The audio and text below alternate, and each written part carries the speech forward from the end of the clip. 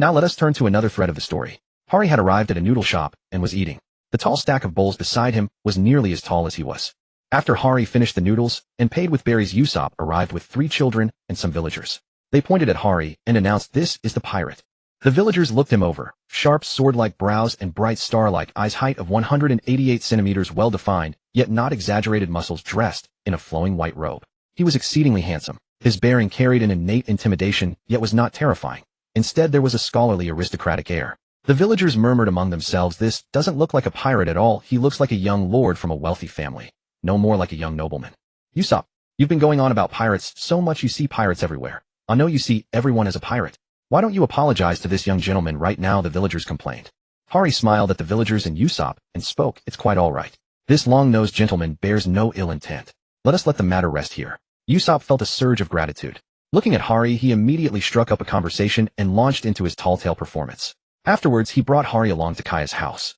Usopp climbed a tree and tapped on a window. The window soon pushed open, and a girl in a light blue one-piece dress with long golden hair, Kaya, looked out at the two of them.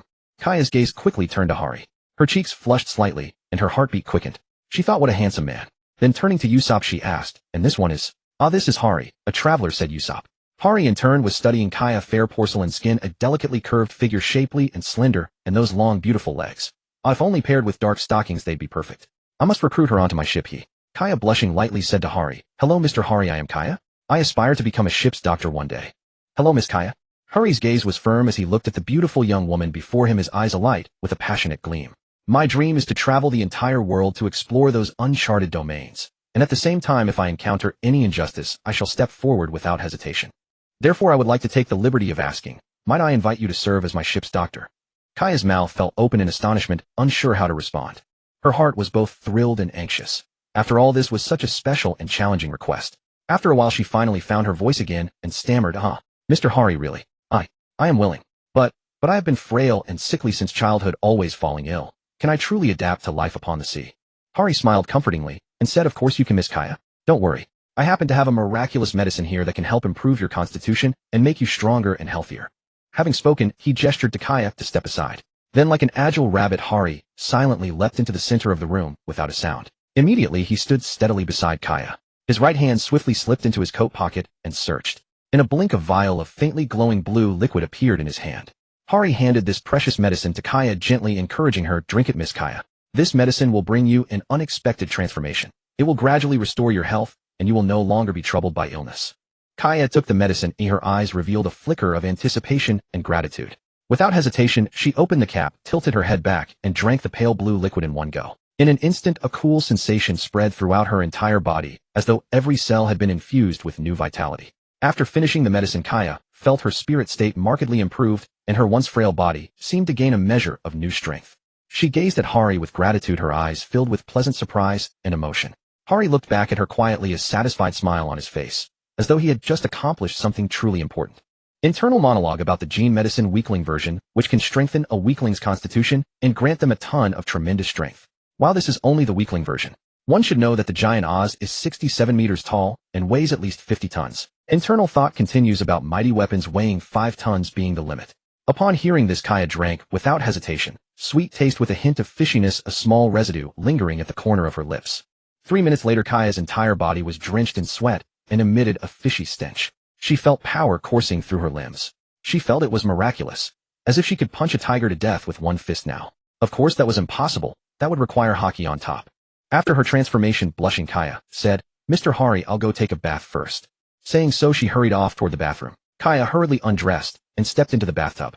While washing, she accidentally reached out and crushed the tub edge, startling herself. She leapt in shock, which made her stomp through the bottom of the tub. She nearly fell down to the floor below. Kaya carefully controlled her strength, dressed with great care, came to the window, and gave Hari a bright smile. "Thank you, Mr. Hari, for improving my constitution and granting me this power." Hari observed Kaya. Even more beautiful now, and a little taller too, her figure even better. Hari then said, "Not bad, Miss Kaya. You've grown even prettier. But there's no need to call me Mr. Bit, sounds too distant. After all, we shall be crewmates on the same ship from now on. Just call me brother." Kaya shyly said, "Brother Hari, please don't call me Miss Kaya either. Call me Sister Kaya instead." Usopp's eyes went wide hearing this. Holy smokes, they've hit it off this fast. Exposition: the reason Usopp and Kaya got along so well was because Usopp was a habitual liar and no one wanted to play with him. Kaya, frail and sickly, often read medical texts hoping to cure herself and dreamed of the outside world. Usopp would invent all sorts of stories, and the two became innocent friends. Sister Kaya, pack your things. We are preparing to set sail, Hari said gently. Kaya excitedly replied, yes, brother Hari. I'll go tell Mary and Klabauterman right away. Saying so, she ran down to the first floor and found Klabauterman explaining the situation. To her surprise, Klabauterman said, Miss, you are frail and sickly. It would be better not to venture out to sea. Kaya replied, my body has already been healed by brother Hari. A flicker of killing intent flashed through Klabauterman's eyes, but he quickly concealed it. He said, I see. But the seas are full of dangerous pirates. Kaya smiled lightly and replied, brother Hari will protect me, Klabauterman. Klabauterman thought, fine. If you insist on going to sea, I will have to act sooner than planned. He then said to Kaya, then call your friend over. I wish to see if this brother Hari of yours truly is as wonderful as you say.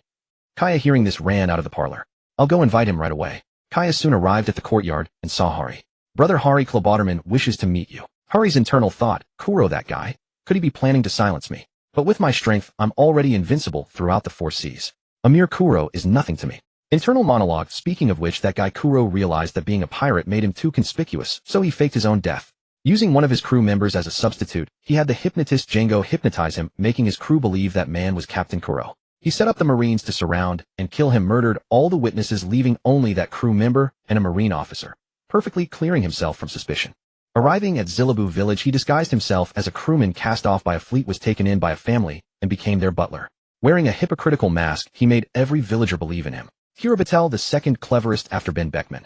If not for encountering the child of destiny in this world, he might have truly succeeded in his grand deception. Soon they arrived at the Kaya family living room, and saw Kuro dressed in a sharp suit. At this time, Kuro had already worn his extended cat claws, and upon seeing the two enter said, excuse me, you're in my way, my lady. Then he grabbed the 8-meter-long cat claws and charged toward Kaya, using his silent steps. Just then Hali moved. Hali slightly raised his hand and effortlessly caught Kuro's cat claws, saying, just the captain of the Black Cat Pirates, and with a grip crushed the claws out of shape. He didn't even use armament Haki. Seeing this, Kuro was greatly horrified and turned to flee. But how could he possibly outrun Hali, who possesses the Steel Balloon plus Constitution and Observation Haki? With a casual strike, Hali knocked Kuro out cold. Kaya's eyes shimmered with confusion, shock, sadness, and admiration. Hali said, this man is Kuro, captain of the Black Cat Pirates. Your parents were killed by his scheme. He came to your home to embezzle your inheritance. Knowing today you were leaving, he feared his plan would fail and acted early. Upon hearing this, tears streamed from Kaya's eyes. So my parents were killed by him, and yet I trusted him so much. Hali said, Kaya, I'm here from now on, you have me. I'll go out and kill him, so as not to pollute your home. Saying this, he walked out of the room to the woods and snapped Kuro's neck with one grip. Then he used observation Haki to scan and confirmed he was thoroughly dead. Then he returned to Kaya's home. Kaya at this moment had traces of tears on her face, looking uniquely beautiful. Kaya, what time are we setting off? Hali asked, patting her head. How do we have our own ship? Upon hearing this, Hali said awkwardly, a not yet.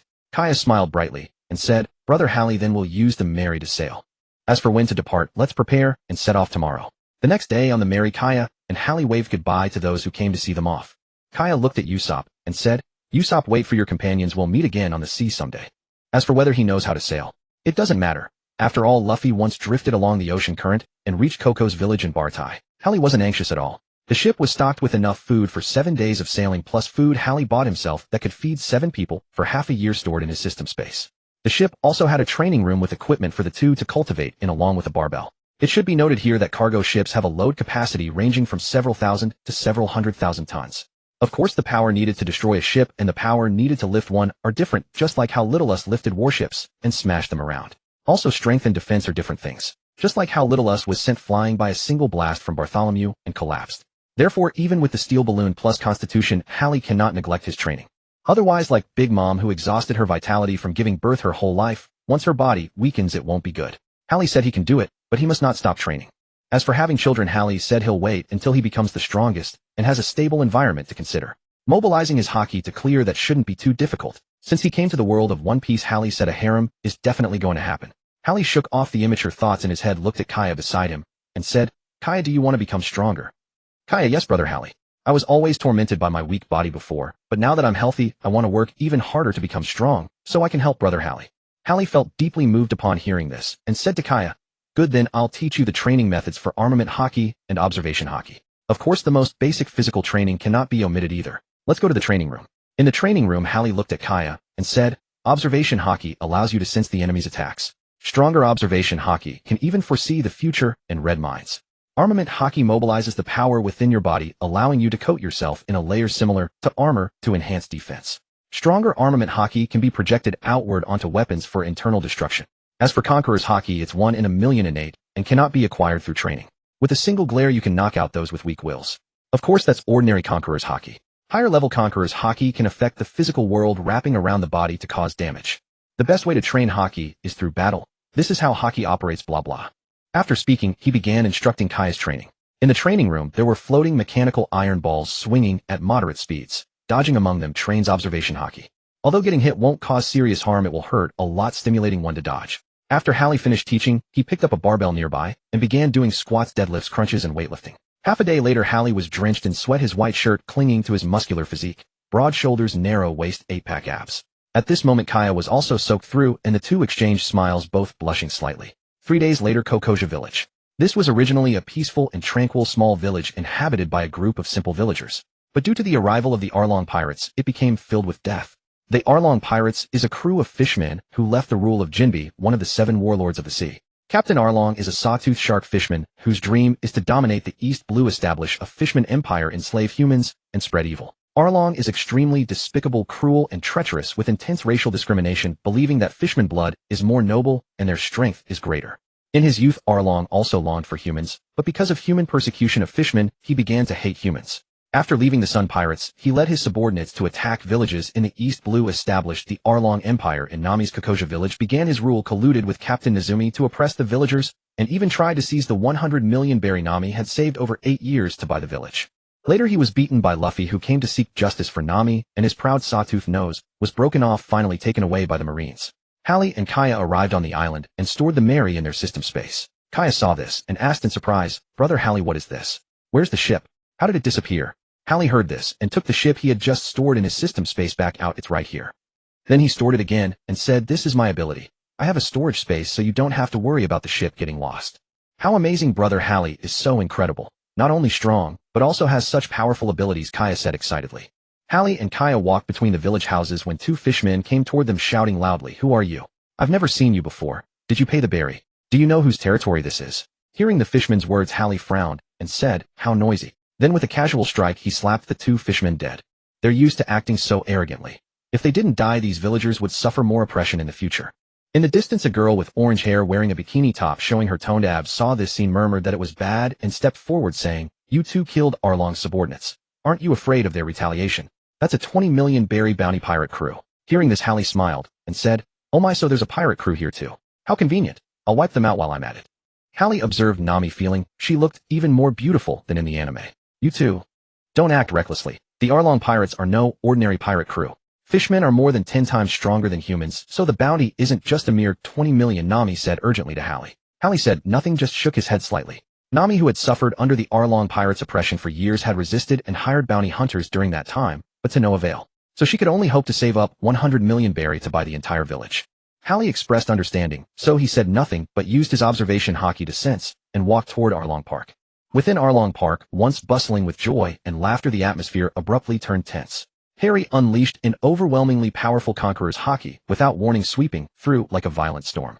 In an instant, the surrounding fishmen fell one after another in astonishing numbers. Sensing something amiss in his room, Arlong was startled, and without hesitation, he burst through the wall and rushed out. As soon as he appeared, Arlong felt an indescribable pressure bearing down on him, as if a million tons of weight were crushing him, nearly suffocating him. Sweat beaded on his forehead in large droplets, his body trembling uncontrollably.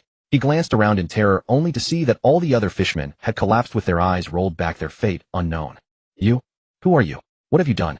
Arlong's voice was hoarse, tinged with fear and bewilderment as he interrogated Harry. Hearing Arlong's question, Harry curled the corners of his mouth into a contemptuous smirk. "You don't even know about Conqueror's Haki. How utterly ridiculous. A true strongman challenges stronger opponents when angered. Only the cowardly and weak vent their rage on those weaker than themselves. As for you, Arlong, you are nothing but a complete weakling preying on these innocent civilians." Harry's words pierced like a sword straight into Arlong's heart, filling him with shame. Simultaneously, the overwhelming aura pressed Arlong to the point of immobility, leaving him only able to stare wide-eyed at this mysterious and formidable enemy. Enraged, Arlong unleashed a shark arrow toward Harry's face, but its speed was like an old woman's stroll in Harry's perception. He sidestepped and delivered a straight punch that caved in Arlong's nose, causing his eyes to roll back. Nearby, Nami, initially stunned, soon had tears streaming down her face. She threw herself into Harry's arms as he walked toward her. Harry embraced her and gently patted her head. In an instant, Nami's face flushed like a ripe apple. She sprang back like a startled fawn, but her grateful gaze fixed on Harry like a torch. "Thank you, you've not only saved me a fragile blade of grass, but also rescued our crumbling village." In truth, Nami knew deep down that a heartless and untrustworthy pirate like Arlong would never keep his promise. Yet reality was so cruel, she had no other choice. Facing this dire situation, she felt utterly helpless and resigned. Therefore, just as the original story depicted, Nami could only cling to that fragile hope like a candle in the wind, desperately saving up berries. This was perhaps the only thing she could do, her way of stubbornly resisting fate. Hearing this, Harry turned his gaze to Nami, his eyes shimmering with anticipation and determination. He asked softly, "Nami-san, would you be willing to become my navigator to journey together across the boundless seas?" Nami pondered for a moment, realizing that she had no other pressing matters. Moreover, drawing a complete map of the world had always been her dream. And this man before her had not only saved her, but also rescued the entire village. With that thought, Nami lifted her head, met Harry's gaze, and answered without hesitation, "I accept, Captain." At that moment, Harry's face broke into a radiant smile. He knew that finding an excellent and like-minded navigator was no easy feat, but now his wish had finally come true. Nami too felt an inexplicable surge of trust, as if this decision would lead them on a journey full of unknowns and wonders. From that moment on, Harry and Nami were bound together, sharing the mission of exploring the vast ocean and chasing their dreams. Their story had just begun, and the future awaited them with countless thrilling adventures and endless possibilities. Harry looked at Nami and said, "Leave these people to you." Nami led the villagers, both men and women, young and old, following her firm and determined steps. Each carried hope and resolve, their faces brimming with anticipation for a brighter future. These villagers, with their diverse backgrounds, experiences, and personalities, were now united by a common goal, pursuing a better tomorrow. The villagers carrying farming tools saw the fishmen lying on the ground and recalled Nami's earlier words. It was true, the fishmen had finally been defeated. Nami held a knife, staring at Arlong, remembering how Belmere had been shot by Arlong while protecting her and Nojiko. She steeled herself and swung the blade, severing Arlong's head. The villagers too recalled the killings of those unable to pay Barry and the years of oppression. They annihilated Arlong's crew on the spot. Arlong Park echoed with the villagers' weeping and cheers, each sound piercing the air. They shouted, "Let's have a banquet! Let's have a banquet!" At the crowd's request, Harry, eager to experience the festive atmosphere of pirates, soon joined the villagers in drinking and celebrating. The next day at noon, the blazing sun shone down as the salty sea breeze brushed against Harry's face. Gazing at the azure sky, Harry couldn't help but think what a peaceful and tranquil world it is. Yet as a transmigrator, he knew that in this world strength was paramount. Even an emperor like Big Mom could fall from grace if she neglected her training. The physique of this world was peculiar. Both Crocodile and Gecko Moria had once challenged the four emperors and escaped unscathed, yet later they couldn't even use Haki. Clearly, once one slacks off on training and loses the heart of a strong man, their power plummets. With that thought, Harry decided to train first before setting sail, since there was still over a year before the main storyline began. He had already gathered enough beauties in the East Blue. He explained the importance of strength to Namikaya and Nojiko, and all three agreed to train for a year. Squats, deadlifts, weightlifting, crunches, weighted running, sparring among the four tidal body, training, fighting wild beasts in the forest, and hunting sea kings in the ocean for food. They also had to diligently practice the 6 styles, as without them falling into magma would be disastrous. Although the system didn't provide the 6 styles training methods, he had seen the anime in his past life. The original work stated that once one reached the human limit, they could train in the 6 styles, though it required rigorous discipline. However, a few individuals could grasp the knack after seeing it just once. Lucci was one of them, and some marine officers also knew it. Shave one of the 6 styles. By stomping the ground rapidly dozens of times in an instant 0.36 seconds, one generates explosive reaction force to move at high speed, appearing to teleport to the enemy. Iron Body, one of the 6 styles defensive techniques. By channeling strength into a well-trained body, it becomes as hard as iron. Even bullets and blades cannot penetrate it. However, one cannot move freely while using Iron Body except for Jabra. The principle is to accelerate blood flow, enhancing muscle movement. Paper Art, one of the 6 styles defensive techniques. By relaxing the entire body, one can sense air currents from the opponent's movements, making the body as light as paper. It allows effortless control of the body, enabling one to dodge attacks by a hair's breadth. Moonwalk, one of the 6 styles.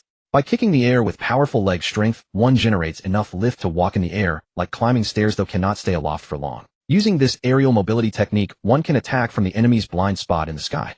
It is worth noting that individuals like Sanji, who are not Marines or CP members, can also learn it. The world government's secrecy is not that tight, nor is the technique particularly difficult. Even a Yonko would disdain learning it, as seen with Big Mom repeatedly falling into the sea, a clear plot device in the anime. Renkyaku, one of the 6 styles leg techniques. Instead of inflicting damage through a direct kick, it creates a vacuum blade by delivering a high-speed, powerful kick capable of cleaving an opponent in two. Shurgan, one of the 6 styles.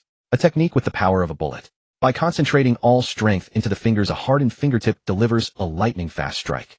The fingertip has the attack power of a bullet, easily piercing a human body. Additionally, life return is a technique one can learn after mastering the 6 styles, allowing control over the body's cells. As seen in the manga, Spider uses life return to control multiple swords with his hair, and Lucci changes his body shape. As for why such precise body control doesn't elevate one to admiral level, it comes down to physique. For instance, Big Mom is a naturally born powerhouse, with body control inferior to even some stronger Marines. Meanwhile, individuals like Spider have reached their physical limit. No matter how much they train in armament Haki, they can only reach mid-level. With low physical limits, no conquerors Haki and mediocre devil fruits, they can never become top-tier fighters. While fantasizing about a wonderful future, Harry silently calculated how to turn his plan into reality. First, he decided to teach the 6 styles to Nami, Kaya, and Nojiko. This would enhance their strength and better prepare them for future challenges. As for Harry himself, he needed to start with basic physical training.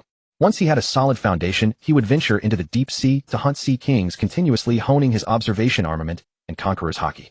Observation Haki would help him quickly locate hidden sea kings. Conqueror's Haki could easily stun smaller ones, and armament Haki would be used to deal with those medium-sized sea kings left half dead by Conqueror's Haki. However, during daily training, some physical contact was inevitable. For example, a casual brush of the cheek, a light tap on a tempting hip, or an arm around a slender waist. These seemingly innocent gestures always made hearts race and faces blush. In the evening, they would gather around, savoring the delicious wild beast meat and fresh sea creature meat cooked by Nojiko, paired with a bottle of rich red wine bought from the market, a true delicacy of the world. At this moment, indulging in the satisfaction of fine food surrounded by beautiful natural scenery and enchanting companions, this life was incredibly blissful. Time flew like an arrow, and the sun and moon passed like shuttles. Host Harry, age 18, height 200 centimeters, a half-dwarf. Physique steel balloon plus enhanced internal defense, removed side effects. Haki intermediate observation, Haki advanced armament, Haki intermediate conquerors Haki. Note the grades here represent quality, not quantity or application. After all, in the manga, only Virgo achieved full body armament Haki hardening, which is still the most basic application. 6 styles mastered, including life return. Inventory going merry, large amounts of food and fresh water.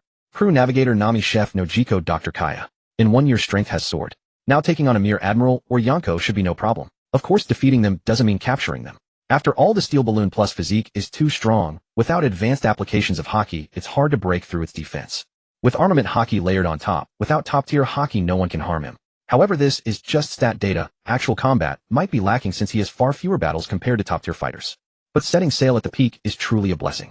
This system is far more free and generous than others that force step-by-step growth and tedious tasks. After all, coming to the world of One Piece, what one desires is a life of freedom and carefree adventure. It's a pity he doesn't have a sword. The brute force path lacks elegance. However, because his physique is too strong, his observation Haki improves very slowly, as there are few threats to bring him crisis. On the other hand, armament Haki improves quickly, as does physical strength and power. Just like working out. With the right methods, consistent training, and adequate nutrition, one will always get stronger until reaching the physical limit. Nami, Nojiko, and Kaya have also mastered the 6 styles and basic Haki, greatly improving their physical fitness. They have grown taller and more developed, and after Harry's daily nourishment, the 3 have become even more captivating. Nami wore a black one-piece dress with black stockings. Nojiko, with her light blue short hair, wore a pale yellow dress with skin-colored stockings. Kaya wore a light blue dress with white stockings. Dresses paired with stockings. Well, it looked quite nice. At least more conservative than in the manga, yet still very beautiful. The 3 had grown closer to Harry. During sparring, no boundaries were left untouched, and aside from sleeping together, hugging and cuddling were common. Moreover, Harry was handsome, and his stories and boasts were far better than Usopp's. He was also incredibly strong. When the 3 hit him with their armament Haki-clad fists, he didn't even need to use Haki themselves, feeling no more than a tickle. Set sail.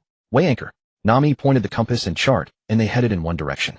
Standing on the wide deck, Nami firmly gripped the heavy barbell, her gaze fixed resolutely on the route ahead. Her beautiful and determined face was radiant under the sunlight, as if emitting an irresistible charm. Over the past year, Hallie had told everyone about the vast sea, the formidable opponents, and the various dangers they might encounter in the future. Thus, each one deeply understood the importance of their own strength, and had put in arduous efforts accordingly. They knew that only through relentless training could they better face the challenges ahead. Throughout the year, whether under the scorching sun or amidst raging storms, the girls never slackened. They encouraged each other, progressed together, and watered their path of growth with sweat. Now they had been completely transformed. Not only were their bodies stronger and more powerful, but their hearts had also become unyielding. Gazing at the turbulent sea before her, Nami felt a surge of lofty ambition. She knew that countless hardships and obstacles awaited them ahead, but she was not afraid. She believed that as long as the sisters united and pressed forward courageously, they would surely overcome all difficulties and realize their dreams. Inside the spacious and bright training room, the atmosphere was extraordinarily tense. Nwokigo and Kaya stood facing each other, fully focused, their eyes gleaming with unwavering determination. Suddenly, Nwokigo launched an attack. With incredible speed, he extended a finger and a fierce finger gun shot toward Kaya. However, Kaya did not panic. She used paper art to deftly evade the finger gun. Immediately after, she twisted her leg and delivered a powerful tempest kick, which whistled through the air toward Nwokigo. Nwokigo was not to be outdone. He instantly employed armament Haki to withstand the blow. In the blink of an eye, they entered close-quarters combat. They exchanged blows, neither yielding an inch. Every strike was filled with power and technique. Fists and feet collided, producing crisp sounds that echoed throughout the training room. Meanwhile, in another corner, Halley was completely absorbed, single-mindedly diving into grueling basic training. He bore heavy weights on his back, straining to complete standard push-ups one after another. Then he lay flat on the ground and began a series of intense weighted sit-ups. Sweat droplets the size of beans rolled down his forehead incessantly, but he paid them no heed, gritting his teeth and persisting, constantly tempering and honing his resilient body. Finally, when all the predetermined exercises were smoothly completed, Halley slowly stood up and walked toward the massive iron block ahead. He took a deep breath, clenched his fist tightly, and with all his might threw a punch at the iron block. Accompanied by a series of low, powerful thuds reverberating around, he seemed determined to shatter the unyielding iron block with his own strength. Just then, the entire ship began to shake violently due to a sudden fierce impact, emitting a deafening rumbling sound. A Sea King was disturbed by the commotion. Nami, who was lifting the barbell nearby, saw it and dispatched this small Sea King, the kind that had bitten off Red-Haired's arm, with a single tempest kick. She stepped on Moonwalk and shaved charge toward the Sea King and placed it on the deck for an evening meal. Actually, during the past year, the Melee had also been remodeled into a medium-sized vessel, since the training and equipment could no longer be accommodated by a small ship. The setting sun cast a rosy glow over the sea. After eating the Sea King, most of which went into Halley's stomach, the four of them leisurely fished by the bedside at dusk. What? Fishing at night? Of course it was to train observation Haki. The four closed their eyes, sensing the fish in the sea, extending their observation Haki deep into the water. Using the fishing rod to control the fish they wanted to catch, they could obtain meat, train observation Haki, and cultivate their minds. After a long while, Halley caught a fish larger than himself with a deep blue body and a hint of red stripes. Next, Nami caught one half the size of Halley, then Kaya caught one half her height, and finally Nwokigo caught one only a third of Halley's size.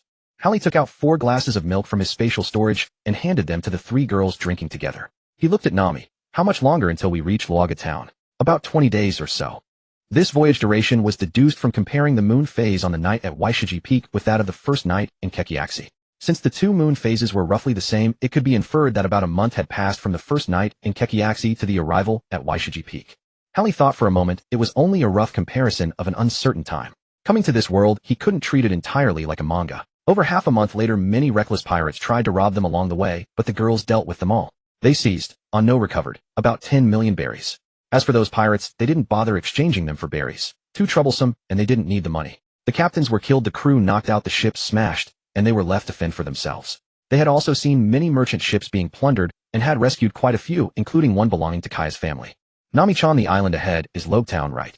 Halley said lazily. The sea was a vast expanse of blue. Sailing for a few days was fine, but after nearly a month the seascape had grown tiresome. If not for the occasional pirates they encountered, he would have thought the ship hadn't moved. A year of training had passed, and at least he had beautiful women by his side, and the thrill of gradually growing stronger. Otherwise, it would be hard for a modern person to adapt to such a monotonous life, without cell phones. No wonder Luffy kept clamoring to find a musician. After all, even a big boss like Chow Chow once said, "Let the music play, let the dance continue."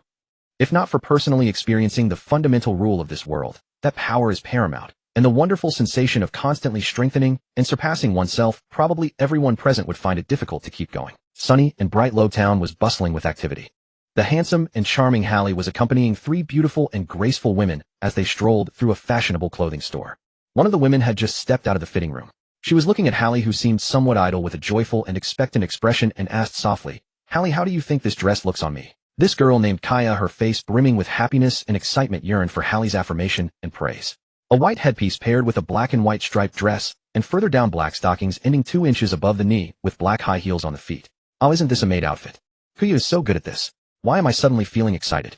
Ahem, Kuya, you look very beautiful. By a few more sets. Kuya looked at Halley's expression and was very delighted. He's attracted to me. I can still catch my brother's eye after all. Nami also came out wearing a white short-sleeved shirt, a black short skirt, and a black cape, with her heroic and spirited face suddenly exuding a certain domineering aura. Holly suddenly recalled the scene of Nami at Ini's lobby, who was also so domineering. Nuachi Gao was dressed in a gray outer layer with white in the middle extending to above the knees. She wore a yellow bow tie around her neck and a gray and white chef's hat on her head. This a little chef-made outfit. Holly appraised the three beauties, each with their own charm. Nami was lively and cute, Kuya was well-educated and polite, and Nuachi Gao was gentle and intellectual. The three of them hugged their favorite clothes paid at the counter and stored everything into the system space. Just as they left the shop, they saw a group of Marines chasing a band of pirates not far away. Among the Marines there was a man wearing a cape, smoking a cigarette and holding a stick-like object. Among the pursued pirates, there was one clad in golden armor wielding a large shield and gun. CMO Gu, with so many civilians here, are you sure you want to start a war with our Ku pirate fleet? CMO Gu frowned upon hearing this, feeling helpless. This East Blue Admiral Ku was covered in explosives. If a fight broke out, he himself would be fine, but the Marines and civilians would suffer. For a moment, he hesitated in his heart. Holly saw this scene and naturally had to intervene. He silently recited shave, instantly appeared behind Ku and knocked him unconscious with a single hand chop. Then with a precise blast of Conqueror's Haki, he knocked out the small pirates and packed them up. CMO Gu looked at Holly in shock. That aura just now was Conqueror's Haki. At such a young age you have this kind of spirit. Who are you? Alala, I just want to give every girl in the world a home. Ahem, no, I'm just a traveler who wants to sail around the sea. After saying this, he glanced at Dasichi. Dasichi was looking at Holly with admiration, and when he suddenly looked at her, she looked confused. Truly the scatterbrained Dasichi. CMOG's face darkened upon hearing this, but then he said seriously, thank you this time. If you hadn't intervened, many innocent civilians might have been hurt, and they would have escaped. You can collect their bounties at the branch. Holly thought that the magnetic field at Little Garden would take a year to fully charge. He couldn't wait that long. So he said, no need for the bounty. Just give us a log pose and an eternal pose from Little Garden to Drum Island. CMO Gu was startled, thinking this kid knows quite a bit.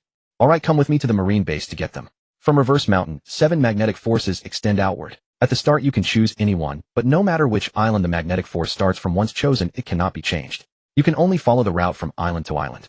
In the end, all 7 routes converge at the Sabaody archipelago. In the new world you can choose a new route, and the final island is the end of the Grand Line, La Fu de Lu. 4 Marine soldiers stood neatly on the left and right sides. When they saw CMO Gu, they struck their left chest with their right fist and shouted, Captain CMO Gu. CMO Gu walked straight into the base without looking.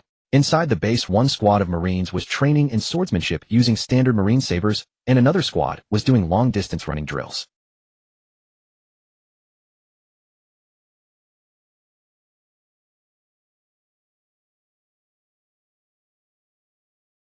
The world of One Piece, including the world of Naruto, these Japanese comics, all talk about bloodline theory. Ordinary people without good bloodlines have limited potential, otherwise if hard work were enough, the world of One Piece would have been overthrown long ago. They arrived in front of a 3-story building and a sense of majesty and solemnity washed over them. Why did they feel this way? Because although it was only 3 stories, the building was very tall and the heavy doors were very wide.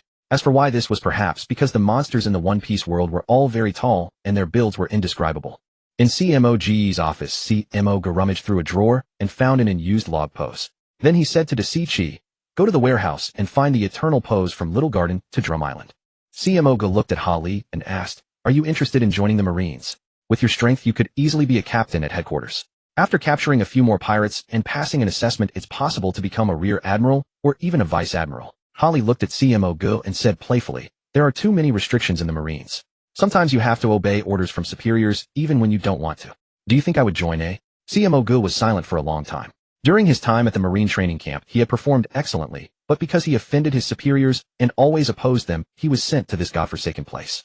In the East Blue, a Logia-type devil fruit was invincible, so he had neglected training. He looked at Holly and said, I hope you don't become a pirate. Holly thought for a moment and said meaningfully, I hope so too, unless that title is forced upon me. Soon Dasichi returned with the eternal pose to Drum Island and handed it to Holly.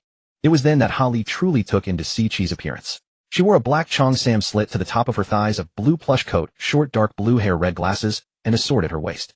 Miss Dasichi, would you like to go on an adventure with me? Dasichi was a bit surprised, not understanding why this handsome and powerful man would invite her. She was a Marine now after all, and couldn't easily leave her post. Besides, she quite liked this job and had her own sense of justice. Dasichi refused. Mister Holly, I am a Marine now. I must fight to maintain peace on the seas and to protect civilians. So I refuse. Alala, I was rejected, huh? But Miss Dasichi, you can join us anytime you want.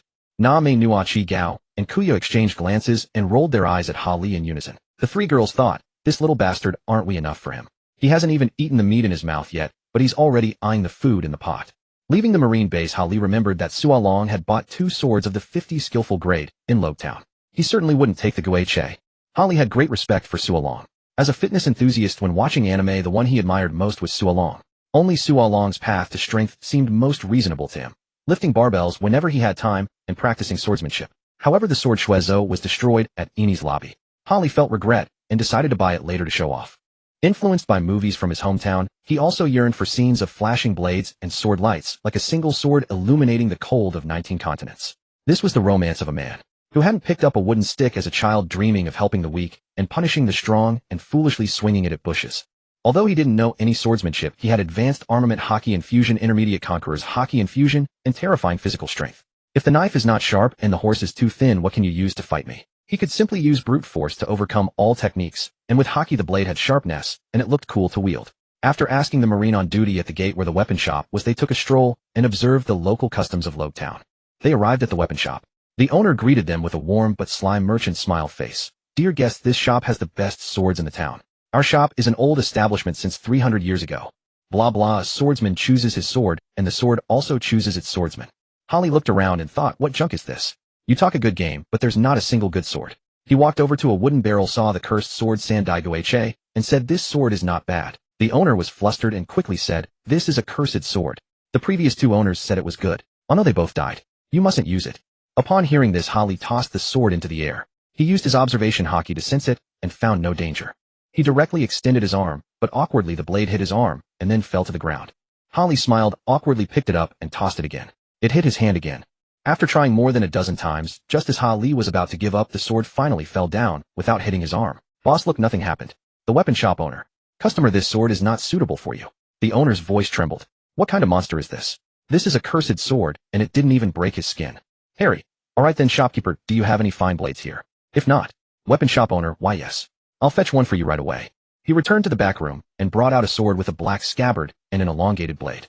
"That will be 1,000,000 belly." Harry drew the sword, its dark blade gleaming impressively. Harry took out the belly from his spatial storage and handed it to the shopkeeper. After leaving the weapon shop, the group visited other stores to purchase some daily necessities. As they prepared to set sail, Harry suddenly remembered that Lobetown was most famous for its execution platform. The group inquired about the location of the execution platform, planning to visit the site where the pirate King Roger had been executed. Upon arrival, they found nothing but an ordinary raised platform. Scanning it with their observation Haki revealed no anomalies, and standing atop, it offered nothing remarkable. Perhaps because he was not from this world, or perhaps he already understood what Roger had meant by One Piece. Others setting sail as pirates might assume it referred to immense treasure. But as a transmigrator, he knew full well that it was merely a method, or secret, to connect the entire world. A direct translation from English made it clear to anyone with basic language skills. In an alley near the coast, several burly men surrounded a little girl who kept shrinking backward in fear. "Brothers, this little sister looks promising. She could fetch a good price." Hearing this, Nami, Nochi, Gao, and Kaya were consumed by rage. The 3 rushed forward, their punches shattering the thugs' skulls and piercing through their chests in mere moments. Meanwhile, Harry approached the girl, lifting her into his arms and shielding her from the gruesome scene with his body. After dealing with the traffickers, the women gathered around Harry and asked, "How is she? Where does this little girl live?" "Let's take her home," they suggested. Harry replied, "Just 3 alleys over. Her mother is ill, and the girl came to fetch medicine when she ran into these people." The group escorted the girl home, leaving behind food and belly. Kaya examined the girl's mother and prescribed medicine, while Harry retrieved some remedies from his spatial storage. The girl watched Harry with gratitude in her heart, vowing to repay him someday. East Blue Reverse Mountain. How spectacular. Is this the reverse mountain Harry mentioned? Kaya's bright expressive eyes remained fixed on the sight, her mouth agape, as if she could swallow a whole sausage. "I never knew the seas held such wonders until now," she murmured. Nochi Gao parted her crimson lips, slightly licking them with anticipation. "See, can we really sail up there? It's so high, doesn't water flow downward?"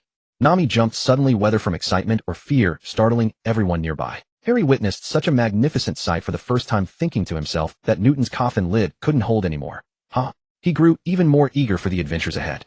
"Nami, charge. Drive straight toward that narrow channel with full force," Harry commanded. Nami's surprised expression. "Nochi Gao, oh Kaya, something weird seems to have slipped in among us." All 3 girls rolled their eyes at Harry in unison. As for punching the captain, that was out of the question, since Harry was far more handsome than Luffy. The women harbored secret feelings for him, waiting only for the right moment to blossom. The modified Mary went surging upward through the twin capes. Careful, we're going to crash." Harry remained unfazed, his observation Haki always active to prevent any mishaps. As the ship bore down on the red line, he extended his hand against the cliff, faced the rock, concaving halfway into his forearm before he corrected their course. At the peak, Harry mused that if he used Sky Walk from this point to reach the red line, and then traveled backward before descending, he might arrive directly at the end of the new world. What a shortcut to the finale. Look at that dark mass. Is it a mountain? Before Harry could respond, Nami suddenly remembered. All right, Harry mentioned it was a whale. Too fast, too fast. Harry, if we don't slow down, we'll crash into it. The ship won't survive the impact.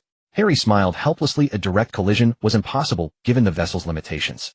Harry instructed Nami to adjust their course slightly, embedding his Haki-coated hand into the red line to gradually scrape against it and reduce their speed.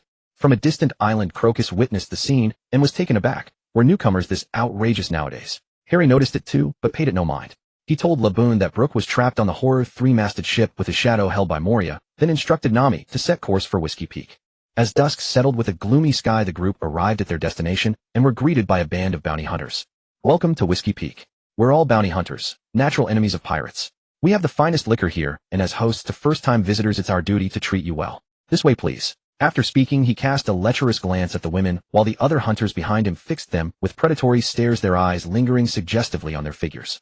The women, sharp-eyed and awakened in observation Haki, were furious at the overtly obscene gazes. Harry frowned deeply. Take those filthy eyes off them, or die. Accustomed to underhanded tactics, the men were entranced by Harry's reputation as a legendary swordsman and the beauty of the women before them. After checking the bounties and finding no record of him, they assumed he was merely some nobleman enjoying leisure. The leader exchanged a glance with his subordinate who had been checking the bounties, receiving a reassuring nod. A sinister smile spread across his face. I was going to let you die in your sleep, savoring one final drink. But it seems unnecessary now. Brothers attack. The word hand had barely left his lips when an overwhelming pressure erupted from Harry. His advanced conqueror's Haki already manifested tangible force capable of coating his strikes, a skill that spoke volumes about its power. One by one the men collapsed. A careful observation of their spiritual energy would reveal that their heartbeats had ceased. Indeed, Harry had amplified his conqueror's Haki output, and these were men who had committed unspeakable crimes. Killing them was of no consequence. Princess Vivi, stationed near the harbor, witnessed the scene. Her face paled slightly before her eyes lit up with realization. Such formidable power could surely resolve her kingdom's crisis. Mr. 9 beside her shared the same astonishment, his heart pounding. Was this the legendary conqueror's Haki? Harry at the port naturally noticed the princess, as well, his gaze falling upon the blue-haired girl. Could this be the princess of Alabasta? Rafaela? Vivi perhaps? Those prominent curves were truly striking. Vivi now wore her hair in a high ponytail and casual attire. She lacked the ethereal beauty she possessed in Alabasta, with her hair flowing and gown cascading, yet carried an air of capable elegance. At that moment, a woman holding a parasol descended gracefully from the distance, accompanied by a man in a black suit, who approached Vivi with measured steps. Dasbones, alias Mr. 5. A man with explosive hair wearing a trench coat and sunglasses, his short boots clicking against the ground. A Paramecia-type user of the explosion fruit. Mitchell, codename Miss Valentine, adorned entirely in green. A green hat, green hair, green parasol, and green dress, the color matching her alias perfectly. Only her white high heels broke the monochromatic ensemble. She wielded the light fruit, a Paramecia-type devil fruit. Should I call you Miss Wednesday now, or Nefertari Vivi? Surrender obediently, and come back with us to CBS to spare yourself from physical pain. Mr. 5 stared coldly at Vivi as he spoke. A jolt of shock coursed through Vivi's heart. Had she been discovered? The curly-haired minister, who had been covertly observing from the shadows, heard this, and immediately spat several streams of fire from his hair, hurtling toward Mr. 5. Thick black smoke billowed across the scene. The curly-haired minister sighed in relief, but the law of smoke without damage was inevitable. A voice rang out from within the dense fumes. Mr. 5 let out a cold laugh. Explosion is art. I am an explosion man who ate the bomb fruit. Explosions cannot harm me. Then a bomb shot out, and with a deafening boom, the curly-haired minister collapsed face first, his hair, seemingly even more curled, lying motionless on the ground. Seeing his obstacle fallen, Mr. 5 fired a booger bullet toward Princess Vivi. Princess Vivi's heart lurched as she tried to dodge, but it was too late. Without observation, Haki, and distracted by the fallen minister, how could she evade this attack? Just as the situation reached its most critical moment, a low murmur of "shave" was heard. Princess Vivi only sensed darkness before her eyes as a towering, imposing figure stood before her. Harry raised his fist, and before it even touched the projectile, the external armament Haki shattered it from within, neutralizing the explosion. At the same time, before Mr.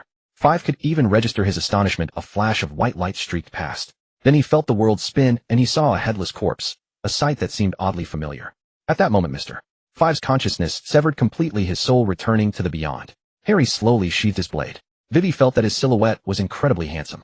Harry turned around, his gentle voice reaching her ears. Vivi, are you all right? Vivi's eyes widened in disbelief as she stared at the man before her. She couldn't help but marvel inwardly, wow, this is way too handsome. He's absolutely a vision of male beauty. His noble countenance was impossible to ignore, as if intricately crafted by the heavens themselves.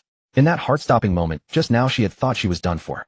Yet unexpectedly this mysterious man descended like a divine warrior, dissolving the crisis with his formidable power.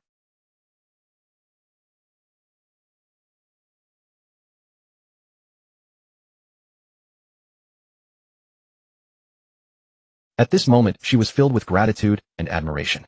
Meanwhile, Miss Valentine came to her senses, as well realizing her partner had been killed. 10-ton weight guillotine. Miss Valentine shouted, her legs descending like a guillotine from the sky, toward Harry, as if intending to sever his head with that immense gravitational force.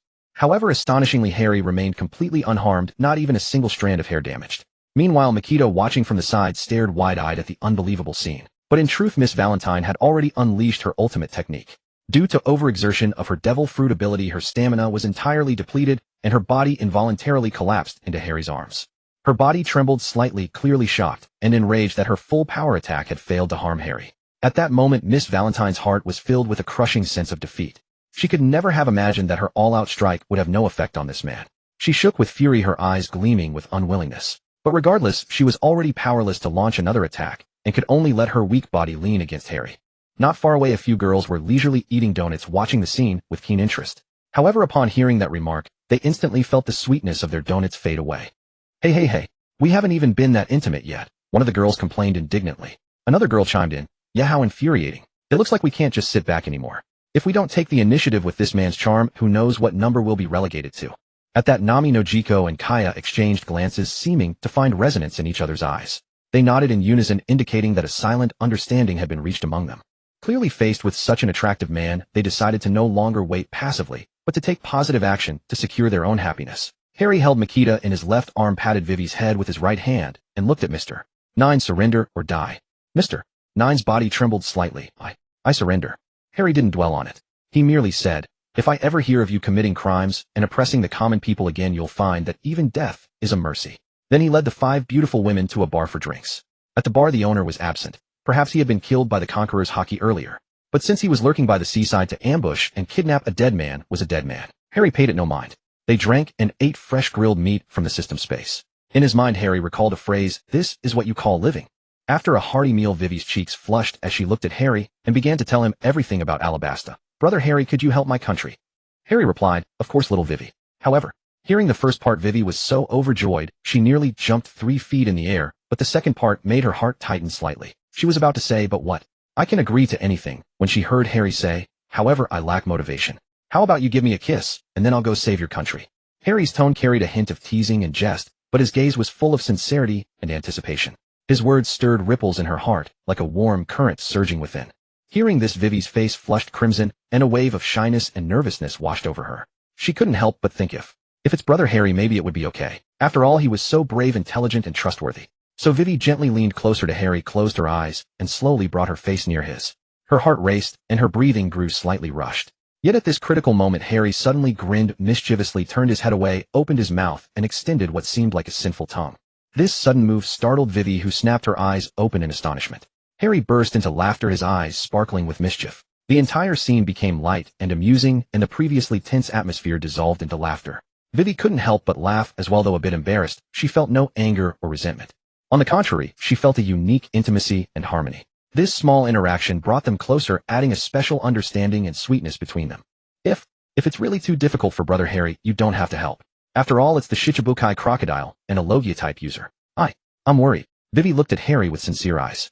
Hearing this, Harry laughed freely. That crocodile is nothing but a clown who doesn't even know Haki. Beaten by Whitebeard, he's holed up in a corner, scheming to usurp a kingdom and searching for some Pluton. Don't worry, little Vivi. Even Whitebeard and I could go 50-50 now. A small fry like Crocodile can be wiped out with a single punch. Upon hearing this, Vivi didn't doubt him at all. Instead, her eyes sparkled with admiration. When will I become as strong as brother Harry? Harry patted her head and smiled. To be as strong as me might take a long time, but to defeat Crocodile, you only need to be as strong as my crewmates. Nami and the other girls chimed in. Yes, little sister Vivi, as long as you master armament Haki, you can hit Logia users. With observation Haki, Crocodile won't be able to land a hit on you, and with the 6 powers technique, Shave, you'll have even greater evasion against his large-scale attacks. Wow, you sisters are incredible, Vivi exclaimed first. Then she turned to Hallie and said, "Brother Hallie, I want to learn too, can I? I can join your adventure group." Vivi's words carried a subtle ulterior motive. She proposed boarding the ship to spare Hallie from any embarrassment. Moreover, she wished to stay by Brother Hallie's side for after the problem was resolved. Alabasta would no longer need the dance powder incident, and thus she would no longer be needed. Hallie said, "You want to learn? I can teach you." The next morning the group sailed across the sea, but their destination was not Little Garden. Having promised Vivi the day before, and with nothing else pressing, it was only natural that Vivi as the Princess of Alabasta carried the eternal pose for Alabasta. Destination Alabasta. To rescue Vivi's kingdom set sail. Hallie shouted with over-the-top enthusiasm. The women laughed as they looked at their captain, so full of vitality. 5 days later off the coast of Alabasta. During these 5 days Hallie had built a decent rapport with Makikia and Vivi. Makikia's personality was serene and tranquil, which was why she would later open a coffee shop. In truth, most people in the pirate world became pirates because no one guided them, much like Akainu, who had killed so many pirates that it triggered in him something akin to post-traumatic stress disorder. Hallie decided to spare those who had not committed grave evils provided they could reform. After all, in this world, he followed his heart. Makikia as a woman naturally preferred to stay by a handsome young man's side in a peaceful environment. During these days Hallie also taught them the training methods and application techniques of Haki. Of course, mastering Haki in such a short time was impossible, especially since their physical constitutions had not yet met the standard. They arrived at the southern port of Rosset. After storing the ship in his space, they headed into the town. The first thing the women did was dash madly toward the clothing stores. Weiwei, worried about the country, did not join them, but followed behind Hallie. Hallie said to Vivi, "Don't worry. We haven't been on land for a long time. Let them finish buying clothes first." The group purchased several gauzy garments. They donned hoods and wrapped themselves tightly as if afraid of getting tanned. They covered their heads with veils to keep sand from blowing into their eyes. Arriving at the Sandora River, Hallie released the ship and sailed toward Rain Base. Along the way, some troublesome sea beasts were knocked unconscious by Hallie's conqueror's Haki. Guided by Princess Vivi, after a day and a night the group finally reached Rain Base. Upon arriving, Hallie noticed that the people here were entirely different from those he had seen before. The people in Rosset had withered lips like those dying of dehydration. But the people in Rain Base appeared as normal as those on the islands they had visited earlier. They were perfectly ordinary, not like victims of a natural disaster. One had to admit Crocodile's scheming was truly despicable. Those who dared to usurp a kingdom were no fools. Hallie thought it over and decided that Crocodile's heroic image made it unwise to act directly. After all, he was a Shichibukai, and Hallie had no desire to be hunted by the Marines over a trivial matter. So he bought a video Den Den Mushi. Then the women followed Princess Vivi into Rain Base's largest casino rain dinners. Hallie trailed behind them, preparing to record everything with the video Den Den Mushi, capturing Crocodile's true face and crimes. The women sensed a powerful aura with their observation Haki and headed toward it. On the way they encountered a few small fries which they easily dispatched. Before coming, the three women had told Hallie that they wanted to test Crocodile's strength themselves. So Hallie followed behind, recording everything with the video Den Den Mushi. Soon Princess Vivi and her group stood before Crocodile. Vivi demanded loudly, "Crocodile, aren't you the hero of our country? Why are you doing this? As a Shichibukai, why do you persecute our nation? You founded Baroque works and used dance powder everywhere. It was you, wasn't it?" "I've already found some evidence," Vivi said, feigning hysteria. Crocodile scanned Vivi's group, finding no recording devices. He said, "So what if it was me? The world thinks I'm a hero. Soon this country will be under my rule." Princess Vivi exclaimed in shock, "So it really is you," and stepped back. Nami, Wokigo, and Kia saw this and immediately attacked. Since Crocodile had not anticipated Vivi's return at this time, several Baroque Works agents were still outside and had not returned. The three women, their fists coated with armament Haki, struck at Crocodile. Crocodile initially smirked disdainfully, thinking, "You think you can hit me? I'm a Logia user." However, the result quickly humbled him. Not only was it a mental blow, but also the physical impact of the women's fists. Due to Crocodile's underestimation, 3 punches from the women sent him sprawling. Yet Crocodile was, after all, Crocodile. His physical resilience was still considerable. Even without Haki, he did not rely entirely on his devil fruit. The women's armament Haki was still at a beginner level. It was not enough to knock Crocodile unconscious instantly, but he was left seeing stars. However, Crocodile had been a notorious pirate in the past. He retaliated with a desert spada, but the women easily sensed it with observation Haki and dodged. The 3 women formed a triangular formation surrounding Crocodile. Seeing this, Crocodile knew the women were formidable and had to resort to his sable skill. But as he launched at Nami, who was in front, quickly sensed it with observation Haki and evaded. Since it was a large-scale technique, Nami could not yet coat her entire body with armament Haki. However, at that moment, Kia and Wokigo, who were behind, struck. The two used the shave technique to close in on Crocodile rapidly, and their fists wreathed in armament Haki pummeled Crocodile's head and body. This time they did not give Crocodile a chance to create distance and use wide-area attacks. After dodging that, Sable's Nami joined the fray. The women's fists fell like a storm upon Crocodile. By then he could no longer use elemental intangibility, and the small-scale sand projectiles he fired at close range were either dodged or blocked with armament Haki. Soon Crocodile was beaten to the ground. Since there was not much sand inside the casino, he could not unleash a large-scale sandstorm. The battle ended so easily. Indeed, as Kai Lauscher said, Haki is the foundation. In the original story, Luffy could fight evenly with Crocodile just by wetting his fists. With the 6 styles observation Haki and armament Haki, how could these women lose? Overwhelming victory was only natural.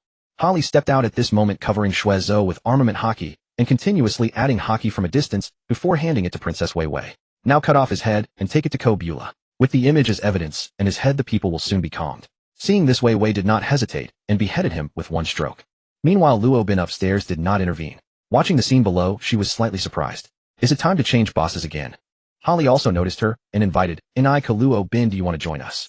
Luo Bin looked slightly surprised, not expecting this person to recognize her identity. Is he going to run away? Then she thought, oh no. Someone like him probably doesn't care about her bounty. Holly continued, Luo Bin, I know who you are. The demon child who escaped from O'Hara. A wanted criminal of the world government. How about it? Do you want to join my adventure crew? Join this family, and I will protect you. Luo Bin looked at Holly's earnest eyes, feeling a slight stir in her heart, but soon began to doubt again. Seeing Luo Bin's expression, Holly smiled inwardly. Sure enough, she's still that insecure little girl. But it's okay, time will prove everything. He continued, I know where the poneglyphs are. There is one in Alabaston that records the location of Pluton. There is one in Kongdao that records the location of Poseidon. There is one in Fishman Island that bears Joy Boy's apology. The 4 emperors have 2. And there is one on the Elephant Zoo. Luo Bin was astonished. Really? You actually know where the poneglyphs are and what they record? If I said I know most things about this world, would you believe me? Luo Bin did not commit, as she had not yet seen what Holly mentioned. She said sincerely, I can join you. But if one day you betray me, I will leave. Holly laughed heartily, said nothing, and patted Luo Bin on the shoulder. After a while, Holly and the others led by Luo Bin found the money in the casino and put it into the system space. Luo Bin was surprised, but said nothing. Holly noticed Luo Bin's surprise and explained, this is my ability as storage space. Hearing this, Luo Bin felt a warmth in her heart. He even told her about his ability. It seemed he regarded her as one of his own. After finishing their tasks, they crossed the Sandora River together and headed for the capital of Alabaston, Alyabarna. As the sunset slanted westward on the desert of Alabaston, they felt a chill. Holly took out cloaks from his space and draped them over the women. Inside the royal palace of Alyabarna, Princess Wei Wei led them there. They met King Kobula. After Princess Wei Wei finished recounting the events, Kobula looked grateful. He said to Holly and the others, whatever you need, just say it. I will do my utmost to fulfill it. Holly directly said, we would like to see the poneglyph of Alabaston. King Kobula, can you grant this request? Kobula hesitated for a moment, then said, of course.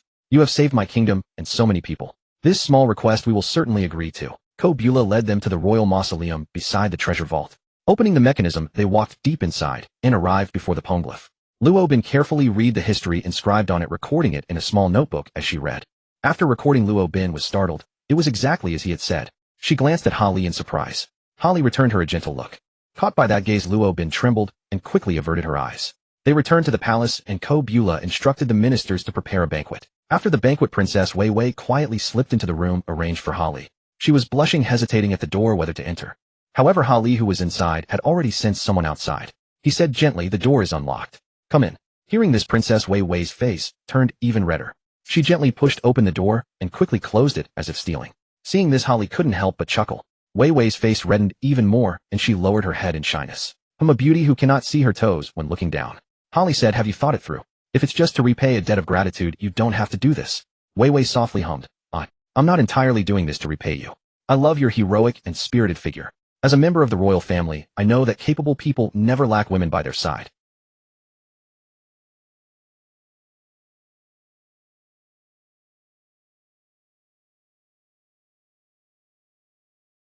I also know that you have many women, but I only want to be one of your women, to leave a trace in your heart and to have a tiny place for me. Holly gazed at the beautiful and moving Wei Wei before him, his eyes full of deep affection and tenderness. She wore a gorgeous light green gown as delicate as a blooming flower in spring. Her light blue hair cascaded like a waterfall over her shoulders, gently brushing her fair skin, radiating a captivating luster. A gentle breeze wafted, carrying a faint, elegant fragrance from her flowing hair, intoxicating all who smelled it. Wei Wei softly approached Holly, then lightly fell into his warm and broad embrace. Her movement was graceful and natural, like a butterfly dancing lightly, landing on her lover's shoulder. Holly felt Wei Wei's warmth and soft body, and an endless wave of love and tenderness surged within him. He held Wei Wei tightly, as if to merge her into his own body, never to be separated. Holly gently stroked Wei Wei's back and whispered, Wei Wei, I understand your feelings. I love you too. You hold a special place in my heart that no one can replace. Wei Wei looked up, her eyes sparkling with joy. Really? Holly, Wei Wei took the initiative to give him a passionate kiss. Their lips slowly met and their breaths intertwined. This kiss was full of tenderness and sweetness, as if binding their hearts closely together. After a moment, Wei Wei gently pushed Holly away, a happy smile blooming on her face. "Thank you, Holly. I will cherish this love." Holly embraced Wei Wei again. "We will create a beautiful future together." Night fell, stars twinkled. Wei Wei and Holly lay on the soft bed snuggling together. The room was filled with a faint fragrance, making them feel incredibly relaxed. Wei Wei gently stroked Holly's hair, her eyes full of tenderness. Holly quietly gazed at Wei Wei, his heart brimming with happiness. They said nothing, simply enjoying the tranquility of the moment. Suddenly Wei Wei broke the silence. "Holly, do you know? I feel so lucky to have met you." Holly smiled and said, "Me too, Wei Wei. You are like a light in my life, illuminating all my darkness." Moved, Wei Wei hugged Holly tightly and said, "Thank you, Holly. With you by my side, I feel stronger." Holly also held Wei Wei tightly and said, "We will always be together, Wei Wei. No matter what difficulties we face in the future, we will face them together." Wei Wei nodded and said, "Yes, I believe we can overcome all difficulties." Then she gently kissed Holly on the forehead. At that moment, a gentle breeze came through the window, rustling the leaves. Wei Wei and Holly couldn't help but smile at each other, as if the breeze was a blessing from heaven for their love. On this beautiful night, Wei Wei and Holly's hearts drew closer, and their love grew even stronger. They knew that no matter how rough the road ahead, as long as they loved each other and supported each other, they would surely make it through. Seeing this scene, Robin couldn't help but feel amused. With a teasing tone, she said to Harry, "Oh, how about it, boy? Did you feel the joy of adulthood last night?" Hearing these words, Vivi's face instantly turned crimson. Embarrassed, she quickly hid in Harry's embrace. Inside the Alabaster Royal Palace, after everyone had their fill of food, Princess Vivi said to Koalabra, "Father, I'm planning to go on an adventure with Mr. Harry." King Koalabra was slightly startled. Looking at Vivi, a trace of worry flashed across his eyes. However, he deeply understood his daughter's determination and courage. He nodded and said firmly, "All right, Vivi. But be careful out there, and remember to keep in touch with us at all times." Vivi showed a grateful smile. She tightly hugged her father, then turned around and exchanged a glance with Harry. Both hearts were filled with anticipation and excitement, as if the entire world was waiting for them to explore. Hand in hand, they walked out of the palace, embarking on an unknown adventure. The sunlight bathed their bodies, illuminating the path ahead. As they gradually disappeared into the distance, a new legend was about to unfold. However, upon hearing this, Koalabra's eyes trembled. Vivi, the royal family has not yet fully stabilized. Due to the crocodile dance powder incident, many areas are still experiencing persistent water shortages. Why don't you wait until the kingdom is at peace before leaving? Upon hearing this, Harry said, "King Koalabra, I have a method that can ensure the kingdom's water supply." Saying that, he handed King Koalabra the simplest seawater distillation method and steps along with precautions that he had written the day before. Seeing this, Koalabra couldn't help but ask, "Mr. Harry, is this real?" Harry nodded slightly. Koalabra ordered his subordinates to follow the method to distill seawater. After tasting it, there was no salty, fishy smell of seawater. Seeing this, Koalabra was greatly delighted and agreed to let Vivi accompany them on the voyage. He wanted to give Harry some treasure as a reward, but Harry declined. Harry said, "I don't need the treasure. However, since the crew members have increased, the original ship is already too small. I wonder if your majesty has a larger ship. I am willing to buy one with Barry." Koalabra said, "Mr. Harry, you are too polite. It's just one ship. You are the great benefactor of our country." Then he asked Harry about his requirements for the ship and had his subordinates prepare accordingly. Koalabra stated that the ship would take 5 days to be completed according to Harry's specifications. So Harry took Vivi, Nami no Jiko, Kaya, Miss Monday, and Robin, the 6 women, and started wandering around the royal capital. From what the common people on the streets said, the video from that day had already been broadcast throughout the entire royal capital, and the news was spreading outward. They had also seen Crocodile's severed head. The entire royal capital was filled with indignation. Everyone expressed that they never expected that former hero to have such motives. Meanwhile, the Marines also received the footage transmitted by Koalabra. Sengoku frowned upon seeing this. Crocodile is not weak either. There should be no one in Alabasta who is his match. Sengoku ordered an investigation into who killed Crocodile purely to prevent any hidden crises. Let us turn to another matter. In Alabasta, Harry accompanied the 6 women as they shopped around the royal capital. Harry felt overwhelmed. Even with his 4 Emperor's level physical constitution, he could hardly keep up. It wasn't his body that couldn't endure it, it was his mind. After browsing for half a day, the women picked and chose, but didn't buy anything, making Harry dizzy. Until they reached a snack street. Hey, barbecue, takoyaki, skewers, pan-fried buns, fish, cakes, lotus root balls. Harry showcased his top-tier physical appetite, eating from start to finish until several snack shops ran out of stock, only then feeling satisfied. After finishing the snacks, Harry and the others continued to stroll around the royal capital. Suddenly, a commotion came from ahead. Approaching, they found a group of people arguing heatedly around a stall. It turned out that this stall was selling a magical crystal ball, which was said to be able to see the future. Curious, Vivi picked up a crystal ball, but saw a surprising scene. She saw herself and Harry adventuring at sea along with many unknown dangers and challenges. Everyone else tried it as well, and each person saw different visions. Robin saw a mysterious ruin. Nami saw countless treasures. Kaya saw a beautiful island. Just as everyone was immersed in the wonders of the crystal balls, a mysterious voice echoed in Harry's ear. The gears of fate have already begun to turn. Your adventure will be full of surprises and challenges. The women all rolled their eyes at Harry together, but Harry, focused entirely on eating, didn't notice their charming expressions. Thus appeared the scene of Harry eating ahead, while Nami paid behind. After everyone had eaten and drunk their fill, they returned to the guest rooms prepared by Koalabra for them. After finishing his bath, Harry heard knocking sounds at the door. Suspecting in his heart that it might be Vivi coming to bring warmth again, he opened the door and was surprised to see Nami and Nojiko wearing one black and one white tight bodycon dress. Like a lotus rising pure from clear water, naturally unadorned, yet breathtakingly beautiful. How can one adequately describe such loveliness? Why don't you invite your sisters inside to sit? Nami looked playfully at Harry. Of course, come in quickly. Harry's heartbeat accelerated slightly. The two walked to the bed and leaned against it. The bed in the palace was enormous, easily large enough for 5 or 6 people to lie down comfortably. One could only say that nobles truly knew how to enjoy life. Nami and Nojiko were filled with warmth and joy. They shyly lay beside him, as if radiating an enchanting charm. Harry understood the feelings between them, a sincere and profound emotion. The two chatted with Harry like old friends reunited after a long separation, as if eager to pour out all their experiences and insights from the years past. That night, they shared warm moments together, confiding in each other's innermost thoughts. They talked about dreams, hopes, and the future, their laughter echoing through the air as if time had stopped flowing. As the night deepened, their conversation gradually became more profound. They shared each other's preferences, fears, and desires, supporting and encouraging one another. This spiritual connection deepened their friendship and laid a solid foundation for future stories.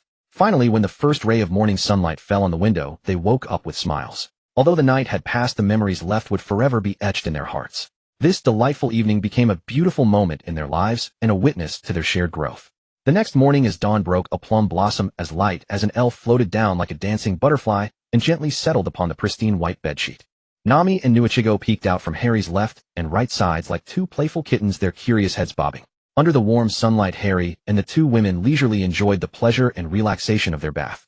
They were situated in a beautiful and tranquil setting surrounded by verdant mountains and crystal-clear waters, with fresh air permeating the atmosphere. Harry stood in the crystal-clear stream, feeling the water gently caress his skin, bringing a cool and invigorating sensation. He closed his eyes, listening to the murmuring flow of the stream, as if the entire world had fallen into quiet peace. The two women sat quietly on the stones by the stream, their beautiful figures appearing particularly enchanting under the sunlight.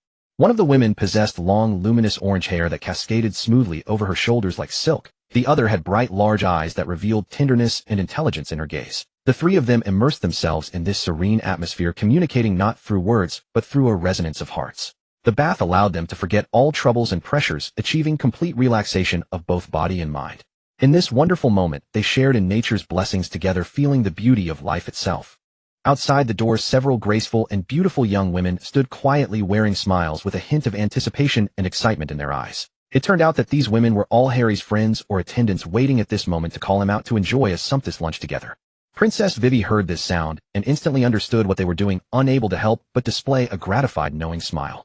That smile was like the warm sunlight of spring, gentle and affectionate, yet also like the cool breeze of a summer night, soft and soothing, as though capable of easing all worries. This smile perfectly echoed that morning when they had been together, identical in every detail. Yet this time it ushered in a threesome scenario. Meanwhile, Robin and Machida exchanged glances beside them, suddenly feeling shy as a warm breeze brushed across their faces, adding a flush of blush to their cheeks. Meanwhile, Kaya on the side was listening carefully, preparing for what was to come tonight. After finishing lunch, the group strolled through the streets once more. While wandering around Alabasta, Harry was surprised to discover that the local residents had already begun desalinating seawater. Watching the smiles on their faces like rain after a long drought, Harry and his female companions couldn't help but feel a surge of joy and a sense of accomplishment. Harry and the ladies wandered leisurely through Alabasta like carefree clouds and wild cranes riding the express duck. Each time they passed a clothing store, the pair would sweep through the garments inside like a fierce wind sweeping up fallen leaves. Harry followed behind, feeling utterly exhausted, as though he had endured a prolonged ordeal far more draining than his usual half-day training sessions. Seeing Harry in such a state, the ladies couldn't help but laugh heartily, absolutely delighted. They leisurely wandered through the various cities of Alabasta, fully immersing themselves in the local customs and culture. At dusk, the setting sun, like a beauty in her twilight years, slowly tilted toward the west. On this day, several of them chose not to return to that magnificent, opulent palace, the royal residence. Instead, they strolled through this quaint town brimming with worldly charm, eventually finding a romantic couple's hotel. Harry, with his attentive nature, carefully selected several rooms. Yet the most noteworthy was undoubtedly the one specially prepared for Kaya and himself. This room seemed to emit a unique enchantment, making one eager to explore its mysteries. At that very moment, Harry and Kaya felt as though they had entered a wondrous world exclusive to the two of them, with everything else fading completely from their memories. In their eyes there was nothing but each other's reflection, completely intoxicated in this beautiful moment, lost in infatuation and unable to extricate themselves. They immersed themselves together in this one-of-a-kind, an extremely precious, sweet moment, savoring thoroughly that alluring, exquisite flavor. 3 days later, upon the vast ocean, sunlight scattered like fragmented gold, shimmering brilliantly, while the sky resembled an azure gem, cloudless and boundless. At this moment the group had made thorough preparations and was about to embark on their journey to the next island. Since this time they were heading to Sky Island, they had prepared for a long while. The vessel provided by King Cobra had also undergone 5 days of modification, fitted with wings to enable flight. As for the original Going Merry, it was stored within Harry's spatial realm for preservation. Moreover, understanding the extreme heat of lightning, Harry dared not be careless, for death could come swiftly. After all, in the pirate world, even if rubber doesn't conduct electricity, the sheer heat alone could be lethal. But does lightning only produce electricity? It also generates extreme heat, a temperature capable of melting gold with ease. Harry certainly dared not take it lightly, for this was a real world. Harry couldn't clearly recall the plot details here. It seemed they needed to ride the upward sea current with a void beneath, but its location appeared unstable. Therefore they still had to go through Mock Town. 2 days later, in Mock Town on Jaya Island, due to the upward sea current, a portion of Jaya Island had been swept away to Sky Island. After landing on the island and wandering for a while, they encountered someone. Black curly hair, a green eye patch, draped in a marine justice cape. About 3 meters tall, he was leaning against a tree with his eyes closed, feigning sleep. Upon seeing this person, Robin's heart trembled.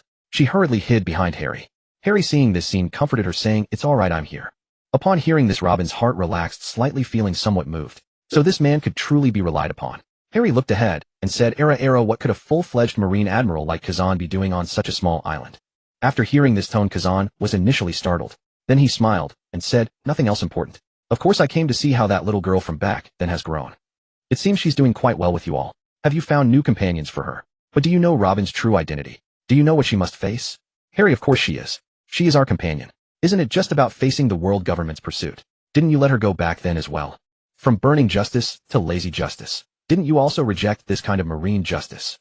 Hearing this, Kazan recalled his past self. With a hint of anger, he said, "The marine's justice is not something you can question.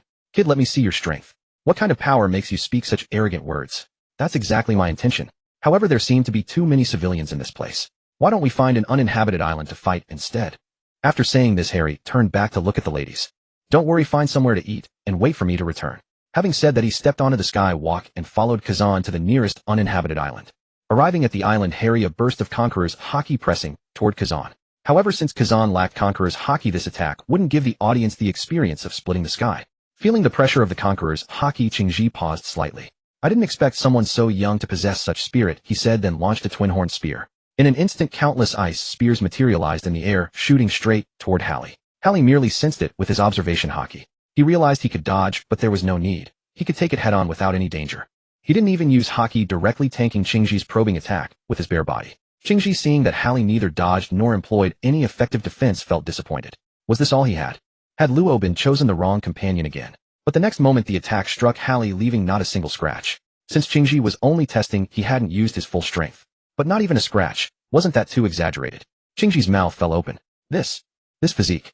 Another Xiaoyuot 00. But in that moment of Qingji's astonishment, Hallie struck. He used a shave to appear before Qingji, then delivered a thrust of armament Haki infused with Luing toward Qingji's abdomen. Qingji initially intended to ignore it, but the danger sensed by his observation Haki forced him to brace. His brief distraction had left him unable to react, otherwise he could have dodged by actively elementalizing at the first moment. However, to Qingji's surprise, the punch was excruciatingly painful, not just on the outside but also deep inside. Having failed to defend due to his arrogance, he coughed up blood and retreated over a dozen meters. Is this the advanced application of Haki, Luing? Qingji had been surprised too many times today. The question was, how could such a small child have comprehended this technique? Moreover, the quality of his armament Haki seemed exceptionally high. Of course, this was just a spar. Hallie hadn't used Conqueror's Haki coating. Otherwise, Qingji would have done more than just spit blood. He might have been lying on the ground for a while. "Hallie, you'd better go all out, old man, or you might lose badly today." Qingji got it. "Be careful, I'm going all out." Qingji, Ice Age, Capsule. Hallie saw this, but neither dodged nor used Haki to resist. Because his observation Haki told him it would cause some damage, but not much, at most superficial injuries. He wanted to test the limits of his defense. Then Hallie was encased in a large block of ice. Inside he sensed the attack's impact. He found it was just a bit cold. His skin was unbroken. He stirred slightly. He felt the cold hadn't penetrated his body. With a slight exertion he shattered the ice. Qingji's brow furrowed even deeper. This physique, could it be? Exactly like Big Mom's iron balloon. And his own physique was also formidable. This was troublesome. No choice. Since ranged attacks were useless, he had to resort to close combat. Qingji pulled up some grass from the ground and used his ability to shape a sword. Then he charged at Hali. Was this technique the ice saber? Hali also drew the Snorunner from his waist. Armament Haki spread over the entire blade, and the two clashed. However, Qingji soon realized that this person had no swordsmanship skill at all. Under Qingji's sword technique, Hali gradually retreated, struck many times. But the attacks landed on him like scratches from a wooden sword, utterly unable to break his defense. After all, the Iron Balloon Plus version enhanced internal defense, making it difficult for cold to penetrate, and external attacks had even less chance of harming Hali. Hali felt speechless at this. Is my sword technique really that bad? He felt that Qingji was only at the level of a swordsman. Couldn't he even beat that? No way around it. His observation Haki was suppressed by Qingji, so he couldn't avoid every strike. But it was like Li by scraping a pig. Even the pig would lose blood, but Hali didn't lose a single drop of blood. At most he consumed some stamina. Ice Age. Qingji, seeing that this was a dead end, unleashed his ultimate move. In an instant, everything within 1,000 miles was frozen. Facing this, Hali sensed a hint of threat. So he used Armament Haki to defend his entire body. That's right. The same technique as Virgo's full-body Armament Haki hardening. However, with Hali's advanced Armament Haki and terrifying reserves, Virgo wasn't even worthy of carrying his shoes. 1,000 miles around Hali were covered in frost, and Hali himself was encased in a massive ice sphere. Hali used Armament Haki's internal destruction and external emission. The ice sphere encasing him cracked and shattered instantly. This time he wrapped his entire body in Armament Haki, so not even the cold could penetrate. His skin was fully protected. Apart from the stamina consumption, Hali was essentially unscathed. Meanwhile, Qingji's stamina consumption for freezing 1,000 miles was several times greater than Hali's. It seems freezing can't do anything to you, Qingji said. Then, coating his right hand in Armament Haki, he used a shave to charge at Hali.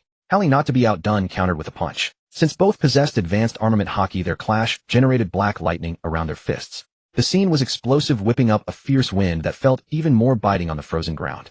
After hundreds of exchanged blows, Qingji's lips were slightly bleeding. Although Qingji had advanced observation Haki and could evade some of Hali's attacks, Hali's observation Haki was intermediate, so he couldn't dodge all of them. But the Iron Balloon Plus version enhanced Hali's internal defense, making it almost impossible for the Liu Ying of Armament Haki to damage Hali's interior. Qingji's physique was different. His internal defense was still somewhat fragile, so Hali held the upper hand. However, in the midst of this fierce exchange, with fists flying as fast as lightning and thunder, Qingji occasionally exposed parts that were not timely protected by Armament Haki. In contrast, Hali's situation seemed more precarious. But luckily, he had an extremely strong body, excelling in both external and internal defense. Throughout this thrilling battle, Qingji dared not easily use his elementalization ability. The reason was simple: once he elementalized his body, the flowing Liu Ying would rub against it, causing unbearable damage. This precarious situation forced Qingji into a dilemma, severely limiting his tactical options. It could be said that if it weren't for a top-tier devil fruit, it would be essentially useless. Especially for Logia types facing Haki masters, it's hard to be effective. What Kaido-sensei said about Haki being the foundation is not without reason. The battle was essentially over. Qingji had sustained minor injuries, but was fine. In contrast, Hali was completely unharmed and unscathed. After all, in the fantastical world of One Piece, any injury would lead to a decline in stamina and combat power. Yet after this intense battle, Qingji still stood resolutely despite his stamina being reduced to a quarter. The determination in his eyes, however, remained undiminished. In contrast, Hali clearly held the advantage with 2/3 of his stamina remaining, as if he could re-enter the fight at any moment. After all, the two harbored no ill will toward each other.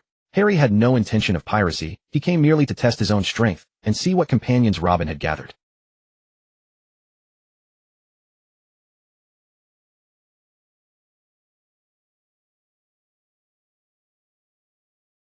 I hope you can protect Robin well. Harry smiled slightly and said, Robin is my most precious companion. Of course I will protect her. But as for you, Mr. Kazan, are you still searching for the justice within your own heart? The Marines may appear just, but they are ultimately merely an organization subordinate to the world government, still bound to follow the world government's commands. Tell me, is obedience to the world government truly the justice you hold in your heart? You must have realized by now that it is not. The Marines should be protecting the common people and the interests of the lower class, not safeguarding the privileges of the world government and nobles. If one day your teacher were to leave the Marines and establish a new force, would you hunt him down or join him? And did not your mentor Garp also refuse to protect the celestial dragons? Declining the position of Marine Admiral, was that not the case? Upon hearing this, Akiji fell silent for a long time and did not answer. Instead, he turned to Harry and said, let us return. I wish to see that little girl once more and speak a few words with her. This battle lasted only a short, while barely half a day. As for the conflict between Aokiji and Akainu on Punk Hazard, which raged for 10 days and 10 nights, there was likely another possibility at play. Both fighters pushed themselves to the very end, reaching a state where even ordinary soldiers might struggle to survive. After all, Luffy and Kaido clashed for only one night on Onigashima, in Wano country. If you claim that 2 natural-type devil fruits possess greater endurance than 2 mythical Zoan fruits, I would hardly believe it. Inside a restaurant in Mocktown on Jaya Island, several women sat gathered together savoring a delicious feast. As they enjoyed their meals, they chatted animatedly about fashion trends and how to coordinate outfits. Just as their conversation grew most lively, Aokiji and Harry walked into the restaurant. Their entrance drew the attention of the women, who fell silent one by one. Aokiji wore a tattered white robe, while Harry was dressed in a sleek black outfit that exuded sharp efficiency. The 2 men took their seats and, after greeting the ladies, joined their discussion. Harry had a keen eye for fashion, sharing his unique insights on styling that captivated the women present. In this relaxed and cheerful atmosphere, time slipped away unnoticed. Before long, night fell, and the restaurant glowed warmly with lamplight. Yet the discussion about fashion was far from over. Just then Aokiji looked toward Robin and said, "You have grown into such an intelligent and graceful woman. I hope you live well. O'Hara has not yet perished." Hearing this, Robin turned to Harry with a smile and said, "I have found someone I can rely upon. He is unlike anyone else." Aokiji waved his hand and rode away on his bicycle back to Marine headquarters. As for this incident, he had no intention of reporting it to the fleet admiral. Doing so would draw Sengoku's attention to Harry and Robin. They were still young and needed time to grow. As for Harry, they had arrived at a modest wooden cabin marked with a castle design. After applying a measure of forceful intimidation, they learned that the next upward sea current would arrive tomorrow. There was no shortcut. He lacked any protagonist's blessing that would make others readily share information. As for the possibility of an unexpected sea current destroying their vessel, Lin had already considered this contingency and planned to use moonwalk techniques at the critical moment. Simply store the ship within spatial storage. Upon the vast boundless ocean, in a mysterious direction, a lone small boat sailed resolutely toward the great underwater whirlpool. At that moment, the massive whirlpool below resembled a ferocious beast, its jaws wide open, waiting for the small vessel to walk into its grasp. And just at that critical instant, the whirlpool unleashed a tremendous upward sea current. Like a soaring dragon, it swept the boat skyward with irresistible force. The vessel shot upward along the pillar of water, its speed utterly breathtaking. The women aboard had never witnessed such a spectacle, their faces filled with astonishment and fear. They clung desperately to the railings beside them, terrified of being thrown overboard. A minute later, the ship finally broke through the white expanse, the White Sea. Immediately after, they arrived before a colossal gate, carved with 3 great characters: Gate of Heaven. Just as the group wonder, a massive scarlet shrimp suddenly erupted from the water. Enormous in size, with razor-sharp claws, it appeared utterly fearsome. It darted swiftly toward the bow and precisely gripped both ends of the vessel with its great claws. At that moment, a short, deeply wrinkled old woman approached. She was the mistress of these lands, Granny Amazon. Accepting the berry offered, she nodded in satisfaction and smiled at those aboard, saying, "Among all who have come from the Blue Sea, you are the first willing to pay this fee." It turned out that 1 belly was equivalent to 10,000 ancient coins. The massive shrimp before them was a creature unique to the White Sea, known as the Express Shrimp. Possessing astonishing speed, they could carry passengers across the White Sea to reach another mysterious realm, the Sky Island. Standing at the shore of the Sky Island, several rustic cloud paths wound sinuously toward the town behind. Woven from cloud matter itself, they carried a unique charm. Even more astonishing was that everything here seemed connected to clouds: houses, streets, furniture, all crafted from mist, as though they had stepped into a dreamlike world. As they often did, Harry accompanied the women on a shopping journey. They first visited a fashionable clothing store, browsing garments unique to Skypiea. Each piece featured distinctive designs and vibrant colors, as if narrating the story of this mysterious island. After selecting their clothes, the group headed to a restaurant to enjoy a meal. While savoring exquisite dishes, they also discussed their upcoming itinerary. After a hearty meal, everyone enthusiastically continued shopping, purchasing various seashells as souvenirs and collectibles. While searching for shells, Harry suddenly noticed a striking figure ahead. It was a young woman with golden hair, a pair of snow-white wings on her back, and dressed in pink robes. Her figure was captivating, with curves that drew admiring glances from those around her. Harry and his companions approached with curiosity and greeted the young girl. "Have you come from the Blue Sea?" she asked, first her voice crystal clear and melodious. Thus a relaxed and pleasant conversation unfolded. They shared their experiences and discoveries with one another, laughter echoing through the air. As their exchange deepened, Harry discovered the young girl's profound interest in and extensive knowledge of seashells. She introduced each species to them, detailing their unique characteristics and uses, leaving everyone thoroughly amazed. Harry and his companions warmly invited the girl to explore more fascinating places with them, hoping to savor these wonderful moments together. At that moment, Koni's expression darkened. She seemed eager to speak, but held back. Harry observed this and immediately understood. In an instant, he enveloped their surroundings with his observation haki. Alright, Koni's Enel can no longer hear us. I've shielded our area from his sensing. Koni's was startled at first, then felt the absence of thunder which made her breathe a sigh of relief as she gazed at Harry with growing admiration. Could this handsome man from the blue sea also read my thoughts? Koni's wondered within herself. Harry saw her expression and immediately understood what she was thinking. Stop worrying. I still cannot read your mind. Your emotions are written all over your face. You are far too obvious. I also know certain things about Enel. Perhaps only advanced observation Haki would allow me to read thoughts. The cultivation method given by the system works this way. Enel's mental network likely combines with his devil fruit ability sensing through electrical currents. After all, at 10,000 meters above sea level, clouds fill the entire sky. Harry thought silently to himself. Koni's, reassured by this, began speaking freely. Enel intends to destroy Skypiea. When that happens, we will all perish. Enel's goal is to sail his golden ship to the sea below. At the same time, he wants to send the sacred land back to its original ocean, planning to establish his divine kingdom in the blue sea. However, the only way to return the sacred land to the sea below is to destroy Skypiea itself, allowing the land to fall back to the ocean just as it once rose to the heavens. Harry pondered this internally. Upon hearing this, Harry reached out and touched Koni's small wings, causing her cheeks to flush crimson. That area is off limits. Rest assured, Harry said gently. Kaya and Nami can stay here and continue shopping with you. I will go confront Enel myself. With that, Harry extended his observation Haki to sense the strongest presence on Skypiea. Having grown accustomed to being treated as a god, Enel naturally made no effort to conceal his aura. Moreover, since Harry and his companions had entered Skypiea through normal channels after paying the toll, Enel's perception passed over them without a second thought. After all, Enel's observation Haki barely met the threshold of the elementary level. It was only due to Skypiea's unique conditions and his devil fruit abilities that he could achieve such wide-ranging perception. Otherwise, it would be absurd if he could not even dodge Luffy's attacks. Besides, if observation Haki were so easily triggered without intention, it would be utterly worthless.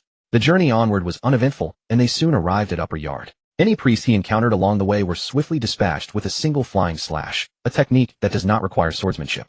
With precise bodily control, one could project cutting slashes through the air much like Reigo. Beyond the tree, a man came into view, bare-chested with defined musculature, wearing orange baggy pants, wielding a golden cane, and carrying a large drum on his back. It was Enel. So you are from the Blue Sea. Are those Blue Sea visitors particularly strong? You have killed my priests, so have you prepared yourself for death? Of course, if you would rather not die, you could serve as one of my priests guarding Upper Yard instead. You are this so-called god. You intend to destroy Skypiea. Harry ignored Enel's words and asked the question instead. Without hesitation, Enel rose and struck the war drums on either side with force. As the rhythmic beats echoed, a colossal bird wreathed in lightning materialized from nothing, hurtling toward Harry at blinding speed.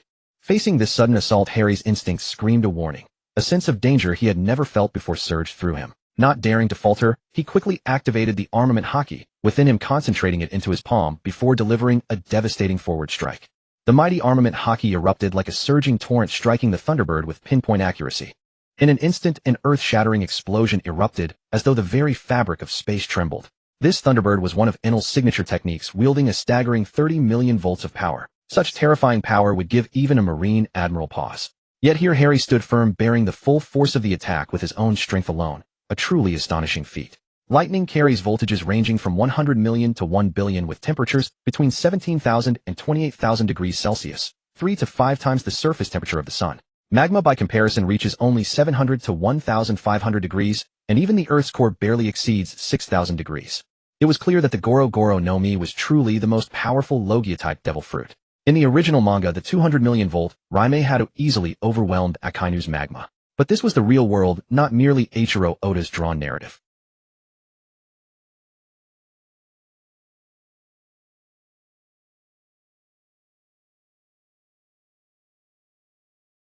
Akainu's Magomago no Mi is shown during the Marineford War peaked at no more than 1,500 degrees. It could never reach 6,000 degrees, even upon awakening.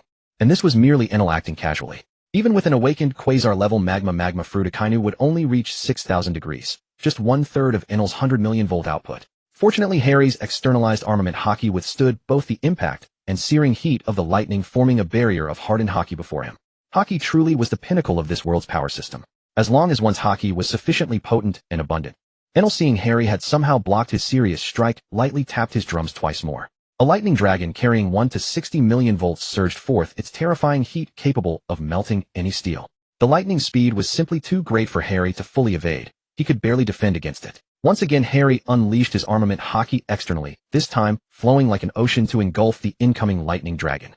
Harry watched as portions of his armament Haki were melted away by the extreme heat, only to rapidly reform. The two forces clashed continuously in an ongoing battle of pressure. However, due to the considerable distance between them, Harry could not use his externalized Haki to strike Enel across such range. During this clash, Harry felt his internal Haki depleting at an alarming rate. Those two attacks alone had already consumed nearly 1/20th of his total reserves. Seeing how rapidly his Haki was draining, Harry decided to close the distance and eliminate Enel swiftly, preferring to finish the fight quickly rather than risk an embarrassing defeat. As Enel unleashed his 200 million volt thunder god, Harry was enveloped in tightly coiled armament Haki, with Conqueror's Haki swirling around him like a raging cyclone. With a flash of intent, he employed the shave technique, hurtling toward Enel at lightning speed. Though the Rumble fruit granted Enel speed akin to lightning itself, his observation Haki could not detect Harry's movements in time. Unable to react swiftly enough, he could only gape in disbelief, his responses sluggish. Enel, crackling with 200 million volts, manifested like a thunder deity, descending upon the mortal realm. Every hair on his body bristled like steel needles as his frame swelled and expanded. A chilling aura of electricity radiated outward, resembling 1,000 silver serpents writhing in fury. The scorching heat, akin to the flames of hell itself, warped the surrounding air into shimmering conduits. Within these passages, streaks of current coursed like dragons of fire, piercing through with crackling roars that echoed like thunder. Harry focused with unwavering intensity. His Conqueror's Haki wound tight around his fist, while armament Haki encased it like impenetrable armor. He sought to breach Enel's defenses and double the destructive impact. Like an arrow released from a bow, Harry launched through the air toward Enel's head. Yet to everyone's astonishment, a considerable gap remained between his fist and its target. At that precise moment, the armament and Conqueror's Haki erupted from his fist like a projectile, striking Enel's head with a deafening bang that shattered it like a watermelon. In that breathtaking instant, his punch crashed forth with the force of a thunderclap. Yet what stunned onlookers was how the very air around them seemed to ignite from the impact, growing unbearably hot. Poor Harry, however, found his impenetrable armament Haki and peerless Conqueror's Haki subjected to unprecedented strain. That single strike plunged Harry into desperation, his energy draining from him like a breached dam, nearly depleted before he could even blink. The Haki and physical stamina remaining to him had dropped below 1/10 of their original reserves, an astonishing rate of depletion that defied comprehension. Fortunately, Enel lacked armament Haki and possessed only average physical stamina. More crucially, his observation Haki relied entirely on the Rumble fruit's broad sensory range and static detection within human bodies. Harry had anticipated this and used his own observation Haki to blind Enel's senses beforehand. Had Enel managed to dodge, Harry would have been at a complete loss for how to proceed in the ensuing battle. What made this critical was that Harry's Haki reserves were roughly double those of a Marine Admiral. Harry couldn't help but marvel once more. This was no lighthearted cartoon where death was merely a trope. This was reality, where people truly died and abilities carried genuine lethality. When Luffy fought Kaido, the lightning produced in later stages was never specified in terms of voltage. What about the bolts generated from Conqueror's Haki collisions? How many volts did they carry? No clear explanation existed except for Enel's fruit, which had been explicitly detailed. Of course, that power was particularly devastating on Skypiea, where clouds and lightning were abundant. Enel did not need to expend much of his own physical energy to unleash such fierce lightning.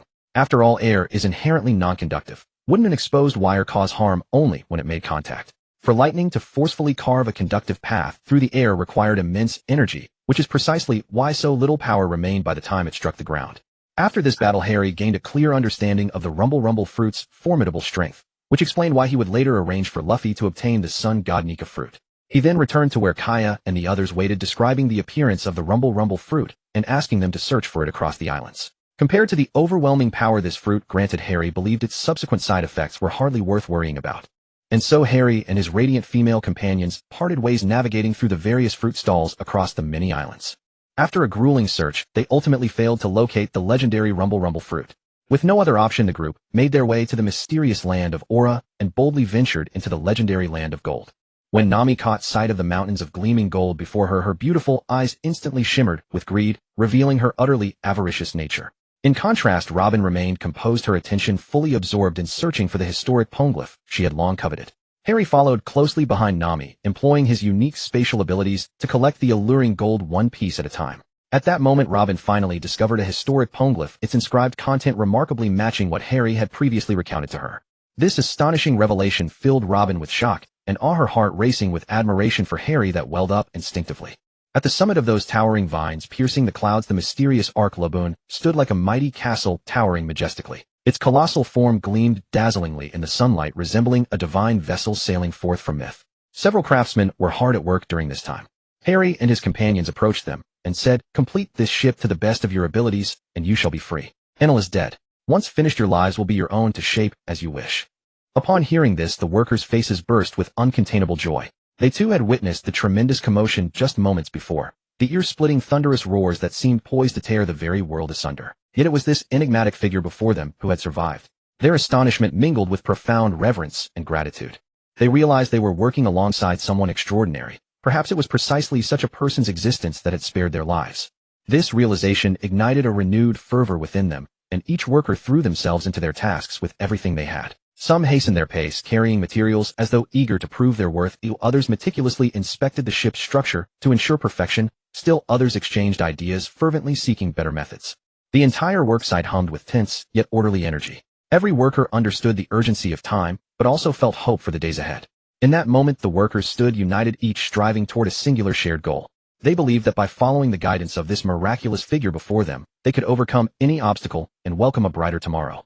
In the vast, boundless expanse of sky and sea of clouds, a group of people was dedicated to resolving historical disputes and conflicts. At the same time, Konis successfully found Gonfal, the former god of Skypea. Meanwhile, Harry embarked on a journey to seek out the Shandia people, guiding them toward the land that all hearts longed for. When everyone gathered together, Harry said to them with a serious expression, "From now on you must share this land together.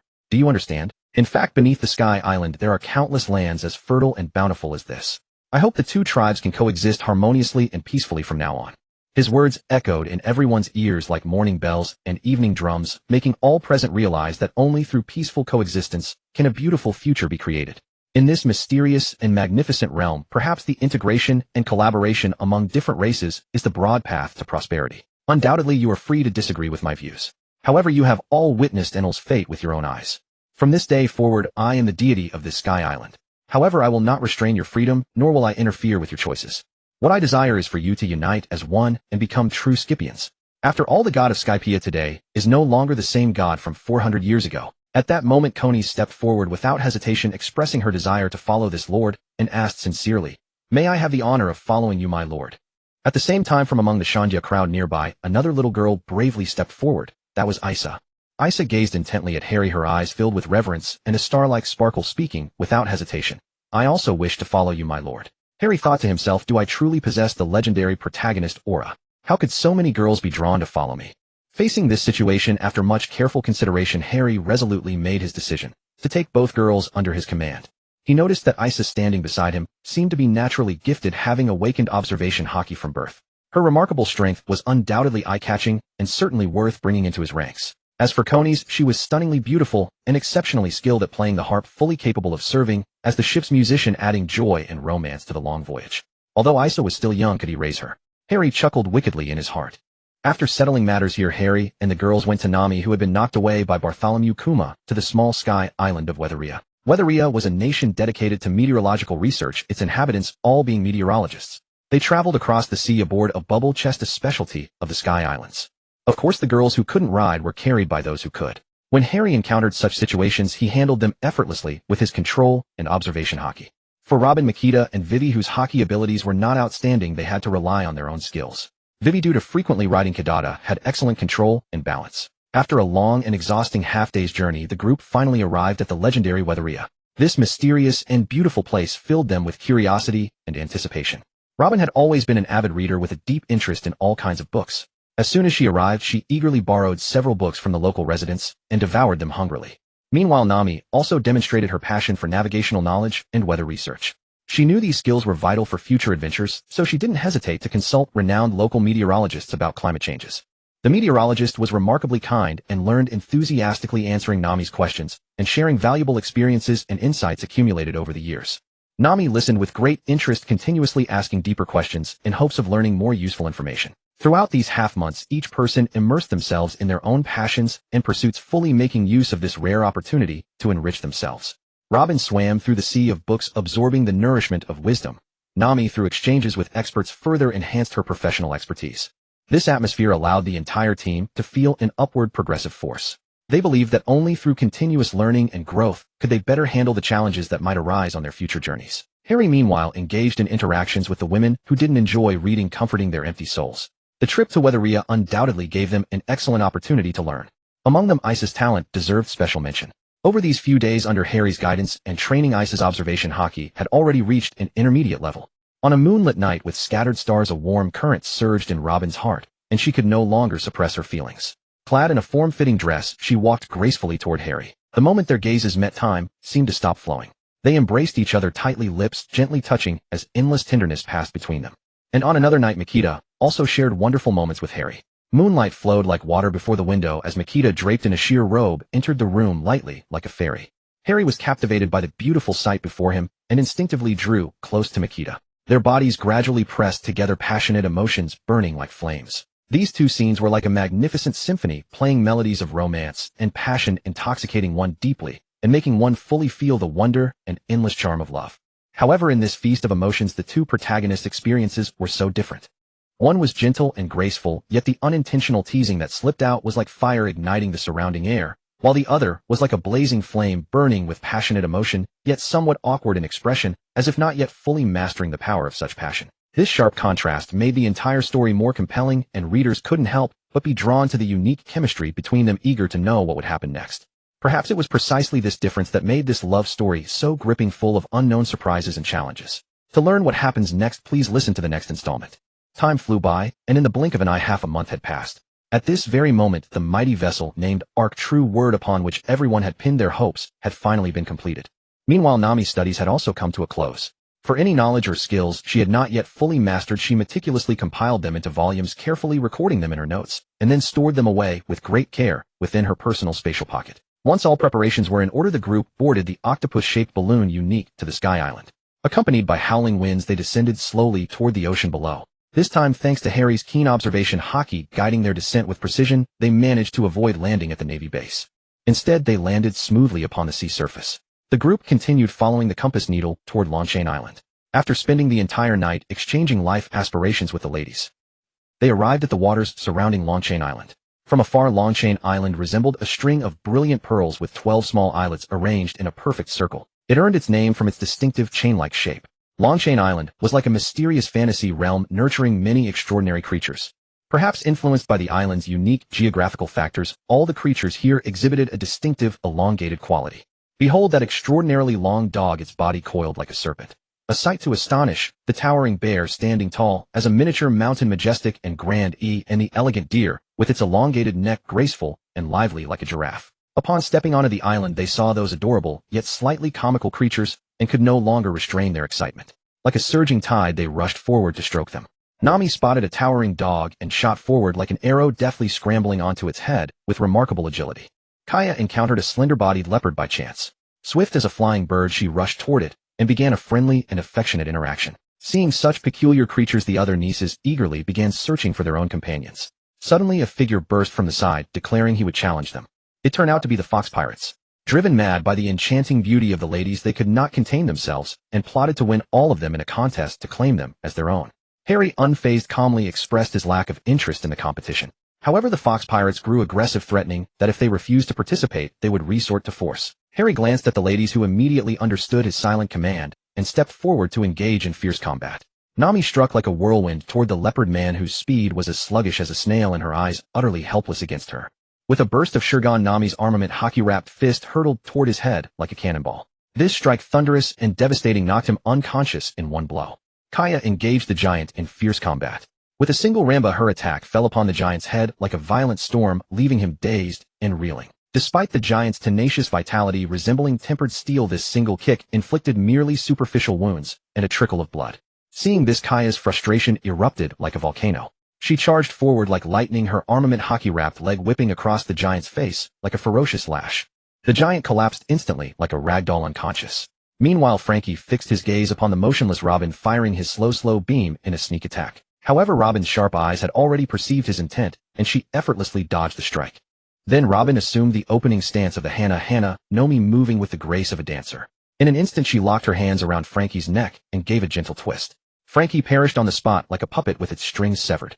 Nojiko charged toward the masked woman like a fierce tiger, descending a mountain, dispatching her in a single devastating blow. The remaining pirates were crushed like watermelons struck by a heavy hammer, their heads explosively flattened by Miss Valentine's heavy fruit powers. This time, Miss Valentine did not use her decapitation technique to crush the enemy's head. Instead, she drove her leg down like a straight steel pillar, stomping mercilessly upon them. After the battle concluded, the group continued to enjoy their leisurely time on Longchain Island. The following morning sunlight bathed the island's beaches. Harry and the ladies decided to set sail once more for their next destination, Water 7. They boarded their ship as the sea breeze caressed their faces, carrying the salty tang of the ocean. The sails unfurled, and they steered toward the vast blue horizon. After several days at sea, they finally arrived at Water 7. This city was renowned throughout the world for its thriving shipbuilding industry. Upon the vessel docking, everyone disembarked with anticipation. They strolled through the streets, immersing themselves in the city's unique atmosphere. Water 7's canals were remarkably intricate, extending not only across the flat waterways, but also cascading downward from the city's elevated districts. The locals kept a creature called a blue for water transportation. There was also that water meat. Having seen it in the manga, it looked incredibly delicious, and they planned to stock some in their spatial storage. The group arrived at the marketplace, captivated by the dazzling array of goods. Nami excitedly browsed beautiful garments, while Kaya grew infatuated with exquisite jewelry. Others also wandered, seeking items that pleased their hearts. Suddenly, an intoxicating fragrance wafted toward them. It was a street vendor selling water meat. Unable to resist, they indulged in the delicacy, savoring its umami flavor that lingered long after each bite. Harry was so enamored that he purchased the entire stall's supply of water meat. Thus the group continued their leisurely walk, soaking in the charm of Water 7. Approaching a vendor selling blues, Vivi gazed at the novel aquatic mount with delight, finding it as endearing as the puffing tom she often rode. They selected 2 blues and began a water race across the sea. Vivi and Harry shared one blue. Nami and Nojiko rode together on another, while Robin and Miss Valentine formed a pair, and Aisha and Konis shared the final mount. After over half a month together, their bond had grown considerably warmer as they sped across the waves. They darted through narrow channels, weaving past obstacles in fierce competition, with the ladies radiating peerless beauty and Harry exuding irresistible charm. The residents and visitors of Water 7 cheered from the shores, their laughter and shouts echoing across the entire city. Ultimately, Vivi claimed victory, crossing the finish line first through her exceptional riding skills. Triumphant and elated, Vivi gently stroked her blue, already planning to enter the next race. As everyone reveled in the joyful moments, none noticed that someone in the distance had already begun watching them. Lost amid the bustling crowd, Harry felt no sense of danger. During their carefree play, he kept his observation Haki dormant, as there seemed little need to maintain it in such a place. However, as the group continued wandering through the streets, Harry and the ladies sensed something amiss. After all, even without actively engaging observation Haki, one's instincts would naturally signal danger when being followed. Several people turned around sharply, and a stunning figure appeared before their eyes. The woman wore a black business dress that perfectly accentuated her slender waist and long, elegant legs. Black fishnet stockings added to her sensuous charm, while exquisite high heels completed her towering, graceful silhouette. A pair of blue-rimmed glasses lent her an air of intellectual sophistication, and her golden hair cascaded down her back like a waterfall, gently swaying in the breeze. Harry's sharp gaze instantly recognized the beauty as Khalifa, a member of the world government's CP9. Yet he deliberately feigned confusion and asked with a puzzled expression, "Who are you? Why are you following us?" Khalifa's lips curled into a cold sneer as she replied, "Do you even know who the woman standing beside you truly is? She is Nico Robin, the so-called child of the devil, a high-priority target on the world government's wanted list with a bounty exceeding 70 million berry." Harry concealed his amusement, but maintained a calm demeanor, responding indifferently, "Oh, I see. But are you here specifically to apprehend her?" Khalifa's eyes flashed with disdain, and she laughed mockingly. "Haha, you truly are an ignorant child, having no idea who you're dealing with." Before her words had faded, she vanished in a blur of motion, instantly deploying the art of speed, shave, and appeared beside Robin in the blink of an eye, attempting to seize her. However, at the exact moment Khalifa struck, Harry moved as well. Rather than confronting her directly, he engaged her in an unusual manner. Harry's movements were light and agile, almost as if he were dancing. Every technique carried a smile, yet concealed boundless profundity. He seemed to be deliberately guiding Khalifa, drawing her into his rhythm. At first Khalifa failed to sense Harry's true intention, believing he was merely bluffing. But as time passed, she gradually discovered that her attacks were being effortlessly neutralized by Harry, while his counterattacks grew increasingly vicious. She began to realize that this apparently young opponent possessed extraordinary combat prowess and tactical acumen. In this bizarre exchange, Khalifa slowly lost the initiative. She had originally intended to swiftly eliminate Robin and depart, but now she found herself hopelessly entangled by Harry, unable to break free. Anger surged within her, and she resolved to unleash her full strength to shatter Harry's defenses. Just as the two clashed fiercely, the atmosphere around them grew increasingly tense. The sea wind howled, sending waves crashing against the reefs, as if cheering on the intense battle. High above, dark clouds gathered, and a violent storm was imminent. Khalifa focused her energy and unleashed range foot from the six powers, attempting to shake off Harry's grip. Her legs swept forward like a cyclone, carrying crushing wind pressure toward Harry. Harry sidestepped gracefully, and then smiled, saying, "Is that all you've got?" Enraged, Khalifa launched a series of attacks, but Harry deflected them all with effortless precision. At that moment, thunder rolled across the sky as the storm officially broke. Torrents of rain poured down, drenching both combatants. Califa's vision was obscured and her movements developed flaws. Harry spoke calmly. Califa Robin is my companion. I advise you to abandon any thoughts of taking her. Moreover, you serve the world government brainwashed since childhood and oppressed. Do you truly wish to remain in that place? I offer you a chance to join my crew and experience pleasures you've never known in your entire life. Califa retorted, don't be absurd. You have no idea of the world government's true power. As she spoke, Califa recalled the scene of her earlier defeat, and something stirred deep within her heart. Observing her unusual reaction, she found herself entertaining an unexpected thought. Perhaps it wouldn't be so terrible to experience such feelings regularly to stand alongside this handsome and powerful man. Harry replied, the world government. Only the Shichibukai and those elderly figures are worth noting. But I wonder how much strength remains in them after all these years. As for Emu upon the void throne, his prolonged absence raises questions. Perhaps the surgical fruit's hidden consequences prevent him from leaving Mary Geos, given the limited range of that spatial ability. Califa was speechless. How does he know all this? And there's an Emu on the void throne. That's impossible surely. Yet he knows so many secrets, he wouldn't deceive me. Observing Califa's bewildered expression, Harry asked, well, Califa, have you made your decision? Califa was a decisive woman.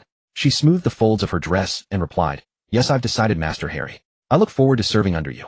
Harry glimpsed Califa's shy yet submissive expression and felt a surge he quickly suppressed, turning away in haste. With a slightly playful tone, he said, very well. From now on you're with us. These women beside me are your new sisters. Get along well with them. Califa blushed. Honestly, even with so many women around him, he's still paying attention to me. It seems my charm can still captivate him. She cast a subconscious glance at Harry, then approached each woman in turn, extending her hand with a friendly smile. Hello. From now on we are companions. Each woman shook Califa's hand in return, smiling warmly. Nice to meet you, Califa. Seeing this, Harry nodded with satisfaction and said, excellent. Let's depart. Leading the group, he set forth on a new journey. Along the way, Califa and the other women chatted and laughed, quickly forming a close bond. Harry, walking ahead, was deep in thought about his next move. Suddenly, he turned and asked, by the way, Califa, won't you say goodbye to your former companions? There's no need, Master, Califa replied. If I inform them of my intention to defy the world government, they'll certainly try to arrest me. A confrontation would be unnecessary trouble for you. Good girl, Harry praised. Already considering my interests so quickly. By the way, do you still need the Pluton blueprints? I have no use for them. Constructing it would be far too troublesome, and the required materials would be exceedingly difficult to obtain. Califa was startled. She thought to herself, he even knows where the Pluton blueprints are? As expected of my master. At dawn the next day, the morning sunlight spilled over the boundless sea, shimmering and sparkling. A nameless ship bathed in the warm sunlight, as if imbued with the vitality of life. On this ship, Halley and the group of graceful, charming women around him began their morning exercise. They either danced gracefully like ethereal fairies or displayed agile skills revealing strength and elegance in their movements. At this moment, Halley harbored a firm goal. The next destination, the Kongbu Sanwei Fanchuan Hao. It concealed endless mysteries and challenges, but for the fearless Halley, it was merely a journey of pursuing dreams. Especially the girl named Perona, who made Halley's heart yearn. Her innocent face, petite and delicate figure, and adorable legal loli was irresistible. Every time he thought of her, a strong impulse surged within Halley, longing to take this little sprite into his arms. However, for ordinary people, conquering the Kongbu Sanwei Fanchuan Hao was no easy task. Legend had it that this ship was filled with eeriness and danger. Only those with sufficient courage and wisdom could overcome it. Yet for Halley, it was nothing more than an ordinary dungeon. Of course, the eerie and horrifying atmosphere was worth experiencing. Under the morning sun, Halley clenched his fists, his eyes shining with resolute light. This time he must capture the cute little loli Perona. As they were about to reach the sea area where the spine-chilling Sanwei Fanchuan lay, Halley said solemnly to the women beside him, everyone must be careful. There might be an invisible, extremely perverted person hiding here. The women exclaimed in surprise. Wow, this sea area looks so eerie and terrifying. Could there really be ghosts haunting here? However, Halley calmly reassured them. Although it is indeed somewhat eerie here, there is no need to panic too much. In fact, even if we encounter so-called ghosts with the power of Haki we possess, there is basically no need to fear them. These ghosts are merely monsters stitched together or beings created using the shadow fruit. His words exuded confidence and calmness, allowing the others to relax a bit. On this sea full of mystery and danger, the group continued forward, the women harboring vigilance and curiosity. Nami, Nojiko, Kaya, Elsa, and Halley kept their observation Haki active to guard against the arrival of the perverted invisible man, while Koni's Robin, Makita, and Vivi, who couldn't use observation Haki, followed beside the four women. At that moment, a sneaky figure appeared in the perception of their observation Haki, and based on the shape and expression fed back, it was truly lecherous. The newcomer was Absalom, that disgusting pirate. Halley acutely sensed that the nauseating fellow wanted to approach the women, and then he gathered all his power into his fingertip, turning it into a fierce shurgan that pierced straight through Absalom's heart. It should be noted that in the original story, this man was a shameless scoundrel who not only humiliated Robin repeatedly, but also peeped at Nami bathing and made advances on her. Now how could Hallie tolerate such a tragedy repeating? Not only that he intended to make this evil-filled person reincarnate as soon as possible. After receiving a fatal blow, even though his heart was pierced, Absalom's lecherous gaze still fixed on Nami and the other women, as if he wanted to take a few more looks at their beauty. However, after just a few breaths his heartbeat abruptly stopped, and his body no longer moved. Thus this sinful life finally came to an end. When they set foot on the zombie island, the strange scene before them left everyone astounded. The zombies of various shapes and ferocious faces, as if stepping out of a horror movie, were spine-chilling. The first thing that caught their eyes was a giant three-headed hellhound opening its huge mouth, with sharp fangs emitting a foul stench, then a monster with a dog's body and a monkey's head jumping agilely, its eyes flashing with cunning light. Farther away stood a tree dozens of meters tall, with eyes growing on its trunk. It was clearly a legendary tree demon. Faced with such a bizarre scene, Nami and the other women were somewhat frightened, but they had agreed beforehand to go all out to meet all challenges. So they tightly grasped their weapons and walked forward with determination. As the battle began, everyone was surprised to find that these zombies were paper tigers, completely vulnerable. Robin used her amazing flower fruit ability, instantly summoning countless arms that rained down like a storm on the zombies. Each attack was precise and deadly, and large swaths of zombies were easily killed. Meanwhile, Nami, Nojiko, and Kaya were not to be outdone. They displayed astonishing combat skills, using the 6 powers and armament Haki, beating the zombies until they had no power to fight back. Nami's climb attack, developed with the scholars in Skypiea, became like a divine artifact in her hands, unleashing various powerful skills. Nojiko, with her agile movements and fierce kicks, caused the zombies to cry out in pain, while Kaya, though seemingly frail, had the strongest armament Haki and physical fitness among the women after taking the body-improving potion. Thus they advanced while fighting, and before long an ancient castle loomed before them. The castle looked eerie and terrifying, as if hiding endless secrets and dangers. However, faced with such difficulties, the beauties showed no sign of retreat. Instead, they were aroused with even stronger fighting spirit. They believed that as long as they worked together, they could overcome all difficulties, unveil the mystery behind the castle, and defeat the hidden boss. To rescue the ordinary people trapped by shadows. At that moment, a pink-haired lowly dressed in a gothic black evening gown, wearing a top hat and holding a parasol, walked over. The newcomer was Perona.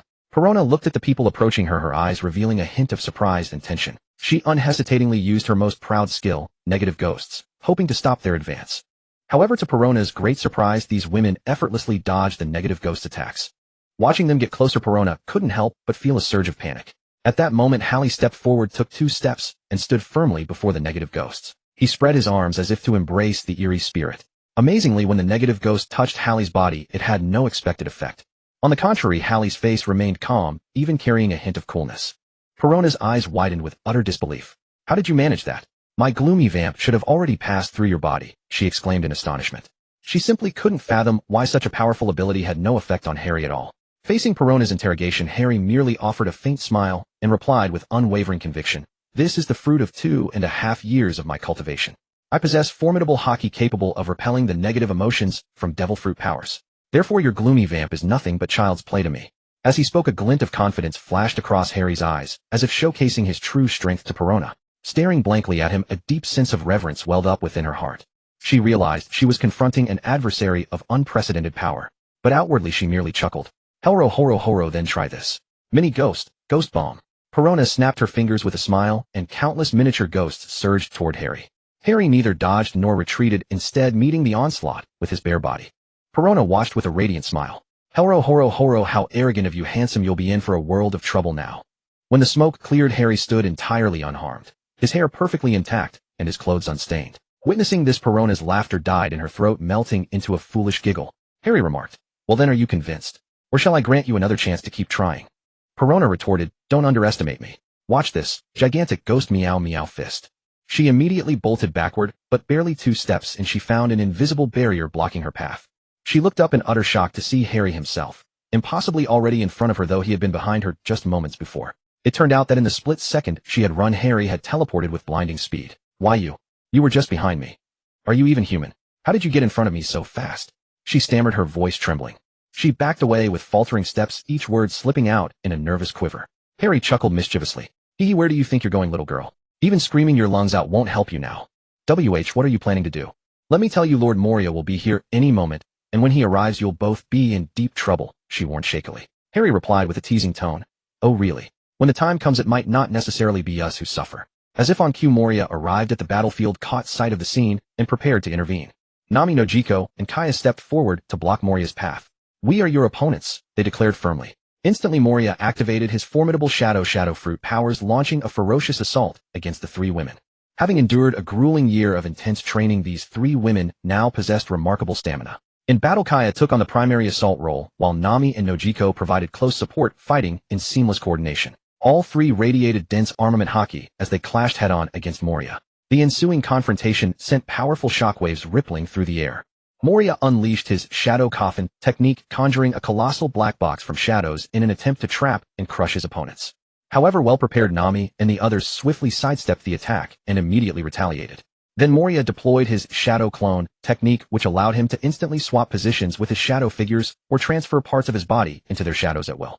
Though this eerie ability posed a significant challenge, Nami and her companions managed to counter it effectively through their well-honed teamwork and nimble movements. Furthermore, Moria was also a master of the Shadow Revolution, a technique that enabled him to merge his shadow clones into other people's shadows, altering their shapes to manipulate their owner's movements. Faced with such a formidable technique, Nami and the others dared not let their guard down for a single moment, focusing intently on every move Moria made. Additionally, Moria possessed the powerful shadow clone ability known as Shadow Clone Jutsu. These shadow clones existed like specters, completely immune to harm, constantly darting across the battlefield to provide solid defense for Moria while launching fierce attacks against their enemies.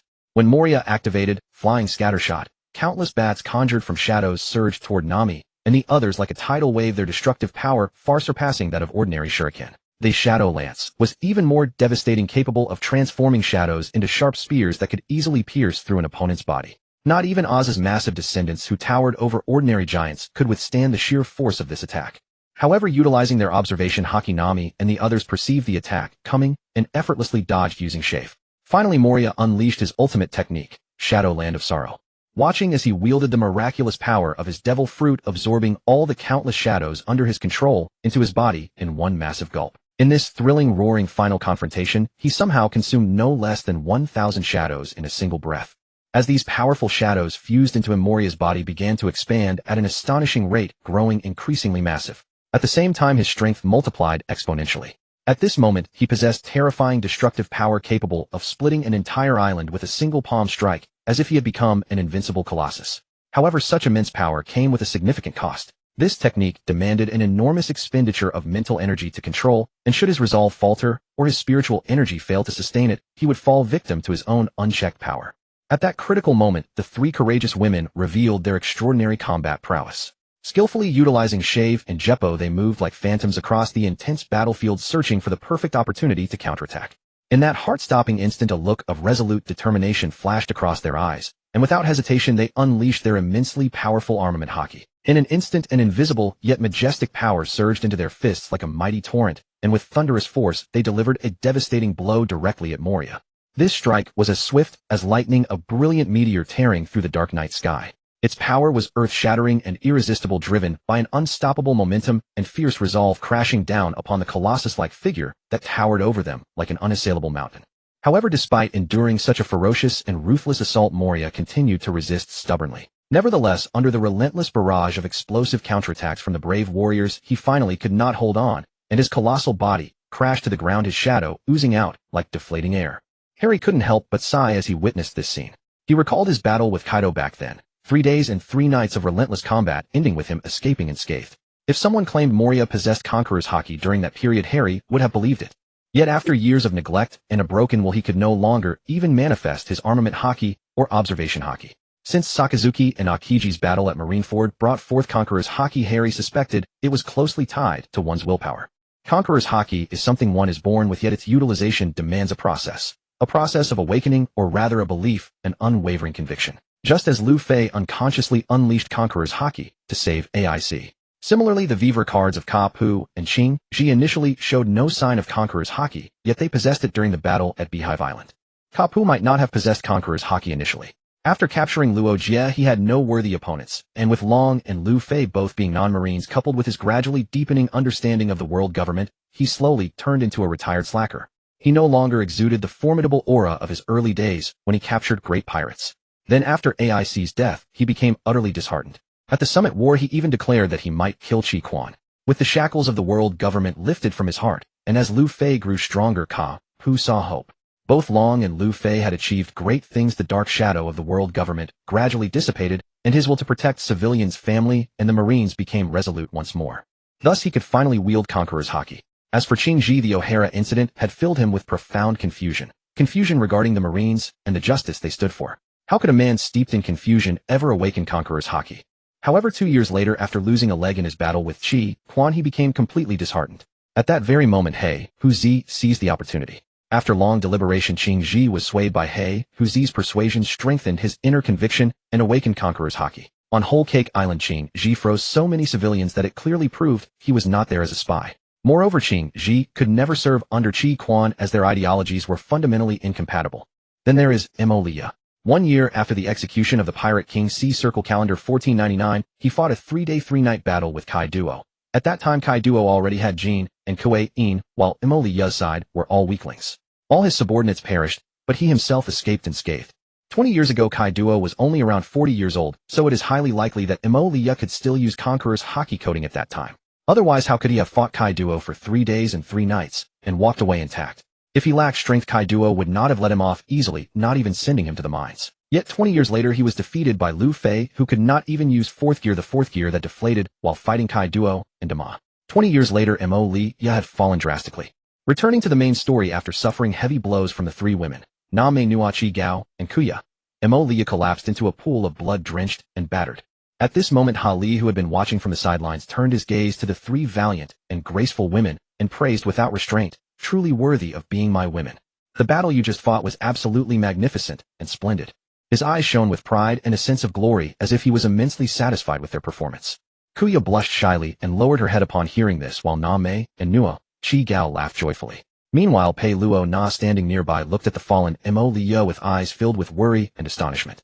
Seeing this, Li winked and said to Kuya and the others, "Should we kill Mo Liya? After all, he has stolen the shadows of many innocent people." The 3 women understood and winked back, speaking in unison, "Of course. Someone who restricts others' freedom like this deserves to be killed." Pei Luo Na heard their conversation and became anxious, looking at Li with tearful eyes. "I know Mo Liya has done many wrong things, but please don't kill him. Back when I was a little girl, he saved me from pirates and gave me a devil fruit." Li said gently, "I see. Then I can let him off, but I have one condition." Pei Luo Na asked, "What condition?" If it's too excessive, I won't agree. I'm a proper girl and a little princess." Li rolled his eyes helplessly and said with exasperation, "Come on, what do you take me for? I am a gentleman. I never force girls to do anything." He paused and then continued, "My only request is that you join my crew. Of course, once you're on this pirate ship, don't expect to get off easily." Upon hearing this, the tears that had been hanging on Pei Luo Na's lashes instantly vanished, replaced by a radiant smile. Her beautiful and moving smile, like spring blossoms in full bloom, made Li stare in a daze. "Okay, this princess agrees." Li looked at Mo Liya, who had awakened and was sitting on the ground. "Did you lose your spirit after being defeated by Kai Duo? Where is the once energetic you who dared to challenge Kai Duo? Are you so dejected just because you fear losing your companions? I admire your cherished loyalty to your comrades, but the most important thing in this world is strength. If you had been much stronger than Kai Duo back, then you would not have lost your comrades. Also, do the companions you found truly share the same dream as you? The companions you found are people like Abu Sa Luo Mu, that despicable man. They have no growth, and I would not be surprised if they even turned against you in battle. Your devil fruit ability is very powerful. If well developed, it can be formidable. Don't always think about stealing the shadows of ordinary people and stuffing them into zombies to form a shadow army. Doesn't your shadow have learning ability? Then steal the shadows of powerful pirates to make your army, and properly control your own shadow in battle." Li said calmly. After saying this, Li threw a punch coated with armament Haki and Conqueror's Haki, shattering a nearby mountain from a distance. Upon hearing this, Mo Liya's face was full of shame, and he inwardly regretted his own cowardice. He stared wide-eyed at the terrifying punch, and a surge of powerful strength rose from the depths of his heart. Suddenly he straightened his back and shouted loudly, "Brat, don't underestimate me. Thank you for awakening this fool. I never expected someone so young to have such profound insight. I entrust Pei Luo Na to your care. Make sure to look after her well, because in my heart she is as precious as my own daughter." At this moment, Mo Liya's voice rang out like thunder, carrying unwavering determination and hope for the future. He deeply understood that the current predicament required courage to face, but also realized the importance of trust and responsibility. This admonition became the source of power for him to revive and forge ahead. Seeing that Mo Liya was moved by Li and no longer dejected, Pei Luo Na's fondness for Li grew. Her heart raced, and upon closer inspection she thought, "He is really handsome. Is he my future prince?" Li said, "Then I will take Pei Luo Na away. As for you, train well and find your former self. I hope when I see you again you won't be like this." Leaving the thriller bark, the group prepared to set sail for the waters of the Sabaody archipelago. Just then a newspaper-delivering seagull flew overhead. Harry gave it a wave, and it descended. After paying the seagull its berries, he began perusing the latest newspaper. Oh, so Luffy had already set sail, and had found new companions by this time. Captain Motomatsu. So they were at Koza village in the East Blue. They had also found a navigator, and clashed with Captain Motomatsu. Oh, at that time, because Captain Motomatsu was absent, and after a year of cultivation without any sign of him, they had simply forgotten about him. Who would have thought that by the wheels of fate he would still end up by Luffy's side at this juncture? Let me calculate the timeline. How many months remained until the Summit War? Luffy's bounty. Was it still 3 berries? Hadn't all the stronger pirate crews already been defeated? It appeared the East Blue teamed with pirates. Perhaps during this period some ruthless pirates had risen anew, or perhaps Luffy had strayed from his original course guided by the threads of fate, and encountered other pirate crews along the way. While Harry was lost in thought on the other side of the world at Koza village in the East Blue, Luffy was holding a feast with his companions, Zoro, Sanji, and Usopp among them. There was also a new navigator named Nami. The original Nami from this village had likewise been oppressed by a pirate crew, the Red Dragon Pirates. Its captain Red Dragon held a bounty of 2 berries. After an intense battle they rescued the village, and then Captain Motomatsu arrived on the scene. They had been defeated and sent flying once more. Subsequently, after investigating their past exploits, bounties were placed on them, in surprisingly high amount. Harry and his wives were now discussing various matters pertaining to the Sabaody archipelago. For instance, the archipelago was said to be composed of numerous giant red trees. The ground consisted of tree roots from which bubbles would emerge. This raised a practical question: where exactly should they make landfall? Harry explained. Islands 1 through 29 were primarily known for human trafficking establishments, slave auctions, and lawless districts. Islands 30 through 39 featured attractions such as the Bubble Park. Islands 40 through 49 housed tourist zones and specialty shops. Islands 50 through 59 contained shipyards and shipwrights. Islands 60 through 69 were home to marine garrisons and government entrances. Islands 70 through 79 boasted a hotel district. Upon hearing this, Nami suggested they begin their exploration at Islands 30 through 39, then proceed onward, eventually making their way to Islands 50 through 59 for shipcoating. Indeed, according to their itinerary, they planned to visit Fishman Island. Harry and the others boarded a dilapidated vessel brimming with adventure, and after enduring numerous hardships, they finally reached the legendary Island 30, the shopping district of Sabaody. The adjacent Island 33 was home to the Bubble Amusement Park. It was like a dreamlike world filled with breathtaking sights at every turn. First catching the eye were the colorful bubble cars of various shapes gliding gracefully through the streets, as if showcasing the island's unique charm. Not far away, a towering bubble Ferris wheel rose into the clouds, becoming one of the most striking landmarks on the entire Sabaody archipelago. Furthermore, even the houses on the island were constructed upon enormous bubbles, creating the sensation of being transported into a fairy tale. Nami, Nojiko, Kaya, and the others were absolutely thrilled at the sight before them. And Aisha, the young girl from Skypiea, felt the pure joy of childhood more vividly than ever. Their eyes widened in wonder as they savored every moment of delight this magical place offered. Yet among the group, the most captivating figure was undoubtedly Princess Vivi. Her naturally regal and elegant demeanor was fully unleashed in that moment. With a childlike spirit taking over, she ran through the streets and alleys, playfully interacting with the adorable bubbles around her. Vivi's laughter echoed through the air, filling the entire Sabaody archipelago with a jubilant atmosphere. However, as the group enjoyed their time, some unwelcome visitors soon appeared to interrupt.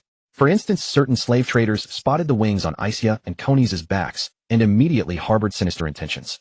Boss, these two women have wings on their backs. They appear to be a new race, and they're quite beautiful. Selling them to slave traders would surely be very profitable. A burly man said to a scar-faced individual. Without hesitation, the group made their way directly toward Konis and Aisha, their intentions clear. Yet at that very moment, Harry was cheerfully conversing with Nami, and Vivi seemingly completely unaware of what was unfolding around them. In truth, Harry was remarkably attentive and thorough. He had already positioned individuals possessing both observation Haki and armament Haki to guard the women. For this reason, Harry refrained from using his own observation Haki to scout out such insignificant puppets, as there were countless pirates of similar caliber in this place. However, should anyone with considerable strength attempt to approach, Harry would immediately become highly alert.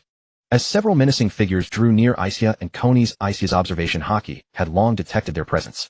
At that moment, Aisha whispered something to Robin beside her. Robin instantly activated her Hana no Mi powers, delivering dozens of slaps to them. In the final flourish, 6 blooms burst forth simultaneously, snapping their necks. This was merely a minor interruption, posing no real threat to their group.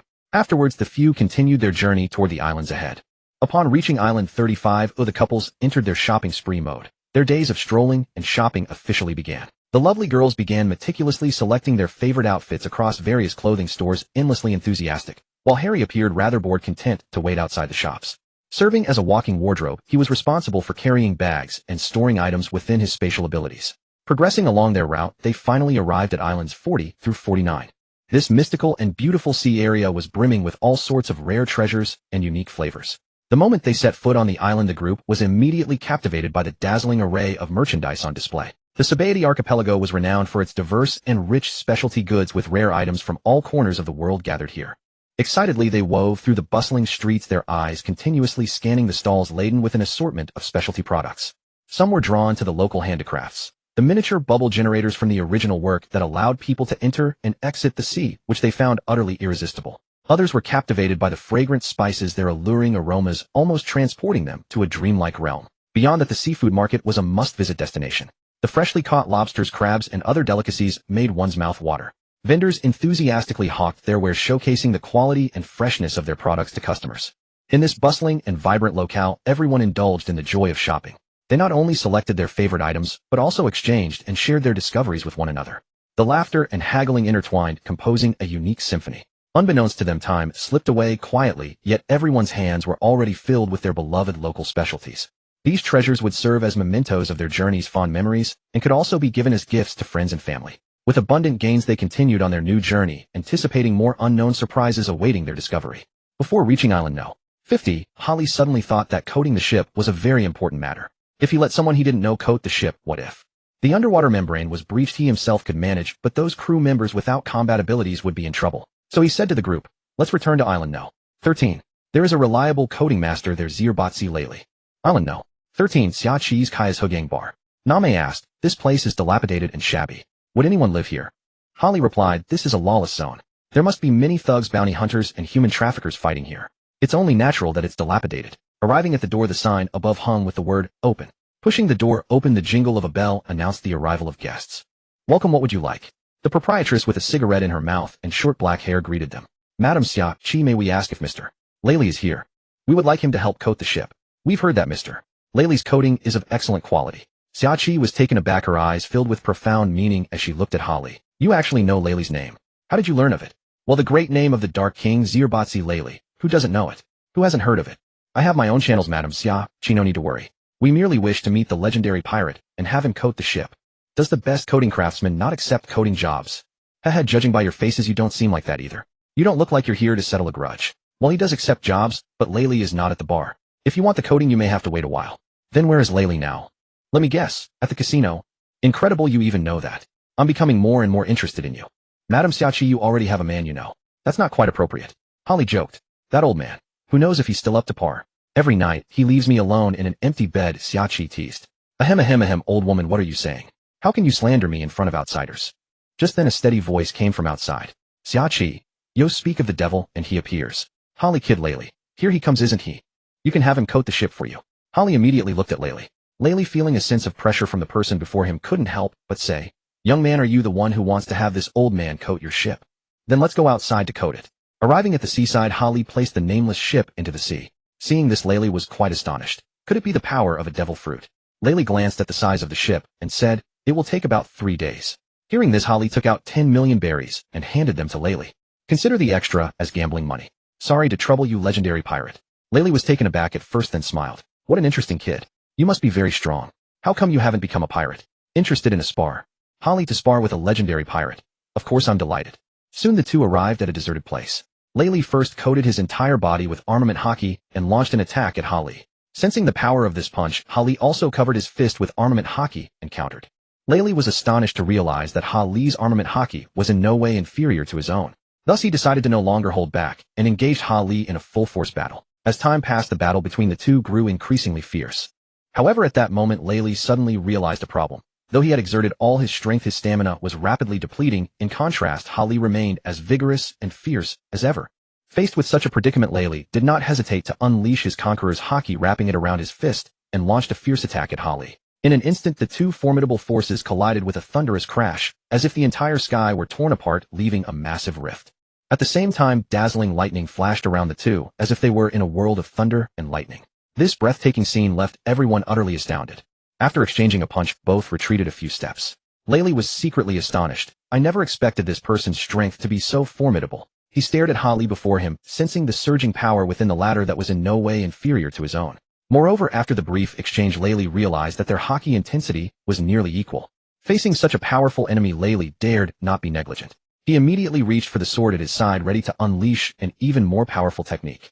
With his hand on the hilt, Layli's gaze was focused and sharp like a hawk locking onto its prey.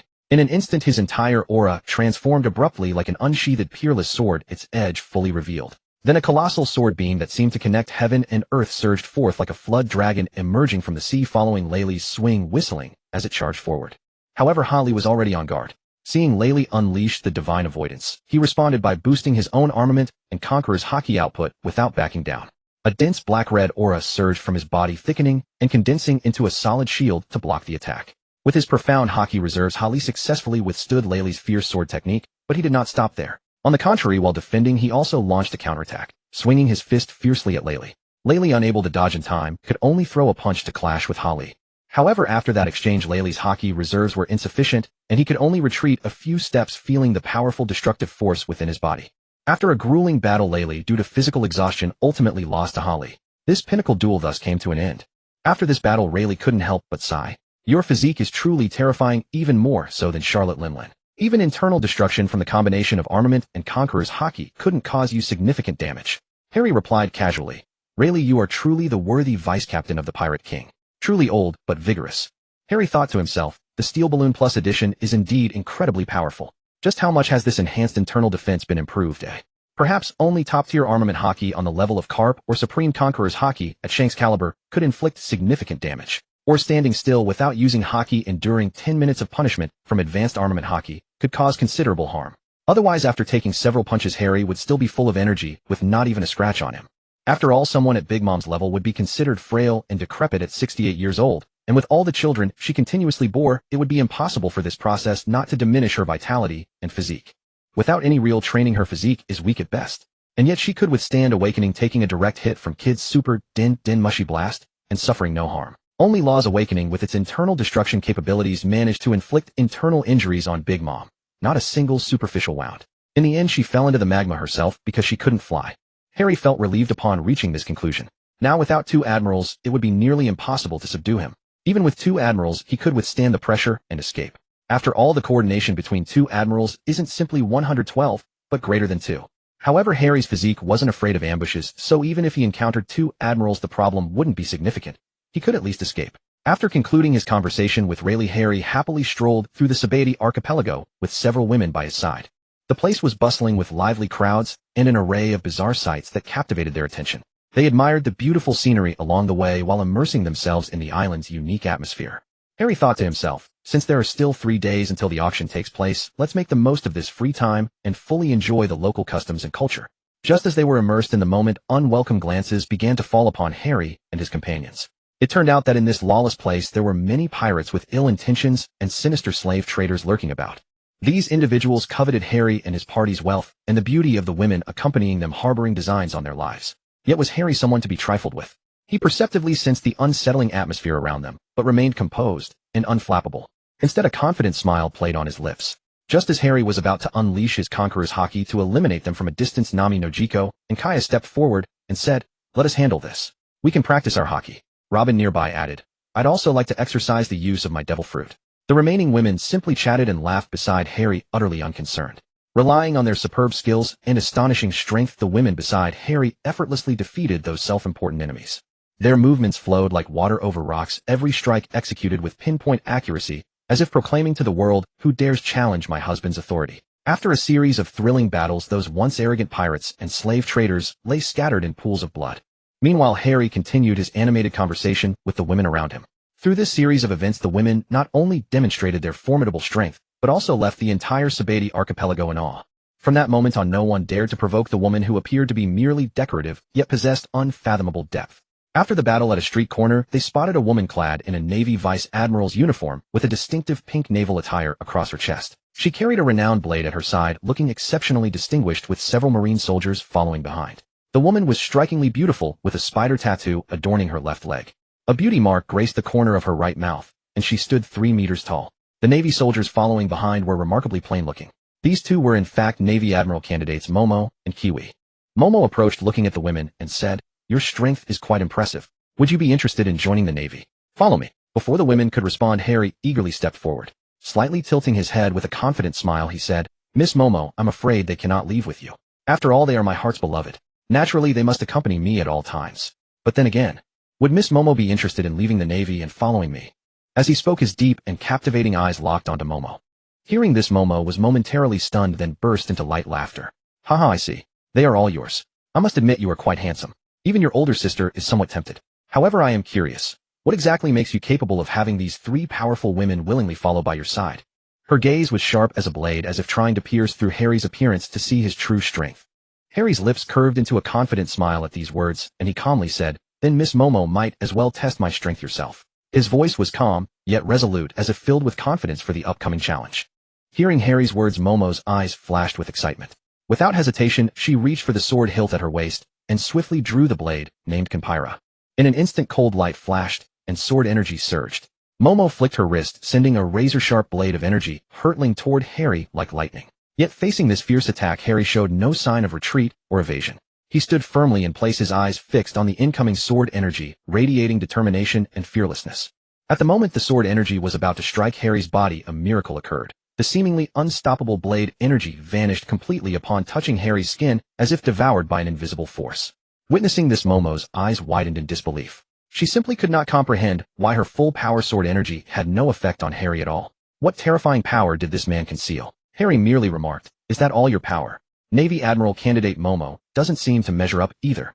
Hearing this, Momo's chest swayed back and forth, making Harry's eyes grow dizzy. He touched his nose, fortunately no loss of composure.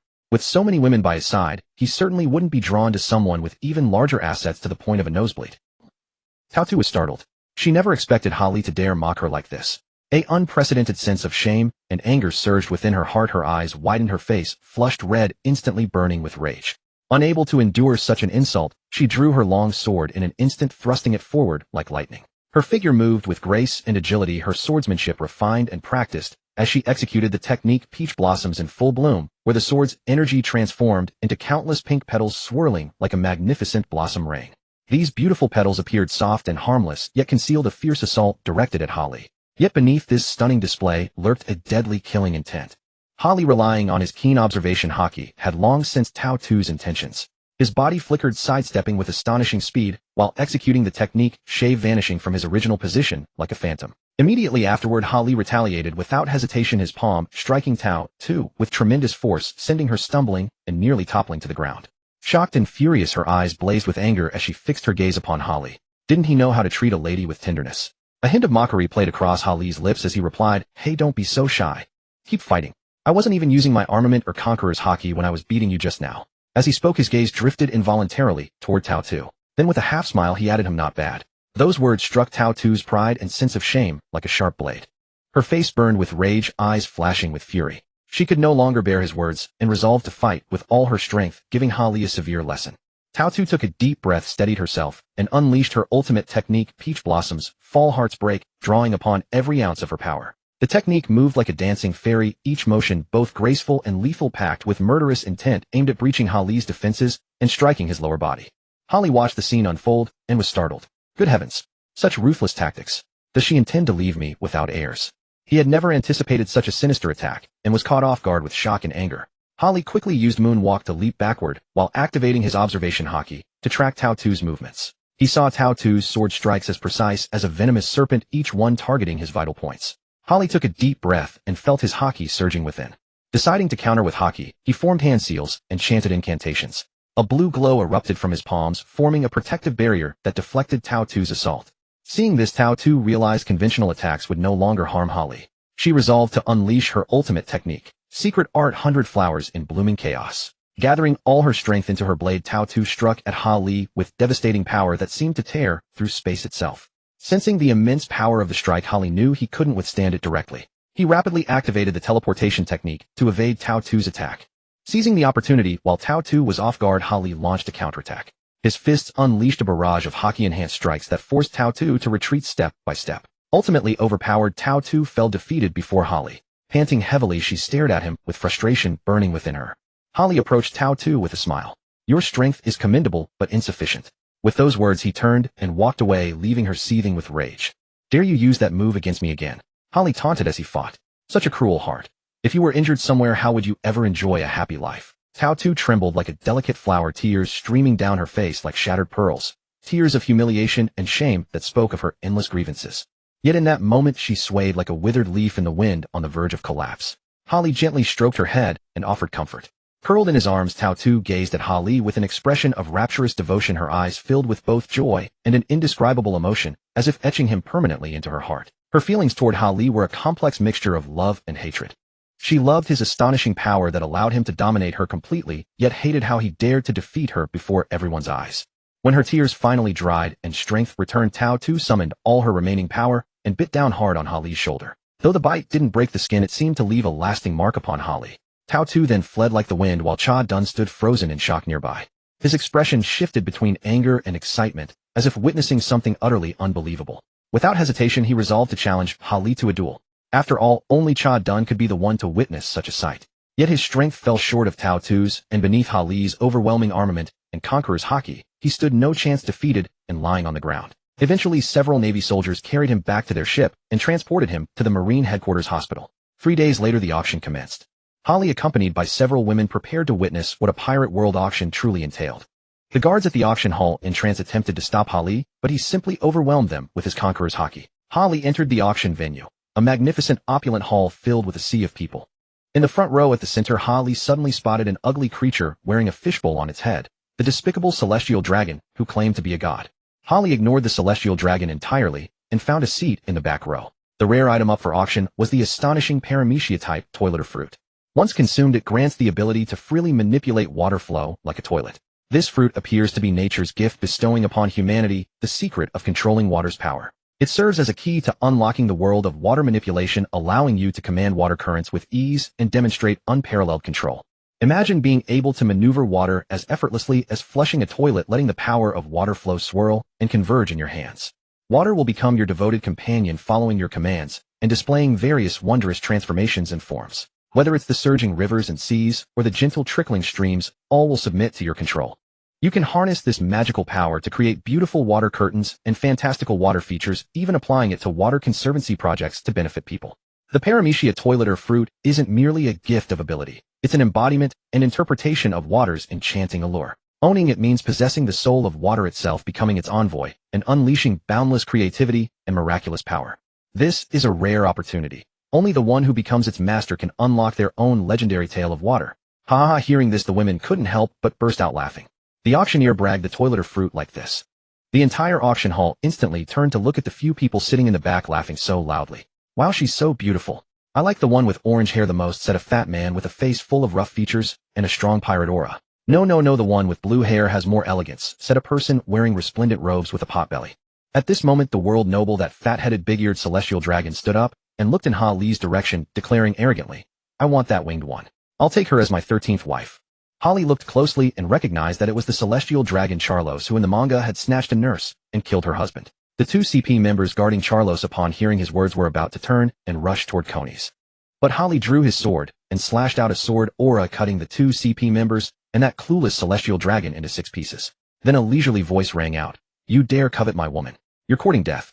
The crowd was shocked and they all cursed Hali in fear. Is this man insane? He dares to kill even a world noble celestial dragon. A madman, he's a madman. Everyone run. If the celestial dragon dies, we'll all be in trouble. With a single glance, Hali used Conqueror's Haki to precisely kill those who harbored ill intentions toward Nami and the other women, those who looked at them with filthy eyes. This naturally included the human traffickers and the auctioneer. As for the toilet fruit, Hali reduced it to powder with his Haki. I wonder, will this devil fruit still exist? Or will it regenerate somewhere else? Seeing that most of the people had left, Hali used Conqueror's Haki to knock out the remaining Marines and CP members in the auction house, then told Nami and the others to leave first. Hali, however, stayed behind to wait. If the Navy couldn't find him, they would surely search for him like mad. Meanwhile, on another front, the call to Topman Warcurie was finally connected. The tense atmosphere instantly solidified. All CP members held their breath, silently waiting for the other side to answer. When a voice came from the other end, a CP member stepped forward and reported the shocking news of the celestial dragon's death in detail to the mysterious god of legal affairs. At the same time, the 5 elders standing beside the god of legal affairs, the 5 elders, also pricked up their ears to listen to this important conversation. Upon hearing this shocking news, the 5 elders showed expressions of astonishment. To think someone would dare to lay hands on the exalted celestial dragons. This was utterly lawless and audacious. Damn it, one of the 5 elders roared angrily. The Navy must take immediate action. Dispatch an admiral at once to investigate this matter and bring the murderer to justice. As his words fell, a solemn and tense atmosphere filled the entire room. A rigorous manhunt for the killer of the celestial dragon was about to unfold. On the other side at Marine Headquarters, Fleet Admiral Sengoku's din Mushi suddenly rang, brew. Moshi, this is Fleet Admiral Sengoku of Marine Headquarters. May I ask what's the matter? Seeing that it was the 5 elders calling, Sengoku couldn't help but feel puzzled. Immediately dispatch a Marine Admiral to the Sabaody Archipelago auction house to arrest a man named Hali. He has killed a celestial dragon. No matter alive or dead, the world government's dignity must not be compromised. Yes, I understand. I will dispatch an admiral to handle it. Sengoku also felt puzzled. Since the God Valley incident decades ago, no one had dared to kill a celestial dragon. Puzzled as he was, Sengoku still called Kizaru's din Mushi, but after ringing for a long time no one answered. Sengoku could only summon a messenger and order him to find Admiral Kizaru. Soon the messenger reported that Admiral Kizaru was out at sea on a mission. Hearing this, Sengoku was quite troubled. Kizaru had gone out on a mission without informing him. The fleet admiral and Akiji was also out at sea dealing with pirates. With that in mind, Sengoku could only call Akainu's din Mushi. Moshi, is this Akainu? Yes, go to the Sabaody Archipelago and capture the man named Hali. Yes, the one who wears a white suit and is about 2 meters tall. Yes, that's right, the handsome one. On the other side, Akainu, having received Sengoku's call, agreed and summoned several vice admirals to accompany him. While Akainu was sailing to the Sabaody Archipelago on his warship, Hali was thinking that the ship's coating still needed 2 more days to finish. Moreover, it was unsafe to have several women with little combat ability around. After some thought, he decided to let the women sail out to sea first. After all, the Navy might send more than one admiral. So he contacted the women via din Mushi and told them to go to Thriller Bark first, where they would rendezvous later. Meanwhile, after receiving the order, Akainu immediately led his warship to the Sabaody Archipelago. Knowing that 2 admiral candidates had been defeated, he was well aware of Hali's formidable strength, no ordinary foe, and prepared thoroughly for battle. Upon arriving at the destination, Akainu wasted no words and directly used his devil fruit ability, launching a punch at Hali. A massive magma fist like a volcanic eruption hurtled toward Hali, shaking the entire island. Seeing this, Hali curled his lips, slightly leaped lightly, and dodged the attack. After landing, a cold gleam flashed in his eyes. He then used his teleportation skill, instantly appearing behind Akainu and kicking him in the back. Akainu reacted swiftly, turning around and blocking the kick with his arm. Nevertheless, he was pushed back several steps, secretly astonished by Hali's speed and strength. The two exchanged blows, neither yielding, and in the blink of an eye, they had fought dozens of rounds. The surrounding buildings collapsed one after another amid their fierce battle, and the island's residents fled in terror. Seeing that Hali was such a difficult opponent, Akainu realized he would not be able to capture him without going all out. Dog bite Red Lotus. Akainu roared, and a massive red magma dog head charged toward Hali. Hali, seeing this, coated his fist with armament Haki and punched out, easily blocking it. Sensing that the probing phase was over, Hali couldn't help but smile and look at Akainu, saying,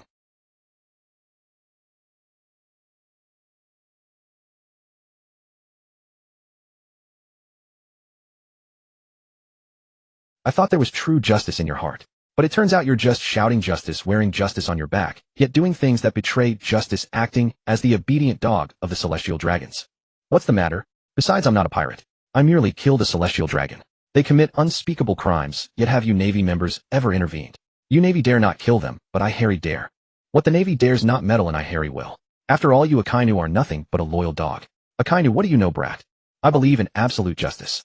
The world government is the creator of this world. And those celestial dragons, I may not approve of them either, but their status is ultimately beyond what a kid like you can challenge." Hearing this, Harry smiled. "Oh, absolute justice. Then who does your justice protect? What about the residents you harmed on O'Hara? Were they pirates? They merely offended the world government's interests, yet an entire island was annihilated. Didn't you order the bombardment of the evacuation ships? I can only say you Akainu truly live up to your name. A fine dog indeed. Just how brainwashed are you to be unable to distinguish right from wrong? Kizaru is far stronger than you. At the very least, he feels remorse. But what about you? Akainu, is it because the world government is so powerful that you dare not resist? If this world were truly as just as you claim, would so many pirates still emerge? Oppressive governance is more ferocious than a tiger. Do you know how many die each year for failing to pay the heavens gold, and how many turn to piracy as a result? Akainu, you sharp-tongued brat. Let me see if your strength matches your words." Akainu's eyes bulged with rage as a deafening roar erupted from his mouth. Plutonium dog. In an instant, he unleashed his full power, concentrating magma-like heat into his fist. Like a meteor engulfed in raging flames, it surged straight toward Harry's chest. Harry's keen observation, Haki, instantly perceived the devastating power within that punch, yet his face revealed nothing but disdain. He thought to himself, is this all you've got? Nothing special. Yet as the scalding magma fist drew near, Harry genuinely felt its heat, far less than Enel's casual attack. He was certain he could easily withstand this strike. Without hesitation, he channeled his power, coating his body in a thick layer of armament Haki, ready to endure the assault head-on. With a thunderous explosion, smoke billowed from the collision of two mighty forces. As the smoke cleared, everyone was astonished to find Harry's chest completely unharmed, as if the previous strike had had no effect whatsoever. Meanwhile, seizing the moment of Akainu's shock, Harry swiftly struck back. This punch channeled not only armament Haki, but also Conqueror's Haki, radiating overwhelming power. His fist sliced through the air like lightning, carrying apocalyptic force, smashing directly into Akainu's head. Akainu was sent reeling, blood gushing from his nose and mouth. He was sent flying backward. As Harry slowly walked toward Akainu, he spoke. Akainu, your mind is shackled, your body corrupted by desire, your ideals strangled by reality. Tragically, your bleeding youth amounts to nothing more than fighting for the sake of fighting. And laughably, your soul still whispers of so-called hope. Akainu, struck by a punch wreathed in supreme armament Haki and advanced Conqueror's Haki, was left reeling and disoriented. After a moment on the ground, he slowly rose. Akainu hadn't clearly heard Harry's words. As he stood, his heart churned with shock. He finally realized the opponent before him. This Harry possessed unfathomable and extraordinary strength. His prior arrogance had vanished, replaced by deep apprehension and fear. Now Akainu dared not blindly charge into Harry's punches as before, for he knew such recklessness would be certain death. Thus he employed his proficient observation Haki to anticipate Harry's movements, using it to swiftly dodge or retreat.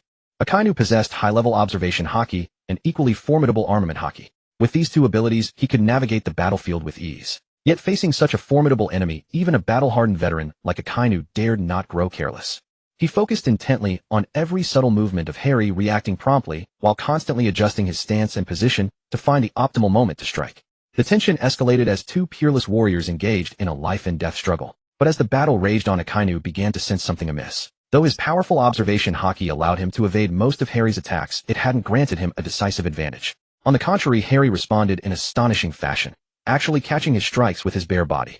Then Harry would launch a fierce counterattack with a single punch, each one landing precisely on Akainu, leaving him bruised and battered. Akainu was secretly astonished. This opponent was far more resilient than he had imagined. He had expected his superior observation Haki to easily suppress his foe, but Harry not only withstood the attacks, but also mounted swift, effective counterattacks. This forced Akainu to reassess the battle, realizing he might have underestimated both Harry's strength and his terrifying physique. But it was too late. Akainu's stamina had been nearly depleted while Harry's remained abundant. He could still fight two more Akainus. Yet Akainu was not one to yield. Even with his last reserves of energy, he pressed onward with everything he had. However, his magma's peak temperature was merely 1,500 degrees. His devil fruit had not yet awakened to reach the terrifying 6,000-degree heat. Even at that temperature, it would only amount to one-third of Enel's 100 million volt power. Harry had withstood Enel's 200 million volt Regu by expending all his stamina and Haki. Akainu's meager heat was nothing more than a warm bath to him. Seeing close combat was futile, Akainu could only unleash his final attack, Meteor Volcano. Suddenly, countless magma fists appeared in the sky. They descended upon Harry below. Knowing Harry's observation Haki wasn't exceptional, Akainu relied on wide-range suppression attacks that Harry could barely withstand. But he hadn't anticipated that Harry's physique was extraordinarily powerful. Facing this Meteor Volcano, Harry needed no armament Haki for defense. His physical defenses alone could endure the strike, yet there would still be a hint of burning pain. So Harry coated his entire body in armament Haki, standing firm to take the hit. Who would willingly endure pain if they could avoid it? However, this strike was destined to produce only smoke without inflicting any real damage. Yet Akainu, who had just appeared so steadfast and righteous, actually fled. Having exhausted his energy unleashing the attack, Akainu was directly dragged away by the two accompanying Navy Vice Admirals. Harry smiled. Well, during Akainu's battle just now they chose not to help, and that was tolerable, but now they were leading the retreat. One could only say there were still sensible people in the Navy. Understood. Due to the recent battle, Harry hadn't paid much attention to those two Vice Admirals, as they posed no real threat to him. Now that he thought about it, he felt a bit of loss. He wondered which one might be a potential turncoat. Perhaps he could recruit one. Meanwhile, at Marine Headquarters, Marshal Sengoku received another Den Mushi call. This time it was no longer a Den Mushi from the Five Elders, but rather a Vice Admiral who had accompanied Akainu. Vice Admiral Homing Mountain, the man, with a perpetual smile, and a cigar perpetually dangling from his lips. On the other end of Sengoku's call, Vice Admiral Homing Mountain appeared. He was addressing Sengoku with visible alarm. That man Harry was not only strikingly handsome, but possessed formidable strength. Admiral Akainu stood no match against him, and now bore severe injuries, his face swollen and bruised with at least a dozen ribs broken. Sengoku found himself both amused and irritated by such praise directed at their adversary. After listening for a moment, however, shock washed over his face. If even a Marine Admiral couldn't withstand this man's power, who exactly was he? Moreover, it had been a nearly one-sided clash. After ending the call, Sengoku fell into deep thought. Harry had faced Akainu in combat and emerged without a single garment stained. One might wonder how he knew the clothes remained untouched, simply because after the battle Harry's white attire showed not a speck of dust. Akainu, the renowned Marine Admiral, had been grievously wounded by this mere youth.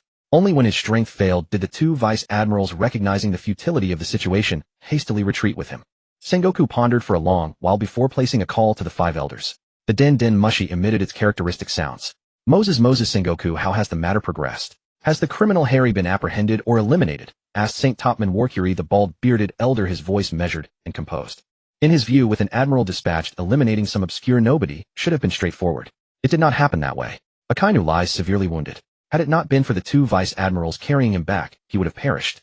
As for that Harry, he has escaped. Even those tracking him were rendered unconscious by his conqueror's Haki. St. Topman Warcury remained silent for an extended period before responding. Very well. I understand. Dispatch 2 more admirals to capture him. The dignity of the heavenly dragons must not be violated. As for his bounty, set it at 3 billion belly. After hanging up, Sengoku gazed at the report in his hands, his expression grave. He sighed. Another powerful newcomer has emerged. Whether this will benefit or harm this world, I cannot say. Meanwhile, after defeating Akainu and eliminating the CP agents and Marines who had been tracking him, Harry traveled across the sea, using Moonwalk and Tekai, reaching Nami and the others in less than an hour. The clash between Harry and Akainu involved full power strikes from both sides, lasting merely 3 hours. It was worth noting that during the summit war, Whitebeard and the 3 admirals fighting alongside the entire Marine forces also took only 3 hours. According to the manga, the battle began 3 hours before Ace's execution was scheduled, and they even considered advancing the execution, meaning the fight lasted less than 3 hours. After encountering the women, Harry turned to Nami and inquired. At this moment, they found themselves like startled birds thrust into an unprecedented crisis. Not long ago, they became targets of the Navy's pursuit. Without question, in the eyes of the Marines, they had become notorious pirates.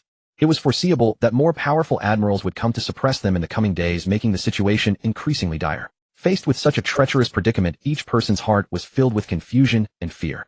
Where could they possibly go to escape this darkness? Should they continue fleeing in desperation for a slim chance of survival, or seek a secure refuge to lay low and await a turning point? Or perhaps they should bravely confront the enemy and fight to the death. Countless thoughts swirled through their minds, yet none provided complete peace of mind. After all, a single misstep could lead to eternal ruin. They must tread carefully. Hearing this, Nami and the others exchanged glances. Kokuyashi, we could go to Sky Island. The main Navy force likely cannot reach there. We can wait until we are stronger before resuming our travels. Vivi, we could quietly go to Alabasta and stay within the royal palace. The Navy would not dare search there easily. Perona, we could first return to Thriller Bark. That place falls under the warlord's territory, so the Navy would not go searching either. Harry, that works. Our ship's coating was only half complete before it left, and recoating requires 5 days. We could wait 5 days before heading to the New World. During these 5 days, we could head to Thriller Bark first, as it is closest to Sabati Archipelago. After 5 days, we can then journey to the New World, which is pirate territory where the Navy dares not act openly. With that decided, the group turned their ship toward Thriller Bark. However, a day into their voyage, Nami spotted a vessel drawn by 2 sea serpents heading toward them. Recognizing the ship meant understanding who approached. She rushed to the training room where Harry was doing push-ups and said, "The Pirate Empress is sailing our way. Harry, why don't you go take a look?" Harry was surprised by the news, but didn't pause his movements. He stepped out of the cabin onto the deck, gazing at the approaching vessel. Upon the expansive deck stood a tall figure, nearly 2 meters in height. She wore a vivid red robe, its skirt slitted high to reveal her long, graceful legs. Most strikingly, a pink snake coiled around her delicate shoulders. When the mysterious visitor caught sight of Harry, her eyes immediately grew dreamy, as though a flame of affection had ignited within her. She had learned they had just slain a celestial dragon, the very tyrant who had haunted her nightmares for years. Harry noticed something amiss in Hancock's gaze and wondered if she already knew about his killing of the celestial dragon. Time returned to the previous day. The Empress was leading her 9-Snake Island pirate fleet, setting sail to hunt pirates and plunder resources for survival. However, at that moment, the world government issued a bounty notice for Harry. Meanwhile, the Empress Boa Hancock, who was raiding a pirate crew, bought a newspaper and was greatly shocked upon reading it. Could it be? Someone actually dared to kill a celestial dragon, and even defeated Admiral Akainu. The reason was simply that the celestial dragon harassed his women. Ah, this. Such a fine man, where can this humble one find such a husband? No, I must find him. Such an outstanding man must be my husband. Han Fuck said silently through tears. Han Fuck wept because she bore a celestial dragon slave brand on her back, fearing being captured as a slave once more. She had never dared to let others see the mark on her back. Han Fuck recalled the events of years past. When she was 12, she had been kidnapped by celestial dragons to serve as a slave. Because at the age of 12, Her body had not fully developed, so the celestial dragons had done nothing to her beyond treating her as an ordinary slave. Half a month later she had been force-fed a devil fruit. Thanks to the fruit's power when she reached 14 years old, the celestial dragons grew lecherous intentions toward her appearance. However, they were petrified by her devil fruit ability. After being forced to reverse her ability, the celestial dragon was furious and ordered CP agents to bind her hands with sea stone handcuffs, intending to defile her, but Hanfuck's ability would still passively activate even when restrained by sea stone. Anyone who harbored lustful thoughts toward her would be instantly petrified. Celestial dragon Charos Saint, seeing this, could only abandon his desire to force himself upon Hanfuck. Instead, he ordered female slaves to torture her day and night to vent his frustration. Recalling those past sufferings, Hanfuck felt heartache and deep fear. But seeing someone dare to directly slaughter a celestial dragon, the very one who had once attempted to force himself upon her and had endlessly ordered her tortured by female slaves, her heart filled with gratitude and devotion. After reading further, Hanfuck continued examining the bounty poster in her hands, gazing affectionately at the image of Harry dressed in white robes, standing with folded hands looking up at the sky at a 45-degree angle. Pirate white-robed Harry bounty 3 billion berries, dead or alive. Crime killed a celestial dragon at the Sabaody Archipelago auction house and defeated the Marine Admiral Akainu, who was sent to reinforce. Pirate crew Harry's harem commander. Ships Dr. Kaya bounty 100 million berries, dead or alive. Navigator Nami bounty 100 million berries, dead or alive. Cook's Nojiko bounty 100 million berries, dead or alive. Devil Fruit daughter Nico Robin bounty 88.88 million berries, dead or alive. Miss Doublefinger former Baroque Works agent bounty 20 million berries, dead or alive. After reading the bounty poster, Hanfuck was overjoyed and prepared to set sail for Sabaody Archipelago to find Harry. However, their routes happened to be exactly opposite, so the two encountered each other right in the Devil's Triangle area. Upon seeing Harry, he was indeed as handsome, dashing, and commanding as depicted on the bounty poster.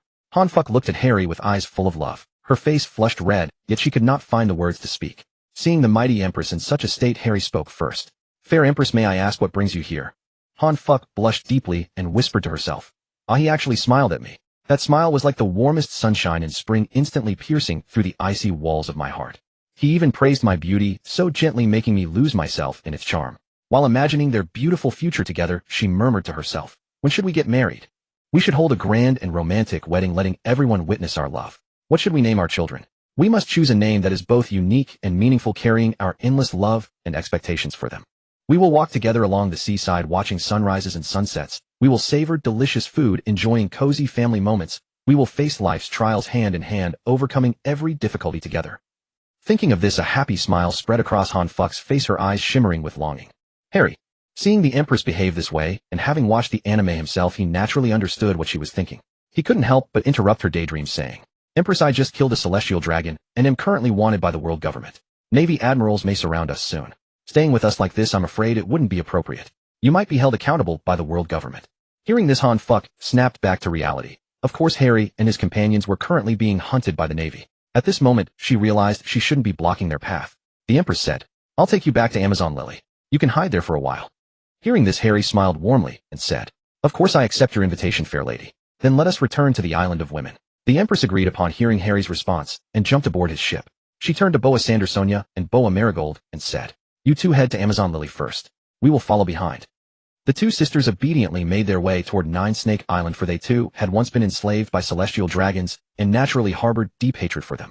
As for a hero who dared to kill a celestial dragon, they were only too willing to offer their protection.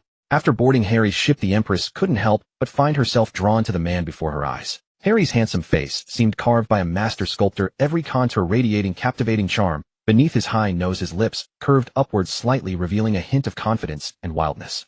Especially when she noticed his soaked shirt clinging to his toned physique, those subtly visible firm muscles made her heart race and cheeks flush with heat. At this moment, Harry was focused on his tasks, but the masculine aura emanating from him wrapped around the Empress like an invisible force. The Empress couldn't help but feel a wave of warmth rise within her, her legs instinctively pressing together, as if trying to conceal her inner shyness and nervousness.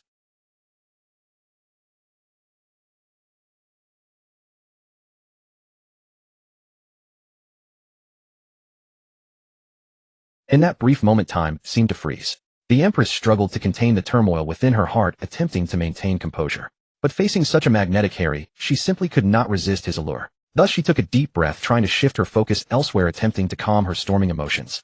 Yet her gaze kept drifting back to Harry, admiring his virile figure. The two stood in silence, the sea breeze gently brushing past them.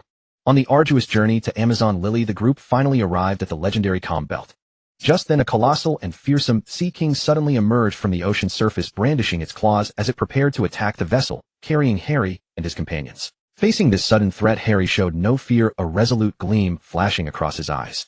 He took a deep breath, and an unparalleled aura of power radiated from his entire being. Conqueror's Haki. This Haki surged forth like a raging tempest, instantly engulfing the Sea King. Struck by the overwhelming pressure of the Conqueror's Haki, the creature shuddered violently, its once ferocious eyes now filled with sheer terror. It sensed the terrifying, oppressive power emanating from Harry, as though it faced not a mere human, but an invincible god of war. Terrified into submission, the Sea King dared not make any rash moves and obediently floated upon the water's surface, becoming an unlikely temporary mount for Harry and his party. Thus, riding atop this colossal beast, Harry pulled along his companions, following closely behind the Pirate Empress's ship as they headed toward the mysterious Amazon Lily. The journey ahead was smooth and tranquil, the Sea King proving remarkably docile and cooperative, bringing no further trouble to the group. Relying on his exceptionally rare Conqueror's Haki, Harry had successfully resolved this crisis, earning the admiration and praise of the Pirate Empress and the others. While sailing through the calm belt, the Pirate Empress shared with Harry the story of his past, revealing that he had once been a slave to the celestial dragons. She also spoke of the reviled heavenly dragonfly spirit body lurking beneath, as well as his devil fruit abilities and everything he had endured afterward. Harry then looked at the Pirate Empress firmly and declared, "Those celestial dragons are nothing but arrogant beasts who delude themselves into believing they are superior to others. One day I will eradicate every last one of those damned celestial dragons and restore justice to the seas." Hearing these words, an indescribable wave of emotion surged within the Pirate Empress's heart, mingling profound, touched feelings with a profound sense of relief. Her beautiful and deep eyes gradually grew moist, and crystal-clear tears traced slow paths down her cheeks. These tears carried countless emotions and untold stories, representing years of loneliness that no one had ever understood, along with fear and anxiety about her uncertain fate. Each tear reflected the deepest anguish of her soul, the shame and helplessness inflicted by her status as a slave, the relentless dread of being discovered by the celestial dragons once more and returned to bondage night after sleepless night. Yet at this very moment, Harry's words pierced through layers of darkness like warm sunlight, dispelling all shadows from her heart and granting her the courage to face every challenge. They made the Pirate Empress realize that someone was willing to stand beside her, to understand and support her, giving her an unprecedented sense of safety and trust, while igniting a blazing flame of hope for a better tomorrow. Before long, the group arrived at the legendary Amazon Lily. Without hesitation, Harry released the massive Sea King that had guided them here back into the vast ocean. Then they walked together toward the main gate of Amazon Lily, where two valiant female warriors stood guard, resolute and unwavering. Dressed in magnificent battle attire and wielding sharp weapons, these two warriors gazed with firm and piercing eyes, radiating an aura of authority and dominance. They watched vigilantly every individual approaching the island, as though nothing could escape their keen perception. Harry stood firm as an impregnable fortress, enduring the torrent of curious glances from the women of Amazon Lily. "Oh my, is that a man? He seems so different from us. His hair is so short, and his chest lacks those two hills." On Amazon Lily, the crowd, having never witnessed such a novel sight, examined Harry with astonished eyes. Thus, guided by Hancock, Harry and his companions made their way to the royal palace. At that moment, Harry caught sight of the legendary former Empress Garurin, exactly as depicted in the anime, equally petite and unattractive. Harry quickly averted his gaze, fearing that any inappropriate gesture might embarrass him. Shifting his eyes back to the Pirate Empress brought immediate relief. Former Empress Garurin looked at Hancock with utter bewilderment and loudly demanded, "Who is this person? Men are strictly forbidden on Amazon Lily. How dare you bring him here? What do you think you're doing?" Hancock did not back down. With commanding authority, she retorted, "Mind your own business. I am the current ruler, so get lost." She then delivered a mighty kick, sending Garurin flying across the hall. Witnessing this classic scene, Harry couldn't help but chuckle inwardly, thinking to himself, "I wonder if those old bones can withstand such treatment." But then again, Harry reasoned, she was the former Empress after all, and incredibly powerful. How could she possibly be unable to endure just one casual kick from Hancock? Upon seeing Harry's smile, the Pirate Empress felt her heart bloom with radiant joy, unable to contain her elation. After all, the man she cherished was smiling for her. Could there be any greater delight? That smile was like warm winter sunshine melting the frost in her heart, like a gentle summer breeze sweeping away her deepest sorrows. At that moment, she felt as though she had stepped into a wonderful dream where everything was beautifully perfect. Soon after, the Pirate Empress eagerly decreed that a grand banquet be held across the entire island to welcome Harry's illustrious arrival. Harry attended the feast alongside Nami, Kaya, and the others, reveling in the merriment. Everyone savored the distinctive delicacies and fine wines of Amazon Lily, their flavors lingering irresistibly in memory. During the banquet, the women of this all-female kingdom fixed their hungry gazes upon Harry like voracious predators, as though devouring him whole with their eyes alone. Had the pirate empress not issued strict prohibitions, they would likely have dissected him completely before feeling satisfied. Their frustrated expressions resembled spoiled children denied candy, a sight that was almost comical. Harry couldn't help but break into a cold sweat. If these women were sent to him, even with his resilient constitution, he feared he might not survive. Moreover, their appearances were hardly beautiful. Only a few could be considered decent-looking, and even they fell far short of the pirate empress's magnificence. After the banquet concluded, the pirate empress warmly invited Harry to reside near her chambers, hosting him like a gracious and caring hostess, providing the finest accommodation for an honored guest. Harry's women surrounded him like stars, orbiting a planet, sharing residence within this cozy quarters. The pirate empress felt nothing but acceptance upon witnessing this, for she believed it entirely natural that a powerful man should be surrounded by beautiful companions. While the others were settling into the quarters, Hancock invited Harry to her private chamber for a conversation. Upon arriving at Hancock's chamber, he found her dressed in a delicate pink nightgown. Hancock sat on the edge of the bed, gently playing with her hair, a faint air of intimacy lingering in her gaze. She offered a soft smile and said to Harry, "Harry, you've come. The moonlight tonight is breathtaking. How about we share a glass of red wine together?" After speaking, she handed Harry a glass of red wine. Harry accepted the glass, a hint of curiosity crossing his mind, but he still took a seat. Hancock moved closer to Harry, her gentle fragrance drifting toward him like a whisper. Her gaze grew increasingly dreamy, and she softly murmured, "Harry, do you know, since the moment I laid eyes on you, I was deeply captivated." Upon hearing this, a flush rose to Harry's cheeks. He didn't know how to respond to Hancock's confession. At that moment, Hancock slowly drew near Harry, her lips parting slightly. Harry's heart raced, and he nervously closed his eyes. However, the anticipated kiss never came. Instead, Harry felt a gentle breeze caress his cheek. He slowly opened his eyes and discovered Hancock smiling at him, her gaze brimming with tenderness. Ha ha. Harry chuckled awkwardly, attempting to ease the tension. Hancock spoke softly, "Don't be nervous, Harry. I would never force you to do anything you're uncomfortable with. I simply wanted to tell you that I hold special feelings for you." Harry took a deep breath, steadied his composure, and replied, "Thank you, Hancock. Actually, I share the same feelings for you, though I'm uncertain whether this is what love truly is." Hancock smiled and nodded, gesturing for Harry to come closer. Harry hesitated for a moment, then complied. Hancock whispered softly into Harry's ear, "Then let us explore these feelings together." Her voice carried an enchanting charm that drew Harry's body toward her almost involuntarily. Harry responded in a barely audible whisper. The distance between them continued to shrink, their breaths intertwining. Harry could feel the warmth radiating from Hancock, his heart pounding furiously as though it might burst from his chest. Suddenly, Hancock's hand rested lightly upon Harry's shoulder, her eyes shimmering with anticipation. "Harry." She called his name again in a soft voice tinged with shyness. Harry's gaze met Hancock's, and in that instant he seemed to perceive the deep longing hidden within her heart. Slowly he reached out and clasped her hand, their fingers interlacing tightly. Hancock's cheeks flushed a rosy hue resembling a perfectly ripe apple. Her gaze grew ever more tender, gazing at Harry with affectionate depth. "Harry, I wish for us to understand each other on a deeper level." Harry nodded, gently pulling Hancock closer with a slight squeeze of his hand. Their bodies gradually drew together, sensing each other's warmth. In this tranquil atmosphere, time seemed to stand still, with only the sound of their heartbeat filling the silence. Harry bent down and gently pressed a kiss upon Hancock's forehead. A flicker of surprise flashed across her eyes, and she closed them, savoring this precious moment of sweetness. Hancock's eyelashes trembled slightly, and her breathing grew a touch swift. Harry's lips slowly descended, lightly brushing against the tip of her nose before settling upon her soft, supple lips. Initially, it was merely a fleeting contact, but as their emotions intensified, the kiss grew more passionate. Hancock wrapped her arms around Harry's neck, deepening the embrace. In that moment, they were immersed in each other's ardor, as though the entire world had faded away, leaving only the two of them. "Yes." Hancock's voice trembled slightly, yet carried an unyielding resolve. On that serene night, Harry and Hancock embarked together upon a journey to explore their extraordinary bond. The following morning, gazing at the faint crimson stain upon the sheets, Harry couldn't help but feel a surge of desire. They indulged in another morning of passion, and after a fervent kiss, both their breaths grew somewhat rapid. "Hancock." Harry called her name softly, his eyes brimming with deep affection.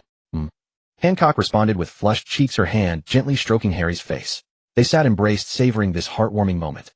"I think we should get to know each other properly," Harry said. Hancock nodded in agreement, and so they began sharing their preferences, dreams, and plans for the future. Time slipped by unnoticed, and when sunlight spilled across the windowsill, they realized they had already spent a wonderful morning together. "Let's continue this conversation another time," Hancock said with a smile. Harry nodded and gently kissed her forehead. "Goodbye, Hancock." "Goodbye, Harry." They parted ways, each carrying expectations and longing for the other in their hearts. Only after leaving the room did Harry remember the system chimes from the previous night. Due to his complete absorption the night before, Harry had not carefully examined the system panel. The same held true for the morning. He was always so devoted and attentive with every girl that he paid no mind to the system's prompts when fully focused. After all, the system had not appeared for over a year. Ding. The system has detected that Boa Hancock, a user of the Love Fruit abilities, has reached maximum affection of 100 toward the host. The system has awakened. Ding. Detected that Nami no Jiko Kaya Vivi Robin Miss Golden Week and Hancock have all reached an affection level of 100. With more than 5 women reaching maximum affection, the system has completed its preliminary charge ahead of schedule. Ding. The love system is now officially online. Harry asked the system in puzzlement, Love fruit. Isn't Hancock's fruit the glint fruit? A pleasant female mechanical voice chimed in. Ding. Upon system inspection, Hancock is indeed a user of the Love fruit abilities. You should be aware that Hancock's devil fruit manifested as 2 heart-shaped fruits, joined together correct. The glint fruit designation is merely a misconception. After all, love is inherently sweet. Only those who harbor no ill intentions toward Hancock and whom Hancock genuinely loves can resist the petrification ability of the Love fruit. Of course, this world does possess Haki. As long as one holds no coercive desires toward Hancock and maintains sufficiently high Haki within a 100-meter radius, they will not be easily turned to stone. After all, the sanctity of love is inviolable. The system's melodious mechanical voice answered Harry. Harry pondered carefully and realized the system was correct. Hancock's fruit had indeed been 2 heart-shaped fruits, 1 pink and 1 purple. Remembering this, Harry found the system's explanation reasonable, so he inquired, System, what functions do you have? System, oh, I have quite a few abilities. Would you like to experience them, host? The system had awakened. A great transformation was beginning.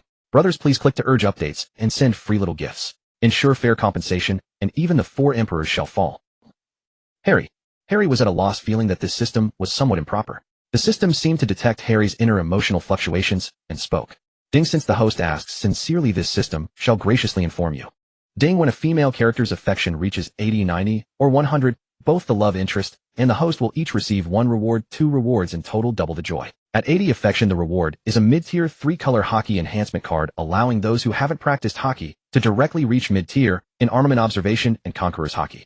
If already practiced, the Haki directly increases by the amount of the mid-tier Armament Haki enhancement card, with both stacking together. Additionally, the advanced application methods of Haki are mastered directly, and elevating one's physique to a level where Haki can be perfectly utilized.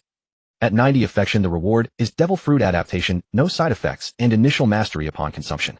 If the host already possesses a Devil Fruit, its side effects are removed while enhancing physique and expanding the fruit's developmental potential. Note, if the host has already consumed a Devil Fruit, they will obtain the reward through a special method. At 100 affection, a special liquid will be used to improve the physique, increase lifespan, elevate the life realm, and enhance innate talent. This process gradually transforms them, enabling them to transcend the limitations of this world. Note, the host needs to put in considerable effort. Ding. The system detects that Hankaku, the Love Fruit ability user, has reached 100 affection with the host. As a special reward, her fruit ability awakens, granting 1 advanced Armament Haki enhancement card, 1 advanced Observation Haki enhancement card, and 1 advanced Conqueror's Haki enhancement card. Love Fruit ability user Hankaku awakened. Awakening ability, when with the love interest, physique doubles, strength doubles, recovery rate doubles, and Haki rises an entire tier. G.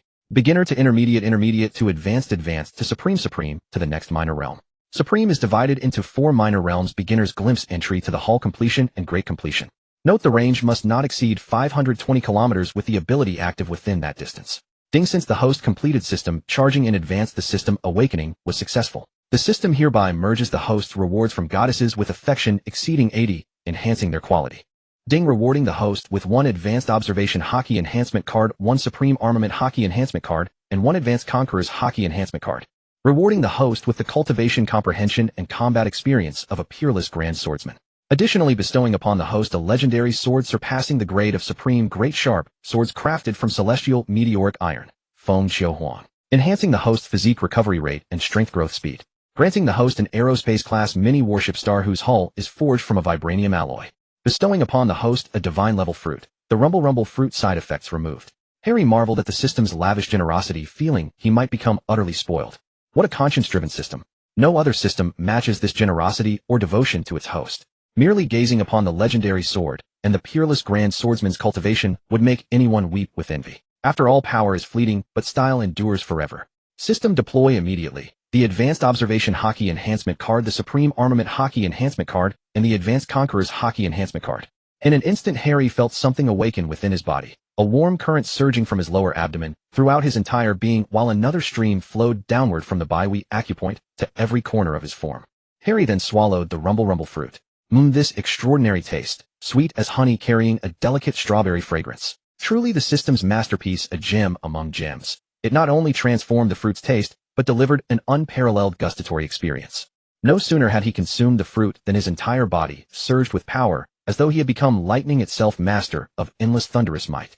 This force cascaded through his body like a torrent, making him feel as though he held the power to reshape heaven and earth. Every nerve sang with triumph, every cell rejoiced, as if whispering, "You are the sovereign of thunder and lightning." Lightning raged through his body like dragons weaving through clouds, roaring and charging forward. The sheer magnitude of this power felt as though it could rend the world asunder.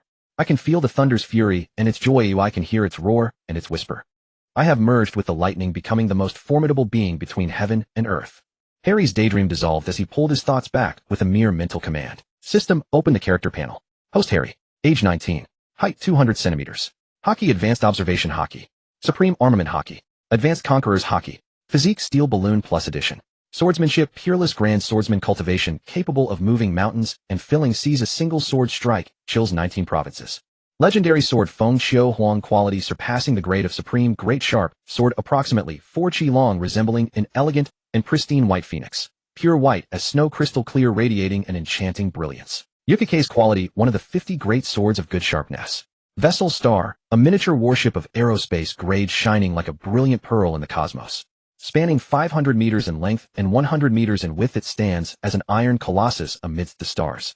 Equipped with automated defenses that intercept hostile fire attacks, as an impenetrable shield protecting the vessel's safety. The radar detection system serves as a keen eye, perceiving everything around and leaving no enemy able to hide. The main laser cannon gleams like a sword of lethal radiance, ever ready to strike a fatal blow. 52 auxiliary cannons operate like a pack of fierce hounds, working in concert with the main gun to form an overwhelming firepower network. The Star reigns supreme as the undisputed overlord of the One Piece world.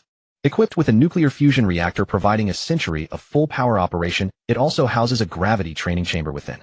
Control is remarkably straightforward. Voice commands suffice with the built-in AI terminal, ever ready to execute your directives. Fruit Rumble Fruit, divine class, side effects removed. Lightning dominates destruction. With full mastery, voltages can reach 1 billion and temperatures exceed 20,000 degrees.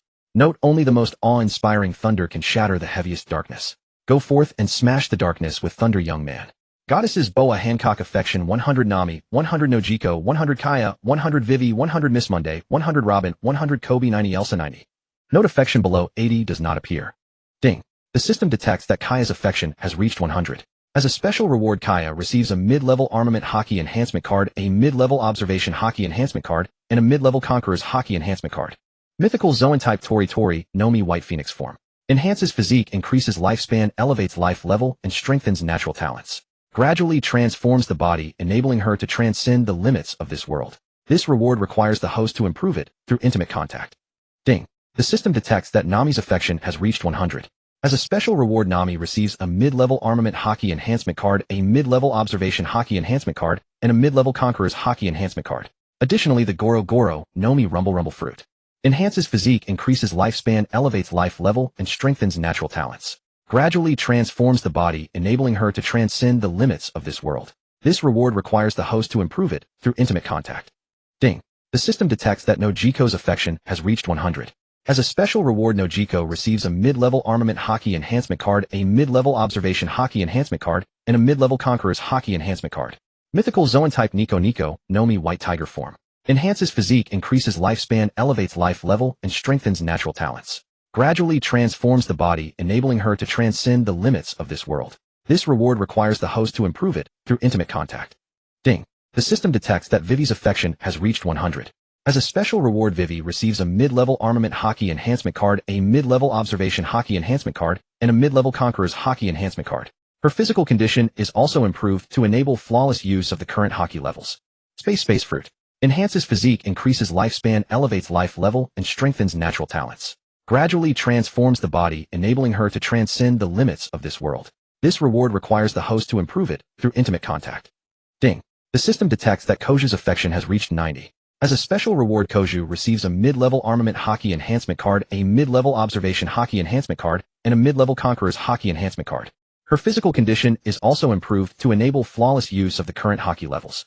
Mythical Zoan type Hito Nomi Angel form. Ding. The system detects that Elsa's affection has reached 90. As a special reward, Elsa receives a mid-level Armament Haki Enhancement card and a mid-level Conqueror's Haki Enhancement card. Her physical condition is improved to enable flawless use of the current Haki levels. Since her observation Haki has already reached the mid-level, she is additionally rewarded with an advanced observation Haki enhancement card. A mythical Zoan-type Hito Nomi Bailey Shoyua form is also granted. Her ability naturally includes a Gauss sniper rifle. Ding. The system detects that Robin's affection has reached 100. As a special reward, Robin receives a mid-level armament Haki enhancement card, a mid-level observation Haki enhancement card, and a mid-level conqueror's Haki enhancement card. Her physical condition is improved to enable flawless use of the current Haki levels. Since she already possesses a devil fruit, she is additionally rewarded with fruit ability enhancement and physique improvement. Note: a kiss is required. Enhances physique, increases lifespan, elevates life level, and strengthens natural talents. Gradually transforms the body, enabling her to transcend the limits of this world. This reward requires the host to improve it through intimate contact. Ding. The system detects that Michitaro's affection has reached 100. As a special reward, Michitaro receives a mid-level armament Haki enhancement card, a mid-level observation Haki enhancement card, and a mid-level conqueror's Haki enhancement card. Her physical condition is improved to enable flawless use of the current Haki levels. Since she already possesses a devil fruit, she is additionally rewarded with fruit ability enhancement and physique improvement. Note: a kiss is required.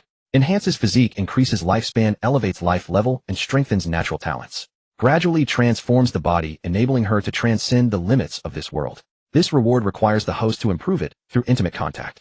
Ding. The system detects that Khalifa's affection has reached 100. As a special reward, Khalifa receives a mid-level armament Haki enhancement card, a mid-level observation Haki enhancement card, and a mid-level conqueror's Haki enhancement card. Her physical condition is improved to enable flawless use of the current Haki levels. Mythical Zoan-type Uo Nomi Suzaku Black Tortoise form. Enhances physique, increases lifespan, elevates life level, and strengthens natural talents.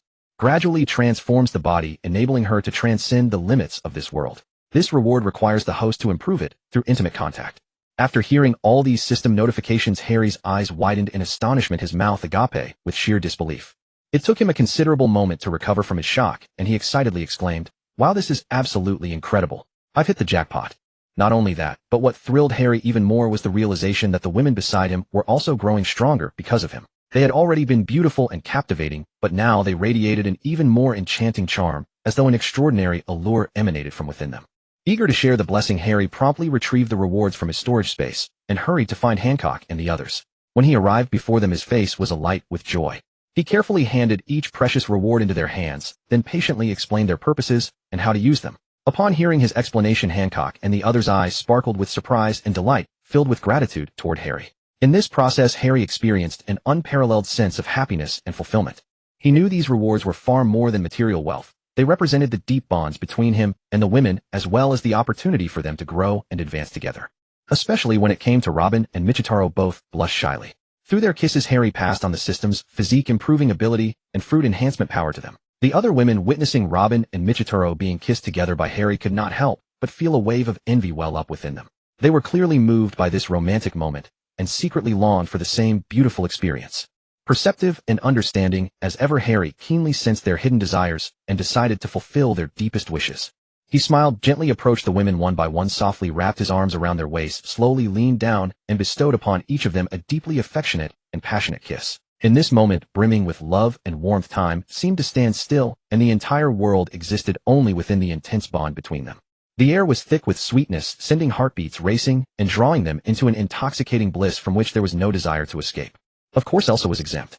After all, she was still a young girl who needed 3 to 5 more years to mature and experience more of life, though perhaps girls in this world tended to mature somewhat earlier. Yet at this moment, looking at Elsa's affection level of 90 and her expectant gaze, Harry could not suppress the deep affection swelling within his heart. He slowly approached Elsa, his eyes shimmering with tenderness and warmth. When their gazes met, it felt as though the entire world froze. A faint blush of shyness colored Elsa's cheeks. She gently closed her eyes, awaiting that moment. Harry softly pressed his lips against Elsa's cheek, feeling her warm breath.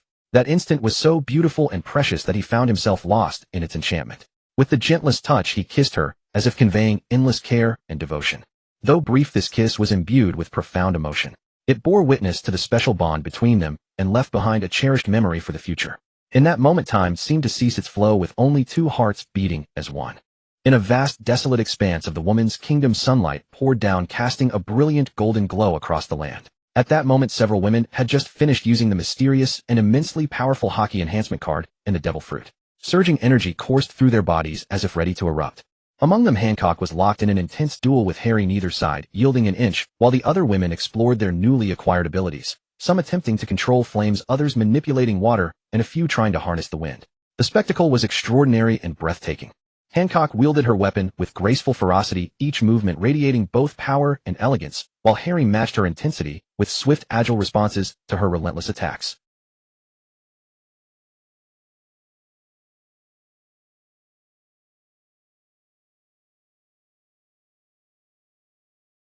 They focused intently on sensing the surging energy within their bodies and continuously attempting to apply it in practical combat. Suddenly, a dazzling array of extraordinary techniques emerged. Flames roared, waters surged, and wind howled in a spectacular display. This once silent and empty land had become vibrantly alive, transformed by these brave and gifted women. Harry glanced at Hancock's status panel. Goddess Hancock, age 29. Haki, advanced armament, advanced observation, advanced conquerors. Note: after the power of love fruit awakened, her abilities elevated to peak level: armament, observation, and conqueror's Haki. Beginning stage: fruit power of love ability has awakened. Harry looked at Hancock with satisfaction. No wonder she had been able to hold her own against him. It turned out that all three of Hancock's Haki types had reached the pinnacle. Her current explosive power must have surpassed that of a Yonko. Yet after merely an hour of fighting Harry, she was already drenched in sweat. Harry then understood Hancock's physique. Even Shanks might only match her with all three Haki types at the peak level. Perhaps his armament Haki still hadn't quite reached the top tier. Garp's armament Haki was certainly supreme, though even his conqueror's Haki might fall just short by half a step. However, sustaining such high-quality, intense Haki for extended periods was draining her reserves. Her stamina simply wasn't sufficient, far from matching the vast reserves within Harry's body. After all, the system had also significantly enhanced Harry's physique. Now Harry could defeat three of his past selves. Harry pondered silently, feeling he must devise a flawless method to help Hancock grow stronger and healthier. After all, Hancock was one of his closest companions. If she could achieve better physical conditioning, it would greatly benefit their future adventures together. With resolve, Harry firmly embraced Hancock without hesitation. He felt her soft form and simultaneously the deep-seated unease within her heart. Yet this did not make Harry retreat. Rather, it only strengthened his conviction. Then Harry began to act in this empty space. He started applying the knowledge and skills he had learned, attempting various methods to enhance Hancock's physical stamina and endurance.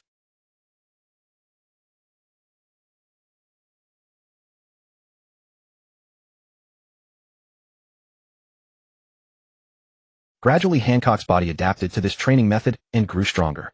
Her once pale complexion regained its color, and she appeared vibrant and full of life. Harry remained by her side throughout, continuously encouraging and supporting her. Finally, after sustained effort, Hancock successfully became stronger and healthier. She looked at Harry with gratitude and told him she would never forget his kindness. Harry smiled and replied, "We are family. Helping each other is only natural." Just then, Harry suddenly called out to Robin and Mihawk without warning, "Hey, wait a moment." His voice was somewhat deep, carrying an unspoken power that compelled listeners to pause and give attention. Upon hearing the call, Robin and Mihawk both stiffened slightly, as though they had anticipated Harry would summon them at this very moment. They exchanged a glance, finding a thread of understanding in each other's eyes, then simultaneously came to a halt. They stood quietly in place, neither speaking nor moving, simply waiting in silence for Harry's next words. Time seemed to freeze at that moment, and everything around them grew extraordinarily still. The wind no longer blew, the leaves fell silent, and even the air seemed to cease its flow. Only Harry's voice drifted through this tranquility, carrying a warmth and unwavering resolve. "I know you are both hurting inside right now, but please believe, this too shall pass. Life is always filled with various challenges and difficulties, yet it is precisely these experiences that make us stronger. Do not forget you are not alone. I will always be by your side, supporting you." Harry's tone was calm and gentle, every word like a spring breeze brushing lightly against Robin and Mihawk's hearts, bringing a glimmer of comfort and hope. Robin and Mihawk listened silently to Harry's consolation, their physical pain and confusion gradually soothing away. They felt Harry's sincerity and care, a bond as warming as winter sunshine, mending their wounded hearts. In that moment, they understood that no matter how arduous the path ahead, as long as they had friends beside them for companionship and support, they could surely move forward with courage. Connie led Elsa to a quiet corner where trees provided shade and a stream babbled softly. "Why bring me here?" Elsa asked, puzzled. Connie smiled. "I thought you might need some time alone. It's very peaceful here. You can relax your mind." Elsa glanced at him gratefully and sat on a stone by the stream, quietly listening to the sound of flowing water. Connie sat beside her and said softly, "Actually, I've always wanted to tell you. You are special." Elsa raised her head, a faint blush coloring her cheeks. "In what way?" Connie smiled. "Your strength, your kindness, and your unique charm. In my eyes, you are one of a kind." Touched, Elsa looked into Connie's eyes. "Thank you, Connie. You are special too." They shared a smile, and the atmosphere became warm and harmonious. In this tranquil corner, far from the noise and bustle, the friendship between Elsa and Connie gradually deepened, warming hearts like spring sunshine. Meanwhile, in another corner, Harry, Robin, Mihawk, and 5 others were training to strengthen their physiques and improve their bodies. Harry took a deep breath and began channeling the mighty energy within him, continuously pouring it into the other individuals. As he moved, the women receiving his energy all broke into joyful smiles, though their eyes revealed a deep hunger for greater strength. This joyful and effortless method of enhancement Harry resolved to try a few more times. In the end, he carried each one back to that enormous room in his arms, gently placing them upon the bed. The following day, the women continued to familiarize themselves with their respective abilities.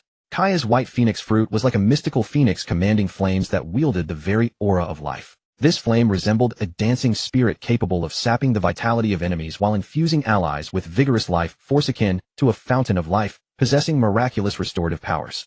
Such a wondrous ability was a perfect match for Dr. Kaya's identity. Nochi's white tiger fruit not only exhibited astonishing recovery and unyielding defense, but also struck with the ferocity of a white tiger descending from the mountains.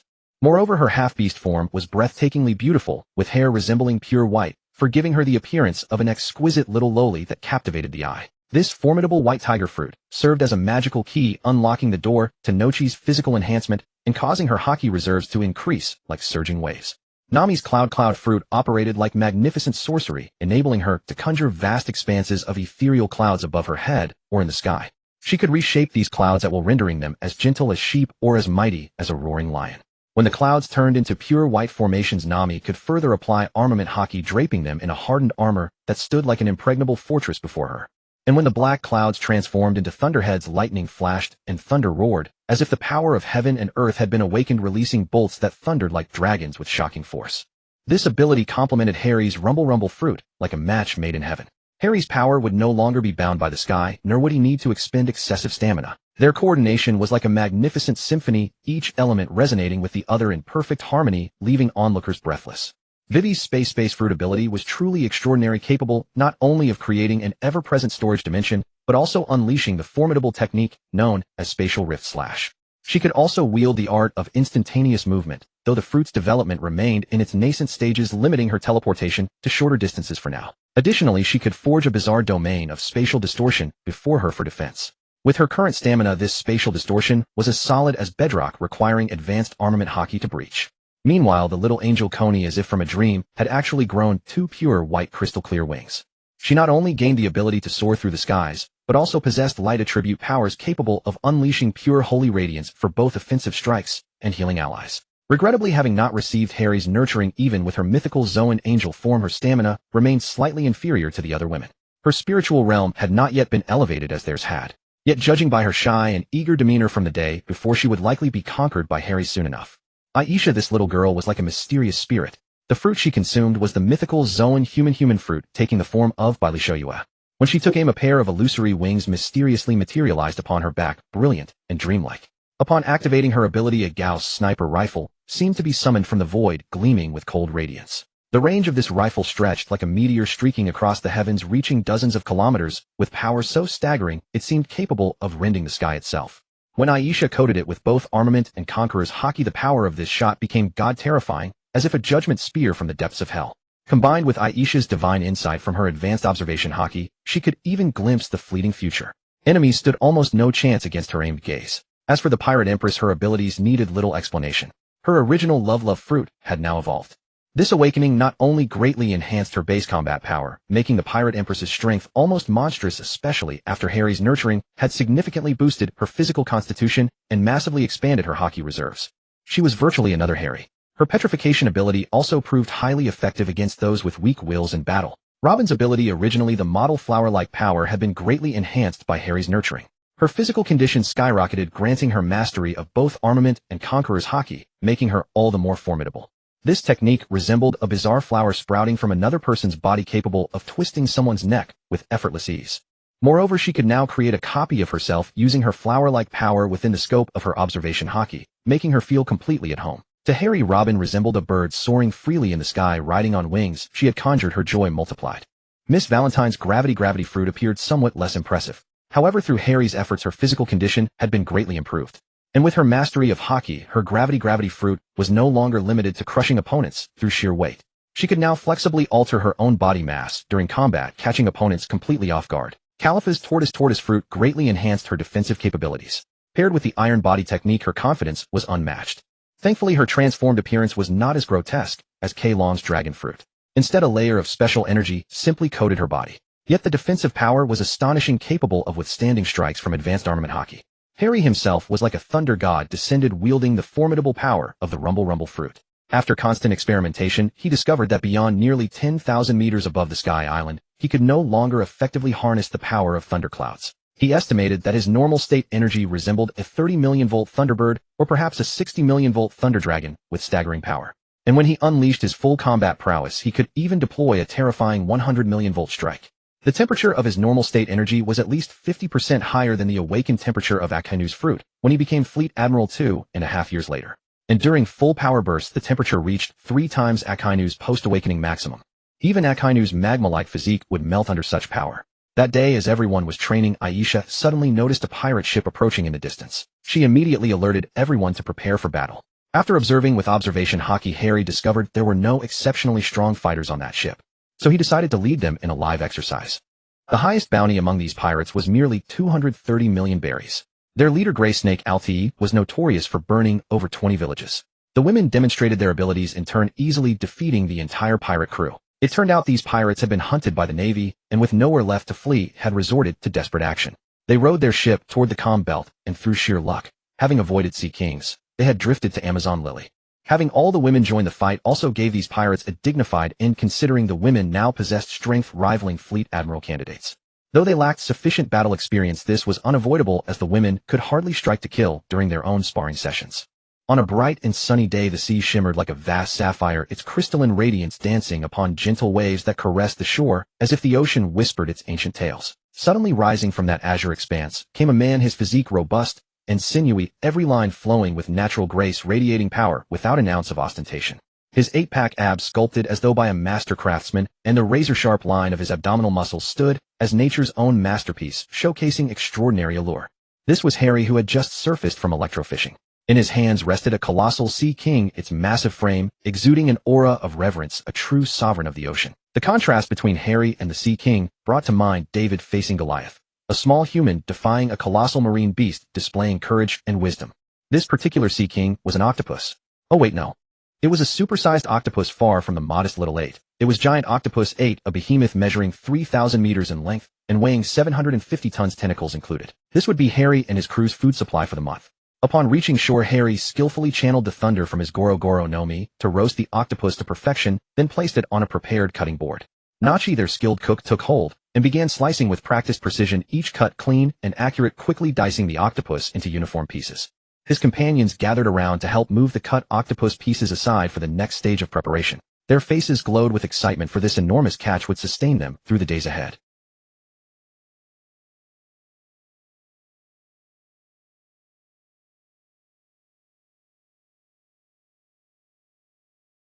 This accomplishment only reinforced his belief that he would remain invincible in these waters. Harry praised Nachi's culinary skills, enthusiastically declaring the roasted sea king squid absolutely delicious. Nachi smiled proudly at the compliment and replied modestly, "Thank you, but this was everyone's effort combined." They sat together, savoring the meal as a gentle sea breeze carried the faint scent of salt across their faces. Between bites, Harry pondered what lay ahead, knowing this mysterious ocean held further challenges in store. Who was that elusive emu truly? Were they perhaps extraterrestrials, runaways, or colonists from beyond the stars? And that elephant standing 35,000 meters tall. Conservatively, it weighed 1,000,000 tons, enough to crush Harry beneath its weight. Even Blue Star's largest vessel, the Taikoku, at roughly 1,000,000 tons full displacement, paled in comparison. Having finished his meal, Harry rose and gazed out at the distant horizon. His eyes burned with unwavering resolve. "We cannot grow complacent," he told his companions. "Vaster oceans await our exploration." They rallied behind him, understanding that only by pressing onward could they endure in these waters. So Harry continued training Hancock and the others in the forest, using the system to strengthen their physiques. Through their daily resistance training, Harry gradually sensed vitality surging within Vivi. Her formerly fragile constitution was steadily improving. Even Hancock noticed the change within herself, a novel sense of well-being rising through her. The women's moods lifted noticeably that day. Their faces glowed with quiet joy, like morning sunlight, warm and gentle, under the blazing sun, with a cool breeze caressing their faces, just as Harry was happily enhancing their physiques alongside his beauties. At the twin strait of the upside-down mountain, Luffy, Zoro, Sanji, Usopp, and Jinbei rode a pirate ship they had seized, riding the currents where the 4 seas converged up to the mountain's peak. With Jimbei's mediocre navigation skills causing several complications, Luffy, being rubber, puffed himself into a balloon to withstand the Red Line's impact, and they finally reached Whale Forest. Thereupon began the Straw Hat cruise voyage. Meanwhile, after intense combat, Harry was enjoying an onsen bath with the women. He held Nami in his left arm and Robin in his right, while Hancock massaged his shoulders behind him and Kaya fed him grapes from ahead. Such a life was utterly idyllic. However, this time was somewhat unusual. Connie had also joined their gathering. Connie stood slightly farther ahead, continuously performing squats. She focused intently on training her body, striving to strengthen her physique. Each squat and rise radiated power, displaying firm resolve and perseverance. Sunlight spilled upon her, sparkling, as though bearing witness to her growth and progress. Harry watched Connie's diligent figure with a gentle smile, warmth and relief welling in his heart. He knew she trained so hard because she yearned to grow stronger to better protect herself and those dear to her. That positive, progressive spirit filled Harry with deep admiration and gave him further motivation to pursue his own dreams and goals. In that beautiful moment, Harry immersed himself in happiness while being inspired by the efforts of those around him. He understood that only through constant progress could they create a brighter future.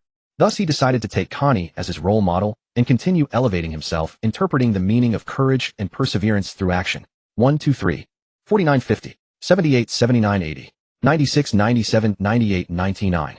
Few finally 100. Connie stopped at last, drenched in sweat. Her legs began trembling, slightly beads of sweat covered her forehead, yet her eyes revealed determination and satisfaction. Having completed her final squat, Connie felt her legs as heavy as lead, as though they no longer belonged to her. She took a deep breath, attempting to steady her rapid breathing, while gently massaging her thigh muscles, hoping to ease the soreness. Yet physical exhaustion did not make Connie give up, rather it ignited a fiercer fighting spirit within her.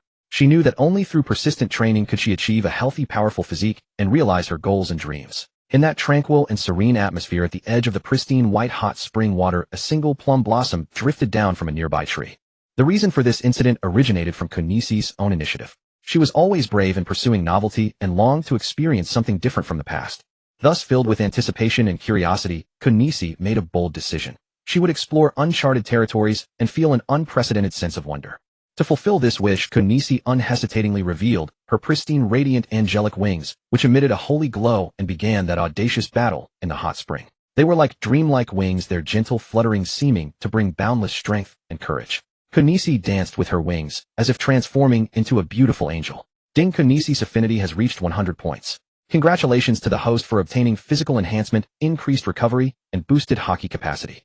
Kunisi will gain improved constitution, extended lifespan, life level ascension, and enhanced talent. She can gradually undergo a transformation surpassing the limits of this world. This reward requires the host to improve her through a special method each time, and the host will receive equivalent rewards during the improvement. After soaking in the hot spring, Harry and the girls began their banquet. Harry's subspace stored a large amount of food, all freshly made by Nuachigao, such as the grilled octopus tentacles from last time, along with some desserts like apple pie and Perona's favorite cherry pie. Ding detected that Perona's affinity has soared to 90 points. Rewards: Intermediate Armament Haki Enhancement Card, Intermediate Observation Haki Enhancement Card, and Intermediate Conquerors Haki Enhancement Card for Perona. Detected that Perona possesses the Ghost Fruit. Special reward: Perona's physical constitution is enhanced, her Devil Fruit ability is upgraded, and side effects are eliminated. Note: this reward requires the host to kiss Perona for 5 minutes. Harry was visibly startled by this prompt. No wonder he had always found that Perona's affinity hadn't reached 80. It turned out it was because of the cherry pie. Harry smiled wryly and cast a strange glance at Perona. Perona, while eating her cherry pie, noticed his look and grew puzzled. What was he up to? Could it be that he's after me too? Humph, I won't give in unless he takes the initiative. Humph, he only brought out my favorite cherry pie today. Harry saw the discontent written all over Perona's face and understood. This little princess was a foodie. Good heavens, this increase in affinity came completely out of the blue. It turned out that Harry had asked Nuachigao to make those cherry pies before entering the Thriller Bark, but later, due to being pursued by the Marines, he forgot to give them to Perona. Looking at Perona's satisfied expression, Harry thought to himself that this young girl must have a story. Otherwise, she would just be a simple foodie. With that thought, Harry gave Perona the enhancement cards he had just obtained from her. Then, recalling that improving Perona's Devil Fruit required him to kiss her for 5 minutes, he didn't know how to broach the subject.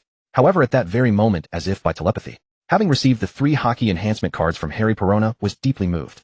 Ever since she became an orphan, Harry was only the second person who had been so kind to her. Thinking of Harry's handsome face, his formidable strength, and the matters the sisters often talked about, Perona couldn't help but feel a longing. Her cheeks flushed, and she leaned in to kiss him. Today, Perona was dressed in a black gothic Lolita dress, black stockings, and holding the cute plush bear toy Harry had just given her. Perona's lips were soft and warm. She kissed Harry gently, making him feel an unprecedented passion. Harry couldn't help but respond, returning her kiss with fervor. At that moment Harry's gaze involuntarily fell upon Perona's adorable twin tails. Watching the flowing strands of hair, a not-so-mature thought suddenly arose in his mind.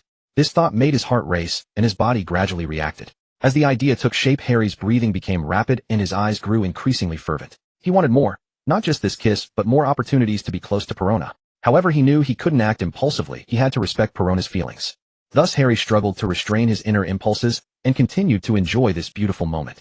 He refocused his attention on Perona, feeling her tenderness and love. This brief instant became an unforgettable memory between them.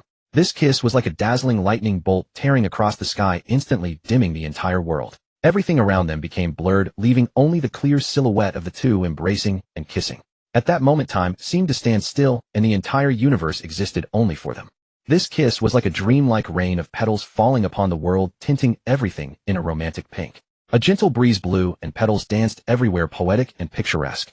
Harry immersed himself in this wonderful atmosphere, feeling Perona's sincere love, while also touching the unspeakable loneliness and fear deep within her heart. This kiss was more like a key to open the door of the heart, allowing Harry to enter Perona's long-sealed inner world. He saw the pain, loneliness, and confusion about the future she had experienced. He felt her fragile heart, that longed to be loved, yet feared getting hurt. In that moment, Harry understood why Perona had expressed her emotions so intensely. She had finally found someone she could rely on, someone to confide in. After the kiss, Perona sat on Harry's lap and began to tell her story. It turned out that her parents had died in a shipwreck when she was a child. However, many of the children around her didn't want to play with her. Some even went so far as to say that she was a child without parents. Perona had endured their gossip since childhood. She had to struggle to survive on her own, left all alone. It was then that Moria took her in. After that, Perona became quirky and lively, but deep down, she was still sad and pained. However, things were not so easy to change. Perona's heart still feared loneliness. After all, Gecko Moria lived in a gloomy castle, spending his days studying zombies, and had no time to accompany or care for Perona. Perona had no peers to talk to, which was why she always held a plush bear. And on the thriller bark, she even created a zombie bear toy to keep her company. It wasn't until Harry appeared that Perona felt his kindness and love for her. Harry learned that Perona had spent all these years alone, bearing the weight of her loneliness and suffering. Harry tightened his embrace without thinking, saying, "My little princess, you need not worry anymore. From now on, I shall be by your side. No matter what comes, I will protect you with my life." Hearing Harry's earnest and solemn pledge, Perona felt the world was filled with warmth, and unable to hold back, happy tears streamed down her cheeks. She clung to Harry even tighter. Beside him, the Empress and Robin exchanged knowing glances, their eyes silently communicating. "Look, that is our man. He is so understanding and extraordinary." The sun dipped below the horizon, and the moon gradually emerged from the sea. Harry held Coca-Cola and Perona in his arms, gazing at the tranquil sea and the bright moon hanging high in the sky, his heart swelling with emotion. His days had always been consumed by endless busyness. When had there been such a beautiful night scene for him to admire? When had such a lovely and understanding girl ever stayed by his side? He could not help but recite. Who first beheld the moon beside the river? When did the river moon first shine upon humanity? Generations come and go without end, yet year after year the river moon remains unchanged. Robin, standing beside him admiring the moon, could not help but show a flicker of interest upon hearing those verses.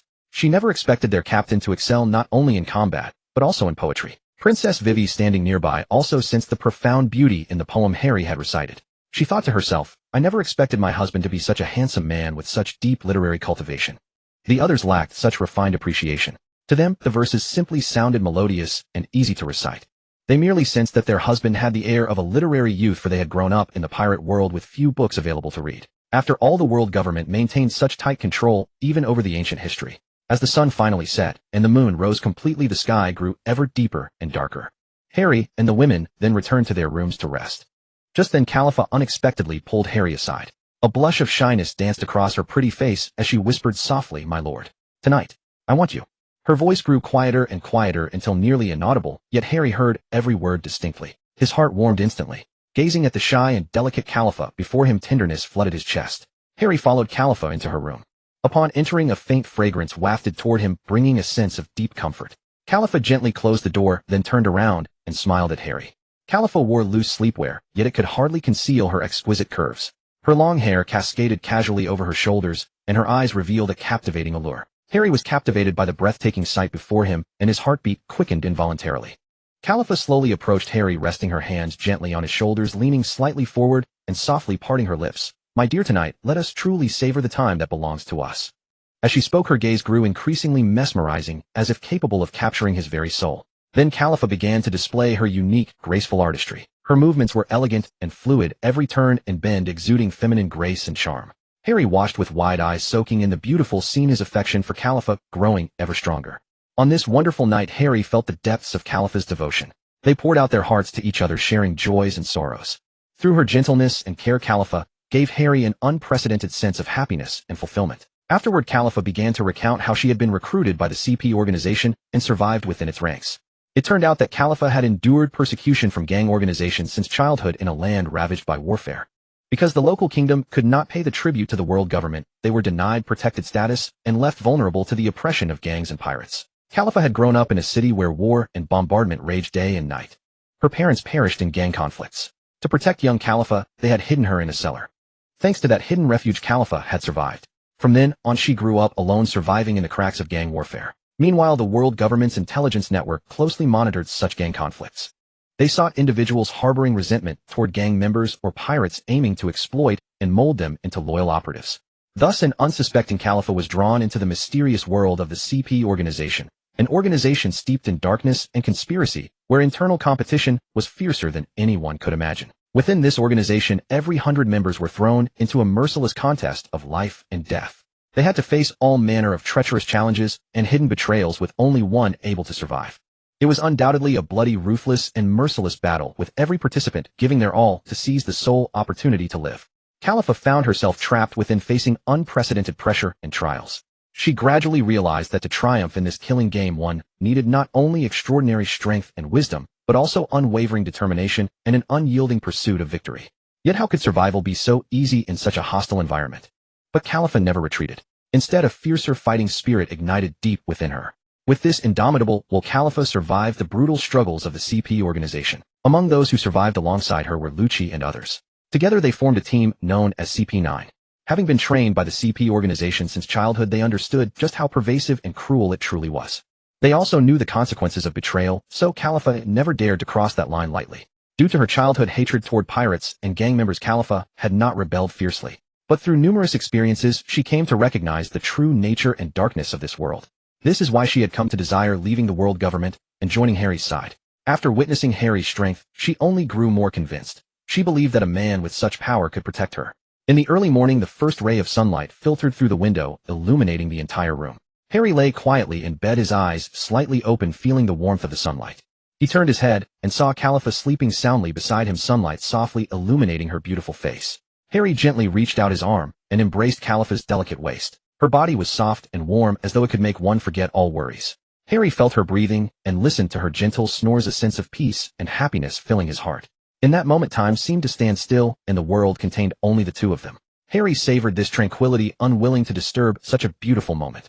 He closed his eyes and recalled the precious moments he had shared with Califa, those sweet memories flashing through his mind like scenes from a film. No one knew how much time had passed before Califa gradually awakened. She blinked her eyes, looked at Harry, and a faint smile appeared on her face. The two gazed at each other in silence, yet their eyes spoke of deep affection. Then they embraced once more, continuing to savor this warm moment. At that time, a gentle breeze drifted by, softly rustling the curtains. Califa raised her head and gazed at the beautiful scenery outside the window, saying softly, "Dear, shall we take a walk?"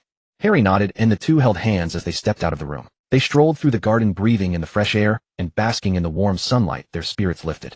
Along the way, they chatted and laughed freely, sharing their thoughts and dreams with one another. As they walked, Harry stopped and plucked a flower, offering it to Califa. She accepted the bloom, inhaled its fragrance, and became intoxicated by its scent. She looked up at Harry, her eyes shimmering with tenderness. "Thank you, Harry. This flower is truly beautiful." Harry smiled gently. "As beautiful as you, my love." With those words, he softly kissed Califa on the forehead. In that wonderful morning, Harry and Califa shared a warm and romantic moment, and their love grew even deeper and more steadfast. Califa tucked the flower behind her ear, and Harry could not help but exclaim, "How beautiful." Suddenly, a butterfly fluttered past, catching Califa's attention. She let go of Harry's hand and chased after the butterfly. Harry watched her joyful figure, and a smile naturally rose to his lips. He followed in Califa's footsteps, merging together into the beauty of nature. When Califa finally caught the butterfly, she was as happy as a child. Harry stepped forward and gently stroked her hair. "Thank you for letting me feel such simple and pure happiness." Califa gazed at Harry with deep affection. Harry embraced her and whispered in her ear, "As long as you are happy, I would do anything for you." Bathed in the morning sunlight, their love bloomed like a flower in full splendor. Soon it was noon, and Nachi called Harry over for lunch. Glancing at Califa, Nachi gave a knowing smile. Meanwhile, Hancock and the others sat around an exquisite table waiting for Harry to join them for the meal. Peruna, of course, was enjoying her favorite cherry pie. Nami and Nachi were savoring the seafood, relishing its distinctive flavor. After finishing their meal, Harry began considering the defensive matters of Amazon Lily. If the world government were to deploy a long-range laser weapon called Holy Flame, much like how it destroyed the kingdom of O'Hara, this island might not be able to be protected. Moreover, the world government possessed an even more mysterious weapon, Uranus, whose whereabouts remained unknown. However, Harry believed it was likely that the Holy Flame had been researched based on the remaining documents left by Uranus. Harry recalled that Kaido could drag an entire island using flame clouds during battle, meaning the Uo Nomi model Soryu possessed such capability. This led him to think about the devil fruit on Punk Hazard that differed only in color. Even if it had side effects, the system would clear them once affinity reached 90. Furthermore, Toki must die, and Moan's death weighed heavily upon Harry. He resolved to save that girl before Moan perished. He would not allow her to sacrifice herself for Doflamingo's plans. Such an act would be the greatest disregard for a woman. Doflamingo was not unlike Crocodile, both placing excessive value on external power rather than their own strength. If he had understood the importance of true power in his youth and had not been distracted by the trivial matters of the underground world, with his status as a world noble, learning Haki would have been effortlessly simple. Yet he ultimately found himself in a position where he had to sacrifice his subordinates to accomplish his goals. One had to admit that Doflamingo stopped at nothing to achieve his objectives. However, at this point in time, Harry was uncertain whether that devil fruit still remained on Punk Hazard, considering Luffy would not arrive there until 2.5 years later. Therefore, to be on the safe side, Harry decided to act after the Summit War following the battle between Akainu and Aokiji. But thinking of this, Harry fell into concern once again. How should he relocate the island in a way that the world government could never find it? Harry pondered for a long while, contemplating what abilities the devil fruits granted by the system possessed. Then he remembered Nami's Jero, Nomi, and natural type fruit. If Yamato's flame clouds could lift an entire island into the sky, then clouds should be capable of the same, especially considering Skypiea itself was made of cloud. Therefore, using clouds to support that landmass should certainly be possible. The question was whether Nami's ability was sufficient to bear Amazon Lily up to 10,000 meters above sea level. However, recalling the nourishment she received each night, Harry felt reassured. After all, this was a physique capable of breaking through the limits of this world. If even her stamina were insufficient to carry the entire island to Skypiea, then who in this world could possibly accomplish such a feat? Although Nami's constitution might not yet be strong enough, bearing a single island should still be an effortless task. However, Harry was sometimes overly cautious, so he planned to consult Nami and let her test her limits. Additionally, Miss Christmas's Choki, Nomi should in theory also be able to alter the weight of the island, though that might have to wait until Miss Christmas awakened her full potential. Yet another problem arose. Nami could not possibly maintain her ability continuously to sustain the island's flight. Where to place the island became a critical issue. Harry himself had several options, such as Skypiea, the calm seas elsewhere along the Grand Line, or the calm seas of the New World. With these thoughts in mind, Harry called over the women who were cultivating, intending to discuss the matter together. Chapter notes, character artwork available. Harry first had Nami use her ability to create clouds. However, after Nami's attempts, she discovered that the clouds she produced could not bear the weight of an island at all. With that in mind, Harry grew puzzled again. How had the land of Zandora existed upon the Sky Island all along? Contemplating this, Harry turned to the women around him, but it was Nami, having been instructed by the people of the small Sky Island, who spoke up. She answered Harry's question. The Sky Island is composed of 3 types of clouds: sea clouds, island clouds, and processed clouds. Sea clouds contain keratin particles erupted from volcanoes that combine with atmospheric moisture, altering their density to resemble seawater and granting them strong buoyancy, thus serving as the ocean beneath the Sky Island. Island clouds float atop the sea clouds with a soft elastic texture capable of bearing human weight, forming the earth upon which the Sky Island inhabitants conduct their daily lives. Processed clouds are specially engineered from island clouds through technical manipulation, offering versatile applications ranging from household furnishings and construction materials to artificial waterways. Harry couldn't help but ask, then how has Zandora remained floating on the Sky Island without falling? Could it be the island clouds? But those can only support human weight. A massive island like that would surely sink. An island that heavy would definitely fall, Harry reasoned. Upon hearing this, Nami exclaimed, "Oh, dear brother is so foolish. It's obviously the buoyancy of the sea clouds. As I mentioned, they are just like the ocean." Harry then said, "If sea clouds can keep islands afloat, then Nami, why not create sea clouds to lift the island up?" Nami perked up at his suggestion. Following Harry's instructions, she began controlling the sea cloud, and within moments, she successfully generated one. In theory, the cloud fruit should not have been capable of producing sea clouds. But with Nami's devil fruit ability and the system eliminating the side effects, she had essentially exploited a loophole. From now on, she could simply deploy sea clouds against other devil fruit users. Nami used the created sea clouds to lift the entire Jui Island, then gripped the eternal pose for the Sky Island that Koni had given her and set off toward it. 2 days later, the group finally arrived at the Sky Island region while towing Jui Island. After selecting a suitable location, Nami positioned the island beside the Sky Island. Nami gradually released her power, and Jui Island indeed floated above the sea clouds. Having returned to the Sky Island, Harry couldn't help but reflect. That terrifying god Enel had once been a bullied child in his youth, for he was not a native of the Sky Island of Baika. Since childhood, he had endured insults and beatings from other children due to his lack of wings.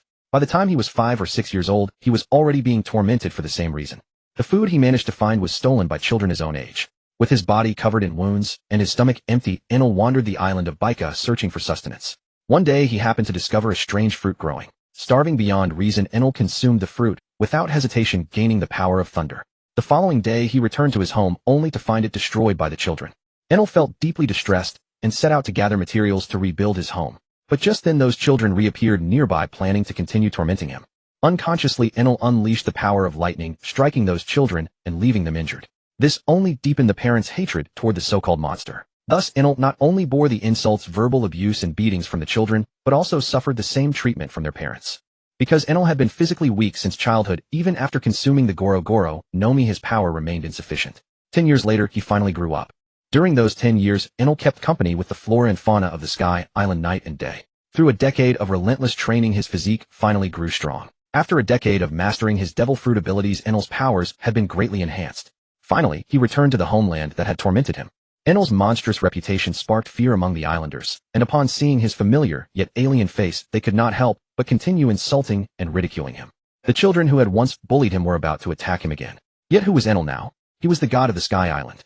After enduring a decade of persecution and being shaped by this twisted world, Enel had never known love or companionship throughout his childhood. Enel himself had become warped. He intended to destroy the island he had once despised, for in his mind, all the winged people of this land were detestable objects of his hatred. Those winged people had beaten him daily, cursed him, stolen his food, and sought his death. So Enel summoned the thunder clouds from the sky. He unleashed his devastating Rago attack, obliterating his entire hometown of Baika. After destroying his homeland, tears streamed down Enel's face. These tears came from a life spent never experiencing the world's beauty, only its darkness. He wept because he had nowhere to turn and no place in this world where he belonged. The sentiment of circling a tree 3 times, yet finding no branch to rest upon, became deeply etched in Enel's heart. Thus he began searching across the vast expanse of the Sky Island above the clouds. Enel scoured every Sky Island, and through force compelled the priests to serve him. Years later he discovered the island adjacent to Zandora, where Luffy had first arrived. Through these years of understanding he learned of the blue sea beneath the Sky Island, so he prepared to construct a ship, the Ark Maxim, to explore it. He intended to annihilate the entire Sky Island and its winged inhabitants, the very people who had tormented him, all after his vessel was complete. However, Luffy's arrival at that time forced him to abandon those plans and instead journey to an unexplored realm, the Moon Infinite Castle.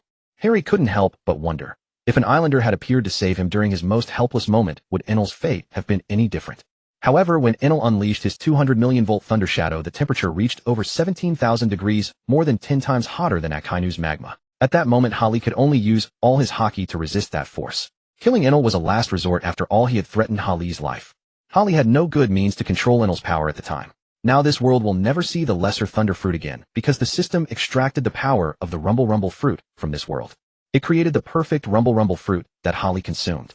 Perhaps if Enel had met a winged Scipion willing to befriend him, willing to play with him, Enel might not have destroyed the entire Skypiea. Nor would he have become so twisted, but only destroyed those who had once bullied and humiliated him. The large drum strapped to Enel's back was where the Scipion's wings grew. The drum on his back was shaped like a 3-tomo Sharingan, and it was likely that Enel had inserted it himself later. It represented the hatred in Enel's heart. He loathed this distorted world. He deeply loathed this distorted world. It was this very distorted world that created a man as twisted as him. Thinking of this, Hali couldn't help but heave a deep sigh. Perhaps what Oda intended to convey was that the unfortunate rarely have a happy ending. Hali at that moment. Hancock was calling out to Hali. Hali snapped back to reality, looked at Hancock, and asked, "What is it?" "Little Hancock." Hancock said, "My country is finally safe, no longer troubled by the Navy and the world government. Up here in Skypiea few can ascend. It will be very difficult for the world government to find us. Thank you, my husband. Tonight this concubine will serve you." Hali watched Hancock's cheeks gradually flush from excitement to a rosy hue and felt a warmth in his heart. Yes, I still have them. I still have these people who deeply love me.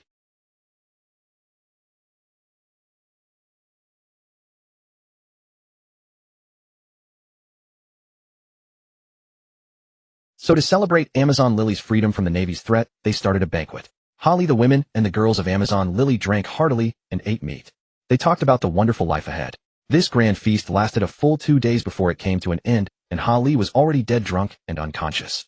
After all, in his previous life, Hali hardly touched a drop of alcohol. Now he felt the world spin and his head buzz. Just then Hancock gently lifted Hali and slowly carried him into her palace. In a daze, Hali vaguely felt something wriggling on him, and his clothes had somehow been removed. Hali struggled to open his eyes and saw Hancock leaning over him, her beautiful face inches away, her eyes full of love. Hancock lightly kissed Hali's lips, then slowly removed her own clothes. After a storm of passion, Hali felt immensely satisfied. He held Hancock tightly and fell into a deep sleep. In his dream, he lived a happy and joyful life together with Hancock and the other women. Hali woke from his sweet dream to find Hancock no longer by his side. He stretched, recalling the tenderness of the night before, and a happy smile spread across his face. He dressed and left the room, seeing the island's residents busy with their own tasks. Hancock was commanding the soldiers and training her posture heroic and spirited.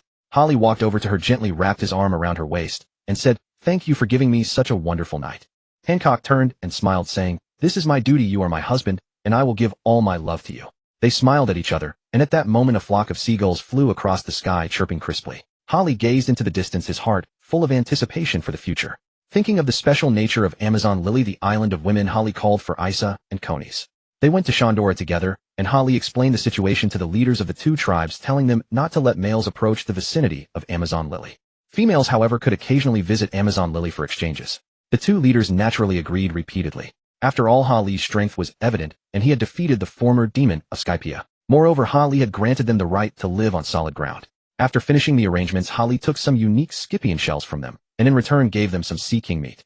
When Hali brought these unique Scipion shells to Amazon Lily, the women of the island found them very strange and curious. The women gathered around the shells in Hali's hands, examining them with curiosity. "These shells are so beautiful. Where do they come from?" a girl asked. Hali smiled and explained, "These are unique shells from Skypia. I brought them for you to see." Hancock picked up a shell, carefully studied its patterns, and a glint of surprise flashed in her eyes. "These shells can be used to make tools. They will surely be very popular," she said. The others chimed in agreement and began discussing how to use these shells. At that moment, a young woman suggested, "We could hold a shell craft competition to showcase our creativity and skills." This proposal received a warm response, and they excitedly prepared for it. Soon a unique shell craft competition was held on Amazon Lily. The women used the shells in various ways, creating many exquisite works. The competition scene was lively with laughter and joy everywhere. In the end, a winner was selected, and her work would become one of the symbols of Amazon Lily. Hali watched the bustling scene, his heart filled with comfort. He wished that these wonderful times could continue forever, bringing eternal happiness to the women of Amazon Lily. As the saying goes, let us speak of two separate matters.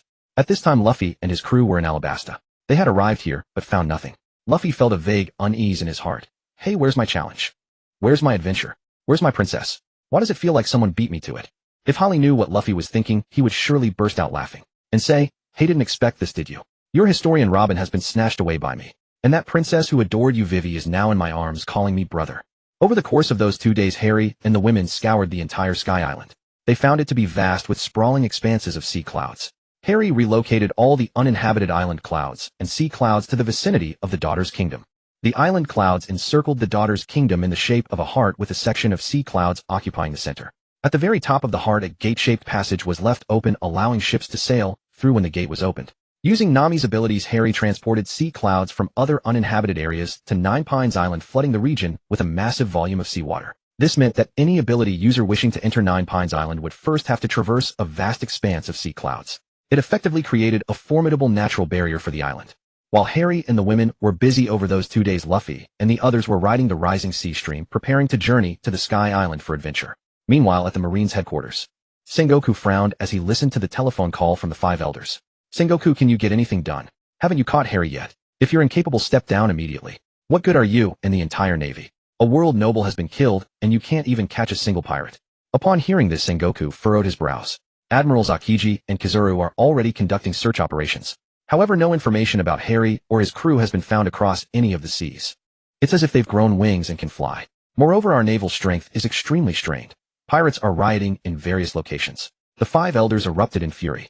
"Sengoku, how many times must I tell you? Those ordinary pirates don't matter. The most important thing right now is to capture Harry.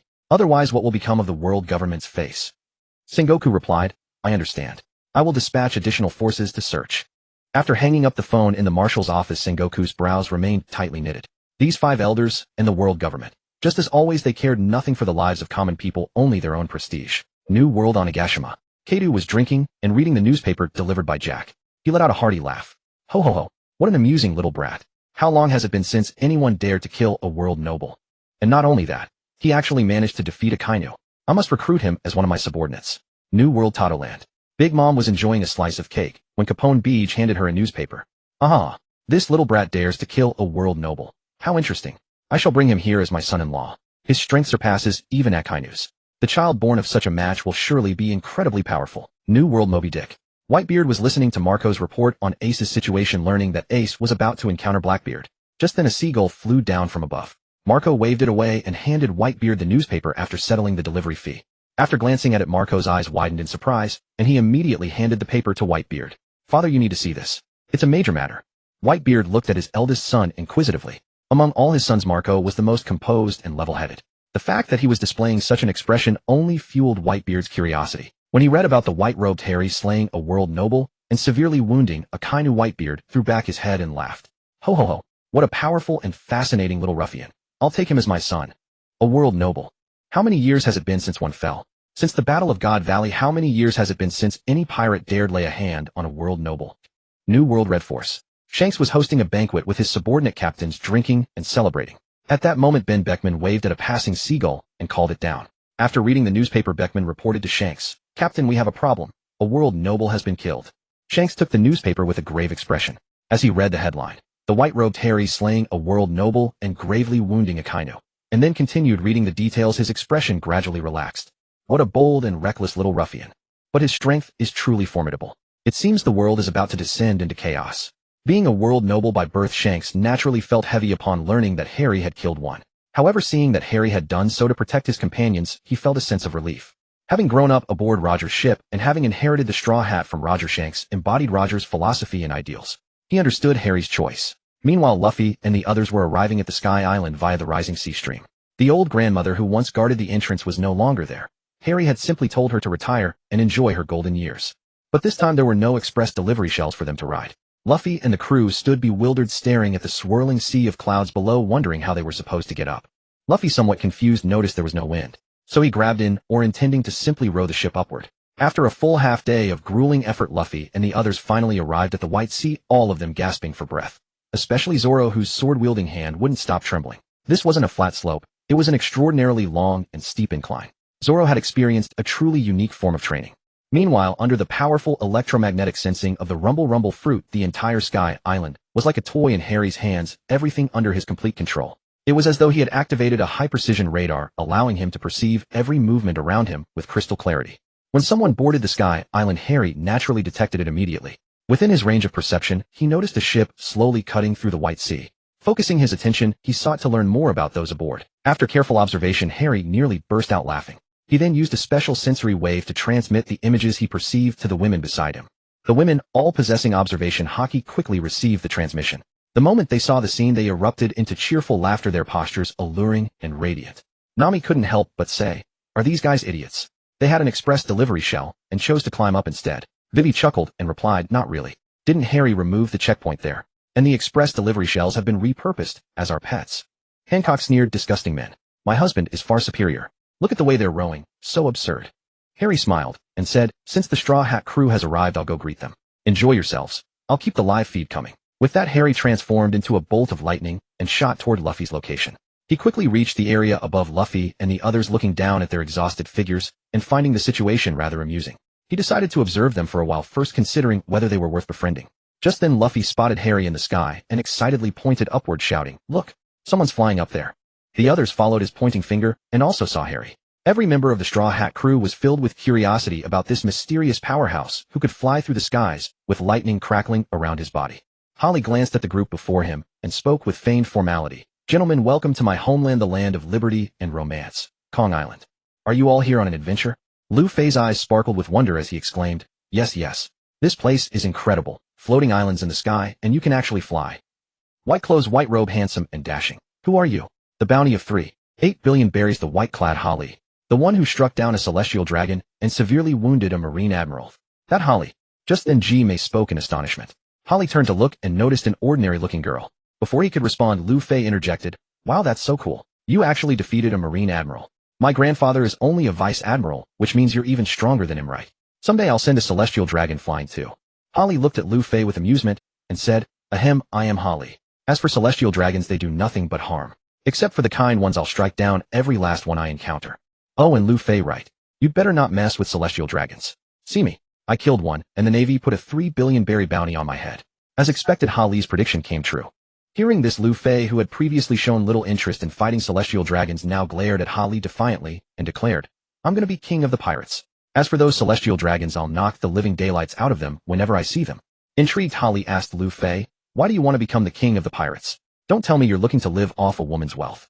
Lu Fei, are you even speaking human language? Lu Fei retorted, no, I'm not just any man who wants to be king of the pirates. I am destined to become the king of the pirates. Hali, isn't that the same thing? Becoming the king of the pirates. Lu Fei, Zwalong, Wu Suapu, Jimei, Shanji. Hali put on a serious face and said, haha, just kidding. So why do you want to become the king of the pirates? Lu Fei's eyes filled with longing as he replied, because the king of the pirates is the freest man in the world. Hali said slyly, is that so? Then isn't the ruler of Kong Island even freer? Unfettered in the sky, flying wherever you please. How can you say the king of the pirates is the freest when he has to sail on the sea and would fall into the ocean without a ship? And celestial dragons are truly free. They have marine admirals protecting them, and everyone kneels before them. They have countless slaves and can strip others of their freedom. Oh, and many nations starve because of their exploitation, with many dying of hunger. Upon hearing Hali's provocations, Lu Fei first looked bewildered, then his expression grew heavy, as if deep in thought. Lu Fei looked at Hali earnestly and said, I will become the king of the pirates. One day I'll send flying all those who strip others of their freedom. I'll knock every last one of those who deny people enough food off their pedestals. Those despicable celestial dragons, I won't let them off. Lu Fei clenched his fists tightly. Haha, we'll see about that once you become king of the pirates, Hali chuckled. I will. Lu Fei said with unwavering determination.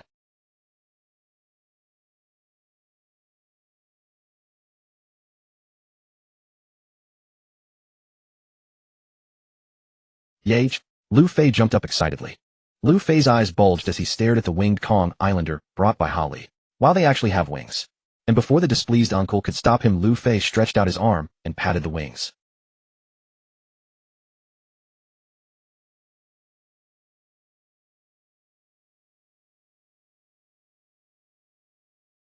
And so, guided by the Kong Islanders, Lu Fei and his companions began their adventure on Kong Island. The Kong Islanders led the group to a place called Valley of Clouds. Mist swirled around them like a fairyland. Lu Fei ran around excitedly, looking here and touching there. Suddenly, he discovered a massive bird's nest containing several shimmering eggs. Curious, Lu Fei climbed into the nest to peek inside. Just then a colossal bird swooped down, letting out a warning cry. The Kong Islanders rushed over and hurriedly told Lu Fei that this was the nest of the divine bird and must not be disturbed. Lu Fei obediently climbed down. But his curiosity about those eggs remained unsatisfied, so he decided to sneak back later for another look. Taking advantage of everyone's distraction, Lu Fei quietly crept back toward the nest. He approached cautiously, trying to observe the eggs. However, an accident occurred. Lu Fei slipped, lost his balance, and was about to fall from the nest. At the critical moment, the great bird appeared in time, catching Lu Fei with its wings. Lu Fei stared in astonishment at the divine bird that had saved his life, his heart brimming with gratitude. The divine bird seemed to sense Lu Fei's sincerity. It gently set him back on the ground and gestured for him to follow. After a moment's hesitation, Lu Fei decided to obey, eager to see where the bird would lead him. Lu Fei followed the divine bird to a mysterious location where an ancient temple stood. The bird perched before the temple cried out a few times and then flew away. Curious, Lu Fei entered the temple and found a colossal deity statue enshrined within. The statue radiated an eerie glow as if trying to convey something. Lu Fei stepped closer and studied the statue carefully. Suddenly a beam of light flashed from the statue's eyes and struck Lu Fei. He felt a powerful force surge through his body, making him feel remarkably light. Then ancient memories flooded his mind. He saw the deep bond between the former Kong Island inhabitants and the divine bird. It turned out that the divine bird was the guardian spirit of this island, and those eggs were its offspring. Lu Fei realized he had borne a great responsibility. He resolved to protect those eggs and strive for the peace of Kong Island. When he returned to his companions, he was more resolute and confident than ever. They continued their adventure on Kong Island, exploring this mysterious world together. Far in the distance, Shungan Fu Air, the former deity riding a bird, watched the scene and felt somewhat relieved. It seemed the visitors to Kong Island were not ill-intentioned. Night slowly faded like a gossamer veil, and the sun rose from the eastern horizon like a golden disk. Hali arrived at the location where Lu Fei and his crew were staying and said, "If you want to defeat the celestial dragons, feed those who are oppressed, and grant freedom to slaves, your current strength is likely insufficient. Let me test your abilities. Lu Fei, are we going to fight? Alright, watch out, big brother. Gomu Gomu no rocket." Watching the slowly approaching hands, Harry did not dodge, but slightly increased the electrical charge in his body, the heat roughly half that of Akanu's and devoid of any impact force. Indeed, Harry had invoked elemental transformation, but altered the temperature. Luffy's hands passed right through Harry's elemental chest. No shock of electricity, but both forearms seared by the intense heat. He hastily retracted his arms. Harry observed the charred marks on Luffy's forearms and mused that this was truly a world where lightning carried tangible heat. Merely 700 degrees had already scorched Luffy's arms. Had Enel wielded the full smelting heat of his meteor back, then Luffy would have been reduced to ash. Luffy rubbed his burned arms. It burns. Brother Harry, what kind of move was that? You had a gaping hole in your body, and it was scorching hot. The day prior, Harry had arranged for his crew to give Luffy a tour and treat him to a feast, which was how he had earned the title of Big Brother to the Rubber Boy. Through Harry's experiments, he confirmed that Luffy truly did not conduct electricity, but he feared heat. The higher the resistance, the greater the temperature generated. Air itself resists electrical flow much, like how a severed wire will not electrocute you across an open gap. Yet lightning still pierces through and generates scorching heat, rendering the energy of thunder entirely unusable. The principle was the same as brute force overcoming all technique. I am a man of thunder who devoured the rumble fruit, Harry explained. Lightning carries tremendous energy, which is why its temperature runs so high. Natural-type fruit users can phase into their element, but without sea prism stone or armament Haki, they cannot be struck. I get it now, Luffy replied. But I'm not backing down. That means we're not done here. Goma Goma no Gatling. Luffy's arms blurred into countless afterimages as he launched a rapid barrage toward Harry. To Harry, those strikes moved as though suspended in slow motion. Rather than turning elemental this time, he relied on observation, Haki slipping between Luffy's punches with the grace of a butterfly dancing through flowers. Refusing to yield, Luffy persisted with his Gatling assault, yet Harry simply ambled forward toward him at a leisurely pace. By the time Harry closed the distance, Luffy was drenched in sweat, and his barrage had faltered. With a single armament Haki-wrapped punch, Harry drove a swelling bump onto Luffy's forehead larger than Usopp's nose. Harry regarded the injury with quiet fascination. Meanwhile, Luffy was already cradling his head and howling. It hurts. But I'm made of rubber. Brother Harry, how are you hitting me this hard? It feels exactly like Grandpa's strikes. That is armament Haki, what I mentioned before, Harry explained calmly. It coats your body like hardened armor and allows you to deliver far greater damage. Sudesu Eni, so how did you dodge all those rapid punches just now? Luffy tapped his left fist against his right palm, the understanding dawning on him. That was observation Haki, which lets you read your opponent's movements and even catch fleeting glimpses of the near future. Hearing this, Luffy knew there was still a long road ahead of him. He stepped aside and yielded the battlefield to his companions. Zoro advanced, drawing his blade. Roranoa Zoro, I ask for your guidance. Since you are a swordsman, I shall face you as one, Harry replied. From his spatial storage, he drew Feng Xiu Huang. The moment the blade left its sheath, Phoenix cries resounded, and every bird on Skypiea prostrated themselves in submission. The sword's resonant chime seemed to speak ancient words. O Phoenix, return to your homeland, roaming the four seas in quest of your mate.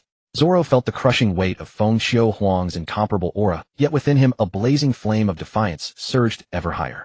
His three swords gleamed with menacing cold light as he settled into a combat stance, each blade radiating an aura that sent shivers down the spine.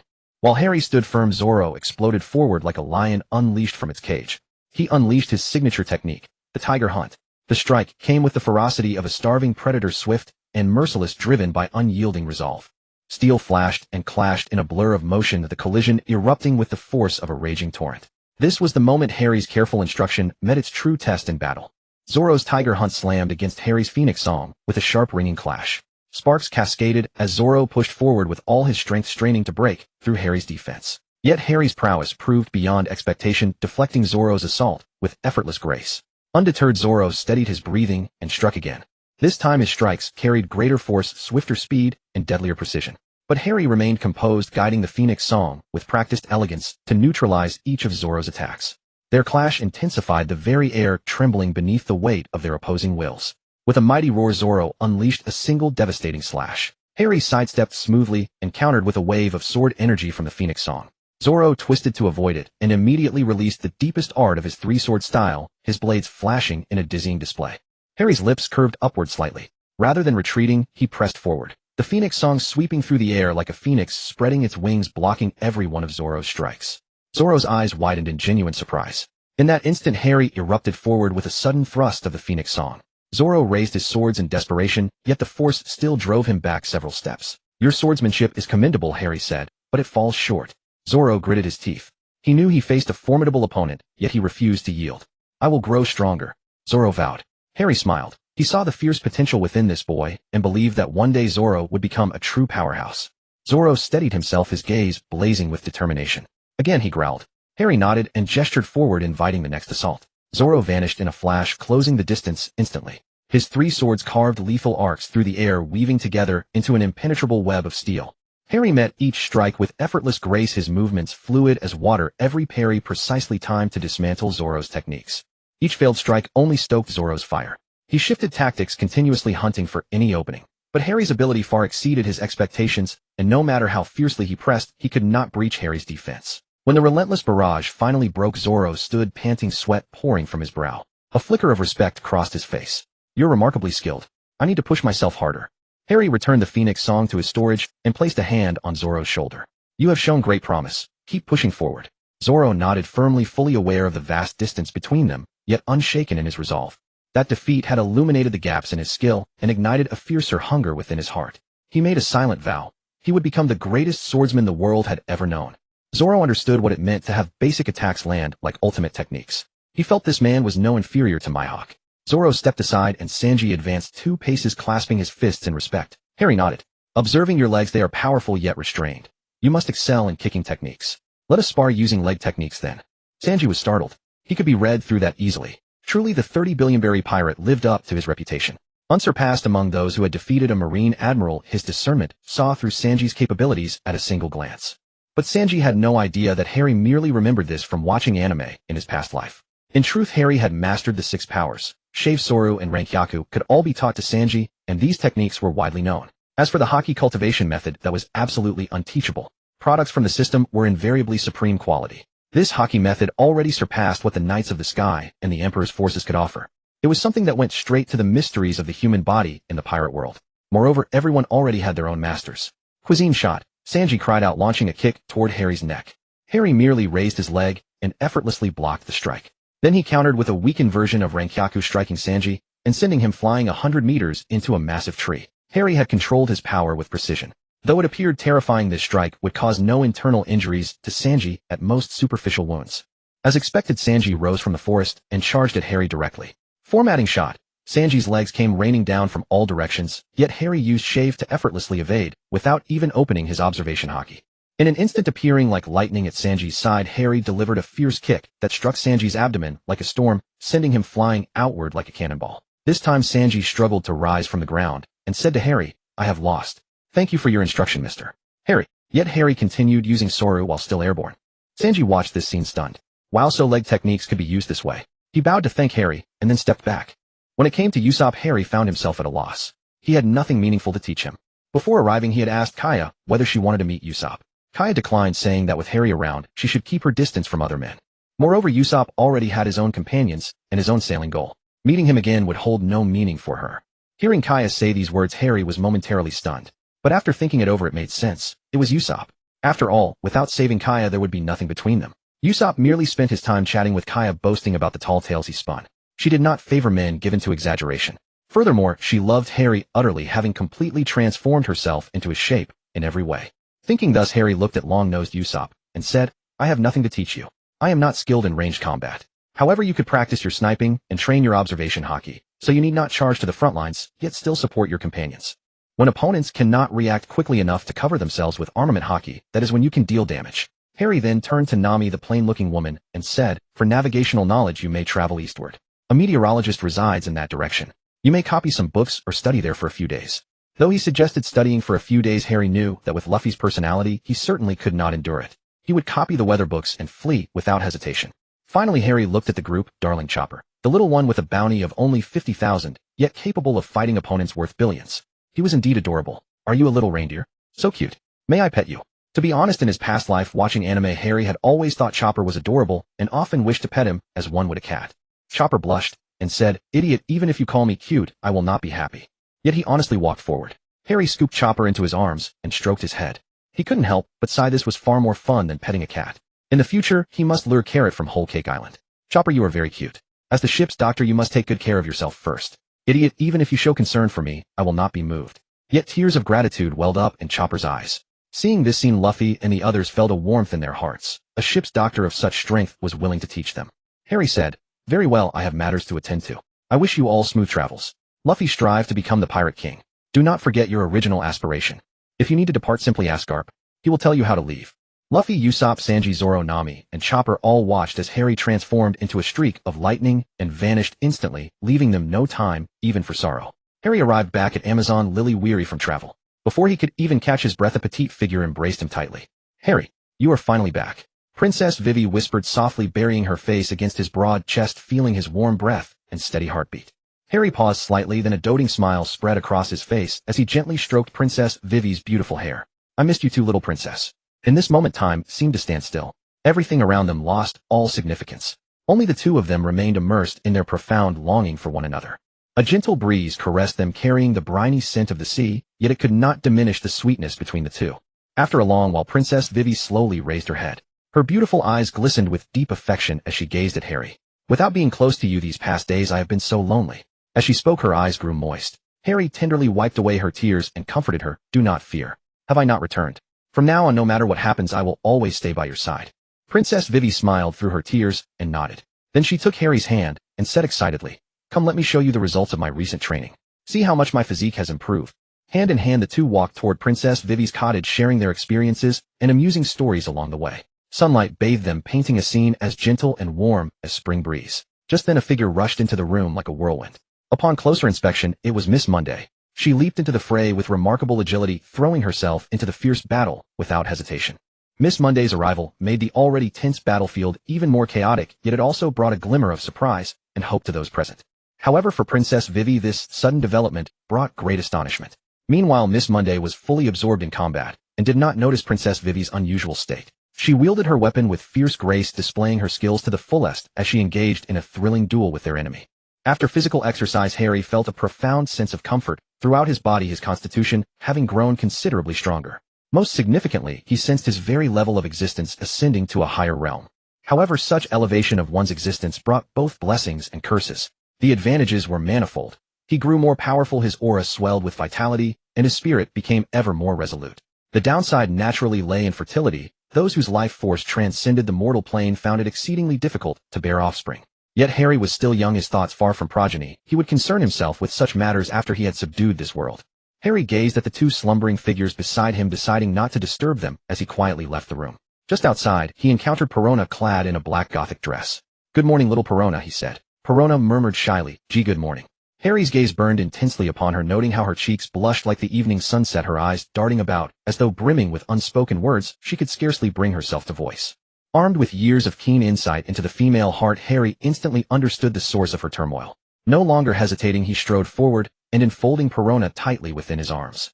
Feeling the slight tremors of the girl in his embrace, and her quickened breaths, an overwhelming tenderness surged within Harry's heart. His gaze softened further, his body leaning gently forward as he slowly lowered his head. His movements were as delicate as though afraid to rouse a slumbering butterfly imbued with an ineffable subtlety of emotion. At last his lips brushed ever so gently against Perona's cherry-red, exquisitely tender mouth. In that single fleeting moment, time seemed to freeze entirely, as if the entire world had dwindled to nothing save for the two of them. The surroundings gradually blurred into obscurity, leaving only their pressed bodies and the ever-accelerating rhythm of their heartbeats ringing clearly through the air. In this exquisitely beautiful instant, all of Harry's troubles and anxieties were cast aside. He drowned himself completely in this sweet romance, feeling the warmth of her breath upon his skin, savoring this fleeting moment of peace and perfection. Perona's former reserve and shyness gradually melted away before Harry's passionate devotion. She began to respond to his kisses with growing courage, unreservedly conveying the deepest emotions of her heart to him. In that very instant, as though time itself had ceased to flow, a wondrous and ineffable resonance sparked deep within their souls. Their two souls, having traversed endless epochs and immeasurable space, had at last found their rightful home in one another, intertwining inextricably. Their gazes met, eyes brimming with profound longing and in rapture. Their breathing grew soft and synchronized, as though the very cosmos could sense the heat of their passion. At this moment, they had transcended the boundaries of mere flesh, achieving true union in every sense. The former estrangement and distance between them was utterly shattered, replaced by boundless intimacy and unspoken understanding. Their thoughts, feelings, and even dreams converged like a mighty torrent, coalescing into an entirely new world, a realm belonging solely to the two of them, suffused with love and warmth. Within this exquisite realm, they jointly experienced the sweetness and sorrow, the joy and anguish that love bestows. Each heartbeat served as a heartfelt call to the other, every faint smile a response to their mutual affection. This selfless devotion rendered their bond ever more unbreakable, shining eternally like the stars themselves. Long afterwards, upon that cloud isle shrouded in mist, and resembling a fairyland, the ground gradually flushed with a rosy hue reminiscent of the evening sunset. It was a sight so strange and beautiful as to bewitch all who beheld it, yet for Perona, who was lost within its depths, it proved a singular experience, blending torment with bliss. At that very moment Harry clung to Perona with desperate fervor, as though endeavoring to press her very essence into his own being. His eyes overflowed with deep affection and tender compassion, his hands gently stroking Perona's silken hair, as if seeking to ease the suffering she endured through such caresses alone. Perona meanwhile kept her eyes tightly shut, her face contorted in a complex tapestry of expressions, twisted by pain, yet graced with beats of happiness. In that singular moment time appeared to congeal, and the whole world belonged exclusively to the two of them. A gentle breeze caressed their cheeks, bearing threads of coolness. The surrounding clouds drifted lazily like spirits dancing in their honor. Everything was so tranquil and beautiful, as though an exquisite painting unfurled before their eyes. Just then the insistent voice of the system rang out, ill-timed and unwelcome. Ding. Congratulations, host. Perona's affinity has reached 100 points. Reward: improving her physique, extending her lifespan, elevating her life realm, and enhancing her innate talents. It may gradually transform her very nature, enabling her to transcend the limitations of this world. This reward requires the host to improve her through the system's designated methods. Following their passionate and fervent encounter, the pair held hands, strolling joyfully across Amazon Lily and the Sky Island. Admiring the beautiful and enchanting scenery around them, they savored the deep affection shared between them. Sunlight bathed their forms while a gentle breeze brushed their cheeks, bringing refreshing coolness.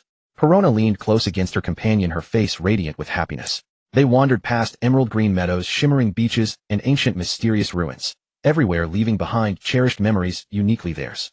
Upon this magical land, they seemed to have forgotten all worries and cares, immersing themselves wholly within the warm embrace of the other, sharing their truest feelings from the depths of their hearts and exchanging the myriad details of daily life, at the same time discussing the goals and ideals they would pursue together in the days to come. And so the two left a trail of footprints between Amazon Lily and the Sky Island, bearing witness to their love story. Harry had once whimsically considered relocating the homes of all women onto this vast island, but reality swiftly dashed such fanciful dreams. Vivi's nation of Alabasta was extraordinarily sprawling, yet under present circumstances Nami's capabilities fell woefully short of facilitating such an undertaking. However, Nami herself, her elder sister Nojiko, and their dear friend Kaya's homeland did possess a certain feasibility. They could be relocated to the Sky Island. Nevertheless, every individual possesses their own unique trajectory and destiny, and besides, how could one possibly expect the entire populace of an island to uproot and migrate as a collective? It was doubtful that others would willingly accept such arrangements. Thus this splendid vision was merely shelved for the time being. Harry suddenly found a whimsical thought flashing through his mind. Could those running ox crushers inhabiting the Sky Island possibly become a delicacy upon people's dining tables? The idea filled him with tremendous excitement, and he resolved to try it himself. Without delay, Harry prepared himself and set out to capture one of these creatures, intending to share the meal with several of the ladies. After considerable effort, he finally succeeded in catching one. However, upon examining the creature more closely, he was astonished to discover it gazing back at him with beguiling, imploring eyes, as though pleading for its life. That innocent and pleading gaze seemed to pierce through Harry's soul, stirring a flicker of guilt within his heart. He began to ponder whether this was right, realizing that while these quick shrimp were not actively threatening humans, they possessed a certain spirituality and relatively high intelligence, making it seem rather cruel to consume them as food. Harry silently set down the quick shrimp in his hand, allowing it to regain its freedom. At the same time, he made a silent vow to himself that in the future, for creatures like these, animals that have not actively harmed humans yet possess spirituality and higher intelligence, he should either minimize eating them or abandon the notion entirely. This experience gave Harry a deeper understanding of life, and made him realize the importance of protecting nature and respecting other living beings. So Harry switched to a different prey. He and Perona walked through the forest together, experiencing the beauty of nature while sparing the innocent. Just as Harry and Perona were advancing hand in hand, suddenly an enormous and majestic tiger lunged at them from the side. Its bloodthirsty maw, large enough to swallow a human head whole, bared razor-sharp fangs gleaming with cold light, lunging directly at Perona. Faced with such a ferocious and terrifying attack, how could Harry stand idle? He instantly ignited the powerful force within his body, releasing an overwhelming aura of Conqueror's Haki. This invisible yet devastating energy surged toward the tiger like a torrential flood, crashing forcefully into its deepest spirit. The tiger, suffering the palpable blow of Haki, let out a pained wail as its once ferocious and imposing aura instantly dissipated without a trace. Immediately afterward, its body was sent flying backward dozens of meters, as if struck by a massive hammer, before crashing heavily to the ground and ceasing to breathe. Wow! Look at all these mouth-watering delicacies right before our eyes. Harry exclaimed excitedly to Perona, who stood beside him with an indifferent expression. Hey little princess, guess what we're having for dinner tonight? He blinked, revealing a hint of a mysterious smile. It turned out that Harry and Perona had just returned to Amazon Lily. At that moment Hancock and several other women were chatting waiting for Harry's return to enjoy dinner together. The dining room was filled with waves of delicious fragrance that made one's heart race at the mere scent. Meanwhile Harry deliberately kept them guessing, sparking everyone's curiosity to no end. Finally the mystery was unveiled. It was actually tiger meat. This unexpected answer left everyone utterly astonished. After all, tigers are fierce creatures, and ordinary people would never dare to try consuming them as food. However, for Harry and his women, this was undoubtedly a novel and thrilling gustatory experience. Gazing at that plate of tiger meat with its perfect color, aroma, and taste on the table, Harry couldn't wait to take a bite. He picked up his chopsticks, lifted a tender and juicy piece of meat to his mouth, and carefully savoring its unique flavor. Perona, initially hesitant, was eventually convinced by Harry to try it as well. As time passed, laughter and cheerful conversations filled the dining table. Everyone enjoyed this rare delicacy while sharing their stories and experiences with one another.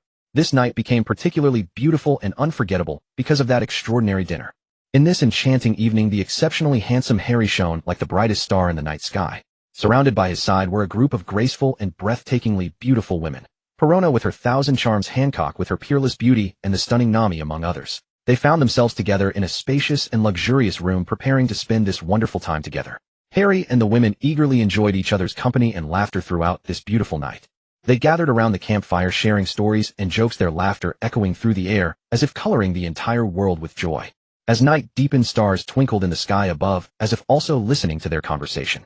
Harry engaged with each girl, earnestly hearing their dreams, hopes, and the small moments of their lives. He responded to everyone with warm smiles and caring eyes, making them feel genuine care and respect. As time passed, music gradually began to play, and everyone started dancing joyfully. Harry and the women held hands, moving to the rhythm as they danced. Their bodies swayed to the melody, spirits soaring with it. In this moment, they forgot all troubles and worries, focusing only on the joy of the present. When dawn first appeared and a new day was about to begin, Harry and the women embraced each other as they bid farewell. Though the night had ended, this beautiful time would forever remain in their hearts as treasured memories. They set off on new journeys, individually filled with happiness and contentment, looking forward to the next gathering. The flowers bloom on two stems, each telling its own story. While Harry was still enjoying himself with the women, red-haired Shanks boarded Whitebeard's Moby Dick. With just himself, one sword, and a flask of wine, he climbed aboard the ship of the world's strongest man, and as soon as he appeared, he stunned a bunch of minor characters. However, Whitebeard, the world's strongest man, paid it no mind whatsoever. Red-haired first poured himself a large bowl of wine, then tossed the flask to Whitebeard. Seeing this, Whitebeard also drank deeply without hesitation. Gazing at Shanks' familiar face and that red hair, he couldn't help but recall the Battle of God Valley. Those were precisely the hidden injuries that Faithland Garland Sink, commander of the Shichibukai Knights, had inflicted upon Whitebeard back then. Merely seeing your face reminds me of that person. The wounds he left me still ache to this day. Upon hearing Whitebeard's words, Red-haired waited until Whitebeard took a drink before responding. I've suffered so many injuries, but only this wound on my face still aches. Whitebeard narrowed his eyes upon hearing Shanks imitate his speech pattern, then asked, what are you trying to say? Red-haired looked at Whitebeard seriously and said, Blackbeard isn't as simple as he seems. He's been hiding all along, not seeking fame or fortune, only pursuing the dark fruit. Something will definitely go wrong if Ace goes. Upon hearing someone speak ill of his son, Whitebeard immediately grew furious, tossing the wine flask beside Red-haired and declaring, I trust him. He's my son.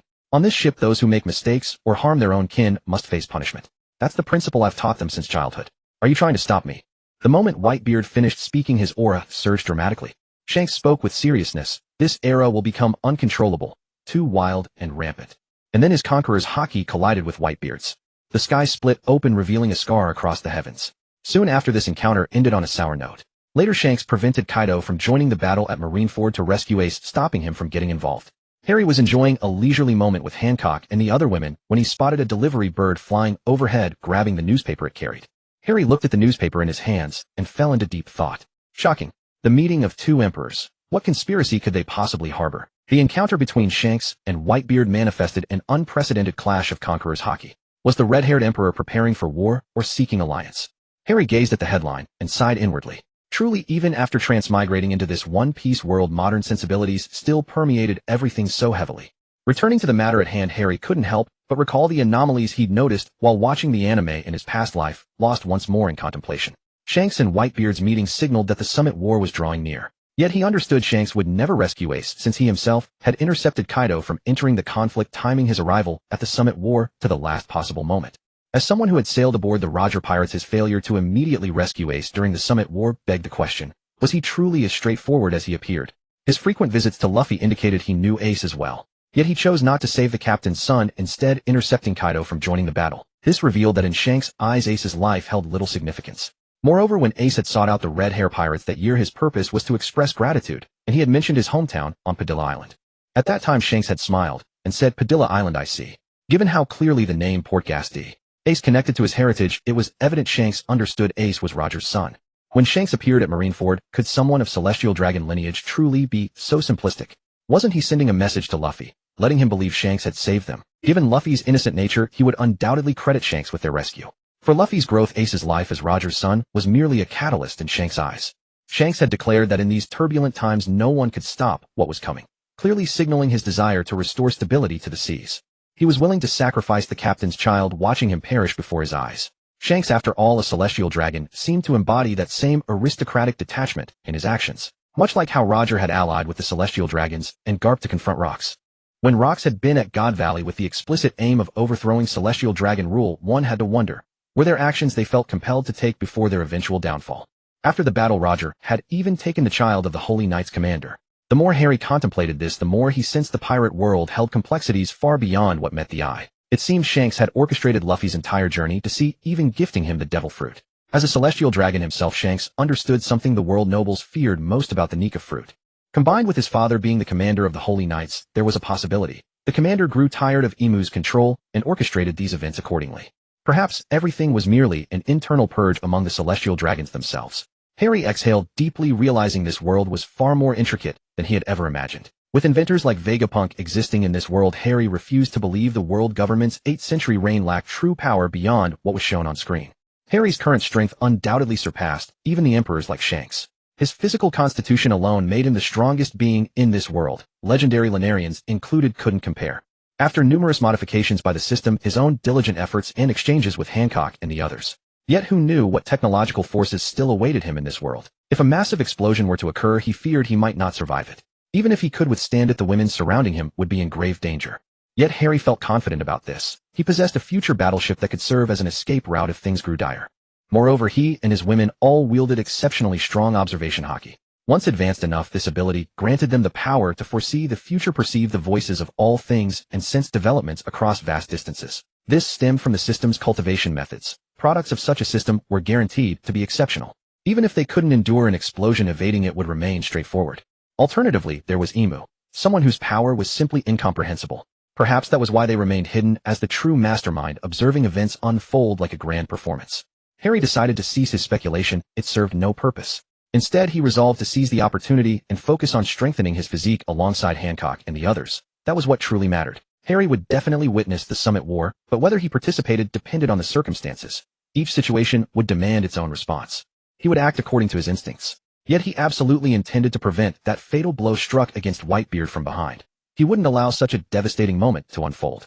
2 days later, while Harry was enjoying time with Nami and the others, another delivery bird arrived with the newspaper. Opening it, he found the shocking news: Ace had been captured by Blackbeard, and Blackbeard had been granted the title of Warlord. Ace faced imminent execution. Just as expected, Harry thought to himself. Ace was still captured by Blackbeard, exactly as the original story dictated. Hey my darlings, a major spectacle is about to unfold. We should go watch it together. We've been here quite a while now. It's high time we witnessed this legendary battle. Harry gazed at the women lounging nearby, listless from boredom. Nami cheered, "Wonderful. If we don't set sail soon, we'll both grow rusty." Kaya agreed eagerly, "Yes, yes. If Harry brother says it's interesting, it must be." Kokoro chimed in, "Exactly. Training amongst ourselves all day has become rather dull. Let us witness the mighty warriors of the sea." Robin asked curiously, what has captured Harry brother's admiration so completely? Harry observed the genuine curiosity and fascination in their eyes. He explained gently, "The Marines have captured Fire Fist Ace and plan to execute him before the entire world. Since Ace is Whitebeard's son, Whitebeard won't stand idly by. There will undoubtedly be a confrontation between Whitebeard and the Marines." Listening to Harry's explanation, the women present grew equally intrigued at the prospect of witnessing the world's strongest man launch an assault against the Marines. This may well be the only chance to see such a spectacle in this world. We're wanted pirates now, so there's no way we'd side with the Marines. They've issued warrants for our heads. What purpose would it serve to act like allies? We've committed no real crimes. Only killed a celestial dragon who brought suffering upon countless lives, and yet we're branded fugitives. The Marines' version of justice will crumble eventually. After all, they're merely an instrument of the world government. Hallie turned to the girl gazing at him and said, "Of course we cannot play the part of selfless saviors in this world. Everything we do must remain within the boundaries of our own conscience. Beyond that, we simply follow our hearts." The young women all nodded in agreement. Having endured the cruelty of this world themselves, they were fully aware of its many merciless truths. Just as Colonel Rat had colluded with the pirate crews. And there were countless Navy soldiers who pointed their weapons at civilians, just like Akainu would slaughter 10 innocent lives just to eliminate a single pirate. After all, if this world were not fundamentally cruel, how could there be so many brutal people? They commit evil, yet those who consider themselves righteous always cloak their wicked deeds in the mantle of justice. Yet they fail to clearly recognize their own malevolence, believing themselves to be the force of righteousness, while wielding that banner to massacre entire islands, such as O'Hara or Law's homeland. Was it not the world government's pursuit of mineral extraction that gave rise to Papag disease, deliberately spreading its contagion? And what role did the Navy play in all of this? They played the part of accomplices, if not the direct executioners. And Law, whom Doflamingo had taken in, ultimately betrayed him in the end. Doflamingo was certainly no good man. To many he was a criminal without virtue, for in such a twisted environment, he had been completely assimilated by it.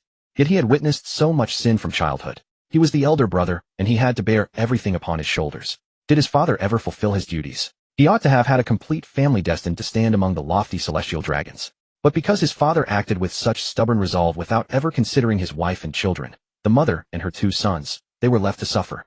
His father had utterly failed as a man, failing in every duty expected of him. Because of his father's willful blindness, his mother died of illness and his son was forced to face execution alongside him.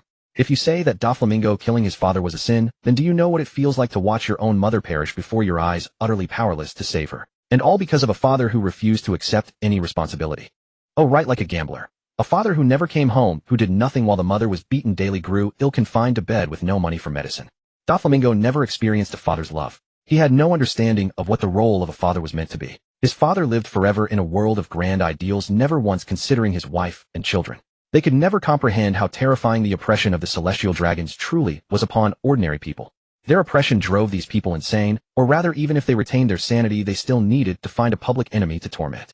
And if Doflamingo had not awakened his conqueror's Haki, in the end he too would have died along with his father and the rest of his family. So he killed a man who deserved to die. What problem is there in that? Meanwhile, his younger brother Corazon, the one who hid behind Doflamingo, became his spy. And when they were both children, when Doflamingo was still so small, without his daily trips out to endure the curses and spits of the crowd in exchange for food. By what means would they have survived? Corazon stayed locked in the room, eating the food his older brother brought, never witnessing the darkness that surrounded them. Corazon, having been so thoroughly protected by Doflamingo, never saw the evil around him. His heart remained pure and innocent.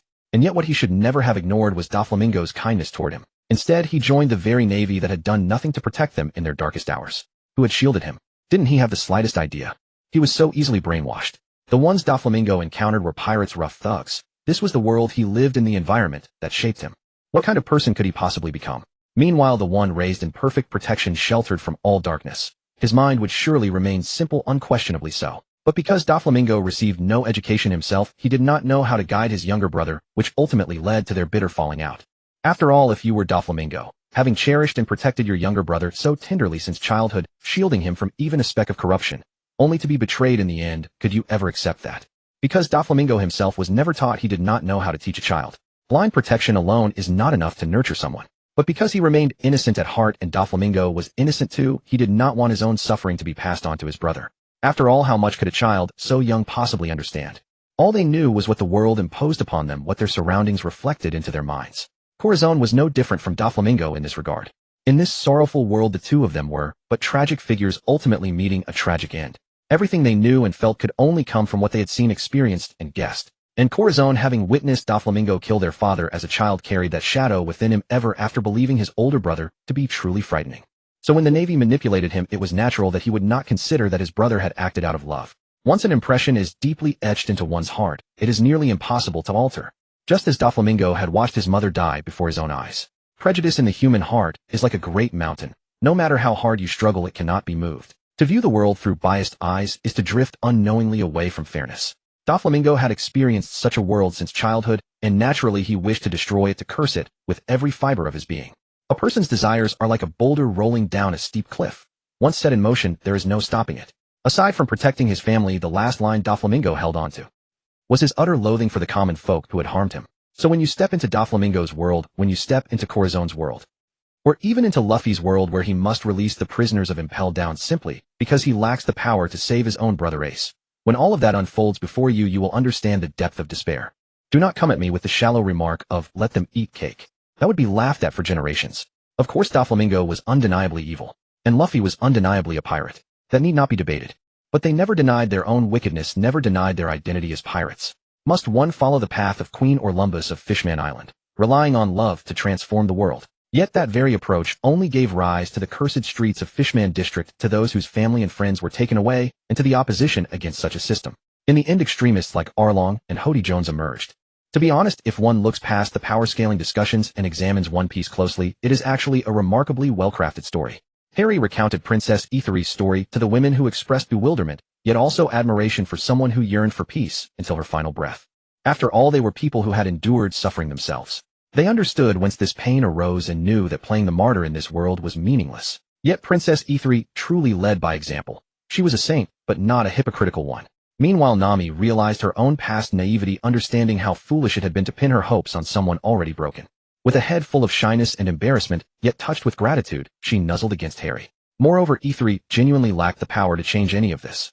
After all, Fishman Island had few formidable warriors. It was only through Whitebeard's protection that stability was finally achieved. Perhaps Princess Etheri simply clung to that last shred of hope as she lived out her days, just as Nami had once hoped Arlong would ultimately spare her and her village. After recounting these events to the women, Harry's face bore an expression of resignation. He expressed his anguish, for this world was warped as it stood. To effect change, he would first need to overthrow the world government, yet its true strength remained an unknown. He could not afford to act rashly. Besides, this was merely a thought at present. He would inevitably place himself and the women around him as his top priority. Only when everything could be handled with ease would he perhaps turn his thoughts to other matters. For someone like him, the word greatness was truly an impossible burden to bear. As the old saying goes, when fortune fails, cultivate your own virtue. When fortune prevails, bring benefit to all beneath the heavens. Yet how precisely should one define this standard of success? Perhaps even Harry himself could not articulate it clearly, for this standard had always been remarkably fluid and elusive in his heart. Otherwise, Harry might have ended up as foolish as Don Quixote Doflamingo, mirroring his father's recklessness, dragging his family into peril, and spawning tragedy after tragedy, without fully considering the consequences. Nevertheless, Harry was still willing to do what lay within his power. At this thought, he took out a notebook and wrote down certain ideas he had gleaned from his past life, along with his thoughts on how Dragon ought to reshape this world. He jotted down what should be done to make this world better after the fall of the world nobles, and left such matters to the Revolutionary Army. He passed these ideas along to them, trusting they would study them well. Then he wrote down his speculations on a utopian society of universal harmony, drawing inspiration from tales like Peach Blossom Spring or Laozi's philosophy of Wu Wei. Less strife would certainly be better. However, as Harry was writing these things, Whitebeard on the other shore had also received the news, his expression thoroughly grim. He naturally knew Ace's true lineage, and so he understood the Navy was likely coming for him. He began to weigh his strategy. He hurried to Fishman Island to apply the coding planning to catch the Navy off guard. But why didn't Whitebeard simply code a small boat himself and sail to Impel Down to rescue Ace? Because he knew that since Ace had been captured and word was spread about Impel Down, its defenses must be extremely tight. Moreover, any movement on his part would certainly reach the Navy's ears. Furthermore, Whitebeard considered Chui Jinqing's location naturally fortified and difficult to assault, with the Navy maintaining a dedicated passage. They could reach Impel Down quickly for extraction. Additionally, Whitebeard's Gura Nomi possessed devastating destructive power. If he unleashed his full strength, Ace might perish within the chaos. And before Ace was transferred to Marineford, an admiral would certainly be guarding him. After all, who knew how many admirals were stationed aboard the small vessel that escorted Ace away? Meanwhile, Sakazuki was closely organizing Ace's execution and redeploying forces. With these troop movements, one could only wonder what harm the pirates might inflict upon the Navy. On one front, Sakazuki had already dispatched a Kainu to escort Ace to Impel Down. On another, Kizaru was making his way to Sabaody Archipelago to deal with Luffy's assault on the world nobles. Indeed, this time, they had not encountered Cammy, for Hachon had long been killed by Harry. Consequently, they never crossed paths with Rayleigh either. Where did they meet that mermaid Cammy? Their beating of the world nobles stemmed from Harry having previously recounted the nobles' myriad atrocities. When Luffy and his companions refused to kneel before the nobles opened fire, and Luffy punched one flying. This drew Kizaru, but at that moment Bartholomew Kuma appeared and slapped Luffy and his crew away. Meanwhile, the supernovas were still leisurely strolling through the auction. Upon learning that his grandson Ace had been captured by the Navy and sentenced to execution, Garp's heart sank. He set sail in his own warship toward Impel Down to visit his grandson. Just as Ace was shackled and thrown into his prison cell, Garp arrived. He looked at Ace and spoke. "Why didn't you listen to me and become a Marine? Now forget the Marines. You and Luffy have both become villains. Not long ago I went to Eni's lobby and let him taste my beloved Iron Fist, but that kid showed no repentance whatsoever. In fact, he only grew worse. He committed even graver offenses at Sabaody Archipelago. Saying this, Garp burst into boisterous laughter. Truly he is my grandson. Upon hearing this, Ace smiled as well. At this point, Garp suddenly brought up Luffy's father. You know what? I recently told Luffy about his father. He was quite astonished to learn this. So I have a father too. Ace, Before Garp could continue, Ace roared fiercely, what does it matter whether I have a father or not? I bear the great grace of my mother, and I carry her surname, Portgas. Yet that father gave me not a single memory or kindness. Instead, he bestowed upon me a bloodline of sin.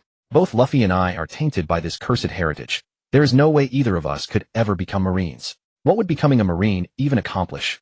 As he spoke, Ace couldn't help but recall Whitebeard's smile when he invited him to be his son, and a genuine smile spread across his face. We have angered the king of the sea. There is no turning back this time. Garp gazed at Ace with a ferocious grin, an expression born of his deep dissatisfaction with the world government.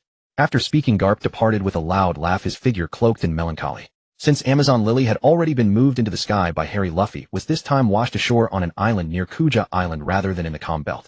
Luffy, the moment he landed, caught sight of Ace's execution notice posted nearby. Upon seeing it, a wave of daze washed over him, and he resolved in his heart that he must save Ace. He then produced Ace's life card, which pointed toward Impel Down. Thanks to Harry's prior guidance, Luffy had grown considerably less naive by this point. He located a sea chart, commandeered a pirate vessel, and set sail for the Grand Prison. En route to Impel Down, Luffy happened to spot several pirate fleets heading toward Marineford. They were precisely the Supernovas, Kid Law, Bonnie, and the others. Having witnessed the news of Ace's impending execution, these rising stars understood that Whitebeard's crew would inevitably come to rescue him. So they resolved to witness the Summit War firsthand, to behold the grandeur of the world's greatest pirate. This time, because Bartholomew Kuma had to commit fully to his performance rather than target only Luffy's group, the other supernovas ended up scattered in the vicinity as well. Yellow Fong kept muttering, "How terrifying," while swatting away supernovas with each palm strike, leaving onlookers completely stunned. Meanwhile, Kizaru thought to himself, wait, isn't this supposed to be my job? How did you steal this from me? You're even better at acting than I am. In response, Kizaru said nothing, merely expressing his helplessness. It seemed his Best Actor award was about to change hands. Meanwhile, Blackbeard and his crew were preparing to head to Impel Down Prison to recruit new members.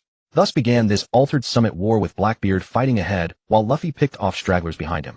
This time, Empress Hancock was not there to assist them on their journey to Impel Down. Moreover, their voyage was significantly slower than Blackbeard's, so Blackbeard arrived first and dealt with the guards at the entrance. Meanwhile, Harry and the others were on the Sky Island playing cards with several women. They harbored no worries about arriving late, for they possessed a warship equipped with technology beyond that of this world, one that would swiftly carry them to Marineford in time for the grand spectacle. Impel Down, that formidable prison as impregnable as bronze walls and iron ramparts, had fallen into utter chaos. The very moment Blackbeard set foot within its gates, the situation spiraled further out of control. Shouts and clamor erupted from cells that had long known only silence. Prisoners stirred restlessly, sensing the faint breeze of freedom on the horizon.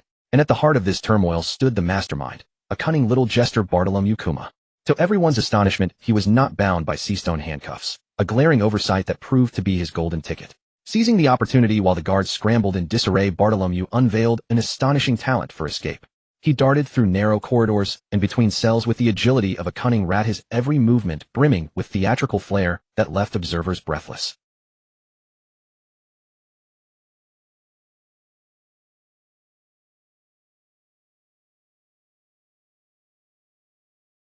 Meanwhile, inspired by his daring breakout, prisoners across the facility surged into action. They sabotaged infrastructure and clashed with guards in fierce, chaotic skirmishes. In an instant, Impel Down transformed into a war zone, suffocating under an atmosphere of tension and peril. Yet in this moment of crisis, Magellan, the powerful wielder of the Doku Nomi, was nowhere to be found at his post. No, this particular gentleman happened to be enjoying one of his many extended restroom breaks, a man who apparently spent half his workday in exactly that position. Just as Magellan was contentedly savoring his moment of peace, a sudden upheaval shattered his tranquility. Blackbeard had forcibly breached Impel Down. At this moment, Magellan remained blissfully unaware, still lost in his own world, entirely oblivious to the epic confrontation that was about to unfold. Meanwhile, Blackbeard strode forward with his signature wicked grin, charging unhesitatingly into what appeared to be an impenetrable fortress. The guards within were thrown into panic, clearly unprepared for such an audacious intrusion. Magellan too finally sensed the disturbance, but it was already too late. In sheer haste, he pulled up his pants and prepared to face the unfolding crisis. Who could have foreseen that at such a critical juncture the mighty user of the Doku Nomi would find himself trapped in the most undignified of situations? Facing Blackbeard's ferocious advance and his band of ruthless pirates, could Magellan possibly turn the tide? And what unforeseen consequences would this unexpected encounter bring to the entire facility? All remained shrouded in uncertainty, for he was still seated, having just risen and already feeling another urgent need to return. Meanwhile, Blackbeard was clearly well prepared for this venture. He paid no mind to the fugitives on the upper floors, focusing solely on his goal, recruiting only the strongest to join his crew. After dispatching the minor threats along the way, Blackbeard reached the 6th level of Impel Down. At that very moment, Ace was already en route to Marineford for his execution. Stepping onto the 6th level, Blackbeard's sharp eyes scanned the surroundings. His intention was clear: to find the most formidable criminals and add them to his fleet. Suddenly, a powerful aura caught his attention. Following its source, he spotted a figure sitting in the corner, back turned to him. "Who are you?" Blackbeard asked warily. The figure slowly turned his head, revealing a cold, steely visage. "I am Rain Zephyr." His voice was low yet commanding. Blackbeard's eyes lit up. He had found exactly the kind of crewman he sought. "Join my fleet, and together we shall conquer the world." Blackbeard offered his invitation with characteristic boldness. Rain Zephyr sensed the ambition radiating from this man and smiled faintly. "I may join you, but I have one condition. As captain, you must be stronger than me. Otherwise I will leave." "Haha, splendid. It's settled then." Blackbeard regarded the prisoners within the cages with a mocking grin, his deep, resonant voice echoing through the chamber. "Listen well, you sorry bastards. I'm giving you a chance. Fight. The last one standing in each cage earns a place aboard my magnificent ship and the gift of freedom." His gaze swept across every cell, as if selecting his future subordinates. Then he added, "This will be a battle to the death. No rules, no mercy. Only the strongest shall survive and become my allies. So fight with everything you have and show me your true strength." With those words, Blackbeard erupted into raucous laughter, clearly relishing the bloodshed to come. Hearing this decree, the prisoners within the cages descended into chaos and terror. Some lunged furiously at their companions, seeking to eliminate rivals before being eliminated themselves. Others huddled together, trembling and praying desperately to avoid this cruel ordeal. Yet whichever path they chose, their fate was sealed. Either fight to the death or remain imprisoned within these walls forever. The battle erupted instantly, with the cage filled with cries of bloodlust and agony. In the name of freedom, a ruthless slaughter unfolded. Blood splattered everywhere, and a thick, suffocating aura of death permeated the prison cell. In one of the cages, a burly man was locked in fierce combat with his opponent. His fists struck like iron hammers, each blow carrying devastating force. His opponent, however, danced nimbly to dodge the relentless assault, searching for an opening to counterattack. Meanwhile, in another cage, a wiry prisoner skillfully used his surroundings, constantly leaping and rolling to keep his enemy guessing his every move. A short sword clutched in his hand, he waited for the perfect moment to strike at his foe's vital points. As time marched on, more and more prisoners fell. The survivors grew ever more ferocious, their eyes burning with nothing but the desperate thirst for freedom. They knew well that only by defeating everyone could they escape this hellish place. The final few victors were released by Blackbeard. At his side now stood hypnotist Raphael Van Ok, the sniper jewelry Bonnie Doc, Hugh the Death God Ship, Dr. Akiji, Katarina, Devon Jinbi, the Bad Wolf Bacchus Giant, and Abalman Pizarro. Blackbeard harbored no designs against the remaining Barrett and Raider Field. He immediately led his crew toward the exit, but just then Magellan finished his business and unleashed a devastating poison dragon upon the escaping group. Before Blackbeard and his men could react, the poison dragon felled them all. Blackbeard rolled on the ground, wailing in pain. The sole exception was Akiji, who barely evaded the attack thanks to his observation Haki. "Admiral, we surrender." Blackbeard gasped painfully, his body already consumed by toxins. Magellan strode forward and looked down upon him with cold disdain. "You pirates will never escape my grasp." Suddenly Akiji struck. Wielding his swords, he charged at Magellan. Magellan sidestepped the assault and again unleashed his poison dragon toward Akiji.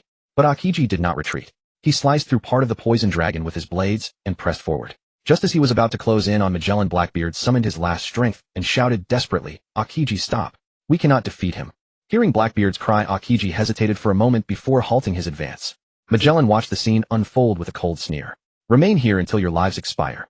With that, he turned and departed, leaving behind Blackbeard and his crew writhing in agony. Blackbeard gazed after Magellan's retreating figure, despair filling his heart. "Boss, what do we do now?" Van Ok asked. Blackbeard struggled to sit up. "Wait for the right moment. There must be a way out." Just then Akiji approached and crouched beside him. "Perhaps. I have a solution." Blackbeard's eyes lit up.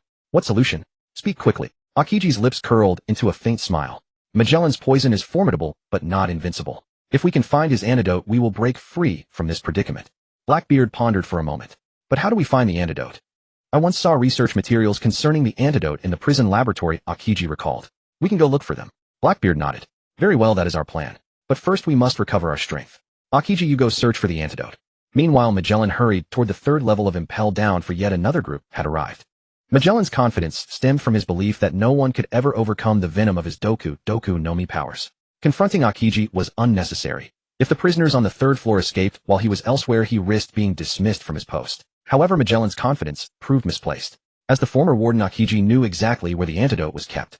On the third level, hunger, hell's stifling heat rose from the burning hell below, making this level unbearably hot. Combined with starvation and deprivation, the prisoners were already on the brink of death. It was here that Luffy and the Supernovas along with Buggy's crew arrived, preparing to press onward to the fourth level burning hell. Warden Magellan's office was located on this very floor. Luffy came to rescue Ace, while the Supernovas, unimpressed by what they deemed the world's strongest prison, joined him along the way to raid Impelled Down.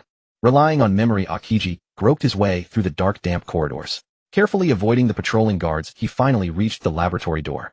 Pushing it open, he found the room filled with various experimental instruments and documents. Aokiji began rummaging through them, frantically searching for any clue to the antidote. His efforts were rewarded. He finally located the antidote developed to prevent prisoners from dying under the poison's effects. But just as he prepared to leave, the sound of approaching footsteps echoed through the hall. Aokiji's heart tightened, and he quickly hid behind an examination table. Several guards entered and began cleaning up the laboratory. Aokiji's urgency mounted, but he knew he could not act rashly and draw Magellan's attention. Once the guards departed, he slipped out of the laboratory and made his way back toward Blackbeard's location.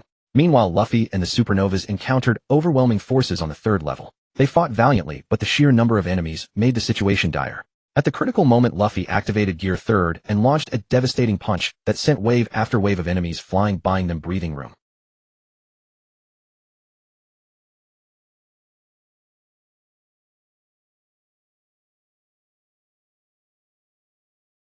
Just as they believed they had reached the 5th level, Magellan appeared and unleashed the full power of his Doku no Mi abilities.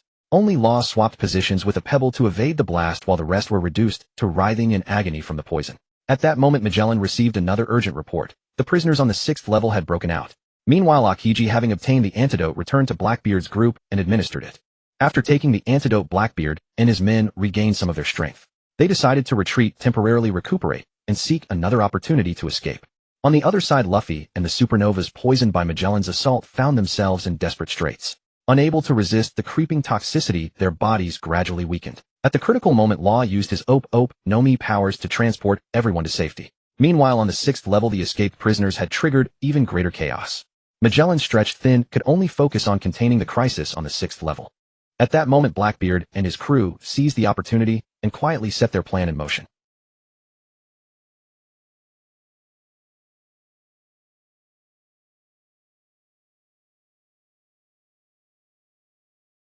Although Law was a user of the fruit, he did not possess the ability to cure poisons. For a moment, Law found himself in a difficult predicament. Just then, a man with a large round head approached, cured Luffy and his companions of the poison, and escorted them to the 5th level. Indeed, it was none other than Ivanhoe of the Revolutionary Army who led them. After saving Luffy and learning that he was Dragon's son, Ivanhoe became even more enthusiastic and offered to help rescue Ace. Just as Blackbeard and his crew hesitated over whether to release Bartholomew Kuma and Raphael, a massive shadow gradually approached. It was Magellan himself. Seeing the urgency of the situation, Blackbeard gritted his teeth and made a decisive move. He released the 2 formidable warriors who had long been imprisoned. Though he fully understood that once these 2 monsters regained their freedom, his position as the undisputed overlord of the vast ocean would face an unprecedented challenge. Blackbeard was no fool. He knew clearly that if he refused to release them, now he might not even be able to overcome the immediate obstacle of Magellan. After all, breaking through Magellan's defenses with his overwhelming strength and ruthless methods was no easy feat.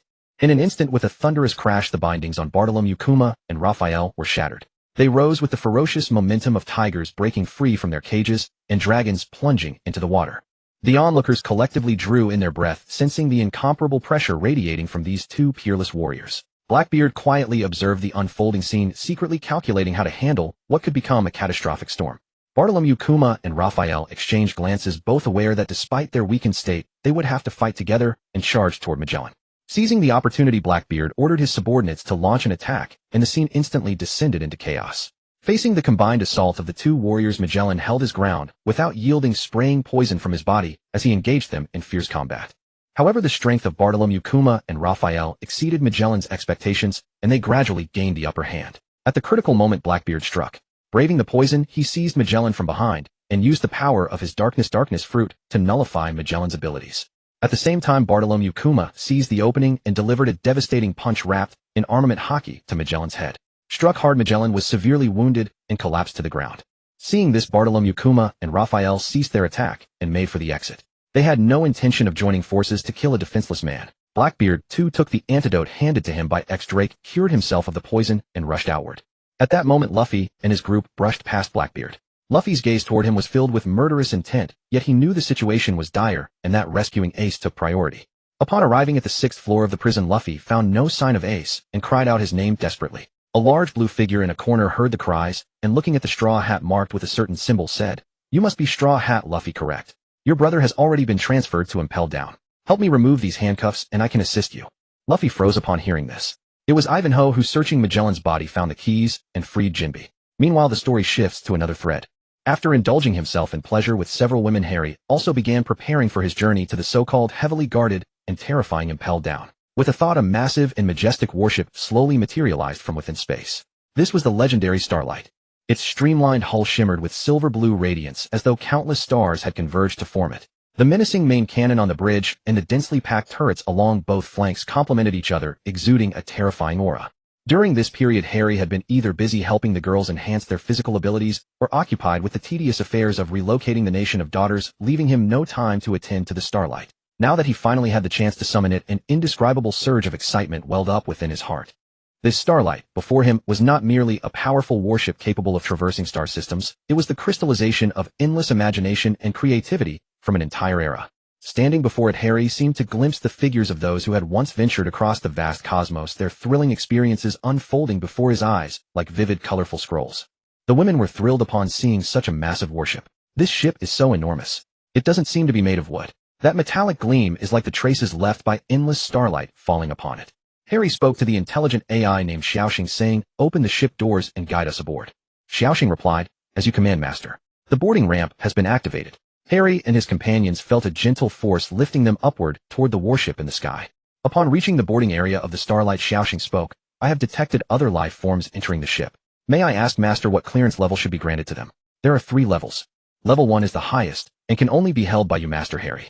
Level 2 permits unrestricted access to all areas except the core power zone and emergency manual piloting section.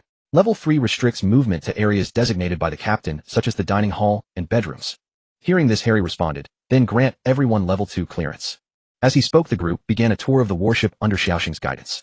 Xiaoxing transformed into an adorable young girl to lead the way, introducing the ship as they went. Following Xiaoxing's lead, the group strolled through spacious, brightly lit corridors. They were utterly stunned by what they saw. The walls on both sides shimmered with technological brilliance, and a dazzling array of advanced equipment stood everywhere. Xiaoxing led everyone to a lounge. The room was elegantly furnished, featuring a large one-way special metal window that offered stunning views of the sky island above. "Wow, this place is simply amazing," Nami exclaimed. "Indeed, it feels so comfortable." Robin agreed. The others also expressed their satisfaction. "All right, everyone rest for now. We'll explore the rest of the ship shortly," Harry said with a smile. And so the group took a brief rest in the lounge, enjoying the comfort and conveniences the warship provided. Inside the lounge, Harry thought about Domino, a beautiful woman still held in Impel Down, and resolved to hurry and rescue her.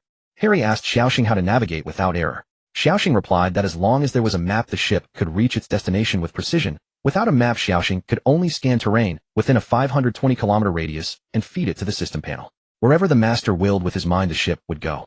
With a rumbling roar, the Starlight set course for Impel Down. 5 minutes later, Harry and his companions arrived above Impel Down. Harry and the others arrived above Impel Down like birds in flight. Standing inside the warship, he looked at the women with gentleness in his eyes and asked, "Would you like to explore that mysterious Impel Down?" The environment inside was truly bizarre, yet the inmates might cause some discomfort. After all, those imprisoned there were all criminals enduring tortures at every moment, likely ragged and wretched.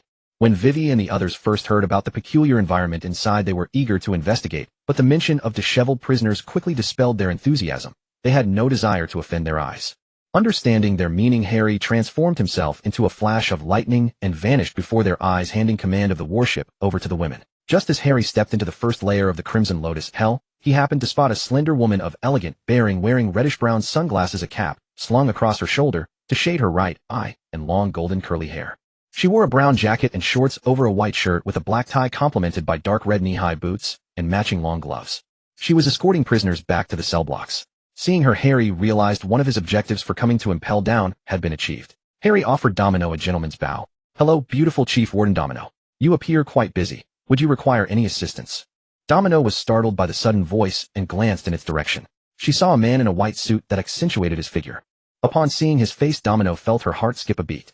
Having spent so long in this dreary place called Impel Down, the sudden appearance of such a handsome man made her momentarily infatuated. A faint blush appeared on Domino's cheeks as she replied softly, "Ah, thank you for your kindness, sir. However, this is impelled down and outsiders are not welcome to interfere." She struggled to maintain her composure. A charming smile crossed Harry's lips. "I'm no outsider, Miss Domino. I've come specifically for you." Domino's heart raced. Could he possibly know her true identity? She eyed him warily. "What do you want with me?" Harry stepped closer to Domino and whispered, "I'd like to invite the beautiful Miss Domino aboard our ship to travel with us." Domino's pulse quickened. She couldn't fathom how this stranger knew her name, yet his invitation stirred something deep within her. "Why me?" Domino couldn't help but ask. Harry smiled faintly and leaned close to her ear, speaking in a low voice. "Because you're the one I've been searching for all along." More color rose to Domino's cheeks as she recalled that throughout her years in Impelled Down, no handsome man had ever confessed to her before, all those who had resembled Hannibal in appearance.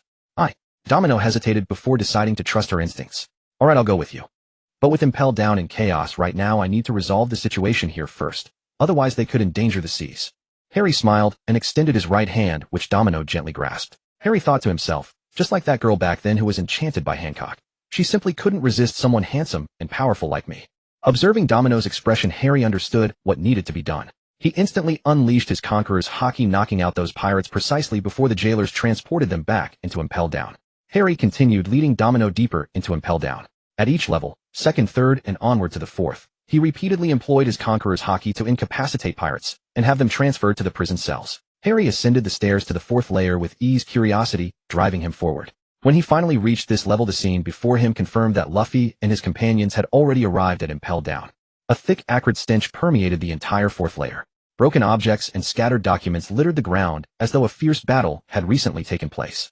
Amidst the chaos stood a figure draped in a vivid crimson robe adorned with fearsome, demonic horns upon her head that made her particularly striking. On closer inspection, this was Shao City.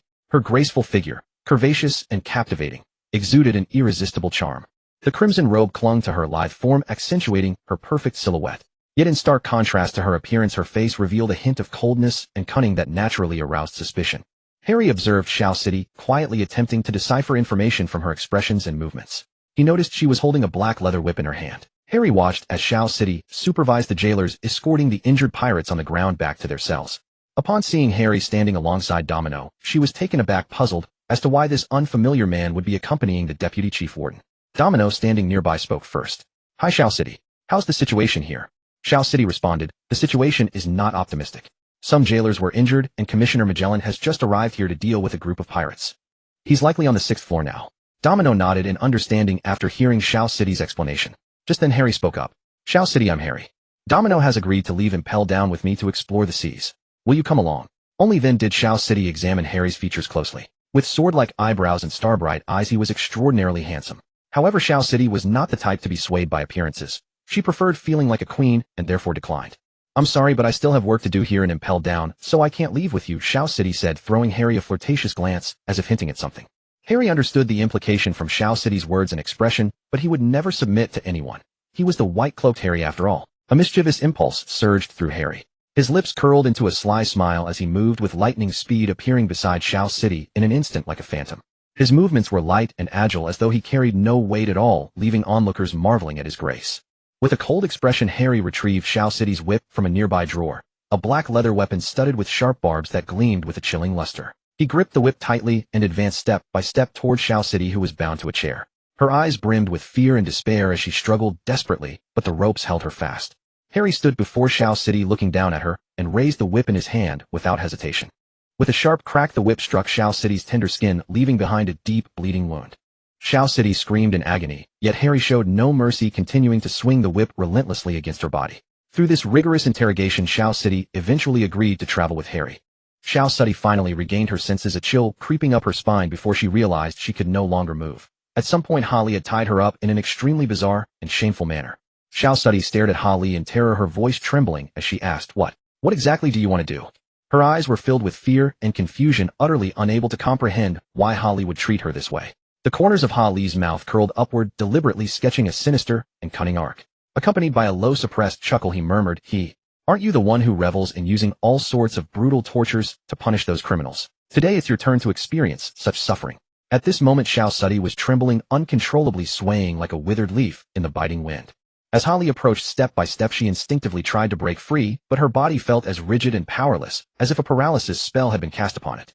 Holly leisurely advanced toward Shao City, extending a slightly pale hand. The long slender fingertips gently traced over her delicate face, as if he were admiring a precious work of art. Xiao Sudi struggled with all her might, yet her limbs were like a marionette out of control, unable to move.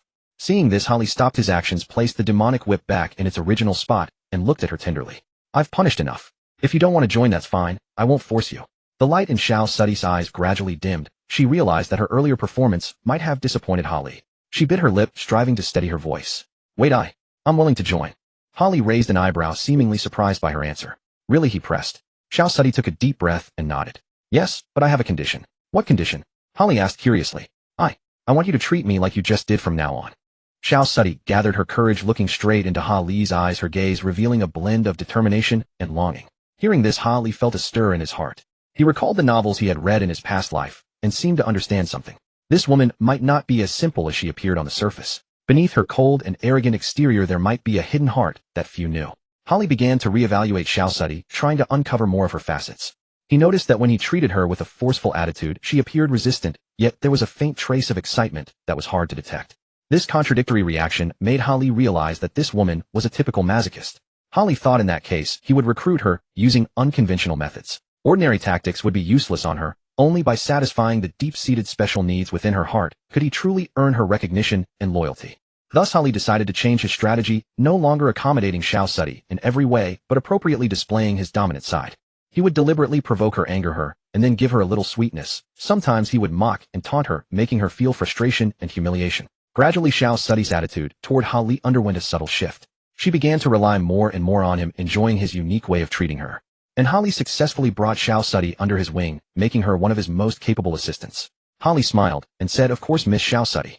With that he put his arm around Xiao Sudi's waist. She was startled at first, then bit her lip and did not resist. Ding detected that Xiao Sudi's affection level has reached 80. Reward 1 exclusive intermediate Conqueror's Haki enhancement card for Xiao Sudi, 1 armament Haki enhancement card, 1 observation Haki enhancement card, and physique improvement to perfectly adapt.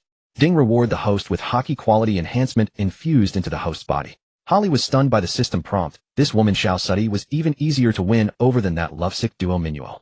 After securing Xiao Sudi, Holly continued to fulfill his promise to duo Minuo. Just as he was leading the two women toward the 5th level, 2 figures came running from ahead, one with bulging muscles, the other an old man. Xiao Sudi and duo Minuo were both startled and cried out in unison. These two are Ba Lete and Lida Feyerda. How did they get out? They are the two most powerful criminals on the 6th level. Holly looked at them and recalled the descriptions of these two from his past life. Ba Lete had been a soldier in his youth. Later betrayed by the military, he destroyed his own country and army, then went to sea as a pirate. At just 14 years old, he was already a hero of his nation. At 15, he could fight evenly with Lei. When captured, Ba Lete was 22 and far stronger than before.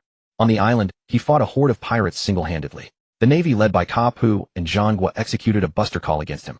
Ba Lete was not a Logia user, nor a physical monster like Kai Duo or Dama. No matter how strong an individual was, they could not completely ignore the island-flattening bombardment. In the end, Ba Lete's stamina was depleted by the buster call's firepower, and the pirates he had defeated began to counterattack. Ba Lete was defeated and captured. Now in his 40s, Ba Lete never stopped training, even in prison. Baloric Lai de Feyerda as a child had once seen the Lumba pirate ship resting ashore. Inspired by the ideals of the ship's musician by Gobu Lu Ku, he later chose to go to sea. He never recruited a single companion and established a one-man pirate crew. Later, after being defeated in a one-on-one duel by Kong, who was then the Navy Marshal, he was weakened and imprisoned by Ka Pu and impelled down level 6. Lai de Feyerda had possessed powerful observation Haki since childhood, which grew stronger with age, allowing him to see through people's hearts. But because of this, he had grown accustomed to the ugly hearts of those around him, developing a great aversion to humanity and a reclusive personality. He could touch others to read their memories. Holly bore no hostility toward the two. They were neither entirely virtuous nor truly evil. Seeing Holly, the duo also stopped at a distance, both sensing the oppressive aura emanating from him, hesitant to approach.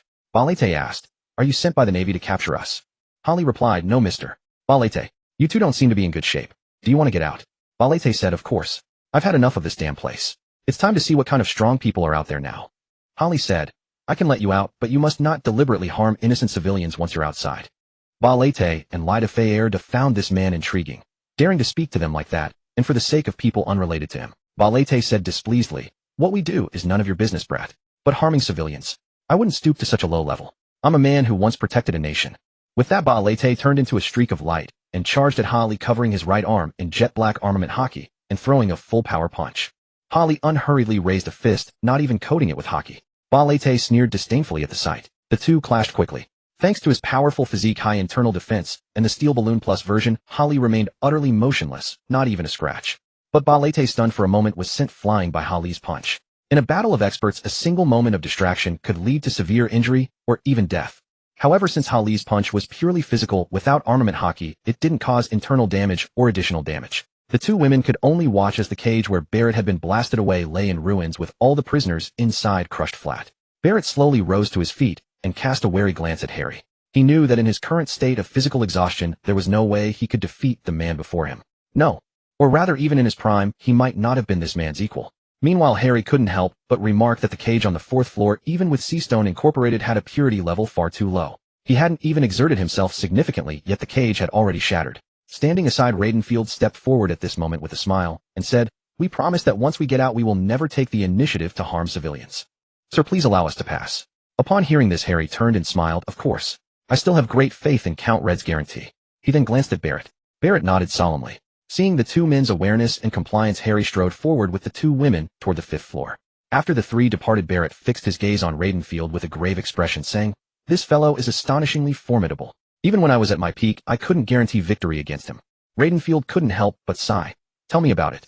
Look at that lad. Young as he is, yet his power runs so unfathomably deep. I'm sure before long another extraordinary prodigy will rise upon the vast ocean. Haha, it's becoming more and more interesting." His laughter carried an eagerness laced with anticipation for what lay ahead. In that moment, it seemed the entire world had grown brimming with uncertainty and boundless possibilities because of this young man. Barrett and Raidenfield stood silently gazing into the distance as they pondered what challenges and opportunities this enigmatic youth would bring to the seas. Barely reaching the 5th floor, Harry and his companions spotted Blackbeard and his crew running toward them. Blackbeard naturally spotted Domino and the others across from him and assumed they were prison guards, immediately launching his Darkwater technique to ensnare the trio. But Harry was faster, unleashing his 60 million volt Thunder Dragon technique. At such a tremendous height, every move depended entirely on his own stamina. This attack, while not a casual strike, certainly demanded considerable energy expenditure.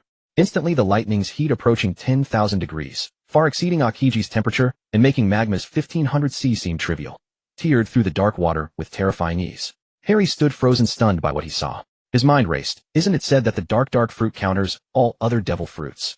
Yet I'm only using a regular devil fruit ability. After some reflection, it suddenly clicked. So that was how it worked. The energy he unleashed was simply too overwhelming. Given Blackbeard's current physical conditioning and the extent to which he developed his devil fruit abilities, he couldn't possibly withstand such a ferocious assault. Blackbeard was equally startled by the powerful energy impact. Just then, Rain Usopp, standing beside him, suddenly made his move. Usopp gripped a long sword wreathed in armament Haki, executing a sword technique known as listening to the wind and rain beneath the small bridge. In an instant, countless sword chi blades mixed with raindrops shot forth, but the Thunder Dragon dispersed them all with effortless ease. The Thunder Dragon collided with Usopp's Haki-infused sword like lightning itself. Though the dragon's power was somewhat diminished, its lightning pierced through every gap like a dense hail of steel needles, leaving no room to evade. Usopp barely managed to block it momentarily head-on, but those on Blackbeard's flank were hit directly. Despite their attempts to resist with Haki, the quality and quantity of their spiritual pressure paled in comparison to what Harry had wielded when he defeated Enel. The remaining electricity struck like a demon's claws, tearing through their bodies and sending them convulsing with their hair standing on end. Some already weakened were left branded with lightning patterns as though subjected to torment itself. However, Usopp met the attack head-on and displayed remarkable prowess. Even with his exceptional swordsmanship and formidable presence, he couldn't fully withstand the raw power of such a devastating half-strike. The lightning surged through him like a violent torrent.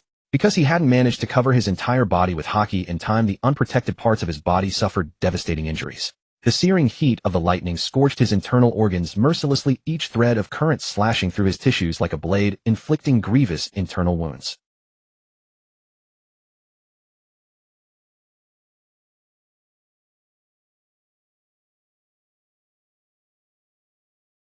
Yet even in this dire situation, he refused to yield easily. Drawing on his indomitable will and fierce passion for battle, Usopp combat the lethal lightning damage coursing through him. But it was ultimately futile. The lightning had already invaded his vital organs, and Usopp collapsed to the ground, writhing in agony alongside Blackbeard and the others. Little Suddy and Domino watched in astonishment nearby, their eyes bulging in disbelief. Both couldn't help but wonder, was this really the man they had chosen to follow? So handsome, so powerful, and yet so gentle and commanding. Ding. Domino's favorability has reached 80. Reward 1 Mid-Level Conqueror's Haki Enhancement Card exclusive to Domino. 1 Armament Haki Enhancement Card. 1 Observation Haki Enhancement Card. plus a physique improvement to achieve perfect adaptation. Stored in the system space. Ding. The host's Haki quality has been enhanced and injected into their body. Harry, walking ahead, paused for a moment. He thought to himself, this must be because after completing the vow with Domino, she has fully recognized me as her leader. Immediately afterward, Harry felt something shift within his body, as though he had grown stronger. Upon reaching the 6th floor, he spotted Luffy, Jinbe, and the Revolutionary Army members, but Mr. 1 and Mr. 2 were nowhere to be seen. It seemed Luffy hadn't encountered those remnants of Baroque works in Alabasta, and they hadn't been captured either. Harry didn't concern himself with such minor figures. It wasn't as though he could hunt them down daily in Alabasta, especially when he didn't even know where they were. As for Crocodile, after witnessing the devastation caused by his dance powder that left countless innocent lives lost, Harry knew he would never let him escape. Brother Harry, we meet again. Just as Harry was lost in thought, gazing ahead, Luffy shouted. Coming back to his senses, Harry saw Luffy charging toward him in an attempt to embrace him, and instinctively raised his leg to kick. Come on, I'm not into guys, you know. Luffy wasn't bothered by being kicked away, and merely scratched his head with a grinning smile directed at Harry. Harry responded politely. It's good to see you too. You blocked my kick so effortlessly just now. Your strength has certainly increased. What brings you to impel down? Luffy's expression instantly turned serious. I came here to save my brother Ace. He is about to be executed. Luffy did not ask Harry for his help, for he knew that although they were friends, this was too dangerous to let him join the adventure. Upon hearing this, Harry turned and looked at the several people beside Luffy. Who are these individuals? The large-headed figure introduced himself. Greetings, sir. I am an officer under Ivankov, and these people beside me all belong to the Revolutionary Army. We are all friends of Luffy. Harry turned his gaze toward the blue fishman. The burly figure introduced himself. This old man is a fishman named Jinbe, formerly one of the 7 warlords of the sea. We are also friends of Luffy. The supernovas remained silent. Harry looked toward them and asked, and what about these people? They are pirates, are they not? It is said that Kid has harmed many civilians. Upon hearing Harry's words, Kid and his crew wore expressions of contempt. Harry noticed the disdain on Kid's face and the dismissive attitude of Killua. Harry immediately understood. He spoke up, since you have attacked civilians and killed indiscriminately, it appears you cannot leave. Kid sneered, what business is it of yours to decide our fate? As he spoke, he stepped forward, preparing to strike Harry with a punch. Harry glanced at Kid. Without another word, Harry deemed it pointless to reason with someone so twisted. With a single move, 30 million volt Thunderbird, he instantly brought down a group of enemies. Harry then turned to Domino and Saint. Have the guards imprison these individuals in the cells. Restrain them all with sea stone handcuffs. Though these men were wicked, they possessed devil fruit abilities. Imprisoning them was the best course of action, otherwise their powers would leak into the outside world again. At that moment, Harry turned his attention to the Revolutionary Army members and nodded. I am Harry, and I am also a friend of Luffy's. Harry regarded the group and thought to himself, these are both revolutionaries and former allies of Jinbe. None of them are evil people, they are all individuals of honor. Luffy and Jinbe, along with the other revolutionaries, said little about the scene unfolding before them. They could only sense the tremendous power of Harry's devil fruit. Harry retrieved some writings he had made earlier on the ship regarding his thoughts on the revolutionaries and handed them to Ivankov. He said, the Revolutionary Army, you say? I also have some perspectives on this world. These are my thoughts on revolution. Please keep them safe. Deliver them to Dragon when the time comes. Ivankov took the documents, a flicker of surprise flashing across his eyes. He flipped through them carefully, a look of appreciation appearing on his face. I did not expect you to have such profound insights. These ideas are truly enlightening, Ivankov said, looking up at Harry. Rest assured, I will personally deliver them to Dragon. Jinbe and the other Revolutionary Army members gathered around to take a look, all expressing their agreement. Truly worthy of being Luffy's friend. You are indeed extraordinary, Jinbe said with a smile. Thank you, Harry. If the opportunity arises, the Revolutionary Army will surely repay you, Ivankov said solemnly. Harry smiled and waved his hand. There is no need for such formality. I merely did what I believed was right. I hope these ideas will be of some help to the Revolutionary Army. The pressing matter at hand is to find a way to rescue Ace as soon as possible. Everyone nodded and began discussing the plan to rescue Ace. Domino and Saint looked at the group and said nothing. They could still discern good from evil and understood that some of those imprisoned had only offended the so-called rulers of the seas.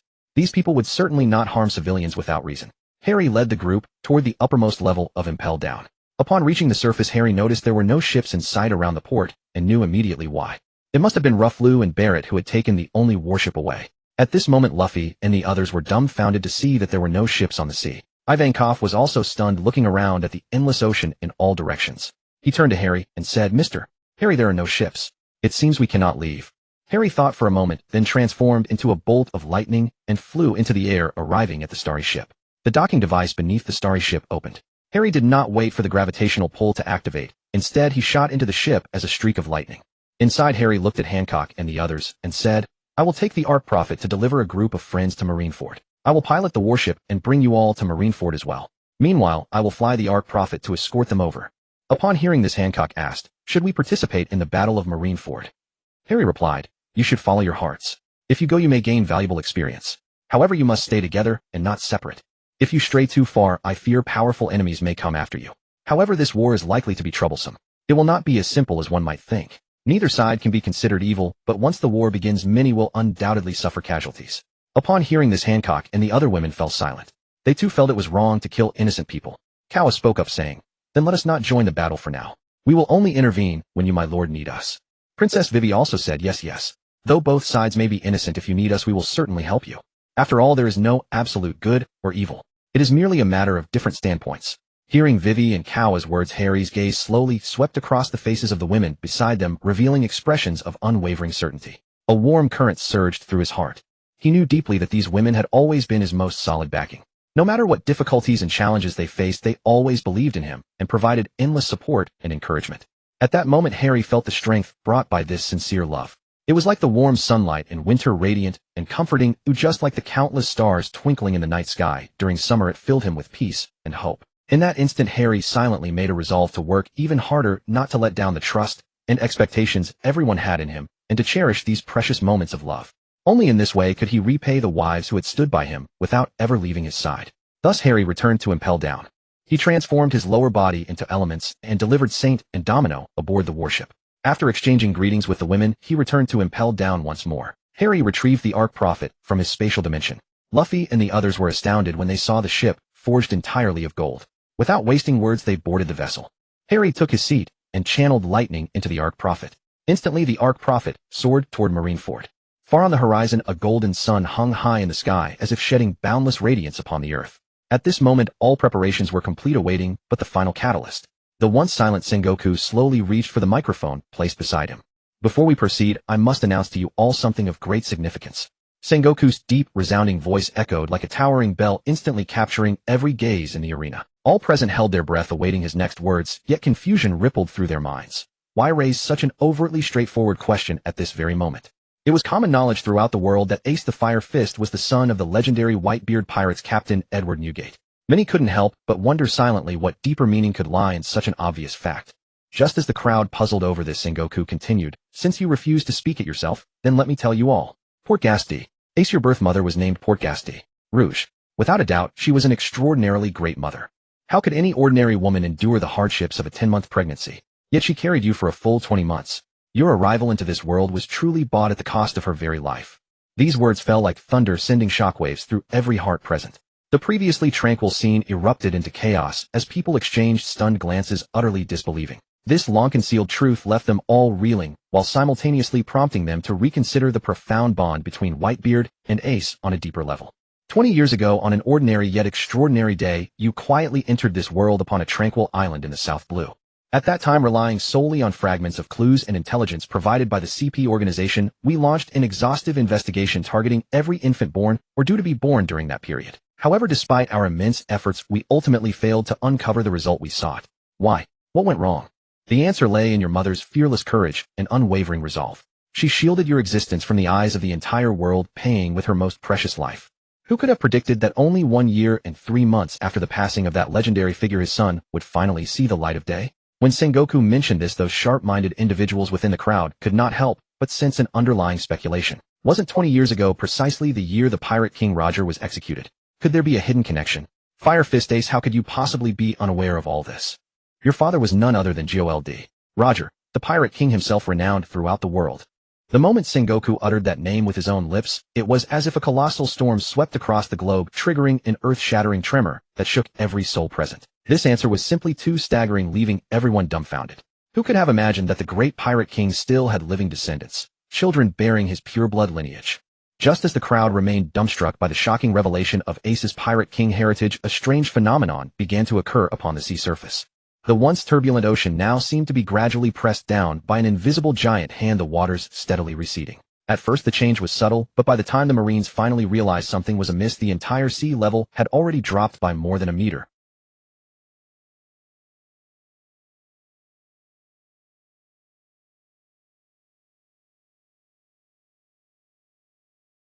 Upon recognizing this anomaly, Sengoku, Garp, and the others paled instantly, their nerves snapping taut. Such an unnatural phenomenon could never be mere coincidence. It could only mean one thing: that legendary man was closing in. All units stand by. The enemy approaches. Before Sengoku's roar had even faded, several faint dark spots began to emerge on the distant horizon. It's the Whitebeard pirates, someone shouted. Tens of thousands of marine soldiers gripped their weapons tightly, sweat beading on their foreheads, as an invisible pressure weighed heavily upon each heart. As unease intensified, their gaze grew sharper, and the distant black dots became increasingly distinct. One by one, pirate ships materialized upon the waves like phantoms, first flickering in and out of view, then revealing their full silhouettes before the marines and the watching world. So many vessels filled the horizon, 44 in total when roughly counted. They formed a massive pirate fleet crowded with fighters numbering in the tens of thousands, a sight truly breathtaking in its scale. Target confirmed. All Whitebeard-affiliated pirate fleets, totaling 44 vessels. However, notably absent is Whitebeard's own ship, the Moby Dick. Accurate intelligence streamed back swiftly. As Sengoku listened to his subordinates' reports, an inexplicable unease welled up within him, as though something crucial had slipped his notice. Just then an astonishing sight unfolded. A colossal bubble erupted within the harbor, as though a leviathan of the sea was about to breach the surface. In that instant, enlightenment struck Sengoku. He finally realized what he had overlooked. The enemy had chosen to launch a surprise attack from beneath the sea. They had skillfully exploited the terrain, striking directly through the underwater channels toward the harbor interior, significantly shortening their approach, while gaining invaluable tactical advantage for the battle ahead. Even standing on opposing sides, Sengoku couldn't help but admire Whitebeard's brilliant strategic maneuver. This approach not only avoided the risks of a lengthy sea voyage, but also minimized casualties and vessel damage during combat to the greatest extent possible. Truly, Whitebeard's strategy was nothing short of masterful. Bang, bang, bang. With each heavy step that Whitebeard's mountain-like frame advanced, his distinctive wide-gated stride sent waves of oppressive aura crashing toward the marines. These sudden impacts struck like hammer blows against the hearts of tens of thousands of marines present, causing their hearts to skip beats involuntarily. Then came an indescribable sense of suffocation, as though invisible hands tightened around their necks, making it nearly impossible to breathe. At that moment, a silhouette slowly emerged from the depths. The figure was extraordinarily imposing, far surpassing all others around him. Merely standing still, he exuded an unparalleled aura of power that swept across the entirety of Marineford. This legendary figure was none other than the strongest man in the world today, Whitebeard. His arrival was like a brilliant star slicing through the dark night sky, instantly captivating every single pair of eyes. Guru, my beloved child, please don't come to any harm. Stay calm and hold on a little longer. Your old father is coming to rescue you now. This magnanimous declaration reverberated across the entire battlefield like rolling thunder, and no one suspected that this powerhouse was merely bluffing. Quite the opposite. Everyone sensed an unprecedented tension thickening the air. Ace gritted through the excruciating agony coursing through his body, his voice hoarse as he cried out. I was the one who stubbornly disregarded everyone's warnings and insisted on charging out into danger alone.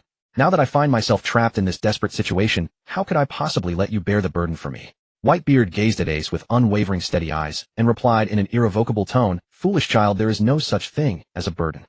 Since you have chosen this path, you must walk it courageously. If you feel you have not caused enough trouble, yet then continue bearing my name, and set sail across this boundless and immeasurable sea. With those words, Whitebeard slowly extended his right hand, making that gesture, symbolizing invitation and acknowledgement, and roared, I am the one ordering you to go. Upon hearing their captain's impassioned and heroic declaration, along with his boundless care and tolerance toward his family and comrades, the countless pirates beneath Whitebeard's command were instantly set ablaze with fervor, as though an inexhaustible source of power had been poured into their veins. They charged toward Marineford like a pack of famished wolves pouncing upon a flock of sheep, heedless of their own safety. These men carried dreams in their hearts and pressed forward fearlessly. To protect their loved ones, they would sacrifice their lives without the slightest hesitation.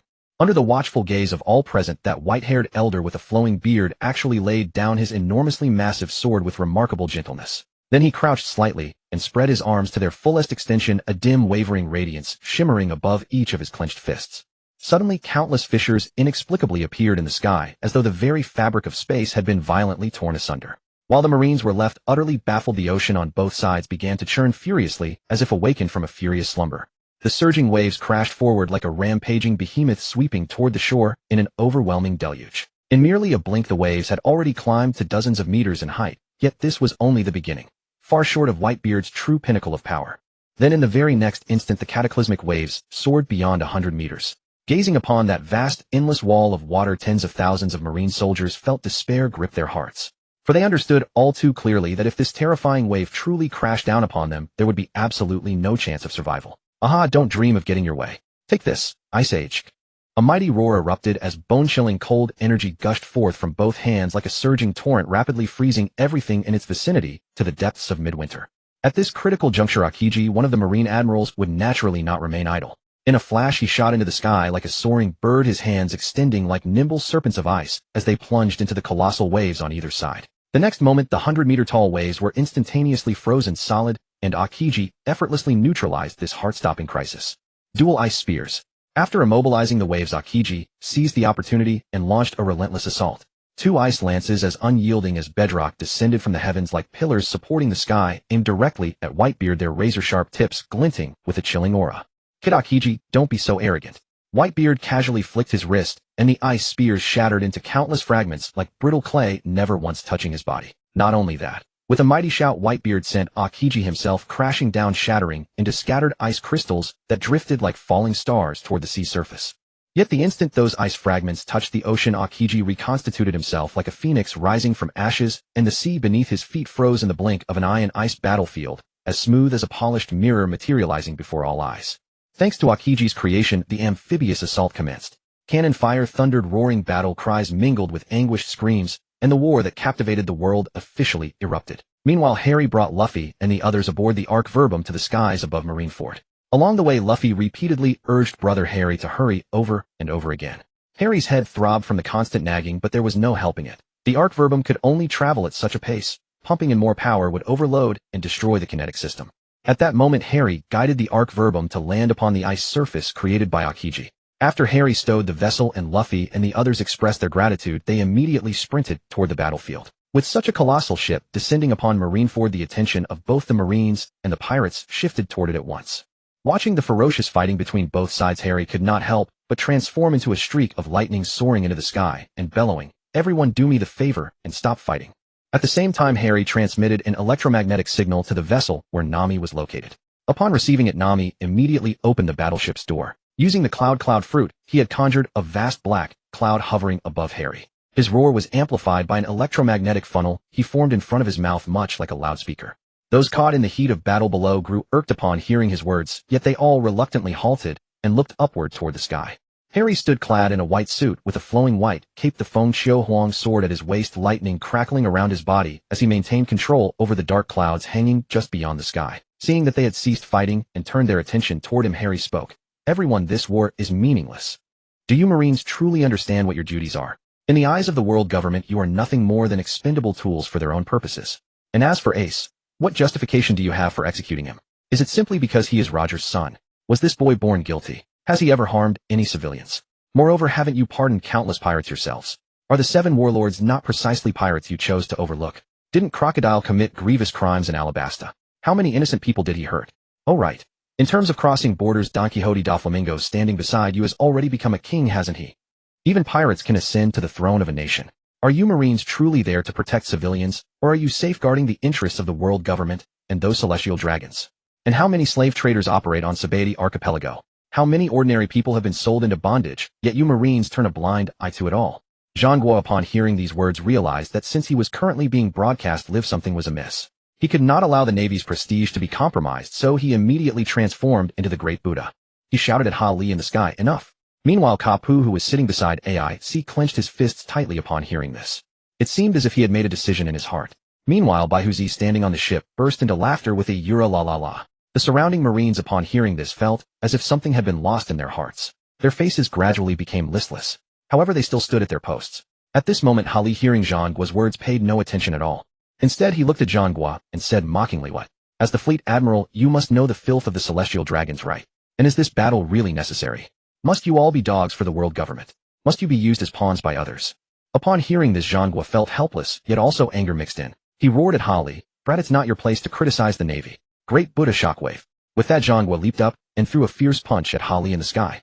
The fist was covered with a white spherical mass very similar to Bai Huzi's tremor fruit. Hali looked at the golden Great Buddha jumping toward him and couldn't help but sneer disdainfully. 60 million volts Thunder Dragon. As Hali spoke, a dragon-shaped creature shot out from his palm.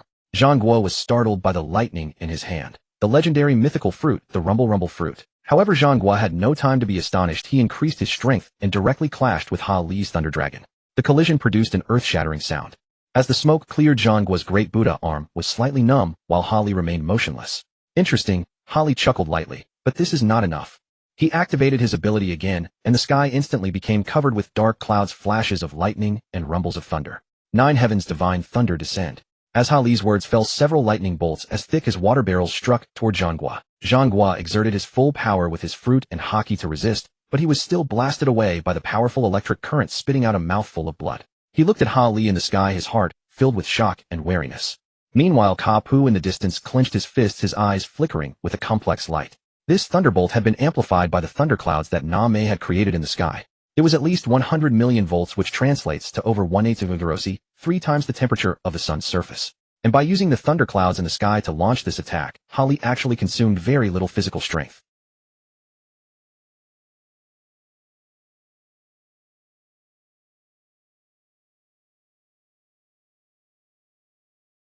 Otherwise, whoever wants to fight next, let them fight me. Upon hearing this, Chi Quan, Huang Yuan, and Qing Ji looked at each other. Chi Quan couldn't help clenching his fist, but he remembered the last time he was defeated by Holly even without a fruit. He suppressed the anger in his heart. The remaining pirates, upon hearing this, looked at each other and dared not utter a single word. Meanwhile, the Wu Laoxing watching the broadcast and Mali Qiaoyu were filled with rage. Agriculture god of war Shepherd 10 Peter Saint spoke. This brat actually obtained the rumble fruit, which is the legendary fruit of a god. What should we do next? Should we stop the execution? Even without the fruit, Holly was already that terrifying. With his physique, once the rumble fruit is in his hands, wouldn't he become invincible? Finance god of war Zamba Long V Nasu Shou Lang Saint spoke. The execution definitely cannot be stopped, otherwise where would the world government's face go? Moreover, with these words, this child is probably our enemy. Legal god of war Topman with Chioli Saint said, I will go report to Musama. Such matters are probably beyond our authority.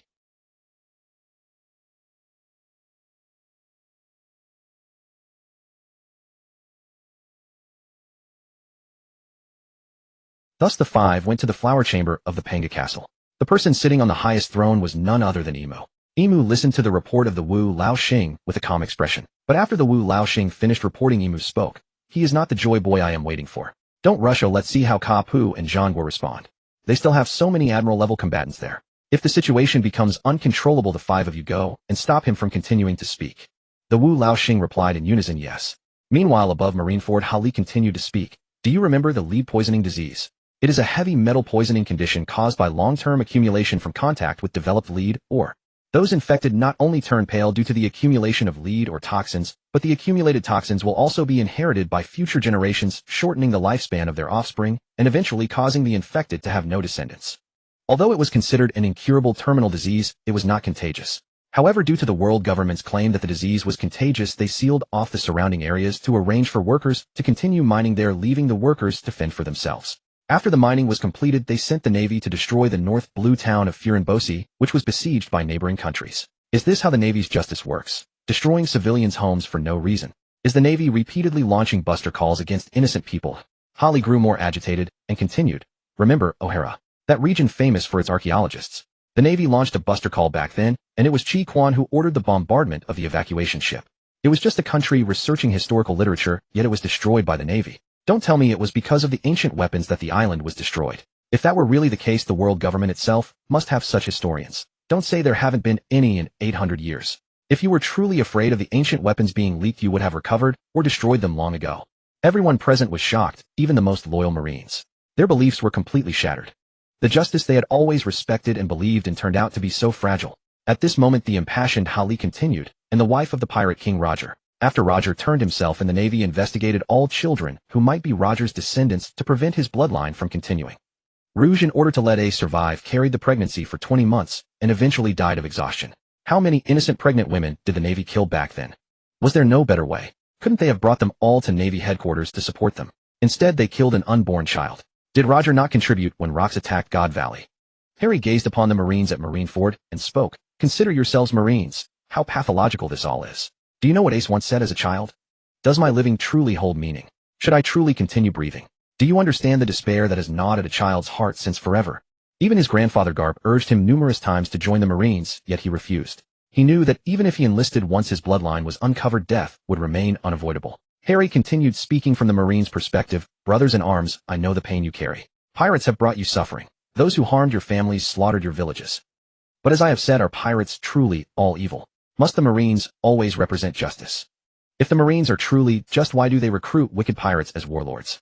If justice defines them, how do officers like Mouse, those who conspire alongside pirates, come to exist? Harry spoke with grave earnestness. Marines, what I wish to convey is this: among pirates and Marines alike there exist both the virtuous and the depraved. Why do pirates come into being? It is because this world is warped, because the world nobles sit above all, and because their exorbitant taxes devour the lives of common folk. Brother Marines, our true enemy should be the world nobles. When people cannot fill their bellies and face starvation, what choice do they have? The timid will merely endure day by day. But those unwilling to accept such fate, and unwilling to perish so easily, turn to piracy. If every person could eat their fill, if every child could be raised with love and guidance, then where would pirates come from? I acknowledge that some pirates are vile. I admit those corrupted souls deserve death. But you must learn to distinguish which pirates warrant judgment, and which do not. Do not blindly sell your lives to the world government. Silence fell over the crowd as Harry's words rang out. Some Marines lowered their heads in thought, recalling why they had originally joined the Marines. Was it truly merely to execute the world government's decrees? At that moment, a young naval lieutenant rose to his feet, his eyes gleaming with resolve. Sir, you speak truth. We can no longer obey the world government blindly. We must fight for genuine justice. Other Marines quickly echoed his words, and the atmosphere grew fervent and electric. Harry felt a quiet satisfaction within. He knew his words had struck deep within these Marines' hearts. Perhaps a storm capable of reshaping the very world was about to stir. Meanwhile, Sengoku felt profound astonishment. He had not expected this man to perceive the present world with such clarity, nor possess the courage to expose the world government's corruption and openly defy it. And at that moment, Law turned his gaze toward Harry, his eyes brimming with emotion. He shouted loudly, "I am one who suffered under the WBG. I know the Marines' crimes. It is precisely for this reason that I became a pirate." On the execution platform, Ace tears streamed down his face. He remembered his mother from childhood, the hardships he endured, the confusion over the meaning of his own existence, and the many times he had sought to end his life only to be stopped by Garp. Through the din mushy, Harry's words spread across the entire world. People everywhere realized, yes, because of the celestial dragon's tribute, countless nations were crushed. Unable to pay, they were plundered by pirates, while those who could pay were suffocated by unbearable taxation. King Cobra of Arabasta thought to himself, indeed, if this drought continues for several more years and water runs dry, his people may very well turn to piracy. Had they not already mustered hundreds of thousands of rebels? It was precisely because of the world government's overwhelming power and the Marines' iron grip that they dared not directly rebel, and instead chose piracy. Seeing that his words were taking effect, Harry continued, "Now let us return to the central figure of today's battlefield, Whitebeard." The islands under Whitebeard's protection were all impoverished and devastated. Yet he never extracted a single berry from them. Instead, he shielded them. Whitebeard only took what was necessary to sustain his fleet. Fishman Island, one of his protected territories, serves as proof. As a member state of the world government, it became a haven for traffickers, with merfolk constantly captured. Only after Whitebeard took Fishman Island under his umbrella did conditions improve. Have you not noticed? Whitebeard has never harmed civilians. He protects them. He became a pirate solely for freedom and for his family. Upon hearing these words, Whitebeard felt profound warmth in his heart, as if he had finally found a kindred soul. The other Marines were consumed by shame, realizing they were waging war against a man who sheltered countless islands. Sengoku felt a sense of resignation. He sensed that the world was on the verge of upheaval, and this revelation would prove far more consequential than any legendary treasure. Garp, moved by Harry's words, held back from striking. Kizaru and Akiji remained indifferent. After all, these were Harry's words to bear, and the world government's wrath would naturally fall upon him first. With all attention fixed upon Harry, Luffy had already rushed to the edge of the execution platform. Garp pretended to carelessly drop the keys beside the platform. Luffy seized the opportunity, sprinting forward to grab them and unlock Ace's handcuffs. Sengoku grew even more at ease. If Harry had pushed matters this far, this could become the Marines' chance for independence. Moreover, the world government's fury would not be his burden to bear, not when he had already been beaten to near death by Harry. Meanwhile, in Merigios, the five elders watched the broadcast and could no longer restrain themselves. They stormed out of Merigios, heading straight for Marineford. Harry continued his oration undeterred. And let us speak of our own Marine Admiral, Akainu. Perhaps tormented by pirates since childhood, he harbors a deep and abiding hatred for them. His singular goal became the eradication of all pirates. But in his slaughter, he lost all restraint, willing to kill 100 innocents to eliminate a single pirate. In the end, he obeyed the world government's command to annihilate the historians of O'Hara and even ordered the bombardment of evacuation ships. Akainu has become utterly warped. What, pray tell, distinguishes his actions from those of the worst pirates? Driven solely by his own twisted ideals, he slaughters without conscience, reduced to a mere slave of destruction. Harry said firmly, "Is this Akainu's fault? No, this is the fault of this distorted world. It is the fault of the world ruled by the celestial dragons.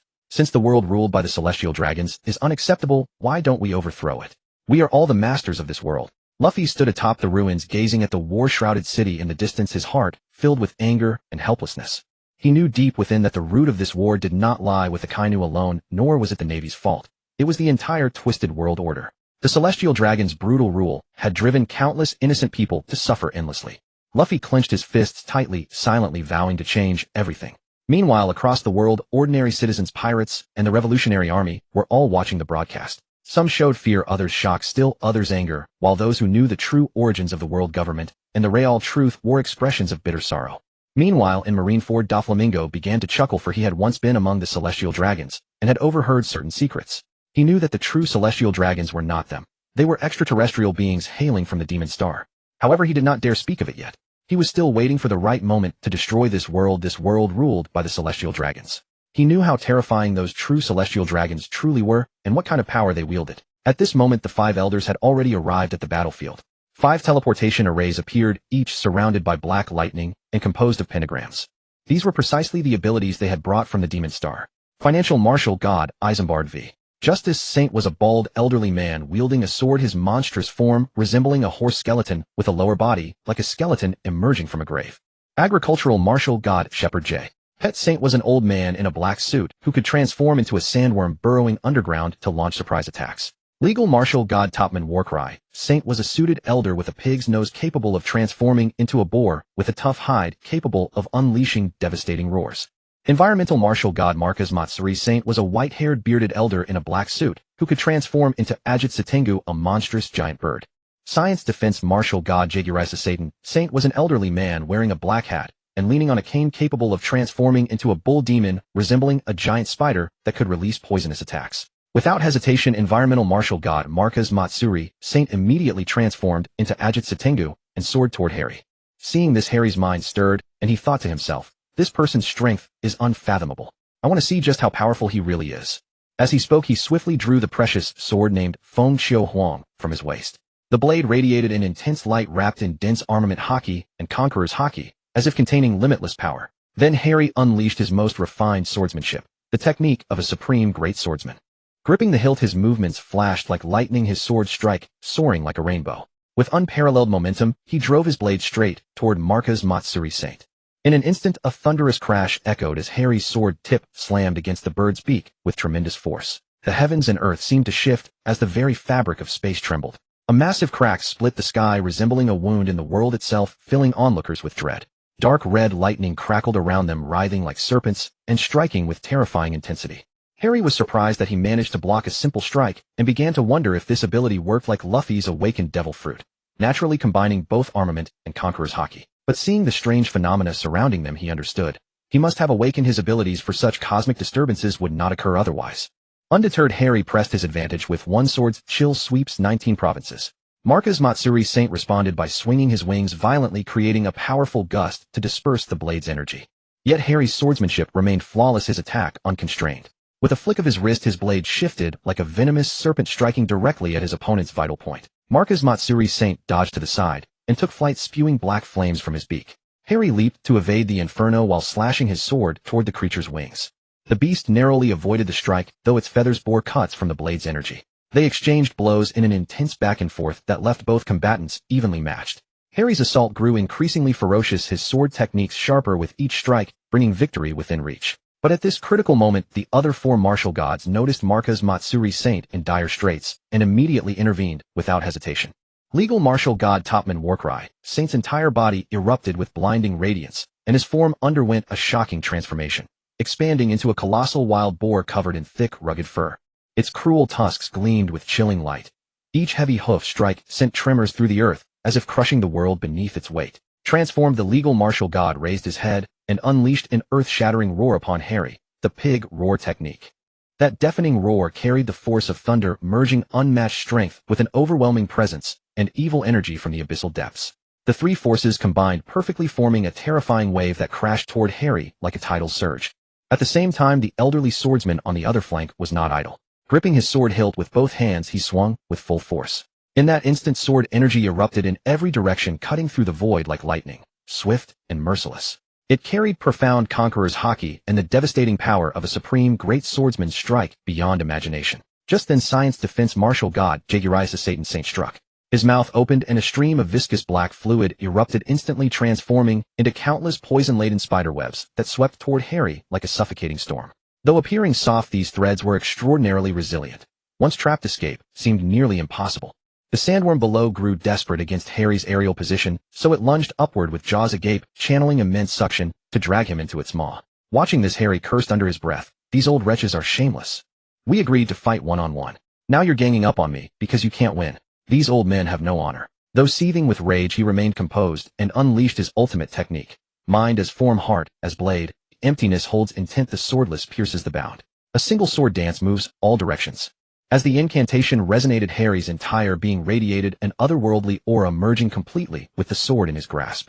His figure dissolved into phantom-like movements through the void. His long sword became countless piercing rays of blade energy, shooting outward in all directions with relentless speed.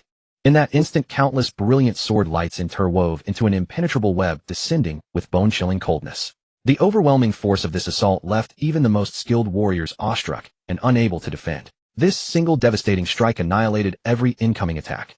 The elderly men barely had time to react before being cleaved in twain by the razor-sharp blade energy. But then something unexpected unfolded. All 5 figures split in 2, miraculously reformed within mere heartbeats, as though nothing had happened. 5 figures blurred together as Harry danced through their assault, parrying and weaving between their strikes. His blade carved sharp arcs through the air, meeting their attacks with ringing clashes. During the fierce battle, Harry noticed the 5 elders' coordination was remarkably seamless. Their relentless attacks came like tidal waves, gradually wearing him down. Yet he refused to yield, gritting his teeth and focusing intently to find an opening. At last he spotted a weakness and surged forward, driving his blade straight toward Marcus Matsuri Saint's chest. But something strange happened again. His pierced heart miraculously regenerated. Harry understood something from this. They truly seemed to be immortal. With this thought, Harry transformed into a bolt of lightning and sped away from the group. Considering that even peerless swordsmanship would struggle against them, it was time to unleash the power of his Goro Goro Nomi. Harry used electromagnetic waves to signal Nami to fully generate the storm clouds and roared loudly, thunder trembling the 9 heavens. Harry's hands clenched as if gripping pillars that pierced the sky, and in an instant 9 fierce thunder dragons burst from the clouds like heavenly bolts of lightning, carrying the terrifying might of 100 million volts, charging toward the 5 with overwhelming ferocity. 5 of the thunder dragons struck like famished tigers at Izambalt V. Nazarampo, Saint the financial martial god. The remaining 4 darted like arrows from a bow, each aimed at one of the other 4. Seeing the thunder dragon approaching, Izambalt hastily swung his sword to block. However, the thunder dragon was unstoppable, piercing through his blade like Mount Tai crushing an egg and striking him forcefully in the body. A heart-wrenching scream erupted from him. Although he possessed advanced Haki, he had only coated his sword with armament Haki, leaving his entire body defenseless. In an instant, black smoke rose from his body, his entire head charred black as charcoal. Yet curiously, after a minute his body regrew his head, as if rising from the ashes of a phoenix. The reborn financial martial god glared in fury, unable to accept such a disgraceful fate. He channeled all his Haki into his body, and his sword hummed, as if venting his rage. With his roar, a black sword chi shot straight into the sky, clashing fiercely with the thunder dragon. Harry launched again. Yet the thunder dragon's power was far too overwhelming, gradually suppressing the sword chi. At that moment, the other 4 companions also unleashed their ultimate techniques, attempting to assist him in resisting the thunder dragon's assault. Across the battlefield, flashes of light intermingled with rumbling thunder as a breathtaking duel unfolded. The spectators on the sidelines were dumbfounded. Kizaru, this is truly terrifying. This time he really did go crazy, slaughtering the 5 elders over and over again. Akiji, waha, such an interesting kid. Has his strength already reached this level? Garp, if things continue like this, those 5 monsters cannot be killed. Back then at God Valley, they were similarly immortal. Whitebeard, oh ho ho ho, what a courageous and fearless young man. But he is nothing like that man from back then. They are truly immortal beings. Bonnie, if it were him, my father would be saved. Even if he cannot kill them, he could easily teach them a lesson. Saving someone would surely be within his capability, but how do I convince him to act? Rayleigh, watching the broadcast, the records on the history stone we saw at Raftel were indeed correct. They are not creatures of this world. They are the demons of the star. Perhaps only the return of Joy Boy can save us now. Harry discovered that these 5 elders were truly difficult to kill, especially that one resembling a pig. This was precisely why Harry had not used 5 thunder dragons against Topman Warcury Saint. The previous sword strike had already been his strongest, which was why he had managed to sever all 5 in half at once. However, Harry realized that slashing injuries had little effect on them. Their regenerative ability was astonishingly terrifying. Even having their heads electrocuted to ashes, they could still survive. The only solution Harry could think of was to obliterate everything about them with his most devastating thunder attack. Yet he was uncertain whether they would use that pig-like one to block it, so killing them was not guaranteed. With this realization, Harry prepared to unleash his ultimate move. Only the most awe-inspiring thunder can shatter the deepest darkness. With thunder, I shall shatter the darkness. Harry's body suddenly erupted with dazzling light, as if shrouded by some mysterious power. His appearance rapidly transformed. His muscles became more robust and powerful, and his skin shimmered with a lightning-like brilliance. In the blink of an eye, he had transformed into the god of thunder. At this moment, a staggering 200 million volts of current surrounded Harry, writhing like countless silver serpents and producing deafening roars. The overwhelming energy fluctuations distorted the surrounding air, forming breathtakingly beautiful arcs of electricity. Even the previously clear sky underwent a wondrous transformation due to Harry's metamorphosis. Fluffy white clouds gathered around him, as if paying tribute to this newly born god of thunder. The clouds shimmered with bizarre radiance, harmonizing with the currents surging across Harry's body, creating a scene of magnificent splendor. As time passed, Harry grew increasingly proficient in controlling this immense power. He began to wield the lightning in his hands, each swing triggering earth-shattering explosions. Bolts of lightning shot forth from his palms like brilliant meteors, streaking across the night sky, illuminating the darkness. Harry's eyes were focused and resolute as he aimed at Shepherd G. Pete, Saint the agricultural martial god. He took a deep breath, channeling all his strength, preparing to unleash a world-shaking attack. As the words erupted from Harry's lips, world-destroying thunder punishment, the sky instantly darkened with towering storm clouds, lightning flashing and thunder roaring.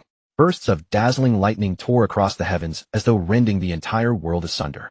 Then a colossal sphere of thunder plummeted from the clouds at tremendous speed, bearing apocalyptic power as it hurtled toward Shepherd G. Pete Saint. Facing such terrifying thunderous assault, Shepherd G. Pete Saint showed no sign of fear whatsoever. In his insecticide form, he was exceedingly difficult to kill. Opening his mouth, he generated a powerful suction force, emanating an overwhelming aura as he attempted to withstand this fatal strike. However, the thunder's power was simply too formidable. It pierced through the agricultural martial god's defenses at astonishing speed, completely engulfing his body in an instant. In that moment, time seemed to halt entirely. The entire space was filled with blinding lightning, rendering onlookers unable to open their eyes. When the radiance gradually dissipated, they finally realized that the agricultural martial god had vanished. Harry stood motionless in place, a faint smile of exhaustion, yet satisfaction gracing his face. Yet that single strike, world-destroying thunder punishment unleashed in his god of thunder form, had consumed nearly half of Harry's stamina. After all, he had been drawing upon the immense power of the atmospheric lightning. During that previous move, his entire body had been wrapped in 200 million volts of electricity, as if merged with the most chaotic energy between heaven and earth. But even this was far from enough. He needed to gather all the power within the clouds to bring this strike to its absolute peak. As he swung his weapon, a cataclysmic ray of lightning erupted suddenly. Harry sensed that the power of this lightning ray exceeded 500 million volts, with temperatures soaring to an astounding 20,000 degrees. At that moment, Harry gazed calmly toward the place where Shepherd 10 Peter, the martial god of agriculture, had once stood. There now existed only a deep pitch-black abyss with surging seawater raging within. Even within Harry's observation Haki perception, there was no trace of Shepherd 10 Peter's presence whatsoever.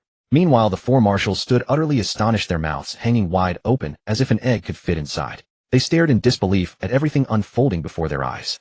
Immediately, they unleashed their formidable observation Haki, attempting to sense whether even a shred of life remained in Shepherd 10 Peter. However, after thorough investigation, their conclusion sent chills down their spines. Just as they had feared, Shepherd 10 Peter had completely lost all signs of life.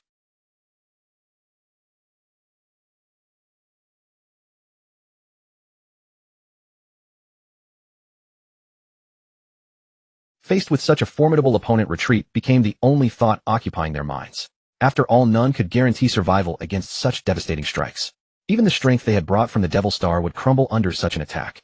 At this moment, Harry stood like an immortal amidst the void, draped in a snow-white robe that flowed gracefully around him, showing no sign of fatigue. His serene composure led the four marshals to speculate whether he still possessed reserves for even more devastating attacks.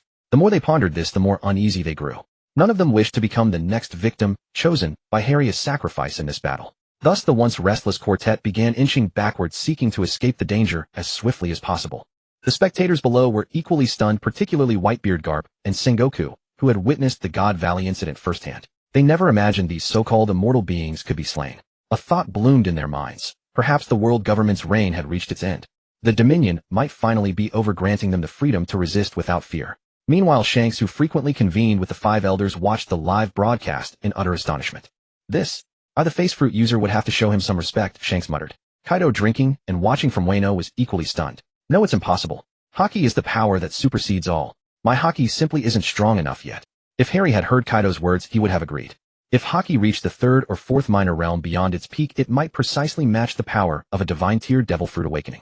Yet Harry, oblivious to Kaido's words or their thoughts, merely glanced at the 5 elders preparing to retreat and paid them no mind. Harry had already expended half his strength. Killing all 5 would prove difficult, and exhausting himself completely would leave him vulnerable to unforeseen dangers, a risk Harry, ever cautious, would not take. Harry had never anticipated the 5 elders would intervene personally. Didn't these old men care only about the poneglyphs and the lost century? However, Harry now held a new understanding of their current strength. After all, in the original tale, the 5 elders were undeniably powerful. They had demonstrated formidable Haki and defensive capabilities, with the most crucial being their immortality. Yet Harry had never expected them to survive even after their heads were shattered. After all, in Harry's memory, those 2 giants had merely sliced through the Sea King's abdomen, and the giant spider had only lost a single leg. Fortunately, Harry had Nami's cloud fruit to aid him harnessing the lightning within the clouds. Without it, he likely wouldn't have managed the technique, and might have been left completely drained. For a divine-tier fruit, like the Goro, Nomi's success truly depended on stamina development and environment, with the environment being paramount. Consider Aokiji. Without vast amounts of seawater surrounding him, could he have conjured so much ice from nothing? Even if he could, it would undoubtedly drain massive amounts of stamina. Meanwhile, the 5 elders were gradually retreating, and Ace had already been rescued by Luffy reaching Whitebeard's side. Akainu dared not provoke Harry this time. With his current combat power, he could easily defeat 5 Akainus. The 5 elders' true difficulty lay in their immortality. Akainu lacked that advantage. A single strike from Harry, his sword intent wreathed in dual-colored Haki, would have been more than enough to challenge Akainu.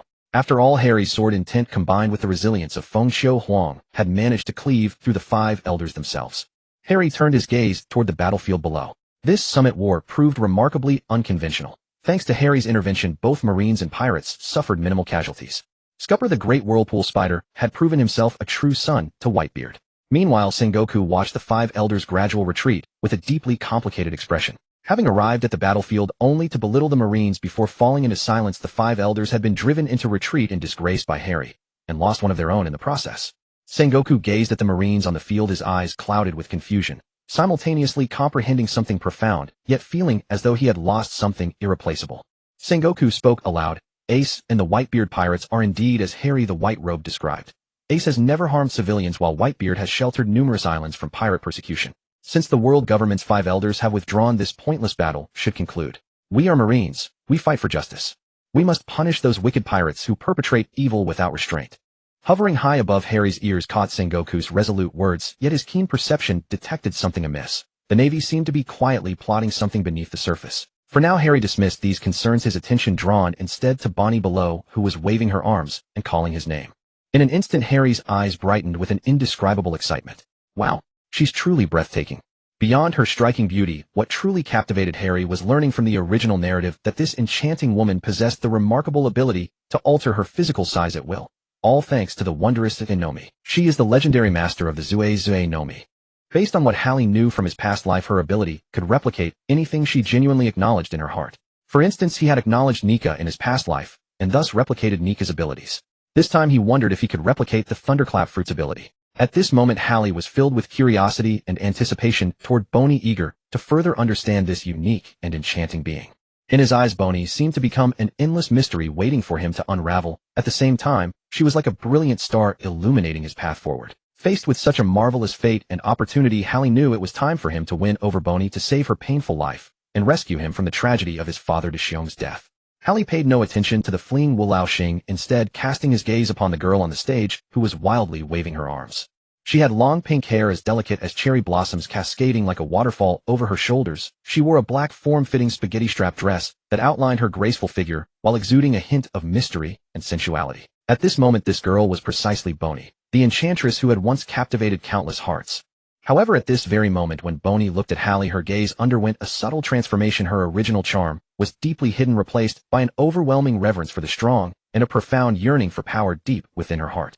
The fervent, unwavering gaze that seemed to pierce through his soul made Hallie's heart tremble. Hallie transformed into a streak of lightning and stood before Bonnie, looking down at her from his height. "Are you willing to come with me?" Hallie's voice was calm, carrying a barely perceptible hint of temptation. Bonnie lifted her head, meeting Hallie's gaze, the desire in her eyes undiminished. "I can give you the power you desire," Hallie continued, well aware of what Bonnie craved most. Bonnie bit her lip, hesitated for a moment, and finally nodded. "Very well." The corners of Hallie's mouth lifted slightly. "However, you must remember that from now on you are to obey only my commands." Bonnie's body trembled, but she quickly regained her composure. I understand, she murmured. Hallie took a deep breath, then once again cast a spell summoning the legendary Feng Xiuhuang from a mysterious space. With a flash of light, Feng Xiuhuang appeared in midair about a foot above the ground. Hallie lightly stepped onto the sword, as if becoming one with the flying sword. Bonnie, witnessing this, followed without hesitation and also stepped onto the flying sword. Together they ascended into the sky, overlooking Malinfanguo below. At this time, Whitebeard had already led Ace and the other pirates in retreat, while the Marines were busy tending to the wounded who had been attacked before Hallie's arrival. Hallie gazed at the battlefield, secretly relieved. This summit war had not caused too many casualties among the innocent Marines and pirates who should not have lost their lives. He was quite satisfied with his performance this time, just a few words had successfully shaken the morale of the Marines. At this moment, Hallie deeply understood the significance of his existence. He was not only to protect the kind from harm, but also to use wisdom and strength to maintain peace in the world. Watching the fading Whitebeard fleet, Hallie knew that more challenges awaited him in the future, but he was ready to face the unknown retaliation from the world government. Hallie seemed to suddenly remember something important. He stared intently at the video Din Din Mushi before him, and with a serious and determined expression, he began to speak. Everyone, here I solemnly declare that from now on, whether Marine or pirate, anyone who dares to harm innocent civilians will become my enemy. If anyone indiscriminately slaughters civilians, then I'm sorry, but I, Hallie, will unhesitatingly cut them down. No mercy. His voice was resounding like a sharp sword, piercing through time and space, reaching the hearts of all who heard it. His eyes were filled with justice and determination, moving all who beheld him. Hallie deeply understood that the suffering brought by war was not confined to the battlefield. The unarmed civilians often became the most innocent victims. They should have lived peaceful and tranquil lives, yet were forced into this chaos for various reasons. Such behavior was undoubtedly a trampling of humanity and moral boundaries, as well as a destruction of the entire social order. As a person with conscience and responsibility, Hallie could not tolerate such atrocities. He decided to step forward and use his power to protect those in need. Regardless of the opponent's identity, even facing powerful enemies, he was fearless and vowed to uphold justice. At this moment, Hallie became the beacon of hope for all civilians. His vow was like the dawn before sunrise, bringing a glimmer of warmth and comfort to the people. Finally, Hallie, riding the flying sword, traveled through the sky like an immortal. His figure gradually faded away, leaving only the silhouette of a swordsman in a white robe standing tall and straight as a pine. Seen from afar, this silhouette seemed to merge with the heavens and earth, exuding an otherworldly aura. Accompanying Hallie's receding figure, a phrase laden with endless emotion and sighing slowly came, "In times of prosperity, the people suffer. In times of decline, the people suffer." This phrase echoed in the air like a morning bell or evening drum, compelling deep reflection. These few words contained profound philosophy and compassion for all living beings. It expressed that whether the nation flourishes or declines, the common people are always the ones who suffer the most. In the long river of history, countless wars and changes often brought the people the misery of displacement and broken families. As for those so-called heroes and legends, their great achievements might be recorded in history, but for the common people, what practical significance do these glories and splendors hold?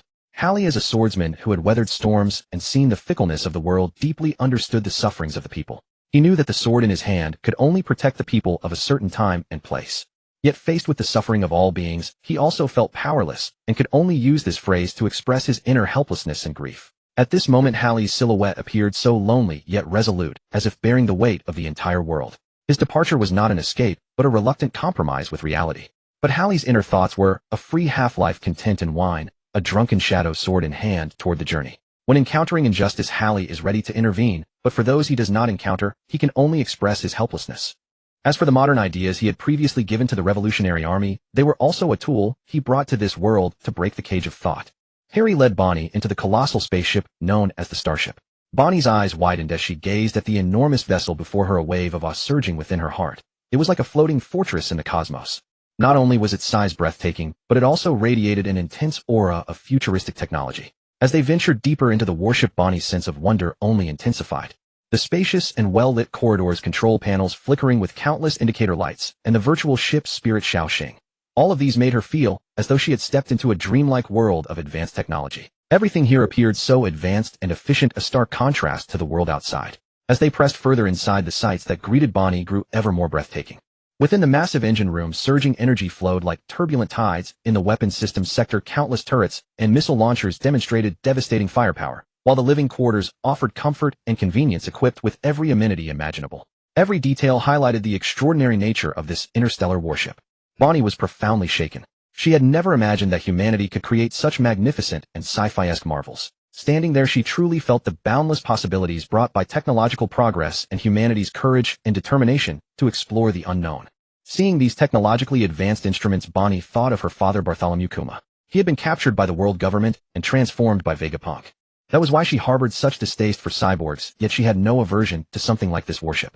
For someone who had never witnessed such things before, it truly felt like science fiction. When Boa Hancock, Nami, and the other women saw Harry finally return, the burden lifted from their hearts. Earlier they had witnessed through the warship's external display how Harry had engaged in a thrilling battle against the five elders. They were utterly astonished that they could not even slay those five formidable foes whose power ran as deep as the ocean and who seemed like living monsters. Fortunately, their husband possessed extraordinary strength, far surpassing their opponents. He had slain one and forced the remaining four to flee. The beautiful women stepped forward one by one, offering Harry warm and affectionate embraces. Even Domino and little Sadie, who had only recently joined this family, threw themselves into the group, hugged without hesitation. These heartwarming scenes left Bonnie standing to the side, feeling somewhat awkward and at a loss. Harry seemed to notice her emotion and smiled, saying, "How about we share a hug too?" Bonnie hesitated for a moment, a blush of shyness rising to her cheeks, then gathering her courage, she stepped forward and gently embraced Harry. Harry could feel Bonnie's full soft body pressed against his, especially the undulating curves of her chest, which stirred a certain restlessness within him. However, Bonnie quickly released her grip, a faint blush coloring her cheeks, then took a few steps to the side, appearing somewhat flustered.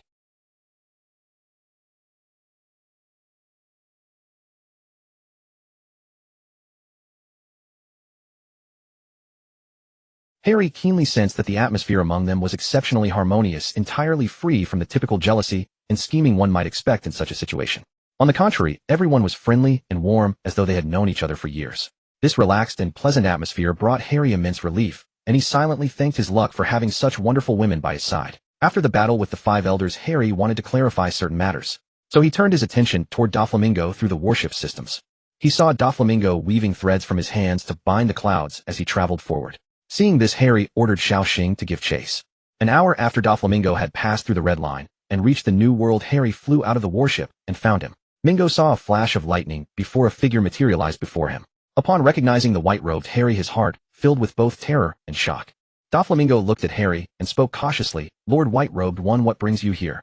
The usual laughter was nowhere to be heard in his voice. Harry glanced at Doflamingo and said, "First, I want to know why the five elders possess immortal bodies, and what exactly is the secret the world government has concealed for 100 years. As far as I know, no one in this world has such a constitution." Hearing Harry's words, Doflamingo understood immediately. Having witnessed Harry's terrifying power capable of even grinding down those immortal monsters, Doflamingo knew he had no choice but to reveal everything. Just as Doflamingo was about to speak, Harry continued, "Secondly, I am aware of everything you have done in Dressrosa. I know you used the puppet fruit to enslave many of Dressrosa's natives. I'm giving you a chance now. Go with me to free them, and then leave this country. Normally, for what you've done, I should send you to Impel Down. But I've taken an interest in Moira and Sugar under your command. If they follow me, I'll let you off this time. You and your people should move away from Dressrosa, and from now on you're not allowed to enslave ordinary people anymore. If you want to build a smile factory, go find some other evil pirates to experiment on." Hearing this, sweat broke out on Doflamingo's face, but he dared not disobey Harry's words, so he spoke cautiously, "My lord, this shipment is meant for Kaido. Don't you think?" Before Doflamingo could finish, Harry interrupted. Looking at Doflamingo, he said, "Do you think Kaido could do anything to me? I killed one of the five elders and defeated the other four. Could Kaido's physique survive having his head cut off like the five elders can? I don't wish to repeat myself. Otherwise you know what will happen to you." Doflamingo, drenched in cold sweat, hurriedly replied, my lord, I understand. I'll move away from Dressrosa right away. As for Sugar and Moira, my lord, please take them with you. They'll certainly fare better under your guidance than staying with me." Harry nodded slightly upon hearing this, then looked at Doflamingo. "I know about your childhood experiences. You must hate them dearly, don't you? Hate those arrogant celestial dragons, and hate how they never gave you a chance to rejoin them." Holly led Duofulangming aboard the Xingqian, and in one of its guest rooms they sat across from each other at a table. "So now tell me what kind of monsters they really are. And what exactly is the hidden blank century of history?" Holly's eyes locked onto Duofulangming. Duofulangming, the former celestial dragon, showed a reminiscing look and said, "I heard from my father." After listening to Duofulangming's account, Holly fell into deep thought. This was how it truly was. Came from a distant demon star planet that had once flourished with life and prosperity, but a sudden biological catastrophe shattered its former peace and tranquility. As a prince of the demon star's nation, lived in a highly advanced technological environment where humanity had long mastered space navigation and could freely traverse the cosmos. However, facing the increasingly powerful and mutated monsters, conventional laser weapons gradually lost their effectiveness, unable to repel their onslaught any longer. Ultimately, the entire planet descended into chaos, powerless to withstand the calamity. At the brink of life and death, Im's parents led the remaining army to bravely engage the high-altitude monsters in a desperate struggle, buying precious time for Im and the others. Subsequently, Im and the other celestial dragons boarded the Tianwang and fled their homeland, embarking on a long and solitary interstellar voyage. After countless days and nights of arduous journey, just as the ship's energy was about to run out, they fortuitously discovered a strange planet, Zawang Star. Over 900 years ago, out of caution, they first established an observation station on the moon to conduct comprehensive monitoring and research on Zawang Star. After some time of observation, they were astonished to find that Zawang Star's technological level was extremely backward. So after much deliberation, Im and his group decided to set foot on the Red Soil continent and begin a new journey. Yet in that distant era, the vast and boundless Red Soil continent was firmly controlled by the powerful and mysterious Lunaria clan. Im and his fearless warriors resolutely launched a breathtaking high-tech war against the Lunaria clan. Surprisingly, at that time, Zawang Star had not yet seen the wondrous devil fruits. Everyone's power derived from boundless imagination, and as long as one's heart was firm, belief strong, and imagination fully unleashed, they could manifest earth-shattering abilities akin to devil fruits without restraint. More notably, the Lunaria clan not only possessed unique, extraordinary abilities and physiques, but also enjoyed the sworn protection of the D clan, a group of loyal and brave people who were the indestructible guardians of the Lunaria clan. The two sides engaged in a thrilling and chaotic melee. However, the celestial dragons held a tremendous advantage. They had once been baptized by the biological catastrophe virus and had subsequently undergone thorough bodily modifications. Now, as long as a trace of vitality remained in their cells, they were virtually immortal. Not only that, but the celestial dragons also had the legendary Uranus among their ranks. This mysterious and immensely powerful figure made the entire battle situation increasingly unpredictable. Meanwhile, on the other side, the strong, led by the D clan, showed no weakness. Relying on their astonishing imagination, later known as devil fruit abilities, and their unparalleled Haki, they engaged in a life-or-death struggle with the celestial dragon fleet.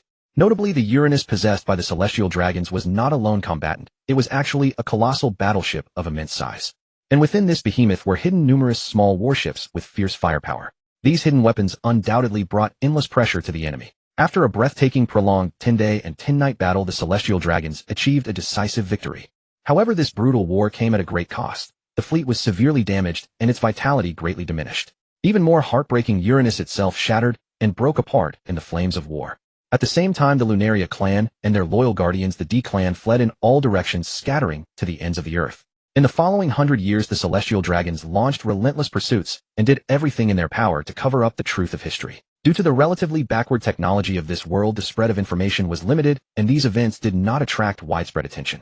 The celestial dragons also used the mysterious power of the moon to cause the global sea level to rise, continuously swallowing countless islands into the vast ocean. Then the celestial dragons began to summon nations from around the world, and those survivors who had not yet been submerged responded to the call. Among them, as many as 20 kingdoms unhesitatingly agreed to join. The celestial dragons promised them that if they joined the alliance, they could relocate to the Red Soil continent and enjoy supreme status from then on. Having just suffered from the rising sea levels, these countries, faced with such temptation, almost without hesitation threw themselves into the alliance. Later, the Nefertari family had the fortune to witness the true Lunaria clan and the D clan and learned the truth from them. Shocked, the Nefertari family resolutely announced their withdrawal from the world government. However, with the decline of the D clan, coupled with that terrifying Great Sea punishment, the faith deep within the hearts of the original inhabitants of this planet under celestial dragon rule completely collapsed. Now people have lost their original ability to imagine and can only gain powerful strength by consuming devil fruits. This is the reason why devil fruits are so difficult to swallow. They contain the negative emotions generated by the will of this world. At the same time, this also explains why ability users fear the sea. After all, they had witnessed the terrible disaster brought by that boundless ocean, countless islands devoured by surging waves. This terrifying memory is deeply etched in their hearts, becoming an indelible shadow. Meanwhile, on the other side of the world, the mighty celestial dragons successfully conquered the Red Soil continent. However, after the fierce battles, their technological weapons and warships had suffered tremendous losses, and this world was extremely lacking in the materials needed to rebuild them. Even worse, a sudden outbreak of the biological catastrophe forced them to flee in haste, taking only a few relatively unknown scientists. Nevertheless, relying on their superior strength, the celestial dragons still easily suppressed the original inhabitants of this world. Furthermore, due to the effects of the biochemical crisis, the genes within the celestial dragons' bodies underwent mutation, rendering them exceptionally resilient and extremely difficult to kill. Not only that, but they also gradually began to master the powers of this world. Although they attempted to extract useful factors from the devil fruits, they ultimately could only obtain zone-type abilities. Moreover, since they were not natives of this realm, they were well aware of the rising sea levels.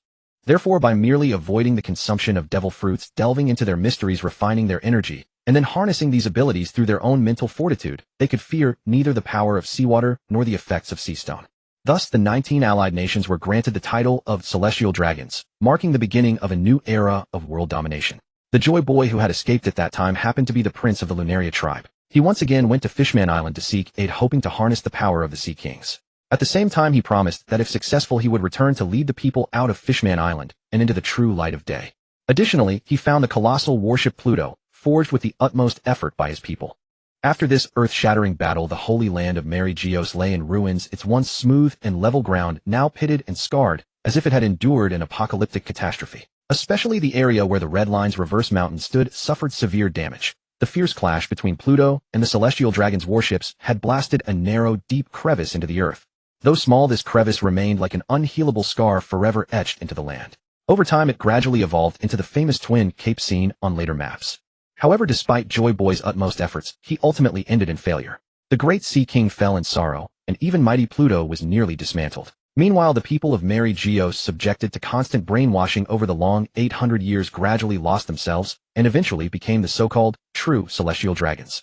They indulged day and night in a life of luxury and decadence, losing their insight into the world and their drive for progress.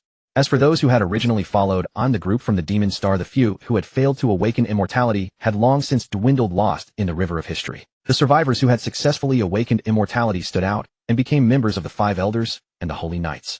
After 800 years of tempering and cultivation, even the most foolish could achieve considerable accomplishment.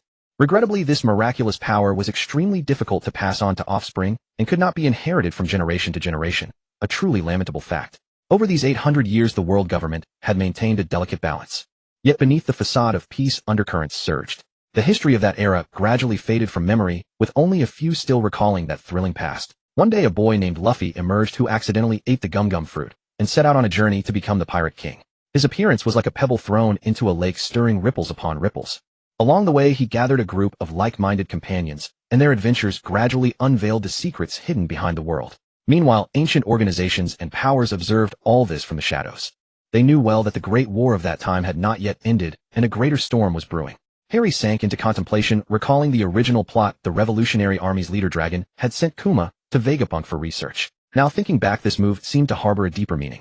It turned out that Dragon's choice to hand Kuma over to Vegapunk was not merely a pursuit of scientific advancement, but more importantly an opportunity to approach this genius scientist and attempt to harness his wisdom and power to counter their formidable enemies. And Kuma bore a crucial mission: to reveal to Vegapunk the origins of the Celestial Dragons and the heart-stirring Great War led by Joy Boy back then. On a certain day, Kuma found Vegapunk and recounted in detail the history that had been buried in dust. He told Vegapunk that the Celestial Dragons had triumphed precisely because of their advanced technology. Therefore, they urgently needed Vegapunk's assistance, hoping to develop their own technological strength to confront the enemy. However, faced with such astonishing intelligence, Vegapunk did not readily believe it. Despite his doubts, he decided to embark on an in-depth study of the lost century of history. Perhaps only through exploring the past could they truly find a way to overcome the challenges of the future. When the world government learned of this, their fury was beyond words. They immediately dispatched the CP0 agent unit, specially trained from a young age and held in high regard to the destination, to carry out an assassination mission against Vegapunk. These people understood what Vegapunk's existence meant. After consuming the brain fruit, his scientific achievements had surpassed the developmental level of this world over 800 years. Even more concerning, he seemed on the verge of breaking through the highest research achievements of their Demon Star. It must be known that the world government had relied on powerful technology to dominate the world back then. Now Vegapunk's betrayal posed an unprecedented threat to the world government. Thus they resolved not only to reclaim all of Vegapunk's research results, but also to put this traitor to death to eliminate any future trouble. A breathtaking confrontation thus began. However, when they learned that Luffy was about to arrive, their shock and fury intertwined beyond description. What astonished them the most was the report that this person's appearance was exactly like that of Joy Boy from the past. This startling resemblance sent chills down everyone's spine. Faced with this situation, M gave the order. Without hesitation, all 5 elders must mobilize and go all out to kill Luffy. This decision undoubtedly showed the high importance M placed on Luffy and the deep fear within his heart.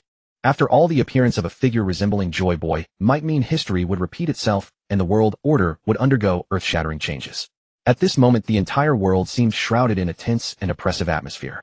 People speculated about Luffy's true identity and the purpose of his coming here. The 5 elders, bearing unprecedented pressure, had to carry out M's orders without sparing any effort, or the consequences would be unthinkable. A breathtaking chase thus unfolded, and the gears of fate began to turn silently. What happened afterward remained unknown to Harry, as he had yet to watch the subsequent anime episodes. However, armed with the existing information and clues, Harry had gradually pieced together the overarching narrative. He began to comprehend the connections between various events and the truths concealed beneath them. Through deep analysis of these revelations, Harry's thoughts grew increasingly lucid. The world government's profound fear of historical exposure was no doubt rooted in their dread of having their past atrocities laid bare. Faced with universal condemnation and a united crusade against them, they would be forced to repeat the catastrophic sea level rise once more. Based on what Harry had learned in his past life, the moon's gravitational pull extended beyond merely affecting the planet Zacian. It also exerted a significant influence on the ocean waters across its surface. Given the ocean's immense mass, the moon's gravitational effect becomes particularly pronounced. When the moon positions itself on one side of Zacian, its gravitational pull draws the seawater toward it, generating the characteristic tidal flow.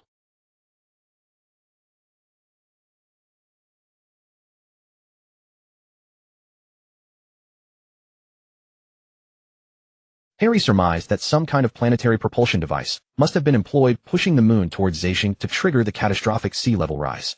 After a designated period, the same mechanism would then propel the moon away from Zacian, returning it to its original orbit. Reflecting on this, Harry couldn't help but feel a profound sense of awe at the sheer power of such technology. No wonder they possessed the technological prowess to navigate the cosmos. The ability to move an entire moon was staggering. So this was essentially a wandering moon scenario, was it not? Seated nearby, Doflamingo watched Harry, lost in contemplation, and dared not disturb him. He recalled how his father had stumbled upon this knowledge purely by chance. That was precisely why his father had abandoned the title of Celestial Dragon, yet his father's momentary impulse had doomed their entire family. After deep contemplation, Harry finally grasped the nature of their eerie immortality. So their constitution, that must be the result of a zombie virus outbreak, though this strain differed significantly from what Harry knew, far more terrifying in nature. Certain individuals had likely contracted the virus through airborne transmission, and the infection had triggered an evolutionary adaptation, granting them a weakened form of immortality reminiscent of amoeboid resilience. Following extensive reflection, Xiaoxing reminded Harry that they had arrived at Dressrosa, an island steeped in enigma. Harry's gaze drifted toward the indomitable figure in the distance, the man from the anime's opening, Doflamingo. A faint smile tugged at his lips as he murmured, "Very well, it's time we moved. However, before we proceed, please relay this to Monet and Sugar. Ask them to remain close behind me." His voice carried a calm certainty, as though every outcome had already been calculated.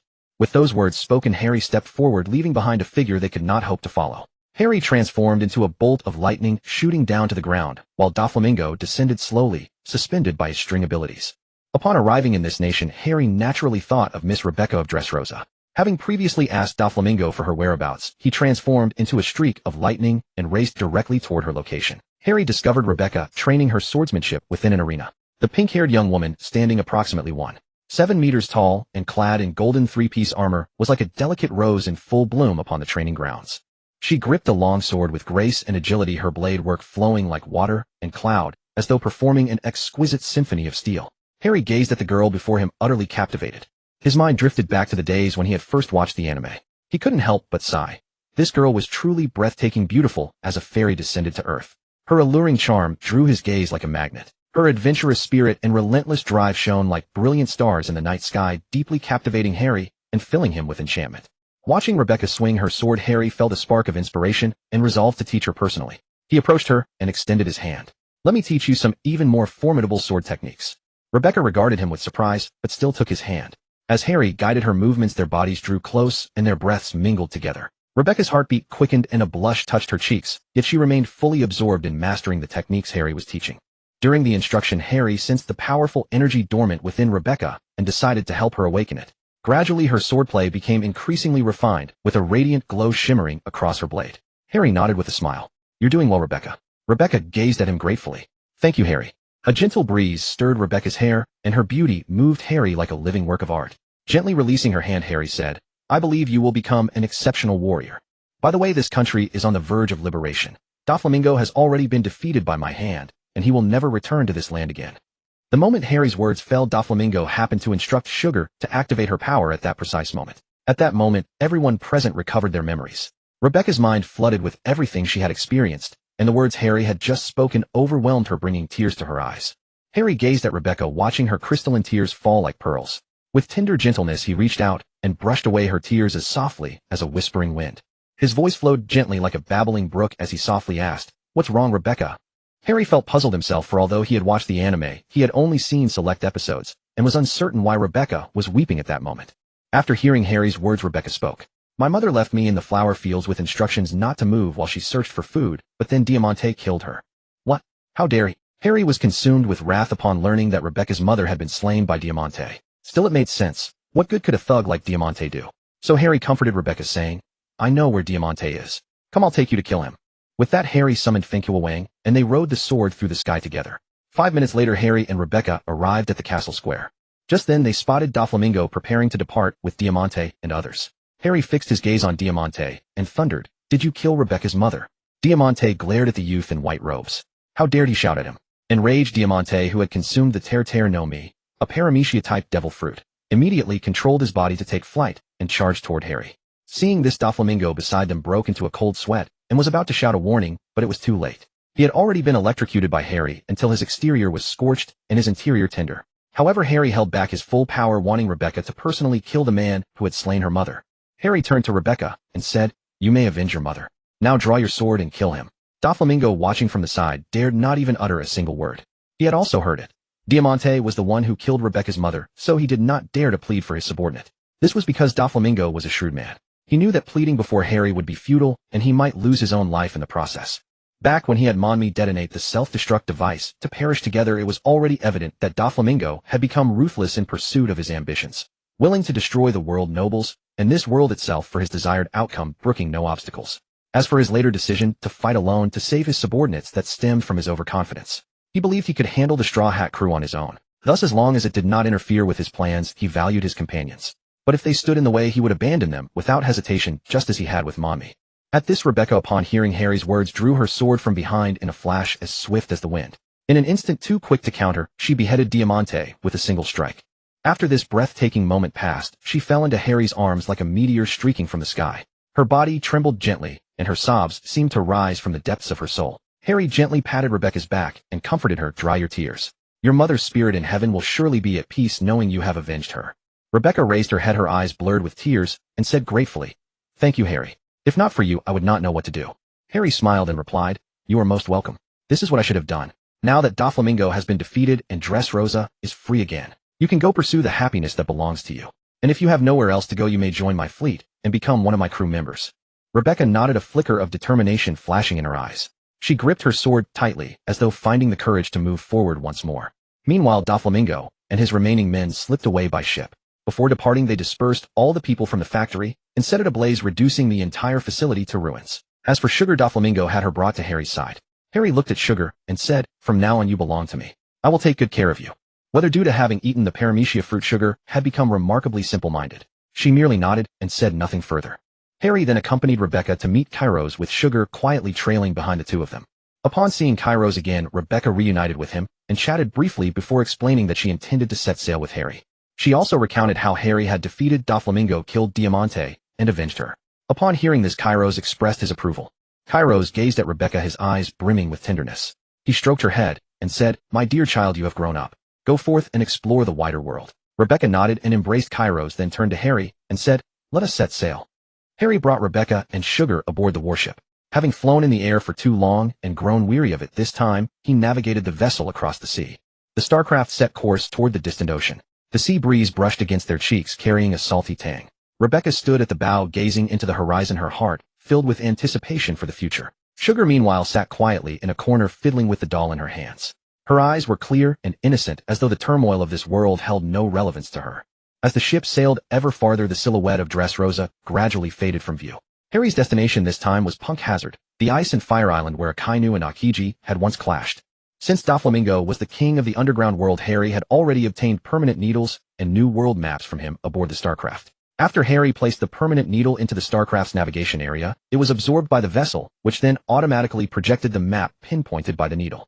More than a month later, Harry once again immersed himself in the boundless vastness of the ocean, as if experiencing it for the first time.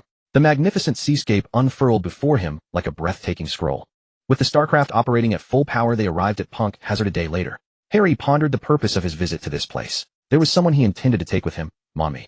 And Momonosuke had to die, though at this point in time, he had not yet been transported here. He also planned to acquire a devil fruit, the Zoan-type Quake Quiet fruit, in its pink dragon form. Since the system could remove its side effects, the resulting fruit would be pink adorable and perfectly suited for girls to consume. Harry brought sugar to Punk Hazard where Caesar gently welcomed them outside. It seemed Doflamingo had shown considerable tact, directly ordering Caesar to wait outside the laboratory. Caesar led Sugar and Harry to the door of the room where Mommy resided. Harry politely knocked. A woman with soft flowing hair the color of a pale green ocean opened the door wearing a fresh and elegant green slip dress. Her seaweed-like locks brushed gently against her fair and delicate skin, resembling the ripples stirred by a light breeze across the sea. The green slip dress flawlessly accentuated her slender waist and long legs, leaving one utterly captivated. Harry noted that Monmi at this time still had no wings, meaning she had not yet been modified by Ro. Indeed, while wings might be cute, turning someone into a cyborg was far too cruel. Harry looked at Monmi and said, I presume Doflamingo has already informed you. I spared him this time for the sake of both of you. From now on, you and your sister Sugar belong to me. You will have no further ties with him. Doflamingo has committed numerous atrocities over the years, so even if I were to kill him, it would hardly be contentious. Therefore I expect you to follow me wholeheartedly. Monmi's cheeks flushed slightly upon hearing Harry's words, that she and her sister now belonged to him. Yet when she heard that Doflamingo, the man who had once taken them and might be killed by Harry, her heart tightened with worry. She hastily replied, My sister, and I will faithfully serve you. Please do not harm our former benefactor.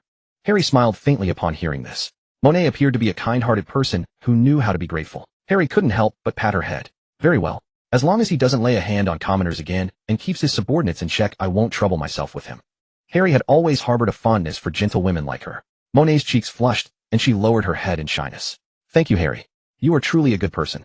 If there is ever anything I can assist you with, please do not hesitate to let me know. Watching her delicate shyness, Harry felt something stir within his heart. He smiled and replied, Very well, Monet. Perhaps I will indeed need your help in the future. The two shared a warm glance, and the atmosphere between them grew considerably more comfortable.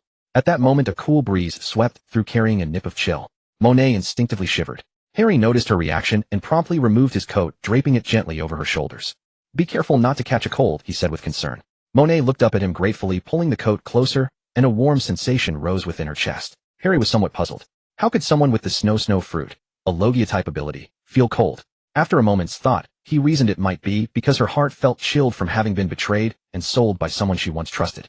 Monet glanced around the room and thought to herself, Doflamingo, the favor you once showed me, I have repaid it by saving your life today. From this point forward, we are no longer connected. Saturn, standing beside her, curiously observed her sister, sensing that something had shifted within her, as though some invisible shackle had been broken. Her smile was brighter now, and seeing her sister so happy, Saturn couldn't help but smile in return. It was worth noting that although Saturn appeared quite young, she was already 20 years old. Meanwhile, Caesar, who had been acting as their guide, had quietly and wisely retreated back to his laboratory. Harry turned to Monet and asked, Is there a devil fruit kept here, separately stored, pink in color and scaled? Monet immediately understood what he was referring to. Oh, that fruit. Wasn't it ruined during Dr. Vegapunk's experiments? As for its location, follow me, and I'll take you there. Monet led Harry and Saturn toward a laboratory. Upon entering, Harry spotted the devil fruit sealed inside a containment vessel. It was said that this fruit differed from the azure dragon fruit only in appearance, possessing identical abilities. Harry retrieved the fruit and secured it within his system space, preparing to depart from Punk Hazard. Just then a voice echoed through the chamber, Am I no longer needed? Harry paused, surprised by the familiarity of the voice. Could it be Baby 5? No wonder he hadn't encountered her during the events at Dressrosa. She had been here with Caesar all along. Had it not been for that voice, Harry might have completely forgotten about her existence. He fell into contemplation. Baby 5 had grown up in extreme poverty. Born into a family that viewed her as a waste of food and utterly useless, she was ultimately abandoned by her own mother. She was later taken in by the Don Quixote family, one of the 100 orphan children they had accepted. However, due to Corazone's bullying, every child except Baby 5 and Buffalo had quit within 2 days, sobbing and running away. Recalling her painful past, Harry made a decision. He would give this girl a home. Harry approached the source of the voice and found Caesar speaking to Baby 5. It's not that I don't need you anymore. It's that Doflamingo has summoned you back. They're short-handed over there. Harry stepped forward and declared, No need. I'll take her. From now on she follows me. Caesar, irritated by the interruption, turned around, and upon seeing Harry his expression shifted. He bowed respectfully. Yes, Mr. Harry. Baby 5 shall belong to you henceforth. I'm certain Master Doflamingo will be more than pleased to hear of your interest. In that case, Caesar, you may leave now, Harry said calmly. Caesar bowed once more before turning and departing. Harry looked at Baby 5 and spoke softly, Would you like to come with me? Inside her heart, Baby 5 whispered, Am I truly needed after all? Without the slightest hesitation, Baby 5 nodded, her eyes shimmering with joy. Wonderful. From this moment on, you are my companion. Harry extended his hand with a warm smile. Baby 5 reached out and grasped his hand tightly. In that moment she felt a warmth she had never known before. Bullied by Corazon throughout her childhood and abandoned by her own parents, she had never known true belonging within the Don Quixote family. This had forged in her a deep-seated fear of being unwanted. One might wonder, where else could a small girl like her have gone without the Don Quixote family's shelter? Did Corazon himself possess a caring older brother, or perhaps a vice-admiral, who treated her kindly? Harry led Baby, 5, Saturn, and Monet out of the laboratory and boarded the starship. Once aboard, he introduced Baby, 5 and her past to the others, sharing the habits and sensitivities she had developed. After the introductions, Harry took out the pink variant of the azure dragon fruit obtained from the laboratory. He looked around at the women present and noticed that only Domino and little Suddy lacked devil fruits. He asked them, "Which of you would like to eat this devil fruit? It's a copy of Kadu's, identical in ability." Domino and little Suddy exchanged glances, both fully aware of the tremendous power boost this fruit would grant and the profound significance it carried. And yet both courteously declined, insisting that the other deserved it far more. Faced with their mutual modesty, Harry didn't know how to respond at first. After a moment's thought, he said, "If you both sincerely pledge allegiance to me, then devil fruits like this will be provided for you without end." Hearing this, neither Domino nor little Suddy hesitated any longer. They understood clearly. The other women aboard this ship either already possessed extraordinarily rare Zoan-type abilities, or their consumed fruits had been profoundly developed into formidable powers. In such a competitive and challenging world, the only way to survive and achieve one's ambitions was to continuously grow stronger. "Then let us be fair. You two shall play rock, paper, scissors, and the victor shall claim this fruit," Harry proposed. Domino and Petite Suddy exchanged glances and nodded in agreement. Soon they had determined a winner, and it was Domino. Beaming with joy, she accepted the fruit and turned to Harry with heartfelt gratitude. "Thank you, Harry. I shall surely make full use of this fruit's power and will not disappoint your expectations."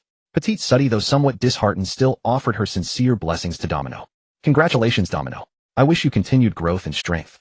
Harry looked at them, all his heart brimming with a profound sense of fulfillment. "Let us strive together, and our future shall be ever brighter. Moreover, I truly have no shortage of devil fruits. You need not worry. Better mythical beast-type or natural-type fruits shall certainly come your way in time." After Domino consumed the azure dragon fruit, her body underwent astonishing transformations. Remarkably, 2 pairs of delicate pink horns sprouted from her head, exquisite as masterworks of art, rendering her already radiant beauty all the more enchanting. All of this could be attributed to the mythical power of the azure dragon fruit. This power not only greatly enhanced Domino's physical constitution, but also propelled her strength to a whole new level, as though she had been utterly reborn. And so Domino set off for the training room with Kaya to test her newfound abilities. Meanwhile, Harry cast a deep, lingering gaze upon Baby 5, his profound eyes seeming to pierce straight through to the pain and sorrow hidden within her soul. Looking at this pitiful girl before him, who had been deprived of shelter since childhood and callously abandoned by her own parents as worthless, Harry's heart overflowed with sympathy and compassion. He knew intimately the bitter taste of abandonment by one's kin, and he understood all too well the crushing weight such betrayal could impose upon a child. The boundless loneliness and bewilderment reflected in Baby 5's eyes made it impossible for Harry to overlook the torment her spirit was enduring. Harry strode forward with resolute steps, gently patting her shoulder. In a warm, low voice he murmured, "Do not grieve. Everything shall come right." He sought to impart upon her a glimmer of hope and courage, urging her never to surrender her faith in the days ahead. Then Harry sat beside Baby 5 and patiently listened as she poured out the sorrows dwelling within her heart. She recounted the cold indifference and crushing loneliness she had once endured, tears sliding freely down her cheeks. Wordlessly, Harry handed her tissues, allowing her to release her pent-up emotions without restraint. As the hours drifted by, the bond between Harry and Baby 5 deepened progressively. They shared their respective stories and dreams, offering mutual support and encouragement. Drawing upon his own experiences, Harry told Baby 5 that even when life dealt us devastating blows, as long as one persevered and faced adversity with courage, happiness and self-worth could always be found in due time. In this process, Harry not only brought Baby 5 emotional solace, but also helped her rediscover her confidence and self-respect. He guided her to recognize her own strengths and untapped potential, encouraging her to pursue the life she truly desired. Slowly, a long-forgotten smile blossomed upon Baby 5's face. She could now feel the care and affection radiating from Harry, and she had also learned how to love herself and treasure those around her. This experience became a pivotal turning point in her life, teaching her that even amidst the direst circumstances, one must remain strong and hopeful. Just then the system's notification chimed. Ding. Detected that Baby 5's favorability toward the host has reached 80. Special reward: Intermediate Armament Haki Enhancement Card, Intermediate Observation Haki Enhancement Card, and Intermediate Conqueror's Haki Enhancement Card, granted to Baby 5. If her body cannot withstand it, the enhancement shall first proceed only until her physique can perfectly accommodate the Haki. Ding. Rewarding the host with Physical Quality Enhancement, Haki Quality Enhancement, and Haki Capacity Enhancement. Hearing the system's notification, Harry also sensed the deepening reliance emanating from Baby 5's heart. He then pressed the 3-color Haki enhancement cards just awarded to him by the system against Baby Five's head. Baby Five suddenly felt a warm current surging through her entire body, while a refreshing coolness spread across her scalp. To her astonishment, her body appeared to have undergone a wondrous transformation, with power surging forth endlessly. She felt herself growing stronger, quicker, and more vibrant, as though she had been completely reborn. Alongside the substantial improvement in her physical constitution, Baby Five also sensed a formidable aura rising within her heart, unprecedented in its magnitude. This aura filled her with unshakable confidence, making her eager to unleash its full potential.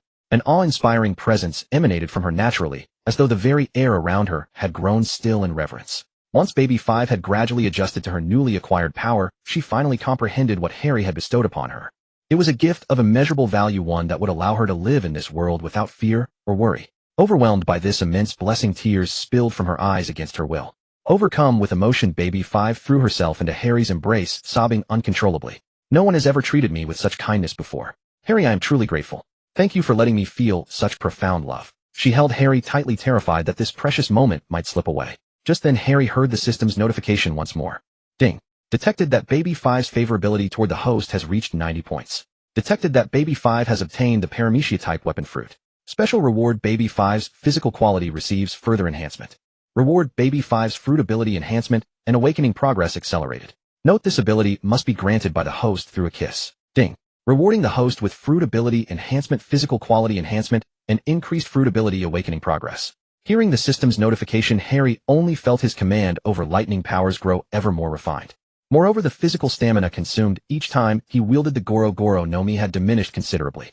Meanwhile, Harry gazed quietly at Baby Five cradled in his arms. She wore an elegant and captivating purple form-fitting dress, emitting a subtle fragrance like a blooming violet. Her delicate and lovely face radiated an expression of blissful contentment, while her bright star-like eyes drew Harry's gaze ever deeper. The crystal-clear tears clinging to the corners of her eyes, shining like pearls, only stirred a tender ache within his heart.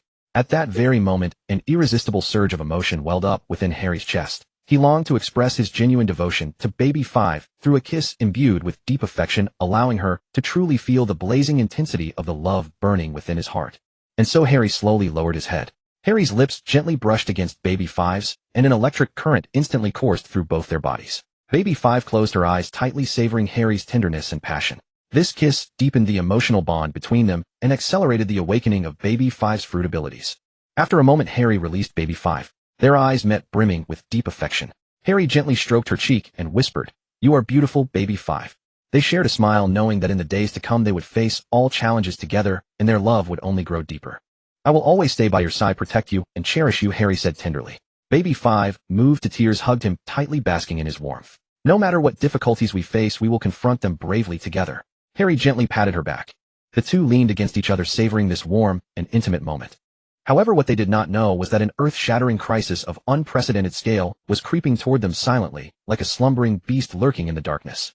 Meanwhile, at the other end of the world, in the mysterious land known as Pongu City, 4 elderly and wise elders, the Siloxing, stood in a courtyard blooming with fragrant flowers. Facing the ethereal throne of the void, they respectfully reported to the figure seated upon it. Imu listened silently to the report, a trace of astonishment surging within him. He never could have imagined that someone would be capable of slaying those who possessed immortal bodies. After all, these were peerless masters who had weathered countless storms and possessed strength that defied belief. Setting aside their combat prowess, their very nature of being unkillable should have made them impervious to even the strongest opponents. Yet now they had fallen inexplicably. What did this signify? Was this world on the verge of undergoing a monumental upheaval? Imu's gaze grew increasingly profound. He began to ponder the conspiracies and threats that might lie hidden behind this sudden turn of events. As his thoughts unfolded, one mystery after another came to light, yet more questions arose in its wake. Imu wondered, could this person be Kyoyaboy? But that couldn't be right. His abilities were vastly different from Kyoyaboy's. As he thought this over, Imu also began to consider whether it was time to activate that certain plan, to let this world once again endure the cleansing baptism of the ocean waves.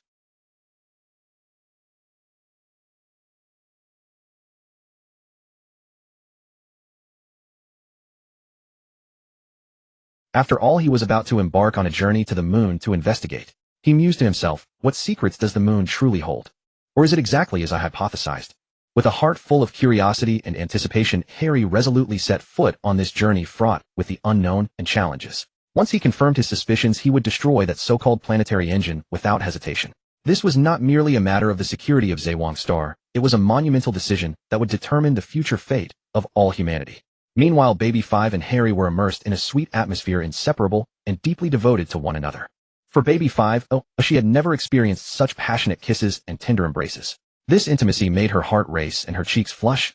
She had also never felt such sincere care and protection before. Everything about it left her completely captivated and unable to extricate herself. At that very moment, Baby 5's body began to produce a wondrous reaction, as if a warm current were flowing through her veins, compelling her to draw closer to Harry and bask in more of his warmth and affection.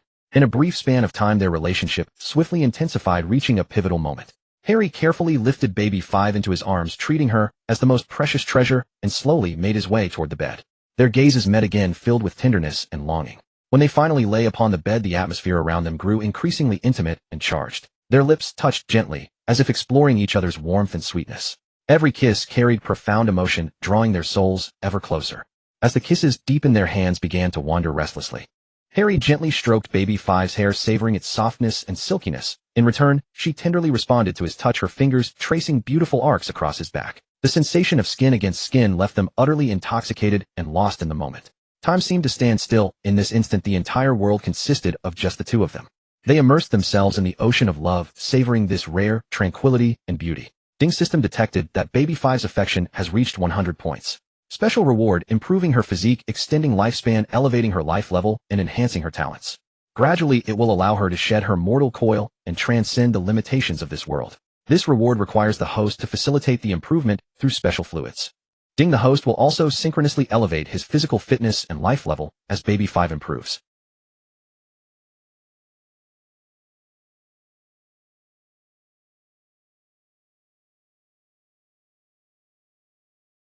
After careful deliberation, Harry resolutely decided to help Baby 5 elevate her physical condition through the unique and unparalleled method described by the system.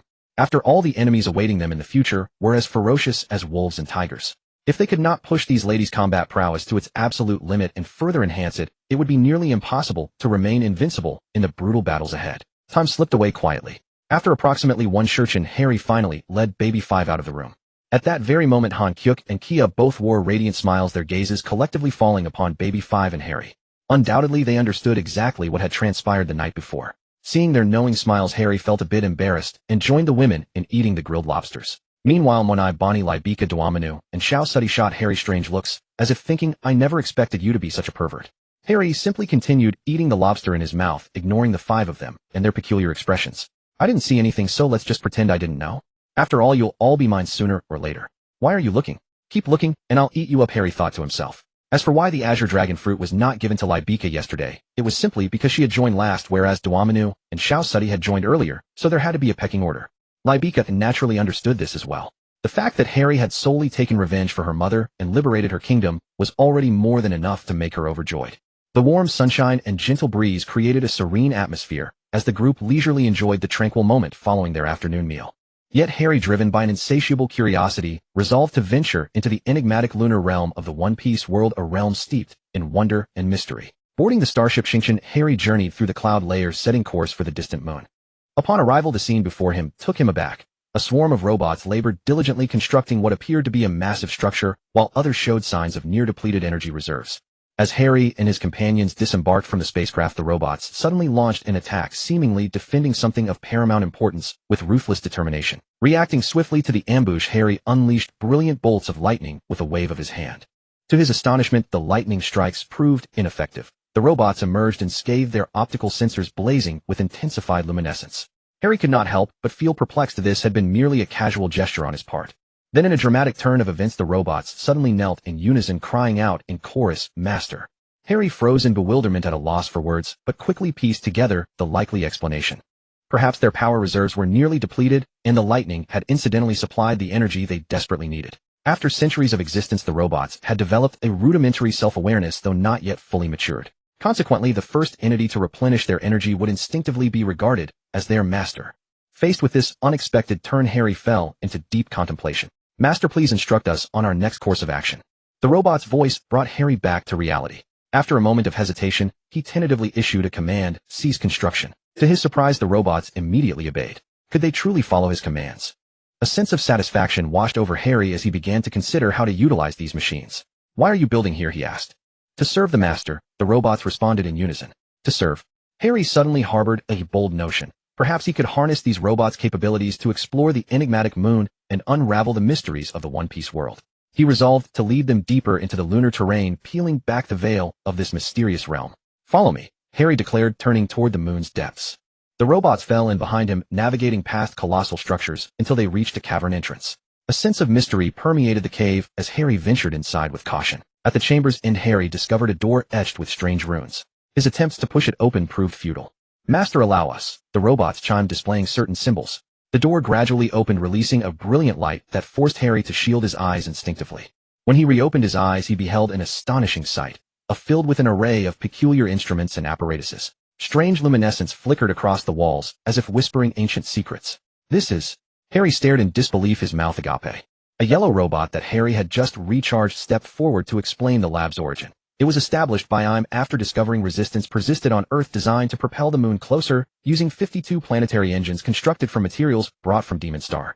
According to the robot leader, they were originally brought from Demon Star, and the celestial dragons had not returned since their visit over 800 years ago. They were commanded to construct a palace for the celestial dragon's eventual return, but severe energy shortages and material degradation forced them to rely on solar energy during specific intervals to function properly.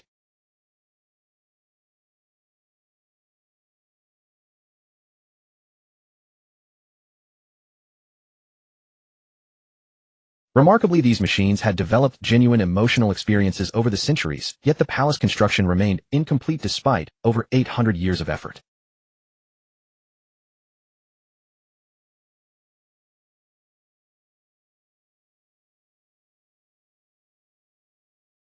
Nevertheless, Harry remained wary and sought Xiaoxing's counsel on whether this situation could be resolved. Xiaoxing revealed, "We can completely reprogram their underlying logic to make Harry their true master." After all, the technological level of the starship far surpassed that of these robots. Upon hearing this, Harry immediately ordered Xiaoxing to alter their logic, establishing himself as the primary obedience target while designating his women as secondary. He also stipulated that whenever commands did not conflict, his instructions would take precedence. Notably, despite the modifications, these robots retained their advanced intelligence and continued to regard the celestial dragons as their mortal enemies. Having successfully subdued the robots, Harry boarded the warship and, guided by them, located all 52 planetary propulsion devices. With Xiaoxing's expert guidance, Harry quickly comprehended the mechanisms behind these devices and promptly absorbed them all into his system space. Notably, since the system's awakening, its internal capacity had expanded enormously, nearly enough to contain half of the moon from the One Piece world. Only then did Harry consider the threat left by him and others neutralized. Still exercising caution, he also stored the palace within his system space. He also installed an alarm device at the location so that Xiaoxing could detect any intruders and alert him. After resolving the sea level rise crisis, Harry returned to the starship alongside the women. It is worth noting that after Harry's physical enhancement and life-level transcendence, several women could now fully adapt to the oxygen-deprived lunar environment. Harry and his women returned to the Stardust like birds returning to their nest. The women were filled with amazement, as if discovering a new world.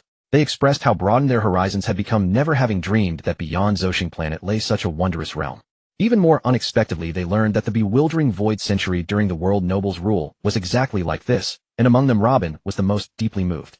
Hadn't Robin dedicated herself to studying the poneglyphs all along in order to restore the truth to the world? Hadn't Robin immersed herself in the study of history precisely to prevent those so-called victors from tampering with the past at will and manipulating the course of history?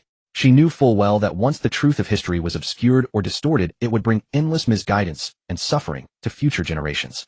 All her efforts were devoted to upholding justice and fairness.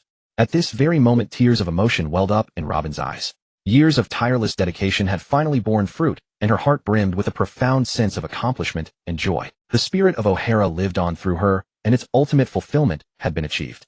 Overcome with emotion, Robin threw herself into Harry's arms and said, "My dear, thanks to your constant companionship, your support, and encouragement.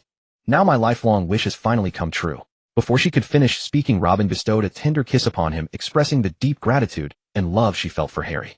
Time seemed to stand still in that very moment. The two stood embraced, immersed in an atmosphere of bliss together, bearing witness to this beautiful moment. Robin also understood that more challenges awaited her in the future, but as long as Harry was by her side, she was confident they could overcome any difficulty.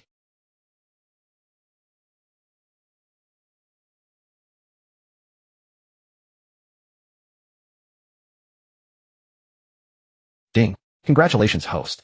Bonnie's favorability has reached 80. Reward enhancement of host's 3 types of Haki. Please continue working hard. Ding. Detection complete. Bonnie's favorability has reached 80. Reward 1 Intermediate Armament Haki Enhancement Card, 1 Intermediate Conqueror's Haki Enhancement Card, and 1 Intermediate Observation Haki Enhancement Card. Bonnie exclusive. And when used it will raise their physical condition to the point of perfect adaptation. Harry held Robin in his arms listening to the system's voice and thought to himself, it seems another girl is about to be saved. During the spacecraft's journey back, Harry, filled with unease, found himself inexplicably drawn to Bonnie's room. He gently pushed the door open, his gaze captivated by the scene within. There lay Bonnie quietly upon the bed, her violet hair cascading down beside the pillow like a waterfall shimmering with a soft luster. Her features were delicate and exquisite as though carved by a skilled artisan, breathtakingly beautiful. At that moment, she wore a pale yellow slip nightgown, its soft fabric clinging to her skin and tracing the graceful curves of her figure. Harry stood at the doorway momentarily transfixed. He seemed to have forgotten time and everything around him, completely lost in the beauty before his eyes. Bonnie resembled a sleeping beauty, quiet yet enchanting. One could not help but wish to draw near, yet feared waking her. Bonnie had been feigning sleep when she heard the knock and had asked Xiao Xing to open the door. She never expected it to be Harry who appeared. Bonnie's heart grew nervous. Could it be that he? Just as her mind wandered with restless thoughts, Harry spoke up. Bonnie, you want to grow stronger, don't you? I have a way for you to become stronger, just as I promised you before. Don't resist, okay? With that, Harry walked toward Bonnie. Hearing Harry's words, Bonnie felt somewhat reassured, yet she could not help but grow nervous as he approached. At that moment, Harry retrieved 3 Bonnie-exclusive Haki enhancement cards from his system space and gently pressed them against Bonnie's forehead. In an instant, Bonnie felt her body being strengthened, and then a warm current surged from her lower abdomen, flowing throughout her entire being. A cool sensation washed over her brow, granting her the ability to perceive everything around her. There was also an overwhelming aura that seemed poised to pierce the very heavens. Bonnie felt the immense power surging within her, and she couldn't help but feel thrilled. Thank you, Harry. Her eyes shimmered with resolute determination. I will surely become stronger. Harry smiled and nodded. He could sense that Bonnie's potential was being awakened. Now you possess greater power. But remember, strength must be wielded with wisdom and kindness. Harry said these words with earnest gravity. Bonnie nodded solemnly, showing that she understood. As her strength grew, Bonnie felt the weight of responsibility on her shoulders increase. I will use this power to protect those I care about, she vowed to herself. Harry and Bonnie enjoyed each other's company and laughter to their heart's content on this wonderful evening. They gathered around the bonfire, sharing stories and jokes, their laughter echoing through the air as though painting the entire world in joyful hues.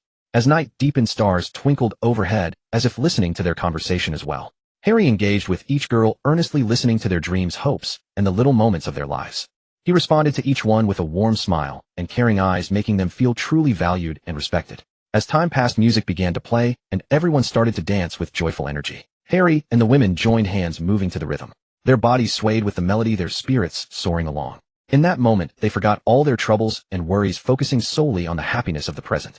When the first light of dawn broke and a new day was about to begin, Harry and the women embraced and bid each other farewell. Though the night had come to an end, this beautiful time would remain forever etched in their hearts as a treasured memory. Carrying fulsome happiness and contentment, they each set off on new journeys, looking forward to the next gathering. Without further event, the night passed in utter silence. On this tranquil night, Harry personally experienced the miraculous power of the Toshi no Mi. It could actually alter a person's age. This filled both Bonnie and Harry with indescribable excitement. Immersed in this novel experience, they savored every moment of the joy that reversing the flow of time brought them. The following morning, as the sun rose, the first golden rays of sunlight filtered through the window, gently falling upon the snow-white bedspread. As though imbued with magical power, that stream of sunlight bathed the entire room in warm, gentle tones, creating a scene as beautiful and picturesque as a poem. Harry held Bonnie tightly in his arms, gently stroking her silky hair and feeling the warmth of her breath.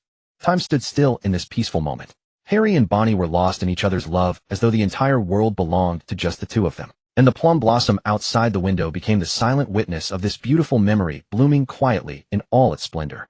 Ding detected that Bonnie's favorability has reached 90 points. Ding detected that Bonnie is a Paramecia type HH fruit user. Reward: eliminate the devil fruit side effects, increase fruit development degree, enhance fruit abilities, and improve physical fitness. Note: requires a kiss from the host. Ding reward: hosts physical fitness and stamina, improved fruit development degree enhanced. Ding detected that Bonnie's favorability has reached 100 points. Special reward: improve her physique, increase lifespan, elevate life level, and enhance talent. Can gradually transform her body and break through the limits of this world. This reward requires the host to improve it through system methods. Ding reward: hosts physical fitness and life level improve synchronously when Bonnie improves. The next morning, Harry finally had time to check the system notifications. He sensed that his physical fitness had improved again. After a few more times, he felt his Haki was also about to evolve. The fruit ability, being a divine tier fruit, had only been developed to about half its potential. The previous night Harry had also listened to Bonnie recount her story. It turned out that Bonnie's mother Jean and I had been kidnapped and forced to marry a world noble. 2 years later she successfully escaped her slave status and gained freedom after being diagnosed with an incurable disease. In her final moments, she contacted De Xiong, who flew to her location using his fruit abilities. However, it was all too late. Jean and I passed away shortly after meeting De Xiong. She left behind young Bonnie, who also suffered from the incurable disease. De Xiong decided to raise Bonnie. It turned out that Jean and I had previously proposed to De Xiong, but he had refused her, reasoning that he did not want to repeat his parents' mistakes.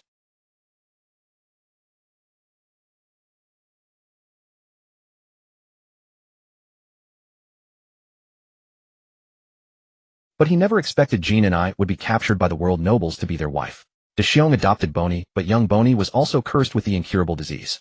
To treat her illness, De Xiong was willing to become a subject of the world government's experiments. 2 days before the Marineford War, Saturn violated the original agreement and erased all of De Xiong's consciousness. This led to Bonnie harboring deep hatred towards Saturn, longing to personally avenge her parents.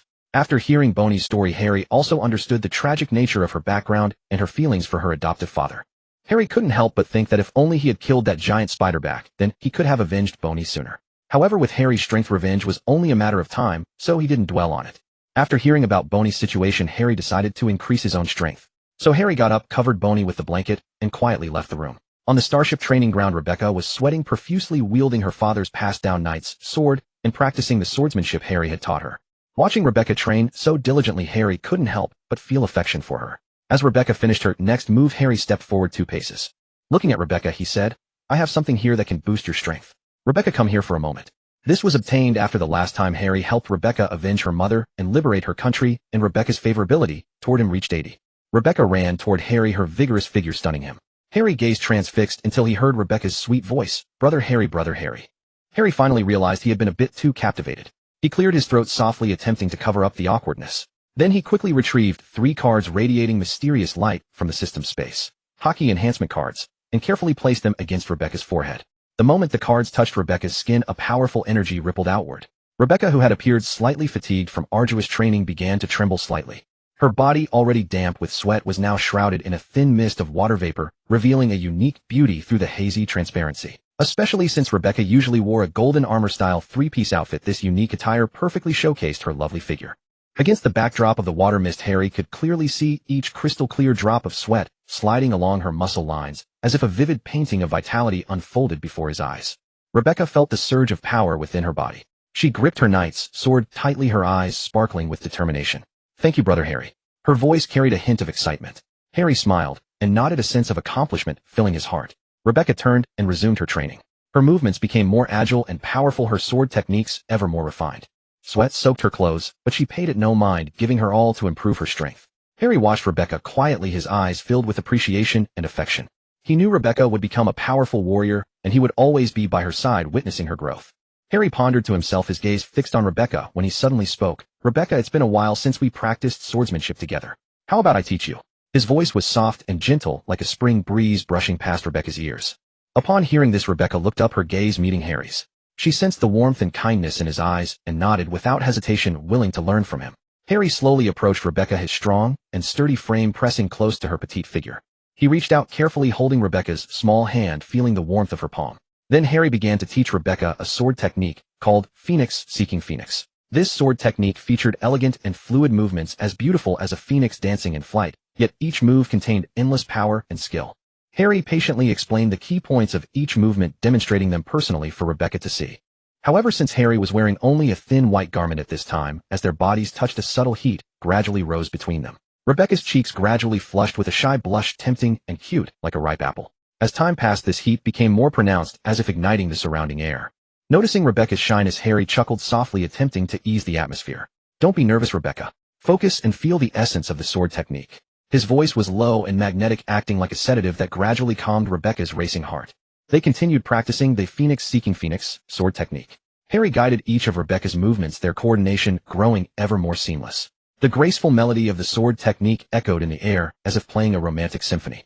As her practice deepened, Rebecca gradually set aside her shyness and threw herself wholeheartedly into swordsmanship.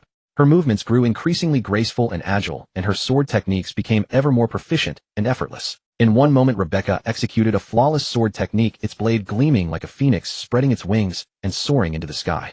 Harry could not help but exclaim beautiful. Rebecca turned her head, a proud smile lighting up her face. Their eyes met, and in that instant the distance between them seemed to draw closer still. After the training session, Harry and Rebecca stood side by side, breathing heavily. Sweat trickled down their cheeks, yet their eyes sparkled with satisfaction and exhilaration. Thank you, senior brother Harry. I have gained so much from today's practice, Rebecca said sincerely, her cheeks flushing. At that moment the system notification chimed. Ding detected that Rebecca's affinity has reached 90. Reward: Rebecca obtains the animal type mythical beast human fruit Hall Knight form. Reward for the host fruit development level increased. Harry smiled and shook his head. You're welcome, Rebecca. I am very happy to see your progress. Let us continue next time. With that said, they left the training ground together, their figures gradually fading into the distance, leaving behind sweat-stained grounds and beautiful memories. Standing before Rebecca's room, she invited him with a blush. Senior brother Harry, please come in and sit for a while. I still have some questions about swordsmanship that I do not fully understand. Harry heard Rebecca's words and nodded, gently following her into her room. Rebecca watched him enter, then promptly locked the door behind him. Rebecca muttered in a barely audible voice, too exhausted from sword practice. Senior brother Harry, your clothes were soaked with sweat during practice earlier. I was thinking of taking a quick shower first. Before she finished speaking, she walked lightly into the bathroom, forgetting to close the half-open door. Harry gazed at the scene before him, Rebecca's earlier look and the system's notification echoing in his mind as he suddenly understood her intentions. Harry and the girls enjoyed each other's company and laughter throughout this wonderful evening. They sat around the campfire sharing stories and jokes, their laughter filling the air as if coloring the entire world with joy. As night deepened and stars twinkled overhead, Harry engaged with each girl, listening intently to their dreams, hopes, and daily experiences. He responded to each with warm smiles and caring eyes, making them feel truly valued and respected. As time passed, music began to play, and everyone started dancing joyfully. Harry held hands with the girls as they moved to the rhythm, their bodies swaying with the melody and spirits lifted. In that moment, they forgot all their worries and troubles, focusing only on the joy of the present. When dawn broke and a new day approached, Harry and the girls embraced and said their goodbyes. Though the night had ended, this beautiful time would forever remain in their hearts as treasured memories. Filled with happiness and contentment, they embarked on their separate journeys, looking forward to their next gathering. Time flew like an arrow and years passed swiftly. The next morning, when Harry woke up, Rebecca was already gone. He began checking his system panel. Ding, Rebecca's affinity has reached 100 points. Special reward: her physique improved, lifespan increased, life level elevated, and talent enhanced. She can gradually undergo a complete transformation, transcending the limitations of this world. This reward requires the host to use the system method for improvement. The host will simultaneously enhance physical fitness. After hearing the system notification, Harry made a silent resolution: he must make Rebecca stronger. He knew only by continuously improving her physical condition could she face future challenges and crises.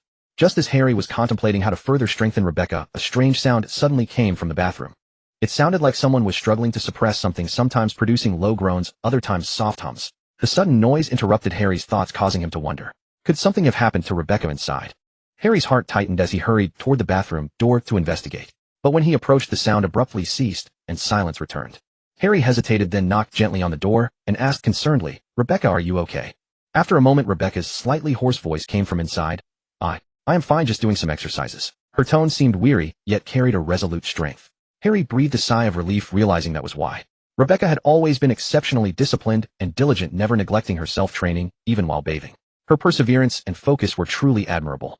Looking at the closed bathroom door, Harry resolved not to fall behind her. He would work doubly hard to find better ways to help Rebecca strengthen herself. After all, the world they faced was filled with unknowns and dangers. Only by growing stronger could they protect each other and achieve their shared goals.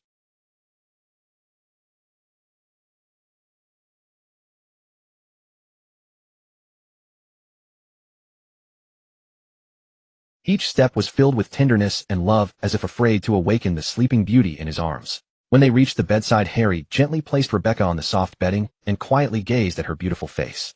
Her eyes were closed, her breathing steady and peaceful, with a faint smile of happiness lingering on her lips. Seeing this before him, Harry felt an endless wave of tenderness rise within his heart. He slowly reached out, gently stroking Rebecca's silky hair as it slipped through his fingers. Then he leaned down and pressed a light kiss to her forehead, whispering, "May you have sweet dreams, my love." After speaking, Harry lay down on the bed and held Rebecca in his embrace, silently supporting her from behind until she awoke from her sweet slumber. After an unknown amount of time, Rebecca slowly opened her eyes and saw Harry quietly watching over her. Beside her, her heart filled with sweetness. She shifted slightly and discovered Harry holding her tightly in his embrace. Rebecca looked up and met his gaze, and they both smiled at each other. Remembering last night, a blush spread across Rebecca's cheeks. She gently pushed Harry and whispered, "Senior brother Harry, I am a bit hungry." Harry smiled and nodded, releasing his embrace before accompanying Rebecca to the dining room, where they enjoyed a delicious breakfast with the other girls. 2 days had passed when Harry arrived in the skies above Zawang, Star's new world. He was enjoying breakfast, laughing and chatting with several women. What he did not know was that during their journey to the moon, the world had been plunged into tremendous upheaval. Firstly, due to the death of one of the 5 elders, Emu grew increasingly cautious, constantly stationing the God Knights within Panga City to safeguard his person. Additionally, discontent toward the Marines had spread within the world government itself, significantly weakening its grip.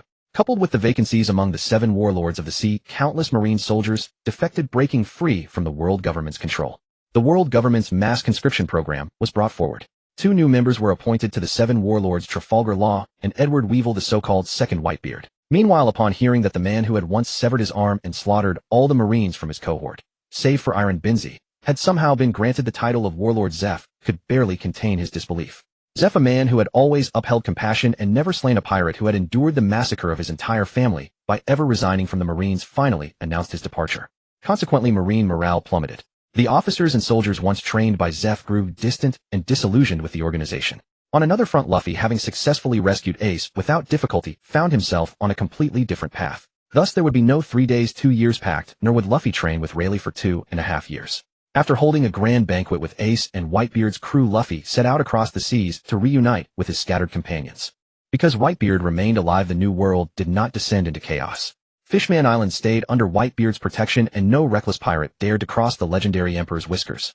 Moreover, many had taken to heart Harry's final words of threat to the entire world, causing their conduct to become considerably more restrained. Harry's bounty reached a staggering 6 billion berries, earning him the world government's designation as the White-Clothed Demon. As for Nami and the other women, their failure to appear meant they bore no bounties. At that moment, on an uncharted island somewhere in the New World, Zeph was leading Iron Binzi and a handful of loyal Marines who had chosen to follow him. Together, they had located 3 volcanoes. Zeph intended to detonate these 3 volcanoes using a specialized DYNA rock, aiming to bury every pirate in the New World beneath the ocean floor. Unbeknownst to him, Harry's ship happened to be stationed within 100 kilometers of the area.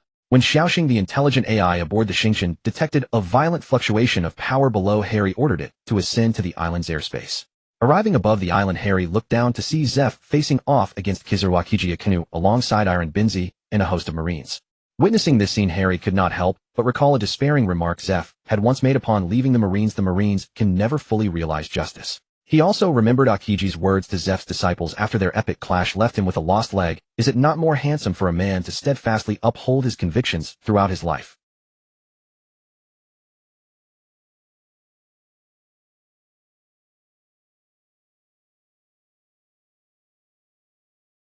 Zeph was once a legend within Marine headquarters. In his youth, he adored heroes. One day, when a thug bullied a girl clutching a teddy bear, the brave young Zeph intervened and defeated the hoodlum. At 14, driven by his hero aspiration, he enrolled in the Marine Academy alongside Garp Sengoku and Tsuru. By 18, he saw his first combat. At 28, he was promoted to corporal and mastered the Rokushiki. By 34, he had already become a master of armament Haki, capable of coating his fists in hardened black armor. It was then he earned the moniker Black Arm Zeph. At 38, he rose to the rank of fleet admiral and married the same year. His son was born when he was 39. But when his entire family was slaughtered by pirates at 42, hatred for them began to consume him. He submitted his resignation, yet his superiors persuaded him to stay, leaving a sliver of hope for the Marines alive within him. He retained his admiral title before transitioning to an instructor role. His first graduating class included Akainu at 23 and Kizaru at 26. By 44, his third cohort had produced Akiji at 19. At 50, he continued to forge exceptional officers, including numerous renowned vice admirals. Now were all of Zeph's students personally here to see him off. Harry could never have imagined that despite the massive upheaval he had already caused at Marine headquarters, these 3 admirals would still come to arrest their former master. He wondered what else the world government had wrought behind the scenes. Shaking off his reverie, Harry fixed his gaze on the battlefield below. He watched Zeph fall back relentlessly under Akainu's onslaught, while Akiji erected a colossal ice wall to separate Iron Binzi from Zeph. He also noticed Kizaru standing idly to the side, doing the bare minimum. With a mere thought, Harry unleashed a bolt of heavenly lightning, striking directly at Akainu as he prepared to deliver a crushing blow to Zeph. Akainu quickly raised his magma-forged fist to block the strike. It had been little more than a casual flick of Harry's wrist, a technique defined by its blistering speed rather than sheer destructive power. Barely having weathered the lightning blast, Akainu barely registered it before Harry's figure vanished, reappearing instantly in front of Zeph.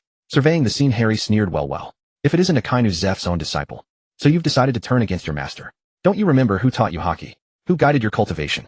Come now, tell me, why do you seek to kill Zeph? Akainu had sensed something was amiss the moment the lightning flashed across the sky, but seeing Harry, the very man who had once grievously wounded him, filled him with cold alarm. Ignoring Harry's words, Akainu scoffed stubbornly, "Do I need you to remind me? Obedience to orders is the Marine's highest duty." Nearby Akiji watched the exchange and could not suppress a faint smile. If this man has arrived, Akiji thought, then Teacher Zeph is saved. Meanwhile, Kazuru, who had been lingering in the rear, felt a wave of relief wash over him. Finally, I don't have to play dead anymore. Sigh. If my pay weren't doubled, I'd let anyone else handle this mess. Behind them, Zeph watched Harry, a self-proclaimed pirate, step forward to save him, a strange mix of emotions stirring within his chest. Could there truly be a pirate who embodied the same ideals I held? He wondered. Was the path of the hero, the doctrine of mercy I once championed, ultimately meaningful after all? Listening to Akainu's boisterous declarations, Harry felt only amusement.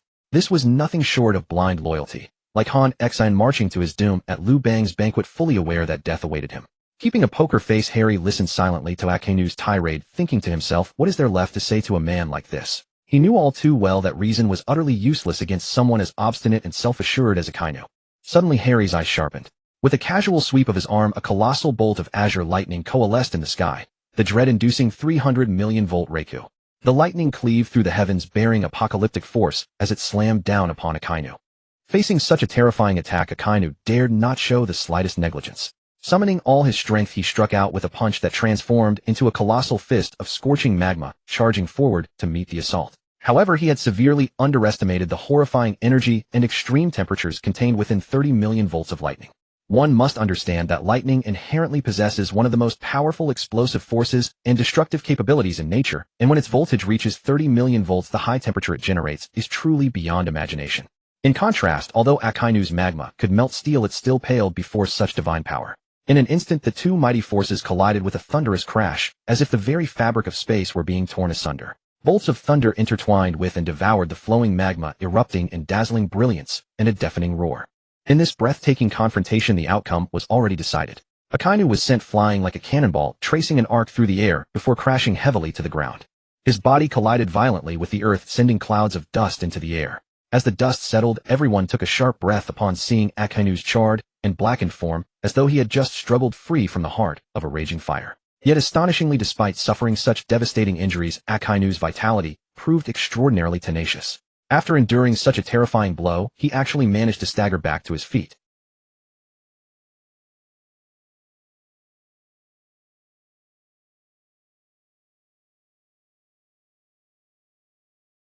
Akainu's once pristine white suit was now tattered and ruined, the scorched portions emitting a pungent, acrid stench. His hair, burned by the electricity, hung disheveled, obscuring half his face and making it difficult to read his true expression. Yet from his still upright posture, one could feel that this formidable naval officer had not yet surrendered. Suddenly, a crimson figure shot forward like lightning. Akainu himself. A torrent of scorching flame erupted from his arm, taking the shape of a gigantic canine head that hurtled toward Harry with piercing momentum. This was his ultimate technique, the Crimson Lotus Bites. However, facing such ferocious aggression, Harry remained remarkably composed. Then in an instant, a dazzling thunder dragon soared into the sky, claws extended and fangs bared, diving straight at Akainu. Its entire body shimmered with brilliant blue light, as if brimming with boundless power. The thunder dragon collided head-on with Akainu's canine head midair, producing an ear-splitting explosion. For a moment, the heavens and earth seemed to change color as wind and clouds converged in fury. High above, the thunder dragon and Akainu engaged in a heart-stopping battle.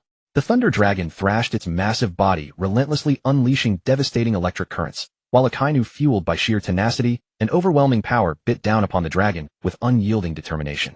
The ferocity of their clash was extraordinary, sending ripples through the surrounding space. Terrifying lightning coils wrapped around Akainu like silver serpents, colliding with the magma on his skin and crackling with violent hisses. Meanwhile, the intense heat on Akainu's body caused patches of magma to melt and drip downward, forming sheets of fiery lava rain. The entire spectacle was extraordinarily magnificent, truly beyond compare. Neither side yielded an inch, both giving their all. This confrontation was destined to become a legendary battle etched into history. It must be said Akainu's stubbornness knows no bounds, but his combat prowess is undeniable. The upper limit of his magma fruit ability is simply stated: before awakening, the highest temperature reaches only 700 to 1500 degrees Celsius. After awakening, the absolute maximum is roughly 600 degrees Celsius, the temperature at the Earth's core. Compared to lightning, which ranges from 100 million to 1 billion volts and reaches between 1800 and 2700 degrees Celsius, what chance does he have? Harry gazed at Akainu, charred and lying defeated upon the ground, and couldn't help but sigh. The rumble fruit truly is a god-tier ability in this world. This was a real world, not an illusory one. Harry recalled how Enel had casually melted a golden rod with a mere gesture. Back then, when Harry watched Luffy unable to harm Enel, he thought to himself, even with a basic junior high school education, I wouldn't have failed to know that the melting point of gold exceeds 100 degrees Celsius. Harry paid no mind to Akainu who lay on the ground gasping for life. Instead, he turned his head and fixed his piercing gaze upon Zephyr, demanding, the former Fleet Admiral Blackarm Zephyr, who once adhered to a no-kill principle, has now become the enemy of the Marines. Surrounded and hunted by your own disciples. What do you think? Zephyr gazed at Harry, whose eyes carried a look that was both teasing and tinged with sorrow, and felt his heart constrict painfully. He deeply sensed that he had finally found a kindred spirit. It turned out that pirates were not entirely evil, and indeed there were people in this world who genuinely cared for him. Zephyr regarded Harry with deep emotion, and said, the Marines can never truly practice justice. Above their heads looms the world government, and they can only ever become watchdogs carrying out its orders. These words revealed a profound sense of helplessness and disillusionment toward reality. Harry likewise gazed at Zephyr's weathered face and involuntarily recalled the image of Akainu bowing and submitting before the 5 elders, swallowing his anger and enduring humiliation. At that time Akainu was furious inside, yet dared not express it, openly evoking pity from those who witnessed it. Recalling Chapter 909 of One Piece, Akainu, trapped within the Chamber of Power, could bear it no longer and shouted loudly, what does any of this have to do with me? Why am I always the one held accountable whenever a Marine Admiral makes a mistake? The situation in Wano is unclear. We risk catastrophic losses if we march in recklessly. Am I as Fleet Admiral supposed to care nothing for my own dignity? The 5 elders looked at Akainu and replied coldly, you have no dignity whatsoever. Harry could not help but feel sorrow for this future Fleet Admiral. Incidentally, the reason Zephyr chose to leave the Marines ahead of schedule traces back to Harry. Harry killed one of the 5 elders at Marine headquarters. As a result, the world government immediately fell into crisis. Due to the severe depletion of naval strength, their control over the new world grew precarious. Thus, the world government was forced to recruit a new batch of warlords to fill the vacancies, and among these new members happened to be Edward Weevil, the man who had ruthlessly slaughtered an entire shipload of Zephyr's naval subordinates. What happened next broke Zephyr's heart. When he learned that the Marines had granted amnesty to the very villain whose hands were stained with his disciples' blood, fury instantly ignited within him. Anger and disappointment intertwining, he unhesitatingly chose to leave the Marines, gathering his loyal line Bennetts and all those willing to follow him, and together they formed an entirely new naval force. From that moment on, they parted ways with the traditional Marines. Then came the shocking scene. Zephyr gripped the mysterious weapon known as I Promise You Rock, attempting to destroy the entire new world. It should be known that the former Zephyr, even when facing the most vicious pirates, had never harbored the intention to kill. Even when his wife and daughter suffered a tragic fate, he did not go to extremes, but instead stepped back to the second line to wholeheartedly train the new generation of Navy soldiers. However, now, because of that Edward Weevil who once harmed the Navy soldiers he had carefully taught, and who now walks free under the protection of the world government and the Navy, Zephyr has completely changed his original intention. What exactly is it? What forces a Navy officer who has done good deeds for 70 years to ultimately want to destroy this world? What exactly is it? What pushes a non-lethal admiral who once believed pirates had both good and bad members even after his wife and daughter were killed by pirates down the path of world destruction? For this, he doesn't even care about injuring the innocent or harming ordinary people. A Navy officer most worthy of the title has ultimately met such a fate. Like some lazy justice, some absolute justice, some justice reigning over the world. It all seems truly laughable in Harry's eyes. A person who dedicated their entire life to contributing to the Navy, yet in the end was betrayed by Navy colleagues and by the disciples they taught. Letting the pirates who killed Navy officers go free, chilling the heart of someone like Zephyr, who fought his whole life for the Navy. Can this be called justice? Harry looked at Zephyr with eyes full of sympathy and couldn't help but say, Zephyr, one day, when I see Whitebeard too, I'll directly help you eliminate him. As for destroying the world, let it go. That's not your true intention. It's the people of this world who have pushed you too far. Hearing Harry's words, Zephyr was deeply moved, and the Dyna rock in his hand seemed to respond to him. Kazan, standing nearby, felt a warm current rise in his heart upon witnessing this scene. Robin, it seems you've truly found a companion worth relying on. Kizaru also breathed a sigh of relief. Since Sakazuki hasn't become Fleet Admiral yet, and from a distance Kizaru's Hachimaki Magatama all missed their mark this time. After all, someone is being the squeaky wheel, so why would he need to intervene? Harry looked thoughtfully at Zephyr's right arm, then contacted the Stardust ship to have the ship's doctor, Xiaoqia, come over. Suddenly, a dazzling white light streaked across the distant horizon, racing toward them like a meteor. As everyone focused their eyes, the white silhouette grew increasingly clear, revealing itself to be a phoenix draped in pure white feathers emanating a divine aura. This phoenix appeared as if descending from the 9 heavens into the mortal realm, enveloped in a faint halo of white flames, as though it were a fairy burning above the clouds. As it drew nearer, the Navy officers finally awoke from their daze, realizing that this beautiful and mysterious creature before them was indeed a legendary phoenix. The phoenix spiraled downward with graceful elegance, and as it neared the ground, its form gradually transformed into a woman with a slender figure and exquisite features. Kazan and the other Navy officers gazed at this unexpected visitor, an inexplicable sense of reverence welling up within their hearts. The woman landed lightly, then threw herself into Harry's arms like a bird returning to its forest. The two embraced tightly, feeling each other's warmth and love. After a moment, Harry stroked Kia's head and explained to her, "My dear, this time, I need to rely on your unique life flame to heal Instructor Zephyr's injuries." Kia nodded without hesitation, indicating her willingness to cooperate fully. Harry brought Kia closer to Zephyr and said, "Mr. Zephyr, don't dodge. My wife Kia will treat your wounds." Zephyr looked at the ethereal woman beside Harry and nodded, saying, "Thank you for your help, young Harry." Harry gazed at Kia with tenderness in his eyes, revealing both affection and anticipation. After all, he had never witnessed Kia regrow a severed limb, so this could be considered an experiment. He gave a slight nod, signaling that Kia could begin to use her abilities. Kia took a deep breath, then gently waved her hands, and a snow-white crystal-clear flame erupted from her palms. This white flame was like the holy light of an angel, as if it could dispel all evil and filth in the world. The white flame fell like a meteor onto Zephyr's injured arm. In an instant, something miraculous happened. The previously severed arm actually began to regenerate at a speed visible to the naked eye. Tender flesh buds slowly emerged from the stump of the severed arm, intertwining with each other, gradually forming new muscle tissue and bone structure. As time passed, this process became increasingly obvious. The flesh buds continued to grow and spread, covering the entire amputated area and seamlessly merging with the original body. Finally, a complete and healthy arm reappeared before everyone's eyes, as if it had never been injured. The onlookers were all left dumbfounded by this astonishing scene, unable to believe what they were seeing. Kia's healing ability was simply beyond imagination, breathtaking. Zephyr watched as his severed arm grew back, and even his previous asthma seemed to have disappeared in his perception. Zephyr knew this kindness was no less than being reborn. Looking at Harry and the others, he bowed deeply. "If young Harry ever needs anything from this old man in the future, please don't hesitate to ask. I will arrive at the first opportunity." Harry smiled faintly, didn't dodge, and calmly accepted Zephyr's bow. Because he knew that without him, Zephyr might have already been killed by his own disciples. Without Kia's healing, even if he didn't die, his strength would have greatly declined due to asthma and the lost arm. Harry spoke up, "Mr. Zephyr, there's no need for this. I only hope you can step out of the shadows. The Navy truly owes you far too much. However, Mr. Zephyr, your heroic dream, and that word justice behind you should be about protecting the weak and protecting civilians, not about protecting those damned celestial dragons and the world government. I have a place for you. You could try going to the Revolutionary Army under Dragon. If it doesn't work out, you could also go to GARP." After all this time, his grandson almost died right in front of him. "The two of you have worked together since you were young, so I imagine you'd get along well." Zephyr was instantly enlightened upon hearing Harry's words, feeling that there were still such kind people in this world. He was also startled, almost giving up everything he wanted to protect because of his lifelong experiences and his own bitterness, even wanting to destroy this world that he had once guarded his entire life. Alas, how many people has reality driven to their deaths? How many innocent, pitiful people has this world driven to their deaths? How many people has it forced onto the path of extremism? How many people have been driven to want to destroy everything? Don't even mention Doflamingo, Big Mom Corazon, or the Fishman. Just talking about Zephyr alone. He spent his entire life protecting civilians, and even after experiencing so many painful things, he was still protecting this world. But in the end, he still ended up like this.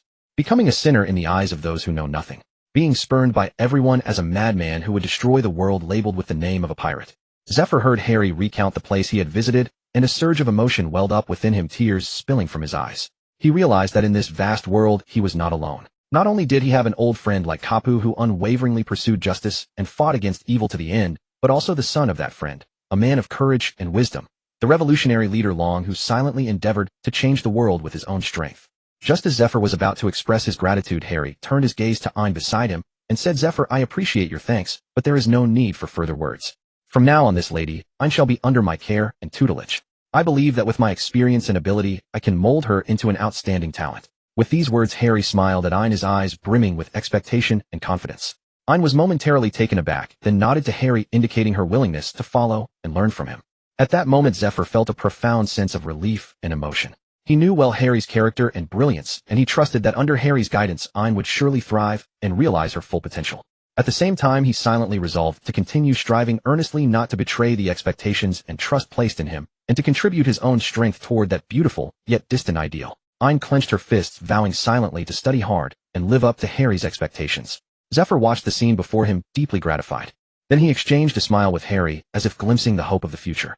At this moment Harry turned his gaze to Qingji and Huang Yuan not far away, as well as the massive army behind them. He spoke in a clear voice, "Everyone do me a favor. Let this matter end here.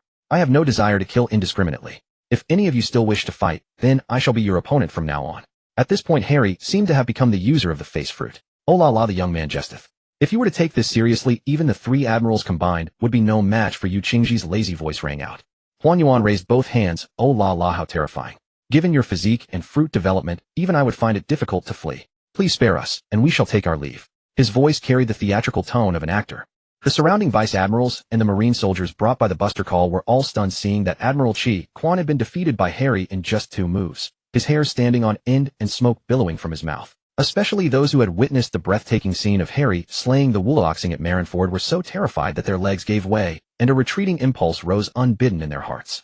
After all, for them, it would be better to die a heroic death on the battlefield fighting the enemy than to perish meaninglessly at the hands of such a formidable opponent without even knowing how they met their end. Moreover, the powerful enemy before them was not a heinous villain, which only made them more eager to escape this place. These marine soldiers were indeed brave and unafraid of death, but to lose their lives senselessly due to the world government's orders was a bitter pill to swallow. Hearing the words of the 2 admirals, Harry's lips curled upward slightly. "In that case, please leave as soon as possible." With that, his gaze swept across the assembled marines. The soldiers all lowered their heads, not daring to meet his eyes. Soon after, Qingji and Huang Yuan led the fleet away from the island. The crisis was thus averted. Watching the departing fleet, Harry let out a soft sigh. He felt it was unfair for the ordinary marine soldiers. Truly, a single incapable general exhausts the entire army. Finally settled, he turned and fixed his gaze on Ayn. "From now on you will follow me. I will teach you many more things." Ayn nodded, her eyes filled with determination.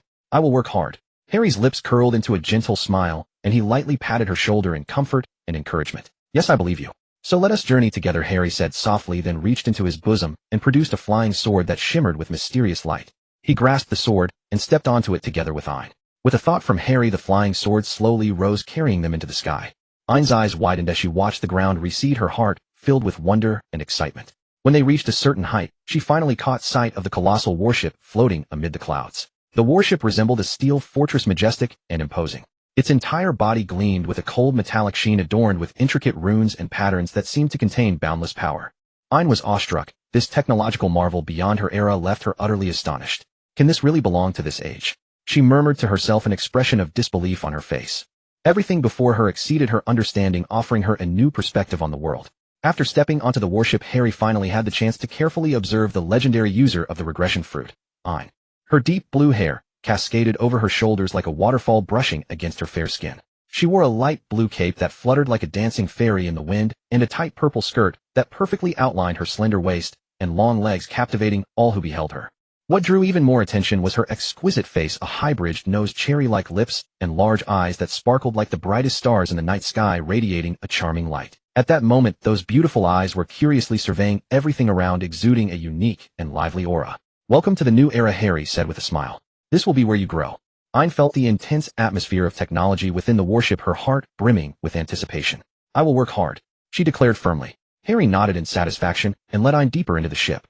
There Ayn would undergo comprehensive training and education under Harry, her potential fully unleashed. In the future, she would become a top-tier warrior fighting for peace and for Harry. Harry taught Ayn the same way he had taught Rebecca and the others, imparting the methods of Haki training and the flow of energy. He also set Ayn's access level to 3, reserving level 2 for those whose favorability exceeded 80.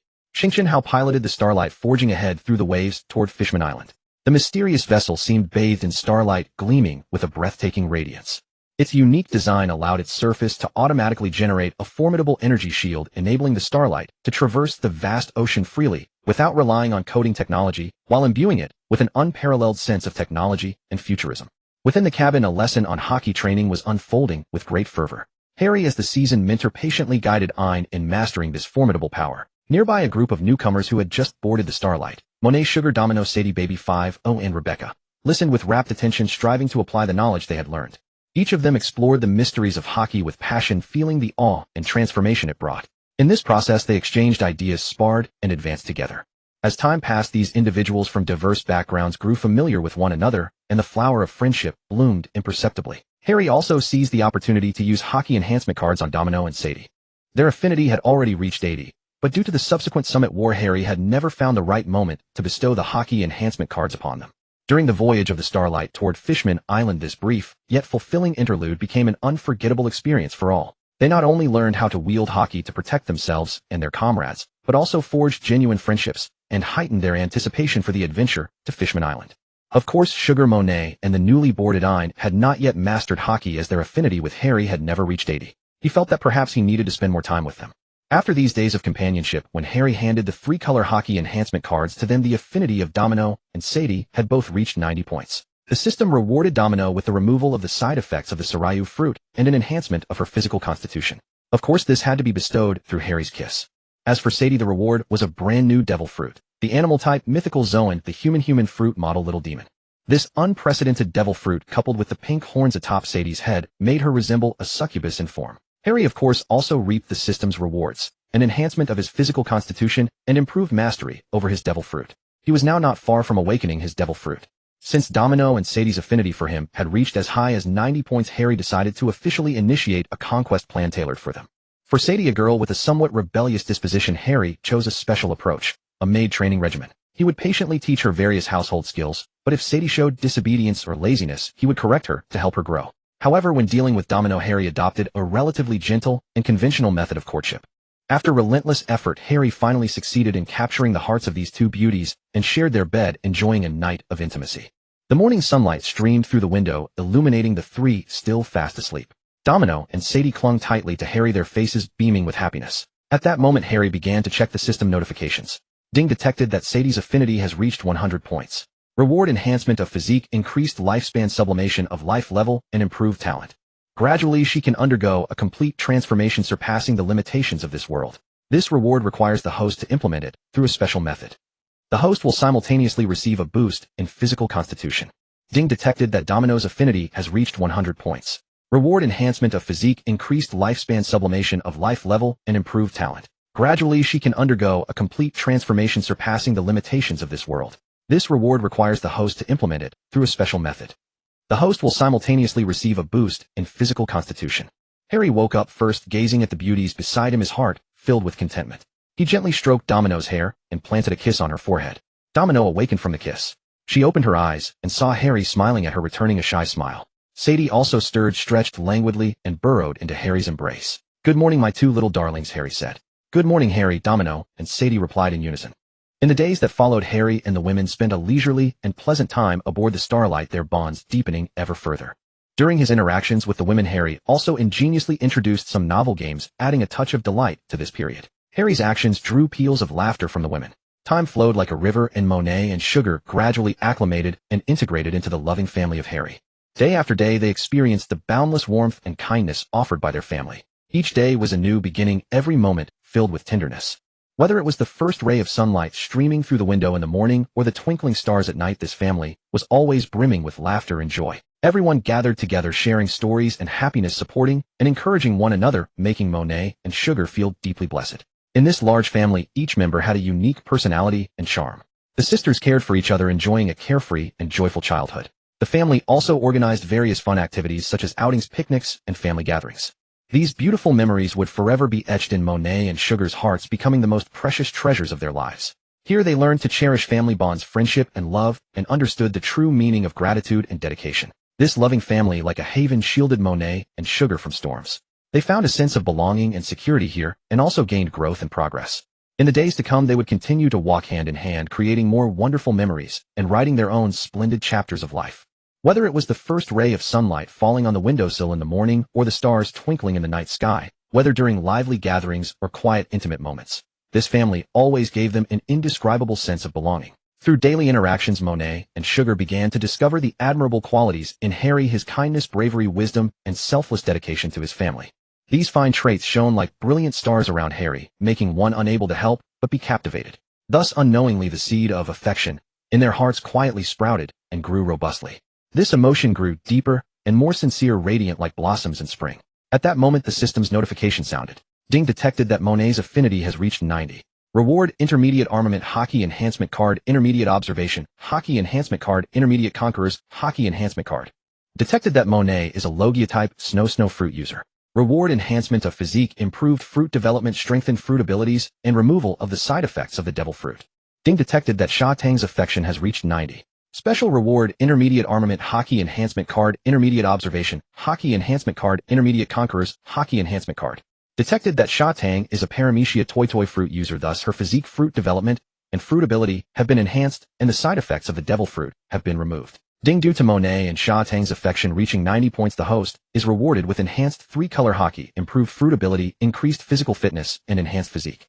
Ding, detected that the host's observation Haki has reached the pinnacle. Ding, detected that the host's conqueror's Haki has reached the pinnacle. Ding, detected that the host's armament Haki has reached the intermediate stage of the pinnacle.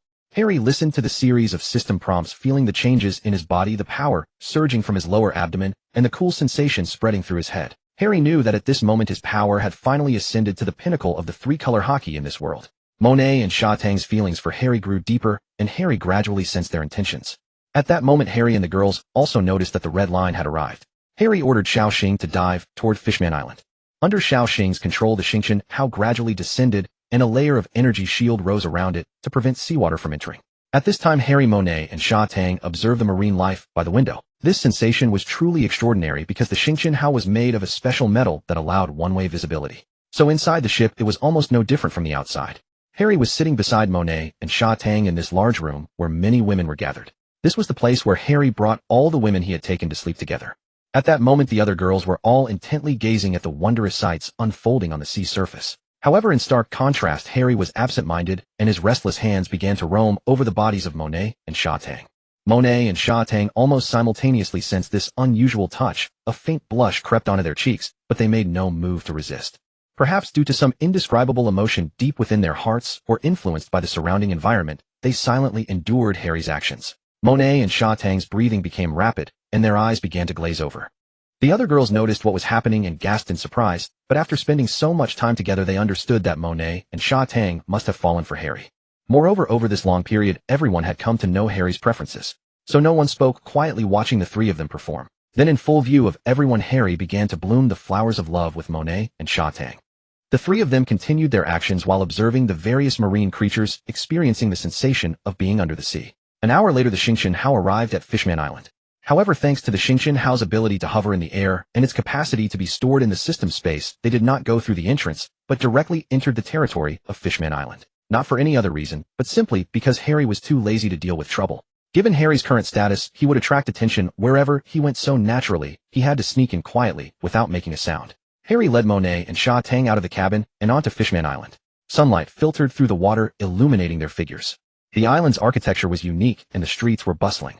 Monet, Sha Tang, and his other women curiously looked around, filled with interest in this novel place. Harry smiled at them, a warmth surging in his heart. He decided to explore thoroughly here and create more beautiful memories with the girls. They entered a restaurant and tasted the local specialty cuisine. They shared happiness with each other, and laughter never ceased. After the meal, they strolled through the streets and alleys, admiring the customs and culture of Fishman Island. Unconsciously, night fell, and stars twinkled in the sky. Harry looked around the bustling streets and finally found a relatively quiet coffee shop. He interlaced his fingers with Sha Tang and Monet, holding one hand each, and walked over, enjoying this rare tranquility. They ordered 3 cappuccinos. After sitting down, Harry took a deep breath, then gently opened his arms and pulled Monet and Sha Tang, the two sisters, tightly into his embrace. At that moment, time seemed to stand still, and everything around them became insignificant. Only the three of them were immersed in this peaceful atmosphere. Monet's hair brushed against Harry's cheek, exuding a unique, mature, and intellectual aura that made him feel incredibly at ease, while Sha Tang, like a docile kitten, nestled quietly in Harry's arms, revealing her gentle and adorable side. In Harry's warm embrace, both of them wore radiant smiles of happiness. Meanwhile, Nami no Jiko and several other women were selecting clothes at a nearby store. They enthusiastically discussed fashion trends, while carefully choosing their favorite outfits, their laughter and chatter occasionally filling the air. In this small corner, Harry shared a warm moment with Monet and Sha Tang, while on the other side, Nami and the others were enjoying the pleasure of shopping. Everyone spent this wonderful time in their own way. After finishing their coffee, Harry led Monet and Sha Tang for a stroll through the alleys of Fishman Island. The night on Fishman Island had a unique charm, and the three savored this brief tranquility. Suddenly, a breeze brought the faint scent of flowers. Following the fragrance, they arrived at a garden. The garden was filled with various exotic flowers, radiating a captivating glow under the moonlight. Harry picked a flower and handed it to Monet. Monet took it, a joyful smile blooming on her face. Sha Tang, on the other hand, danced happily nearby like a carefree child. At that moment, a shooting star streaked across the sky. But how could there be a shooting star under the sea? Perhaps it was the Yangshu Xiaohua blessing them. Harry quickly pulled the two to make a wish. They closed their eyes and made wishes for a bright future. When they opened their eyes, they exchanged smiles, their eyes filled with tenderness. On this beautiful night, Harry spent an unforgettable time with his beloved. Meanwhile, at the nearby store, Nami and the others had finished selecting their clothes and were about to leave. Their life was filled with laughter and warmth. Just as Harry and his women had gathered and were about to find a fishman in to stay at, some troublesome idiots showed up.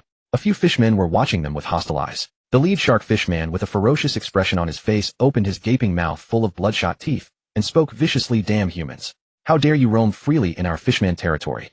Don't you know who rules this land? Let me tell you, this is the territory of our great leader Hody Jones. At this moment, Harry and the group of stunningly beautiful women beside him watched the scene unfold with great interest. They hadn't encountered such overconfident fools who sought trouble out of nowhere for quite some time. Ever since Harry had slain the great bug among the 5 elders during the thrilling battle at Marineford, both pirates and other factions had been keeping their distance from him. Not a single one dared to cross him, and even the weakest characters would fawn over him, like Doflamingo did, groveling and subservient. Harry's eyes narrowed slightly, and a faint smile played on his lips. He gently stroked Rebecca's silky hair and said leisurely, "Oh, you mean Hody Jones? I'd quite like to meet him." Upon hearing this, the shark fishman was consumed by rage. "You arrogant brat. You're provoking our fishman race. Today I'll make you know our power." With that, he brandished the weapon in his hand and charged toward Harry, his lackeys following closely behind. However, facing these aggressive fishmen, Harry remained completely unfazed. He merely flicked his finger, and an overwhelming aura of Haki erupted instantly. The shark fishman and his followers hadn't even reached Harry before they were blasted backward by the sheer force of his Haki. They crashed heavily onto the ground, looking utterly pathetic. Harry looked down at the immobilized fishmen lying on the ground with contempt, the corners of his mouth curling into a disdainful smile. "Do you really think you worthless fools dare to challenge my authority?" His voice was cold and mocking, as if ridiculing the ignorance and stupidity of these fishmen. After speaking those words, Harry turned and walked away, his beautiful and graceful women following closely at his side. Their figures gradually receded into the distance, leaving the stunned fishmen standing frozen on the spot, their faces etched with shock and disbelief. At this moment, Harry already had a new plan in mind: to visit the legendary Princess Shirahoshi, whose beauty was said to rival that of Hancock. He had long heard about this mysterious princess and was filled with curiosity and anticipation regarding her peerless beauty. Accompanied by his women, Harry arrived at Ryugu Kingdom, where their presence attracted countless gazes along the way. The guards of Ryugu Kingdom trembled as they spotted Harry clad in white and carrying a bounty of 6 billion berries, striding forward with his entourage of women. This was an existence whose bounty even surpassed that of Whitebeard, the world's strongest man. The guard captain hurried into the imperial palace upon witnessing this scene. Harry and the women walked past the guards without a second glance, who didn't even dare to block their path, and held their breath. Deep within the heavily fortified palace of Ryugu Kingdom, Neptune sat attentively on his throne, deeply engrossed in processing the towering stack of memorials. Just as he was fully concentrated, a flurry of hurried footsteps echoed from outside the door, followed by the panicked voice of the guard captain. "Your Majesty, something terrible has happened." Neptune's heart skipped a beat, and the brush in his hand nearly slipped from his grip, but he quickly composed himself. After all, he had witnessed the shocking battle at Marineford, and having sat on the throne for many years, he had long cultivated an air of composure in the face of crisis. Furthermore, he had heard rumors about Harry, the hero who had once saved Whitebeard's life. However, despite roughly understanding the situation in his heart, Neptune knew that etiquette could not be neglected. Thus, he promptly set aside his affairs, rose from his seat, and signaled for the princes beside him to accompany him out of the palace to personally welcome this distinguished guest. Along the way, Neptune cautioned the princes behind him with a serious expression. "When we enter the palace, you must all remain on high alert. Pay attention to your words and deeds, maintain dignity and courtesy at all times, and absolutely do not bring shame to our fishman race. Understood?" Hearing their father's stern words, the princes responded in unison, expressing their understanding. After a long journey, they finally arrived outside the palace gates. However, the sight that greeted them left everyone present utterly astonished. There stood a figure clad in snow-white robes that fluttered gracefully in the wind, and beside him were more than a dozen breathtakingly beautiful women of unparalleled charm. Each of these women possessed a stunning visage and a graceful, captivating figure, as if they had stepped out of a painting. Whether with a gentle smile or a shy coquettishness, every gesture they made exuded an incomparable allure. For a moment, even the experienced princes found themselves captivated by this spectacle, unable to tear their gaze away. Neptune, however, remained more composed. He quickly stepped forward, a warm smile spreading across his face, and bowed to Harry. "I have long heard of your esteemed reputation, and it is truly a blessing of 3 lifetimes to meet you in person today." The other princes also snapped out of their daze and followed suit, offering their greetings. After Harry expressed his purpose for visiting, Neptune hesitated for a moment.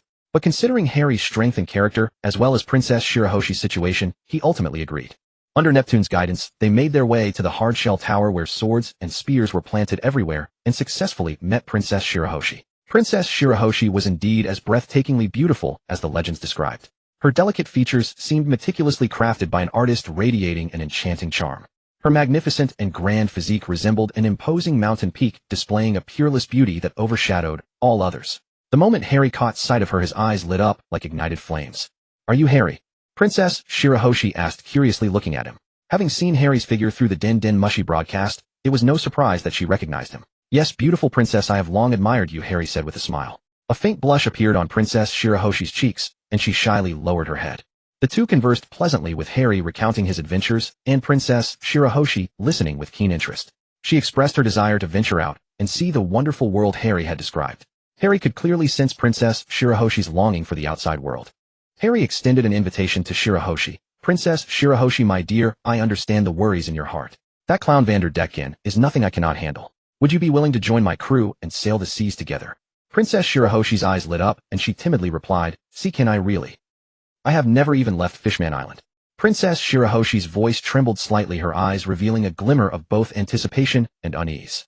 Harry smiled gently and said to Princess Shirahoshi, "Of course you can, Princess Shirahoshi. You will see the vast world beyond, make new friends, and experience many thrilling adventures. Do not worry, I will keep you safe." Princess Shirahoshi bit her lip, torn by hesitation.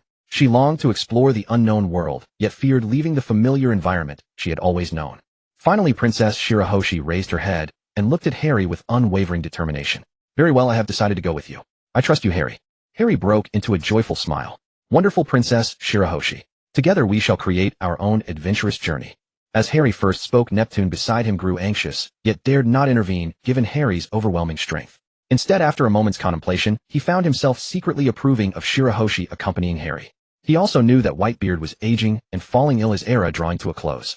In the future, Fishman Island would still need powerful protection, and if Shirahoshi stayed by Harry's side, the island could enjoy a century of peace and security. The moment Harry's words faded, Neptune spoke up. "If Princess Shirahoshi wishes to see the outside world, I must trouble you greatly, Mr. Harry, for her care." Harry nodded slightly upon hearing this. "Naturally, I will protect every one of my crew members." Upon receiving Harry's promise, Neptune smiled warmly. "Then tonight we shall host a welcome banquet in your honor, Mr. Harry. We sincerely hope you will grace us with your presence." After a brief consideration, Harry agreed. The young ladies among his companions often enjoyed hosting banquets, so why not accept? Just then a tremendous boom echoed from the shell tower. Everyone was startled, their gazes turning toward the shell tower. "What has happened?" Neptune's brows furrowed, a hint of tension in his voice. "Let us go and investigate. It must be that clown again," Harry said decisively, walking out of the tower alongside Neptune. As they drew near, they discovered a spear lodged in the exterior wall of the shell tower with smoke still drifting around it. Just then another spear flew toward them from the distance. Harry sneered, drawing the Fengxiu Huang from his waist and unleashing a casual slash. The spear disintegrated into wisps of ash and vanished. The instant the shell tower had been struck, Harry had activated his observation Haki. His awareness extended like a keen radar wave, stretching toward the direction from which the projectiles had originated. At the far edge of that land, he could see an extraordinarily ugly fishman, resembling some grotesque monster, hurling cold weapons into the air as casually as one might toss dice. Harry pondered for a moment and decided against using observation Haki combined with his long-range thunderstrike. For now, he reasoned that he should bring Shirahoshi along to personally confront the meddling clown who had kept her imprisoned in the shell tower all these years. After locking onto his target from afar with observation Haki, Harry unleashed Conqueror's Haki to directly suppress Vanderdecken 9. Harry then relayed the situation to his companions and turned to look earnestly at Shirahoshi. "Little Shirahoshi, that clown who has kept you from seeing the sunlight for so many years has finally been found. I have already subdued him. Now I want to take you there so you can deal with this menace yourself. In future adventures, encounters like this may arise at any time. You must have the courage to face them. Let us go, little Shirahoshi." Harry gently took Shirahoshi's hand and lifted her into his embrace, then mounted his flying sword and soared toward Vanderdecken Ix's location. Shirahoshi's cheeks flushed slightly, though she knew her enormous size left her no other way to fly. Upon arriving at the destination, Harry tossed the subdued Vanderdecken 9 to the ground before Shirahoshi. "It was him who kept you trapped in the shell tower for all these years," Harry said, looking at Shirahoshi with encouragement. "Go ahead, little Shirahoshi. Put an end to this yourself." A flash of fear flickered across Shirahoshi's eyes, but it was quickly overshadowed by anticipation for the future. She took a deep breath, grasped the Fengxiu Huang from Harry, and thrust it toward Vanderdecken 9. As the Fengxiu Huang pierced him, Vanderdecken 9 let out a horrifying scream before collapsing, his eyes filled with unwillingness. "Well done, little Shirahoshi." Harry hovered in the air and gently patted Shirahoshi's head. "You have overcome your inner fears and grown braver." Shirahoshi looked down at the Fengxiu Huang in her hands, a confident smile blossoming across her face. She knew that from this day forward, she would never be so easily defeated by hardship again. After dealing with Vanderdecken in this deserted area, Harry took Shirahoshi on a leisurely walk around the surroundings. Shirahoshi couldn't help but sigh. She felt as though she had been cut off from the world for far too long, never having experienced the vibrant beauty beyond Fishman Island. Harry gazed into Shirahoshi's joyous eyes, which shone like brilliant stars in the night sky, sparkling with an ardent longing for freedom. He saw the radiant smile blooming on Shirahoshi's face, resplendent as spring flowers, a pure reflection of her yearning and hope for liberation. However, just at that moment, trouble erupted at the palace. Hody Jones was rallying his Fishman followers to attack the royal palace, while Neptune led his 3 princes in assembling the royal guards. Meanwhile, Harry had been continuously monitoring the situation with his observation Haki. Harry's physical stamina far exceeded that of most people in this world, so he kept his observation Haki active at all times as a precaution. At that moment, he sensed a large group of people massing. Another group was also gathering inside the palace. Harry found himself baffled. Shouldn't this have happened 2 years later? The explanation was simple. Ever since that shark-like Fishman subordinate had fled back to Fishman Street and reported the incident to Hody Jones, the pirate leader had been furious. A human daring to strike his men. In his rage, Hody decided to make a full-scale assault and simply advanced his plan to attack the royal army. Watching Shirahoshi playfully chasing butterflies in the fields, Harry spoke up. "I'm afraid your father is in trouble." Hearing these words, Shirahoshi's heart skipped a beat. Shirahoshi looked at Harry with desperate pleading. "Brother Harry, let us return and help father and the others." Harry nodded slightly, then swept his arm out and once again pressed Princess Shirahoshi securely against his chest. Mounting the magnificent Fengxiu Huang beneath his feet, they soared toward the palace square like a hero riding 7-colored auspicious clouds. Princess Shirahoshi suddenly felt as though a true hero had come riding rainbow clouds to claim her as his bride.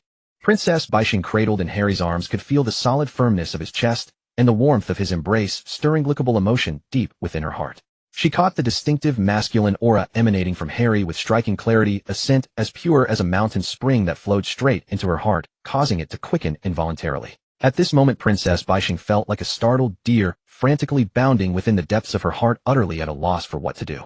This unfamiliar yet exquisite sensation filled her with both excitement and trepidation, leaving her uncertain how to navigate such emotional currents. Yet beneath the shelter of Harry's broad shoulders, she discovered an unprecedented sense of security and solace. 5 minutes passed before Harry arrived at the palace square. He approached King Niputan and gently set Princess Baixing down. Wielding Fengxiu Huang in hand, Harry gazed at the vast assembly of fishmen stretching before him, numbering in the tens of thousands.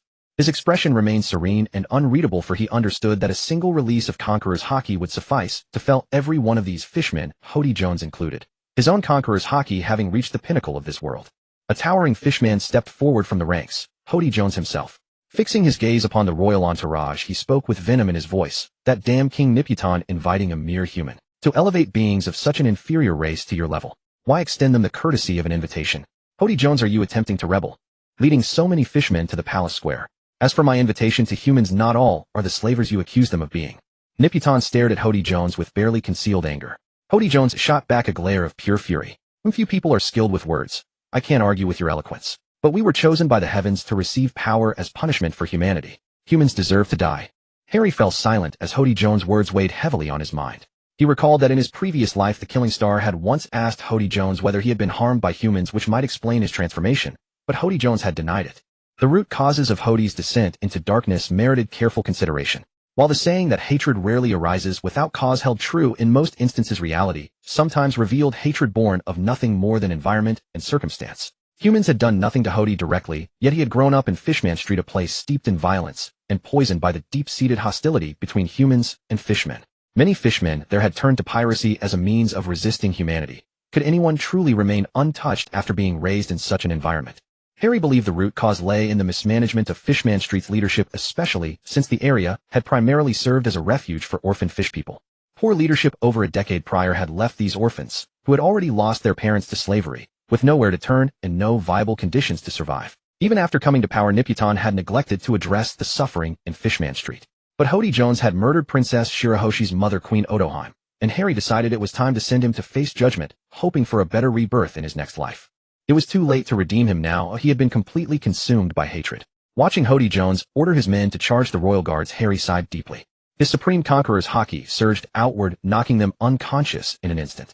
Hody Jones and several of his lieutenants remained standing, for Harry deliberately restrained his Haki, fearing that unleashing its full force would kill them outright. Some of these men could be rehabilitated and given a chance at redemption under Niputan's guidance. Harry intensified his Haki output, and Hody Jones' subordinates collapsed beneath the crushing pressure. In response, Hody Jones grabbed a handful of dangerous drugs and shoved them into his mouth, his eyes wide with confusion at Harry's overwhelming power.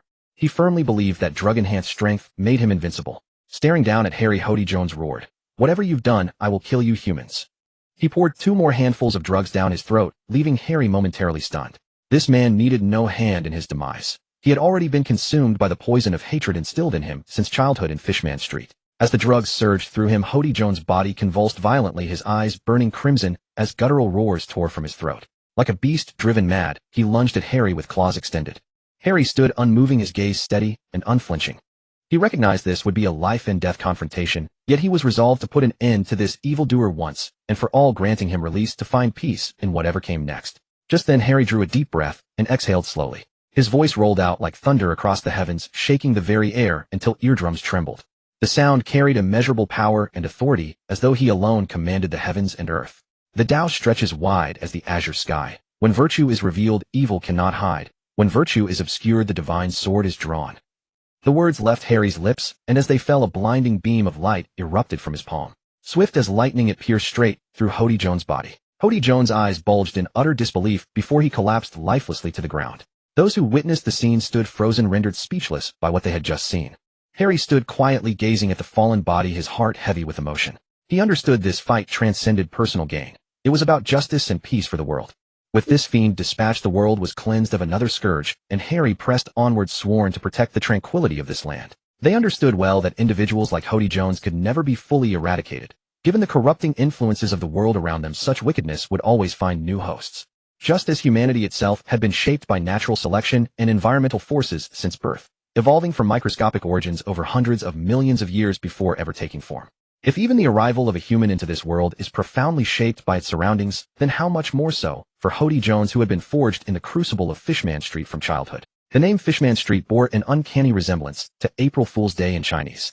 At that moment, Harry's gaze swept across the tens of thousands of fishmen sprawled across the ground, then turned sharply to fix upon Niputan with solemn gravity.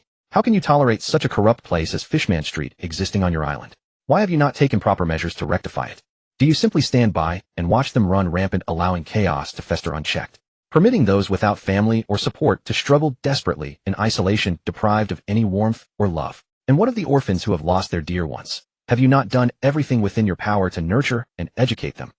Neptune widened his eyes, staring in disbelief at the dense, haphazardly strewn tens of thousands of merman corpses before him, a surge of sorrow welling up in his heart. He couldn't help but furrow his brow and heave a deep sigh. These are all our fellow fishmen. What kind of deep-seated hatred for humans could drive nearly 100,000 to unhesitatingly join the king's army and attempt to launch a rebellion? Neptune slowly turned his head, his gaze falling on Harry beside him, his eyes firm and resolute. He solemnly promised Harry, "Please trust me, I will treat these poor children well. They lost their parents at a young age, orphaned and alone. I will care for them as if they were my own, giving them warmth and affection and never let them suffer the slightest harm. This is my responsibility as the leader of the fishmen, and even more so, it is the mission deep within my heart." After hearing Neptune's words, Harry also said, Those fishmen with deep sins, if they cannot be redeemed, send them to be reborn, because living in this world is the greatest disaster for them."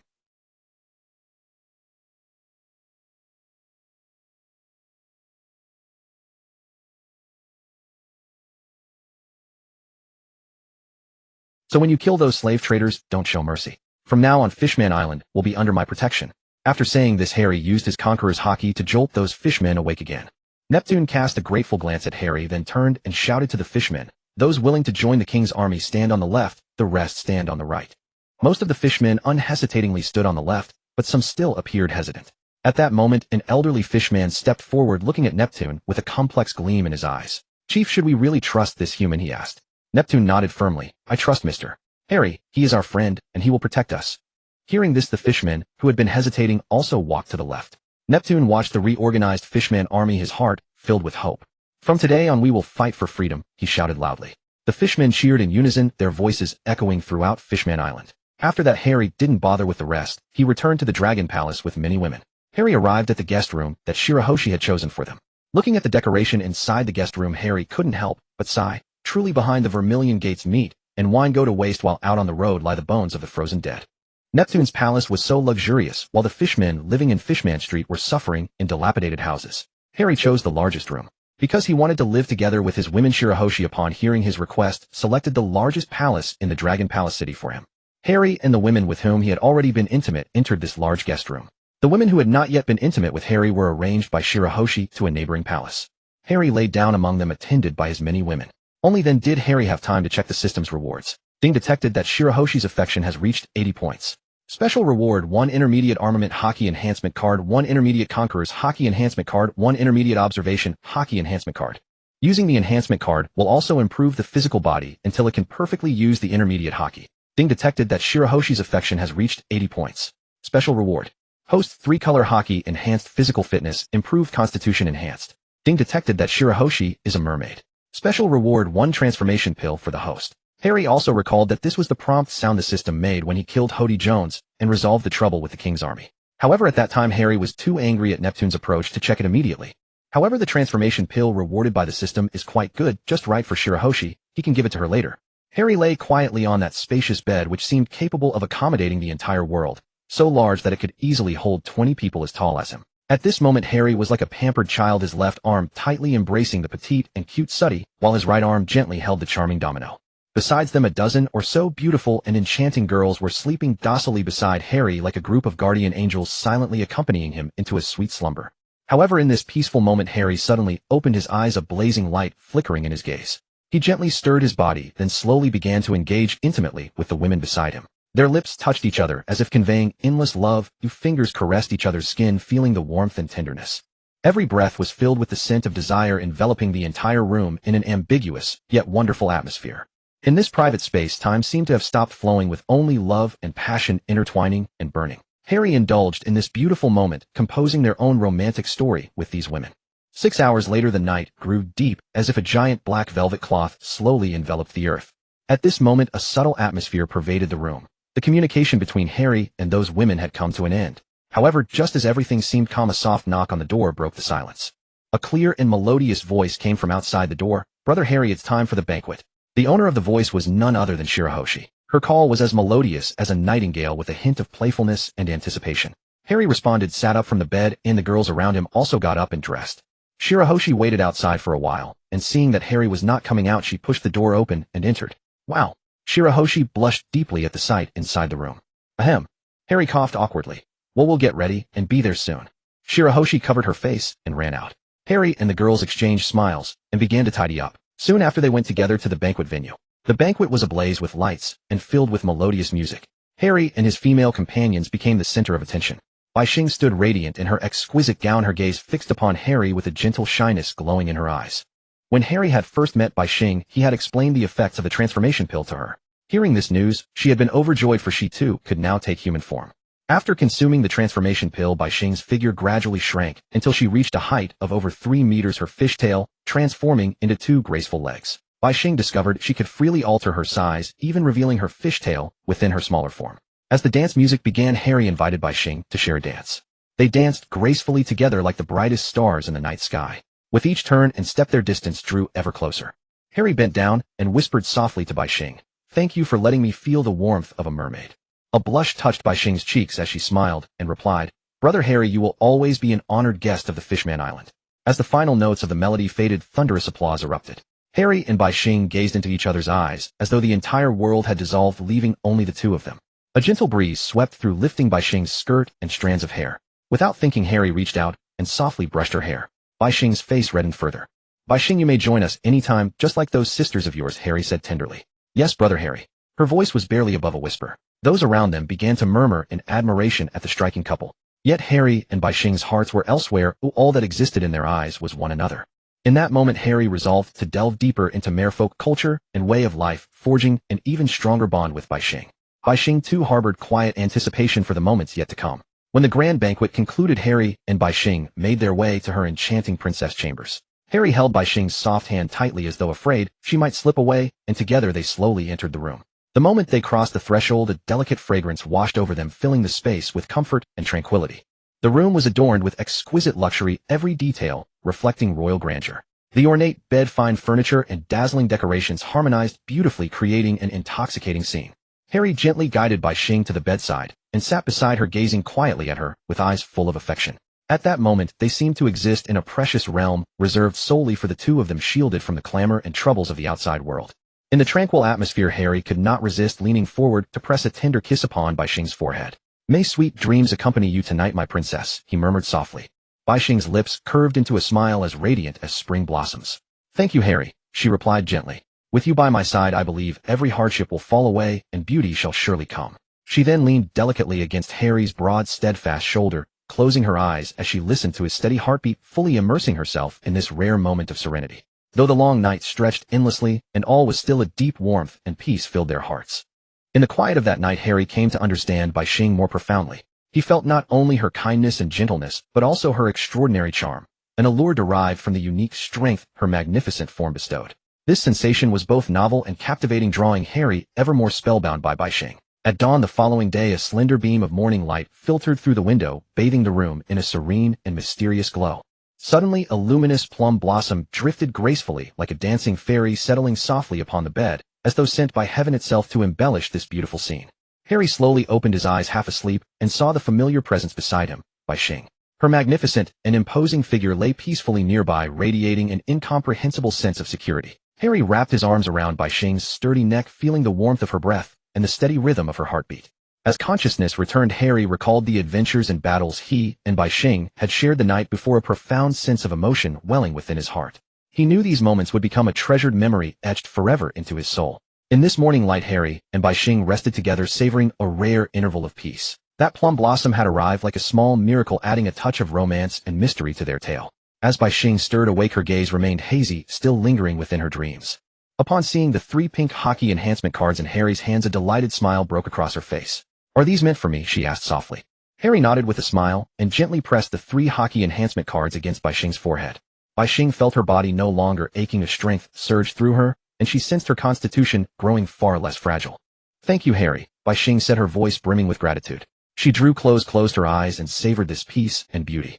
Harry gazed at Bai Xing, his heart overflowing with warmth. In that instant, he resolved to cherish their bond deeply. "Shall we go see the morning on the Fishman Island together?" he suggested. Bai Xing agreed with delight. Taking Harry's hand, they stepped outside. The world beyond thrived with vitality, sunlight dancing upon the shimmering waves. Harry and Bai Xing strolled along the beach, feeling the ocean breeze and listening to the rhythm of the waves, leaving all worries behind. Just then, Boa Hancock and Kaya, along with the other women, arrived beside Harry. Harry and his companions set forth together to experience the unique customs and charm of Fishman Island. They wandered through bustling streets, immersing themselves in the vibrant local life, savoring the distinctive and mouth-watering delicacies, and admiring the colorful exotic architecture. Everything was fresh and fascinating, leaving them reluctant to depart.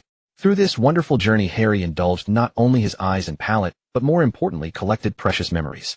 Every moment spent with these remarkable young women, each possessing her own unique charm, would forever shine as an indelible gem in his life.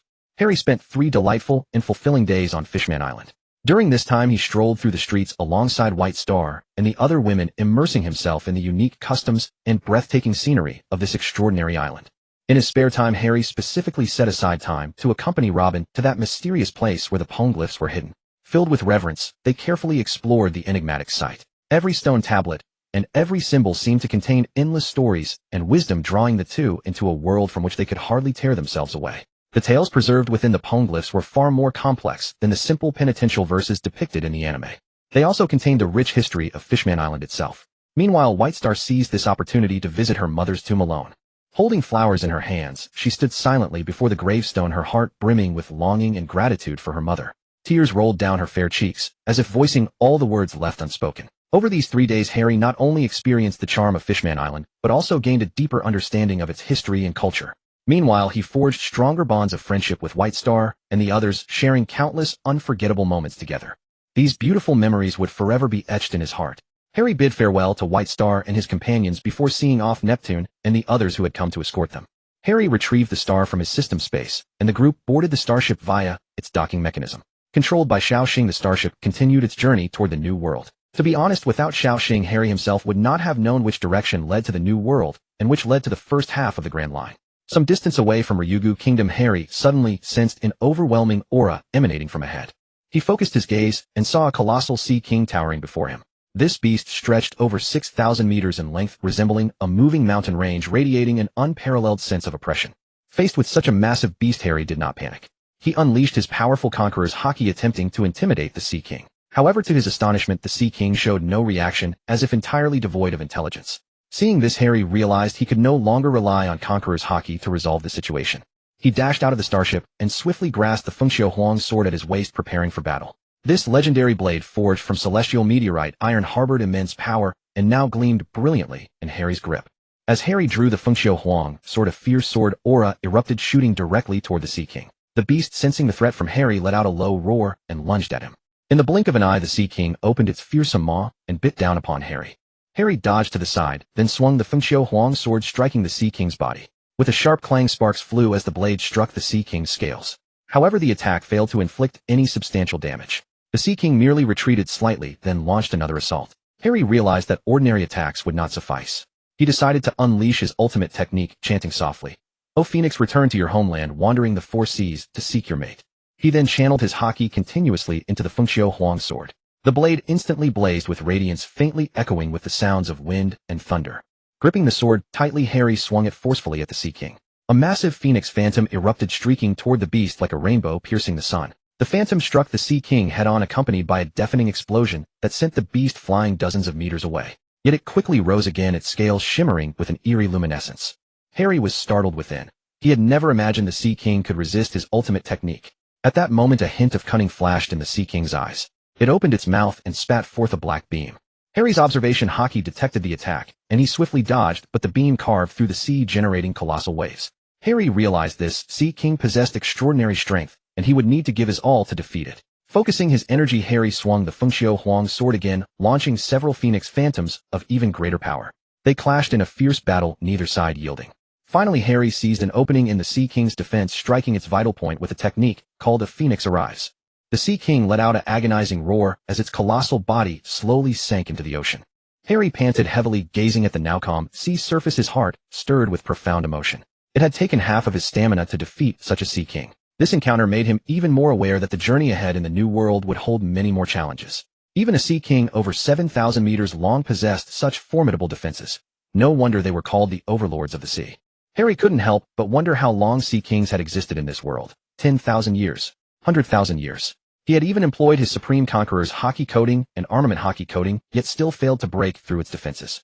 Or rather, even if he had managed to crack its defense, it would have recovered almost instantly. At this moment, Harry finally understood that the title Sea King was no empty boast. It likely represented power capable of destroying the very world. Harry stored the Sea King's carcass into his system space and returned to the starship. He asked Xiaoxing, "If your main cannon were to fire, could it kill that Sea King?"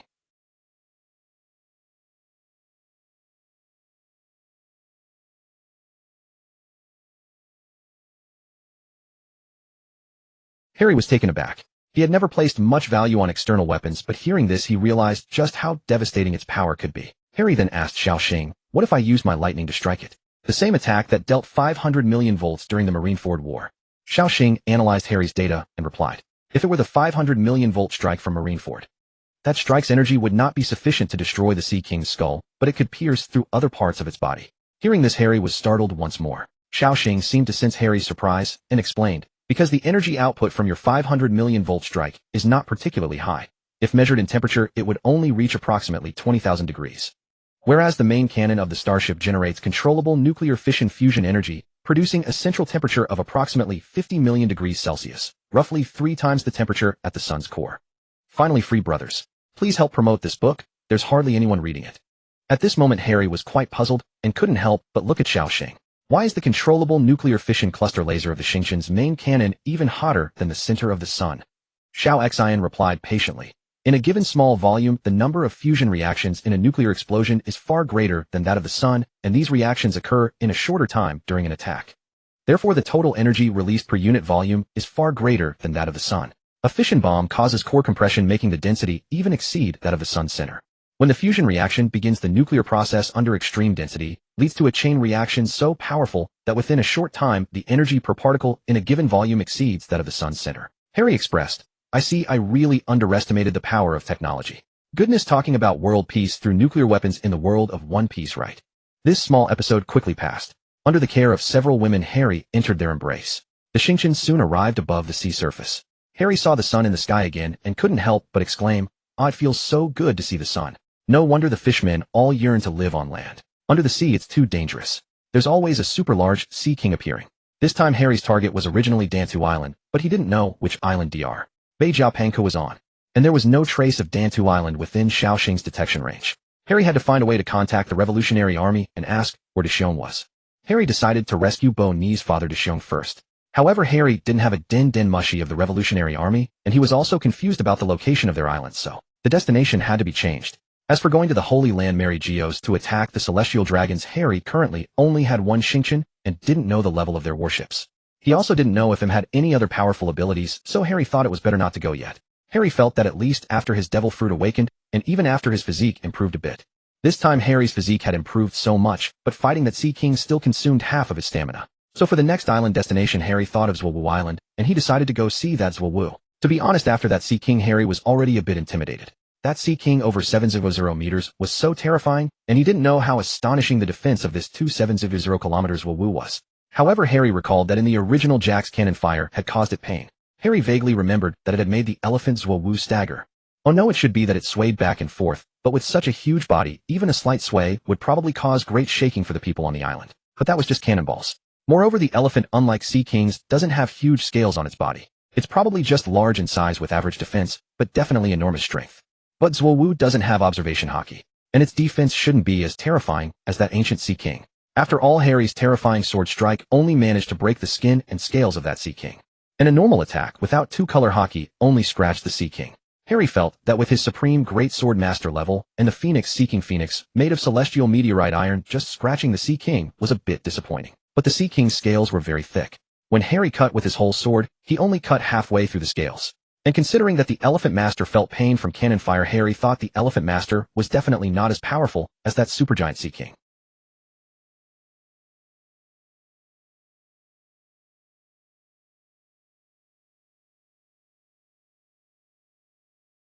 During these 3 days on Fishman Island, Harry and AI Yin got along very well. AI Yin's affection level had reached 80 points 2 days ago. Harry also gave AI Yin 3 intermediate Haki enhancement cards at the right time. Harry walked briskly toward the training room, secretly looking forward to the upcoming training. However, when he was about to reach his destination, he unexpectedly found AI Yin standing at the door waiting for him. Seeing Harry approaching, AI Yin showed a shy smile on her face. She gently bit her lip, then mustered the courage to express her thoughts to Harry, hoping to learn martial arts from him. Hearing this, a flash of surprise crossed Harry's eyes, but he quickly regained his composure. He gladly agreed to AI Yin's request and led her into a spacious and bright training room. The room was filled with a thick atmosphere, making one feel invigorated. Harry and AI Yin stood facing each other, their eyes meeting as if electric currents passed between them. They assumed their stances, ready to begin a splendid sparring session. As time passed, their movements became more and more fluid and natural. Sometimes they engaged in close combat, sometimes they dodged skillfully. Their punches and kicks were filled with the collision of power and technique. However, in this intense confrontation, some physical contact and friction were inevitable. Whenever this happened, AI Yin's cheeks would flush with a faint blush as tempting as a ripe apple. Harry keenly noticed the change in AI Yin. He knew that this lovely girl had developed feelings. Looking at the shy and charming AI Yin before him, a surge of impulse rose in Harry's heart, and he involuntarily stepped forward, tightly embracing her. Startled by this sudden move, AI Yin soon felt Harry's passionate breath. She closed her eyes, savoring the sweetness and warmth of the moment. Then Harry slowly leaned down and gently kissed AI Yin's lips. At that moment, time seemed to stand still, and the whole world was left with only the two of them. AI Yin's body trembled slightly, and her hands unconsciously wrapped around Harry's waist. Harry responded to her love with deep affection, conveying this emotion to her. In this beautiful moment, their hearts connected, and their love merged. This forbidden love, like a burning flame, illuminated each other's lives. A plum blossom as gorgeous as flames, like a light dancer, quietly fell, adding a touch of liveliness to the enchanting beauty. At this moment, the system's notification sound rang out inappropriately. Ding! Congratulations, AI Yin's affection for the host has reached 100 points. Detected that AI Yin is a retrograde fruit user. Special reward: remove the side effects of the devil fruit. Reward: increase AI Yin's fruit development level, improve her physical fitness. Special reward: improve her physique, increase lifespan, elevate life level, enhance talent. Can gradually transform her, surpassing the limits of this world. This reward requires the host to improve through his special liquid. The host will simultaneously improve his physical fitness. After hearing the system notification, Harry was filled with joy and emotion. He gently reached out his arms and held Ayn tightly in an embrace. At that moment, their bodies were pressed so closely together that they could feel each other's heartbeat and breath. Ayn responded to Harry's embrace, without hesitation, her arms wrapping around his back as she rested her head on his shoulder. The two embraced in silence as though the entire world existed only for the two of them. Time seemed to stand still at that moment, and everything around them blurred into distance. They immersed themselves in each other's warmth and love, savoring this rare peace and happiness. Harry closed his eyes and took a deep breath. The faint fragrance emanating from Ayn filled him with profound relaxation and comfort. He wished with all his heart that time could remain frozen at this very moment, keeping them locked in each other's embrace forever. Yet reality was always cruel. Even the most beautiful moments would eventually pass.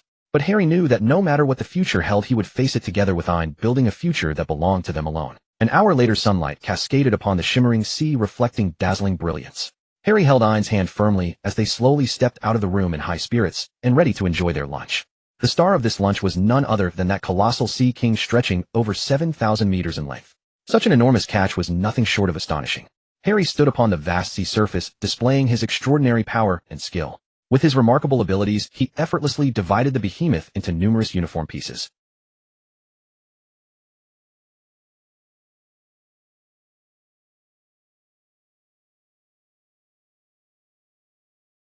Within a short time, the entire Sea King had been neatly portioned.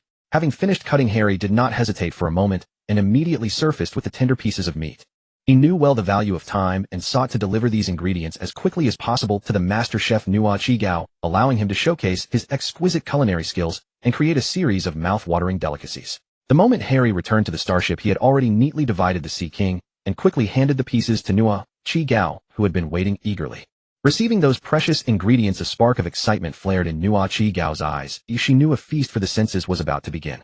She immediately set to work, skillfully portioning the meat into suitable sizes before placing them into a pot to stew. Moments later, a rich and intoxicating aroma filled the air.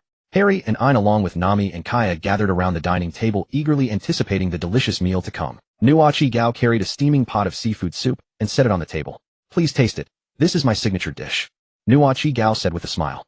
Harry and Ayn each picked up a spoon and lifted a portion of the broth to their lips. The savory flavor instantly blossomed across their tongues, bringing satisfied smiles to their faces. "This is absolutely delicious," Ayn exclaimed. "Thank you, Nua Chi-Gao," Harry said, glancing at her gratefully. The other women also heaped praise upon Nua Chi-Gao's exceptional cooking skills, expressing that this lunch had been a truly memorable feast for their taste buds. During the meal, everyone chatted and laughed freely, sharing stories and experiences, creating a warm and harmonious atmosphere. This beautiful afternoon seemed to slow time itself, with each person fully enjoying the peace and joy. After Harry finished his lunch with great satisfaction, he suddenly sensed something amiss. Despite the exquisite interior decorations of the starship, something seemed to be missing. He began carefully recalling every detail of this journey, trying to find the answer. After much thought, Harry suddenly realized it was the sea breeze. When sailing at sea, that refreshing sea breeze carrying a briny tang always filled him with a sense of freedom. Yet now inside the starship, he could not feel that natural touch at all. With that in mind, Harry immediately asked Xiaoxing whether the starship could create an open-air atmosphere, allowing them to rediscover that long-missed sea breeze. A charming smile curled the corners of Xiaoxing's lips, and her voice, as beautiful as music from heaven, flowed gently near Harry's ear like a clear spring. "No problem at all, Master.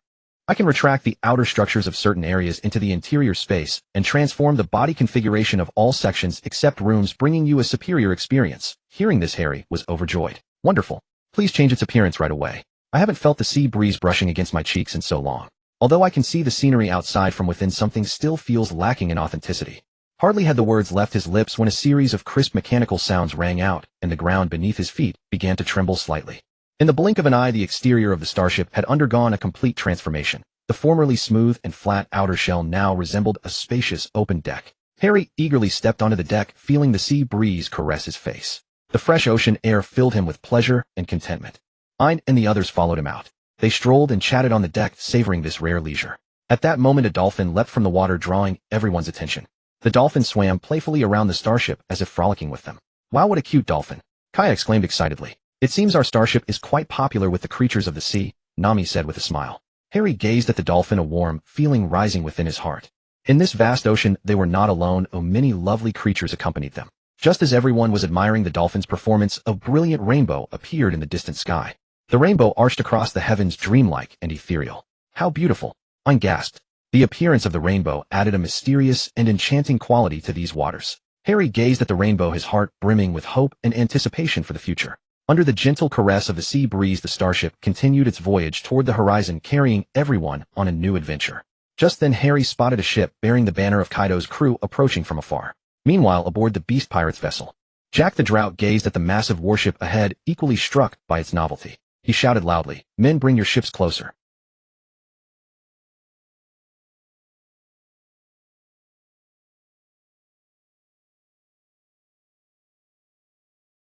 Harry wondered what Drought Jack's expression would be when he saw his face. Would he fall to his knees and beg for mercy on the spot? Soon Drought Jack's ship drew near, accompanied by 5 smaller vessels under the Beast Pirates. As one of Kaido's 3 great powers, the crew under his command was also quite elite. Harry was on the deck with Hancock and Viola enjoying the sea breeze. Robin was reading a book on the deck. Nami no Jiko and Kaya were chatting together. The 3 of them paid no attention to the 6 ships approaching. As Drought Jack was about to shout loudly, one of his subordinates nearby glanced toward Harry. Upon seeing Harry's face, his entire body trembled. Jack immediately became displeased. "Hey, what's wrong with you? As my subordinate, how can you be so cowardly?" The crew member stammered. "And master, that man opposite is the white-clothed Harry with a bounty of 6 billion berries." Drought Jack was displeased upon hearing this. "What's 6 billion bounty? I am Drought Jack. Bring the ship closer to me." That subordinate was so frightened he was about to cry. He had witnessed that battle during the Summit War at Marineford. He understood clearly that someone who could slay the 5 elders, near immortal beings, was beyond compare. Even if Boss Kaido himself arrived, he might not be Harry's match. Drought Jack shouted loudly, "Boy opposite, listen well. I've taken a liking to this ship, so get lost immediately. Otherwise I'll make you spill your blood right here." Hearing Jack's foolish words, Harry felt the ruthless aura of a pirate washing over him. Harry's lips curved slightly in a half-smile as he looked at Drought Jack with a teasing glint in his eyes. "Oh, does your boss know you're this arrogant? Unless you're a fruit user who ate the ship fruit. Otherwise I could pluck out those precious tusks of yours and deliver them to the Navy. Who knows, you might even get a bounty of 900 million from it." Hearing this, Jack's face darkened instantly. His eyes bulged with rage as he stared fixedly at Harry as if flames were about to erupt from them. Clenching his teeth, he snarled, "You insolent brat who doesn't know the height of the sky or the depth of the earth. It seems I must teach you a lesson, or you'll never know the power of Drought Jack." However, facing Jack's threats, Harry remained completely calm. He even smiled deliberately provocatively, then spoke leisurely, "Oh, is that so? I've certainly heard of your fame, Drought Jack. But they say your bounty is 1 billion with 9/10 of it coming from those 2 tusks, right?" After saying this, he laughed shamelessly. Hearing these words, the women around couldn't help but burst out laughing. Especially Hancock, who laughed particularly loudly, trembling with mirth. Even Robin, who had been quietly reading, couldn't help but smile faintly. Clearly they were all amused by Harry's humor. Drought Jack was furious, his inner rage burning fiercely. His eyes widened and teeth gritted as he leaped forward with a powerful stride, like a vigorous eagle preparing to pounce onto the star sphere. However, at that moment Harry's lips curved into a playful smile. He lightly raised his finger and instantly unleashed an incredibly powerful attack, 3 million-volt Thunderbird. This lightning bird struck as swiftly as thunder, bearing devastating force directly toward Drought Jack. Poor Jack, caught midair, had no way to find purchase to dodge this fatal strike. Forced by circumstances, he could only hastily raise his arms in an attempt to block this terrifying power. But how could the Thunderbird, brimming with furious electrical energy, be so easily halted by mortal flesh? In an instant, Jack's entire body convulsed violently, every strand of hair standing on end, thick, white smoke pouring from his mouth. He then crashed into the sea like a meteorite. It must be understood that for devil fruit users, falling into seawater is tantamount to courting death. Even though Jack was a fishman with the ability to breathe freely underwater at this moment, he had lost his mobility due to severe injuries and could only let himself gradually sink into the bottomless abyss. The subordinates of Drought Jack on the surrounding 5 ships looked at each other in consternation, not daring to say a word. They planned to dive into the sea and salvage Jack after Harry, that demonic figure, had left. Seeing that they were relatively sensible, Harry didn't do much else. He sent a bolt of lightning at each of them, destroying their ships. After all, without ships on the vast ocean, their chances of survival were slim, so Harry was essentially leaving them to fate and hoping for the best. Those who had committed numerous evils might unluckily perish in the sea, while those with even a shred of kindness might survive by finding drifting planks or encountering merchant ships. Harry then had the Star Sphere continue towards Zo Island. Just then the weather changed suddenly, with strong winds blowing and hail falling. Harry looked at the weather and thought that the Grand Line's climate was truly unpredictable. He had the Star Sphere activate its energy shield to block these elements. Nami the navigator felt helpless witnessing this scene. Since obtaining the Star Sphere, Harry rarely utilized her navigational expertise. The Star Sphere resembled a dreamy castle suspended in the sky, usually soaring gracefully through the heavens. Now, even amidst the vast ocean facing the onslaught of surging waves, it stood like an invincible guardian, relying on its powerful energy shield with composure and fearlessness. Moreover, although these individuals were all devil fruit users, because Harry had conducted in-depth research, they would not be repelled by the sea. Even if they fell into the sea, it would merely be like swimming near the coast. 2 days later, the sun rose slowly from the east, with golden light spilling across the earth and warm, gentle spring breeze caressing their faces. Harry and his companions finally arrived at the waters near Zo Island. Their eyes widened in awe as they gazed upward at the colossal elephant-shaped mountain towering into the clouds before them. It stood an astonishing height of over 2700 meters. Harry gazed at this earth-shattering colossus, a profound sense of reverence rising within his heart. Zo Island was actually situated on the back of such an unimaginable beast. This world was filled with so many wondrous and mysterious sights that he couldn't help but marvel at the greatness and wonder of the Creator. In comparison, the red line seemed almost insignificant. The height of this elephant mountain far exceeded human understanding. If it raised its leg and took a step, it might truly be able to easily cross the red line, just as a person 8 meters tall could effortlessly hop over a mere 0.5-meter railing. At that moment, Hallie heard their elephant lord conveying his voice to him through some extraordinary means. "Mortal, who are you? You are not Joy Boy, yet why do I sense such familiarity from you?" Hallie was taken aback. He knew their elephant could speak, but he never expected it to actually converse with him. Hallie reasoned that perhaps his observation Haki had reached the supreme level. Before the bug-tier ability of the system, once one attained the pinnacle, all characteristics of observation Haki could be possessed. Possessing all the abilities of supreme observation Haki, the power to hear the voices of all things, perception across vast distances, and the ability to read hearts. "Oh, Joy Boy, you say? I count him a friend. I intend to visit Zo Island for a tour, so please do not obstruct me." Hallie's calm voice echoed within the Elephant Lord's mind. The Elephant Lord was equally startled to learn that Hallie could understand his words and seemed to accept that they might be friends. "Very well, sir, please enjoy your stay on Zo Island to the fullest. I shall not hinder someone so kind." Hallie paused. How did the Elephant Lord presume him to be kind? Hallie paid it no mind and piloted the Shinshin How towards Zo Island's back. Beside him, Hancock, due to the special nature of the Love fruit, had her Conqueror's Haki level elevated by 1 tier. She too had awakened Supreme Observation Haki and had overheard Hallie's recent exchange with Zo. She found it truly wondrous. She never imagined she too would possess the ability to hear the voices of all things. The reason Hallie could reach this place was that the Shinshin How had detected and searched for a massive life signal nearby, which is how they arrived at Zo Island. Zo Island's terrain was rugged and uneven with rocks scattered everywhere. The buildings here were generally short, most only 3 or 4 stories high. Standing at a vantage point, Hallie and the ladies gazed into the distance and could see many mink tribe members of various forms. Most striking were those elephants covered in thick fur, massive and majestic, black-furred felines, lively and adorable, and large beasts resembling tigers, inspiring an instinctive sense of fear. What set these mink creatures apart was their ability to walk upright on 2 legs, just like humans. This scene filled Nami and the other women with wonder. They had never seen so many furry creatures living in such a unique manner. These little ones seemed to possess their own thoughts and personalities, every movement and expression brimming with vitality. Witnessing such a marvelous sight, everyone's eyes sparkled with delight, growing ever more curious about this mysterious island. Nami and the others excitedly ran toward the small creatures, eager to observe them up close. However, their actions attracted the attention of some vigilant mink tribesmen. Several burly mink warriors armed with weapons approached, growling low in their throats, clearly warning Nami and the others not to come closer. Hallie quickly stepped forward to explain, telling them his companions meant no harm and were merely curious about the island. Upon hearing Hallie's explanation, the mink's attitudes softened somewhat, though they remained wary. Just then a petite little fox darted over, blinking its bright, intelligent eyes as it curiously studied Hallie and the group. Nami couldn't resist reaching out to pet the adorable creature. To her surprise, the little fox suddenly dodged away and vanished into the nearby grass in a flash. "It seems these little ones are still somewhat shy. It's all right," Nami said with anticipation. "We'll take it slow. There will surely be a way to win their trust." Thus the ladies decided to stay on the island for a while, hoping to understand these enigmatic mink tribesfolk and their extraordinary bond with the animals. Meanwhile, Hallie had a clear destination in mind, the mink settlement, where both Dogstorm and Cat Biscuit, the 2 commanders, resided. Stepping into mink territory, Hallie's gaze was drawn to a small white rabbit. She wore a white, tight-fitting crop top that accentuated her figure, drawing Hallie's eyes with an intoxicating allure. 2 pristine white rabbit ears perched atop her head, and her delicate flower-like features rivaled those of Nami and the others. Most captivating was her golden hair, cascading down her shoulders like a waterfall. Hallie knew well that when she transformed under the moonlight, her silver-white hair would flow like silk, and she would radiate an ethereal, fairy-like beauty. Hallie approached the little white rabbit and gently extended his hand. To his surprise, it did not flee, but instead sniffed his palm curiously. "Hello there, beautiful little rabbit," Hallie said softly. The rabbit carrot blinked her eyes. "Hello, human. Your skin is so smooth, I just want to snuggle with it." Hallie chuckled, sensing the genuine kindness radiating from the little rabbit carrot. He decided to take her along to find Dogstorm and Cat Biscuit. Along the way, the little rabbit gazed curiously at Hallie, occasionally pausing to sniff his scent as if drawn to something about him. Hallie affectionately stroked Carrot's head. Her face flushed slightly, and she nuzzled against his hand in return.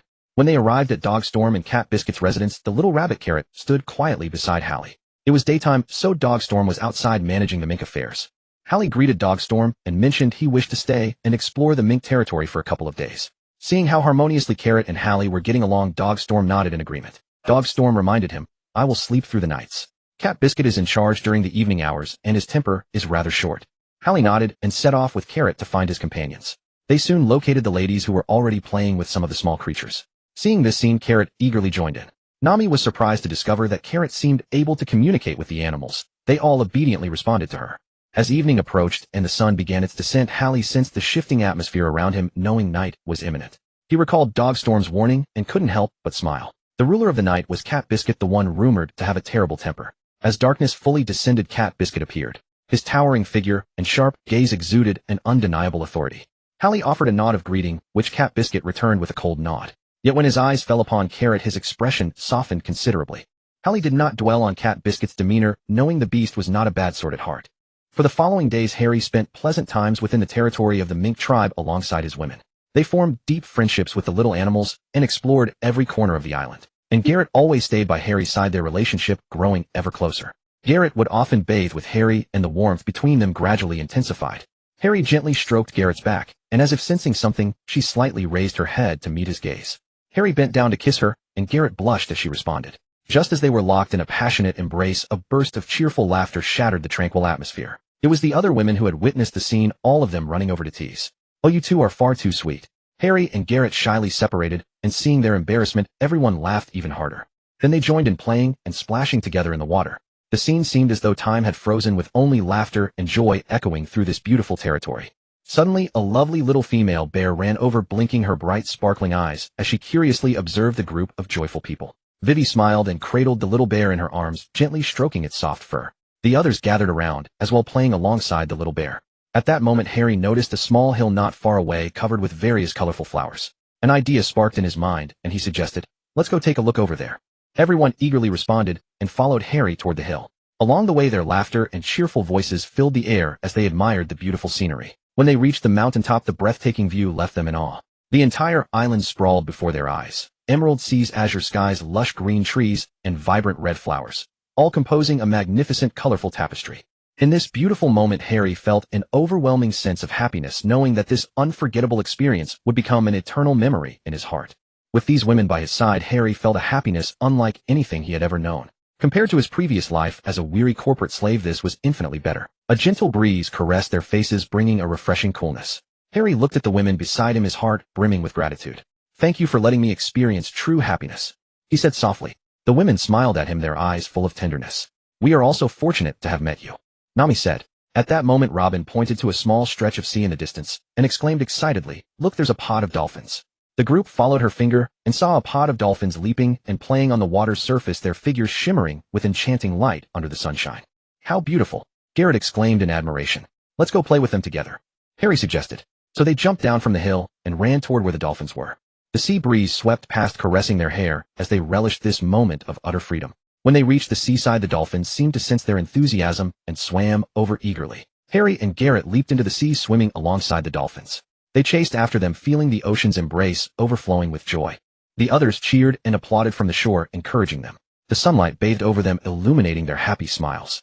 In this moment, they seemed to merge with nature itself, basking in endless joy and freedom. After the women finished playing, Harry suddenly remembered that there was another poneglyph on Zo Island.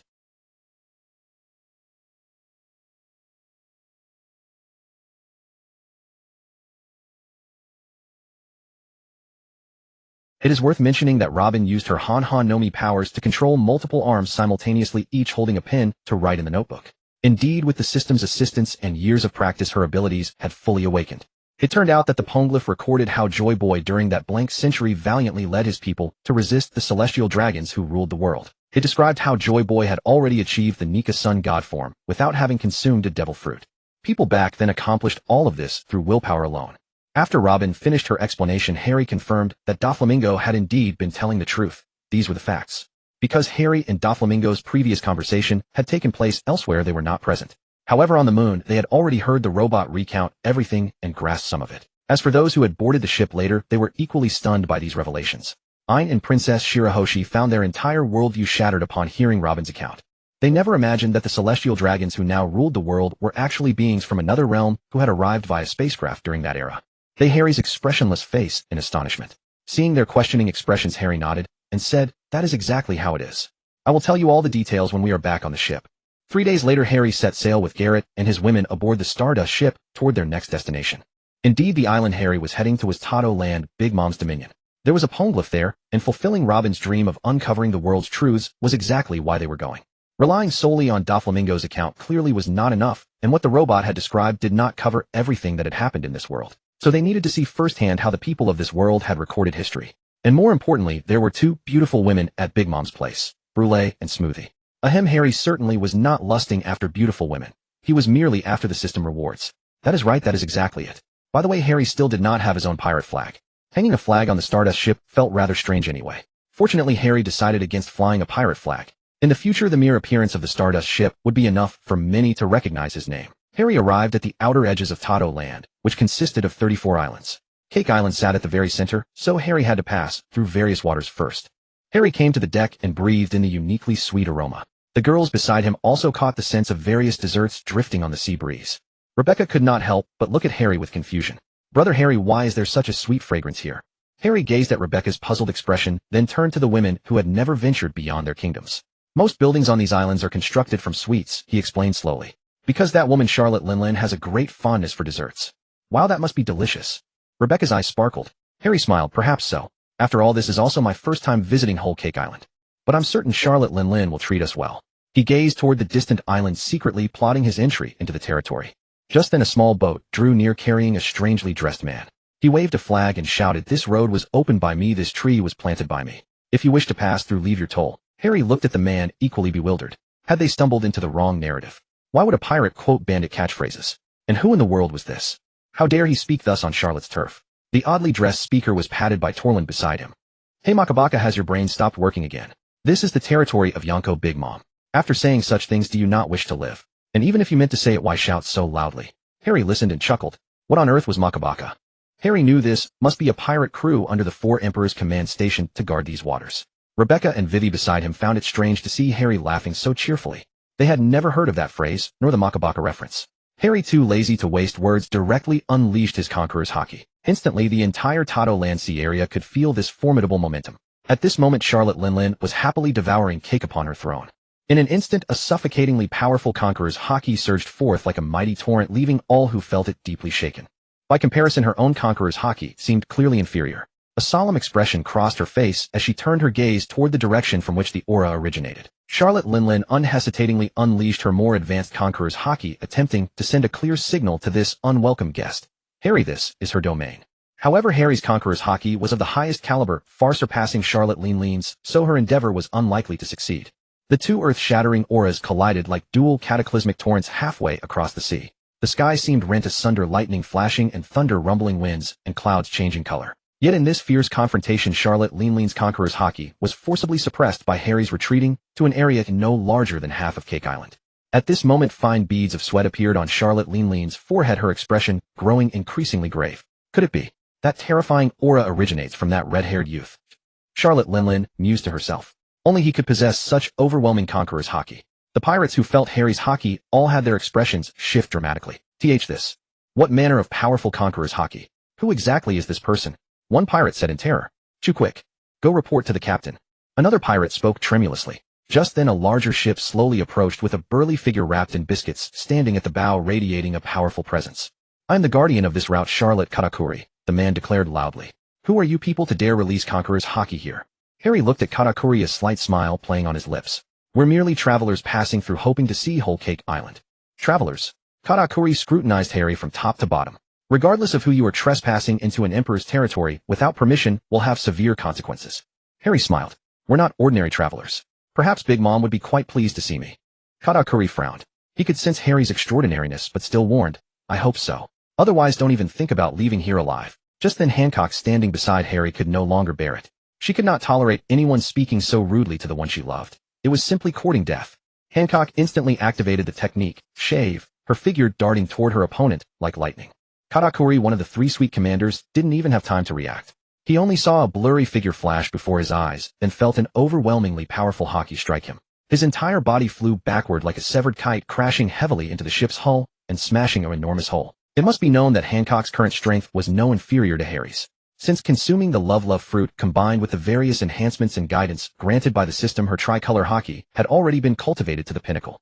Harry employed his observation Haki to probe Katakuri's current condition and found him already prone on the ground, utterly immobile, with a shocking trace of blood lingering at the corner of his mouth.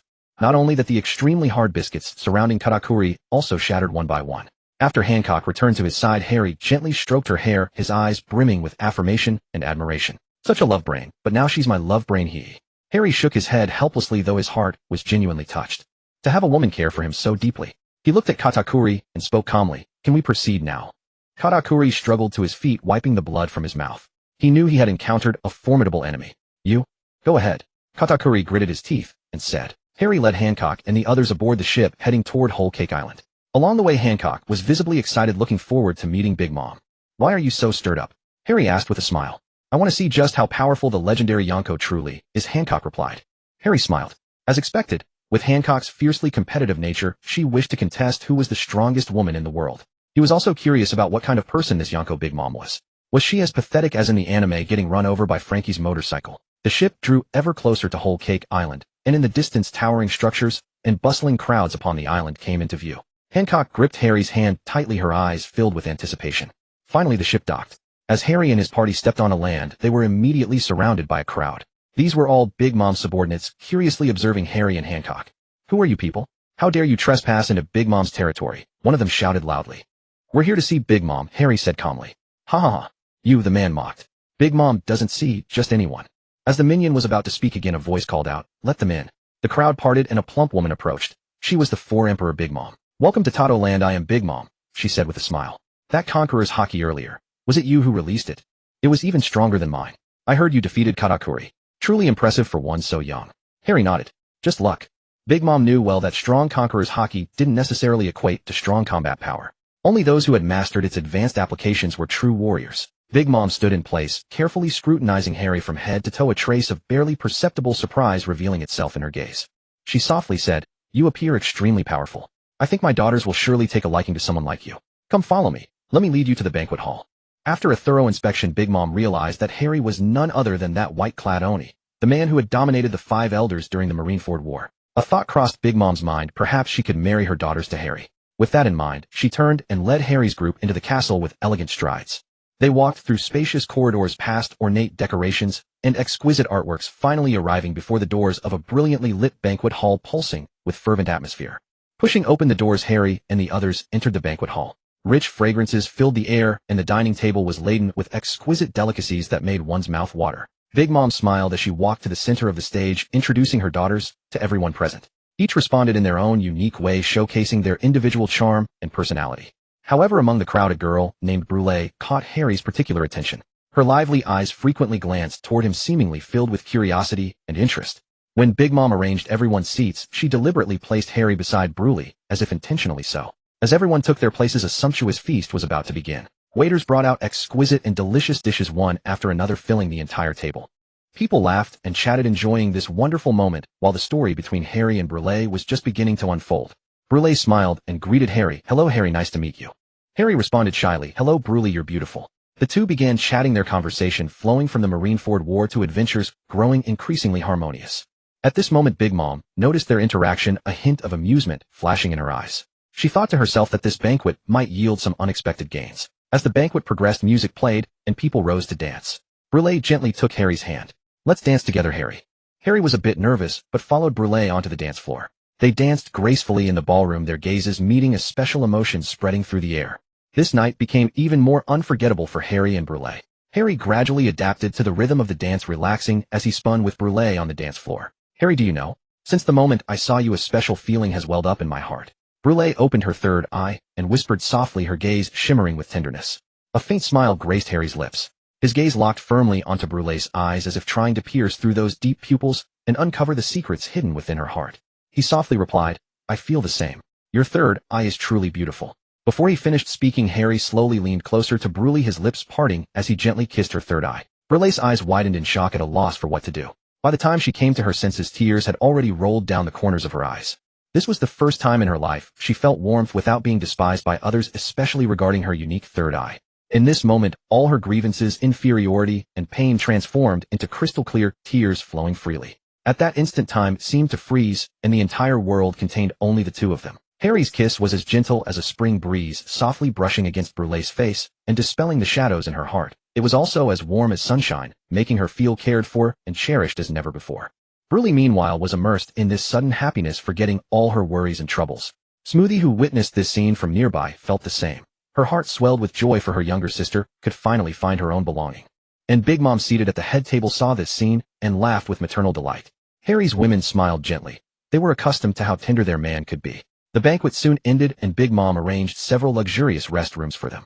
And tonight's protagonists, Harry and Brulee, went into one room together. Harry gazed at her angelic face and that beautiful third eye. Brulee at this moment was also very nervous, for this was the first time she had ever been in a room alone with a boy. Brulee gazed into Harry's affectionate eyes, a ripple rising in her heart. She thought to herself, now I can finally reveal my true self without reservation. No longer must I constantly keep that mysterious third eye tightly shut and concealed. At that very moment emotions surged between them like tidal waves. Lost in their deep love, Harry couldn't help but wrap his arms around Brulee's slender waist, then gently yet firmly pressed his lips to hers. In that instant time seemed to freeze. Everything around grew blurry, with only the passionate love burning between them. Harry's tongue gently traced Brulee's lips, exploring the sweetness within her mouth. Brulee awkwardly responded to his passion, her hands slowly wrapping around his neck. The temperature in the room gradually rose, and their breathing grew increasingly rapid. Just then an abrupt knock on the door interrupted them. Brulee blushed deeply and adjusted her disheveled hair, while Harry took a deep breath and composed himself. "Who is it?" Harry asked, somewhat reluctant. "It is I, Smoothie." The voice came from outside the door. "I've come to see if you need anything." Harry and Brulee exchanged a knowing smile before opening the door. Noticing their state, Smoothie's lips curled into a knowing smile. "Seems I've chosen an ill-timed moment," she teased. "Sister." Brulee shot her a mildly exasperated glance. "All right, I shan't disturb you further. But do not stay up too late, dear." With a smile, Smoothie departed. Harry closed the door and returned to Brulee's side. Their gazes met once more, the affection between them deepening with each passing moment. "Let us continue," Harry murmured softly, and Brulee nodded shyly. They embraced once more, surrendering themselves to that fervent, consuming passion. Outside the door, Smoothie offered a knowing smile, before quietly retreating, her heart warm with joy for her sister. And that night the blossom of Harry and Brulee's love unfurled in quiet splendor. Ding. System notification: Brulee's favorability has reached 100 points. Special rewards granted to Brulee. Intermediate Armament Haki Enhancement Card, Intermediate Observation Haki Enhancement Card, and Intermediate Conquerors Haki Enhancement Card. System notification: Brulee has been identified as a Paramecia-type Memory Fruit ability user. Special treatment applied. Her physical constitution enhanced, Devil Fruit development deepened, abilities augmented, and the side effects of the Devil Fruit have been eliminated. Additional rewards granted to Brulee: improved constitution, extended lifespan, transcendence of life levels, and enhanced innate talents. Through gradual transformation, she shall be reborn anew, breaking beyond the limitations of this world. These rewards require the host to improve through system methods. The host will simultaneously enhance their physical conditioning. On the following morning, the sun rose in the east, its golden rays streaming through the windows to bathe the room in light. Harry cradled Brulee in his arms, both of them still lost in sweet slumber. As if drawn by the warmth of sunlight, Brulee stirred, almost unconsciously shifting closer to Harry's face until her soft head rested gently against his cheek. That gentle touch gradually roused Harry from his sleep. He opened his eyes slowly and found Brulee gazing up at him with wide, bright eyes, a tender smile of contentment playing upon his lips. Harry then stroked her hair, gently whispered a few soft words to her, and together they rose to make their way to the bathroom. Once inside the bathroom, Harry turned on the hot water tap and adjusted the temperature, preparing to share a luxurious bath with Brulee. Steam filled the air, creating a romantic and intimate atmosphere. They stepped into the spacious tub, allowing the warm water to wash over them in soothing relaxation. In the water, Harry and Brulee held each other closely, their skin meeting, allowing them to feel the warmth and love radiating between them. They spoke in hushed tones, sharing little moments from their lives while gently massaging each other's shoulders and backs to ease away the day's fatigue. Laughter and joy filled the entire bathroom, as though time itself had stood still. In this tranquil moment, Harry and Brulee forgot all their worries, focusing solely on this precious, rare sweetness. Brulee gazed into Harry's eyes, her heart fluttering wildly. Lost in this leisurely moment, they existed in a timeless space where the world seemed to pause for them alone. They poured out their hearts to one another, sharing words of love and affection that flowed like poetry, like a dream woven in enchanting imagery.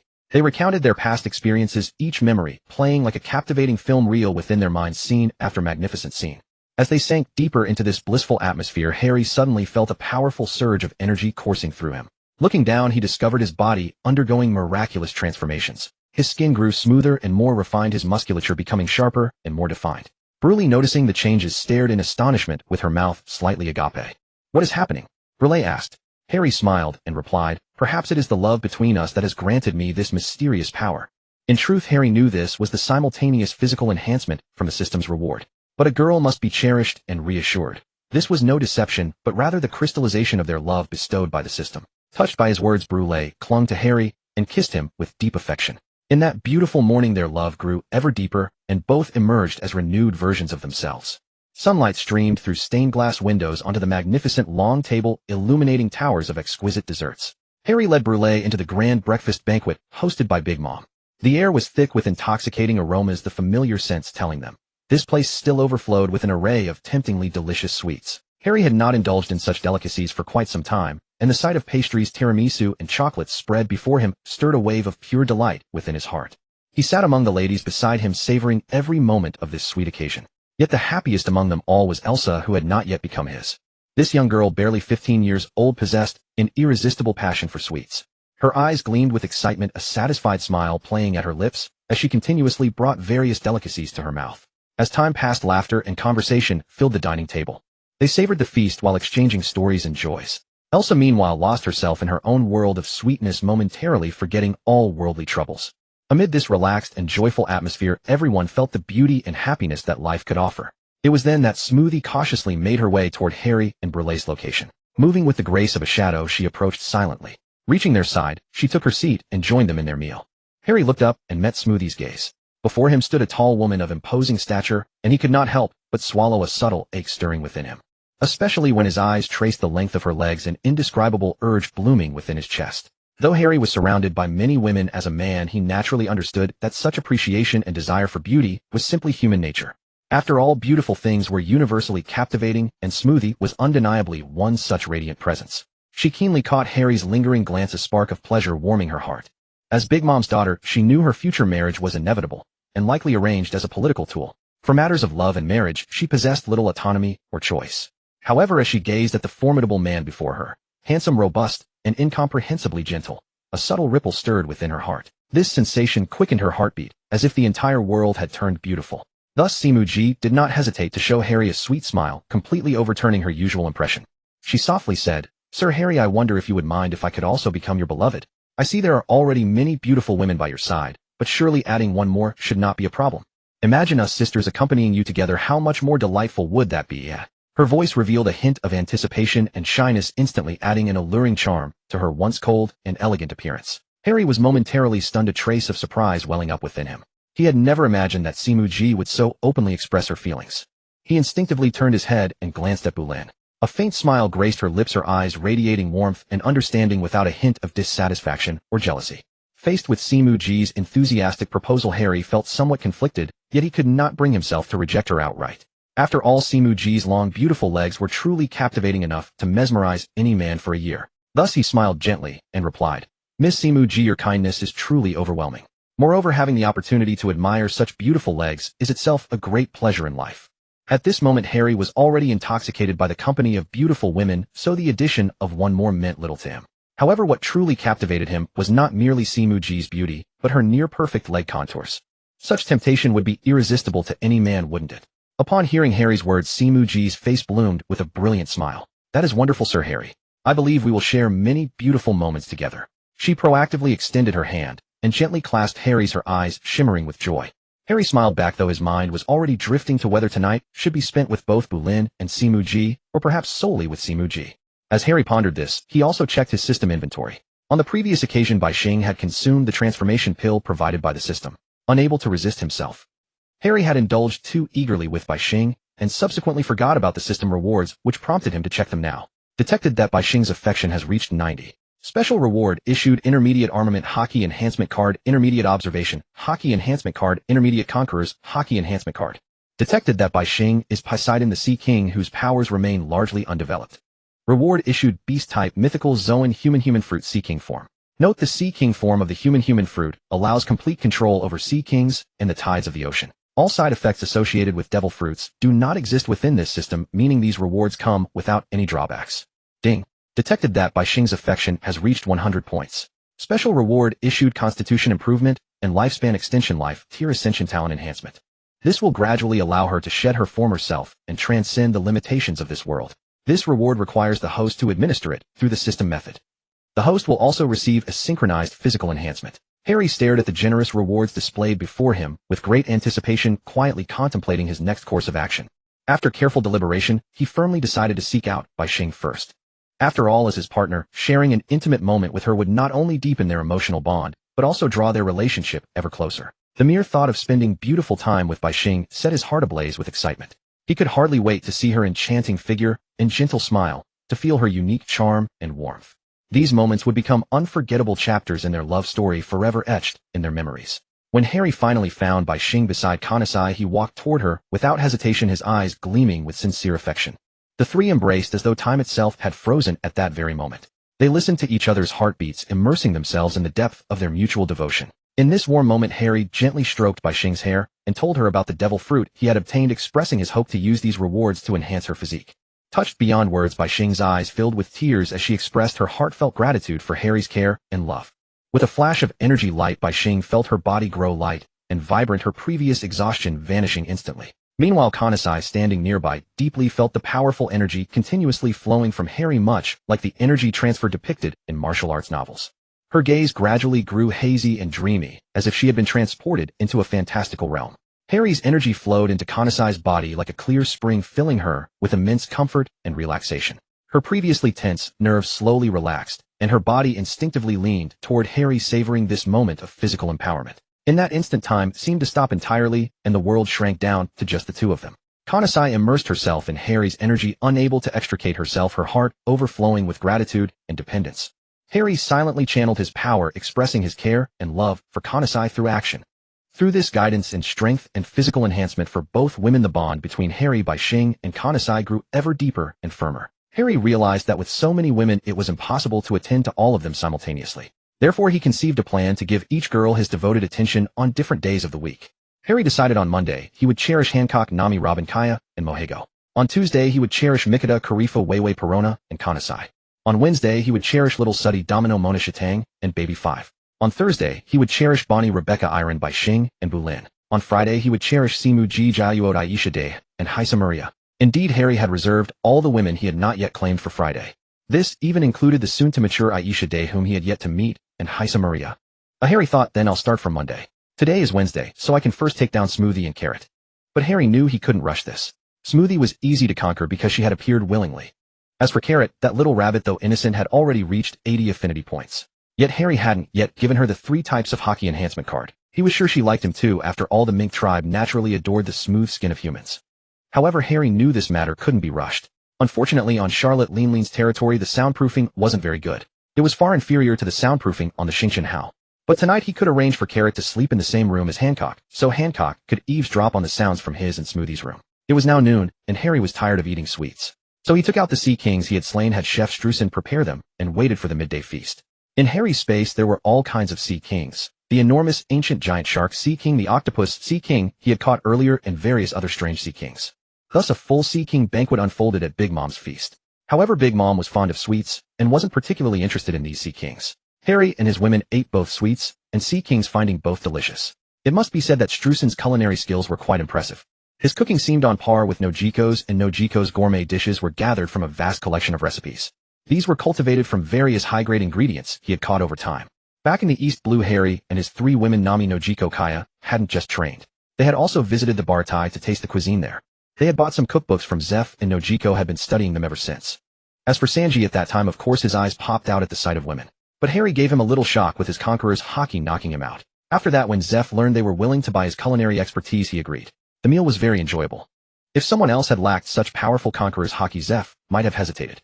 But Harry's overwhelming conqueror's Haki gave him a little shock.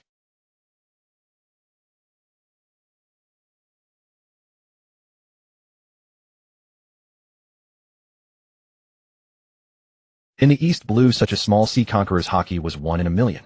Even though Zeph had sailed the Grand Line, his strength was mediocre, at most at the level of a rear admiral.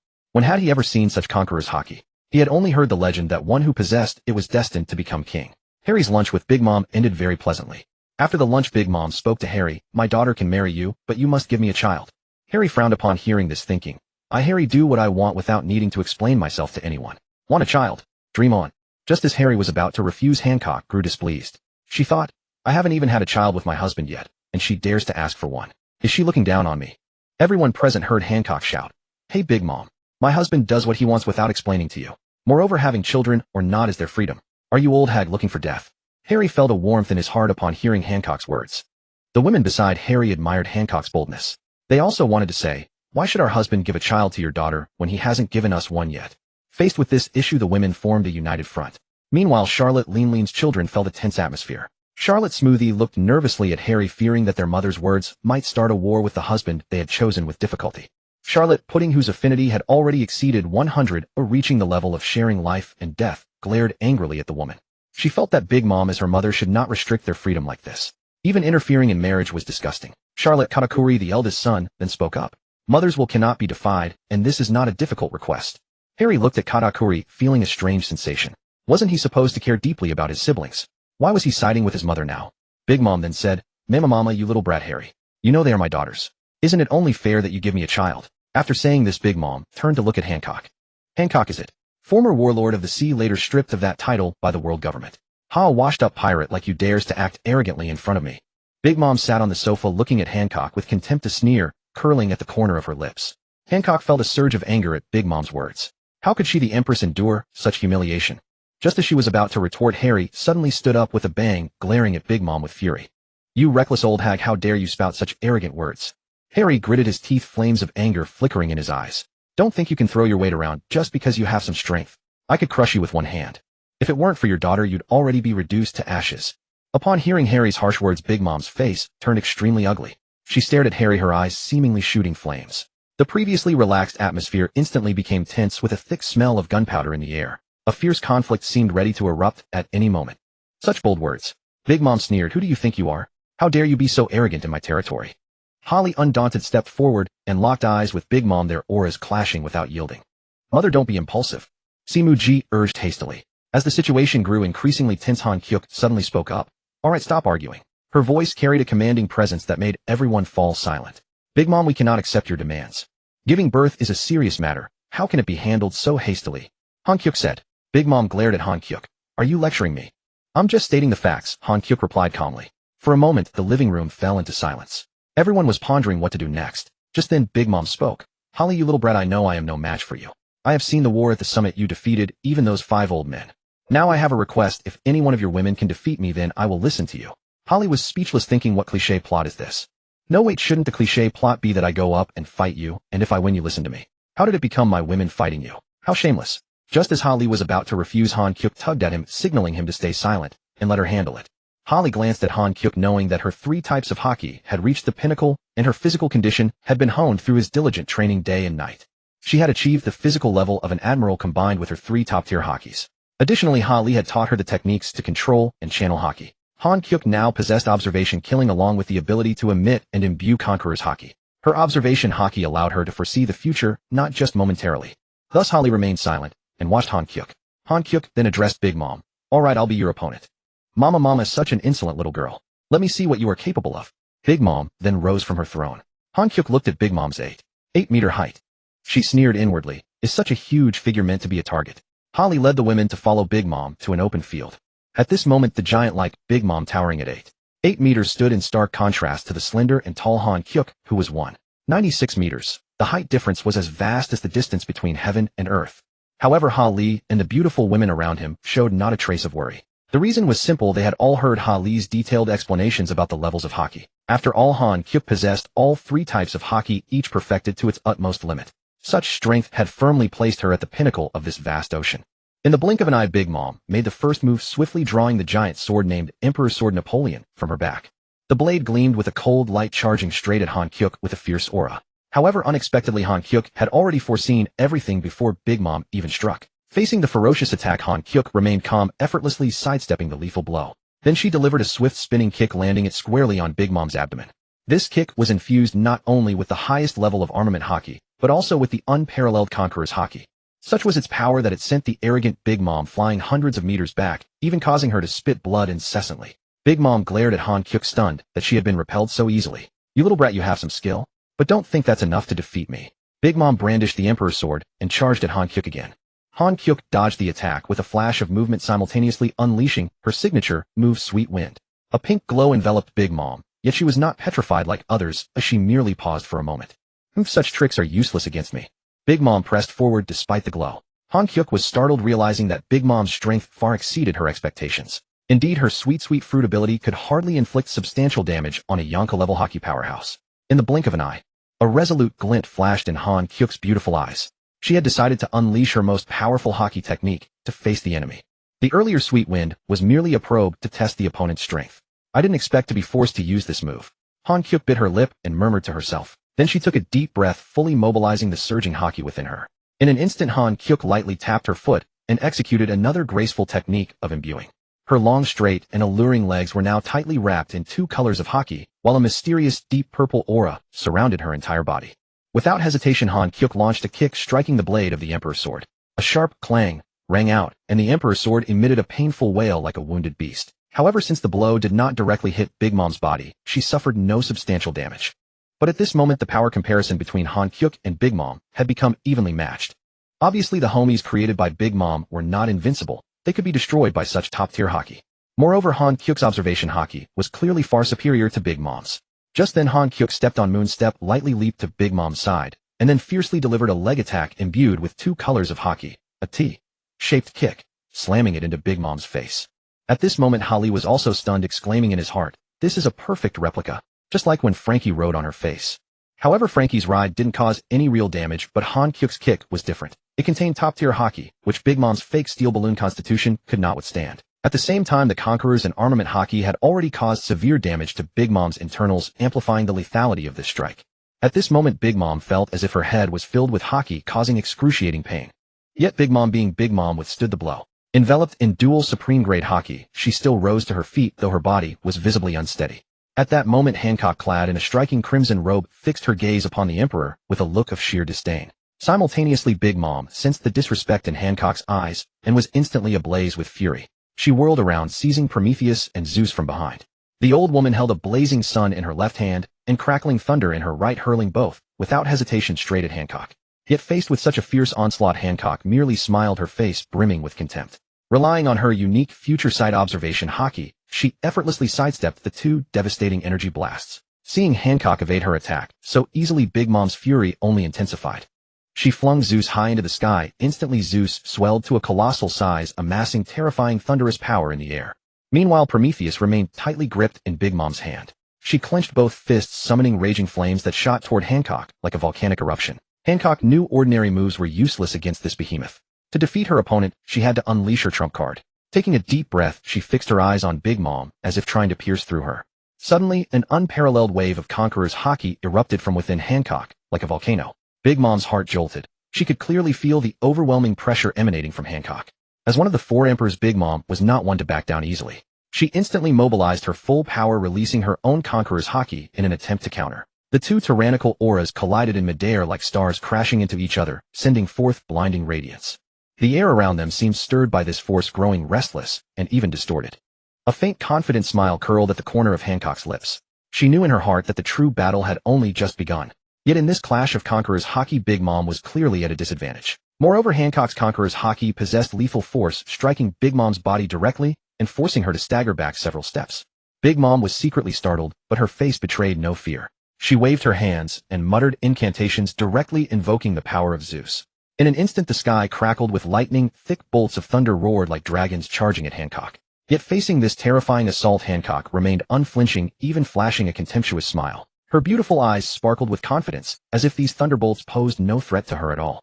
With a flicker of her form, she danced like a light butterfly, evading every thunder strike with astonishing speed and grace. At that moment, Hancock shot toward Big Mom like lightning. Seeing that Zeus was useless against her, Big Mom knew that even Prometheus's attack power would likely fail to harm her. Thus, she unhesitatingly wrapped her arms with Conqueror's Haki and Armament Haki. Facing this, Hancock did not choose to evade Big Mom's assault with her future sight observation Haki. Instead, she craved a direct confrontation, a head-on clash of strength.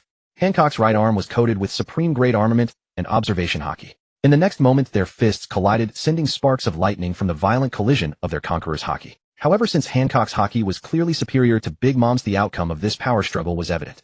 The tremendous impact caused severe damage inside Big Mom's body, Not only did her arm begin to fracture, but even her internal organs were gravely injured.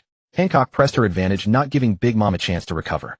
She closed in and unleashed her signature technique, the Sweet Wind. A pink gale howled past, heading straight for Big Mom. Severely wounded and unable to muster her haki in time, Big Mom was caught off guard and swept into it.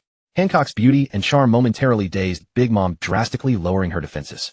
However, no petrification occurred. Seizing the moment, Hancock kicked Big Mom in the abdomen, sending her crashing to the ground. At this, Big Mom's children were utterly shocked. They never imagined that the former warlord of the Sea Empress Hancock now possessed such formidable power. None was more stunned than Katakuri. Relying on his future sight observation Haki, he sensed the terrifying conquerors and armament Haki emanating from Hancock, so overwhelming that his own future sight could no longer predict what was coming. Yet among all present, none was more exhilarated than Charlotte Smoothie. The reason was simple: Hancock had defeated the nightmare that had long weighed on Smoothie's heart, the enormous burden that had shackled her freedom. Moreover, the fact that Hancock was Harry's woman allowed Smoothie to truly appreciate Harry's extraordinary strength.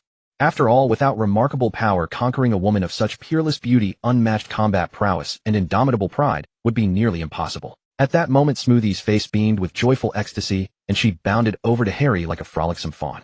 However, due to the obvious height difference between them, Smoothie's sudden pounce onto Harry felt like an unexpected facial wash feast. Harry was caught off guard by the abrupt facial wash, but then felt a refreshing coolness and renewed vigor. But just then, Hancock, who had just finished her battle, could no longer tolerate this. She strode toward Harry, exuding a powerful and oppressive aura bearing down on Smoothie. Sensing the fierce energy, Smoothie panicked and retreated 2 steps. At the same time, Hancock, as proud as a victorious rooster, swiftly closed in on the spot Smoothie had just vacated and tightly embraced Harry. But because Harry was slightly taller than Hancock, he could clearly feel a heavy pressure pressing against his chest. Harry slowly extended his hand, gently stroking Hancock's furry head with the utmost care, as though touching an exceedingly precious treasure. His eyes brimmed with tenderness and admiration as he softly murmured, "Little Hancock, you truly astonish me. This battle has revealed your true strength and courage. The power you displayed is absolutely breathtaking. Without a doubt, you are the strongest woman in this world." His voice was deep and resonant, warming the heart like a gentle spring breeze. Hancock sensed Harry's recognition and praise, her heart swelling with joy and pride. She lifted her head and gazed up at him with those large luminous eyes, happiness shimmering within them. Her lips trembled slightly as if she wished to say something, but it ultimately melted into a soft murmur. She then rested her head against Harry's hand, nuzzling gently to express her gratitude. At that moment, the surrounding atmosphere grew exceptionally tranquil and serene. A gentle breeze swept past them, bringing a refreshing coolness, while the rustling leaves seemed to cheer for Hancock. In this beautiful moment, time seemed to stand still, everything appearing so harmonious and wonderful. Hancock's cheeks flushed crimson, and she pouted coyly, "Oh, stop it, I wasn't doing this merely to earn your praise." Finishing her words, she shyly turned her head away. Smoothie, standing nearby, quickly leaned over to tease, "Sister is becoming more and more adorable." Harry chuckled and patted Smoothie's head, playfully retorting, "Of course, just look at whose woman I am." Hearing this, Hancock felt pleased inside, but defiantly shot back, "Humph, don't get cocky." Everyone burst into laughter, the joyful atmosphere of victory permeating the air. Hancock and Harry exchanged a warm smile, their eyes brimming with sweetness. The others also congratulated Hancock on her victory. "Thanks to you this time, Hancock," Harry said. "I merely did what I should have done." Hancock replied with a smile. Just then, Nami ran over, raising her arms high and shouting, "Hancock, you were absolutely amazing. Just like a Valkyrie." "Thank you, Nami," Hancock said, her smile shining even brighter. Everyone began clearing the battlefield, preparing to depart. Hancock glanced back at Big Mom lying on the ground, secretly thinking this time served as a fitting lesson for Big Mom, making her aware of her own limitations. Meanwhile, Katakuri and the others nearby wore expressions of can't bear to watch, seemingly utterly uninterested in all this public display of affection. They stepped forward one by one to help the 8-inch tall Big Mom to her feet. She remained unconscious. Harry, Smoothie, and the other women had already returned to Cake Island, strolling about leisurely. This island, composed entirely of sweets, truly brought joy and delight. Just then, Harry suddenly remembered there was still the poneglyph to examine.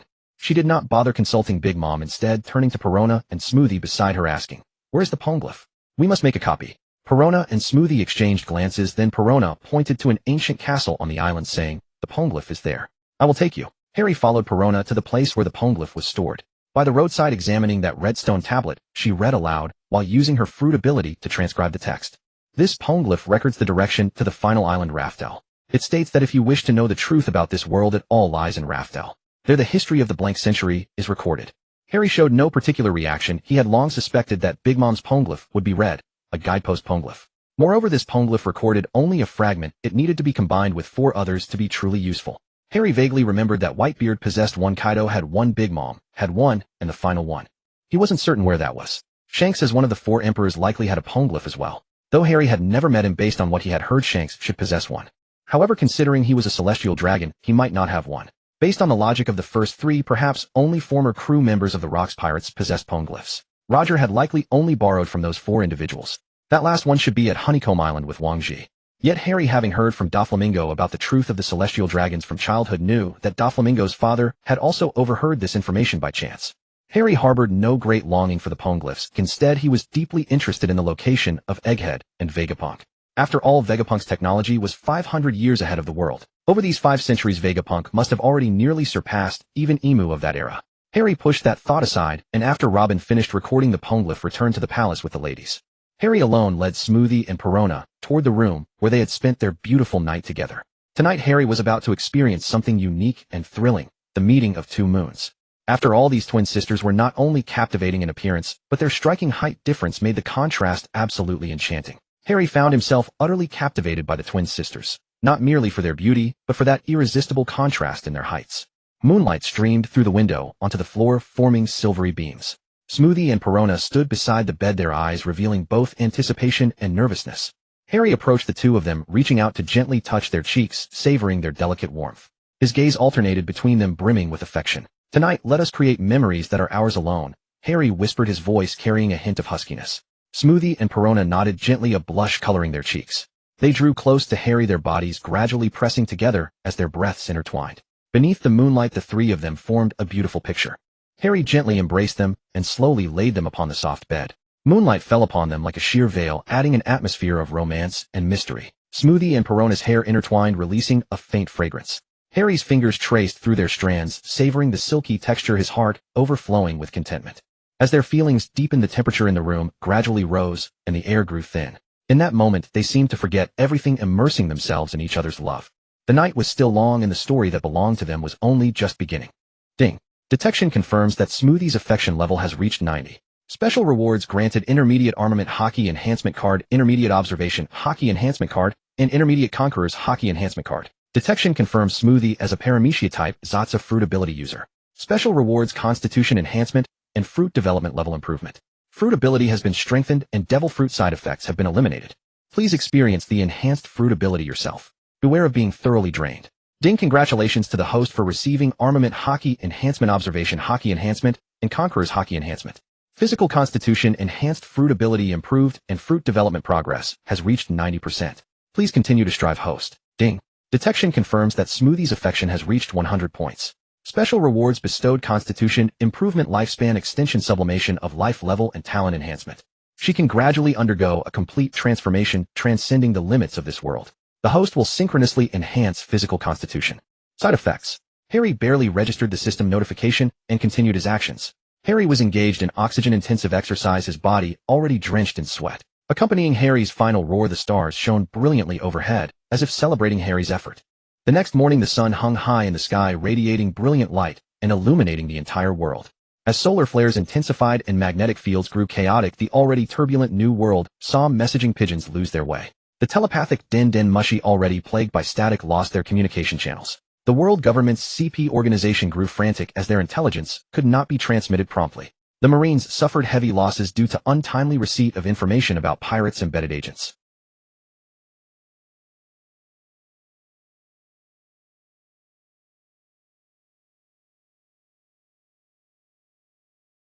The sky was clear and vast, with not a single cloud to obscure the view, bringing a particularly refreshing feeling.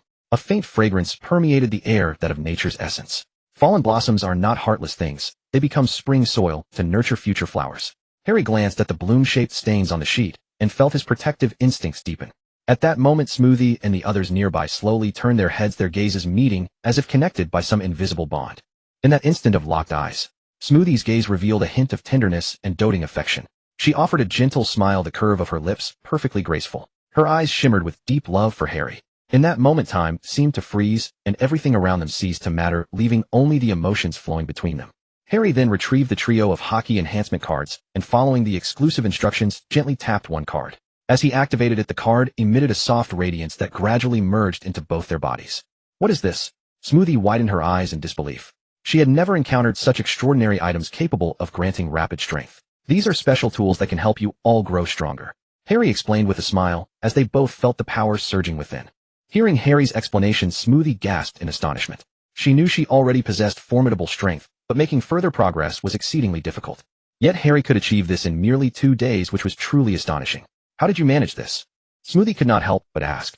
She was filled with curiosity about these mysterious items and wanted to learn more of their secrets. Though some doubts lingered in Smoothie's heart, she chose to respect Harry's decision. She knew that if Harry wished to share these secrets, he would, if not there were reasons for it.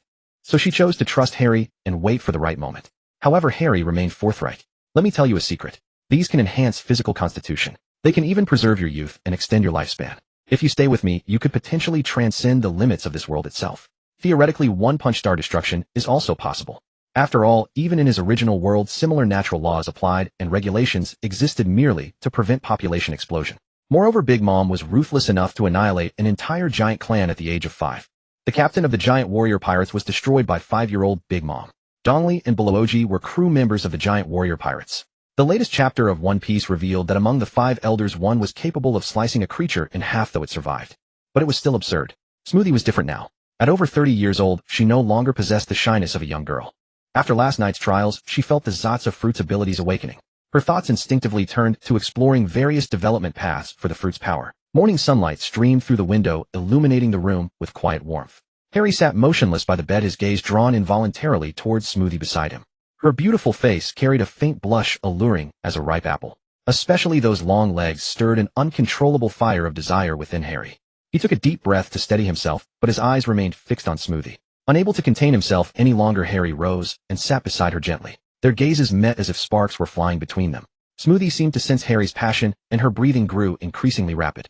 Without words, they simply gazed at each other, communicating desires and expectations through their eyes. In the tranquil atmosphere, Harry slowly reached out, gently stroking Smoothie's hair. She softly closed her eyes, savoring the pleasure brought by this intimacy. As their interaction deepened, Harry's heartbeat quickened, and Smoothie's face bloomed with deeper shyness and ecstasy. Smoothie and Harry embraced each other. If this were taking place on Blue Star, anyone downstairs would surely be pounding the ceiling in anger. After all, it was the dead of night. Though the Oriole's song outside was clear and sweet at this moment, it carried an inexplicable feeling that only a single person could understand. The morning sunlight cascaded upon the earth, illuminating a serene and beautiful vista. A special morning exercise was being held here, its purpose being to enhance the girls' physical fitness. Though it might be interspersed with some ambiguous moments for the participants, it was undoubtedly a journey of training, filled with challenges and opportunities. During this morning exercise, each girl was fully immersed in the activity. They wore light sportswear, their movements agile and exuding youthful vitality. Muji was especially so. Through relentless effort, she not only strengthened her devil fruit ability, but also greatly enhanced her physical constitution and endurance in combat. As the training deepened, the tacit understanding between the two girls grew even stronger. They cooperated with each other, encouraged one another, and together completed one arduous task after another. In this process, the flower of friendship quietly bloomed, making the entire atmosphere warmer and more harmonious. However, the morning exercise was not always smooth sailing. Sometimes the girls encountered difficulties and setbacks, but they never lost heart. Instead, they faced them bravely and persistently overcame all obstacles. This indomitable spirit infected everyone present. As the sun gradually rose higher, the morning exercise drew to a close. The girls, exhausted yet filled with joy, ended this unforgettable experience. Through this period of training, they not only gained a healthy physique, but also cultivated a strong will and a spirit of teamwork. For Muji, this morning exercise was especially significant. By constantly challenging herself, she successfully broke through her limits and became a better version of herself. In the days to come, she would continue to maintain this state, embrace more challenges, and create her own juicing technique. Holly finished the morning exercise with the two girls and led them out of the room. They arrived at Big Mom's banquet hall, but this time Big Mom was not seated in the main seat. Her son Kata coolly took over the banquet arrangements, and it was still a mountain of sweets. Since it was noon, Holly had no aversion to sweets. While enjoying the world's most delicious desserts, Holly couldn't help but ask, why didn't Big Mom come today? Could she have overslept? Xia Luo, Kata Ku, Li Xia Luo, O1, and the others of the Charlotte family all had dark lines on their faces. Don't you know why our mother didn't come? If we hadn't seen with our own eyes yesterday that Big Mom was beaten severely and coughing blood by Han Ku, we might have believed your nonsense. They muttered inwardly. But Holly didn't know what they were thinking. After all, he wasn't a peeping Tom who used observation Haki to sense others' minds without reason. However, he did hear what they said. Kata Ku composed his expression and said gravely, ahem, our mother was defeated in a battle with the Empress yesterday and is seriously injured. She needs 2 days of quiet recuperation. I apologize, Lord Holly, please bear with us. Holly then recalled the scene yesterday when Xia Luo Ling Ling was hit in the face by Han Ku's flying kick. He simply nodded, it's fine. If she's injured, she should rest well. Don't speak so loudly in the future. After lunch on the way back, Muji reflected on the morning's exercise, her heart filled with a sense of accomplishment. She realized that she had not only made tremendous progress in strength, but also made a group of lovely companions. At that moment her gaze involuntarily fell on her sister beside her. They exchanged a smile, and the tacit understanding between them was self-evident. Perhaps in the days ahead they would experience more challenges and adventures together. And now Muji could hardly wait for the next morning exercise to arrive, believing that she would surely achieve even greater progress. After all, she was someone who would become the top juicer. Hali and his group stayed on Dangao Island for 2 days. During that time Big Mom had already awakened. She no longer mentioned the matter of bearing children and staying behind. It wasn't that she was afraid, but that she kept her promise due to the strength of Hali's group. Before Hali left, Big Mom did not see him off, nor did she call Muji and Bulin for a talk. Instead she arranged for Kataku Li to escort Hali part of the way. Perhaps it was because she had been knocked unconscious once and didn't want to lose face. Before leaving, Hali also said nothing about the matter of not absorbing 1 month of lifespan from civilians every 6 months. Because without Big Mom's protection, even if they were allowed to leave, they would have nowhere to live. Due to the inaction of the world government, the exorbitant heavenly tribute of the Tianlong Run, and the legalization of slavery, pirates were everywhere outside. Just like in the original story, after Big Mom's downfall, all the pirates in the entire Tuatelan Sea area, including civilians, were frozen to death by Qingji. Even the former Qingji was driven by the pain of his severed leg, the death of Zfa, and the deception of He, Huzi becoming a wanton killer. The pirate world had already decayed. Compared to pirates who pillage and burn, compared to the Marines colluding with pirates, compared to obeying the world government's orders and joining the Marines to launch a 2mo Ling, Big Mom was already considered relatively decent. At least people were still alive, and well, weren't they? Undeniably deep within Big Mom's heart was a profound longing for familial affection. However, look at how she treated her own children. Even toward a son like Kataku Li, who was outstanding in every aspect, Big Mom still did not hesitate to hurl harsh words at him. This was truly thought-provoking. Big Mom yearned to see all races coexist harmoniously, yet she expected all races to be as tall as she was. Abandoned by her parents at a young age, she was fortunate to later meet the nun who gave her warmth and once brought her redemption. However, after the nun's disappearance, Big Mom began to walk down the path of darkness. She craved the comfort of kinship, yet she spoke coldly to her own children, as she longed to build a world where all races lived in peace, yet she tried to force everyone to follow her will. Big Mom was such a contradictory person, and in our lives aren't we just as self-contradictory? A lost childhood is forever lost, and no amount of love can bring it back. Moreover, in this world, how many people are willing to love you? It can only be said that such parents are truly destructive and irresponsible. And it must also be said that parents are not all the same. Take Bai Huzi for example. He was betrayed by an ignorant son who was not even his biological child, yet he still forgave him. Ranking the 4 emperors from good to bad, it should be Bai Huzi, Big Mom, and Kai Duo. Xiang Kasi is not discussed for now. He is a man with deep schemes. For the sake of a young Lu Fei, he did not hesitate to sever his arm to spur Lu Fei onto the path of a pirate.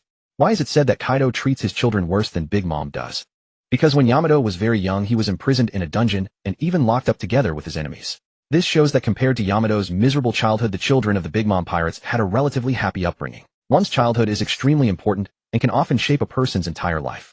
This is one of the reasons why Yamato harbors such deep resentment toward Kaido, because he never experienced a warm and nurturing childhood.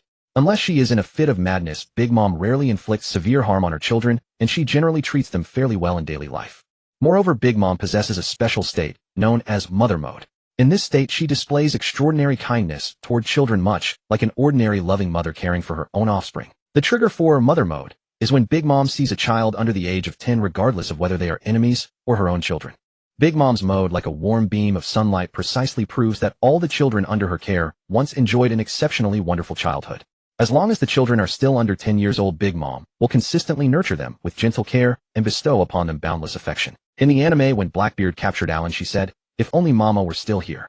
It can be seen that although Big Mom became distant toward her children as they grew up, she still treated them more or less like an ordinary parent would. However, Kaido took extreme measures against the young Yamato. He locked Yamato up, bound him tightly with chains, even denied him food, and imprisoned him together with enemies. Such behavior may stem from Kaido's deep-seated fear and unease toward the fearless spirit of Kazuki Oden. In truth, all of us once had an innocent and kind side in our childhood. When one sees a person who shows no fear of death and remains unyielding, admiration naturally arises in the heart. Such emotion is not abnormal, but part of human nature.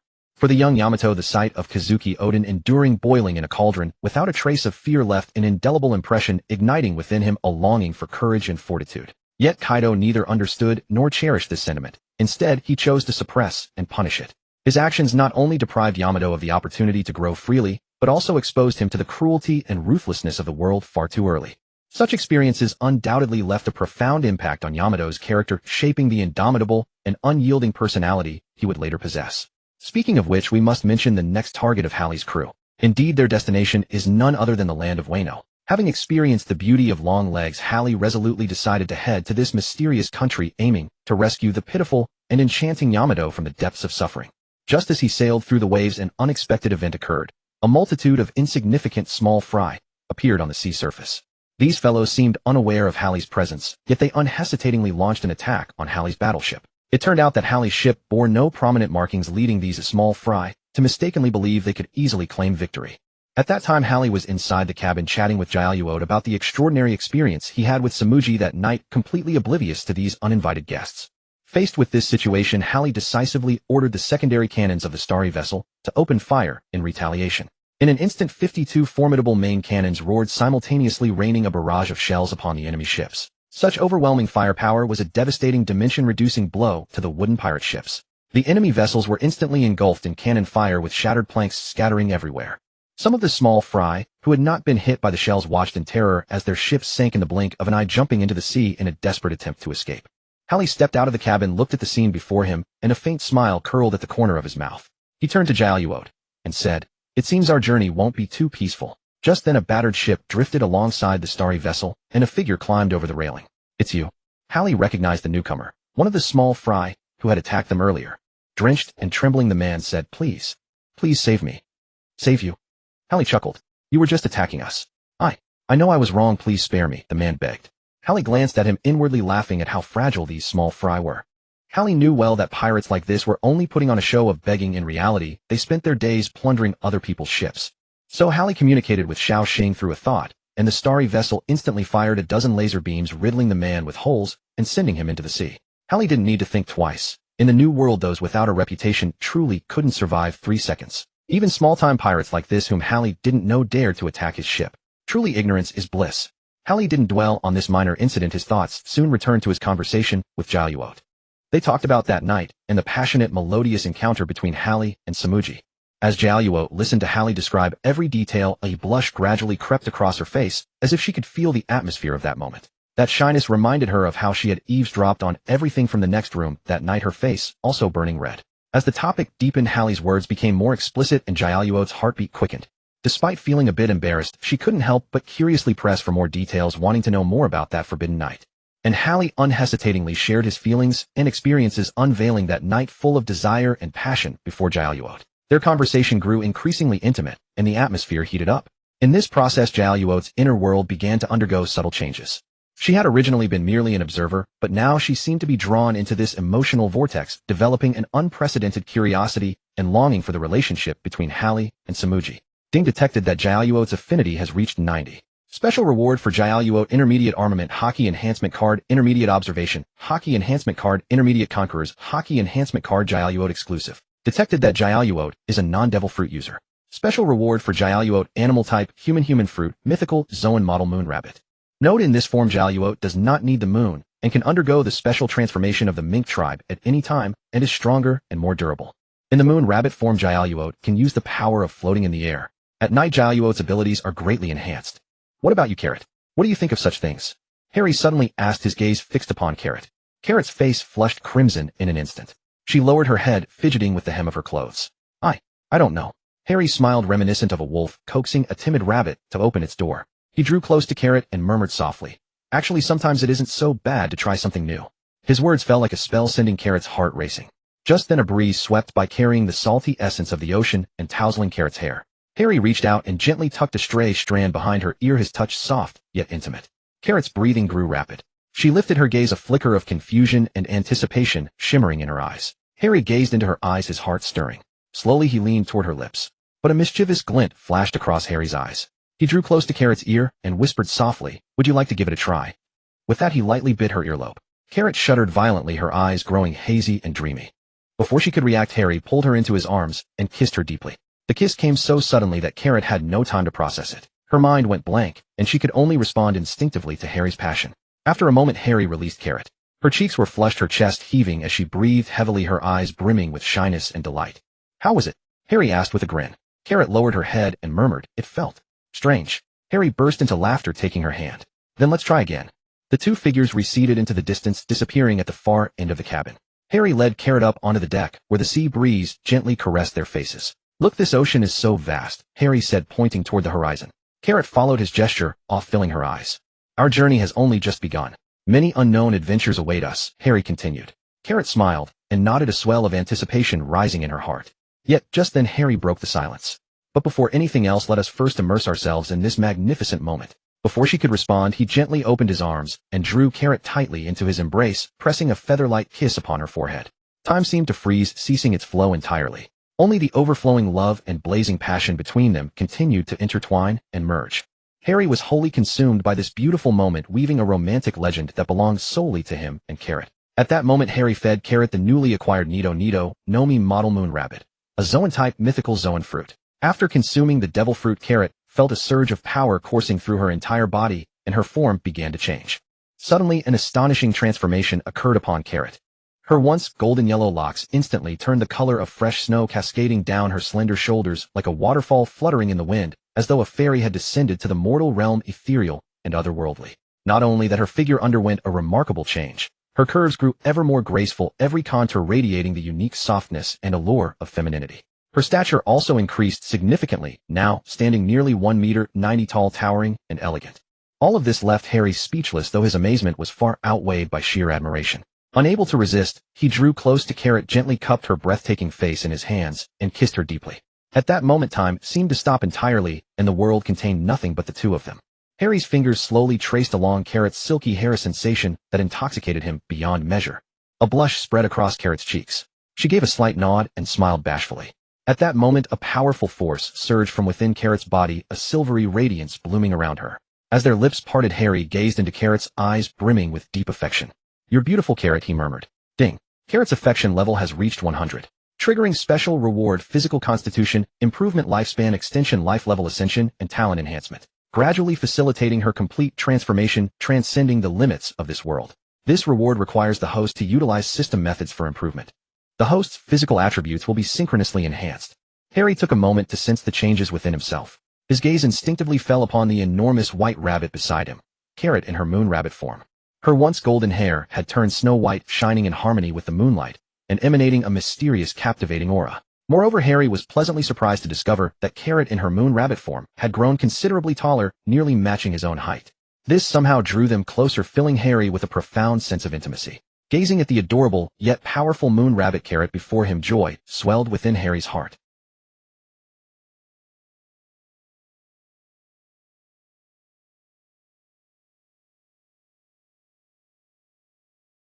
Lost in thought, Harry couldn't resist reaching out to gently stroke Carrot's soft fur. Carrot tenderly turned her head, fixing Harry with those ruby-red eyes, as if silently, saying, "No matter when or where, I will always be by your side." The next morning, as dawn's first light filtered through, Harry awoke slowly beside Carrot, as though emerging from a distant, exquisite dream. His gaze gradually focused, and what met his eyes first was Carrot's serene face, as gentle and tranquil as the morning light itself. Sunlight streamed through the window, bathing her features in a golden glow that outlined her silhouette, making her look like a slumbering angel.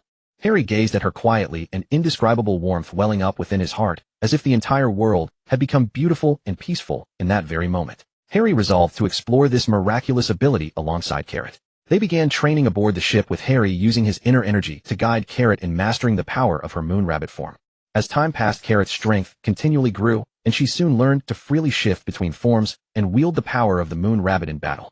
A day later, under the full speed of the star, they soon arrived at a region surrounded by steep cliffs and accompanied by a turbulent waterfall. Harley knew in his heart that this should be the legendary Wano Kingdom, but how were they to land? For other ships, perhaps they could only ascend by using a basket or cable car, but for Harley, who possessed the star, he could simply make it fly directly upward to easily reach the destination.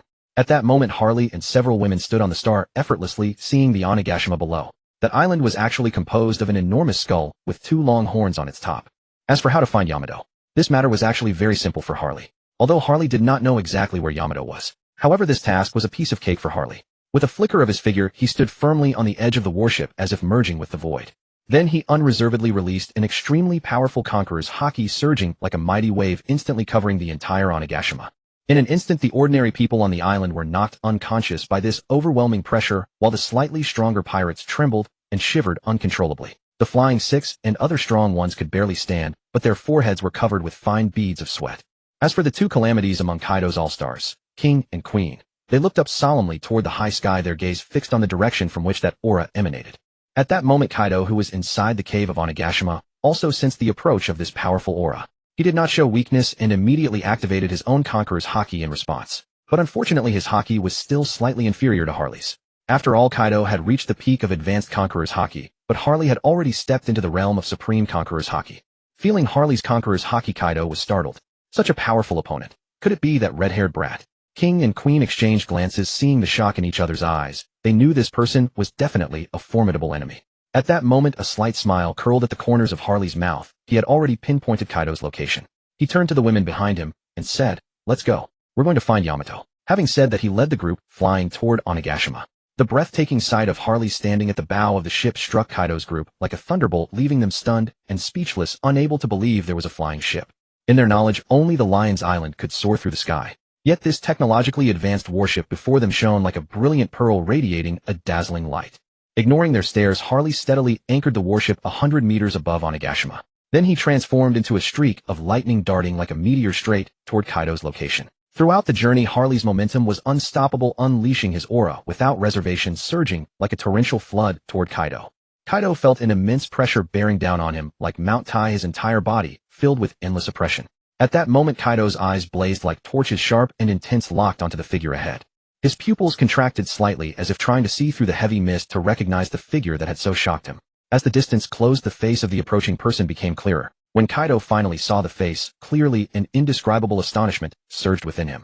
This astonishment, like a turbulent wave, violently pounded the shores of his heart, leaving him unable to calm down for a long time. He could never have imagined that standing before him would be the legendary figure who had created miracles in the Battle of the Summit, the white-clad Harley. In that earth-shattering battle, the white-clad Harley single-handedly confronted the 5 powerful elders and forced them to retreat step by step. Even more astonishing, he successfully killed one of the elders, demonstrating unparalleled strength and decisive resolve. Now this legendary powerhouse had appeared here, and in such an unexpected manner. Kaido's heart was instantly stirred into a storm, all kinds of emotions interweaving, leaving him at a loss. Harley hovered in the air above Kaido's head. He looked down with indifference at the strongest creature, Kaido. "Hey Kaido, I'm here for your daughter Yamato. Give me face and let her come with me, and I'll spare you. Otherwise you're in for a beating today." Kaido's expression gradually twisted. "Are you kidding me? Do you think I, Kaido, am someone to be scared by a little brat like you? Harley, you little punk, don't be too arrogant when you're young. There are many things in this world that a kid like you can't understand. You still want to covet my son. Utter nonsense." Thunderous Bagua. With Kaido's deep and majestic voice, his thick arm swung violently, raising the enormous gleaming spiked club high into the air. The club was entwined with a powerful red and blue Haki, as if it would tear the void apart, carrying a devastating momentum as it hurtled toward Harley. Facing such a fierce attack, Harley showed no fear. He quickly reached for the hilt of the phoenix-seeking mate's sword at his waist, drew it lightly, and the blade emerged with a flash of dazzling light. Then Harley softly chanted, "But bearing the chivalrous spirit of the Azure Lotus, do not say there is no sword immortal in the mortal world." Azure Lotus sword chant. As the words fell, the phoenix-seeking mate in Harley's hand began to tremble slightly, and rings of cyan lotus like halos appeared around the blade. Each cyan lotus exuded a soul-stirring aura containing endless sword intent and terrifying destructive power. Harley flicked his wrist, and the phoenix-seeking mate streaked across the void like lightning, bringing a cascade of brilliant sword lights. These sword lights were like dancing fairies, light and agile, yet carrying unparalleled might. They converged into a dazzling torrent, directly meeting Kaido's thunderous Bagua. In an instant, the two powerful forces collided with a deafening roar. The entire space seemed distorted by the energy impact. The ground trembled violently, gales howled, and dust filled the air. Kaido's thunderous Bagua, upon receiving this strike from Harley's Azure Lotus sword chant, sent his body flying dozens of miles away, where a great mountain collapsed. As the dust cleared, Kaido was seen disheveled, but unharmed. The Haki wrapped around his spiked club had blocked this slash from Harley. Harry's gaze turned cold. He hadn't expected Kaido to be able to withstand this move.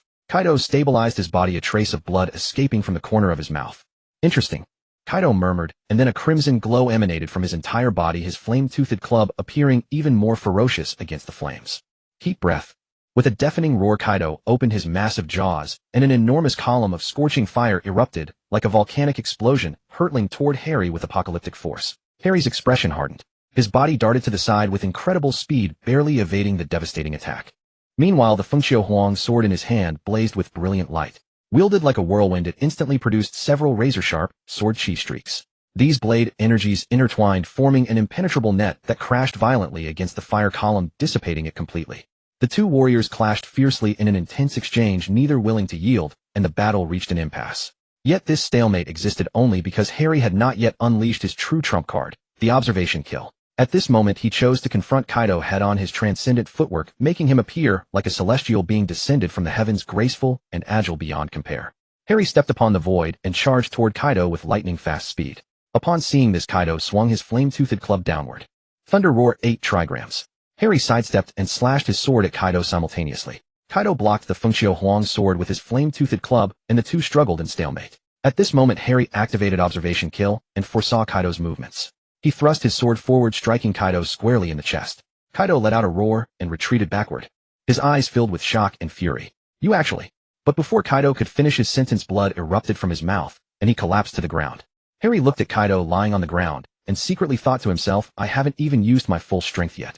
I didn't even activate my devil fruit power, barely used any observation haki, and still have plenty of armament and conqueror's haki left. With my blade, not even at peak sharpness, and this horse being too thin, what do you have to fight me with? Now you won't try to stop me from taking Yamato away, will you?" Harry's lips curved slightly as he said this with a hint of mockery. However, upon hearing these words, Kaido showed no sign of backing down. He suddenly straightened his body, his eyes gleaming with unwavering determination like an immovable mountain. Then a powerful aura erupted from Kaido like a surging torrent sweeping through the surroundings. Gripping his massive flame-toothed club tightly in his hands, every swing sent terrifying winds whistling through the air. Kaido took off, charging toward Harry with astonishing speed. His strides were steady and powerful, each footfall striking the ground like thunderous war drums. Just as he closed in on Harry, Kaido roared, "Great Vajra! Thunderclap 8 trigrams." The sound exploded like thunder, deafening in its intensity. Simultaneously, his flame-toothed club transformed into a bolt of lightning, coming down viciously toward Harry. This strike carried boundless power and might, as if tearing apart the very fabric of space itself. The surrounding air warped under the terrifying force, creating visible vortexes of airflow. Harry saw that Kaido had finally unleashed his ultimate technique. This attack was forged from Kaido's entire lifetime of cultivation, its destructive power enough to shake heaven and earth. At this very moment, Harry's figure drifted like a phantom. Riding the razor-sharp sword Chi, he ascended into the sky as if defying gravity itself. Gripping his 4-foot-long sword, he resembled a celestial immortal descended to the mortal realm, radiating an otherworldly aura beyond this world. Just then Harry slowly began to chant in a low voice, "A lifetime of uninhibited joy has ended half my heart, and liver now cold in the sword. The sword reaches such heights it rivals the road to Shu, and in this life of dead ends the path grows ever more difficult. Wind and rain of the Jianghu have stained my white robes, dark clouds stretch for 10,000 miles obscuring the sky. Forgotten both glory and shame, my desires follow the heart to find peace." As Harry's chanting echoed through the air, his long sword suddenly blazed with brilliant light. Immediately after, an enormously powerful sword Chi surged toward the heavens, piercing straight through the clouds. This sword Chi stretched 10,000 meters high, its pressure crushing like Mount Tai upon an egg, leaving one breathless. It carried endless killing intent, an overwhelming force racing toward Kaido with the momentum of collapsing mountains and overturning seas. Just moments before, Kaido's observation haki had begun frantically warning him. His heart tightened. He knew the attack coming was anything but ordinary. Sure enough, Harry's sword swung sharply downward, sending a blade of incomparable ferocity speeding toward Kaido. Though this sword Chi contained little conquerors or armament haki, the sheer sword intent within it was already staggering. That peerless technique of a great sword master, an unfathomable sword intent, seemed ready to tear through space itself, chilling to witness. Yet Kaido clearly realized he couldn't dodge anymore. With time running out, he had no choice but to grit his teeth and pour his entire reserve of haki into the flame-toothed club in his hands. He hoped this would strengthen the club's defense to withstand Harry's terrifying strike. And under the pressure of this sword, through a moment of sudden enlightenment in the face of death, Kaido forced himself to elevate his great Vajra Thunderclap 8 trigrams to a higher level. The two attacks crashed together with tremendous force, like the two most powerful forces in heaven and earth colliding. Harry's sword Chi stretched 10,000 meters, rising like a great dragon into the sky with majestic momentum, while Kaido's surrounding conquerors and armament haki burned like endless flames. Thunder and lightning flashed across the sky as if tearing the world asunder. This strike shook heaven and earth with earth-shattering force. Though only a fraction of the flying slashes sword Chi, carrying minimal conquerors and armament haki, that trace of top-tier haki combined with Harry's peerless sword intent remained devastatingly powerful. Kaido's flame-toothed club shattered into two after 3 breaths of resistance. Harry's sword Chi lost most of its power, but the remaining force struck Kaido's chest like a violent storm. In an instant, a geyser of blood erupted, painting the sky red. After delivering that breathtaking strike, Harry sheathed his sword like an immortal, leaving only a carefree silhouette behind for Kaido. That figure resembled a true immortal descending to the mortal world, white robes flowing in the wind as he softly chanted, "Grudges and debts vanish with the wind without a trace. Sweeping through heroes I come under the heavens." Even Black Maria of Kaido's crew couldn't help but sigh, what a white-robed sword immortal. Not only is his strength formidable, but his elegance and ability to compose poetry are truly admirable. Kaido clutched his chest with both hands and fell to his knees, his eyes filled with astonishment and disbelief, as if witnessing the end of the world. How is this possible? Kaido whispered in a voice that seemed to rise from the depths of hell. I have been defeated by such an insignificant human. And that damn Black Maria, she actually praised my enemy. He struggled to his feet with difficulty, his face etched with unwillingness and fury like a wounded lion preparing to unleash its final roar. Damn it. I am Kaido, the king of beasts. I will never fall so easily. Kaido desperately summoned every ounce of his strength, attempting to deliver a devastating final blow. However, his shattered body was like a flickering candle in the wind, unable to endure further harm. In the end, Kaido collapsed like a falling mountain and lost consciousness. Harry watched all of this unfold, his heart brimming with a tumult of emotions.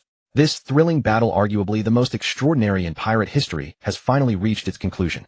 He turned and slowly walked away, leaving behind a battlefield reduced to ruins resembling the aftermath of the apocalypse. Just as Harry had taken 2 steps, a clear and melodious female voice, sweet as a nightingale, called out to him. Harry abruptly turned around and found himself gazing upon Black Maria, the very woman who had just praised him. She stood tall and statuesque, her figure as alluring as a fully bloomed rose, exuding an intoxicating charm. Her long hair was styled in an elegant victor's top-knot, shimmering with a golden brilliance that captivated all who beheld it. Her emerald eyes resembled the depths of a tranquil lake, radiating an aura of mystery. Her skin was as fair as snow, delicate and flawless, while a pair of vivid crimson horns adorned her head like demonic crowns, lending an untamed sensuality to her appearance.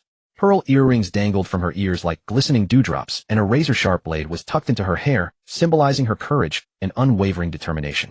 She wore a black low-cut off-shoulder kimono embroidered with clusters of blue flowers scattered like stars across the fabric, harmonizing with multicolored petal patterns to resemble a magnificent tapestry. A jade-green sash adorned with intricate white petal designs cinched her waist, fluttering gracefully in the wind like a dancing fairy. She often smoked her pipe in leisurely repose, her figure emerging and dissolving through swirling clouds of smoke, adding to her enigmatic allure. The tattoo on her back bore the characters Nine, serving as a mysterious sigil that etched her story and destiny onto her skin. In battle, she would loosen her blouse and tightly bind her chest with bandages, revealing her resilience and resolve. She transformed into a warrior goddess, her heroic bearing leaving all who witnessed it spellbound. Mr. Harry, please wait. Aren't you seeking Yamato to join your crew? I am on good terms with her. When Kaido used to punish her in her childhood, I would occasionally sneak her food and keep her company. I know where Yamato is. Harry gazed deeply into Black Maria's eyes upon hearing this. Having already read her thoughts through observation Haki, he knew she spoke the truth. Harry recognized that Black Maria had genuinely cared for Yamato as a sister during their childhood. Furthermore, her fierce maternal instincts, particularly toward Toki, were well documented. Harry's heart grew cold at the thought of Toki. He wondered when she would traverse through time to reach this world. Logically speaking, it should occur approximately 2 years hence. Harry gave a slight nod in agreement. In that case, please lead the way. But, are you not afraid that your Captain Kaido will hold this against you? A confident smile graced Black Maria's lips. There is no need for concern, for I shall depart alongside Yamato. I wonder if Captain Harry would grant this humble request of mine. Harry was momentarily taken aback, never having anticipated that a woman as formidable as Black Maria would willingly seek out his allegiance. Surprise flickered in his eyes before he composed himself, replying with a smile, "If you are truly willing, then that is most welcome. After all, who could resist keeping such a breathtaking beauty by their side?" Black Maria smiled radiantly at his words, her voice soft and alluring as she replied, "I shall look forward to your kind guidance, Captain Harry." With that, she could not resist casting an enchanting glance in Harry's direction. "Then let us depart at once." Harry turned and led the way toward their ship. Black Maria followed behind, resolute in her determination to bring Yamato away from this place. Along the journey, she recounted numerous stories about Yamato to Harry. Soon they arrived before the entrance of a cave. "Yamato is inside," Black Maria said, pointing toward the cavern. Harry stepped inside and spotted Yamato asleep. "Yamato, wake up," Harry gently roused her. Yamato opened her eyes and beheld Harry and Black Maria, her expression one of astonishment. "What are you two doing here?" Yamato sat up. "Yamato, come with me," Harry told her. "Fine, but that bastard Kaido placed explosive cuffs on me." Yamato hesitated before speaking. Harry studied Yamato's face, noticing an expression caught between hope and hesitation in her eyes. He felt a pang of sympathy, for despite Yamato being slightly older than him, she appeared so fragile and helpless at this moment. Harry gazed at Yamato with extraordinary tenderness, as though regarding her as his lifelong companion. Under his affectionate stare, Yamato grew flustered, a faint blush coloring her cheeks. Just as Yamato was about to say, "Please stop staring at me like that," Harry spoke first, These explosive collars are actually quite simple to disable. You merely need to channel your armament Haki into Ryuo to shatter its internal structure. In an instant, Harry placed his palm over Yamato's wrist. Dark energy flickered around his hand, and with a crisp cracking sound the cuffs shattered into countless fragments that scattered across the ground. Yamato felt the joy of freedom, tears glistening in her eyes. She looked at Harry with profound gratitude, her heart brimming with anticipation for the future. Thank you, Harry. I am no longer under Kaido's control. Before she could finish, Yamato launched herself into Harry's arms like a delicate butterfly. Her petite frame pressed tightly against Harry's broad chest, as though she had finally found a harbor of refuge. However, due to the height difference, Harry was caught off guard. He felt a warm breath wash over him, and before he could react, his face was buried in something extraordinarily soft, Yamato's hair.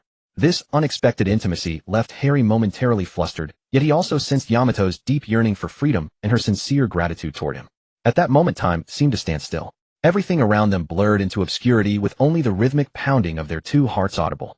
Harry slowly extended his arm and gently wrapped it around Yamato's back, offering her warmth and steadfast support. Moved by Harry's response, tears welled up in Yamato's eyes and spilled down her cheeks. These tears were not merely from breaking free of Kado's grip, but from finally finding someone she could trust and rely upon. Harry smiled and patted Yamato's back. From now on, you are my companion. Let us pursue freedom together. Watching them, Black Maria felt a quiet joy for Yamato. Yamato, we can adventure across the seas together from now on, Black Maria said. Yamato nodded fervently, unable to contain her eagerness to begin this new chapter of life. But after nodding, Yamato suddenly realized something. Her people still suffered under oppression, and she wanted nothing more than to save them. Harry listened intently to Yamato's words, nodding in agreement from time to time. In truth, his original plan had always been to take Yamato with him and attempt to change the fate of this nation. Harry knew well that no matter how savagely the war raged, these innocent civilians deserved no such suffering. Though Kado reigned as the nation's nominal sovereign, it was Kurizumi Orochi who truly controlled the lives, labor, and poison lands of its people. Kado cared little for this land. His ambitions stretched only toward strategic resources like seastone and boundless wealth. Yet lacking real power, Orochi siphoned what wages the common folk rightfully earned, crushing them further to secure his own position. Fury surged within Harry. He could not abide such injustice and exploitation. Silent, but resolute, he vowed to free this nation's people from their suffering and restore their liberty and dignity. At the same time, he hoped to strip away Orochi's mask and expose his true nature for all to see. Harry had no intention of governing this land himself. He would merely prop up a puppet ruler much like the one they had now. The warriors of Wano and pirates foolish enough to challenge Kado were the ones sent to the mines. He cared nothing for the poisoned earth or the starving masses. Profit was all he sought. So Harry resolved to drive Kado away. After a moment's thought, he decided to go with Yamato, first to the flower capital in Wano country. Harry, Yamato, and Black Maria rode the Feng Xiaohuang toward the flower capital, while aboard the starship, the women adjusted their course freely under Xiaoxing's guidance, following Harry toward the same destination. 10 minutes of flight later, they hovered above the flower capital. Guided by Black Maria, Harry made his way to the mansion where Kurizumi Orochi resided. The two guards at the entrance recognized those accompanying Black Maria and made no effort to stop them. One hurried inside to alert General Orochi's men, while the other led Harry and his companions into the mansion.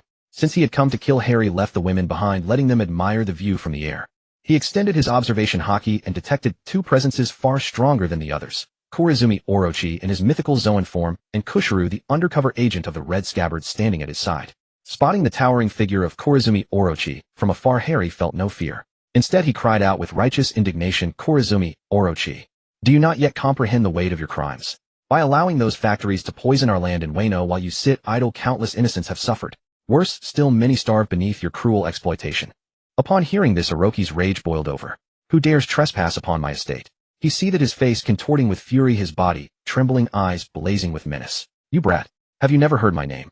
Orochi bellowed, unleashing his fearsome Yamada no Orochi form, 8 heads thrashing as he brandished claws and fangs in menace. You dare stand before me and dictate my actions? Tell me, do you wish to teach me how to rule? As Harry gazed upon those 8 grotesque serpent heads before him, revulsion rose in his chest. With no patience for further words, Harry struck instantly, and without mercy. A majestic thunder dragon roared forward, hurtling straight for the 8-headed beast. The Yamada no Orochi never saw the attack coming. Before it could react, the unstoppable thunder dragon swallowed it whole. In the blink of an eye, only a pile of black ash remained. Yet even if the outcome had been foreseen, reality could not have been altered in the slightest. The awakening of the Goro Goro no Mi had already surpassed 90%. Harry's command over the power of thunder bordered on perfection, and theoretically, his lightning speed movement fell just short of light itself. In practice, however, such a notion bordered on fantasy. Fruit abilities were still bound by the vessel that wielded them. After all, light traveled some 600,000 times faster than sound. By that measure, even the fastest body in existence, Kizaru's, could scarcely exceed 10 times the speed of sound. Even the swiftest manned aircraft on this world managed, but 6 Mach 6 times the speed of sound. Those enclosed within a cockpit endured only the force of propulsion. But a body exposed to such velocities would face the full, brutal impact of wind from every direction. Even elemental transformation would offer no refuge. The wind itself was element after all. Yet through Harry's extraordinary physique, he had achieved speeds approaching 100 times the speed of sound, a feat far beyond ordinary capability. What was even more remarkable was that Harry's physique continued to grow stronger. Through relentless day and night of tireless training, he had earned this extraordinary achievement. It was difficult to imagine what astonishing transformation would occur when Harry's body finally matched the ultimate velocity of lightning itself. Perhaps by then he would be worthy of entering the realm of cultivators, even if only as a mere novice among them. Yet for the denizens of the pirate world, such an accomplishment was nothing short of legendary. The moment Harry dispatched the black carbon great snake was so swift that even those present could not react observation Haki or not. Especially Kuro, who had been searching for an opportunity to slay the dark great snake. Yet he never expected Harry to obliterate it instantly, with a burst of lightning leaving nothing but ashes. Harry cast a glance at Kuro and paid it no mind. Instead, he resolved to seek in Hana no Kuni someone who could instruct him in the arts of governance. The one to put such methods into practice should ideally be a commoner, for only commoners truly understand the suffering of the common folk. After some deliberation, Harry set out for other cities in search of such a person, a commoner who grasped the art of governing the realm much like Zhuge Liang when he first emerged into the world. However, finding such an individual proved exceedingly difficult. Harry ultimately decided to pay a visit to Kaido first and drive him away from Wano country. As for whether to kill Kaido, Harry felt a certain familiarity with the character from having watched the anime. Moreover, Kaido was Okira's father, so Harry deemed it best to spare him. In a world like this, if Harry truly intended to take lives, no number would suffice. Take Kobe for instance. On his first time on the battlefield, witnessing so many fall in combat, he nearly fled. Yet upon seeing Akainu execute the deserters, he turned back. Finally, he witnessed Luffy confronting the Shichibukai and the fleet admiral to rescue Ace. In that moment, he rediscovered his inner justice and stood before Luffy, though he was struck down in a single blow. Thereafter, Kobe awoke and awakened his observation Haki, sensing the fallen soldiers and beholding photographs of their families. At last, he charged fearlessly toward Akainu to intercept him. One must understand. He had personally witnessed Akainu execute deserters, yet he dared to stand before him anyway. This proved his courage. Had Shanks not arrived to halt Akainu's fist, Kobe would surely have perished. Could one truly say such a person deserved death? He recognized his mistakes and sought to amend them. Ultimately driven by humanitarian instinct, he blocked Akainu, willing to sacrifice his own life for it. Regarding that final moment when he intercepted Akainu, I can only conclude he fought without fully understanding why, his faith in his own justice wavering. Much like the Summit War, there was no need to elaborate on the extent to which the Marineford battle had been watered down. To truly kill Harry did not know how many lives he would need to take. Harry suddenly conceived an idea, to send Kaido to work in the mines. With this resolve, he made his way to Onigashima, without impediment, for no one dared oppose him given his prior exploits. Should Harry truly turn against Lord Kaido Burns and Queen Wood, no resistance was futile. There lay Kaido on the bed, a deep scar across his chest. As Harry turned his gaze toward Kaido, the latter sensed something and rose, fixing his eyes upon the white-clad youth before him. "What brings you here? You won our wager. Take Odin with you. As for Black Maria, if she wishes to follow you, let her." Kaido spoke with weakness yet undeniable authority. Observing his words, Harry recognized Kaido as a pragmatic man who understood when to yield. "No, I have come to send you to the mines. Do you realize how much land you have contaminated and how many have suffered hunger and thirst under your rule of Wano?" Hearing this, Kaido sneered. "I merely had that wretch Black Carbon Viper establish factories to mine seastone. Did you think I was the one releasing industrial waste? I had no part in those affairs. They were entirely delegated to Black Carbon Viper. As a native of this land, he was better suited to handle such matters than I." Harry fell silent upon hearing Kaido's explanation, about to press him further about the mines, when Kaido spoke again. "Let me tell you a story. This world is unjust. Do you truly believe I became what I am without reason?" Upon hearing Kaido recount his past, Harry too fell quiet, for in his previous life he had never encountered this scene while watching the anime. Perhaps he had not paid close attention to these plot details. It turned out that Kaido had fallen into life's darkest abyss when young, which also explained his chronic alcoholism and his relentless pursuit of powerful enemies in his quest for death. And all of this stemmed from those tragic experiences of his youth. Kaido's childhood could hardly be described in anything but the harshest terms. Unlike the fortunate childhoods enjoyed by many in the One Piece world, Kaido's youth was shrouded in unending darkness. When he was young, due to his physical peculiarity, the king of his homeland, the Vodka Kingdom, saw him as a bargaining chip to gain participation rights in the World Conference and sold him to the Navy like merchandise. At that time, Kaido held the world full of hope. Yet when he saw himself bound by chains, his entire world collapsed in an instant. Despair enveloped him, and when he was dragged away from the Great Hall by those thoroughly wicked naval soldiers, Kado's heart was no longer that of a bright and cheerful boy. His hatred for the world caused a complete transformation in his worldview. Although Kado escaped the Navy's grasp, through his own formidable strength the desire to plunge the world into chaos took deep root within him. Young Kado, struck by a sudden upheaval, felt as though ice water had been poured upon him, forcing him to see the cruelty of the world with brutal clarity. The wound to his soul was like a shattered mirror, impossible to mend quickly. Yet amid the reckless revelry on Honey Land, he encountered the navigator of his life, Rox. Rox's ideals flowed like a clear spring, profoundly moving Kado and shaping his very nature. And his alliance with Orochi stood as a powerful testament to the price Kado had paid for his tragic childhood. Harry gradually came to understand. He grasped why Kado had allowed Black Carbon Viper to govern this country. Kado undoubtedly wished for the people to experience the suffering he himself had endured. With this realization, Harry decided to postpone matters concerning Wano country. He casually imparted to Kado the methods for governing the land. As for what Kado would do next, Harry saw no need to interfere. He simply instructed that the workers be paid fairly according to their labor, and that if the sewage was properly managed they would work with greater zeal. Harry added, "I have told you the methods. I shall return to see how Wano fares. If it remains as wretched as it is now, do not blame me for showing no mercy." Even a capitalist would call this a sound plan. Harry knew the crisis plaguing this world had not been truly resolved. There was no way to eradicate the pirate problem at its root. It was time to put the destruction of the world government on the agenda, and to do so Harry would need to take in a few more sisters. Only in this manner could he better strengthen his own power. At the very least, once the Fruit's awakening was complete, Harry might reach 1 billion volts and command all the thunder in the world.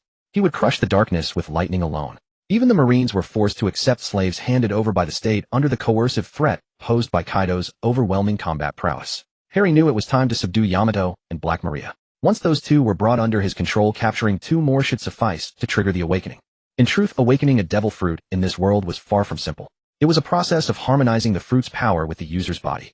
Moreover, one required an exceptionally strong physique and a vast realm of possibility. Harry had consumed the Goro Goro no Mi, and within less than half a year he was already on the verge of awakening. Even those in the One Piece world would weep upon seeing this.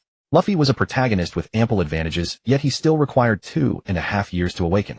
For a major villain like Doflamingo, achieving Devil Fruit Awakening would likely demand 3 to 4 decades of arduous training.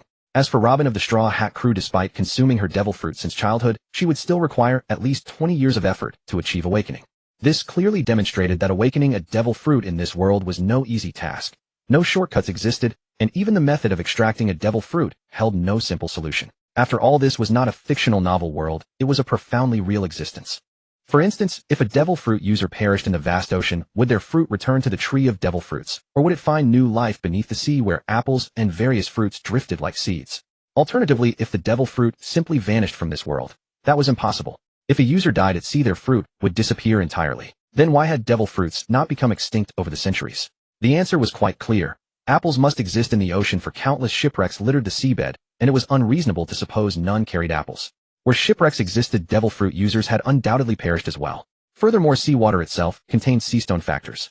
Given this, imprisoning another ability user within a room lined with seastone, killing them, and then placing abundant fruit outside the chamber, was this not equivalent to the scenario described above? Thus Harry refused even to consider such methods. Was he expected to trample his own intelligence into the dirt? Harry made up his mind to spend the coming days strolling through the mysterious and enchanting land of Wano alongside his beloved companions, immersing themselves in its unique customs and culture. First, they would explore the local culinary culture. Whether traditional Wano cuisine or authentic street food, each dish became part of their gastronomic journey. Harry would carefully consult various guides and resources, consulting Black Maria for hidden delicacies tucked away in the alleys, and then lead his female companions to savor them together. Of course, shopping was an indispensable part of the plan. Harry intended to accompany them to Wano's renowned clothing boutiques to select exquisite kimono. These magnificent traditional garments not only accentuated feminine grace, but also served as a respectful immersion into Wano's cultural heritage. Furthermore, Harry understood women's love for beautiful scenery. Each spring cherry blossoms blanketed Wano in breathtaking splendor. He planned a romantic Hanami excursion, allowing them to immerse themselves in the sea of flowers and experience the enchanting beauty that stirred both joy and emotion. These moments would be filled with laughter, exploration, and beautiful memories. Harry looked forward to deepening their emotional bonds through such experiences, while also better understanding and integrating into the alluring world of Wano. During this time, the emotional bond between Harry Yamato and Black Maria intensified, rapidly burning as fierce and passionate as flames. Especially Yamato, who had been confined by Kaido since childhood with scarcely any opportunity to wander such places at leisure.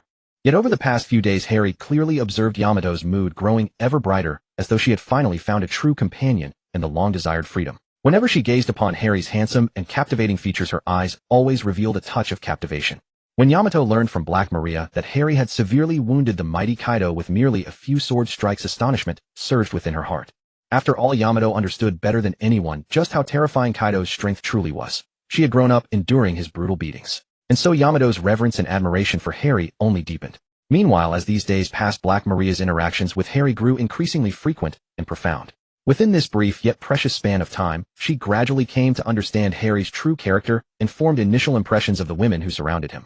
Through these observations and understanding, Black Maria clearly recognized her place in Harry's heart and further clarified what her deep feelings for him truly meant. This emotion was far more than mere attraction to his immortal-like handsomeness, his transcendent aura, or his peerless martial prowess. More importantly, through day after day of companionship, she genuinely felt the unique charm and warmth emanating from Harry's innermost self. It was like the comfort of spring sunshine upon one's shoulders, the cool serenity of a summer night breeze against one's face, or the romance and tenderness conveyed by autumn crimson leaves falling gently upon one's lap. Everything was so beautiful and utterly intoxicating. Yet the gears of fate turned ruthlessly. No matter how one tried to escape, what was destined to come would arrive, and what was fated to happen would inevitably unfold. Night fell quietly, the bright moon hung high, and stars shimmered. In this peaceful evening, Black Maria stepped lightly toward Harry's room door. She took a deep breath and gently knocked upon the closed door. The door opened, and Harry appeared before their eyes. A flicker of anticipation and tension lingered in his gaze. Tonight he and Yamato would embark on an extraordinary adventure, all orchestrated by Black Maria's careful plans. Though shyness lingered within their hearts, curiosity for the unknown experiences ahead could not be suppressed. In fact, this was their first time attempting such a special endeavor together. Despite the embarrassment, a deep bond of understanding and friendship had existed between Black Maria and Yamato since childhood. It was this bond that made them willing to explore new realms together, bringing each other entirely new experiences. Now the room was filled with a subtle atmosphere where the sound of quickened heartbeats mingled with hopeful expectations for the future. On this mysterious and romantic night, they would write their own story together. Harry stepped into the room and found Yamato waiting there already. Anticipation and nervousness flickered in her eyes. "Yamato, let us begin," Harry whispered softly. They sat facing each other, both feeling a stirring of excitement. Closing their eyes, they entered a state of meditation. Under Black Maria's guidance, they gradually released the power within. Suddenly the room was illuminated by scattered glimmers, and Yamato's body began emitting a faint electric current. Harry could sense the energy flowing within her. This was the sign of the fruit awakening. He focused his spirit and channeled his lightning power into Yamato's body. The two powerful forces intertwined, creating an extraordinary reaction. Yamato's body became gradually enveloped in lightning. Opening her eyes, she was filled with surprise. She had successfully awakened the fruit's abilities. Standing nearby, Black Maria felt a faint blush color her cheeks. Gazing at the miraculous transformation occurring in Yamato's body, her eyes revealed an indescribable sense of joy and relief. In the past, they may each have weathered their own storms, but now they had both found their belonging, the man named Harry.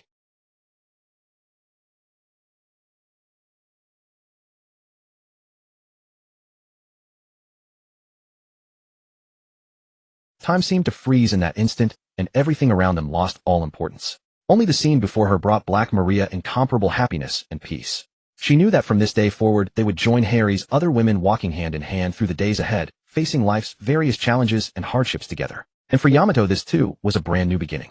Her once frosty expression gradually softened, her eyes shimmering with hope for the beautiful life ahead. Under Black Maria's warm gaze, Yamato bloomed with a brilliant smile like spring flowers. From then on, the two of them would also become an inseparable and vital part of Harry's life. Ding, the system detected that Yamato's affection has reached 80 points. Special reward to Yamato: Intermediate Armament, Haki Enhancement Card, Intermediate Observation, Haki Enhancement Card, Intermediate Conquerors, Haki Enhancement Card. Ding, the system detected that Yamato's affection has reached 90 points. Detected that Yamato possesses the Zoan mythical beast, Inu Inu, Nomi model Okuchi no Makami. Special enhancements applied: her physique, improved fruit development degree, increased fruit abilities enhanced, and the devil fruit side effects eliminated. Note: since Yamato's prior fruit development had already reached 90%, after the enhancement to fruit development degree, her fruit ability has awakened. Ding, the system detected that Yamato's affection has reached 100 points. Reward issued: physique improvement, lifespan extension, life form ascension, and talent enhancement. This will gradually transform her completely, allowing her to transcend the limitations of this world. This reward requires the host to administer through her special fluid. The host will simultaneously gain physical enhancement. Side effects: Ding, the system detected that Black Maria's affection has reached 80 points. Special reward to Black Maria Intermediate Armament Haki Enhancement Card Intermediate Observation Haki Enhancement Card Intermediate Conquerors Haki Enhancement Card. Ding, the system detected that Black Maria's affection has reached 90 points. Detected that Black Maria possesses the spider fruit, ancient species, Rosa Mygale Gravo jelly form. Special enhancements applied her physique, improved fruit development degree, increased fruit abilities enhanced, and the devil fruit side effects eliminated. Ding, the system detected that Black Maria's affection has reached 100 points. Reward issued physique improvement lifespan extension life form ascension and talent enhancement. This will gradually transform her completely, allowing her to transcend the limitations of this world. This reward requires the host to administer through her special fluid. The host will simultaneously gain physical enhancement. Side effects. The system's notification sounds rang repeatedly in Harry's mind. However, valuing the precious moments of their romantic evening, Harry paid no attention to the system notifications and continued with what they were doing. Afterward, Harry held Yamato and Black Maria in his arms as they fell into deep slumber. The next morning, sunlight streamed through the window, bathing them in its golden glow. Yamato slowly stirred awake, gazing at the sleeping Harry beside her with a smile of pure happiness. She gently stroked his face, feeling his warmth. At that moment, Black Maria also woke up. Looking at Yamato and Harry together, her heart was filled with contentment. Yamato, how do you feel? Black Maria asked softly. Wonderful. I have never felt so powerful, Yamato replied with a smile. Then all is well. We are all Harry's women now, and we must guard him together from here on, Black Maria said. Yamato nodded, and the two women shared a knowing smile. At that moment, Harry also woke up, his heart swelling with happiness at seeing both beautiful women beside him. Good morning, my loves, Harry said. Good morning, dear. Yamato and Black Maria replied in unison. Last night was truly magnificent. Harry stretched lazily, then rose to freshen up. Yamato and Black Maria followed suit, and the three of them headed out together to join Harry's other women. Seeing everyone had gathered, Harry retrieved a vast array of delicious dishes meticulously prepared by Rocky from his mysterious system space. It must be said that the existence of the system space was incredibly convenient. Without it, preparing meals for these 26 people would have been virtually impossible. Moreover, cooking on the spot each time would have been quite inconvenient. During the meal, everyone chatted and laughed in a warm atmosphere. After finishing, Harry decided to take all the women out shopping to enjoy some leisure time. They strolled through the streets, admiring the scenery along the way and browsing for items they liked. As they passed a jewelry shop, Harry suddenly came to a halt. He remembered his promise to buy gifts for Yamato and Black Maria, so he led them into the store. While selecting jewelry, Harry carefully asked about Yamato and Black Maria's preferences and finally chose two exquisite necklaces. Harry placed the necklace around Yamato and Black Maria's necks, making their beautiful faces even more enchanting. Touched, they embraced Harry and thanked him for his thoughtfulness. Afterward, the group continued their tour and spent a pleasant afternoon together. Thus, within Harry's harem, apart from the still tender Elsa, they had finally achieved the grand goal of accompanying 5 women each day from Monday to Friday. The leisurely vacation in Wano had drawn to a close, and through several days of observation, Harry discovered that Kaido had indeed followed his instructions. Otherwise, Harry might have genuinely disposed of Kaido and installed a puppet ruler. After all, despite Kaido's pitiable fate, he was ultimately a participant in Wano's affairs. His crimes were unforgivable, so Harry gave him the chance to redeem himself, yet Kaido's approach mirrored Harry's own. He simply installed a new administrator to take control. However, this time Kaido took it more seriously, and the administrator dared not disobey his orders. Thus, the system of distribution according to labor came into being. The people of Wano rejoiced, for everyone could now fill their bellies. As for the fundamental problem of sewage disposal, Kaido had actually found a devil fruit, the paramecia-type filter fruit. When Harry learned of this news, he couldn't help but recall the paramecia-type toilet fruit he had seen at the auction last time. He marveled at the wonders of this pirate world. The devil fruit's abilities seemed limitless, almost unbelievable. Watching the people of Wano thrive day by day, the heavy burden on Harry's heart finally lifted. He smiled and bid farewell to Kaido before boarding the Stardust ship with his daughter. And so, filled with satisfaction and relief, Harry departed Wano and set sail toward the horizon. During the voyage, Harry gazed at the boundless sea, his heart swelling with emotion. He reflected on his time in Wano. Not only had he found love, but he had also witnessed an entire nation transformed. Now, carrying these precious memories, he would press onward to explore uncharted territories. Perhaps along the way ahead, he would encounter even more fascinating people and experiences. But no matter what, he would forge ahead resolutely toward his goals, writing his own legend. Harry's ambition stretched across the stars and seas. Once he conquered the world of the Pirate King, he already harbored plans to explore other planets, especially the Demon Star where Imu resided. He wondered how many light years away it was from Zixing. He also did not know just how powerful the mutated creatures there had become. Even the beings that escaped from Imu possessed immortal bodies. The people there must certainly be stronger. But since the mutated creatures had not intercepted them from space when Imu and the others fled, perhaps they were not quite that powerful yet. Yet at least 800 years had passed. He had no idea how extensively the virus had spread, nor whether the infected had developed intelligence. Imu and his companions were likely early-stage carriers of the virus, which is why they possessed wisdom, that could be considered a form of evolution, making them awakeners of sorts. Through Doflamingo's account, Harry had pieced together roughly what had happened back then. And after being refined by both Yamato and Black Maria, Harry's current fruit awakening had reached 99%, needing only that final 1%. The later stages of fruit awakening must grow increasingly difficult, Harry thought to himself. Harry recalled that there were still several beautiful women at Marine headquarters he had not brought over yet. Moreover, Bonnie's father should be with Vegapunk. Since Vegapunk belonged to Kizaru's direct scientific core, confronting the former would certainly yield results. Given Kizaru's cowardly nature, Harry suspected that a mere threat would suffice to locate Vegapunk's whereabouts. So this time Harry planned to visit Marine headquarters to find Tashigi and Kamimura. Since Whitebeard had only dealt minimal damage during the Summit War, this time around the facilities remained largely intact, and the island itself was still standing. The Marine headquarters had not relocated to the New World or swapped places with G1. 2 months had already passed since the Summit War. During those 2 long yet fulfilling months, Luffy remained aboard Whitebeard's magnificent ship, immersing himself entirely in his training. He devoured various Haki techniques and knowledge with ravenous hunger, while never forgetting to share his experiences since their parting with Ace. Since their last separation, both had countless words to exchange. They reminisced about their shared adventures and freely discussed their hopes and expectations for the future. Every conversation brimmed with deep brotherly affection, revealing the unbreakable bond between them. He concentrated his energy on strengthening himself, constantly refining his combat skills, and absorbing invaluable experience from Whitebeard and the other veterans. These efforts during this period would undoubtedly lay a solid foundation for his future journey. Without Rayleigh's mediocre tutelage, this time Luffy had the opportunity to learn more about Haki aboard Whitebeard's ship and spar with the division captains. Knowing that Luffy's crewmates had been scattered across the world, Whitebeard summoned Morgans. After all, Morgans was eager to publish news about Whitebeard. So Marco brought Harry to Marine headquarters, beginning their 3-day operation. Morgans also published Luffy's bold decision, and when Zoro and the others saw it, they learned they would reunite in 3 months' time within Whitebeard's territory in the New World. Over these 2 months, Luffy had unlocked Gear 4th and mastered Conqueror's Haki with precision alongside armament Haki coding and observation Haki evasion techniques. Though not as polished as in the original story, due to the shorter training period, he had engaged in sparring matches with Whitebeard's crew members. This greatly enhanced his combat experience, for sparring with the strong always proved far more valuable than fighting beasts. Speaking of sparring, Harry and Hancock's extraordinary clashes demanded mention. Their combat abilities were evenly matched, with the main differences lying in physical endurance and Haki intensity. Of course, this assumed Harry fought without relying on his devil fruit powers or swordsmanship techniques. Harry and Hancock's sparring sessions consistently revolved around close quarters grappling, focusing on raw physical combat. They trained relentlessly around the clock, during daylight hours, building practical combat experience and conditioning their bodies to withstand impact, then at night concentrating on strengthening their physiques and collision resistance. During this period, several other women also joined Harry in his training. They immersed themselves in exercise and training each day, living a fulfilling and regular life. However, as Harry's strength grew increasingly formidable, Hancock's combat prowess rose accordingly, yet some female members were not particularly keen on battle. Therefore, they chose to engage in pursuits that interested them. For instance, the lovely Princess Perona, the gentle Vivi, and the elegant Elsa Cornice, among others. Nevertheless, these women still actively participated in the nightly physical conditioning sessions. Harry lay quietly upon the vast bed, spacious enough to resemble the boundless cosmos, large enough to accommodate dozens of men as tall as he. At that moment, Harry appeared much like a pampered child, his left arm tightly embracing the petite and adorable Sooty, while his right arm gently held the enchanting Domino. Additionally, several radiant young women, like a circle of guardian angels, quietly accompanied Harry as he drifted into sweet slumber.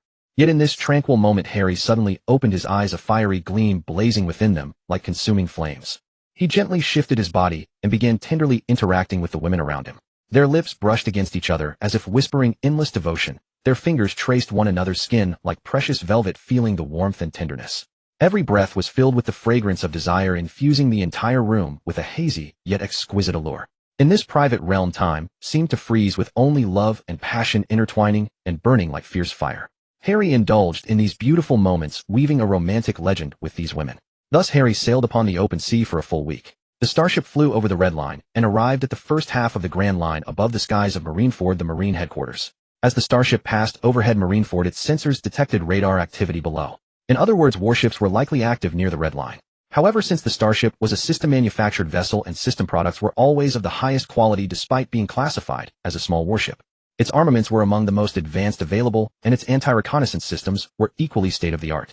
Therefore, the starship's trail went undetected by the World Noble's warships. This naturally included the World Noble's own Heavenly King Uranus warship. The sea had little concern for the World Noble's warships, for he did not yet intend to declare war upon them.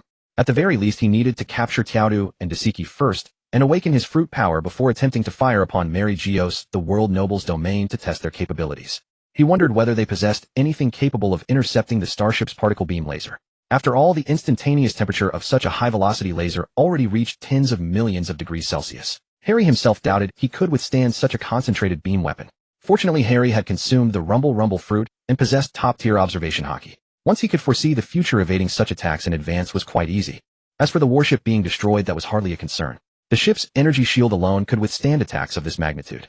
However, it consumed tremendous energy, and the warship would detect energy anomalies in advance, triggering evasion and countermeasures. After all, this was a cosmic warship equipped with miniature wormhole navigation. Creating even a brief wormhole passage required an enormous energy expenditure, consuming perhaps 1/10 of the vessel's total power. This was a controlled nuclear fusion reactor after all. Its normal maximum flight speed could reach 1% of light speed, meaning it could travel between the Zawang star and its moon in merely 200 seconds. After understanding all this, Harry gained a sense of vigilance and awareness regarding the warships possessed by the world nobles. He did not consider himself invincible in this world. While his true combat power might indeed be peerless, once technology entered the equation, individual strength could become quite insignificant. Nevertheless, with his observation Haki and the Rumble fruit's speed, Harry had little fear of incoming attacks. Harry ordered the little star to reach an altitude of 1,000 meters above Marineford, while he himself prepared to act directly. Transforming into a streak of lightning, he shot toward Marineford itself. His women remained safer aboard the warship, especially since they had arrived near the world noble's territory and the Marine headquarters. This time, Harry did not casually unleash his overwhelmingly powerful Conqueror's Haki, as he usually did. Instead, he chose to first locate Tiaodu's exact whereabouts. For by now he had refined his observation Haki to its pinnacle, and combined with the unique electromagnetic effects of the Rumble fruit, he could effortlessly conceal his aura from even the most perceptive experts. That was why upon entering the Marine headquarters, not a single person sensed his arrival. He had perfectly masked his spiritual presence. To pierce through Harry's disguise, one would need observation Haki cultivation at least 2 ranks above his own, or master techniques, and control equal to Harry's, but slightly more refined. Having fought Tiaodu previously, Harry had firmly memorized the unique aura she emitted. Relying on this memory, he successfully located her this time. Harry quietly appeared before Tiaodu, who was at that moment strolling leisurely through the streets alongside Conk, the daughter of Vice Admiral He. Tiaodu was not on duty, so she wore no Marine Vice Admiral uniform. Instead, she donned a pristine white dress, her feet adorned with exquisite black high heels. At her slender waist hung the long sword, named Jinbiluo, adding to her heroic bearing. Beside her stood Conk, her yellow hair tied in a high ponytail, wearing a fashionable blue crop top, and matching blue shorts paired with white stockings radiating youthful vitality. Conk was the granddaughter of Fleet Admiral He, a rear admiral of the Marine headquarters and member of the classified Special Forces Unit Edge, with the powers of the pom-pom fruit, a paramecia-type devil fruit. After carefully studying both beauties, Harry instantly transformed into a dazzling bolt of lightning, arriving before them as swiftly as a flash. A brilliant smile graced Harry's face as his gaze first fell upon Tiaodu. Her cheeks immediately flushed with a shy blush. Since their previous intimate encounter, she had dreamed of meeting Harry every night after falling asleep. Especially after witnessing Harry's graceful demeanor, domineering rhetoric, and profound wisdom toward the world during the Summit War, Tiaodu found herself deeply captivated, gradually nurturing feelings of affection for him. Sometimes upon waking in the morning, she could not help but recall the fragments of her dreams with Harry, often leaving her compelled to take a bath and change into fresh clothes before starting her day. "Taotu, long time no see," Harry said softly, though his gaze had drifted to Conk. "Are you here to see me?" Taotu's voice trembled slightly. Harry smiled, walking over to Taotu. "I came for you, but since I happened to run into Conk, I thought I'd say hello." Conk watched the pair and smiled. "You two chat, I'll head back first." Harry shook his head. "Conk, don't go yet. There's something I need to tell you in a moment." He thought to himself, how could I let her walk away when my intention is to make her my woman? Upon hearing Harry's words, Conk fell into deep thought. She gazed at his handsome, captivating face and couldn't help but marvel at his extraordinary charm. Her thoughts drifted away as she recalled the fruit ability she used whenever dealing with pirates, a powerful and unique strength. Whenever she encountered those arrogant and wicked pirates, Conk would never hesitate to unleash this miraculous power, allowing them to receive their well-deserved punishment. But now, facing this extraordinary man before her, a sudden thought arose in her mind. What would it be like if she used this power to punish him? Imagining Harry placed under her control, feeling him struggle in pain and torment, Konk's heartbeat quickened. Yet at the same time, a hint of conflict and entanglement swirled deep within her heart. After all, Harry was no ordinary pirate. There seemed to emanate from him a special aura that made it difficult for anyone to act against him lightly. At that moment, Konk abruptly shook her head, attempting to cast these chaotic thoughts out of her mind. She knew well that as a guardian of justice, her responsibility was immense, and she could not be swayed by personal emotions. No matter who the other party was, they should be treated with fairness and impartiality. One must never abuse power or harm others at will. Thus Kay took a deep breath and readjusted her mindset. She decided to put aside her inner distractions and refocus on her mission of maintaining maritime order. Although she harbored a certain curiosity toward Harry, she understood that only by upholding her principles and keeping a clear mind could she truly become a hero worthy of trust. With that thought, Kay responded, "Of course. How could I refuse an invitation from a handsome man?" Tao-Tu and Kay followed Harry to a secluded place. Looking at Tao-Tu, Harry spoke earnestly. "Tao-Tu, I like you. Will you be with me?" Tao-Tu's heart raced. She looked at Harry and nodded firmly. Harry smiled, gently pressing his lips against hers. Tao-Tu closed her eyes, savoring the sweetness of the moment. Just then a crisp cough suddenly broke the sweet atmosphere enveloping the two. It was Kay. Covering her lips lightly, she said softly, "Cough. Hey, don't forget about me, you two." Harry smiled warmly, gazing tenderly at Kay as he said slowly, "Kay, actually, I also harbor fond feelings for you. I wonder if you would be willing to walk alongside me." Hearing these words, a flush of shyness instantly spread across Kay's delicate face. She hurriedly lowered her head, yet a wave of hidden joy surged within her heart. Standing nearby, Tao-Tu was well aware that beauties often surrounded Harry, but she did not mind in the least. Instead, she took Kay's hand and encouraged her softly, "Kay, let us both accept him." Kay slowly raised her head, her beautiful eyes filled with affection as she gazed at Harry, then gave a gentle nod. Overjoyed at this sight, Harry opened his arms and drew both women into a tight embrace. Bursting with excitement, he exclaimed, "This is wonderful." At last he had obtained the two of them. His embrace radiated boundless warmth, intoxicating them so deeply that neither could extricate themselves. Wrapped in his arms, Kay and Tao-Tu felt this rich sweetness, and happiness bloomed across their faces like flowers. Meanwhile, what Kay was thinking was, if I become his woman, wouldn't that mean I could use my fruit ability? At this thought, Kay couldn't help but let out a cackling laugh. Seeing her expression, Harry felt a chill run down his spine. Does this woman share the same penchant as Xiao Sudi? But upon recalling her fruit ability, Harry gradually felt relieved. And just thinking of Xiao Sudi's current state made Harry begin chuckling in the same manner. Standing beside them and still savoring the kiss from just now, Tao-Tu suddenly heard both of them laughing and felt quite puzzled. What's going on with these two? Did they fall in love at first sight? But why are they laughing so creepily? Tao-Tu looked at them with a bewildered expression and asked, "What are you laughing about?" Kay quickly suppressed her smile and explained, "Nothing, just thought of something amusing." Harry also nodded in agreement. He certainly did not want Tao-Tu to know the true thoughts hidden in their hearts. Tao-Tu seemed untroubled. Taking Kay's hand, she said, "From now on we're sisters. We must take care of each other." Concealing her delight within, Kay pretended to be shy and nodded. Harry gazed at the two beauties before him, his heart brimming with contentment. He resolved to cherish this relationship dearly and protect them from any harm. Moreover, he needed to properly train Kay, for he was, after all, the strongest man in this world. Harry smiled and said naturally, "I shall ensure your safety. But before that, shouldn't we get to know each other better first? For instance, Kay, what exactly is your ability?" Kay's eyes flickered, and after a moment's hesitation, she decided to demonstrate it for Harry. She raised her hand and activated her fruit ability. Instantly, a brilliant radiance shot forth from her palm, flying straight toward a distant tree. A sharp cracking sound followed, and the tree splintered, cleanly toppling to the ground. Harry gaped in astonishment while Tao-Tu was equally taken aback. "This is your ability. It's amazing," Harry exclaimed in admiration. Kay smiled proudly and said, "What do you think? Pretty good, right? Though this is merely a fraction of my power." A flicker of anticipation flashed through Harry's eyes as he could hardly wait to learn more of Kay's capabilities. "Then what else do you have?" he asked. Kay pondered for a moment, then activated her ability once more. This time a faint shimmering light materialized around her body, forming a protective barrier like an ethereal shield. "This is a defensive skill called Whip Shield," Kay explained. "It can withstand a certain degree of attack." Harry inwardly rejoiced. Such a powerful ability, if harnessed by him, would make him even stronger. "Wonderful," he cried excitedly. "With you by my side, it feels as though I have divine assistance." Kay smiled gently, her heart brimming with anticipation for the future.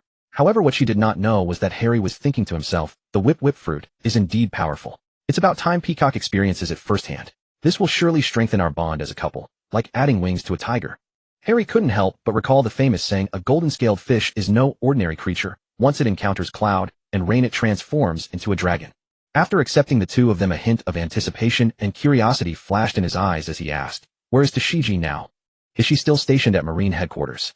Harry had a deep impression of the name Tashiji. Back in Logtown, he had already invited that ditzy girl. During the Summit War, he had seen this female swordsman. It was when he fought alongside Smoker in that thrilling battle, yet Tashiji did not seek him out as he had imagined. Perhaps this stemmed from her endearing and scatterbrained personality.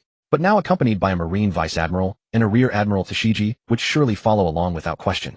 Hearing Harry's question, Peacock smiled faintly and replied, "Oh, you're asking about Sister Tashiji. She has already returned to the East Blue."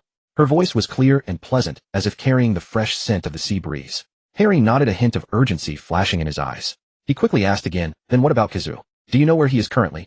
Peacock paused slightly upon hearing this, as though struggling to recall something. After a long moment, she slowly spoke up. Ever since that thrilling last-minute raid where the three admirals joined forces to eliminate Zeph, they ultimately failed. Since then Kizaru seemed to have aged considerably. He spent his days idling at Marine headquarters, beginning his era of slackening off. As for his recent whereabouts, he should still be lingering at Marine headquarters. According to my grandmother, just 2 days ago he was sternly reprimanded by Fleet Admiral Sengoku for slacking off again. Harry followed Peacock to Kizaru's residence. This time Harry planned to approach quietly, no sudden moves. After all, Marine headquarters was full of powerful warriors. Though Harry was not afraid a full-scale battle would be unavoidable if they were disturbed. Harry arrived at Kizaru's residence in a hurry and immediately spotted Kizaru, leisurely, standing on the balcony loafing around. Before he could react, Kizaru also noticed Harry almost simultaneously, and the two locked eyes. Kizaru internally cursed. This was bad. He was about to activate his ability and transform into a beam of light to escape, but it was already too late. Harry possessed powerful observation Haki, allowing him to foresee brief moments into the future. Before Kizaru could make any move, Harry had already discerned his intention and swiftly transformed into a dazzling lightning bolt, appearing before Kizaru like a flash of lightning. At the same time, his hand wrapped in armament Haki struck Kizaru's shoulder mercilessly. The force was immense. It not only pinned Kizaru down, but also prevented him from elementalizing to escape. Kizaru's eyes widened in sheer astonishment, clearly unable to believe that Harry was so formidable as to effortlessly counter his technique. At that moment he finally realized he was facing the monster from the Summit War, a true formidable opponent. A trace of fear and unease surged within him. Seeing Kizaru's nervous demeanor, a teasing smile crept onto Harry's lips. He jeered, "Hey, aren't you actually a spy sent by the revolutionaries?" His tone carried a faint chuckle, but his eyes were full of curiosity and scrutiny. Upon hearing this, Kizaru froze, a look of bewildered panic spreading across his face. He muttered inwardly, "How could I possibly be a revolutionary spy? I don't even know that myself." The sudden accusation left him utterly confused, at a loss for how to respond. Watching Kizaru's bewildered expression, Harry understood. He was not a revolutionary spy at all. He was simply lazy in combat and unwilling to fight at full strength. He found it somewhat amusing thinking this Kizaru was quite an interesting person. However, Kizaru's heart was far from at ease. Being mistaken for a revolutionary spy was no small matter. If this rumor reached the upper echelons of the Marines, it could cause significant trouble. He decided to find an opportunity to explain things clearly to Harry to avoid further misunderstandings. At the same time, he needed to reflect on his performance in battle. He had to act more convincingly next time. He must not let others harbor such impressions anymore. Harry's lips curled slightly into a faint smile, but he did not respond. His gaze became unusually focused, his expression serious, as he asked, "Where exactly is Egghead Island? Is Luffy suffering under Vegapunk's research there?" Kizaru was secretly astonished within. He could not believe this pirate knew of the existence of Egghead Island.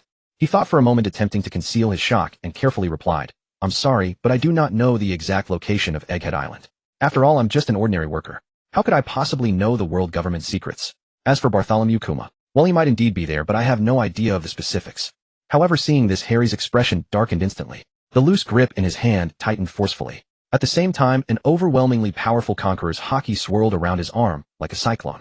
Kizaru felt a piercing pain explode from his shoulder, as if thousands of steel needles were piercing his flesh simultaneously. Worse still, the penetrating conqueror's Haki coursing through his body inflicted unbearable agony, making his insides churn violently, as though his shoulder might be shattered at any moment. Facing this scene, Harry remained cold and ruthless. His icy voice grated through clenched teeth, "You're nothing but a tool working for others. The world government already has a Kainu that's sycophant serving them. Why sacrifice your precious life for them?" Kizaru waved his hands frantically, his body frozen rigid, daring not to move an inch. At this moment, Harry's overwhelming conqueror's Haki had completely suppressed him, preventing him from even activating his observation Haki. Under this absolute suppression, who would dare make a move? Alright, I'll talk. Egghead Island is located in the XXXX direction of the New World. And Kuma is indeed at Vegapunk's place, undergoing modification, but it's only halfway complete. Kizaru hurriedly spilled everything, cursing his fate inwardly. After all, Harry was right. He was merely an employee collecting a salary. Why risk his life unnecessarily? Harry nodded, satisfied. "That's more like it. Confess honestly, and you'll be fine. But to prevent you from lying, you'll need to come with me for now. Once I rescue Kuma, I'll let you go." Thus Harry escorted Huang Yuan, whose expression was one of utter despair, aboard the Xingqian, confining him in a well-soundproofed room, set to prisoner mode, and strictly ordered Xiao Xing to forbid Huang Yuan from stepping a single inch beyond his door. With everything settled, Harry finally felt at ease, and led Tautu and Kankei back to a spacious room. This grand chamber had originally been designated by Harry for hosting large banquets on Saturdays and Sundays, furnished with an exceedingly comfortable bed. Harry handed the permanent log post taken from Huang Yuan to Xiao Xing, who extracted its data and precisely determined their direction. Given the urgent circumstances and pressing timeline, Harry burned with anxiety, unable to leisurely savor the voyage as he usually did. Without hesitation, he commanded Xiaoxing to push the vessel to full speed. After all, Bonnie was now Harry's beloved, and rescuing her adoptive father the Great Bear had become his most pressing concern. However, his prior failure to intervene was neither deliberate nor born of indifference. He simply lacked knowledge of the specific route to Egghead Island.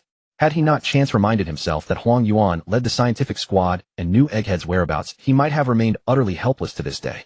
Otherwise, if everyone were aware of Egghead's exact location, powerful figures would surely converge upon it. Even emperors would covet Begarik and kidnap him for their own purposes. Within merely 5 minutes, Xiaoxing sped across Red Line, and most of the New World finally arriving at the legendary Egghead Island. Egghead Island's climate was originally frozen and desolate, but with Begarik's technological breakthrough, the application of island-wide climate control, the entire island had been transformed into a tropical paradise. The island had become not only a subject of curiosity due to its dramatic climate transformation, but also a visual spectacle thanks to its advanced technological facilities. As everyone stepped onto the island, they were immediately struck by the vibrant atmosphere. Lush trees provided shade, flowers bloomed in profusion, and strange high-tech structures surrounded them, making them feel as though they had entered a futuristic world. Even as Navy officers Tao Tu and Kong Che were filled with curiosity about everything around them, constantly looking about. Meanwhile, Harry and Bonnie were solely focused on finding Begarik and rescuing the Great Bear. Huang Yuan led them along a broad road until they reached a massive research facility. At the entrance stood a group of robots, seemingly standing guard. Harry approached the robots to request an audience with Begarik. After scanning the group and recognizing Huang Yuan among them, the robots agreed to lead them inside. Upon entering the facility, everyone was awestruck by the cutting-edge technology within. The guiding robots led them to a chamber and gestured for them to enter. Harry pushed open the door and saw an elderly man with graying hair and an apple-shaped head completely absorbed in his work. "Who are you? How did you get in here?" The old man looked up, his gaze sweeping doubtfully over the group. "We're here to find Dr. Begarik. I'm a friend of the Great Bear's, and we're begging for his help to save him." Bonnie spoke hurriedly. The old man frowned. "I am Begarik. I'm already aware of the Great Bear's condition. He's in grave danger, and I'm working on a solution." Tears streamed down Bonnie's face as she pleaded, "Doctor, please, you must save him." Begarik nodded. "I will do my utmost, but it will take time. Rest here for now." After saying this, he returned to his work. Harry and the others could only wait nearby. But what did he mean by dangerous condition? Had something gone wrong during the Great Bear's body reconstruction?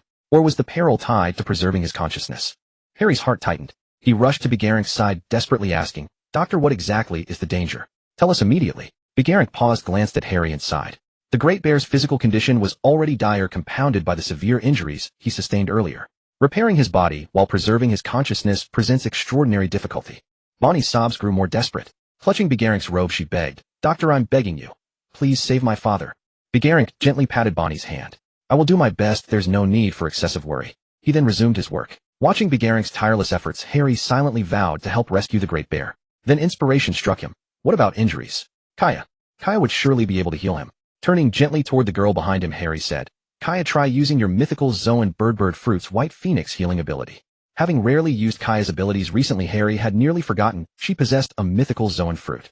Beyond combat, her healing powers were exceptionally potent. Kaya nodded and approached the Great Bear, unleashing the White Phoenix's healing power. A verdant light surged from her hands, enveloping him. The Great Bear's wounds began healing at a visibly rapid pace, his previously pallid complexion slowly regaining color. Begarik watched in astonishment. Is this the legendary healing power of the Bird Fruit's White Phoenix form? Truly miraculous. After a moment, the Great Bear slowly opened his eyes, regarding the gathered crowd with a faint smile. Where am I?" Bonnie threw herself into his embrace, tears streaming. "Father, you finally awakened." The Great Bear gazed at Bonnie, his eyes brimming with tenderness. "My child, dry your tears. Thank you all for saving me." Harry exhaled in relief. "Good to hear you're all right, sir. This time it was all thanks to Kaya's abilities." Kaya smiled shyly. "It was the least I could do." Begarik stepped forward.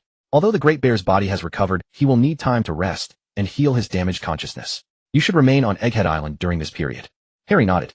"Then we'll trouble you, Doctor." And so Harry and his companions settled on Egghead Island, tending to the Great Bear's recovery while gradually growing closer to Tao Tu and Conke. Under everyone's careful care, the Great Bear's health steadily improved. One day, as the Great Bear and Harry strolled along the beach, he said gratefully, "Thank you for saving me, and thank you as well, Miss Kaya." Harry waved his hand with a smile. "Think nothing of it, sir. We're all friends. By the way, what are your plans going forward?" The Great Bear paused before replying. "I wish to return to the Revolutionary Army. That is where my comrades await." In just 2 days, Bartholomew Kuma had revealed many secrets to Bonnie. It turned out that his true purpose for coming to this place was to develop advanced machines similar to the pacifistas, aimed at maintaining global peace and stability. Furthermore, Kuma's actions carried deeper significance. He hoped to convey the truth of history to Vegapunk, guiding him to side with the Revolutionary Army. However, as of now the experiments had nearly reached completion. Although the Seraphim version of Vegapunk had not yet been successfully developed, the Pacifistas had already come into being with Kuma's power. As for the new generation of Pacifistas known as Seraphim, that would emerge 2 years later, their research plans remained unclear. Therefore, when Harry took Kuma away, neither Vegapunk nor Kuma raised any objections. In those brief 2 days, Harry had not easily let Kizuru go. Instead, he decisively used sea stone handcuffs to secure him firmly and placed him within the spaceship. One must understand that Kizuru's astonishing speed was truly staggering. If even the slightest negligence occurred, the world government would likely dispatch someone within half a day to come for him. By then, those who arrived might no longer be limited to the Navy alone. It could very well be the world government's directly affiliated espionage intelligence organization, the CP units. After all, Future Island held extraordinary significance to them. In those past days, what had enabled them to conquer the entire world was precisely their advanced and outstanding scientific and technological power. Therefore, they would never tolerate the leakage of such core technology. When Bonnie learned that her father Kuma was about to depart, a wave of fondness and reluctance stirred within her heart. Yet upon remembering that her father had fully recovered, the anguish in her heart seemed to ease considerably. Moreover, Harry remained by her side, the kind and considerate man who offered her endless care and solace. Amidst the reluctant farewells from Bonnie, Harry, Vegapunk, and the others, Kuma resolutely set forth on his journey to the Revolutionary Army's base. It is worth noting that Kuma carried a permanent pseudoscience guide toward the Revolutionary Army's base on his person, which proved to be the crucial factor enabling his smooth arrival at the destination. Without this mystical guide directing his path, even Kuma, who had weathered countless battles, would likely have struggled to locate the Revolutionary Army's concealed sanctuary. After watching Kuma depart, Harry fell into deep contemplation. How exactly could he safely escort Vegapunk away from this place? After all, a gifted scientist like Vegapunk must never fall into the hands of those celestial dragons. After much deliberation, Harry suddenly realized that Vegapunk's scientific research required a continuous stream of enormous funds, yet he currently had no stable source of financial support. After weighing all possibilities, it seemed there was only one viable solution: rob the celestial dragons of their heavenly gold. Yes, he could rob their heavenly gold. At this realization, Harry's mind suddenly cleared, and he had already formulated a plan. Immediately afterward, he began devising how to safely extract Vegapunk. When Harry shared this idea with Vegapunk and promised to resolve the subsequent funding issues, Vegapunk was overjoyed and without hesitation agreed to Harry's plan of relocating Future Island to Sky Island. After all, Vegapunk, a genius scientist, had gradually uncovered the true nature of the world government through Kuma's continuous provision of historical documents over the years and his own in-depth research into history. Therefore, upon learning that he could not only escape the Celestial Dragon's control, but also secure ample research funding, he was naturally filled with joy and eager acceptance. For at the core of every scientist lies an idealistic conviction to cherish and protect this planet, striving to make it a better place. Unfortunately, they were later manipulated and controlled by profit-driven capitalists, warmongering militarists, and ambitious politicians unable to continue pursuing their original ideals. Harry's thoughts drifted further as he recalled everything he had witnessed in the manga. Venus, Jupiter, and Saturn all expressed their views regarding the Virgin Flame before its activation. These individuals indicated that although they possessed such a powerful weapon, they lacked the fuel necessary to ignite it. Without a doubt, this was the ultimate weapon equipped on their spaceship. Yet at that time, perhaps Vegapunk's Desire clone had provided them with a solution: controlled nuclear fusion, also known as the legendary Mother Flame. And the main cannon installed on Uranus was precisely the so-called Virgin Flame used to destroy that island. Originally, Vegapunk's intention was to create a sustainable and inexhaustible energy source. In other words, the immense energy produced by nuclear fusion or fission. However, based on current observations, this world's technological level appeared insufficiently advanced to achieve such heights. Their grasp of controlled nuclear fusion was likely quite limited, at most capable of achieving a certain degree of controlled nuclear fission. Only by relying on such energy as a power source could they activate the various weapons of interstellar warships and generate the energy needed for their voyages.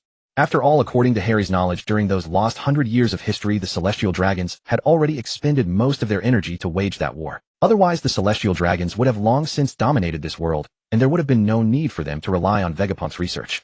With this thought in mind, Harry did not hesitate. He summoned Nami and Domino, since one possessed the natural type Cloud fruit, and the other embodied the pink manifestation of the Azure Dragon fruit.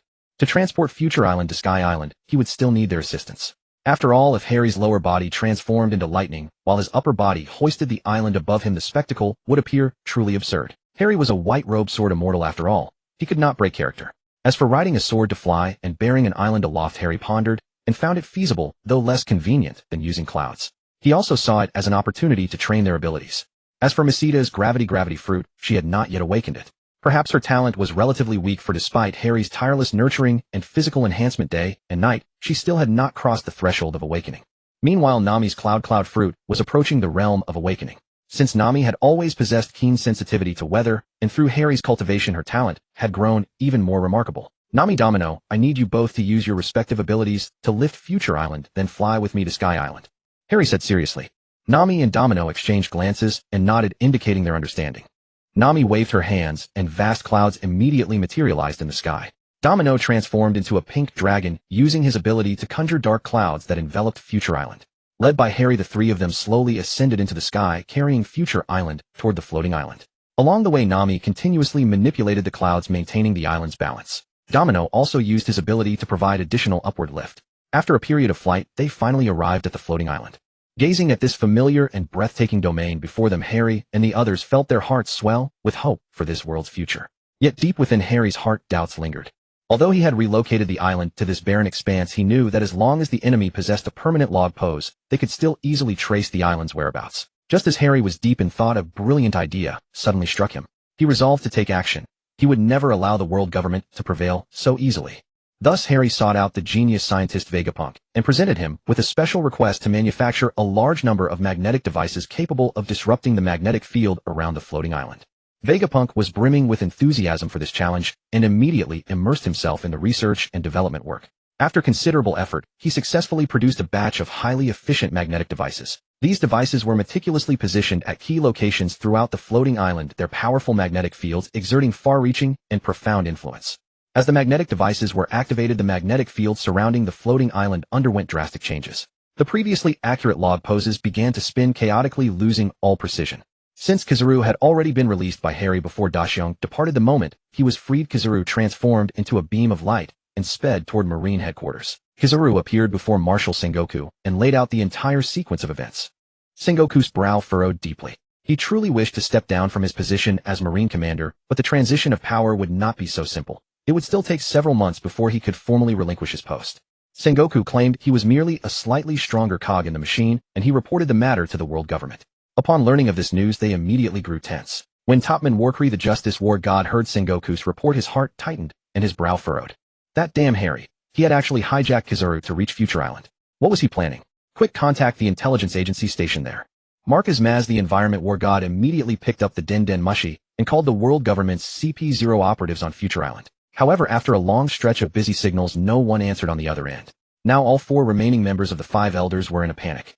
They deliberated and decided to dispatch CP members to Future Island first to assess the situation. After all, the memory of last time, when Harry killed one of them, was still vividly etched in their minds.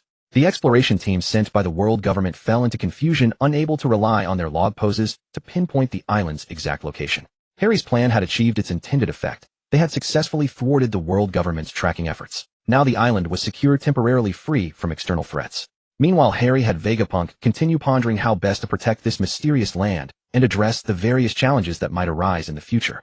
After all, Vegapunk had already figured out nuclear fission, so fundamental electromagnetic principles such as electricity, generating magnetism, and vice versa should already be well within his grasp.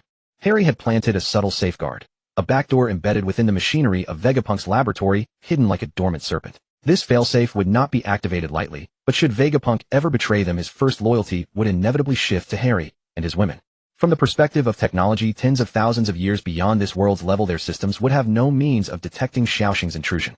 After all, even wormhole traversal, a technology existing only in theory elsewhere, was equipped aboard the starship. And let alone the controlled nuclear fusion energy core, not to mention its ability to achieve 1% of light speed. You might imagine your own capabilities would fall short of the technologies Vegapunk would later pioneer, but with his level of scientific achievement and his command over networks infiltrating electronic devices would be trivially simple. It was much like a hacker who may not know how to build an airplane or a tank, yet on the internet they are a god. Meanwhile, on the other side, at Mary Geos, the holy ground of the world government. When Topman Warkri, the Justice War God, heard the report from his intelligence organization, rage surged within his chest and boldness rose to his gall. He never imagined that Future Island, with the entire island, had simply vanished and that Vegapunk would dare betray the world government. Issue a wanted order for Vegapunk. Set the bounty at 5 billion berries. And that Harry raise his bounty even higher to 8 billion berries. Justice War God Topman Warcry roared at the CP member standing at attention beside him. Meanwhile, Isambard v. Sunyar Saint, the finance war god, furrowed his brow, indicating his reluctance. After all, he was in charge of finances, and wondering whether spending such a vast sum on Harry's bounty was excessive. As for Vegapunk's 5 billion berry bounty, that was certainly well justified. They understood that technology was the primary productive force. The finance war god Isambard v. Sunyar Saint turned to the justice war god Topman Warcry, and said, I have no objection to the 5 billion berry bounty for capturing Vegapunk, but isn't 8 billion berries for Harry's head a disproportionate expenditure?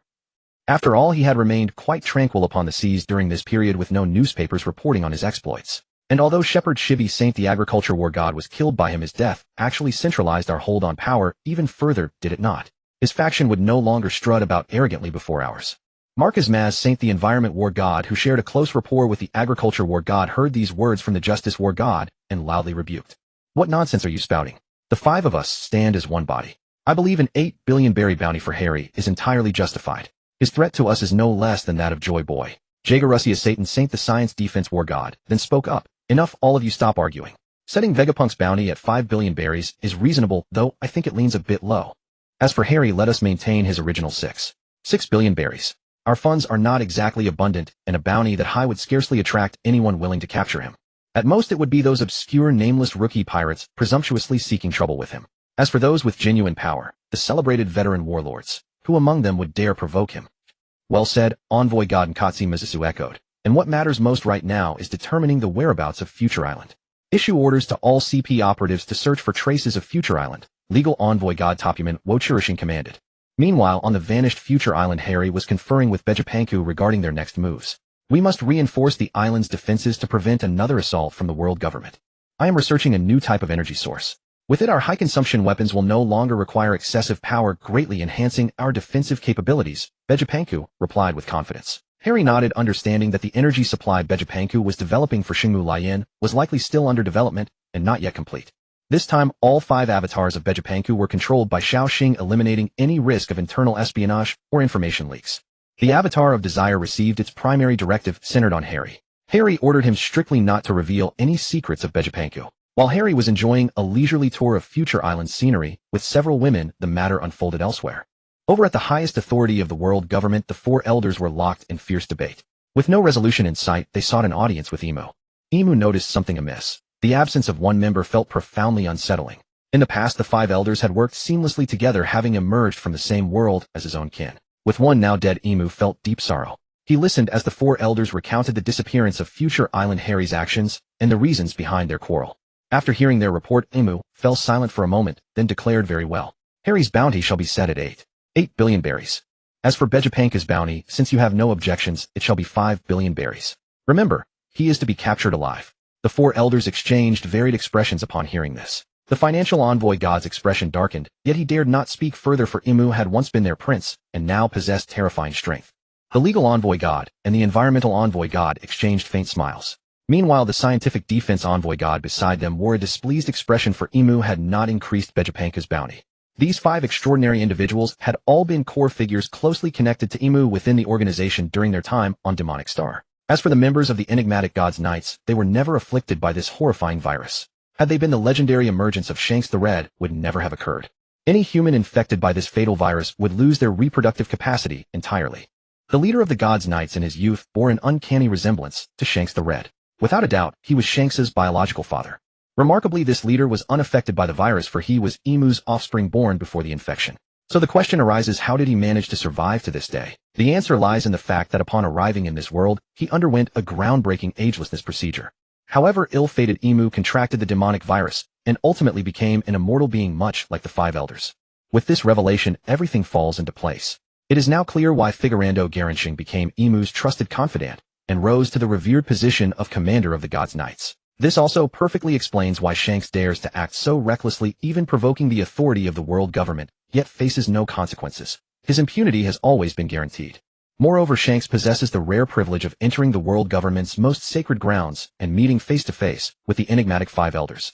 For ordinary celestial dragons, securing an audience with the 5 elders is virtually impossible. After all, the 5 elders care nothing for the lives of those in the allied nations. Those so-called celestial dragons are merely outsiders to them. The 5 elders care only about the prestige of the celestial dragons. They exist outwardly as a facade to deceive the world. After all, a foolish ruler is far more convenient than a shrewd and ambitious one in the eyes of outsiders. So it turns out that Figurando Garanshung is Emu's child, and Shanks is his nephew. This explains why Shanks can act so independently in the pirate world, yet still receive the world government's tolerance. Beyond this, the virus incident seems to conceal even deeper secrets. What exactly transpired between Emu and the five elders in the past? And what of that agelessness procedure? These mysteries shroud the entire narrative like fog, compelling one to urgently uncover the truth. Harry, however, was unaware of their conversation. Even if he had known, he would not have been surprised. Influenced by novel culture from his past life, he had long adapted to all manner of bizarre circumstances. As for the increase in his bounty, Harry could not care less. His power had reached its zenith. He was unquestionably the strongest being in this world. Provided no bizarre, elusive creatures appeared, Harry confidently believed he could handle any challenge with ease. Once his devil fruit ability fully awakened, Harry was already prepared to confront the world government head-on. At this moment, the increase in bounty meant nothing substantial to Harry. It was merely a superficial gesture like adding flowers to brocade, perhaps slightly boosting his prestige and reputation. Let us turn our gaze back to our protagonist and observe what Harry is doing at this very moment. He leaned over Tauto's soft form, his hands gently kneading her skin to ease the fatigue and soreness in her body. A faint blush graced Tauto's cheeks. She clearly found Harry's ministrations deeply comfortable, yet felt a touch of shy restraint. Passion blazed in Harry's eyes, shining like stars in the night sky. He trembled slightly like a flower swaying gently in the breeze, then slowly drew Tauto close in an intimate embrace. Their lips met softly like two shooting stars crossing in the heavens, whispering endless devotion. Fingers traced each other's hair as warm spring sunlight caressing the earth, feeling the tenderness between them. Every breath carried the fragrance of blossoms, filling the entire room with an intoxicating and exquisite atmosphere. In this tranquil private space, time seemed to stand still, with only love and passion dancing together in brilliant harmony. Harry surrendered completely to this beautiful moment, weaving a romantic tale with Tauto that was theirs alone. Conch, standing nearby, appeared somewhat restless. Her hands were clenched tightly, her eyes revealing a complex mix of desire and hesitation. As if desiring to join them, yet unsure how to speak up or take action. Finally, Conch mustered her courage and unleashed her unique devil fruit ability, a power capable of producing extraordinary transformations. Yet even as Conch's heart brimmed with longing and aspiration, she remained cautious and burdened with hesitation. As though fearing she would provoke needless trouble or face rejection, she merely watched from afar, delaying that decisive step. This posture of wanting to speak, yet holding back, drawn towards something, yet stepping back from it, truly evoked a sense of pity. At that moment, while Harry was training alongside Tauto, he noticed Conch's change in demeanor through his keen observation Haki. Witnessing Conch summon her devil fruit ability, and that shy-faced look, wanting to try but lacking the courage. Harry's lips curved into a faint smile. "You're actually planning to fight me with your fruit ability?" He murmured softly, then let out a gentle hum before hopping off Tauto's back and drawing Conch into his embrace. In one fluid motion, Harry effortlessly snatched away the weapon she had formed through her devil fruit ability. Harry leaned close to Conch's ear and whispered, "Your ability is quite special, but you still need some guidance." His warm breath against her cheek made her shiver involuntarily. Conch's face flushed crimson instantly. She replied softly, I'm willing to learn." Though quiet, her voice carried unmistakable determination. Harry smiled and gently lifted Conch's chin with his finger, guiding her to raise her gaze. Their eyes met, and Harry's eyes sparkled with confidence and tenderness. Over the following time, Harry patiently taught Conch how to wield her fruit ability, their bodies occasionally brushing against one another as the atmosphere grew increasingly warm and intimate. A soft chime resonated, affection level detected at 90. Special rewards granted to Conch: Intermediate Armament Haki Enhancement Card, Intermediate Observation Haki Enhancement Card, and Intermediate Conqueror's Haki Enhancement Card. Detected that Conch is a Paramecia-type Whip fruit user. Her physique has been enhanced, her fruit development degree elevated, and her ability strengthened. Additionally, all devil fruit side effects have been eliminated. Her ability now carries a special effect that deepens emotional bonds. Note the host should utilize this carefully. Another chime sounded. Conch's affection has reached 100 points. Special reward granted: physique improvement, extended lifespan, life level ascension, and enhanced talent. This will gradually transform her completely, allowing her to transcend the limitations of this world. These rewards require the host to implement improvements through the system's methods. The host will simultaneously receive corresponding physical enhancements. Side effects eliminated. A chime sounded once more. Tauto's affection has reached 90 points. Special rewards granted: Intermediate Armament Haki Enhancement Card, Intermediate Observation Haki Enhancement Card, and Intermediate Conqueror's Haki Enhancement Card. Tauto was detected as a non-devil fruit user. Special reward granted: Ancient Zoan-type cat fruit in the nine-tailed fox form. This fruit carries no side effects. Another chime. Tauto's affection has reached 100 points. Special reward granted: physique improvement, extended lifespan, life level ascension, and enhanced talent. This will gradually transform her completely, allowing her to transcend the limitations of this world. These rewards require the host to implement improvements through the system's methods. The host will simultaneously receive corresponding physical enhancements. The following morning, sunlight streamed through the window, casting a serene and warm glow throughout the room. Harry slowly opened his eyes, sensing two warm presences enveloping him. He turned his head and found Tautu and Conke lying quietly beside him like two beautiful fairies. They had actually awakened long ago, silently watching Harry with hearts full of anticipation and joy. When they saw Harry finally open his eyes, their gazes sparkled with light. Without hesitation, Tautu gently lifted her head and pressed her soft lips against Harry's left cheek in a tender good morning kiss. At the same moment, Conke shifted closer, greeting him with her captivating smile and affectionate gaze before lightly kissing his right cheek. In that moment, time seemed to stand still, and the entire world faded away, leaving only the profound love shared between the three of them. Harry felt the warmth on both sides of his face, and a tide of ineffable happiness rose within his heart.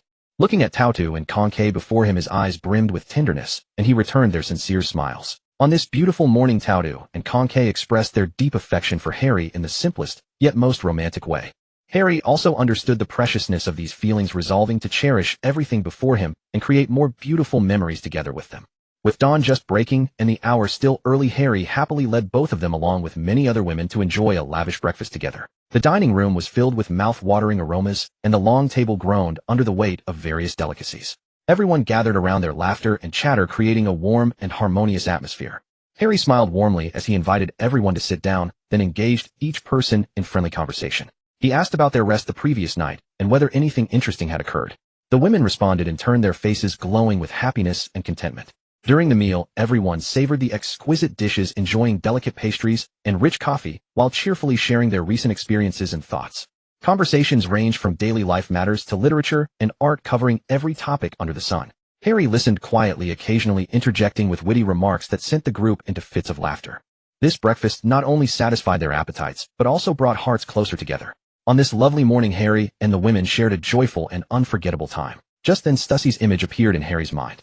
It turned out that this mysterious woman was currently lurking beside Vegapunk, holding dual loyalties, as a spy planted by the world government, while also sworn to serve Vegapunk himself. She skillfully concealed her true intentions, moving like a chameleon between darkness and light. Harry clearly remembered that Stussie was in fact a clone. Yet what surprised everyone was that this clone had actually developed her own emotions. She was no longer merely a copied existence, but was gradually growing into an individual indistinguishable from any ordinary human. Amidst this intricate web of power struggles, what choice would Stussie ultimately make? And where would her newly awakened heart guide her in the future? As his thoughts expanded, Harry felt as though he could see a grander tapestry slowly unfolding before him. And perhaps he himself would be swept into the heart of this thrilling storm. Harry was lost in wandering thoughts when he suddenly remembered that he had yet to claim the abilities from his devil fruit awakening the previous night. He opened the system panel and clicked to claim, and a system notification chimed forth.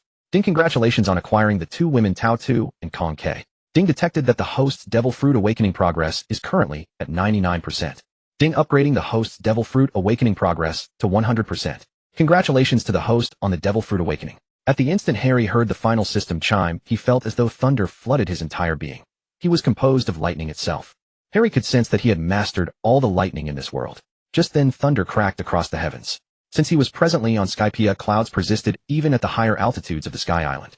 At this moment, bolts of lightning erupted simultaneously from the clouds both above and below Skypiea. Within a 1,000-li radius, all was annihilated by an ocean of thunder. Fortunately, Harry sensed that something was amiss. He hastily unleashed the power of the Goro Goro no Mi and teleported 1,000 li away. Standing in the distance, Harry gazed upon the area shrouded in lightning, his heart brimming with awe. Even the nearby island clouds had been pierced through by the lightning. He had never anticipated the fruit's awakening to be so fierce. Had he not escaped in time, the island would surely have been devoured by the thunder long ago. Is this truly the power of devil fruit awakening? Harry murmured to himself, a glimmer of excitement flashing across his eyes. He resolved to thoroughly explore this formidable power and discover what transformations it could bring. And so Harry began to attempt controlling the lightning. He extended his hand, feeling the flow of electrical charges through the air, and carefully guided them. He attempted to transform the surrounding clouds and other matter into compositions of lightning. Gradually, Harry was able to freely manipulate various objects into lightning, watching them leap and dance at his fingertips. The more he played, the more engrossed he became. He condensed lightning into various shapes, and even devised some unique techniques. Haha, this is truly fascinating. Harry laughed with great excitement. However, due to being a natural type, Harry could not transform a vast range of objects into lightning. Moreover, converting different materials into elements consumed considerable physical stamina. But Harry could feel that the lightning under his control had reached 1 billion volts, attaining the upper limit that the Goro Goro no Mi could achieve in nature. Harry's speed at this moment had grown even swifter, his maximum velocity reaching approximately 200 times the speed of sound. This had already reached the threshold of over 60,000 meters per second. Now, when utilizing devil fruit abilities, Harry felt that the physical toll had become considerably diminished. Having experienced his power following awakening, Harry also sensed that the Goro Goro no Mi was continuously reinforcing and strengthening his physique. Harry felt that he was now akin to a deity, an omnipotent god.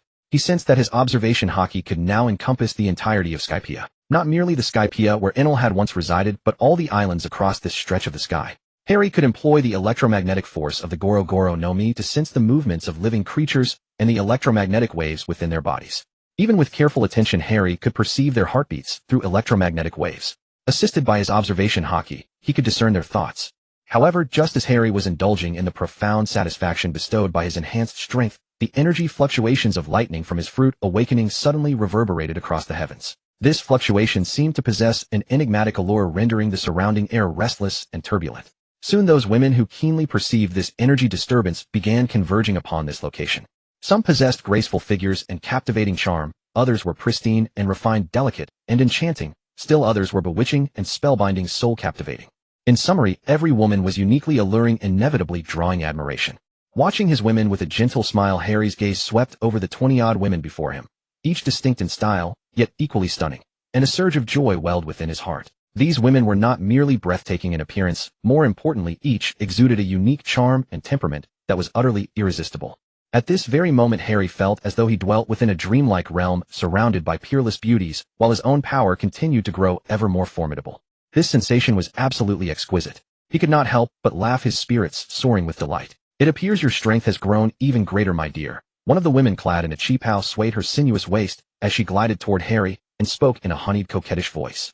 Harry chuckled and reached out to embrace the woman's waist. "How about it? Interested in practicing with me?" The woman playfully slapped Harry's chest. "Oh, stop it. I am no match for you." Then another girl dressed in a maid outfit approached, blushing as she spoke softly. "And master, would you allow me to prepare some refreshments for you?" "That would be acceptable," Harry nodded. "I am somewhat hungry. By the way, which of you wishes to accompany me to explore other regions of this world? We may discover something intriguing." No sooner had he finished speaking than the assembled women eagerly gathered around, expressing their willingness to accompany him. "Then let us depart." Harry waved his hand grandly and led everyone back to the Xingqian Henho, taking flight toward the boundless ocean. The Xingqian Henho raced across the sea surface, the maritime wind howling past and tousling the beautiful women's flowing locks. Harry stood at the bow, overlooking the magnificent and tumultuous ocean, his heart filled with profound reflection. "There appears to be a small island ahead." A keen-eyed woman pointed forward and called out. Harry followed her gaze and indeed spotted a solitary small island. "Let us go investigate." Harry steered the Xingqian Henho toward the island. Upon nearing the island, everyone sensed a mysterious aura permeating the land. Harry casually swept his supreme great observation Haki across the island, and the conditions upon it became instantly clear. Given Harry's current strength, few things in this world could pose a threat to him. Moreover, most dangers could be readily perceived through the combination of his observation Haki and devil fruit abilities. Harry led everyone ashore onto the island. It was extraordinarily quiet, with only the sound of waves lapping against the shore audible. As they strolled along the beach, they discovered some peculiar traces. "Look, it appears something has been excavated here." Yamato pointed to the trench on the ground and remarked. Harry stepped forward to examine it, a trace of curiosity arising within his heart. He released a wisp of lightning to illuminate the interior of the trench. Faint, glimmering lights could be discerned, resembling some manner of mineral ore. Perhaps there lies a treasure concealed beneath. Harry's eyes brightened, and he resolved to dig more deeply. Everyone worked together to dig the tunnel. Before long, a massive crystal appeared before them. The crystal was completely transparent, with powerful energy fluctuations surging within. "This is..." Harry gazed at the crystal, feeling an inexplicable sense of familiarity. He gently touched it, and in an instant a surge of electricity coursed through his entire body. A series of images flashed through his mind, seemingly connected to this crystal by countless threads. So that was it. This island might be Thunder God Island. No wonder the atmosphere was so oppressive, with dark clouds filling the sky, though no lightning had fallen yet. Harry carefully sensed the crystal and found it contained substantial thunder energy. He could not determine what this crystal exactly was, but based on his speculation, it was likely a special mineral formed by heavenly lightning strikes. As for this Thunder Island, Harry sensed the power of the Rumble Rumble fruit. According to his guess, this should be where the previous generation's awakened Rumble Rumble fruit user fought a great battle with someone here. Because in Harry's memory, Punk Hazard was created when two awakened fruit users, Akainu and Akiji, fought a devastating battle, there forming the eternal ice and fire climate that persists to this day. Harry carefully sensed the area and found nothing particularly unusual. Aside from the unusually dense thunder energy here, everything seemed normal. On this desolate island, everything was in ruins and lifeless, as if no one had ever lived here. At the critical moment, Harry released a bolt of lightning like a thunder god, descending to earth, soaring straight into the clouds. Then he tentatively absorbed the power from that crystal shard, and was delighted to find it could quickly replenish his energy. This crystal was as large as a person, and the energy it contained was estimated to be equivalent to half of Harry's thunder power.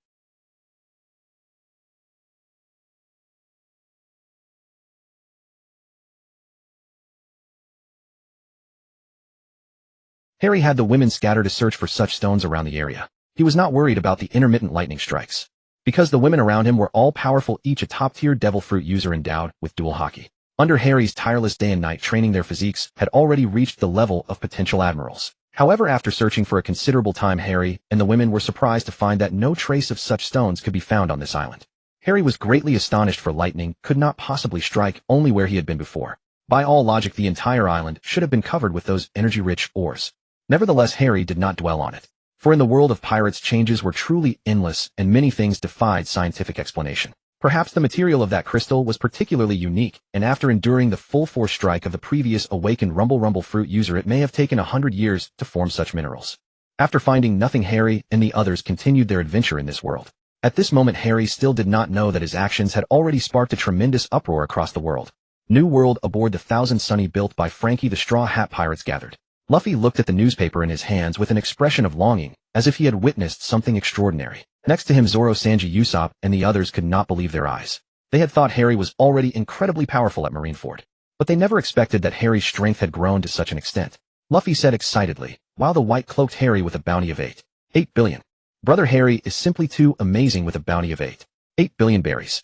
Even red-haired Shanks and the former Pirate King Roger never had such a high bounty, right? Frankie beside him said, indeed, Pirate King Roger's bounty was only a little over 5 billion.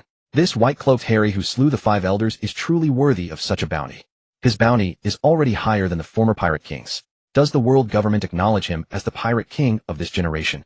Hearing Frankie's words, Luffy was initially shocked, but upon hearing the latter, half his expression darkened. I don't care what the world government says. I will definitely become Pirate King. And as for Brother Harry, if he wants to be Pirate King, I will definitely defeat him in the future, Luffy said seriously. Zoro beside him also grew serious. Although Harry had once taught him swordsmanship, if he dared to stand before his captain and try to stop him from becoming Pirate King, he would defend this honor at all costs. Sanji remained silent with a serious expression. Just then Usopp stepped in to defuse the situation. Hey, what are you thinking? With Harry's indifferent nature toward fame and fortune, how could he possibly compete for the title of Pirate King? And he once taught us we are friends too, right? Don't make the atmosphere so serious, come on. Chopper agreed. That's right, Usopp is right. Brother Harry is a good person, and our enemies should be the world government, and those celestial dragons, shouldn't they, eh? And Brother Harry never said he would stop us from becoming Pirate King. Didn't he ask Luffy why he wanted to become Pirate King, and then say something about supporting him? He supported Luffy in his heart. Hearing this, everyone suddenly remembered what had been said. Their expressions relaxed, and they gave embarrassed smiles. New World, Whole Cake Island. Big Mom saw the newspaper Cataluna brought over, and said, what trouble has this kid caused now? The world government actually raised his bounty to 8 billion berries. That's simply absurd. Even Roger back in those days only had a bounty of a little over 5 billion. Big Mom continued reading and discovered that Harry had sunk one of the world government's islands. Such a cliche trick. The world government probably has some great secret in Harry's hands. Or perhaps Harry holds something that even the world government fears, which is why they raised the bounty so high. Vegapunk. Is it that this genius scientist is in Harry's hands?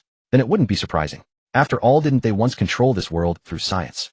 Big Mom said disdainfully while looking at the newspaper in her hand. Meanwhile, Cataluna stood beside her with a calm expression, saying not a word. New World on Onigashima. Kado was drinking alone when a figure walked in. Seeing the newcomer, Kado asked curiously, what's wrong? Has some major event occurred in this world again that made you come in such a hurry? Burn Rain rushed over and handed the newspaper to Kado, explaining beside him. Kaido-sama, that Brat Halley has been offered a bounty of 8 billion berries. And Vegapunk has also been offered a bounty of 5 billion berries. He is the genius scientist who once did research with Queen. Hearing King's explanation, Kaido frowned, but soon his brow relaxed. He took a hearty gulp of fine wine, and then burst into laughter. Whirl-ha-ha, that Brat actually kidnapped Vegapunk. What on earth does he mean to do? Doesn't he know that this scientist is the world government's top scientist? He is trying to start a war with the world government. What an interesting brat.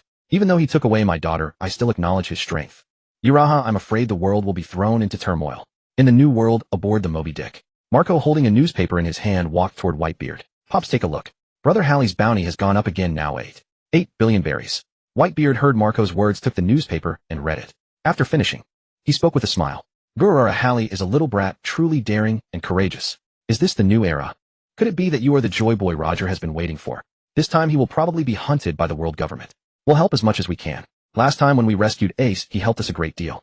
Ace, who was nearby, heard Whitebeard's words and clenched his fists. Flames rose from his fists. In the past 3 months, he had made great progress through his battles with Luffy.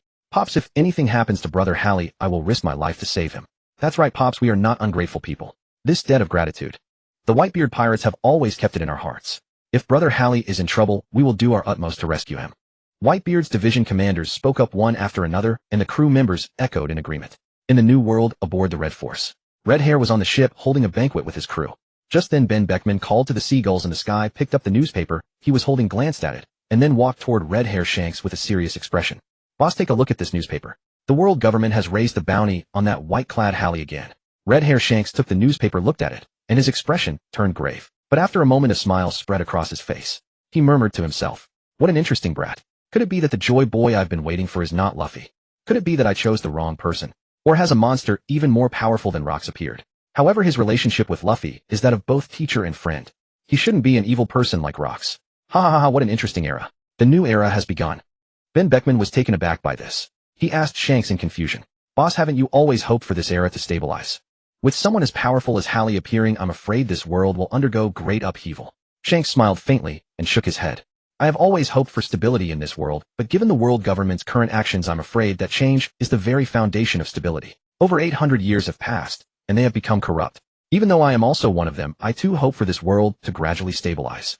But you know, I grew up by Roger's side and was captivated by his ideals. The true Pirate King is meant to change this world to make it freer and better. Otherwise, why do you think Roger went to destroy the Rocks pirates back then? Ben Beckman, beside him, fell into deep thought. But soon he understood what was going on. After all, he was known as the world's smartest strategist. As the saying goes, let's branch off to another tale. Vita Honglu Navy Headquarters, Ma Lin Fan Duo. Fleet Admiral Sengoku looked at the newspaper directly issued by the world government, frowning deeply. Isn't Vegapunk the world government's scientist? The pacifistas he provided can annihilate many pirates. Why is he being wanted? In an instant, Sengoku finished his pondering and his mind became clear. These two were wanted together, so it must be that Halley had kidnapped Vegapunk. He was well aware of the world government's modus operandi. At that moment, Admiral Akainu, seated in the meeting room, spoke first. Whoever is wanted by the world government is undoubtedly a pirate. Since they are pirates, they deserve death. I request the Marshal to send me to eliminate this villain. However, Admiral Kizaru, sitting to one side, heard Akainu's words, and his already furrowed brow became even more tightly knitted. It should be known that Vegapunk and Kizaru were close friends. Seeing that Vegapunk seemed to be breaking free from the world government's control, Kizaru was naturally overjoyed, but upon hearing Akainu's words, worry arose in his heart.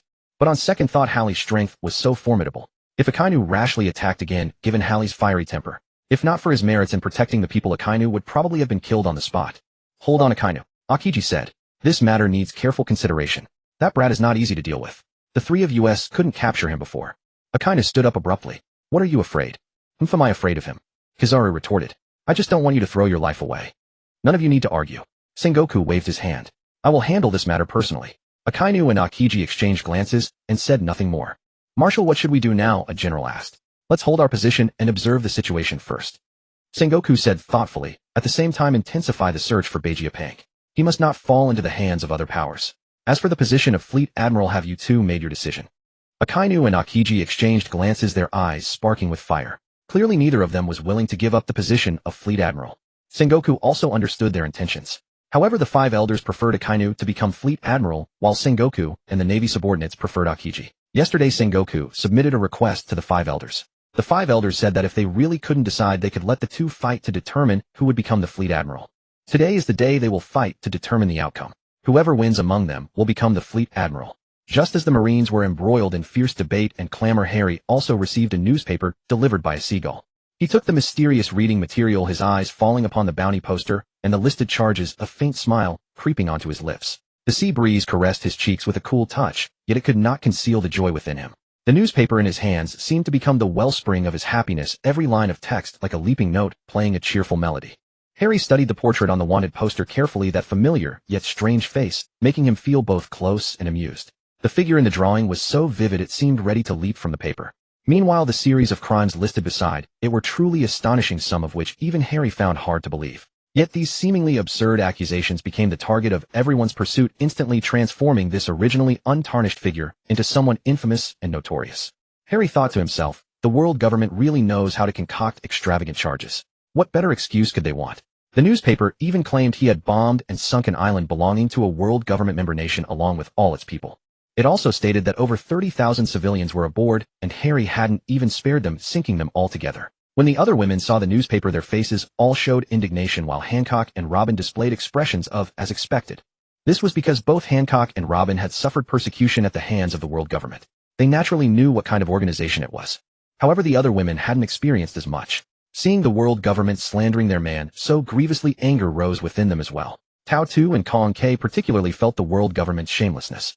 Previously within the Marines, they hadn't clearly sensed the world government's manipulations, but now outside they felt its power to twist facts and shape public opinion. This bunch of scoundrels in the world government is simply too much. I never expected our Navy to have been attached to such an organization all along. Tao Tu and Kong K spoke in unison. Seeing the women's angry expressions, Harry comforted them. It's fine. I already knew what the world government truly was. What they've done is nothing surprising. We'll overthrow them sooner or later anyway. Their actions only strengthen my resolve to bring them down. Meanwhile, as Harry discussed the newspaper with the women, Akainu and Akiji finally arrived at Punk Hazard, their figures looming like twin mountains, imposing and awe-inspiring. Behind them followed Sengoku Garp and numerous naval elites. This clash between Akainu and Akiji was destined to be recorded in history. For this battle transcended personal honor. It determined the future direction of the entire Navy. Both sides understood its weight and prepared to fight with everything they had, stakes as high as survival itself. Yet the danger of this duel surpassed ordinary comprehension. As the saying goes, fists and feet show no mercy, especially when two Admir's supreme power clashed. Once engaged, the destructive force would shake heaven and earth. In the heat of battle, both might suffer grave injuries or even face mortal danger. Garp and Sengoku led their well-trained naval officers here with clear purposes. First, as former comrades, they wanted to witness this clash of titans with their own eyes. Second, more crucially, they needed to ensure the duel didn't spiral out of control. If both men exhausted themselves fighting to the end, a mere pirate could easily finish them, bringing shame upon the Navy. At that moment, tension saturated the skies above Punk Hazard as though a storm were about to break. All held their breath, waiting for the great battle to begin. Akainu and Akiji stood in the center of the empty square, locking eyes, with fierce hostility blazing in their gazes. An intimidating aura radiated from them, as if the entire world were shrouded in their Haki. The surrounding air grew heavy as though it too sensed the imminent clash. Today, let us settle this right here. Akainu's roar echoed like thunder across the field. He lunged forward with a forceful stride, the ground splitting open beneath his foot. Then, clenching his fists, a torrent of scorching flames erupted from his palms, coalescing into a massive fireball that hurtled toward Akiji. Confronted with Akainu's ferocious assault, Akiji did not retreat an inch. With a subtle raise of his right hand, blue cold energy gathered at his fingertips, and with a gentle sweep, an ice wall materialized, instantly blocking the fireball. But the ice wall held only briefly before shattering under Akainu's overwhelming force. Watching this, the corners of Akainu's mouth curled upward in a smirk of contempt. He channeled his magma power once more, his hands flashing as enormous fire fists launched forth in rapid succession, raining down upon Akiji like projectiles. Akiji showed no hesitation, fully unleashing his ice fruit abilities. In an instant, countless ice blocks materialized from nowhere, forming a wall of solid ice shields that deflected Akainu's attacks one by one. Their battle intensified, every collision thundering across the landscape. The observing Marines could barely keep up, holding their breath in sheer tension. They cheered for their favored admiral, hoping to see victory. Garp and Sengoku watched the battlefield from afar with grave expressions. As legendary figures of the Navy, they understood the stakes of this duel. Though confident neither would risk their lives, they remained vigilant, prepared for any unexpected developments. In this breathtaking clash, both Akainu and Akiji revealed their true power without reservation. Every move carried unimaginable force, leaving onlookers in awe. The outcome of this duel would determine not only who stood as the Navy's strongest, but could also shape the future of the fleet commander position. At that very moment, both fighters, enraged beyond restraint, unleashed their full strength, seeking to deliver the fatal blow. Akiji's eyes hardened as he chanted, "Ice Age," his body radiating frigid energy. In an instant, the very space around them seemed to freeze solid. With a sweeping motion of his hands, a colossal ice wall surged upward, standing like a towering glacier between heaven and earth. Meanwhile, Akainu refused to be outdone. Eyes blazing, his entire body engulfed in raging flames, he resembled a burning star. Spreading his arms wide, he unleashed the surging magma power within him. Masses of molten rock fists hurtled forward like meteors. Both ultimate techniques possessed staggering power and an extraordinarily wide reach. In the blink of an eye, they collided with a thunderous boom, ice and fire intertwining to create a breathtaking spectacle of dazzling brilliance. Shards of ice splintered while molten sparks showered in all directions, accompanied by rolling peals of thunder that shook the entire battlefield. The moment ice and fire collided, a devastating shockwave swept outward, forcing the observing Marines to stagger backward several steps. Garp and Sengoku's expressions tightened in surprise, and they swiftly righted their stances. Akainu and Akiji's figures were swallowed by the blinding radiance. As the light faded, the two stood panting, heavily locked in fierce standoff. Huh, huh. Akainu's garments were tattered ruins, sweat mingled with blood sliding down his face. Akiji was hardly in better shape, a thin trail of blood lingering at the corner of his mouth, his breathing equally labored. Exhaustion clouded their gazes, yet the primal drive to fight refused to wane. Shall we continue? Akiji spoke, his voice laced with a rough gravel. Akainu clenched his teeth. What are you afraid? If I simply refuse to waste any more energy, Akiji retorted with a cold sneer. The moment the words left his lips, both men charged at each other, once more plunging into another round of ferocious combat. However, at that very instant aboard the starship Shingshin, Harry was lightly bantering with a group of beauties basking in the carefree and pleasant atmosphere. Suddenly an alert flashed from Xiaoxing. Master, we are detecting a tremendous energy fluctuation 100 kilometers ahead. The news instantly sobered Harry. He immediately ceased his playfulness with the women, rose to his feet, and fixed his gaze upon the distant horizon. A troubled thought crossed his mind. What could be happening? Such a violent energy fluctuation is by no means ordinary. An ominous premonition began to creep into his heart. He swiftly strode to the control console, pulled up the relevant data and imagery, and scrutinized the affected zone with intense focus. The screen revealed a blinding radiance, as though countless meteorites were smashing into a glacier. Gazing at the surging, ever-shifting energy readings on the starship's monitors, Harry's mind immediately clicked into place. So this was the moment when Akainu and Akiji were locked in their heart-stopping clash. The mere thought of witnessing such a pinnacle battle sent his blood boiling. Unable to contain his excitement, he resolved to go and behold the spectacle firsthand. After all, a confrontation between two masters of the admiral rank was a rare and magnificent sight. For Harry, whose soul craved thrill and adventure and opportunity, this once-in-a-lifetime was absolutely unmissable. With decisive action, he piloted the starship Shingshin, rapidly ascending to an altitude of 10,000 meters, utilizing advanced detection instruments to closely monitor the ferocious combat unfolding below. Yet at that moment, neither the Marines stationed near the battlefield nor Akainu and Akiji locked in combat below had noticed the uninvited guest now observing from the heavens above. Both men were gathering their full strength, desperate to settle the match once and for all. Suddenly Akiji let out a mighty roar and unleashed his signature technique, Foul Beak. His arm swelled to colossal proportions, in an instant transforming into a soaring eagle of frozen steel as it plunged toward Akainu with terrifying momentum. Akainu, refusing to be outshone, let out an equally furious bellow and activated his own finishing move, Raging Bullhound. His hands morphed into two vicious hounds of molten magma, leaping toward Akiji with claws and fangs bared. In a single heartbeat, the Ice Bird and the Fire Hound met head-on, two embodiments of extreme opposing forces yielding to neither. Though their fists never truly made contact, the ice and flames they unleashed collided far earlier. This was a primordial contest of frost and flame, where biting cold ice intertwined and writhed with searing fire, as though striving to tear the very fabric of space asunder. The surrounding air warped and twisted under the collision of these two monstrous energies, inflicting upon all who witnessed it a sense of awe never before experienced. Just then, both men simultaneously swung their fists, delivering devastating blows aimed squarely at each other's faces. Yet they swiftly summoned their armament Haki to guard their vital points, successfully weathering the impact. Even so, the reciprocal force of their punches sent them both reeling backward. At this very moment, Akainu and Akiji both crashed to the ground, but almost immediately a peerlessly potent power erupted from within their bodies. Akiji's entire form radiated bone-chilling ice energy, as if intending to freeze everything in its vicinity. Meanwhile, Akainu's body burned with scorching magma power, resembling a volcano on the verge of eruption. Watching the brutal skirmish from afar, Harry understood instantly. He knew deep within that the devil fruit abilities of these two powerhouses had already undergone their ultimate awakening. Behind Akiji, an endless frozen realm materialized, radiating an oppressive, biting chill. Conversely, an ocean of relentless roaring flames surged behind Akainu, sending waves of scorching heat billowing outward. The entire spectacle was utterly staggering, leaving onlookers instinctively pausing in sheer awe. A layer of crystal-clear frost enveloped Akiji's entire body. As his form gradually turned translucent, he ultimately dissolved into an infinite ocean of ice crystals, crashing toward Akainu with majestic, overwhelming momentum. Simultaneously, Akainu's physique ignited with fierce infernal flames resembling a burning star. Scorching fire roared skyward, and wherever he moved, the very air was scorched into warping distortion. In this moment, the power they displayed far transcended anything shown before. Awakened Akainu's magma fruit had grown even more formidable, now capable of unleashing temperatures akin to the Earth's core, the treacherous depths of the mantle, reaching a staggering 6,000 degrees. Such searing heat was enough to melt anything in existence, striking fear into the heart of any observer. Yet Akiji in this moment was equally formidable. His mastery over ice had reached its ultimate evolution, ascending to the legendary realm of absolute ice. That ocean of ice crystals harbored boundless cold and might, as if capable of freezing time and space itself. When the two cataclysmic forces collided, the entire world seemed poised to tremble apart. The two forces collided head-on. The momentum of ice and fire pushed against one another, waxing and waning as one briefly overpowered the other.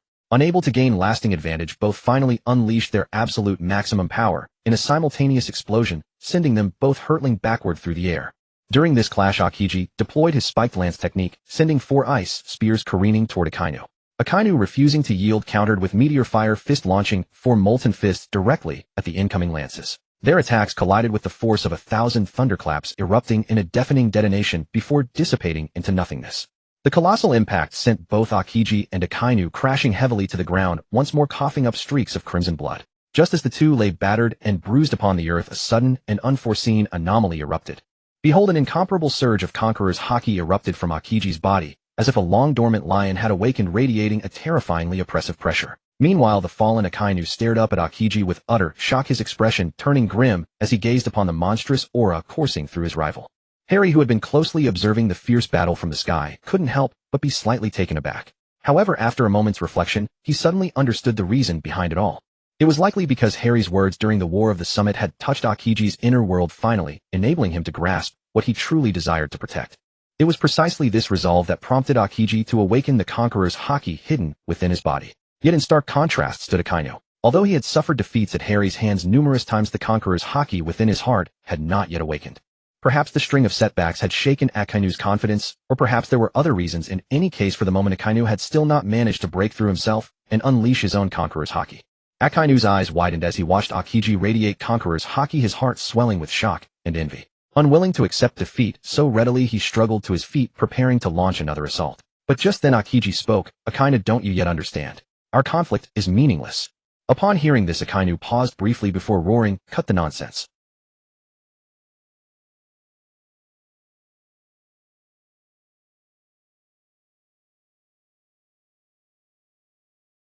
However, this time Aokiji did not dodge. Raising both hands wreathed in dual-colored Haki, he effortlessly caught Akainu's attack. As Capone's disciple, Aokiji was certainly already masterful in wielding Conqueror's Haki. The issue had been his failure to awaken it, and now that it had awakened, his control over it proved remarkably fluid. Witnessing this, Akainu grew even more frenzied, channeling his strength desperately, but no matter how hard he tried, he could not breach Akiji's defense. Ultimately, Akainu collapsed to the ground, completely exhausted. Aokiji gazed upon the fallen Akainu before him, his heart overflowing with emotion. Turning to leave, he cast over his shoulder, I hope you soon find your true path. After Aokiji departed, Akainu lay on the ground, his mind restless and unable to settle. Recalling the battle just fought, he realized the gap between himself and Aokiji. Damn it, I will surely surpass you. Akainu vowed to himself in silence. Yet he entirely disregarded Akiji's counsel. At this moment, Harry in the distance witnessed the entire scene. He had merely come to observe, but Akiji's transformation surprised him. Meanwhile, far away, when Aokiji erupted with that formidable pressure, Capone felt a deep sense of fulfillment within his heart. What brought him comfort was not merely the awakening of Conqueror's Haki, but rather the fact that Aokiji had finally found his own way. The path ahead as a marine officer was no longer shrouded in uncertainty. Capone knew that the moment Aokiji unleashed his Conqueror's Haki, he understood Akainu had already lost. After all, Haki surpassed everything else. Especially Conqueror's Haki, a phenomenon found in only 1 in a million, and those capable of wielding the coding technique were exceedingly rare, unless one possessed a mythical Zoan-type devil fruit that exceeded the realm Haki could resist. According to Harry's knowledge, only his own Goro Nomi qualified as a truly mythical tier devil fruit. Even comparing Sun God Nika's performance based on Luffy's current display, it left much to be desired. If he were truly able to unleash the full power of the sun, his strength would undoubtedly surpass Harry's. However, given that his rubber fruit was renamed the Nika Sun God fruit, Harry was fully confident he could handle him with ease. There had been no sign of him unleashing devastating flames or nuclear fusion energy. Thus, Harry remained relatively unconcerned about Luffy. After all, even if Luffy truly embodied the prophesied sun god, his physique still could not support such power. His current Gear 5 was already consuming his lifespan. Moreover, even the former Joy Boy had fallen. The ceiling of this world simply lay as it did. The system had stated that only Harry and his women could possess physiques transcending this world's upper limit. Harry strove to clear his mind of distractions and refocused his attention on the ferocious battlefield below, staring intently at the once familiar yet now utterly unrecognizable land before him. Punk Hazard. At this moment, Punk Hazard was no longer that tranquil and peaceful little island. It had been completely transformed by the breathtaking battle between two powerful pirates, Akainu and Aokiji. The entire island appeared torn in half, one side consumed by raging flames, forming an unbearable sea of fire, The other side, covered in bone-chilling cold, transformed into a massive crystal-clear iceberg. Flames and ice intertwined and collided, releasing astonishing energy fluctuations. Scorching waves of fire swept through the air, making it hard to breathe, while freezing frost caused the surrounding temperature to plummet sharply, as though time itself had frozen. In such an extremely hostile environment, buildings across the island crumbled, vegetation was utterly destroyed, and the once vibrant scene was erased without a trace. A wave of desolation welled up in Harry's heart. He knew the destruction inflicted upon Punk Hazard by this battle was irreparable. Fortunately, this was an uninhabited island. Yet in ordinary times, the clashes between such powerful figures were fought recklessly regardless of collateral damage. Especially Akainu, a man who would slaughtering 100 civilians to eliminate a single pirate. That was true American-style law enforcement, turning the streets into a high-speed chase. At the same time, he acknowledged the power displayed by both Akainu and Akiji, as impressive though far inferior to his own awakened Goro no Mi, which could reach temperatures of 280 degrees, more than 4 times Akainu's magma temperature. As top-tier powerhouses from the anime, their every gesture could trigger such earth-shattering changes. Harry, having witnessed this battle firsthand, had finally fulfilled a dream from his days watching the anime. Harry watched as their fiercely intense battle finally drew to a close, secretly feeling a wave of relief wash over him. Especially when he saw Akiji ultimately emerge victorious, he firmly believed that this formidable figure would become the new fleet admiral. In that case, if opposition to the world government were ever necessary, Akiji might well prove to be a reliable force. After all, compared to Akainu's blindly obedient attitude toward the world government, Akiji clearly held far more personal principles and boundaries. Having witnessed this earth-shattering, great battle, Harry unhesitatingly piloted the starship toward Logtown. His sole objective was to find that woman Tashigi. As for the reason, only he himself knew best. Meanwhile, below Punk Hazard, numerous Navy officers were in high spirits, cheering enthusiastically, as if applauding Akiji's victory. It was not merely because they had witnessed a spectacular duel, but more importantly, they felt fortunate to have such an outstanding fleet admiral. On the battlefield, most of the marine officers wore joyful smiles, and even the usually composed Kapu and Zhangwa struggled to conceal their excitement. However, this cheerful atmosphere stood in stark contrast to another scene. Qiqiwan lying on a stretcher with grievous wounds, and Qingji, who walked back with his head held high and steady steps. Qiqiwan, already severely injured and barely clinging to life, grew even darker and more sinister upon hearing the thunderous cheers from the marine soldiers. In an instant, an uncontrollable surge of rage and blood rushed to his heart. He opened his mouth wide, spat out a gush of blood, then blacked out and collapsed unconscious. On the other side, Qingji returned to Malinfanjuo with Zhanghua and the other commanders preparing to attend the Grand Admiral inauguration ceremony. From that moment on, Qingji officially became the supreme commander of the entire marine force, bearing the heavy responsibility of upholding justice and maintaining peace. Yet at the same time, the marine hero Kapu was deeply stricken by the failure to rescue his beloved grandson Asi, who was brutally executed. He came to realize that the so-called Marines were not merely a military force in the pure sense, but rather a tool subordinate to the world government. Utterly disillusioned, Kapu resolutely chose to leave the Marines, and together with Kabi, founded a special department completely independent of the marine system. Upon learning of Kapu's departure, Qingji's heart was filled with a mix of emotions. He understood Kapu's disappointment and anger, but also recognized the weight of his own responsibility. During the inauguration ceremony, Qingji delivered a passionate speech, expressing his unwavering belief in justice and peace. He was determined to lead the Marines down a different path, breaking free from the shackles of the world government and truly working for the people's welfare. Meanwhile, the special department of Kapu and Kabi became a silent concern in Qingji's heart. He hoped that one day the two sides could join hands again to bring change to the world. After the ceremony, Qingji returned to his office and quietly gazed at the world map on the wall. He knew the road ahead was fraught with challenges, but he was fearless. Kapu's departure only strengthened his conviction that the Marines needed reform. He decided to dispatch a group of trusted subordinates to maintain contact with Kapu and Kabi's special department. At the same time, he would seek out more like-minded individuals to strive together for the ideal of justice and peace. Under Qingji's leadership, the Marines gradually took on a new look. They not only fought pirates at sea, but also actively participated in peacekeeping operations across various regions, earning the people's praise. And Kapu and Kabi's special department silently guarded the world's tranquility. Though their methods differed, their goals were aligned. Qingji believed that one day they would converge once more to create a better world together. However, when the four elders of the world government, the four elder stars, heard Qingji's remarks within the Marines, they immediately called him, expressing their strong displeasure. The Marines are nothing but a signboard of the world government. Don't think too highly of yourselves. Don't ever utter such words in the Marines again, or your position as admiral might be at stake. Tawapuman Wokiali Sheng roared at Qingji through the Den Mushi. Qingji was fully aware of the dark side hidden behind the world government, but he did not utter a single word in response. He just stared silently and expressionlessly at the Den Mushi in use. As if through it he could see the angry and hypocritical faces of those in power on the other end. He sneered inwardly. These so-called dignitaries only ever cared about their own interests. Had they ever truly cared about the people? The justice and fairness he pursued were perhaps nothing more than naive fantasies in their eyes. Listening to the roar coming from the den, mushy Qingji's gaze grew colder. He thought to himself, the world government merely uses the banner of justice to satisfy its own selfish desires. But he replied calmly, I will prove the value of the Marines through action. With that he hung up. Qingji turned to look out the window, inwardly determined to make the Marines a true symbol of justice. Qingji clenched his fist tightly, knowing that there was still a long way to go to realize his ideals. He decided to start reforms from within, nurturing more young Marines with a sense of justice. At the same time, he quietly collected evidence of the world government's corruption, waiting for the right moment to expose their true nature. As days passed, Qingji's efforts gradually yielded results. More and more Marine officers began to embrace his ideals, yearning to fight for justice rather than merely obey orders. However, the world government also sensed Qingji's intentions and began to suppress him through various means. They activated the CP organization members within the Marines. But Qingji did not back down. He firmly believed that justice would ultimately triumph over evil. During a fierce naval battle, Qingji led the Marines in a desperate struggle against the Feikong pirate group. At the critical moment, he stepped forward regardless of personal safety, using the power of the freezing fruit to halt the enemy's advance. Due to a ship's wool stuck in his head, 2 swords embedded in his feet, and his advanced age, Jin Shitsi could no longer effectively utilize his Baki. In the end, because Qingji was pursuing too closely, Jin Shitsi released a massive floating island in the sky, dropping it directly toward Qingji.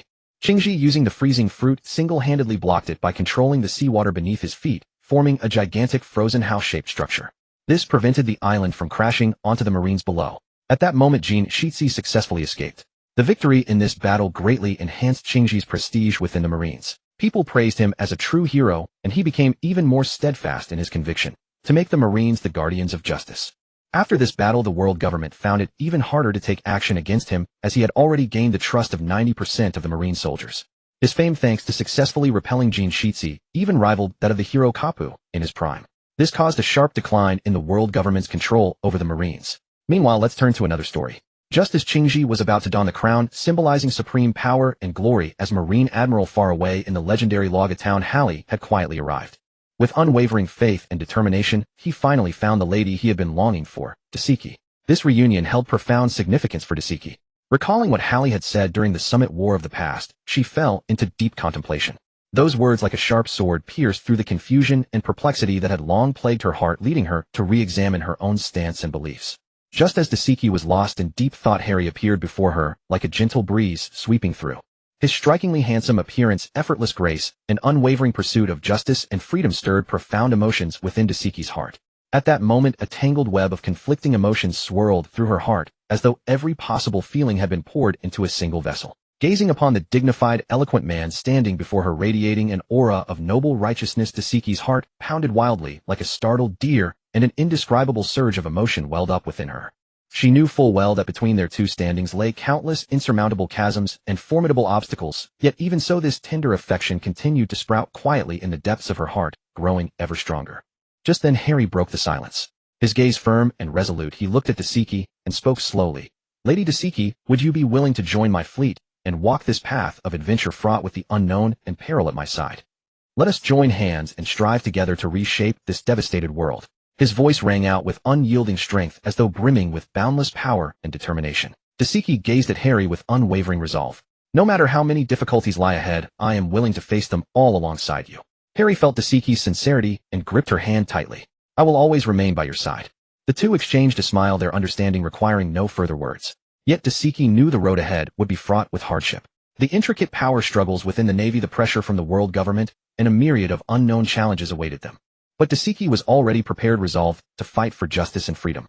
Harry sensed the turmoil within Dasiki's heart. Using his observation Haki to briefly brush through her thoughts, he turned to her with a reassuring smile. Merely the world government. When we cross the red line this time, that shall be the day we truly declare war upon the world government. Harry had already made his decision. Upon crossing above the red line, he would command the Shinshin vessel to fire a single cannon shot aimed at annihilating the planet. But before that, Harry first walked out of the Navy base alongside Dasiki. Dasiki submitted her resignation to the Navy, and whether they approved it or not was no longer her concern. Seeing this, Smoker said nothing more. After all, deep within his heart, he also detested the actions of the world government. However, driven by his own sense of justice, he still needed to protect the common civilians. Once the two had exited the Navy base, Harry summoned the Shinshin vessel to descend. Several of the women had already arrived on the ground in Logetown, and Harry stored the Xingqian within his system space. Harry strolled hand in hand with a group of enchantingly beautiful women through the streets and alleys of Logetown, as though time itself had reversed, allowing them to revisit once more this town full of stories, both a beginning and an end. After all, many of those vibrant youthful girls had never so much as set foot in Logetown before. Some among them had been born in the New World and had never experienced the Four Seas. Others hailed from the turbulent waters of the Grand Line and knew nothing of this land either. Yet fate had brought them all together here, allowing them to share in the unique charm and profound historical depth of Logetown. 2 days later, Harry summoned the Xingqian once more. The group boarded the Xingqian warship. At an altitude of 15,000 meters, they headed toward Mary Geos. Under Xiaoxing's detection, a three-dimensional stereoscopic map of the Red Line and Mary Geos appeared on the control panel of the Xingqian. Harry glanced at the imagery on the three-dimensional map, tapped the location of the ancient city, and then ordered Xiaoxing, engage the concentrated laser particle cannon in 5 minutes. During this time, Harry and Nami stepped out of the Xingqian together. Harry instructed Nami to gather the surrounding clouds, creating a vast expanse of dense dark clouds. Meanwhile, he himself controlled the lightning power within the clouds, condensing it, but holding it back. This time, Harry intended to unleash his ultimate move, a super colossal Rayado combined with Xiaoxing's concentrated laser particle cannon. For he understood that if he was not to strike, then fine, but if he struck, the world would tremble. Harry concentrated his spirit and gathered the thunder clouds spanning thousands of kilometers around. These storm clouds converged into a gigantic thunder sphere several times larger than Mary Geos itself. The lightning power contained within had, under Harry's compression, already surpassed the limit of 1 billion volts. Everyone could clearly see that sphere of lightning contracting at an astonishing rate, while Harry drew upon his terrifying physical strength to its fullest extent. He succeeded in compressing the thunder sphere from its original size, roughly equivalent to the Red Line, down to a scale comparable to Mary Geos. At this moment, an overwhelmingly powerful Rayado was on the verge of eruption. Meanwhile, the Xingqian was merely 10 seconds away from launching its concentrated laser particle cannon attack. And at that very moment, atop the towering majestic heights of Mary Geos, Emu received an emergency alert from the Akamai vessel. At the same time, the God Knights also received shrill, piercing alarm signals from their other warships. Beep, beep, beep. This sudden development sent everyone into a frenzy, jumping about restlessly like ants on a hot pan. They knew full well that under ordinary circumstances, mundane attacks could not trigger their warship's alarms. Only when immense energy locked onto them would such a high-level alert sound.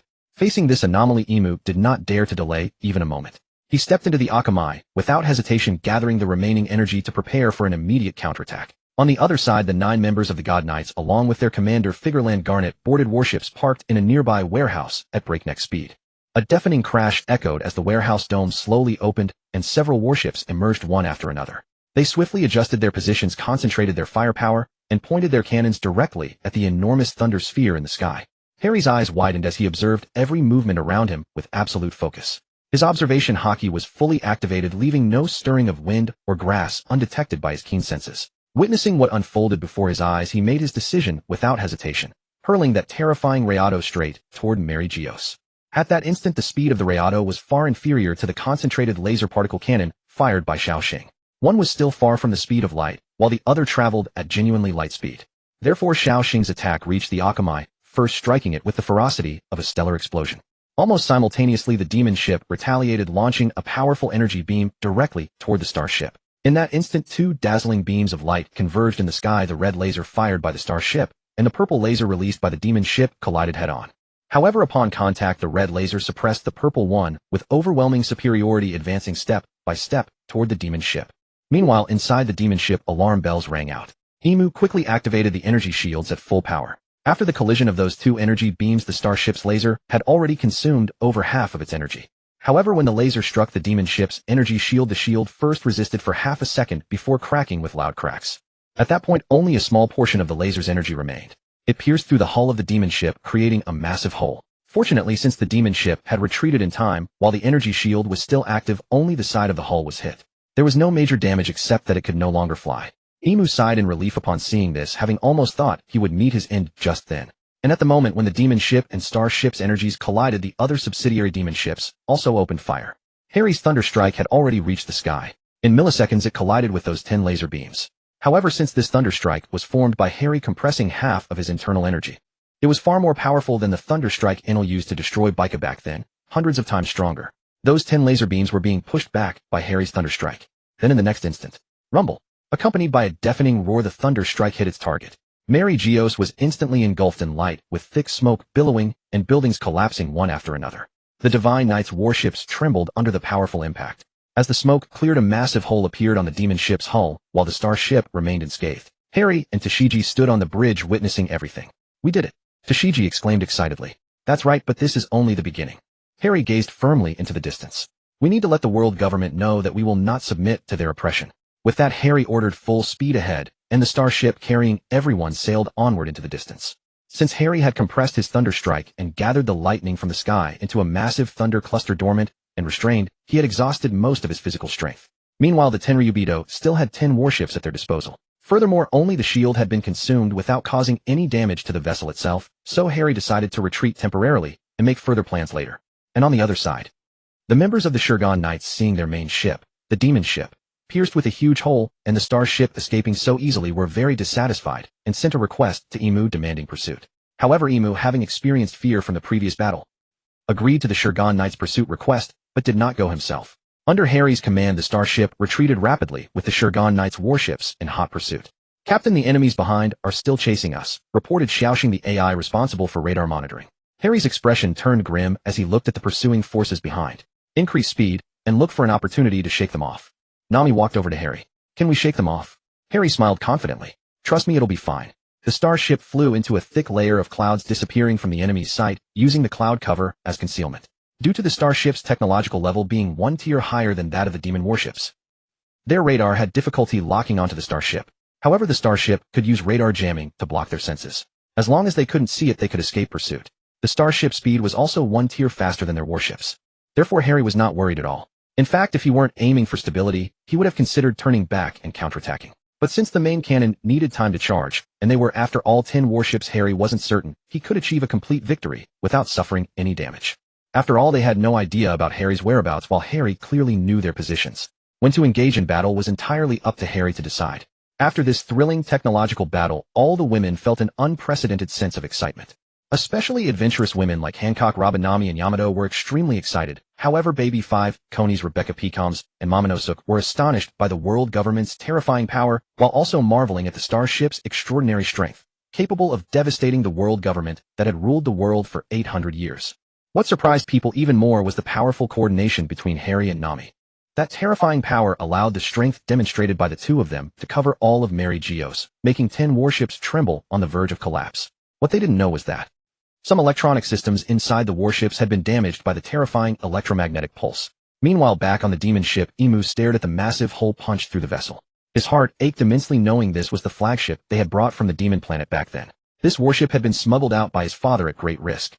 Imu's emotions were a mix of anger and relief. He was furious that a portion of the warship he had brought from the main planet was destroyed, especially since they currently lacked the materials to repair it. He felt relieved that the main cannon strike hadn't hit him directly. Otherwise, even with his immortal body and devil fruit powers, he might not have escaped death. Imu looked through the hole in the hull toward the ground, where a massive crater, nearly 10,000 meters deep, lay visible. Staring wide-eyed at the bottomless chasm that seemed to lead straight to hell, Imu couldn't help but feel an unprecedented wave of fear and shock. She finally realized these mysterious outsiders were no ordinary beings. They likely hailed from beyond this world with strength that should not be underestimated. Their purpose here might very well be to seize control of this planet. At the same time, those warships that had previously been ordered to pursue the enemy had already returned to Mary Geos. The people on the bridge stared grimly at the devastated scene below. The once magnificent and glorious Mary Geos had now become a wasteland, as if it had suffered an apocalyptic catastrophe. Each person's heart was heavy with endless grief. After all, this was their homeland, painstakingly built over 800 years. To suffer such a catastrophe was like having one's own home completely ransacked by thieves. Despite the warship's energy shield barely withstanding the initial barrage of that terrifying thunder attack, countless scattered bolts still struck Mary Geos. How pitiful those unfortunate celestial dragons were! In an instant they were reduced to ashes, not even a complete corpse left behind. If Harry were to learn of this, he would be beside himself with joy and laughter, possibly even indulging in fine wine for 7 straight days. Furthermore, he would gather those captivating women around him to organize a truly unique team-building event. This team-building event aimed not only to improve everyone's physical fitness, but more importantly to allow all to partake in vibrant and passionate group activities. Such an event would undoubtedly leave everyone with unforgettable and beautiful memories. Yet at that very moment, as Harry began his journey back to the Sky Island, he remained completely unaware of the devastation Mary Geos had suffered. For Harry was entirely immersed in the joyous moments of play and laughter with those women around him. Especially Dasuki, the newcomer whose heart swelled with excitement upon first meeting so many sisters eager to pour out the emotions she had long kept within her heart. Night fell, stars twinkled, and moonlight poured over the earth like flowing water. And in this silent night, an unknown story was about to unfold. Dasuki tilted her head slightly, gazing at the boundless starry expanse, her eyes sparkling with bright light. She gently closed her eyes, slowly leaning toward Harry, her lips parting to press a tender kiss upon his, brimming with infinite tenderness and love. Harry had completely anticipated nothing of this. His eyes widened in astonishment as his body went rigid. However, as the gentle warmth of Dasuki's lips gradually transferred to him, his tension melted away, replaced by an indescribable and wonderful sensation. Lost in this sudden kiss, he momentarily forgot how to respond. Dasuki's face flushed like a ripe apple, her eyes revealing a touch of shyness, yet beneath it all lay an inner resolve. Her eyes tightly closed, she savored this moment of intimacy with Harry, silently conveying to him the emotions she had long kept hidden within her heart. At that moment, the surrounding air seemed to solidify, time itself appearing to cease its flow. The entire world revolved around this couple, with only their heartbeats resonating like a symphony, clear and audible. In this tranquil atmosphere, they seemed to have forgotten everything, focusing solely on the deep affection between them. Finally regaining his senses, Harry began to passionately respond to Dasuki's kisses. With both hands cradling Dasuki's face, he deepened this sweet kiss, releasing the love long suppressed within his heart. Their bodies pressed closely together, as if trying to merge into one another's embrace. Beneath this tranquil starry sky, their love blossomed like flowers, brilliant and beautiful. This romantic moment would forever be etched in their hearts, becoming one of the most cherished memories of their lives. Ding. Dasuki's favorability has reached 90. Special reward: middle tier armament, Haki enhancement card, middle tier observation, Haki enhancement card, middle tier conquerors, Haki enhancement card. Detected that Dasuki possesses no devil fruit ability. Special transformation granted: beast type, mythical Zoan, human fruit, sword immortal form. This form enables sword riding, flight, and chi refinement through sword energy. Upon awakening, one can achieve the supreme sword heart and reach the realm of Grand Swordsman. Ding. Dasuki's favorability has reached 100. Special reward: constitution improvement and lifespan extension, life form transcendence talent enhancement. This will gradually transform her physique and allow her to transcend the limitations of this world. This reward requires the host to use system methods for improvement. The host will simultaneously enhance physical fitness with no side effects. Suddenly, a powerful aura erupted from Harry. What is happening? Dasuki looked at Harry with both shyness and surprise. It turned out that their passionate kiss had triggered the system's hidden reward, significantly boosting Harry's strength. Dasuki, I feel myself growing stronger, Harry said calmly. He carefully sensed the changes in his body and found his physical fitness had been substantially enhanced. Moreover, his Haki had also reached a new level. This is truly miraculous. Dasuki also felt the changes within herself, her heart filled with joy. Yes, the kind of pleasure that encompasses both body and soul. Harry held Dasuki tightly as she lay exhausted and asleep, gazing at her peaceful face and slightly trembling eyelashes, his heart brimming with endless tenderness and compassion. He gently stroked Dasuki's soft hair, feeling the warmth radiating from her body, as if the entire world had shrunk to just the two of them. In this moment, all worries and concerns drifted away, leaving only serenity and warmth in his heart. Harry knew that Dasuki had always been so strong and brave, yet she also bore immense pressure and responsibility. Although she appeared somewhat clueless on the surface, Harry never doubted her sense of justice. She always gave selflessly, never calculating personal gain or loss, striving only to protect everything she held dear. Thinking of this, Harry's eyes grew moist. He silently vowed to protect Dasuki wholeheartedly, ensuring she would never come to harm. No matter what difficulties and challenges lay ahead, no matter how this universe might change, he would stand unwaveringly by those women's sides, facing everything together. And so, cradling Dasuki in his arms, Harry slowly closed his eyes and drifted into sweet slumber. The next morning, bathed in warm sunlight, Harry gradually opened his eyes while holding Dasuki close beside him. Feeling the softness beside him, Harry's heart was filled with boundless warmth. Only then did he carefully examine the system panel. Host: Harry, age 19 years old. Fruit ability: natural element, rumble fruit. User: divine tier, awakened. Haki top tier conquerors, Haki advanced top tier armament, Haki perfected top tier observation, Haki advanced. Constitution steel balloon plus version. Through the host's numerous nightly efforts has transcended this world's human limits. Swordsmanship level supreme, grand swordmaster grade. Legendary sword, Feng Qiu Huang. Ship Xingchen Hao. Goddesses: a total of 28 female characters have met the affection and beauty standards of which the host has already won over 27. Note: Aisha's current affection level is 90 points. Please host work harder. While Harry's consciousness was immersed in the system panel, Dasuki also woke up. Dasuki blinked, her adorable little eyes resembling stars twinkling in the night sky. In that instant, Harry, like a magician performing a trick, gently placed the 3 colors Haki enhancement card upon her head, as though it were a radiant crown. When Dasuki fully comprehended the surging energy within her body, Harry, like a loving older brother, gently guided the mysterious and alluring animal type mythical Zoan human fruit into her mouth, as if bestowing upon her a precious gift. Daski felt the power surging through her body, her eyes gleaming with astonishment. Clenching her fists tightly, she felt as though she could cleave through any obstacle. Harry watched Daski with a smile, knowing that from this moment onward, she would become a far greater existence. Daski, try channeling your new abilities. Harry encouraged. Daski nodded, focusing her spirit, and instantly unleashed a formidable aura. A tricolor radiance flared around her body, and a gleaming sword materialized in her hand. Daski swung the blade, and where it passed, a razor-sharp sword aura shot forth, severing an entire grove of trees in the distance. Incredible! This ability has likely reached the slashing power of a Grand Master Swordsman, Harry exclaimed in astonishment. Harry had never anticipated that this animal-type mythical Zoan human fruit, in its sword immortal form, would possess such devastating strength. It elevated Daski from an ordinary swordsman to someone wielding swordsmanship at the Grandmaster level, albeit at the lower end among them. She still could not compare to Mihawk, of course, yet gaining such formidable power in merely a fleeting moment. It truly proved the saying, there are no worthless fruits, only worthless users. To this Harry could only chuckle. Hard work was certainly valuable, and Conqueror's Haki was undeniably powerful. Yet talent had its limits, and the human physique was finite. Otherwise, why did so many ordinary people wander helplessly through life? Were they simply not working hard enough? Consider Rob Lucci, who consumed a Zoan-type fruit and possessed extraordinary physical techniques. Could he possibly match a mythical Zoan devil fruit user? He was undoubtedly a prodigy, yet his physiological ceiling remained fixed, as did the ceiling imposed by his fruit. Big Mom annihilated the giant tribe by the age of 5, while Lucci, nearly 30 years of age, probably matched only what Big Mom had achieved at 5. After all, these were the giants of the giant tribe, with Dongli and Buluoji among their ranks. Later, the two of them directly severed the sandworm form of the 5 elders, forcing them to rely on abilities brought from their own planet to regenerate rapidly. Lucci could hardly accomplish even that. Daski gazed at Harry with gratitude, fully aware that all of this was due to his assistance.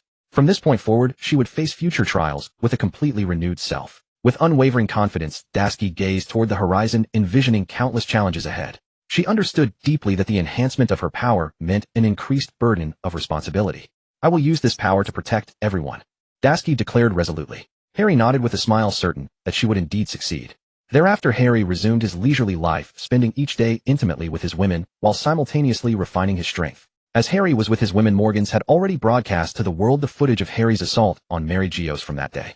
Within the Chandora chambers beneath the world government's headquarters, Emu's eyes burned with fury upon seeing the newspaper. They had never imagined Morgans would dare broadcast such bold imagery. Images of Mary Geos being struck by an outsider. Having ruled for over 800 years, he had long regarded himself as a divine being. Never before had he lost his composure, so completely, always maintaining serene detachment toward all matters. Yet Harry's actions had made him acutely aware of the threat. Moreover, their flagship demon had sustained catastrophic damage, leaving them temporarily unable to repair it with available materials for continued deployment. Emu immediately ordered the capture of Morgans. Regarding Harry, Emu directed the CP organization to scour for any trace of his whereabouts. However, Emu also recognized that a technological warship like the Xingqian Henho would not be easily tracked by the CP organization. Nevertheless, Emu refrained from dispatching those 10 escort ships, for if they suffered further damage, their capacity to resist Harry next time would be significantly diminished. People across the world received Morgan's newspaper and were equally astonished, particularly those former crew members of Roger who had once reached Laugh-Tale. Rayleigh gazed at Morgan's newspaper and the live footage captured by the news bird, equally stunned. After all, the very things they had witnessed at Laugh-Tale were precisely what the former world government had used these warships to break through their defenses. Rayleigh contemplated the newspaper lost in memory. During Roger's era, they had successfully reached the final island of Laugh-Tale, and upon that island they had beheld something. Ancient stone tablets inscribed with the true history stood before them, documenting the blank 100 years and the truth of Emu's invasion. In that era, Joy Boy had led the weapons of Pluton Poseidon and the ancient weapons against Emu's fleet of warships. A fierce confrontation ensued. At that time, since Emu and their followers had just arrived in this world, they were utterly shocked by the terrifying power of devil fruits and Haki wielded by Joy Boy's royal guard. Yet despite their formidable prowess, Emu and their kin possessed immortality, making it exceedingly difficult for Joy Boy to find a means to truly slay them. Moreover, during the battle, they faced saturation bombardment by dozens or even hundreds of laser beams. No matter how powerful one might be, without sufficient speed or advanced observation Haki, escaping such overwhelming firepower was impossible. Furthermore, observation Haki had its inherent shortcomings. During combat, one could not maintain constant external vigilance. Without concentrating one's observation Haki, it was all too easy to be struck by an opponent's attack. In the end, Joy Boy ultimately lost the war. Nevertheless, the world government also found it exceedingly difficult to hold them captive. After all, as a nation's leader, Joy Boy's strength was tremendous. His ability to foresee the future through advanced observation Haki combined with his devil fruit abilities ensured his escape. Otherwise he would never have left his repentance message on Fishman Island later. After all, even the most formidable technological weapons would be anticipated by his precognitive observation Haki before locking onto enemies. With sufficient speed, evading such attacks came effortlessly. At that time Emu had fled from the Demon Star, and the warships they could carry were limited. It is worth noting that even a nuclear explosion's temperature would drop significantly at distances beyond 500 meters. While ordinary humans might not withstand such extremes, the people of the One Piece world could easily endure them through Haki. As long as one was not at the epicenter of the nuclear blast, where the terrifying temperature reached millions of degrees Celsius, no one could resist it. The so-called shockwave would be nothing more than a trivial matter for inhabitants of the One Piece world.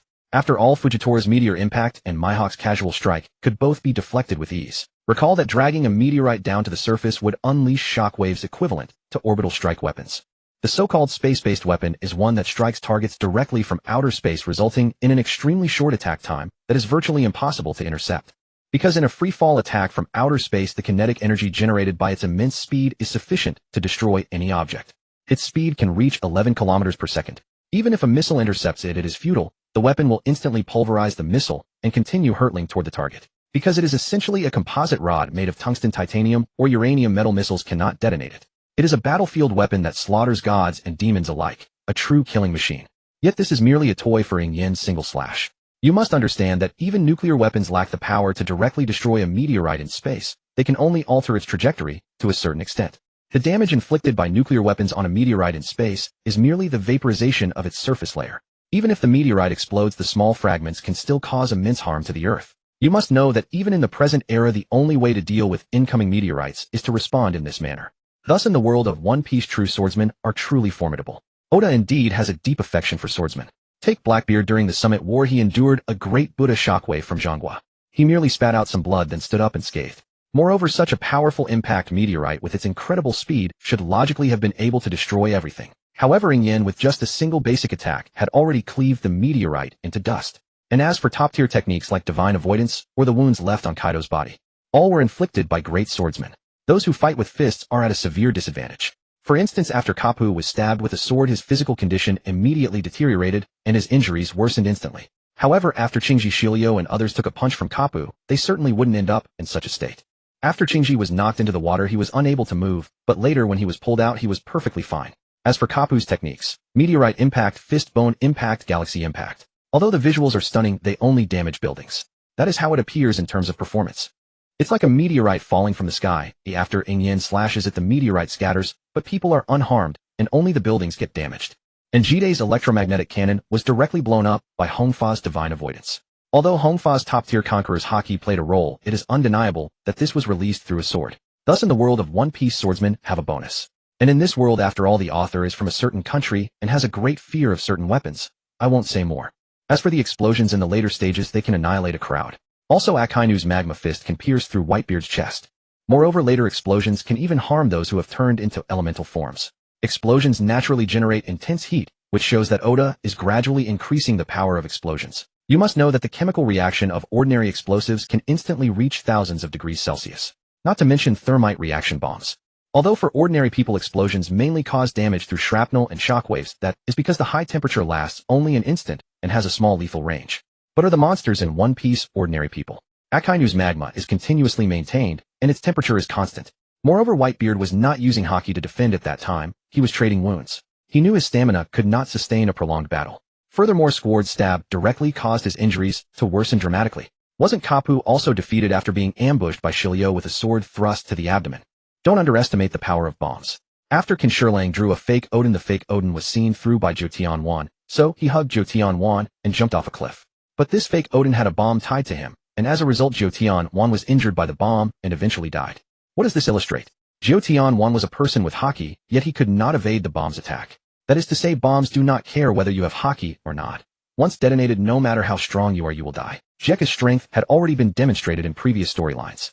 Although inferior to Luffy, he was still a powerful pirate with a bounty as high as 1 billion berries. When engaging Jotian initially fought back and forth, but soon Gekka fell into a disadvantage. Jotian's sword strikes grew faster and stronger, and with a final leaping slash, Gekka was instantly killed. Inside the Revolutionary Army headquarters, a serene and peaceful atmosphere prevailed. The Revolutionary Army Chief of Staff Long was reading a newspaper about Harry with rapt attention. Suddenly he was shocked by a news item, his eyes wide. Harry's Rago had actually destroyed a large number of buildings in Mary Geos. Long couldn't help but gasp, thinking to himself, just how powerful is this Harry? However, the subsequent report left him even more astounded. When he witnessed the star cannon bombarding Mary Geos and successfully destroying the demon ship, his heart was like a raging storm, unable to calm down. He was astonished by the world government's possession of such a powerful warship force. Could this be the legendary Uranus? At the same time, Long was even more amazed that Harry's warship possessed the terrifying power to destroy Uranus. Moreover, those 10 warships had only barely managed to withstand Harry's Rago attack. You must know that these were all equipped with energy shields and high-energy laser weapons. The more Long thought about it, the more terrified he became. If a battle of this level occurred against the Revolutionary Army, how would they possibly respond? At this moment, he realized that he must accelerate the research and development of his own army's technological strength to meet the more severe challenges that might arise in the future. Thus, Long immediately summoned his generals and scientific experts for an emergency meeting. Since the Revolutionary Army led by Long included some survivors who had escaped from O'Hara, they also understood a part of it. The history of the world government, but they never expected it to possess such a terrifying fleet. And just as all parties around the world were reeling from the major impact and shock caused by Harry's bombardment of Mary Geos, Harry was on Skypiea strengthening his physical fitness with his women and improving his mastery of Haki. Furthermore, Harry attempted to coat certain parts of his body with armament Haki, and then like a 10,000-pound Rui Jingu bang, he launched a fierce assault on the canyon before him. The canyon was filled with jagged rocks, yet there were streaks of granular protrusions. These were exactly the marks left by Harry's Haki attacks. Do not ask how Big Mom, with her steel balloon physiology, could give birth to her first child. The answer, of course, lies in her Haki. Was it not an effortless matter for such formidable Haki to break through the barrier of that steel membrane? Meanwhile, far upon the horizon, Morgan's chairman of the World Newspaper Agency sat composed within his colossal and magnificent airship. He gazed out the window, his eyes settling upon newspapers drifting like snowflakes, while inwardly calculating the day's circulation rate. Suddenly, a hearty laugh echoed throughout the entire airship. Ha ha ha. Morgans could not suppress his amusement, his face radiant with triumph. He snorted coldly and muttered to himself, that insignificant world government. Hasn't it too been reduced to scrambling in disgrace before that mysterious white-clad Harry daring not even step foot upon Holy Land? And yet now they actually summoned the CP organization to destroy my stronghold. No choice but to rebuild this airship once more in order to evade the world government's omnipresent surveillance. Morgans clenched his fist tightly, his eyes gleaming with unyielding resolve. He whispered to himself, I am a man destined to become the king of the news world. If I dare not expose the truth even in such moments, then what purpose does this existence serve? Rather than cowering through a wretched life, it would be preferable to perish outright. He understood deeply that a true journalist must fearlessly pursue the truth and present facts to the world. Though the path ahead may be treacherous and fraught with peril, he would never retreat an inch. Meanwhile, upon an unknown island in the New World, sunlight bathed the sands and azure waters, painting a scene of tranquil serenity. Yet beneath this peaceful surface lurked a powerful and malevolent force. Don Quixote Doflamingo, draped in a vibrant pink coat and wearing stylish sunglasses, lounged leisurely upon a plush sofa. His gaze was cold and piercing, as though capable of seeing through all things. At that moment, a subordinate approached respectfully and presented a newspaper before him. Doflamingo took the newspaper and read through its contents carefully. Suddenly, a low, mocking laugh escaped his lips. Foo, foo, foo, foo, foo. Truly laughable, those celestial dragons. To think they too would one day be reduced to such wretched ruin by that man. Ha ha ha. As his laughter echoed endlessly, Doflamingo's emotions grew increasingly agitated. He gripped the newspaper tightly, flames of vengeance flashing within his eyes. Let chaos reign across this world. The time has come to reshuffle the cards. When that day arrives, I shall repay every ounce of suffering I endured 100-fold, 1,000-fold to each and every one of you who considered yourselves gods. His voice brimmed with resentment and iron resolve. Doflamingo continued to stare at the newspaper before him, the corners of his mouth curling upward into a sinister smile. It seemed he had already glimpsed the future, a vision of himself standing at the apex of power, trampling beneath his feet all those who had once oppressed him. And in that moment, the fire of hatred burning within his heart grew ever fiercer, as if destined to consume the entire world. In this new world filled with the unknown and miraculous, the Red Force sailed quietly. Shanks sat at the bow, a newspaper clutched firmly in hand, his gaze having long since transcended the printed page, lost in endless contemplation. At this very moment his heart churned like turbulent waves, complex and inscrutable. All the news of late seemed to revolve around one individual, Harry. Every report, every headline left Shanks utterly astonished. Especially when he learned of Mary Geos' assault and the gruesome slaughter of countless celestial dragons. A trace of sorrow welled up within his heart. He could not help but worry for his father, the commander of the gods' knights, Ferroando Garling. Though Shanks had never known his biological father from the day he was reclaimed by the world government upon reaching adulthood, he had clearly understood the extraordinary nature of his lineage. Yet when faced with the choice of becoming a celestial dragon, he rejected it without hesitation. He would rather continue his own adventures upon the vast ocean than return to a place that filled him with disgust.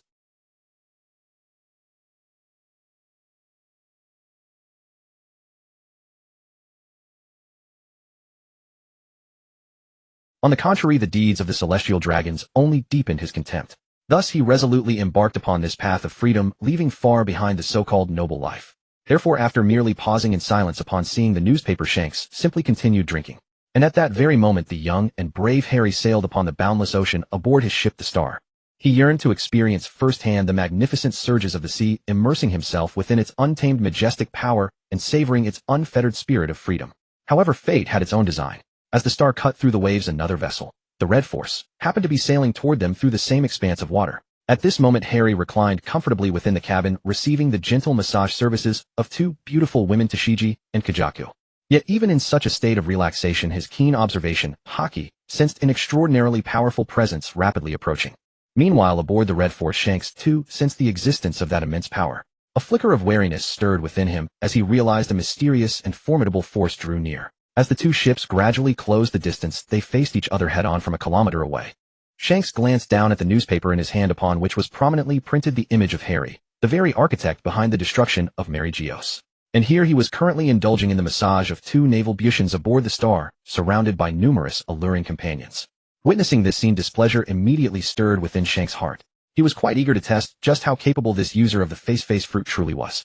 Without the slightest hesitation, he unleashed his conqueror's Haki, striking fiercely toward Harry's direction. But Harry was by no means an ordinary man. In the next instant, he too released his own conqueror's Haki, colliding violently with Shanks' aura. In that split second, the previously clear sky darkened instantly with roiling clouds and crackling lightning. Even fissures began to form within the heavens themselves. Deafening roars erupted like thunder from the highest heavens, and the very fabric of space seemed to tremble. Within that cacophony, Harry's conqueror's Haki surged forward like a mighty torrent sweeping toward Shanks.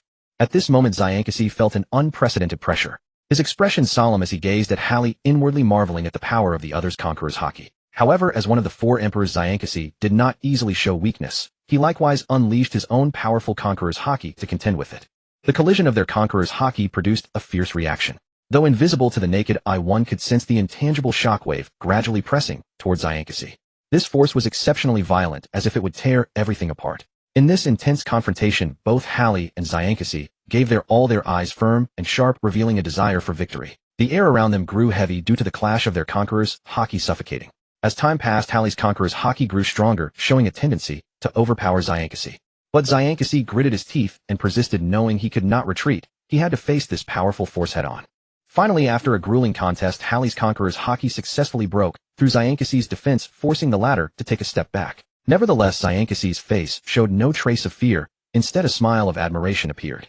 "Good lad, your conqueror's Haki is truly formidable," Zyankasi said loudly, a hint of admiration in his voice. Hallie's breath was steady, not retreating half a step. His gaze met Zyankasi's, eyes sparkling with confidence. This clash of conqueror's Haki gave him a clearer understanding of his own strength, and also made him realize the terror of Zyankasi as a top-tier 4 emperor. "Red-haired Zyankasi flatters me. Your conqueror's Haki is not bad either, surpassing most people in this world. I'm afraid only those monsters in the God's Knights have such Haki." Zyankasi looked at Hallie with a smile, eyes showing appreciation, while Hallie replied with a friendly smile. However, at that moment, Zyankasi suddenly spoke again. "I heard you are also a great swordsman. Let us compete in swordsmanship." Hallie was slightly startled upon hearing Zyankasi's words, but quickly understood. He knew that Zyankasi wanted to test his strength through this opportunity. After all, in this world full of danger and challenges, strength is the guarantee of everything. Since a 4 emperor invites me, this battle is naturally acceptable. But I see you are missing an arm. I'm afraid it will be inconvenient in battle. In that case, I will also use only one arm. I will hold the sword with one hand, and we shall duel. Hallie did not want to take advantage of Zyankasi's disability in this swordplay spar, so he decided to be fair and show his true strength. Upon hearing Hallie's words, Zyankasi's lips curled slightly, seemingly satisfied with his answer. He nodded, and then drew a sword from his waist, its blade glinting coldly, clearly an extraordinary sword. It was one of the supreme grade blades, Jellyfin. Seeing this, Hallie also unhesitatingly drew his longsword Feng Chiuhuang from behind. The two stood facing each other, and the atmosphere instantly became tense. The people around held their breath, silently watching this impending fierce duel. The wind howled and waves crashed against the ship's side, as if cheering for the battle. Zyankasi and Hallie's eyes met, each feeling the powerful aura emanating from the other. They knew this would be a thrilling contest. Ha ha ha ha, what an interesting kid. I'm going to strike a, be careful. As Zyankasi finished speaking, a sharp flying slash hurtled toward Hallie. Hallie's observation Haki had already foreseen it. Hallie's observation Haki was actually a level stronger than Zyankasi's. Moreover, Hallie's Conqueror's Haki was also half a level stronger than Zyankasi's, so Zyankasi's observation kill was useless against a strong opponent like Hallie. Hallie's figure flickered, easily dodging the strike.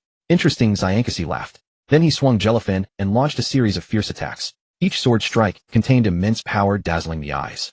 Hallie calmly responded, his foamed Shohuang dancing like a spiritual snake, skillfully deflecting Zyankasi's offense.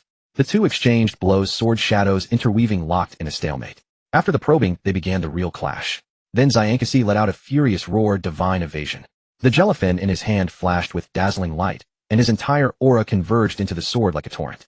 In an instant, a shocking sword chi like lightning struck toward Hallie, the sword chi like burning flames, carrying boundless might and fierce aura, as if to tear the entire world apart. On the other side, Hallie also gripped foamed Shohuang, tightly, softly chanting. But bear the green lotus with chivalrous ambition, do not say there is no sword immortal in the mortal world. A lifetime of unrestrained joy, half my heart and liver into the sword's cold. Green Lotus Sword Song. As these words sounded, Hallie's body emitted an unparalleled Conqueror's Haki and armament Haki, like a volcanic eruption, all converging onto the sword. At that moment, Hallie's figure blurred, instantly transforming into 5 phantom shadows, traversing the void at astonishing speed, arriving before Zyankasi's divine evasion, slash in a blink. At this moment, time seemed to freeze, everyone's eyes were fixed on this thrilling duel. Zyankasi's divine evasion and Hallie's Green Lotus Sword Song met in the air, the two powerful forces colliding, triggering a cataclysmic explosion. For a moment, heaven and earth changed color, winds and clouds raged the entire space, shrouded in terrifying energy fluctuations. After the explosion, dust and smoke filled the air. The figures of Zyankasi and Hallie emerged, each standing still, unmoving. Zyankasi stared at the slightly trembling Jellyfin in his hand, noting fine notches on the blade. In contrast, Hallie's Feng Qiuhuang was intact, even emitting a more dazzling light. It turned out that in the previous exchange, Hallie's Green Lotus Sword Song, the first 2 lotus flowers had already shattered divine evasion, and the latter 3 were only blocked by Zyankasi, withdrawing his sword to defend.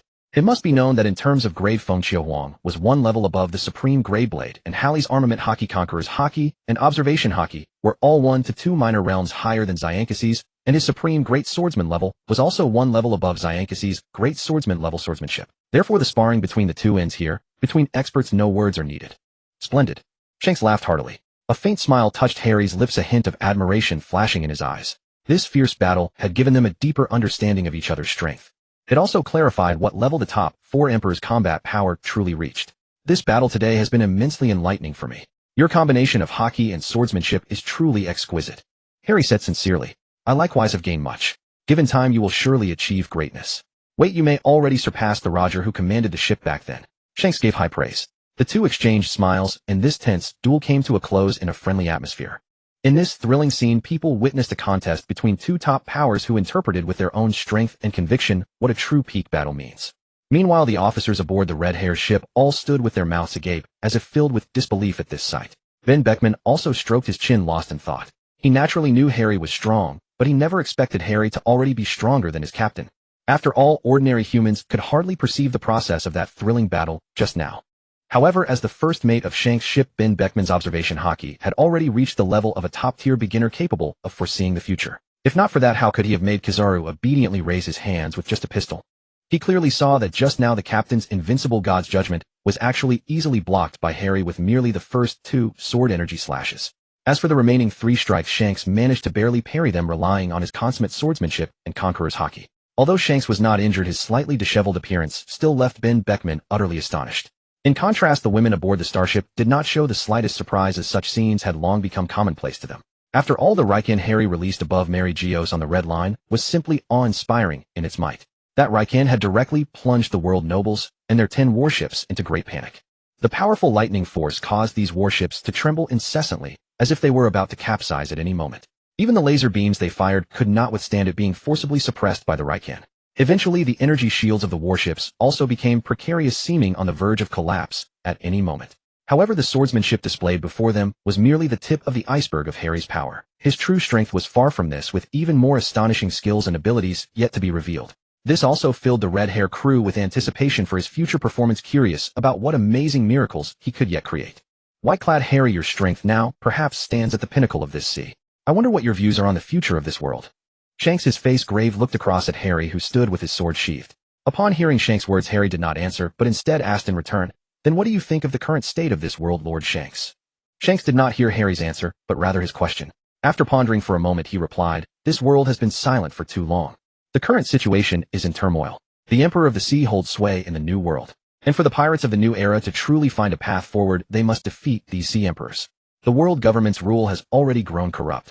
It requires the pirates of the New Era to bravely walk that path to overthrow it, and to create an entirely new world. And the one who does this must not end up like the world government, becoming corrupt themselves. Indeed, the world is currently in exactly such a state. Under the rule of the world nobles, this world has become corrupt. So many countries have been erased from the register each year for failing to pay the sky tax, and ultimately fallen victim to pirate devastation. What is more crucial is not limited to this. For those non-member nations, the world government even treats them as slaves with absolutely no human rights. And in those countries lacking good kings, the commoners suffer unjust treatment, which the world government does not intervene to address. Moreover, they go to greater lengths to enslave those with powerful strength and make them serve. Upon hearing Harry's words, Shanks fell silent, for although Harry spoke bluntly, those were all facts. After a moment, he spoke up. Yes, the world government's collection of sky tax is indeed exorbitant, and treating the lower-class commoners as less than human is also a fact. But regarding their enslaving those with powerful strength, where does that come from? In those days, the nun to infiltrate Elbaf staged a drama with the Marines, rescued a giant who was about to be executed, and then became a revered holy mother. Those giants are a race exploited by the Marines. The Emperor Big Mom, remember? She hails from there. The nun's real name is Sister Calmero, a human trafficker. In the dark world, people call her Yamamba. And the other Emperor Kaido, as you know, was also betrayed by his country and ultimately apprehended by the Marines. Thus the Marines are not the Marines of the world, but the Marines of the world government. And do the sordid deeds of the world government need to be recounted in detail? Even if you do not provoke them, but possess immense strength, they will devise every means to obtain and use you. Harry stared into Shanks' eyes and said solemnly. Harry looked at the silent Shanks, his gaze firm and resolute. He took a deep breath and continued, "Regarding the future of this world, I have a clear vision and plan. The primary task is to overthrow that corrupt world government. Their rule has become thoroughly decadent, caring only for power and profit, while neglecting the happiness and peace of the people. We need to establish a new order, a truly just and equal society. And the so-called One Piece, uniting the world into one, does not merely mean physical connection, but more importantly spiritual integration. We are all part of humanity. We should respect, tolerate, and understand each other. By strengthening maritime trade and promoting exchange and cooperation among nations, people can better understand one another, eliminating prejudice and misunderstanding. Meanwhile, those so-called kings should also step down. Ruling over people with their supposed bloodlines is arrogant, but true power should belong to the people themselves. We must promote democratic elections, allowing the people of every nation to have the right to choose their own leaders free from the shackles of bloodline. Only in this way can we ensure that leaders truly represent the will of the people and seek welfare for them. And the most crucial point is the complete abolition of the slave system. This inhumane institution should have been discarded long ago. Every individual should possess the rights of freedom and equality and be able to lead a peaceful and happy life on their own island. No one should be treated as another's property or tool. Everyone deserves to live with dignity. Only by achieving these goals can we usher in a truly harmonious society, a beautiful world devoid of oppression and exploitation, where every person lives in contentment and prosperity. This is the ideal I strive for, and the future I firmly believe will come to pass." Harry's words resonated like the stirring beats of a war drum, agitating the hearts of everyone present. His gaze swept across the crowd, his eyes shimmering with the radiance of hope. Shanks listened in silence, sensing the profound passion and conviction within Harry's soul. Though formidable difficulties lay ahead, Shanks believed that as long as they united their hearts and worked together, this ideal world would eventually become a reality. Shanks sat there, his brow slightly furrowed, his gaze fixed into the distance, as if lost in deep contemplation. He meticulously replayed every word and every phrase Harry had spoken, attempting to extract deeper meanings and implications. As time ticked by, Shanks' expression gradually turned solemn. Suddenly, as if struck by a revelation, a glimmer of epiphany flashed across his eyes. He murmured to himself, "I'm afraid this person is the true Joy Boy." At that moment, a surge of intense shock and bewilderment welled up within Shanks. He began to reassess his perception of Harry and everything that had transpired between them. The previous signs and details now gradually coalesced in his mind, forming a complete picture. Yet Shanks did not immediately respond or take action. He remained silent, as if still pondering some crucial matter. Meanwhile, Harry stood quietly aside, observing Shanks' reaction. He knew his words had struck a chord, but he also understood that Shanks needed ample time to digest the information. Ultimately, Harry decided to wait no longer. He nodded to Shanks as a farewell, then turned and left the scene with the several women by his side. Their figures gradually receded, disappearing into the vast sea of people, leaving Shanks alone to continue his reverie. Shanks rose to his feet, a resolve hardening in his heart. I must go find Lu Fei and tell him about this. He is the true Joy Boy, there is no mistake about his devil fruit ability. He knew that the tide of change was unstoppable and Lu Fei would be the key figure to lead the new era. Shanks set off with firm strides toward the direction of the Straw Hat Pirates. At the end of the Grand Line, a legend of freedom and dreams was about to unfold. As the tale branches at the moment when Shanks had finished his thoughts and was about to seek out the Straw Hat Pirates. At this very moment, an intoxicating atmosphere pervaded the star. Harry's women all wore expressions of reverence, their eyes blazing with fervor as they gazed at him. They knew well that Harry harbored lofty ideals, yearning to change the world for the better, but they had never anticipated that he had already formulated such a mature and detailed plan. These women's adoration for Harry was palpable, as if he were the hero destined to lead them toward a bright future. They watched him in silence, their eyes shimmering with unwavering faith and boundless anticipation. Everyone could feel the powerful aura emanating from Harry, a confidence and determination rooted deep within his soul. At this moment, they became even more convinced of their choice, willing to support Harry's cause without reservation. They believed that under his guidance the world would undergo an unprecedented transformation, and they would have the privilege of witnessing and participating in this grand journey, becoming part of it. What must we do to help you realize this great plan? One of the women asked. Harry smiled at them and said, your support is my greatest motivation. But for now we need more strength. I intend to establish an organization, a group that can unite all forces. Can we join this organization? Another woman asked eagerly. Of course, Harry nodded. What I need is not just combat power, but also wisdom, courage, and conviction. And you all possess these qualities. The women cheered with excitement, eager to contribute their strength to Harry's cause. However, this is only the beginning. There is still a long road ahead. But I believe that as long as we work together with one heart, we will surely achieve our goals. Harry's eyes were filled with determination and confidence. And Harry knew that the women beside him came from various islands and different places. They would be the most powerful proof of his future plans. Harry began to prepare for the establishment of the organization, discussing its name, motto, and goals with the women. The women actively contributed ideas, showcasing their wisdom and enthusiasm. During this time, Harry also did not neglect to cultivate their abilities. He imparted combat techniques and strategies to them, turning them into stronger warriors. Finally, with everyone's collective efforts, the organization was officially founded. Harry looked at this group of like-minded companions, his heart filled with emotion. From today onward, we will fight for the same goal. Harry shouted loudly. The women responded in unison, their voices resounding to the heavens. Their eyes revealed an unyielding determination, as if declaring their resolve to the entire world. With the establishment of the Great Unification Organization, Harry did not expect it to possess overwhelming combat power. After eliminating the evil Tianlong people, these people would become the starting point for him to build a harmonious society and pursue the One Piece. With them as the center radiating outward like ripples, he believed it would be much easier. But before that, the most important thing for Harry right now was to overthrow the rule of the Tianlong people, eliminating this extraterrestrial civilization and the traitors of Zhe Wangxing. Since he had already come to this world, Harry knew he could not return. He decided to regard this place as his homeland, creating a beautiful world free from so many wars and conflicts. However, before that, Harry first enhanced his strength with the several women, for strength was the foundation of everything. Harry also experienced the exquisite pleasure of being with an angel and a succubus together. Subsequently, Harry also savored the sensation of the Azure Dragon, White Tiger, White Phoenix, and Black Tortoise all undergoing beast transformation. Harry could not help but marvel at how he had developed the myriad uses of devil fruits to their utmost.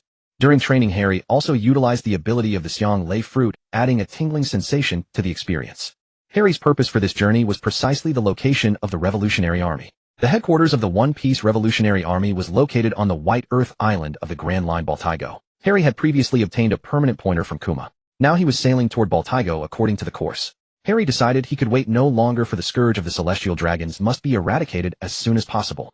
Back then, Harry had ceased his attack because the ultra-large compressed Rago had exhausted most of his stamina. Otherwise, he could not have achieved such an effect. 10 escort ships were left teetering by Harry's assault. As for the main cannon of the Star, it required charging. Under the siege of 10 warships, the Star would have found it difficult to win that battle. Thus, Harry wisely retreated first. The Star's secondary cannons lacked the devastating power of the main cannon. Their shields could likely block them with ease.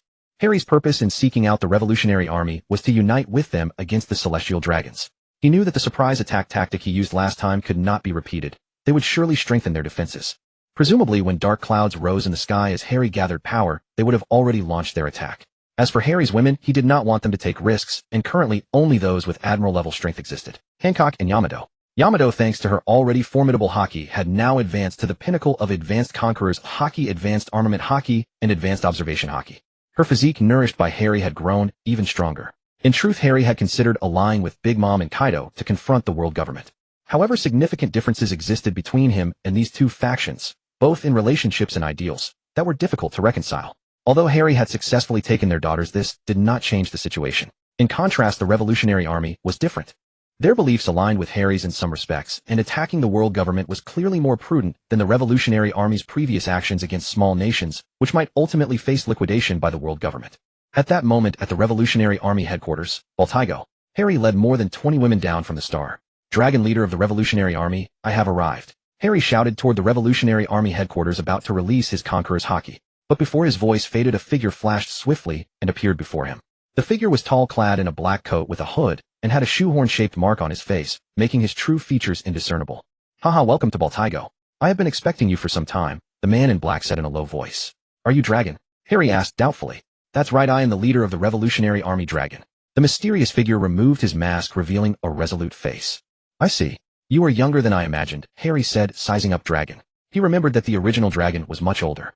Could it be that after the Paramount War, Dragon had worried too much? This time Harry had disrupted the war, preventing Luffy from being near death, so the Revolutionary Army leader Dragon was relieved. Age is just a number. Let's discuss the matter of cooperation, Dragon said with a smile. Good. I came here to join forces with the Revolutionary Army to fight against the world government. Harry stated his purpose bluntly. Regarding this, I have some thoughts. I believe we can start with intelligence. Dragon analyzed calmly. The world government controls a vast amount of intelligence resources. We need to break their information advantage. Harry nodded. Yes, knowing yourself and your enemy leads to victory. We can send people to infiltrate the world government to obtain intelligence. After all, Harry did not know how many warships the world government possessed, and whether they had been caught off guard last time, thus failing to react. Moreover, Harry had not seen the 5 elders on the battlefield last time. They might be guarding warships in some secret base. This is a dangerous mission. Dragon's brow furrowed slightly, his eyes revealing a hint of anxiety and a heavy heart. Harry looked at Dragon's furrowed brow and began to ponder. After all, if the Revolutionary Army were to go to that place to carry out the mission, they would certainly not have warships. At most, they could only provide some manpower support. However, without intelligence support from the world government side, Harry found it hard to determine whether if they actually went there they would encounter an even greater number of warships. At that time, he himself could escape aboard the Star, but the other members of the Revolutionary Army would find it hard to get away. Thinking this, Harry's mood grew heavier. He fully understood the danger and uncertainty of this mission. If mishandled, it could bring tremendous losses to the Revolutionary Army. But at the same time, he knew that this mission was of great significance to the Revolutionary Army and could not afford failure. You have been at odds with the world government for years. Have you gathered any intelligence about their warships? Harry asked, looking at Dragon. Dragon pondered for a moment. No, until now we have realized that our understanding of the world government is still too shallow. Previously, we thought we had grasped all the weapons and troop deployments of the world government. We never expected they had hidden such powerful weapons as warships. Seeing that Dragon, who had dealt with the world government for years, was unaware of their true military strength, Harry knew that only the gods, knights, the 5 elders, and Emu knew those secrets. Even ordinary celestial dragons likely did not, nor did even someone like Shanks. After all, the state's sharp instruments are not to be shown lightly. Harry's main purpose in coming here was not actually to enlist the Revolutionary Army to overthrow the world government. At most, he wanted them to act as support. Harry came here only to obtain intelligence about the world government, to see how many technological weapons and warships they had. But he did not expect that even the Revolutionary Army knew nothing of these secrets. After thinking it over, Harry decided to leave. He said to Dragon, the leader of the Revolutionary Army, "In that case, I will go and test the world government's strength again. Your Revolutionary Army should continue to spread revolutionary thought on those islands. You should have seen the ideological outline I gave you last time, right? Of course, those ideas are truly invaluable, a veritable panacea for transforming this world. I am deeply grateful for the immense gift you have bestowed upon our Revolutionary Army, Lord Harry. After all, such sentiments could only be penned by one who harbors the people in his heart and the world in his thoughts. If it is acceptable, I earnestly invite Lord Harry to assume the leadership of our Revolutionary Army." As Dragon, the leader of the Revolutionary Army, heard Harry speak on this matter, his emotions surged, and it seemed he was prepared to abdicate in favor of Harry. However, Harry shook his head and said, No. It is far more fitting for you to remain the leader of the Revolutionary Army. You too harbor grand ambitions and care for the common people. I have complete confidence in your leadership. In truth, I seek little more than a world of harmony and peace where I and my women can live out our lives in tranquility." Dragon gazed at Harry with regret and said, "Should Lord Harry ever require my assistance in the future, I shall devote myself wholly to the task and never refuse." Having spoken, Dragon let out a soft sigh, seemingly disappointed at failing to persuade Harry to lead the Revolutionary Army, yet also expressing sincere admiration for him. Aboard the Star, Harry and the women had returned to the vessel. Harry flew the Star once more above Mary Geo's, though this time he intended only to observe from a distance. He also used the star's detection systems to survey certain matters on the ground for the technological disparity, ensured that as long as no violent energy fluctuations were caused, they would be unable to detect the star. At an altitude of 10,000 meters above Mary Geo's, Harry stood before the control console of the star, intently studying the various data and images displayed on the screen. These materials had been gathered by the star from the ground, detailing the conditions around Mary Geos and the movements of the enemy. Harry's gaze first fell upon the 10 battleships circling in the near space above Mary Geos. He carefully observed their formation and status, analyzing their strength and potential actions in his mind. Through mere visual observation, Harry had already pinpointed the location of the warehouses. To further confirm his judgment, he activated his observation Haki. He focused his spiritual energy and extended it downward toward the ground. Through this method, he could perceive every movement on the surface, including the warships hidden within the warehouses. After a thorough search, Harry indeed found that the ground warehouses contained no other warships. However, in one of the warehouses he detected an anomaly. There lay a warship, but its left side bore a conspicuous gaping hole, as if it had suffered a severe attack. Just as Harry pondered the significance of this damaged vessel, the 10 battleships suddenly seemed to sense something and simultaneously trained their cannons on the star above. Harry's heart tightened as he immediately realized that his presence had been detected by the enemy's observation Haki. Indeed, observation Haki was a truly wondrous ability. Technological means often struggled to detect certain hidden targets or information, yet observation Haki could accomplish that. It seemed to be a power transcending science, enabling one to perceive subtle changes in the surrounding environment and prepare in advance. Witnessing this, Harry ordered the star to retreat. The 10 battleships opened fire only as a probing measure. However, the star had already moved out of their range. Any attacks that could not be evaded were blocked by an energy shield. Only after retreating a full 100 kilometers from Mary Geos did Harry finally breathe a sigh of relief, and he noticed that the 10 battleships had not pursued. Harry began to ponder. He might have underestimated the formidable combat power of the individuals at the apex of this world. Perhaps these people could not directly confront attacks from top-tier extraterrestrial high-tech weapons, but the observation Haki they possessed was undoubtedly a colossal bug in this world. Thinking this, Harry immediately turned the ship around, preparing to return. After all, with his own exceptional observation Haki and the extreme speed granted by his Goro, Nami, those battleships would find it nearly impossible to lock onto him. This time Harry made a bold decision. He would personally leave the ship, while Xiao Xing operated the vessel to attack from a distance. As for Harry himself, he would transform into a bolt of lightning and engage the enemy alone. After all, his observation Haki could foresee the future 3 seconds ahead. Even a laser strike moving at 1/10 the speed of light would be easily dodged by Harry. After all, even light itself requires time to launch an attack. For instance, if you were subjected to a light-speed attack, but if you could predict its arrival 3 seconds in advance like Harry, you would have ample time to find a safe, shadowy corner to hide, thus avoiding being hit by the beam. At this moment, Harry returned to the skies above Mary Geos. He stepped out of the cabin and instructed Nami to remain inside, manipulating the surrounding white clouds into dark storm clouds and gathering powerful lightning within them. He then ordered Nami to gradually lower the altitude of those thunderclouds until they hovered less than 100 meters above Mary Geos. While those preparations were underway, Harry had already reached the airspace above the battleships at 200 times the speed of sound. Due to Harry's observation Haki suppressing theirs and the pervasive thunder, his observation Haki gained the upper hand. Yet within that fleeting second, Harry unleashed his immensely powerful Thunder Dragon skill, charging straight toward one of the warships.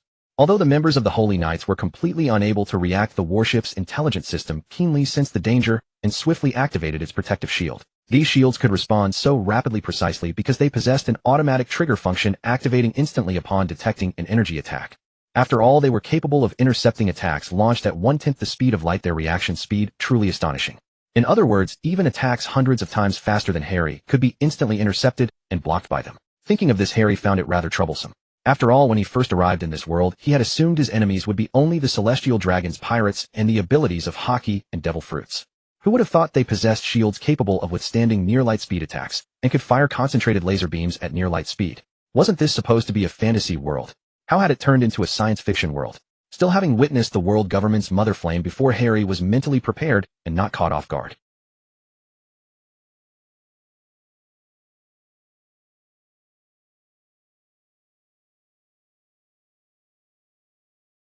With 6 words murmured from his lips, billion-volt Thunder Dragon.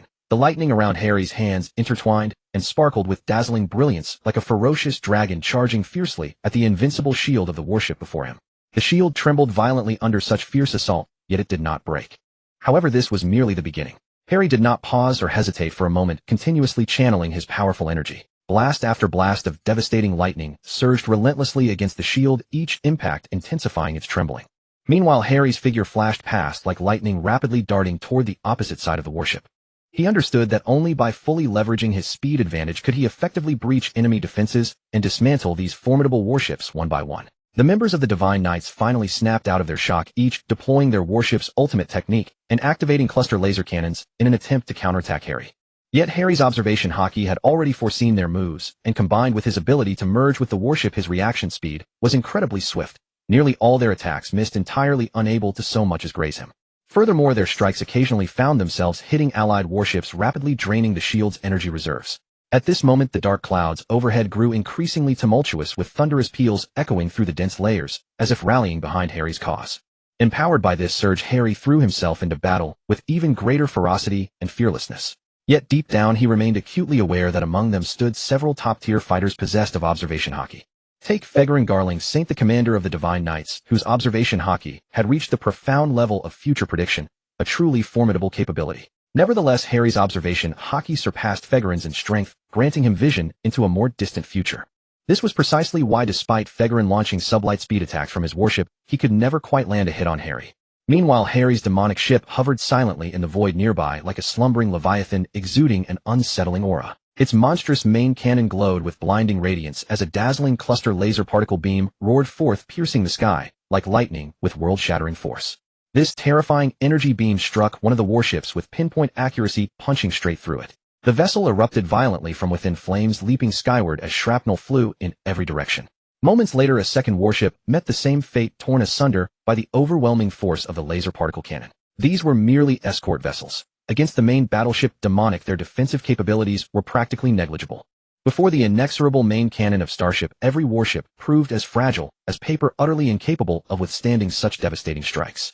As time passed, more and more warships were reduced to ash under the cannon's barrage, plunging the entire battlefield into chaos and panic. After Xiaoxing and Harry demolished 4 warships in succession, the remaining vessels realized the dire situation and scattered in desperation, attempting to flee this terrifying catastrophe. But how could Harry possibly allow them to escape so easily? He became a phantom darting between warships with astonishing velocity, unleashing his inner fury without mercy. Harry's instantaneous acceleration far outpaced those uninitiated vessels.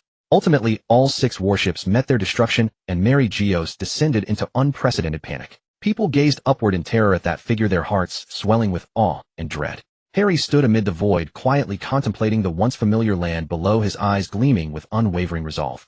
In this fierce battle, Harry had fully exploited his unique abilities, the future-predicting observation Haki, and the speed advantage granted by the Goro Goro Nomi. Like a specter weaving through the fleet, he deftly evaded enemy attacks, while leveraging Nami's thunderclouds to further diminish their strength. Remarkably, Harry's physical exertion during combat remained minimal, well under a tenth of his capacity, thanks to his masterful technique and tactical ingenuity.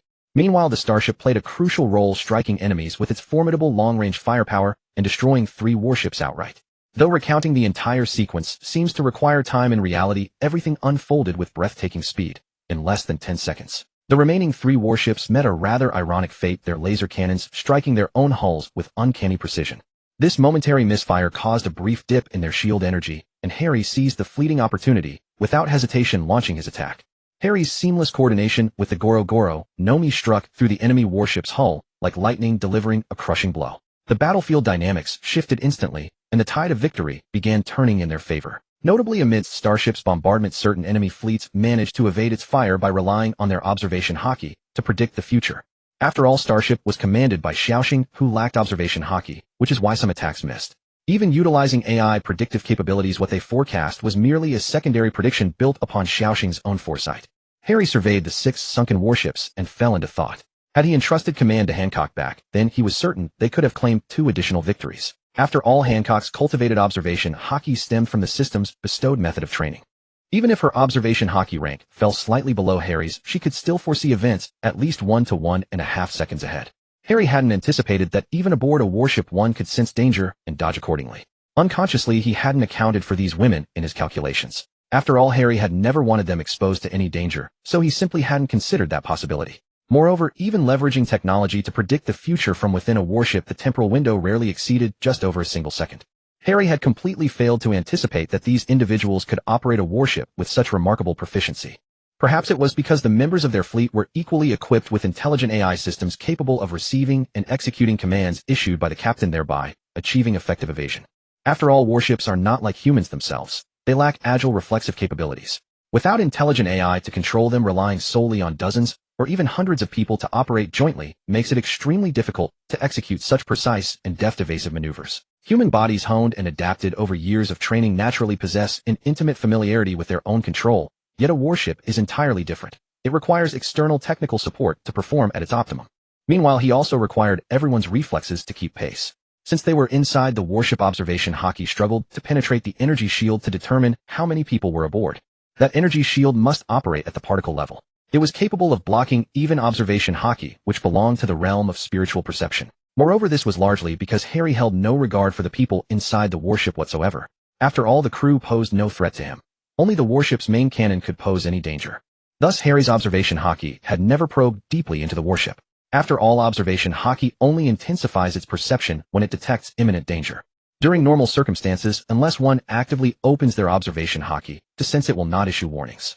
It was the same when Sabo attacked Mary Geos. He remained hidden behind others for so long before being discovered by Emu. At that time, it was likely that Emu periodically activated his observation Haki, or perhaps only sensed Sabo once he became a genuine threat.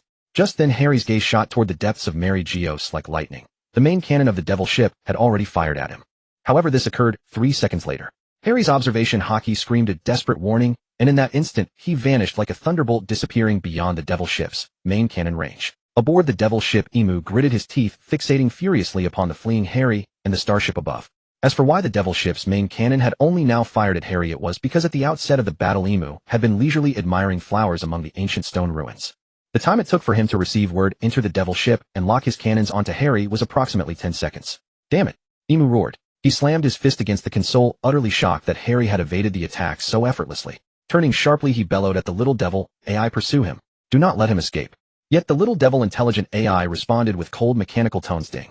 Detecting left-wing damage. Ding. Launch prohibited. Emu nearly smashed the warship in frustration, but the thought of only 4 escort vessels remaining sent a chill through him. Above, watching the missed shot, Harry smiled.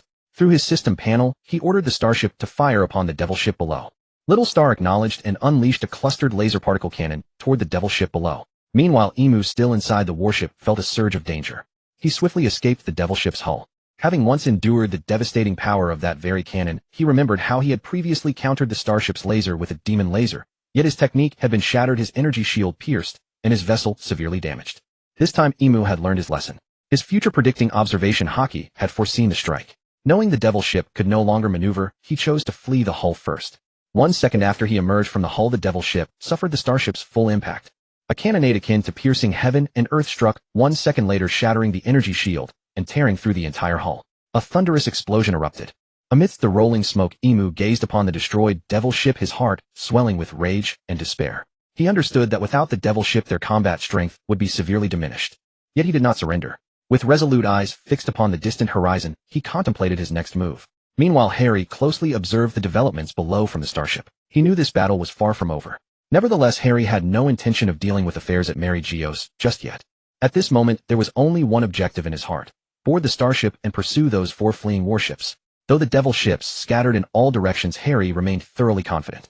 He swiftly boarded the starship and without hesitation gave chase to one of the escaping vessels. The starship's speed far surpassed that of the Devil ships, bolstering Harry's confidence. As the starship raced forward like lightning, his target drew ever closer. Captain, one Devil ship detected ahead. Little Star's voice echoed. Excellent. Full speed ahead.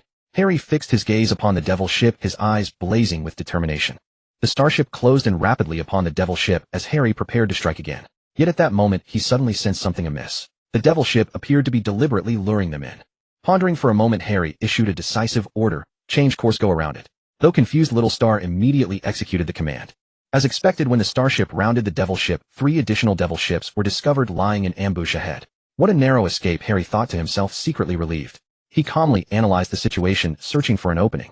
Yet these Devil ships had suffered such a severe defeat earlier and still dared to wait in ambush for him. Could it be because he had now boarded the starship and they deemed the time ripe to destroy it? A faint smirk crossed Harry's lips, radiating undisguised contempt. His eyes gleamed with confidence and resolve as though he had already seen through his enemy's schemes. This time Harry decided to pilot the starship himself. His hands gripped the control stick tightly as he fully concentrated, merging his spirit with the starship. Under his control, the starship darted through the cosmos like a nimble bird. Then a breathtaking battle erupted. Leveraging his unique future-predicting observation Haki, Harry could perceive events 3 seconds ahead. In contrast, the Devil ship's observation Haki proved woefully inferior. Their judgments faltered repeatedly, each misstep proving fatally decisive. In this fierce engagement, the devil ships became little more than stationary targets systematically annihilated by Harry with ease. Their defense systems stood no chance against Harry's assaults, helplessly watching as their vessels exploded and disintegrated one after another. Harry's extraordinary skills and precise judgment were nothing short of breathtaking. His victory was no accident, but the culmination of years of rigorous training and hard-earned experience. In this treacherous pirate world rife with challenges and peril, only those possessing formidable strength and keen insight could hope to survive. And Harry was undoubtedly such a powerhouse. After the destruction of the 10 warships, Harry returned to the skies above Mary Geos once more. As for the members of the Shiroshikishi Dan, within those ships the unfortunate ones had already perished beneath the clustered laser particle cannon of the Stardust ship. Those who were luckier had survived, having avoided the direct impact of the laser and sustaining only injuries from the explosion of the ships. Such injuries might not be described as completely painless for the strong, but they amounted to nothing more than light wounds that failed to prove fatal. When Harry reappeared above Mary Geos, and the other 4 elders were already standing upon a lofty platform amidst the flower beds, silently awaiting his arrival. Gazed at Harry and spoke. "You too hail from outer space, do you not? Why do you seek to destroy the land under my rule? Are you here to invade this world and conquer this nation?" Facing Im's accusations, Harry merely offered a contemptuous sneer. I am merely the embodiment of a will born from your evil deeds and malicious intentions toward the people, your utter disregard and disdain for them. Even without me, you will inevitably meet your demise." His voice was cold and resolute, carrying an irresistible force. Im's brows furrowed slightly upon hearing this, but he showed no anger and continued. "Then what exactly is your purpose? If it is merely to take revenge upon us, what benefit could such actions possibly bring you?" Harry's lips curled upward, a hint of mockery flashing in his eyes as he replied, "My purpose is not to pursue personal gain, but to make you understand that the power of the people cannot be disregarded. Their anger and disillusionment will coalesce into a mighty torrent, utterly overthrowing your reign." Im fell into deep contemplation, pondering whether Harry's words held any truth. After a brief pause, he spoke slowly. "Perhaps we can find a solution to prevent this conflict from escalating further. After all, war only brings destruction and suffering." Harry shook his head dismissively at Im's words and replied, "You have already lost the trust of the people. Now you wish to win them back. It is far too late. Only by truly reforming your method of governance can you ever hope to win the hearts of the people." Having heard Harry's words, Im and the others felt that further dialogue was pointless, and they prepared for battle. While Harry engaged all 5 of them in fierce combat above Mary Geos alone, the Stardust ship was piloted by Hancock, functioning as an extension of her own body, seamlessly connected to her spiritual network. Hancock now possessed the same ability to foresee the future by 1 to 1.5 seconds. She was convinced that while the 5 elders were fully engaged in combat with Harry, they would have no chance to evade the Stardust ship's ferocious assault. Meanwhile, the dark clouds previously conjured by Nami still hung overhead above Mary Geos. Harry made full use of the immense power bestowed by these thunderclouds, not only conserving his energy, but also directly assuming the form of the thunder god. Harry softly intoned, "Only the most awe-inspiring thunder can shatter the deepest darkness. Let the thunder obliterate the darkness. 1 billion volt thunder god." As his words fell from his lips, Harry's body surged forward in size, growing to 100 meters tall in the blink of an eye. Then, gathering 10,000 bolts of lightning into himself, his form blazed with brilliant thunderous radiance, resembling a deity descending from the heavens. Meanwhile, on the other side, Im and the others witnessed Harry's awe-inspiring transformation into the thunder god, yet they did not cease their actions. On the contrary, they swiftly revealed their true prowess as mythical Zoan-type devil fruit users, manifesting their original beast forms. The formidable strength of the other 4-5 elders was beyond question, yet none commanded more attention than Im himself. In an instant, he transformed into an enormously vast and majestic Great Tengu. Harry gazed upon the colossal Great Tengu that Im had become, and an involuntary sense of reverence rose within his heart. From the aura emanating from that titanic form, he seemed to sense some ancient mysterious power. Especially those eyes burning with raging flames were terrifying to behold, as if containing boundless fury and apocalyptic force. Clearly, Im's mastery of such extraordinarily powerful flame abilities would prove to be one of the decisive factors in this battle. Harry understood this well. He would need to give his absolute all in facing the trials ahead if he hoped to defeat this fearsome opponent. Harry let out a mighty roar, sending lightning surging from his hands like a colossal dragon toward him. The Great Tengu beat its wings, fiercely unleashing a massive wall of flame in an attempt to halt the lightning's assault. The two forces collided with a thunderous explosion. Through the billowing dust and smoke, Harry staggered backward several steps. Steadying himself, his gaze grew even more resolute as he launched another attack. This time he marshaled even greater lightning power, forming a vast sea of thunder that swept toward the Great Tengu. Im showed no reluctance, drawing in a deep breath before unleashing a colossal vortex of flame that collided head-on with the thunderous sea. The entire sky was illuminated, drawing gasps of astonishment from the onlookers. The blazing flame vortex and the roaring sea of thunder crashed together with tremendous force, erupting in a dazzling display of light. In that instant, heaven and earth seemed to change color. Winds howled, and clouds gathered, as if the very world trembled beneath these two overwhelming forces. Harry clenched his teeth, tightly focusing his entire being to gather even greater lightning power from within. Meanwhile, the Great Tengu further amplified the fury of its flame vortex by generating hurricane-force winds through the beating of its wings. Neither side yielded an inch, locked in a dead stalemate, neither willing to retreat. Yet in this tense moment, Harry's mind suddenly seized upon a brilliant idea. With masterful control, he directed a portion of his lightning, transforming it into countless razor-sharp blades that deftly circumvented the flame vortex and hurtled toward the Great Tengu at astonishing speed. The Great Tengu keenly sensed Harry's intentions and swiftly twisted its body to dodge. Despite its agility, several blades still grazed its form, and crimson blood began to seep from its right wing. Wounded, the Great Tengu let out an enraged roar, its presence growing ever more ferocious. Disregarding its injuries, it exerted every ounce of strength to drive the flame vortex forward, attempting to suppress Harry's lightning power entirely with its scorching force. Spreading its vast wings, the Great Tengu dove toward Harry, unleashing torrents of flame from its maw like a fire dragon straight at him. Harry dodged the inferno with a swift movement and simultaneously wielded his lightning blade, striking downward at the Great Tengu. The Great Dog God deftly dodged the attack and immediately launched another fierce charge. Harry seized the moment and unleashed a powerful electric shock that struck the creature's back. Pained, the Great Dog God temporarily ceased its assault. Taking the opening, Harry concentrated all his electrical energy, condensing it into a massive sphere of lightning. He hurled the electric sphere toward the Great Dog God with all his might. It raced through the air, crackling with earth-shattering energy. Sensing the sphere's destructive power, she frantically beat her wings in a desperate attempt to escape. But the sphere moved with blinding speed, colliding with the Great Dog God in an instant and triggering a catastrophic explosion.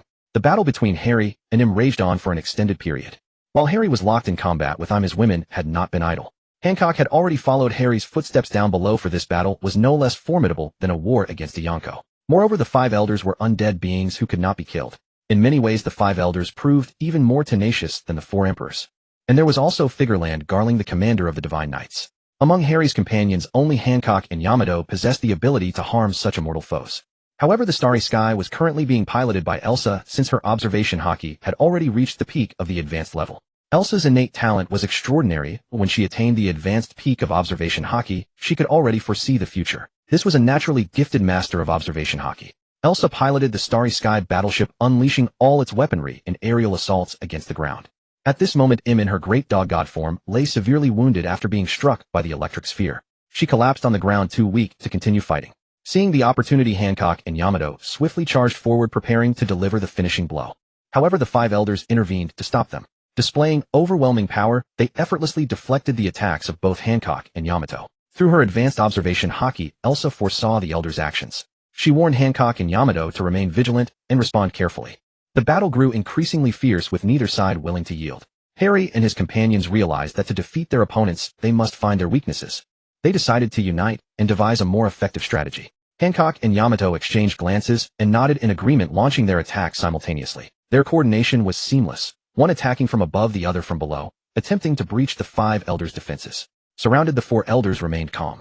With a casual wave of his hands, he effortlessly neutralized their combined assault. Elsa watched the battle with great tension, silently praying that Hancock and Yamato would find a crack in the elders' defense. At that moment, Harry thought of a plan and shouted loudly, "Attack his eyes." Hearing his words, Hancock and Yamato immediately changed tactics, directing their attacks toward the five elders' eyes. The elders sensed their intent and hastily dodged. In that split second of distraction, Harry seized the opportunity and unleashed his full power, striking the five elders with a devastating blow. The five elders staggered backward a few steps, but suffered no serious injury. A flicker of surprise passed through his eyes before he quickly regained his composure.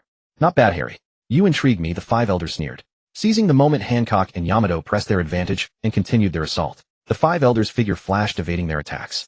Simultaneously, he swept his hand, sending a powerful force surging toward them. Meanwhile, Elsa in the sky finally locked onto a moment in the future and launched herself toward the five elders. The terrifying laser weapon instantly pierced through one of them, the elder with weaker observation Haki. Since the five elders possessed invincible bodies, their observation Haki was unfortunately quite poor. Their counterattack was effortlessly dodged by Hancock, Smoker, and Yamato. The spider-form five elder was completely annihilated by the laser, reduced to ashes with no resistance. However, at that very moment, the commander of the Divine Knights, Figureland, Garling, finally swam over from the sea. Because their demon's ship had been destroyed by Harry earlier, he had fallen into the sea and could only swim all the way to Mary Geos. The commander of the Divine Knights, Figureland Garling, swept his sword, sending a blade arc surging toward Yamato, like a dragon emerging from the sea. It was well known that this legendary swordsman had once wounded Whitebeard himself. His prowess had become legendary since the Battle of God Valley. Though he had entered his elderly years, he had undergone treatment with the Operation Fruit and achieved eternal youth. However, when Harry saw the commander of the Divine Knights launch a sword strike toward Yamato, his heart remained untroubled.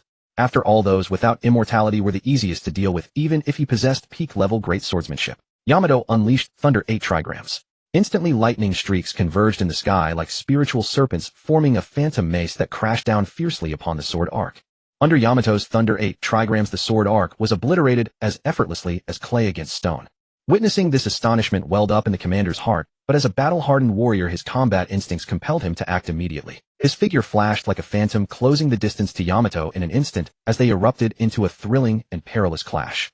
Yamato's physique, after countless rounds of careful nurturing and rigorous training by Harry, had reached a transcendent state, matching even Kaido, who had once fiercely battled Harry. Furthermore, her three-color Haki, already at the level of a Marine Admiral, had been elevated to the peak of advanced stage by the system's bestowal. Her true strength was unfathomable. The commander's sword techniques were razor-sharp, each strike carrying enormous destructive power. Yamato countered with thunderous force, and the two traded blows in a fierce exchange that seemed evenly matched. The onlookers were all stunned by the ferocity of the battle. Suddenly, Yamato spotted a weakness in the commander's defense and struck with her ultimate technique, Great Vajra Thunder 8 trigrams, landing a direct hit. The five elders staggered backward, blood trickling from the corner of his mouth. Yet he did not retreat. Wiping away the blood, he charged again toward Yamato. Their battle reached a white-hot intensity, neither yielding an inch. Just then, a surge of power erupted from within Yamato's body, her form radiating a blinding light. With all her strength, Yamato unleashed her killer move, Great Vajra Roaring Thunder 8 trigrams. A colossal phantom mace wrapped in lightning slashed directly toward the commander of the Divine Knights. His eyes widened in desperation as he tried desperately to dodge, but it was already too late. The lightning struck him, sending him flying through the air. He crashed heavily to the ground, unable to move. Yamato panted heavily, gazing at the fallen commander, exhaustion written across her face, yet a firm, resolute smile played upon her lips. This battle had finally come to its conclusion. The battle at Wano's side had concluded, but Harry's fight was still raging on. The remaining three of the five elders encircled Harry while lay collapsed on the ground. At that moment, rose again, as if performing a sit-up. Harry sensed something ominous. Could this be the protagonist's halo? Yet after a moment's thought, he dismissed the notion. This must be the infinite stamina provided by immortality. Harry commanded the lightning with his solitary might, transforming into a thunder sovereign ready to shatter the boundless darkness with the power of thunder. The clouds in the sky were torn asunder by bolts of lightning churning endlessly. The dazzling lightning resembled the most splendid fireworks in this world, emitting a breathtaking radiance. Relying on his extraordinary destructive thunder and the ultimate speed of lightning, Harry once again engaged in fierce combat with these four enemies. Every attack was as swift as lightning, dazzling the eye. Meanwhile, Smoothie and Hancock each faced two members of the God's Knights. The two sides were instantly locked in a fierce battle, with neither able to gain the upper hand for a time. While Harry's group was locked in an intense battle with the supreme rulers of the world government, the remaining celestial dragons, hearing the tremendous commotion, were so terrified that they wet themselves. They felt as if the apocalypse had descended, their hearts filled with fear and despair. They muttered to themselves, "Wow, what is going on? Is there truly someone who dares to provoke us, celestial dragons? Is it Lord M himself who has taken action? It's not just that. Haven't you seen the five elders over there? Only three remain now, and they are besieging that man in the white robe," exclaimed another celestial dragon in terror. At this moment, the celestial dragons, who had always lorded their authority over others, finally realized that their status was not absolute. This sudden battle instilled in them an unprecedented sense of panic and helplessness. As for the two God's Knights members that Hancock faced, they were at most of Admiral level. They were utterly incomparable to the current Hancock, whose three types of Haki had all reached the pinnacle. To possess supreme Haki is a privilege held by only a handful in this world. Among the four emperors, only Red Hair Shanks boasted Supreme Conqueror's Haki and Supreme Observation Haki. Kaido, based on his combat performance, could not project his Conqueror's Haki over long distances, nor did his Observation Haki achieve the ability to kill observation. His ability to foresee the future through Observation Haki likely came from reaching the high peak of Conqueror's Haki and then mastering its application. However, after his battle with Harry, during which Harry struck him with a slash, Kaido also awakened Supreme Conqueror's Haki. After all, in the world of One Piece, the awakening of Haki is achieved through combat, which elevates one's strength and thereby enhances the three types of Haki. Garp's armament Haki was supreme. His galaxy impact had instantly obliterated every structure on an entire island. Moreover, the physical constitutions of Harry's women had all surpassed that of most people in this world, reaching the level of Big Mom and Kaido. Thus, Hancock's battle against the two God's Knights members lasted 100 breaths and was a one-sided affair. As for Smoothie's side, the fight was not as easy as Hancock's. Previously, Smoothie's 3 types of Haki were only at the advanced beginner level. After the system's enhancement, they were raised only to the intermediate level. Facing 2 opponents of Admiral-level strength, Smoothie was somewhat flustered, but her Devil Fruit ability had awakened, so she would not be injured against these 2. Moreover, Smoothie had also undergone Harry's physical enhancement, therefore Smoothie's stamina was now excellent, and she fought the 2 with only a slight disadvantage. Meanwhile, Yamato, after her battle with the captain of the God's Knights, Figureland Garling, lay collapsed on the ground, utterly exhausted.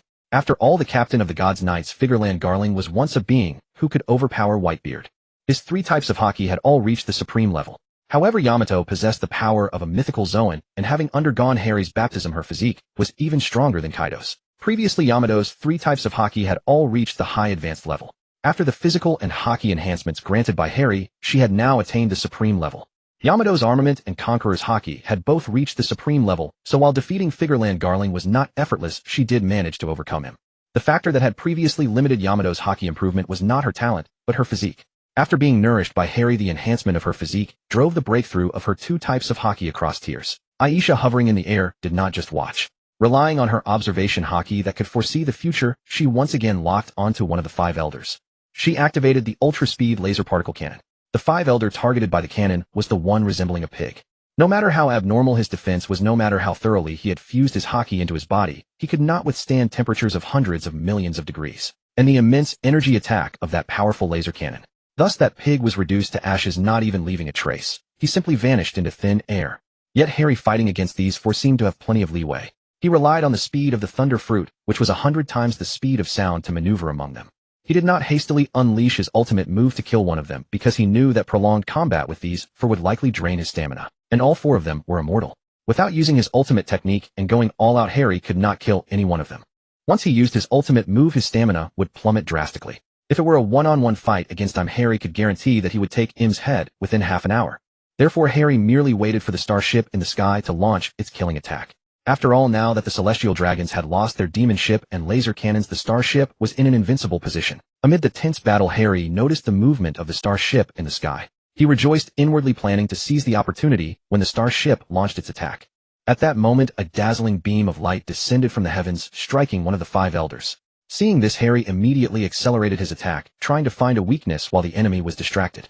However, the other 2 5 elders quickly sensed Harry's intention. After all, their previous companions had died in the same way, so they dared not be careless. They ignored Harry's attacks and instead dodged the laser beam descending from the sky.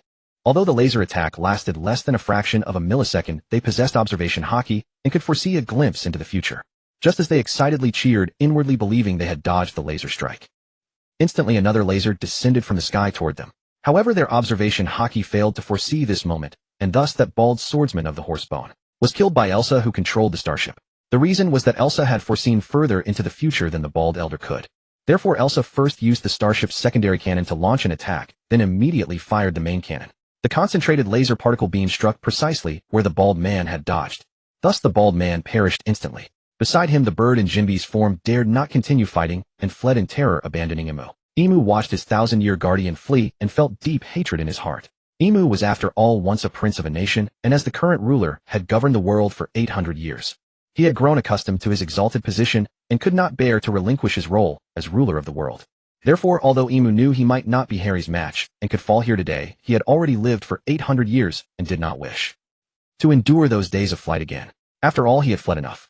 When the former demon star was overrun by zombies, he had abandoned his king father and queen mother and fled. But this time, having ruled this world for 800 years, he could not bear the feeling of falling from the heights. Thus, he launched his final charge toward Harry without hesitation. Harry, seeing the bird already flee, used the love system to order the starship to give chase. The intelligent AI Xiao Xing aboard the starship received Harry's reminder and pursued the bird. Although Jinbe's bird form was incredibly fast, it stood no chance against the starship traveling at near light speed. Within an instant, it was overtaken by the starship.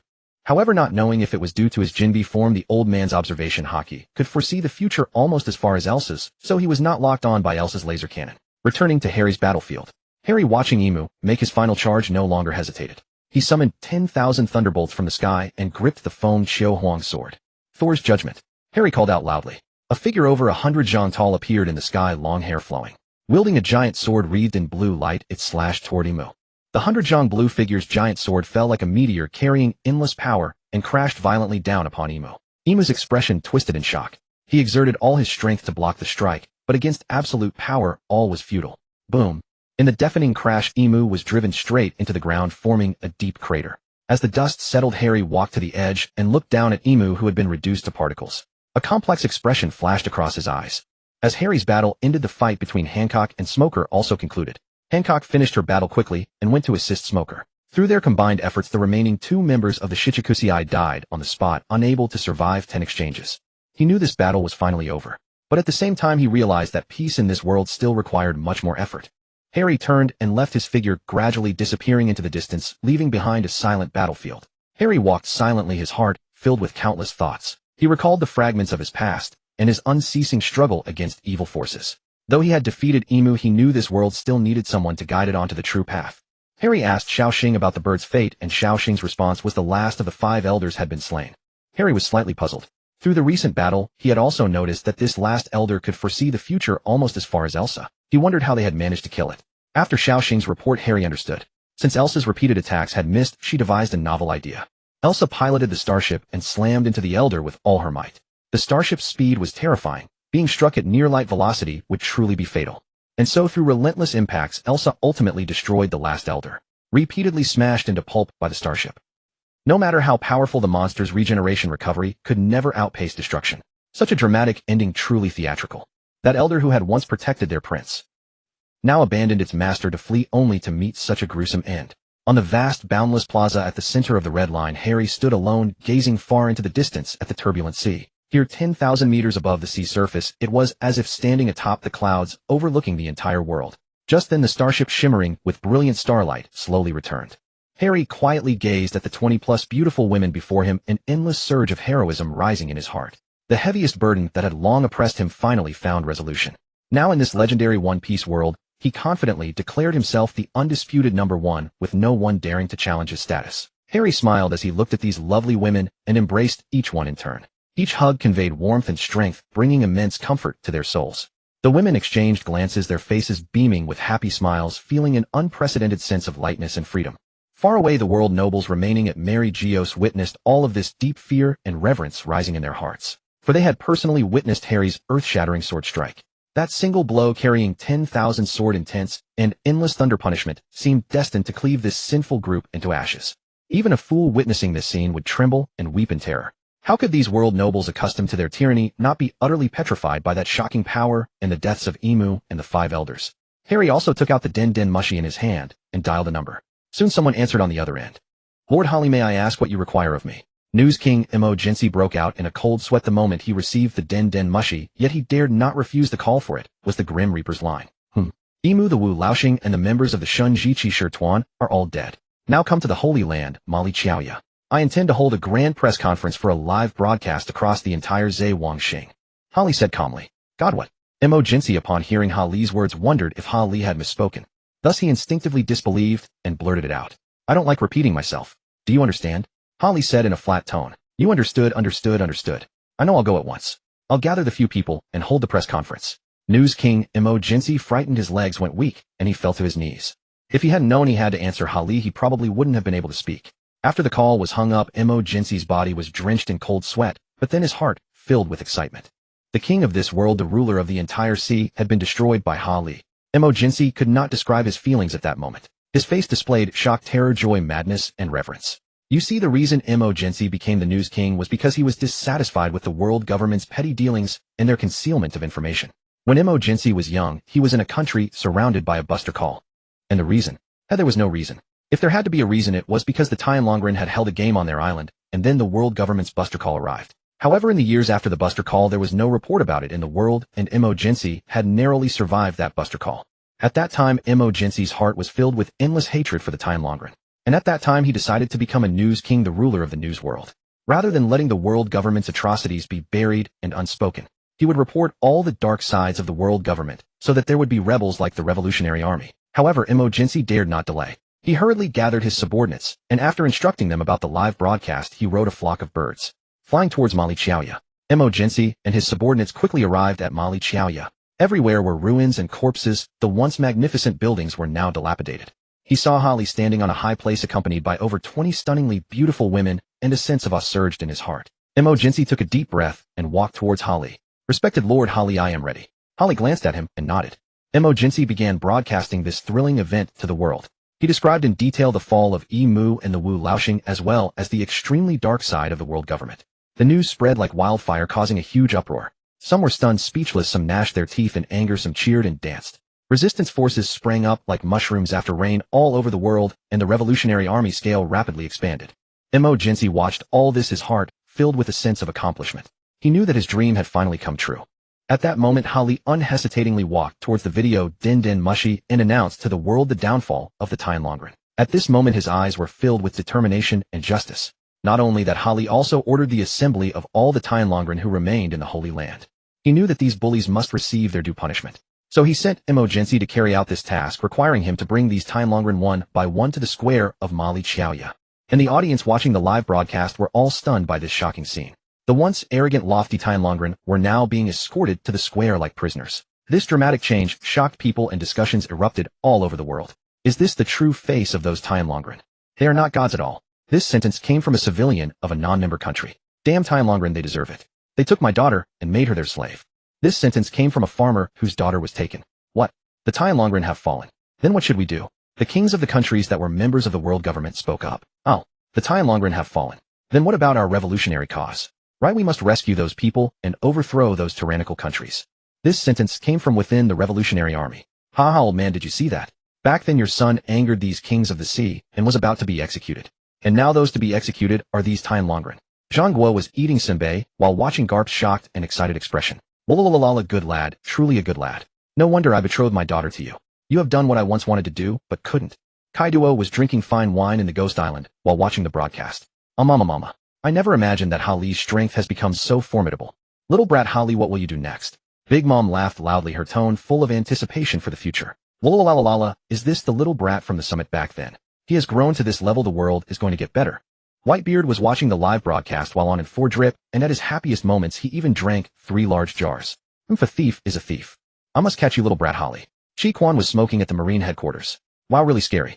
Good thing I didn't resist or run away back then, otherwise I'd probably be dead now. Huang Yuan looked at the Din Din Mushi in his office with a shocked and lecherous expression. Era Luo Bin has found an incredible guy. Even a behemoth like the world government has been overthrown by him. Qing Ji sat in the position of the fleet admiral and chuckled softly. Is Mu dead? Then my father, the captain of the Shun Ji Qishir, Tuan, should be dead too. I wonder what that little brat Hao Li will do next. Red-haired Xiang Kusi was drinking alone on the lake of Fu Si, Hao looking dejected while watching the live broadcast. Fufufu, well done, I knew this day would come. Fufufu, is this damned world finally going to be destroyed? Are those lofty celestial dragons now crawling on the ground like clowns? Duofu Langming laughed heartily, tears streaming from the corners of his eyes, as if recalling his experiences over the past decades. Wow, I never expected Brother Hallie has already defeated the celestial dragons. It seems I have to work even harder to become the pirate king, Lu Fei said on the ship, gazing at Hallie's figure on the Din Din Mushi with starry eyes, then his expression turned serious. Lu Fei on the ship looked at Hallie's figure on the Din Din Mushi with starry eyes, then said seriously, good, really good, is that Luo Bin beside Hallie? He is the best historian on our island. The remaining survivors who escaped from O'Hara shed tears of relief and vengeance. People all over the world were watching the live broadcast at this moment. Different people had different feelings, but most of them were very relieved. Only a few kings of the member countries felt a sense of crisis at this moment. Hallie stood on a high place and announced in a loud voice, if any of you can point out the evil deeds of other celestial dragons, for each one you point out, I will reduce the punishment of 1/ for you. However, if anyone dares to conceal the truth, then what awaits you will be the inhumane punishment of death by 1,000 cuts. His words roared like thunder across the entire square, making everyone present feel his majesty and determination. The crowd began to stir. Some hesitated, while others unhesitatingly pointed out the various crimes of the celestial dragons around them. I want to speak. Makabaka Saint once forced people to pay exorbitant taxes. Also, Hey LVTZ Saint trampled on the dignity of slaves. That's right, Ali Shiba Saint also seized the lands of many countries. For each crime pointed out, Hallie would order the soldiers to reduce 1/ of their punishment. Gradually more and more people mustered the courage to expose the heinous acts of the celestial dragons around them. The square echoed with people's accusations. Hallie listened quietly, his expression growing more serious. After the last person finished speaking, he took a deep breath. Then he ordered the rescued slaves to carry out the execution. The scene was filled with the wailing of celestial dragons. However, among them Hallie couldn't help but notice one celestial dragon. Muzijia Ludsheng was a heretic among the celestial dragons who had changed his behavior and attitude due to the teachings of Princess Iji. In the story, he not only rescued Baixing, who was persecuted by the celestial dragon Charshwo, but also knelt down in public to apologize, expressing his remorse, and recounted how he became a true person under the teachings of Princess Iji. He even felt sorry for being a celestial dragon, and later had friendly conversations with Baixing and others, abandoning the so-called nobility of the celestial dragons. The bubble headgear on his head was long gone, and he had truly become a normal person. Seeing that he had completely reformed, Hallie did nothing to him. After all, Hallie targeted not people, but deeds. Hallie saw Xylilia Gong trembling nearby, and said, "I'll take charge of teaching this one a lesson. I see that she is difficult to awaken, so I must personally discipline her." After saying that, he took out a pair of Heilushi handcuffs and handcuffed Xylilia Gong's hands behind her back. This accentuated the two headlights on the front of her spacesuit. Hallie looked at Xylilia Gong. "From now on, you are my slave. You will do whatever I tell you, understand? Otherwise, I'll show you what cruelty means." Xylilia Gong nodded in terror. Yes, master, you are my master from now on. I'll do whatever you ask, please don't kill me." Hallie stared at Xylilia Gong expressionlessly, as if she were in negligible existence. His gaze then turned to the camera Den Mushi, and he said without hesitation, "From now on, this world will be ruled by me, and the world government will also follow my command. As for the Navy, Marshal Qingji will continue to hold his important position and lead this powerful army. However, I will not tolerate those insane pirates who massacre and plunder innocent civilians. They will become wanted criminals across the entire planet, and once encountered they will be killed on sight." Then Hallie summoned the Navy Marshal Qingji. After learning about Hallie's plan, Qingji expressed full agreement and pledged his full support. "Here I, Navy Marshal Qingji, solemnly declare that Hallie's words represent my will. We adopt a zero-tolerance attitude towards evil. The justice we bear is not empty talk, but a belief put into action. Those who call themselves emperors of the sea, if you can restrain your behavior, that's fine. But if you dare to stir up trouble and commit crimes on the sea again, then the Navy's righteous forces will mercilessly level your strongholds." After communicating with Hallie, Qingji delivered these words with righteous indignation to the Den Mushi. At this moment, the emperors of the sea, standing on their territories, all had grim expressions. What they did was one thing, but how the Navy threatened them was another. On Onigashima in Wano country, Kaiduo looked at the spirited and cold expression of Qingji on the Den Mushi, then glanced at Hallie beside him. Kaiduo thought for a moment and finally let it go. "I'll give you face this time, and I won't trouble the civilians from now on." On Whole Cake Island in Tato Land, Big Mom looked at Qingji's cold expression and the handsome Hallie behind him.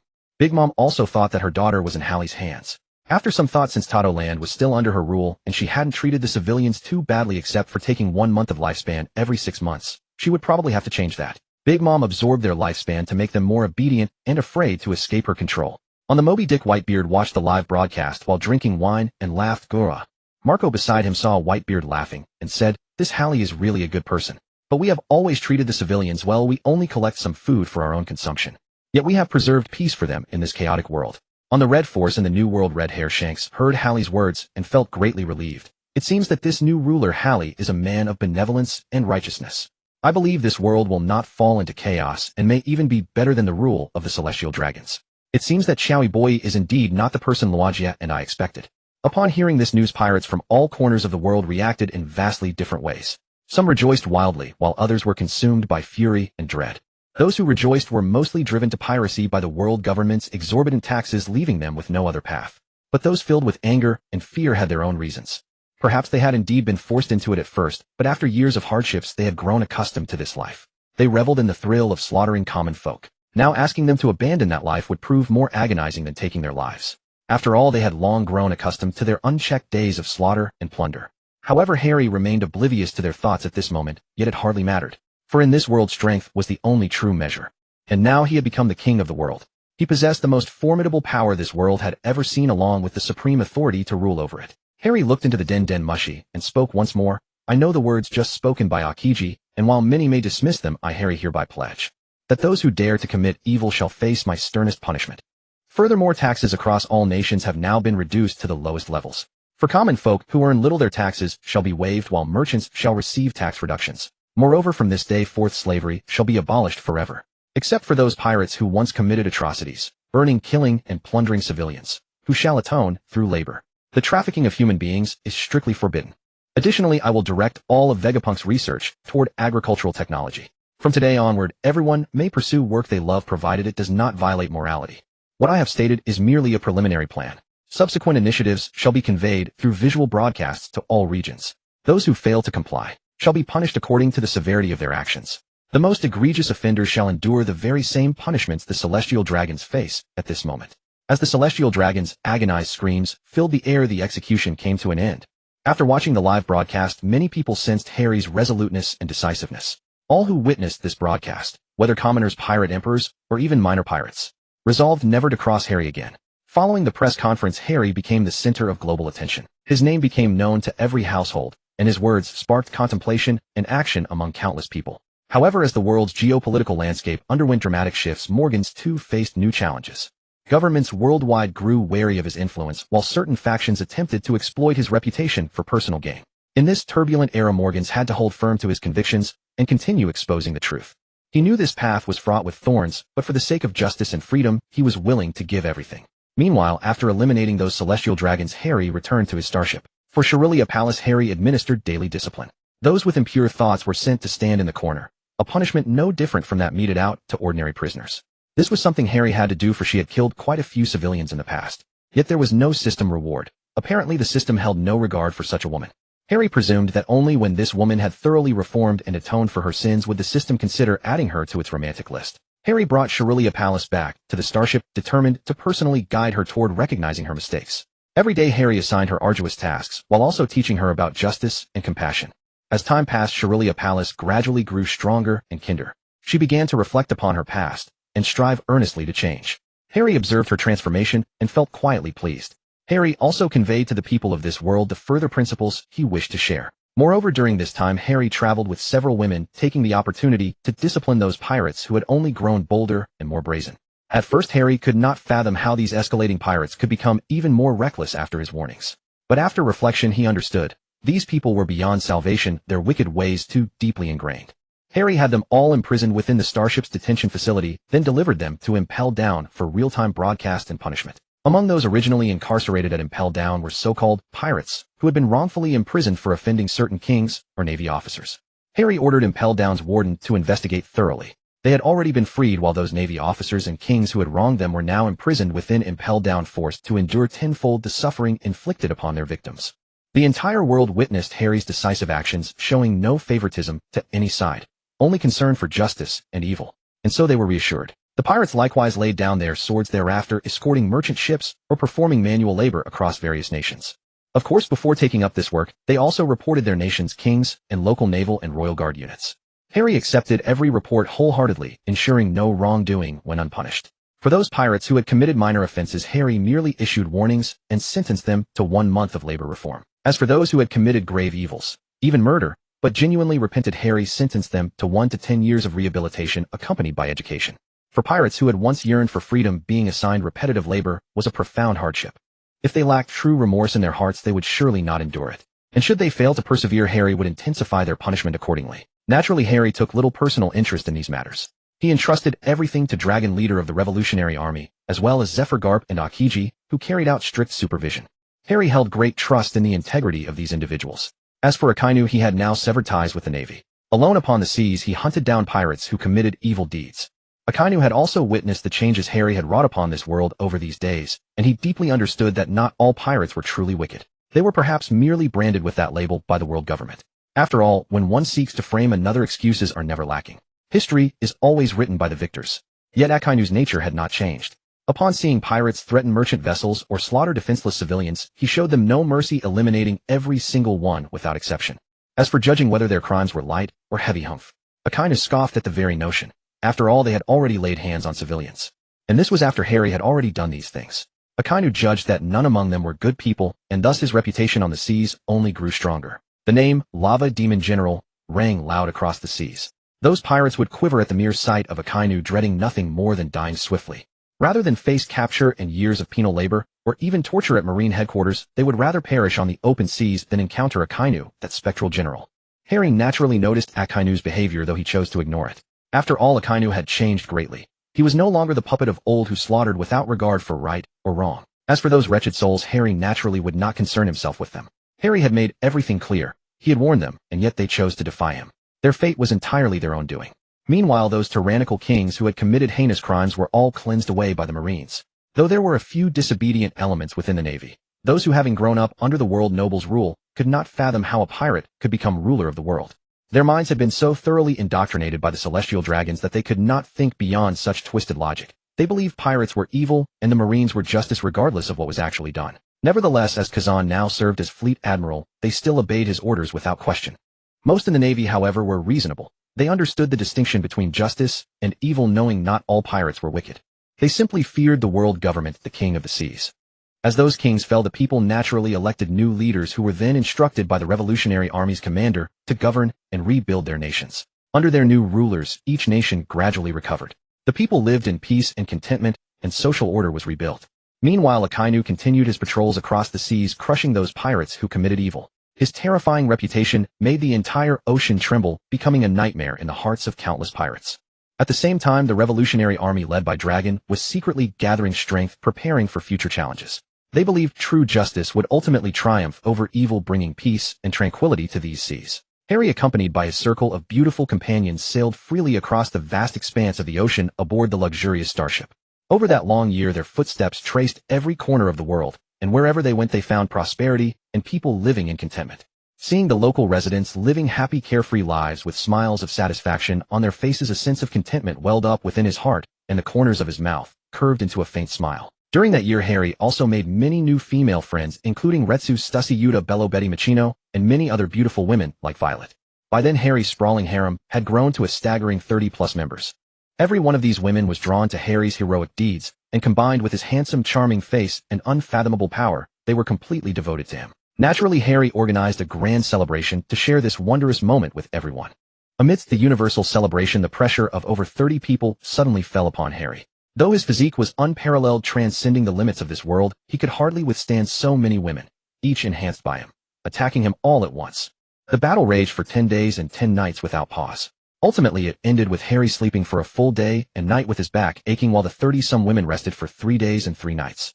Those with profound strength, such as Yamato, Hancock, and Smoothie, fought Harry the longest with the fiercest intensity. As for the newcomers, Harry held back, giving them only a gentle touch. Throughout it all, the system's notification sounds chimed incessantly. Harry had no time to check them then, but a week later he distributed the rewards they had earned through their efforts.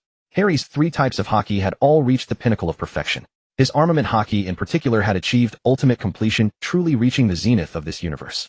Harry's Rumble Fruit Awakening had reached the stage of mastery, and his swordsmanship at the level of the Supreme Grandmaster of the Sword had also entered this realm. He was only 2 minor levels away from reaching the peak of the entire universe, not merely the planet of One Piece.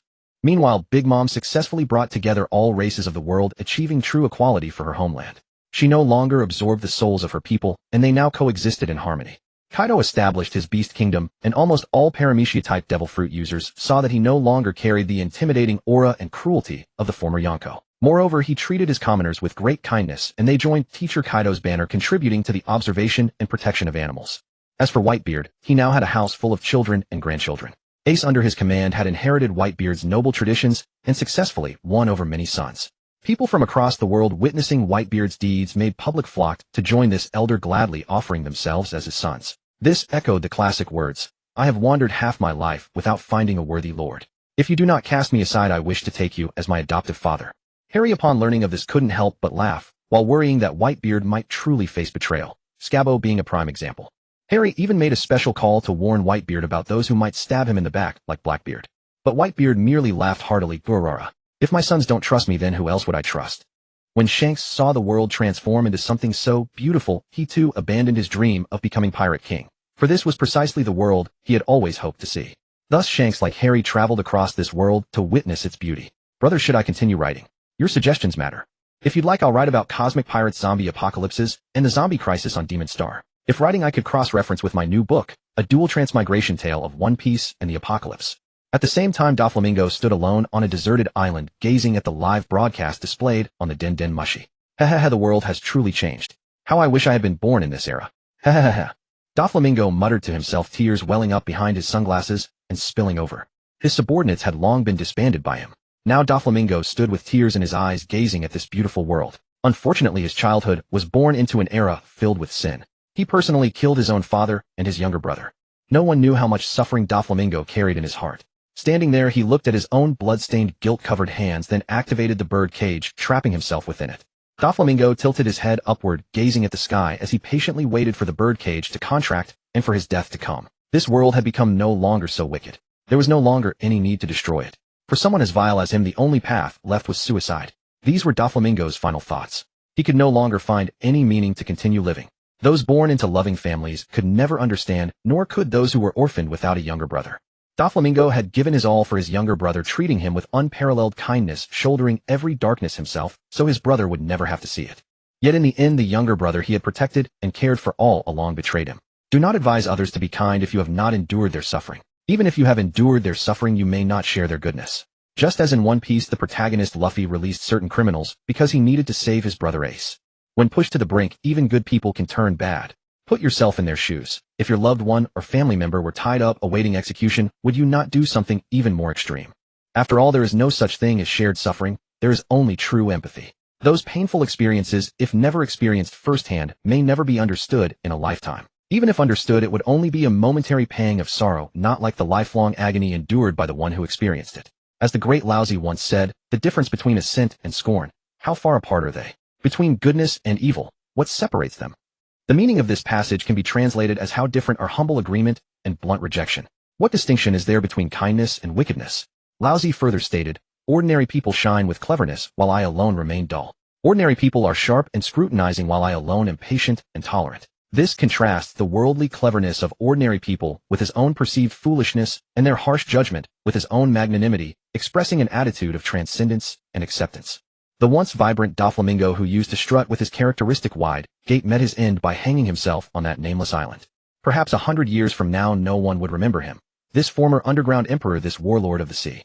Whether at the height of glory or in utter decline, it all amounts to merely a stroke of ink in the annals of history. 100 years later, how many would even recall how perfect those epitaphs truly were?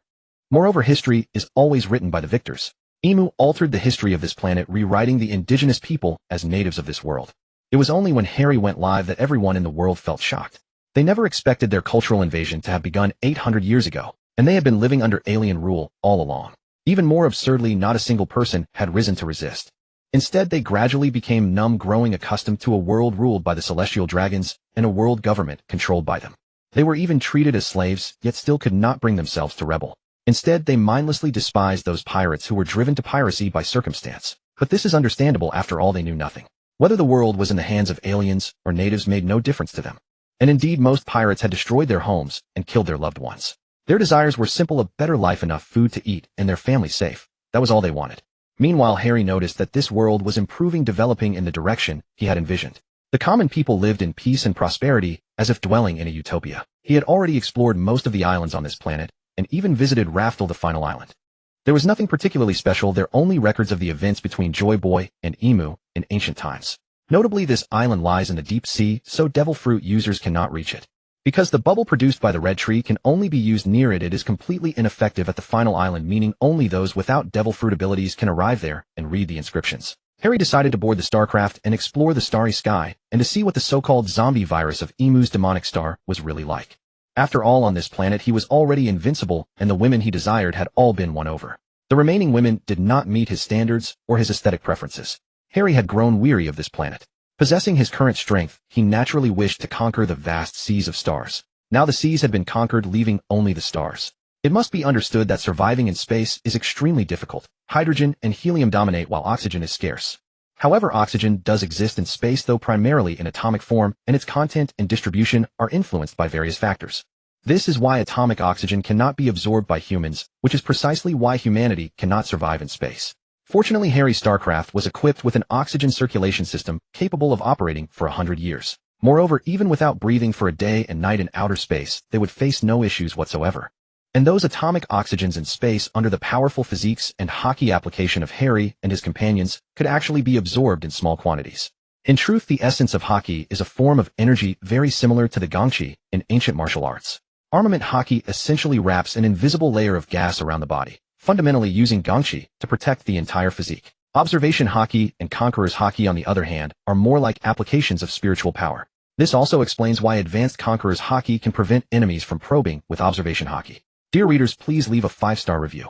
The author is nearly dead from exhaustion. Over 300,000 words, and still no ratings. The author is about to cry. The author is currently ill. Having taken both traditional Chinese medicine and Western medications for over a year, due to poverty, the author feels like their mind is fading. Please, brothers, support this work out of love. These lines do not count toward the main text word count. Readers, enjoy the story in peace. Observation Haki functions as an outward projection of spiritual consciousness, channeling information from the surrounding environment into the mind. The ability to foresee the future and perceive the voices of all living things represents a distinctive adaptation of this concept from the One Piece narrative. This is a power exclusive to the One Piece world. Conqueror's Haki, on the other hand, is a method of spiritual attack, akin to condensing spiritual energy into swords or needles to strike enemies. Though the One Piece universe may have adapted it somewhat, its fundamental essence remains the same. Were it not for the fact that Harry and his women had all had their physiques elevated by him, and each possessed no mediocre level of Haki, Harry would not have undertaken the journey through the stars. After all, one must ensure safety before embarking on any exploration. It is an age-old tradition among the people of the Dragon Nation. A gentleman does not stand beneath a perilous wall. Harry boarded the starship with his women, commencing their voyage across the cosmos. During their journey, they encountered wondrous sights and countless dangers, but relying on their formidable strength and courage, they overcame each crisis in turn. 1 month later, the starship traversed a micro-wormhole and arrived at a mysterious planet. This world seemed to harbor some potent energy, and Harry decided to explore it further. The planet was desolate everywhere, its towering trees suffused with a corrosive aura. Yet upon landing, they discovered it teemed with bizarre creatures and treacherous traps. Facing these unknown challenges, Harry and his women cooperated closely, fully unleashing their respective Haki abilities. They gradually unraveled the secrets of this planet and uncovered a power capable of influencing the entire universe. Through this thrilling adventure, they not only gained invaluable experience, but also discovered a new purpose and sense of mission. What then did Harry find within it all? It turned out that there were indeed zombie-like creatures present. But how did Harry know they were of the zombie variety? That was obvious at a glance, for Harry had transmigrated from Earth himself. These creatures were putrefied in appearance and possessed ferocious aggression. Their combat strength was mediocre. Those with basic armament Haki could dispatch dozens of them at once. However, some among them were notably powerful, reaching the level of vice admirals. Harry did not encounter any of higher rank on this planet. Moreover, these zombie creatures were not truly humanoid. They more closely resembled zombified beasts, much like the monsters from the Alien franchise. Their intelligence was equivalent to that of young children aged 3 or 4, yet they could devise various traps to hunt humans. Harry and his companions carefully avoided these traps and engaged the zombie creatures in fierce combat. They discovered that these zombie creatures harbored some mysterious energy core within their bodies. Destroy the core, and the creature could be eliminated. However, these energy cores differed greatly from the conventions of traditional zombie films. They were not confined to the heads, but could be scattered throughout various parts of the body. Amidst a heart-stopping battle, Harry happened to acquire an energy core by chance. Upon touching it, a powerful force surged into his body like a raging torrent, granting him a profound appreciation of the boundless potential contained within. Just as they prepared to withdraw from the battlefield, a colossal zombie beast king suddenly appeared. It radiated a chilling aura of terror, as though capable of devouring all who gazed upon it. Faced with such a formidable foe, Harry showed no fear and resolutely led the women into battle without hesitation. After a devastating struggle that shook heaven and earth, they ultimately emerged victorious over the zombie beast king and seized even more precious energy cores. As for why he chose to lead the women into battle alongside him, the reason was simple. This particular zombie's strength was unremarkable, barely reaching the level of a mid-tier admiral at most. Harry's true purpose was to use this opportunity to temper these women, for in the days ahead, they would become his closest companions and comrades in arms, accompanying him throughout the long journey of life. As for the risk of mistakes leading to injuries among the women, Harry harbored no concerns whatsoever, for he possessed the foresight of observation Haki. It must be said that observation Haki is among the most powerful abilities in the One Piece setting, second only to the various devil fruits. As for why Haki can counteract devil fruit powers, it is because the protective aura generated by refined chi within one's own body naturally resists the effects of fruit abilities. A perfectly reasonable explanation. After all, as long as one possesses sufficiently rapid evasive speed and the foresight of observation Haki to predict the future, even the strongest armament Haki or conqueror's Haki from an opponent will fail to land a hit. Of course, this does not apply to top-tier conqueror's Haki wielders. At that level, one can use Haki to kill simply by overwhelming the opponent's spiritual sense through mental pressure. After all, this is foresight of the future. Future attacks, while even light itself can be dodged provided the area of effect is not too large. Upon seeing zombies on this planet, Harry could not help but, could this be the Devil Star where Emu resides? But that did not seem right. Was not the Devil Star known for its advanced technology? Yet there were not even ruins of buildings here, nor any trace of human habitation. Could it be that the zombie crisis had already spread beyond the confines of the Devil Star itself? Realizing this, Harry felt compelled to proceed with caution, even though this place might be thousands of light years away from Zywong Star. But what if those zombies had learned to utilize wormholes for travel? After all, these zombie-like creatures were hardly lacking in intelligence. And even if they lacked the tools for wormhole traversal, what if their innate abilities included the power to open wormholes? Setting those possibilities aside, if the zombie crisis had already swept across the entire universe, then Zywong Star could not escape its fate either. It was likely that within a few hundred years Zywong Star would also be consumed by the zombie crisis.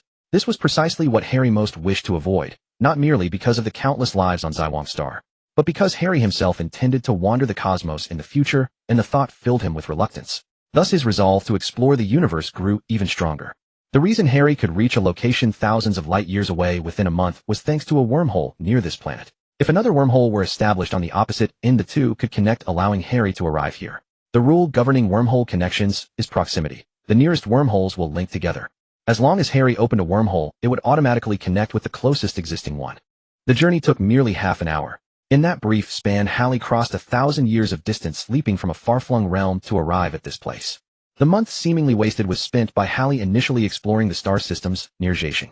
After all, it was only natural to prioritize the region surrounding his home base. During the exploration of the starry void, their speed was exceedingly slow. Without warping spacetime to construct wormholes, relying solely on pure velocity meant that even light would require an immense amount of time to traverse. Nevertheless, exploring the vicinity of Zhaixing was entirely sufficient. After all, the farthest Pluto star lay only 0.001 light-years away. Despite this, Hallie spent a full month exploring to extraordinary distances. Along the way, he and his women reveled in both the brilliance and darkness of the starry cosmos. Fortunately, Hallie had these enchanting women by his side. Had he traveled alone through the boundless expanse of stars, he would surely have succumbed to loneliness, and might even have entered cryostasis on the spot. Hallie was no fool. A one-way journey to Zhaixing would require navigating for a millennium, or even 10,000 years across the starry void. Before opening the wormhole to reach that zombie-infested planet, Hallie had already left a micro-wormhole near Zhaixing as a fallback. Once Hallie successfully traversed the stellar passage, he could utilize the wormhole navigation system to reach his destination. This was undoubtedly Zhaixing's proprietary black technology. Warships of lower tiers could never access that wormhole. Only a warship matching Zhaixing's technological level could traverse that wormhole to reach Zhaixing. The reason for not adhering to the principle of proximity was deliberate. Since Hallie already knew the coordinates of his target destination, he could establish a direct coordinate link and achieve wormhole transit. However, due to not knowing the exact location of Demogorgon planet, and given the immensity of the cosmos, Hallie had no choice but to restart the wormhole system and automatically deactivate the previous wormhole. Just then, Zhaixing detected a massive wormhole. Hallie immediately warned the women that they were about to enter it. Everyone fasten your seatbelts. After a full day's journey, Hallie finally arrived at a planet pulsating with futuristic technology. Hallie secretly speculated that this place was most likely where Emu and his companions had once resided. After all, the extraordinarily advanced technological level displayed here, along with those towering structures piercing 10,000 meters into the sky, all attested to a technological prowess far surpassing the ordinary, reaching astonishing heights. This place's technology was uncountably more advanced than Blue Star's former era.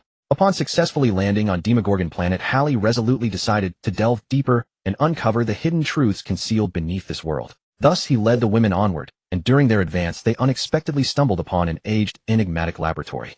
Within this laboratory, decaying equipment and various experimental specimens lay strewn about, as if some forbidden research had once been conducted here. After a meticulous search, they finally uncovered faint traces related to the origin of the zombies. The truth came to light: this planet had once belonged to an extremely prosperous advanced civilization. Alas, they had inadvertently unleashed a horrifying viral catastrophe capable of corroding living organisms and transforming them into zombies. To halt this plague-like virus from spreading further, Hallie and his team resolved to either discover a cure or completely eradicate the virus's source. They launched an arduous and extensive search operation across this planet, while simultaneously engaging in relentless combat against hordes of vastly powerful zombies. It must be understood that nearly a millennium had passed since Emu departed Demogorgon planet.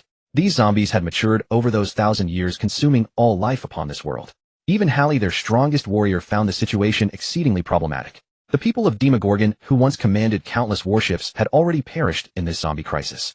It is possible that the zombie virus outbreak was so sudden they lacked the time to defend their warships, resulting in most being lost. Yet the remaining survivors, despite possessing warships, were equally unable to save their world, which spoke volumes. Hallie guessed they might have been because their warships could not automatically lock onto those fast-moving zombies. Consequently, their attacks failed to connect, rendering even the most formidable firepower useless. Even if the temperature and energy contained within their attacks exceeded the scorching heat generated by solar nuclear fusion the instant they struck, those zombies moved with incredible speed, and the people of this planet had no means to harness Haki, a power exclusive to the world of pirates. Therefore, their targeting methods were rather crude. They might manage ordinary humans or zombies, and even handle similarly advanced weapons with relative ease. After all, radar's function was to detect various waves. Since warships also emitted radar signals, mutual locking was possible. But against powerful zombies they could only flee or face annihilation. Zombies were small but highly contagious, and their power rivaled that of the four emperors. Even Haki, using observation Haki covering the entire planet, sensed a creature of truly terrifying presence. That creature was probably no weaker than Haki himself, perhaps even marginally stronger. Haki dared not underestimate it. However, the creature seemed unaware of his presence, so Haki chose not to provoke it. During an intense battle, Haki accidentally discovered a plant capable of suppressing the virus. Hope ignited within him, and he led the group toward its location. Yet greater challenges and mysteries awaited ahead. While searching for the virus-suppressing plant, Haki and his companions encountered a group of zombies possessing special abilities. These zombies could manipulate elemental forces, presenting enormous difficulties for Haki and his party. Their strength had all reached the rank of Grand Admiral. Haki dared not imagine just how formidable these zombies had become over the 1,000 years. Was that zombie just encountered the strongest on this planet? If any zombie could suppress his observation Haki, how dangerous would that be? After a grueling battle, Haki and his companions finally defeated the zombies. However, they became lost in the process. Just as everyone was filled with confusion, a mysterious figure appeared. The stranger told Haki that he knew where the virus-suppressing plant was and offered to lead them there. Haki watched the mysterious figure warily, pondering his intentions. In the end, he decided to trust the stranger and follow him in search of the hope to cure the zombie virus. The mysterious figure led Haki and the others into a dense forest. An eerie atmosphere pervaded the woods, and the path was rugged and treacherous. Suddenly, a swarm of giant spiders surged from all directions, blocking their path. These spiders were larger than humans, their bodies covered in razor-sharp spines. Haki sensed the aura of these spiders released lightning from his entire body, and the spiders fell instantly. Under the guidance of the mysterious figure, they passed through the spiders' territory without incident. Next, they arrived at a valley where many peculiar plants grew. The mysterious figure pointed to a purple flower and said, "This is the virus-suppressing plant we are looking for." Haki carefully picked the flower and stored it away. However, just as they were about to leave the valley, they suddenly discovered that the exit was blocked by an enormous stone door. This sudden turn of events astonished everyone. The mysterious figure looked at the stone door and softly said to Haki, "Only by finding the key to this stone door can we leave this place." During this time, Haki had a nagging feeling that something was off about the mysterious figure. After all, 1,000 years had passed, and no one could guarantee that this stranger remained the same as before. Haki even began to speculate whether the mysterious figure might have transformed from a zombie. Nevertheless, Haki used his observation Haki to carefully scan the mysterious figure's body, but did not detect any powerful aura. Perhaps he was overthinking. With this thought, Haki relaxed his vigilance slightly. Yet he remained highly alert, as his future sight observation Haki was constantly active to prevent the mysterious figure from making a move against his women.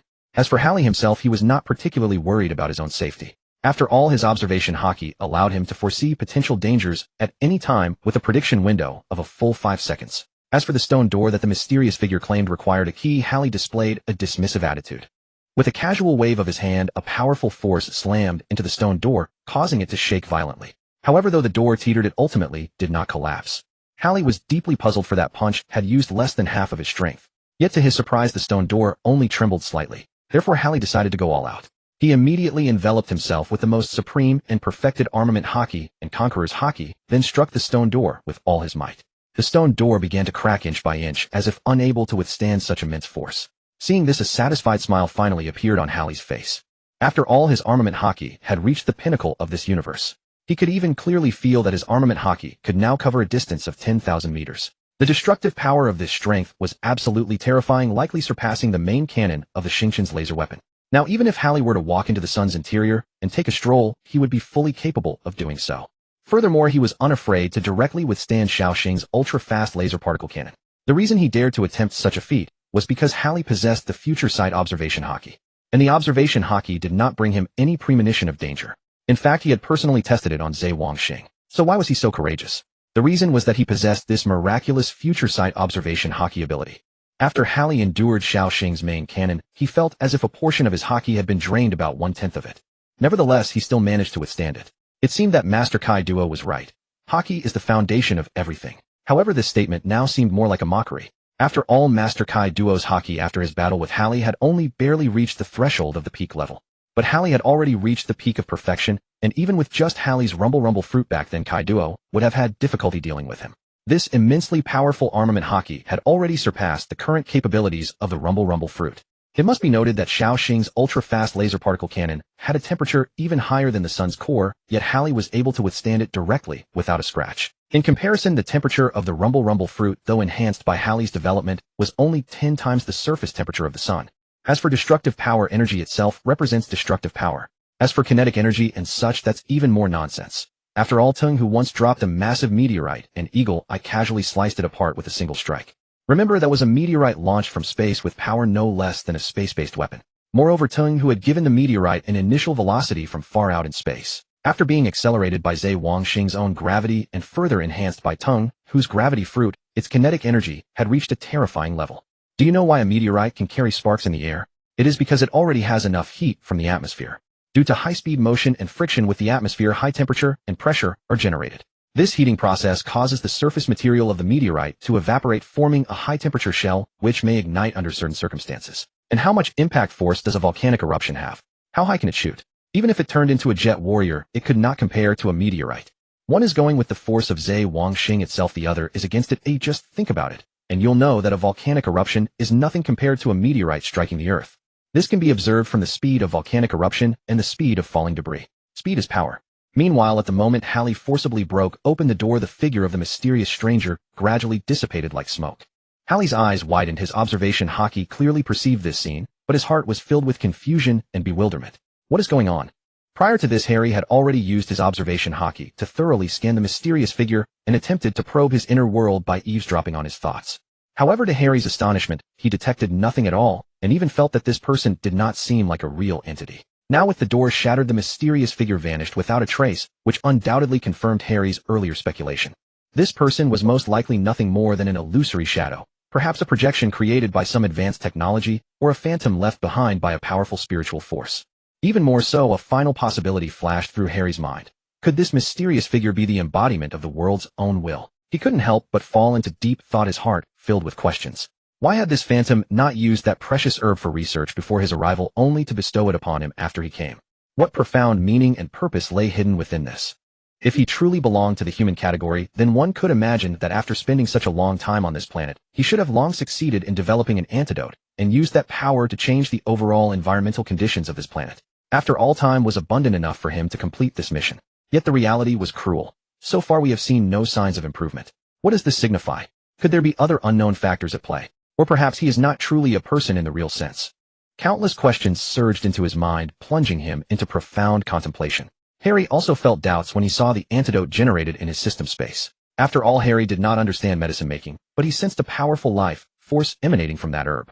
Thus Harry collected the herb directly into his system space, without any guard, but more importantly, it was due to his trust in the system. After all, the system was the greatest, an existence beyond common sense. No matter how problematic something was once stored in the system space, it became harmless. Seeing the women beside him staring in shock at the spot where the figure had vanished, Harry comforted them. This might be a projection from some high-tech device. After breaking that door, its energy pathway was severed, causing it to disappear suddenly. Hearing this, the women breathed a sigh of relief. After all, they too possessed observation Haki. Suddenly sensing such an eerie figure vanish from their perception, they were greatly astonished. After the figure disappeared, Harry paid it no further mind. Since arriving, his spiritual sense had been sweeping the area, and there was nothing of interest here. Therefore Harry turned and left without hesitation. But just as he was about to depart, a voice filled with savagery and rage suddenly rang out, echoing in the ears of Harry and the women. "You despicable ants! I never expected some survivors to remain daring to touch that ancient forbidden ground. You are courting death." At the same time, Harry's keen spiritual sense detected that the most powerful aura on this planet was approaching him at an astonishing speed, as if he had inadvertently triggered some taboo. Sensing the increasingly close and undisguised terrifying aura along with the earth-shattering roar, the women finally realized the gravity of the situation. Without further ado, Harry decisively retrieved Xiaoxing from his system space and urged the women to board the warship first. The reason Harry acted this way was primarily because the aura emitted by the zombie was exceptionally powerful, even slightly superior to his own. If judged by rank, it had likely reached the peak of the 9th tier. Leaving Hancock and the others, as well as those weaker like Legio, here would be an irresponsible act towards their safety. After Hancock and the women boarded the star, it ascended rapidly, hovering tens of thousands of meters above to observe. The women were all somewhat worried, for this was no longer the planet of the Pirate King. They had arrived on another world. They feared the unknown dangers and challenges Harry might face. Though they knew their man was immensely powerful, this situation was indeed different. From the harrowing 10 days and nights, they had witnessed Harry's indomitable will and extraordinary strength. Yet facing this unfamiliar environment and mysterious enemy, they couldn't help but feel anxious. At that moment, the zombie emperor let out a deafening roar. It unhesitatingly opened its gaping maw, revealing sharp fangs, and lunged toward Harry with astonishing speed. Time seemed to freeze, each second stretching into an eternity. And all this happened so fast that one could hardly react. This zombie emperor stood a towering 8 meters tall. It bore a pair of sharp horns on its head, its muscles taut and veins bulging, as if containing boundless power. The formidable aura radiating from its body was like a surging torrent, causing the ruins of nearby high-rises to tremble incessantly. Harry, too, was treating this with utmost seriousness for the first time, for he had not encountered an opponent of such caliber since his reincarnation. However, Harry's current strength was equally formidable. His armament Haki had already reached the pinnacle of this universe. Moreover, he had elevated his armament Haki to the transcendent level of wielding it as a sword. This usage was something Harry had mastered after attaining cosmic-level Haki. Over the past few years, Harry had also collected numerous world-renowned swords and stored them in his system space. At this moment, Harry summoned those flying swords without hesitation, using his unparalleled Haki to manipulate them as effortlessly as controlling his own limbs, thereby confronting the enemy. At this moment, Harry resembled a peerless sword immortal descending upon the world, surrounded by thousands of flying swords that gleamed with cold light, as if awaiting his command. Under his supreme cosmic-level armament Haki, these flying swords spun around him like agile schools of fish rotating at tremendous speed. Now tens of thousands of flying swords obeyed his orders, forming a breathtaking sword cyclone around him. Then Harry turned his head abruptly, raising his hand slightly, and the myriad flying swords, like a flock of enraged birds of prey, all pointed their tips toward the distant zombie emperor. With a soft shout, Harry waved his arm, and all the flying swords, including the legendary Feng Xiu Huang, surged forward like a mighty tide hurtling towards the zombie sovereign. If the sword immortals from the cultivation realms had witnessed this scene, they would be astonished and could not help but exclaim, "What a formidable sword technique! A gentleman as jade, unparalleled in the world." Then countless female cultivators from myriad realms would prostrate themselves before Harry's white robe. The flying swords shot towards the zombie sovereign like shooting stars, instantly leaving countless wounds on its body. However, the zombie sovereign paid no heed and continued to charge forward fiercely. Harry's eyes sharpened, and he manipulated the flying swords to form a sword wall, attempting to block its advance. But the zombie sovereign's power was too great, and it easily shattered the sword wall. Seeing the zombie sovereign drawing closer, Harry decided to use his ultimate move. He concentrated his energy and infused all his Haki into the flying sword Feng Xiu Huang, making it immensely huge and sharp. Then he leaped into the air and thrust the flying sword fiercely towards the zombie sovereign's head. The collision produced a deafening roar. Feng Xiu Huang and the zombie sovereign's head were locked in a stalemate, neither yielding. Harry gritted his teeth and channeled his spiritual energy with all his might, aiming to defeat his opponent in one strike. Suddenly, Feng Xiu Huang blazed with brilliant light, transforming into a streak of radiance that pierced through the zombie sovereign's skull. The zombie sovereign let out a miserable scream, and its massive body crashed to the ground. Harry gasped for breath, gazing at the scene before him, a mix of exhaustion and accomplishment welling up in his heart. However, just as he was about to relax, a foreboding feeling surged within him. He abruptly looked up and saw a mass of black clouds that had appeared in the sky, with faint lightning flickering within. "This is..." Harry's expression drastically changed. He could sense the extremely terrifying energy contained within the dark clouds. The next moment, a lightning bolt as thick as a bucket struck down from the clouds, hurtling straight towards Harry. Without time to think, Harry flashed aside, evading the lightning strike. But then several more lightning bolts fell in succession, enveloping the entire area in blinding radiance. Harry weaved through the lightning, continuously dodging the attacks. He inwardly groaned. This sudden turn of events caught him off guard. He had thought he had already defeated the zombie sovereign, only to find an even greater crisis awaiting him. Who was manipulating all this? Harry's gaze turned icy as he stared at the clouds in the sky. He knew he had to find the mastermind behind it all as soon as possible, or the consequences would be unimaginable. However, at this moment, Harry already had a suspicion.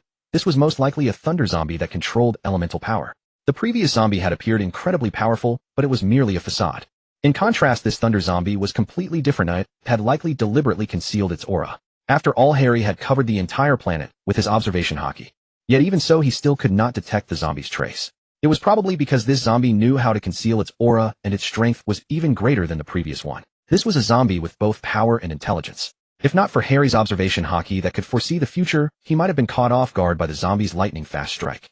But the power of lightning. It just so happens that I also possess the power of the thunder fruit. However, at that moment, the zombie finally made its move. Unexpectedly, Harry had already sensed it 5 seconds before the zombie launched its attack. Therefore, it was no coincidence that Harry could effortlessly evade the zombie's strike. After all, the observation Haki that foresees the future was simply too overpowered. There was no need to worry about one's own safety, as the Haki would always give a warning. His Haki had already reached the pinnacle of the universe. If classified by rank, it might have reached the peak of the 10th level, or even the 11th level. It was precisely because of this that Harry was able to so easily slay the previous zombie. This was something Harry had realized during his earlier fight with that zombie. Just now, Harry's armament Haki was not merely about controlling the flying swords, it also condensed an invisible, intangible aura of armament Haki around the swords for a dozen meters.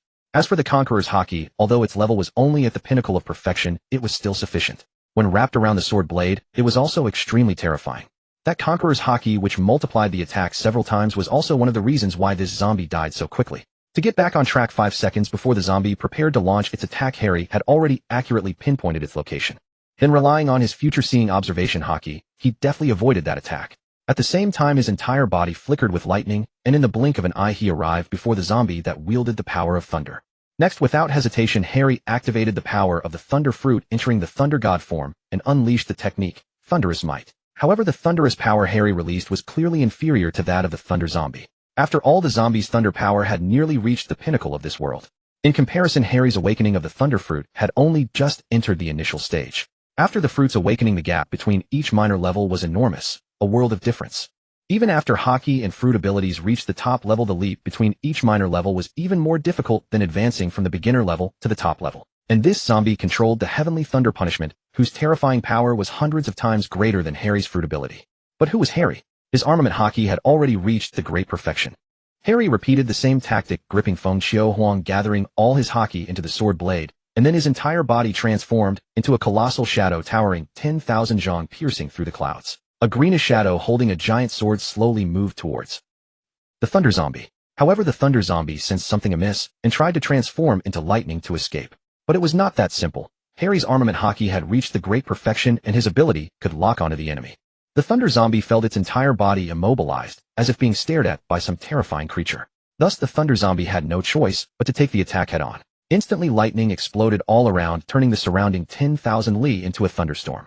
This scene was far more shocking than the one Harry had created earlier with the Thunder Fruit. And the Thunder Zombie deepened its thunderous shadow, conjuring a thunderous long sword from thin air, which clashed with the one Harry had formed. The sword shadows collided. Where the sword shadows intersected, thunder crackled, and lightning flashed, as if the very void was about to be torn apart.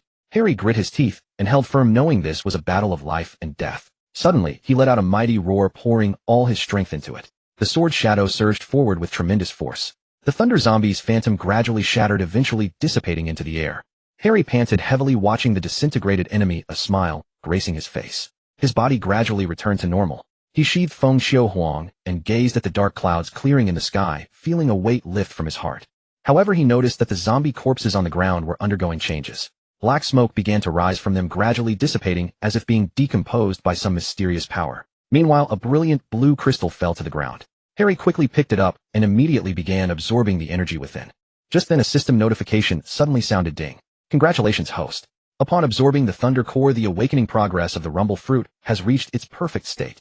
Hearing this system prompt, Harry couldn't help but feel a surge of shock. This system notification, which had remained silent for so long, was now sounding at such a critical moment, leaving him somewhat surprised. However, Harry soon figured out the reason. After all, he had just successfully elevated the Rumble Fruit's awakening to its perfect state, so it was only natural for the system to issue a notification. With the Rumble Fruit's awakening reaching its perfect state, Harry distinctly felt his control over thunder power improving to a new level. At this moment, the thunder in his hands was no longer the blunt force it had once been. It had become far more profound and unfathomable. This transformation made him realize that his thunder power had already transcended the limits of the lightning on Zhewanxing. One could even say that the thunder power he now commanded could rival some of the weaker thunder in the cultivation world. Overcome with excitement, Harry clenched both fists. Instantly, the sky erupted with lightning and thunder, radiating an awe-inspiring power. The aura emanating from his body was no inferior to that of the Thunder Zombie monarch he had faced earlier. However, after Harry slain this zombie, none others emerged. Perhaps their strongest had perished on this planet, or perhaps they had witnessed Harry's deterrent presence and dared not come forth. But Harry suspected the former was more likely. Zombies at this realm possessed the strength to withstand the laser particle cannon of the Xingqian Henho. Having engaged in consecutive battles against 2 peak 9th rank zombies, Harry felt his overwhelming dominance diminish by nearly half. If anyone had been observing, they would have noticed Harry's observation Haki would have detected them. The Thunder Zombie he had just slain was likely able to partially shield itself through its unique thunder element, utilizing electromagnetic waves to block Harry's observation Haki. Therefore, had Harry not thoroughly investigated, that zombie could indeed have evaded his search. After all, Demonic Planet was 10 times larger than Zhewanxing. It was precisely through combining the power of the Rumble Fruit with his observation Haki that Harry was able to encompass the entire planet. The thunder power exhibited by that zombie was evidently superior to Harry's own. Thus, it was understandable that Harry's observation Haki failed to sense that zombie's presence. But now that the Thunder Zombie was dead, Harry firmly believed no second Thunder Zombie would appear. Once the thunder zombies' electromagnetic interference was eliminated, Harry could clearly perceive all the top powerhouses on this planet through his observation haki. Under Harry's powerful observation haki perception, the remaining strongest zombies on this planet were merely comparable to a Kainu in strength. Such combat power was nothing more than ants to be crushed at will for the current Harry. Harry naturally paid no mind to such matters. At this moment, the Xingqian Henho was slowly descending from the sky. Since the previous battle had concluded so swiftly, the Xingqian Henho had no opportunity to intervene. Even if the Xingqian Henho had attacked, it could only cause some trouble for the thunder zombie, unable to deal substantial damage. Hancock and the other girls stepped off the Xingqian Henho and quickly rushed into Harry's embrace. Their eyes were filled with concern and worry, for the formidable aura displayed earlier had been truly intimidating. Harry smiled and gently stroked Hancock and the others' heads, reassuring them one by one, "Do not worry. You should know my strength well enough. In this universe, the vast majority of attacks cannot pose any threat to me." After Harry gently patted little rabbit Charlotte on the head, her previously sorrowful and worried expression instantly transformed into one of joy and adoration. She tightly embraced Harry's arm, her eyes shimmering with happiness. Seeing their expressions return to their usual relaxed demeanor, Harry's lips curled into a mischievous smile. "Since you are also worried about your husband, why don't we experience the unique customs and culture of this different planet together?" Hearing Harry's words, the women blushed and gazed at him with loving eyes. Harry gazed back at the 30-plus women with affection and decided to hold another grand celebration to share the joy with all. The banquet lasted for 10 days and 10 nights. Harry and his women made love beneath the heavens, using the earth as their bed. On this demonic planet, filled with a blend of wasteland and technology, they composed the chapters of their adventure story. What a perfect scene. Sweet were the spring nights, too short the sun rose high, and the sovereign neglected his morning court. He delighted in pleasure and feasting, without leisure, spring journeys by day, night devoted to indulgence. However, what Harry was doing now differed from what Emperor Xuanzong of Tang had done in ancient times. Harry's deeds were entirely legitimate. After 10 days and 10 nights of fierce battles, his physical condition had improved considerably. Those lower-rank zombies miles away, upon hearing the sounds of combat from Harry's location, promptly moved away. It was as if some ferocious beast resided there, deterring them from approaching. Even the zombies' growls grew significantly quieter. A bloody moon hung high in the sky, emitting a scarlet glow like a ruthless eye, coldly observing the land below. High above in the technologically advanced skies, Harry and Nami stood side by side. Their silhouettes appeared remarkably small beneath the moonlight, yet their gazes were firm and resolute. Since the zombie outbreak, 1,000 long years had passed, and Nightmare Planet had long lost its former vitality. Not a single sign of life remained here, only an endless stench of decay filled the air, making one suffocate. However, Harry was not intimidated by the sight before him. He knew he had to face this challenge. He resolved to completely eradicate all the zombies on this planet and restore peace to the world. After all, this planet would soon belong entirely to Harry. And so he began to implement his plan. Harry and Nami hovered 10,000 meters above the ground. Nami utilized her awakened Logia-type cloud fruit to create vast expanses of dark clouds, gathering nearby clouds and altering their nature to transform them into storm clouds. At this moment, the sky 10,000 meters above was shrouded in dark clouds, as though a pitch-black canopy had descended upon the mortal realm. Harry channeled the power of his rumble fruit, reaching his hand toward the storm clouds above as bolts of lightning erupted from the layers. The lightning snakes coursed through the cloud banks like silver serpents, continuously discharging tremendous energy. As time passed, Harry's awakening intensified, and his command over the rumble fruit grew ever more refined. He marshaled the thunderous power within the dark clouds, drawing it together to forge a colossal sphere of lightning. Nami stood to the side, watching silently as Harry demonstrated his power. She marveled inwardly, knowing that despite having witnessed Harry's formidable strength before, each display of such awe-inspiring skill continued to leave her utterly amazed. Nami resolved to give her all and assist Harry in completing this mission. She intensified the gathering of thunder clouds, causing the storm clouds overhead to expand continuously. If Emu were to witness Harry's thundersphere at this moment, he would likely flee in terror, for the lightning Harry now commands has already surpassed the upper limits of the Xingqian world. This thunder attack could only be withstood by combining Supreme Perfected Armament Haki with Supreme Conqueror's Haki. Soon a thundersphere with a diameter of 10,000 meters converged in the sky. Harry whispered fiercely, "Only the most devastating thunder can shatter the heaviest darkness. Smash the darkness with thunder." At this moment, Harry transformed into a 100-meter-tall phantom of lightning wreathed in dark purple bolts of annihilation that radiated an aura of terror. Were a Kainu present at this instant, even a mere ripple of that outward pressure would leave one severely wounded.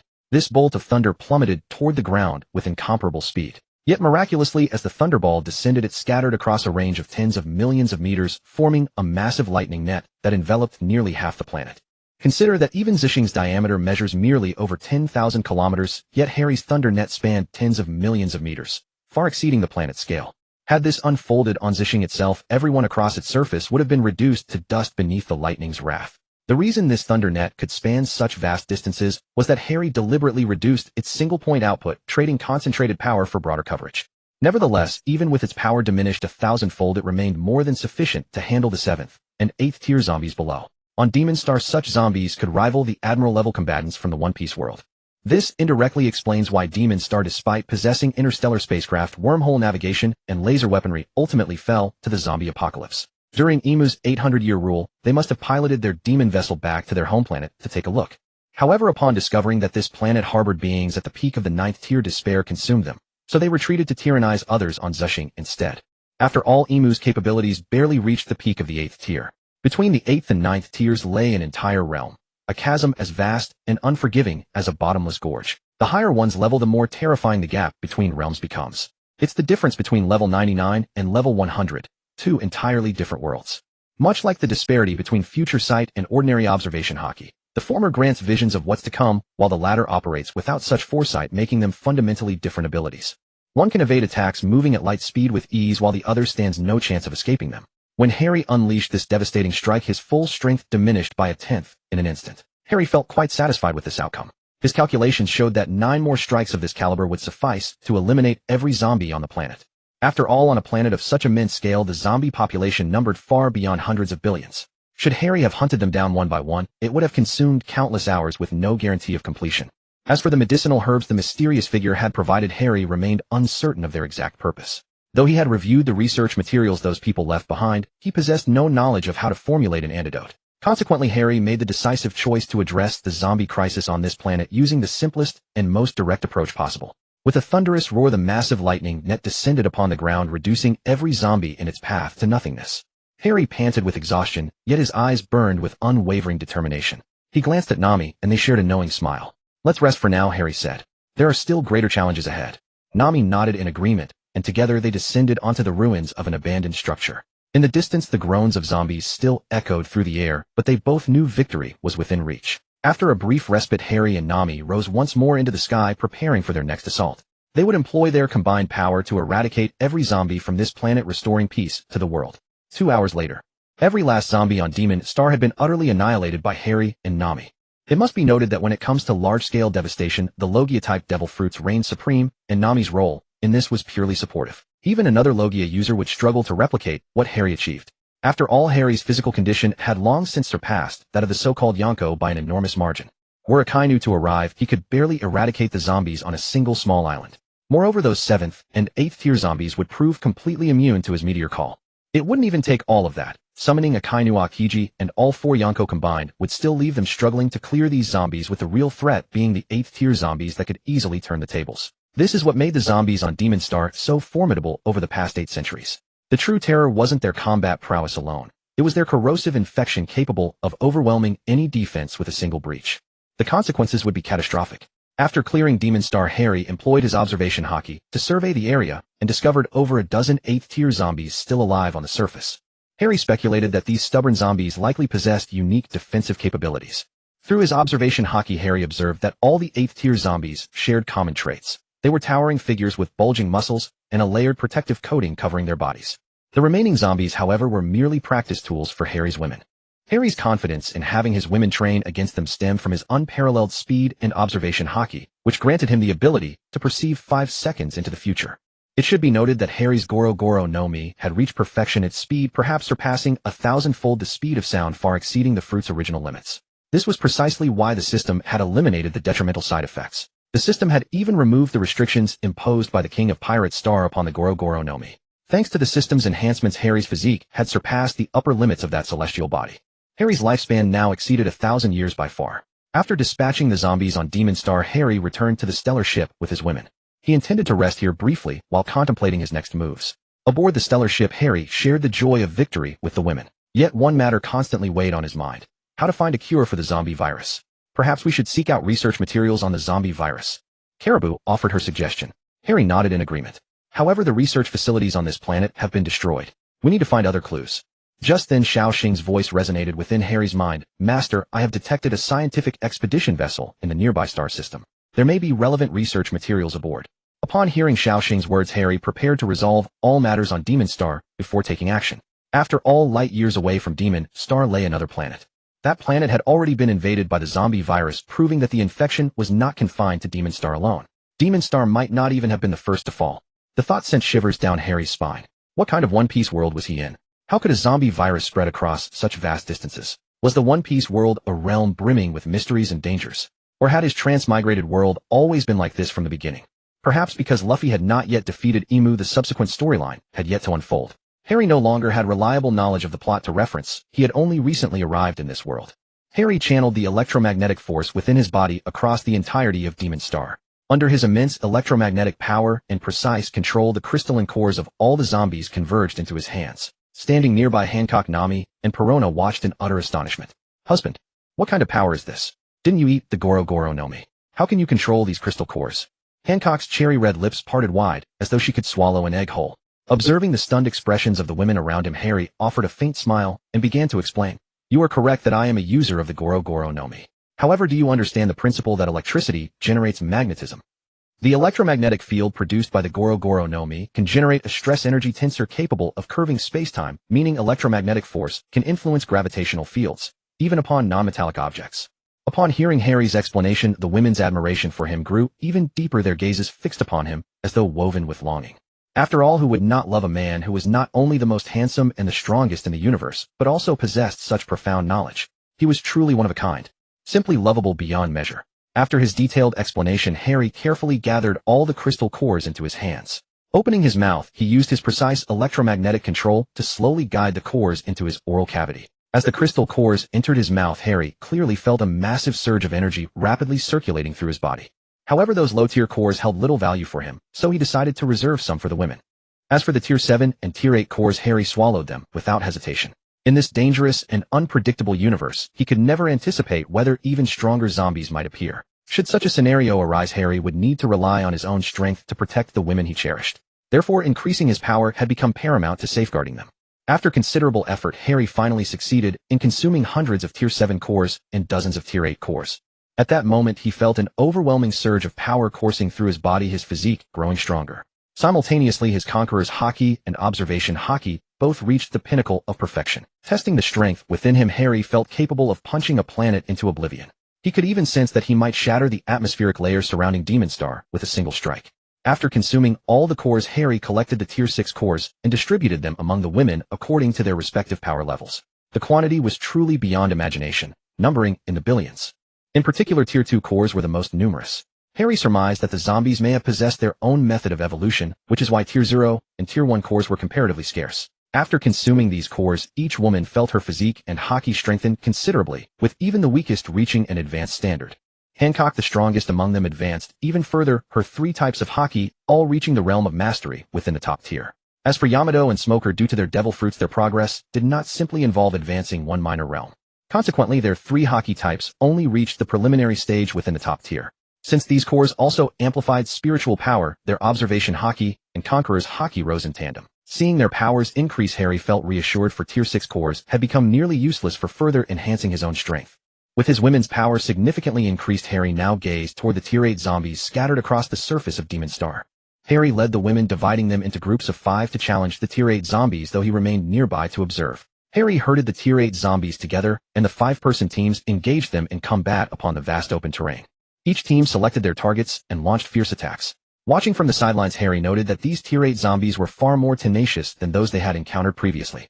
Despite the women's greatly enhanced abilities, they still found themselves struggling somewhat against the Tier 8 zombies. At that moment, one of the groups encountered a crisis. An 8th tier zombie suddenly launched a powerful attack, plunging the team members into peril. Just moments ago, Pailuna and Weiwei were startled by the zombie's sudden assault. They hastily retreated, but were still caught in the aftermath of its attack. The two instantly turned pale, blood trickling from the corners of their mouths. Kenisai, Majida, and Califa rushed over with worried expressions, asking, "Are you all right?" "We're fine," Pailuna and Weiwei said in unison. They both knew this was not the time for sentimentality. They needed to recover quickly, otherwise they would only cause more trouble for their teammates. However, at that moment, the 8th tier zombie launched another attack. It opened its mouth and spat out a black beam of light, shooting straight toward Luffy and the others. Seeing this, the two women quickly deployed their Haki and abilities, trying to dodge the black beam. However, due to the close distance, they ultimately failed to completely evade it. However, at that moment Hallie sensed that this attack was not like the previous shockwave that only appeared strong on the surface. The energy contained within this attack was terrifying. Therefore Hallie knew that the women could not avoid it, and the battle should come to an end. Hallie struck, instantly charging at the zombie with incredible speed and delivering a full-force blow. The lightning-fast attack struck the zombie instantly, sending it flying. The members of other groups were also inspired, each unleashing their own ultimate techniques to engage in a desperate battle against the 8th-tier zombies. In the end, through the collective efforts of everyone, all the 8th-tier zombies were defeated. After the battle, the women, panting heavily, gathered around Hallie. Their faces beamed with weary yet satisfied smiles. This real combat had given them a deeper understanding of their own strengths and weaknesses. Meanwhile, Pyluna's group looked dejected like deflated balloons. Seeing the women's dejection, Hallie stepped forward to pat their heads and comfort them. Don't be discouraged, it's okay. That zombie just now had a somewhat special skill. It wasn't simply a defense and power type. This zombie was likely about to break through the peak of the 8th tier and reach the 9th tier. Pyluna, dressed in a gothic gown, smiled upon hearing Hallie's words and stepped forward to embrace him. Kinesai, Weiwei, Khalifa, and Majida were not to be outdone. They all rushed forward to embrace their man. It's okay, I'm here. Hallie looked at the 5 women in his arms, his heart filled with emotion and joy. He hugged them tightly, feeling their warmth and love. I love you so much. Pyluna whispered, tears glistening in her eyes. She hugged Hallie tightly, as if trying to merge herself into his body. Yes, we all love you, you big scoundrel.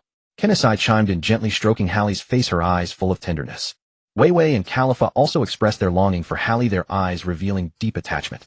Majida stood quietly aside, smiling at the scene, her eyes shimmering with happiness. Hallie felt their sincere emotions, and his heart was filled with gratitude. He knew what these women meant to him. They were a part of his life, his most precious treasure. It's so good to have you. We will definitely be together forever until the world ends and the universe collapses, Hallie said emotionally. He gently kissed Pyluna's forehead, then expressed his gratitude and love to the other 4 women in turn. The 5 women were moved by Hallie's gesture. Their heartstrings were touched once again, and their faces beamed with happy smiles. Hallie's gaze swept over each woman, his heart filled with emotion.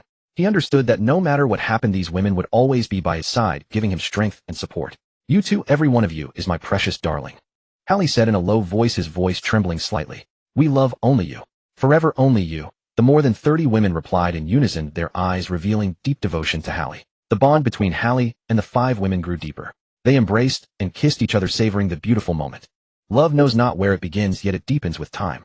After eliminating all the zombies on Demon Star, even the zombie beasts under the sea, Hallie and the cosmic women returned to the Starlight, preparing to investigate the abandoned spaceship. However, the reason the zombie beasts under the sea could be easily eliminated was that Demon Star's land area was vast with only a small patch of sea. Hallie used a single thunder net covering attack to completely annihilate these sea beasts, and they all turned into crystal cores. Due to the limited sea area, there were no powerful sea beasts present, so Hallie's thunderous net effortlessly wiped them all out. Hallie arrived at a place 0.01 light-years away from Demon Star. Using his observation Haki, he scanned the somewhat damaged spaceship wreckage and was surprised to find traces of several zombies inside. Through sensory perception, Hallie detected that among these zombies, there was a 9th-tier zombie. It was known that once zombies exceeded the 7th tier, they would possess intelligence comparable to that of an adult human. However, the zombies' bloodlust still remained. Their craving for humans was like a person's craving for chicken, duck, fish, or pork. Hallie wondered in his mind, what were these zombies doing? They were inside the spaceship, never coming out. Hallie also told the women to stay on the spaceship because the ship's built-in energy shield was not ordinary. An 8th-tier peak could break it, and even a 9th-tier attack-type peak would need at least 5 minutes of continuous assault to destroy the Starlight's energy shield. Hallie cleaved open the dilapidated spaceship's door with his sword transformed into a bolt of lightning and rushed in. Once inside the spaceship, Hallie flew toward the location of the 9th-tier aura. When Hallie saw them, the 3 zombies were looking at documents in their hands. Hallie warily eyed the 3 zombies, gripping his sword tighter. He could sense the powerful aura emanating from them, especially the 9th-tier zombie in the middle, whose eyes were exceptionally cold, as if appraising its prey. Who are you? Why are you here? Hallie asked loudly. The 9th-tier zombie among the 3 spoke in a low voice. Insignificant bug, you are not from Demon Star. How dare you come here to thwart our plans? Unexpectedly, you delivered yourself right to us. There are things you should not know. They slowly rose to their feet, assuming combat stances.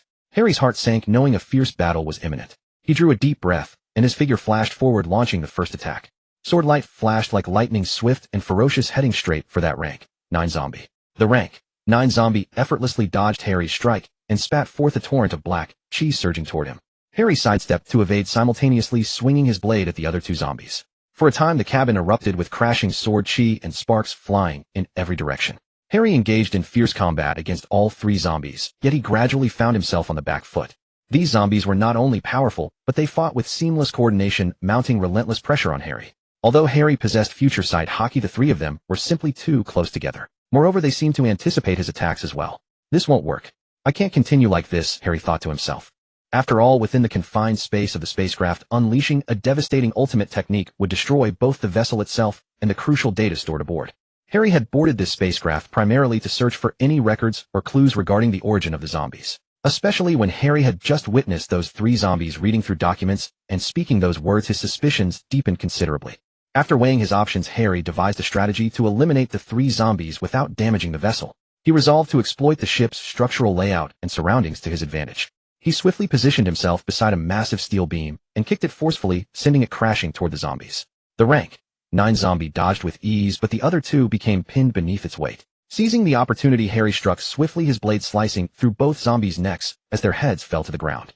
Enraged by the sight, the rank 9 zombie let out a furious roar and charged at Harry. Harry deftly evaded while maneuvering the steel beam to strike the zombie, pinning it momentarily. After all, the vessel's structural beams were forged from a new alloy hundreds of times harder than sea stone. Regardless, this 9th rank zombie could barely break free from the beam's grasp for the time being. Seizing this opening, Harry concentrated his full strength and unleashed a technique wreathed in armament Haki, driving his blade straight toward the zombie's heart. The blade pierced clean through the zombie's body as black blood geysered from the wound. A final shriek tore from its throat before it collapsed motionless to the deck. Harry exhaled in relief and wiped the weapon clean. Moving to where the documents lay, he began studying them carefully. Perhaps among these pages he'd find answers about the zombie origin. Time slipped away like a white pony flashing past a crevice. In merely half an hour, Harry finally finished poring over every document the zombies had been examining. What shocked him most was discovering that these zombies had undergone such mutations precisely because their civilization's technological advancement had outpaced the brevity of human lifespan. Therefore, the biological researchers led by this rank 9 zombie had decided to attempt human experimentation. But who could have foreseen that this experiment would culminate in catastrophe? The virus leaked, accidentally plunging the entire Demon Star into an endless nightmare of undeath. On the day the outbreak struck, the survivors made a desperate decision to board their spacecraft and flee Demon Star, entering its near orbit. Aboard the vessel, they continued researching their former projects, and precisely because of this, 30 years after the zombie outbreak, they finally achieved a breakthrough, successfully developing a reagent capable of effectively controlling viral infection. This news spread across the entire Demon Star vessel like a spring breeze, and people erupted in cheers celebrating this monumental achievement. However, even with the vaccine, not all problems could be solved, because the zombies had already conquered most of Demon Star. Humanity's living space was severely restricted. Yet they did not abandon hope. Over the following decades, these scientists continued their in-depth research, striving to find more effective solutions. In the process, they uncovered certain patterns governing zombie mutation and evolution, and based on these findings, developed targeted pharmaceuticals and technologies. Meanwhile, survivors on Demon Star continuously engaged in fierce battles against the zombies. They formed various organizations to jointly resist the zombie invasion. In this life and death struggle, humanity demonstrated tenacious vitality and unyielding spirit. After 300 long years, those aboard the Demon Star vessel finally welcomed a new dawn. Scientists successfully developed a medicinal formula capable of extending human lifespan without compromising mental faculties. This formula could not only help people better cope with the zombie crisis, but also allow human society to gradually revive. Although zombies at the 7th rank possessed a certain degree of intelligence, it amounted to no more than that of an ordinary adult. Expecting them to conduct scientific research was truly asking the impossible. Therefore, these people had to rely on their own strength to drive technological development, ensuring future survival and prosperity. The vial of medicinal formula they had injected just before death ultimately still affected their brains. Thus, 600 years passed, during which they made no progress whatsoever. Whether seeking methods to improve intelligence or pursuing breakthroughs in other areas, they found themselves entirely at a loss. However, once they transformed into zombies, they seemed to sense something. They discovered that by absorbing the free-floating energy of the cosmos, they could strengthen themselves. While this method was slow, it was a viable approach. Of course, if they could consume human flesh and blood, their rate of improvement would be far faster. After all, human flesh and blood contained far greater energy and nutrients, allowing them to grow stronger rapidly. Thus, these zombies began scouring the area seeking traces of humanity. Gradually, they mastered certain hunting techniques, learning how to approach prey silently and subdue it in the shortest possible time. As time passed, the zombie population increased steadily, and their sphere of influence expanded ever wider. Meanwhile, the surviving humans fell into panic, unsure of how to confront these terrifying enemies. Some chose to hide, hoping to escape the catastrophe, while others organized themselves, attempting to engage the zombies in a desperate fight to the death. In this perilous world, survival became everyone's paramount concern. People had to remain vigilant at all times, ready to face any manner of danger. At the same time, they needed to find an effective method to combat these zombies and protect themselves and their families. Finally, 300 more years passed. 300 years earlier, they had boarded the Demon Star and flown into its near orbit. Since the entire Emo Star has been overrun by zombies, there are no humans left for them to study. Moreover, the free-floating energy in the orbit near Emo Star accelerates their evolution. In other words, they advance to avoid dying of old age. Yet their craving for immortality seemed to transcend all else. Even after becoming zombies, despite their diminished intellect and forgotten memories, they still pored over ancient texts to conduct research. In the end, the notes never indicated where the antidote might be. Perhaps the zombie virus had no cure at all, for their research had only focused on the means to achieve immortality. However, at the very beginning of the notes, it was stated that this zombie virus was originally discovered from outer space. It was only after their research that it threatened the domain of Emo Star. Harry resolved to uncover the origin of the zombie virus, meticulously studying the data on the spaceship. By chance, he discovered a hidden laboratory recording. In the recording, a scientist whispered to the camera, mentioning a mysterious planet, Planet X. It was said that an ancient civilization on Planet X possessed the secret of eternal life. Could the zombie virus be connected to this mysterious planet? Harry found the whole matter extremely unsettling. After all, if they truly knew where Planet X was, they would have taken a spaceship there long ago, instead of ending up in such a state from their research on the zombie virus. Harry felt as if a puppet master was manipulating everything. He decided to journey to Planet X to uncover the truth. Harry returned to the Starlight and explained the whole story to the women. No matter what my husband does, I will always support you. Hancock, being love-struck, spoke first. Yes, brother Harry, do whatever you want, I'll always have your back. Nami, Nojiko, Vivi, and Kaya spoke simultaneously. Exactly, this zombie crisis has endangered the entire universe. We live in this universe too, we must stop this crisis. What if one day the whole world turns into zombies? How boring would that be? Momosaji, Tashigi, Peacock, Suddy, and Domino, who came from the Navy, said, Ah, zombies. These zombies are so fierce, not at all as cute as the zombies Moria created. Perona, holding a cherry pie, said while eating, If little boy wants to go, then, as a historian, I certainly want to study the history of this universe. Robin said with interest, looking at the books Harry had brought back. Xiaoxing piloted the spaceship through the vast cosmos, embarking on this journey full of mystery and danger. Since they didn't know the location of Planet X, Harry had no idea how to find it along the way. Moreover, wormhole travel was too unstable, and making a wormhole jump near Emo Star would lead to an unknown destination. Because before wormhole travel at least left some traceable path.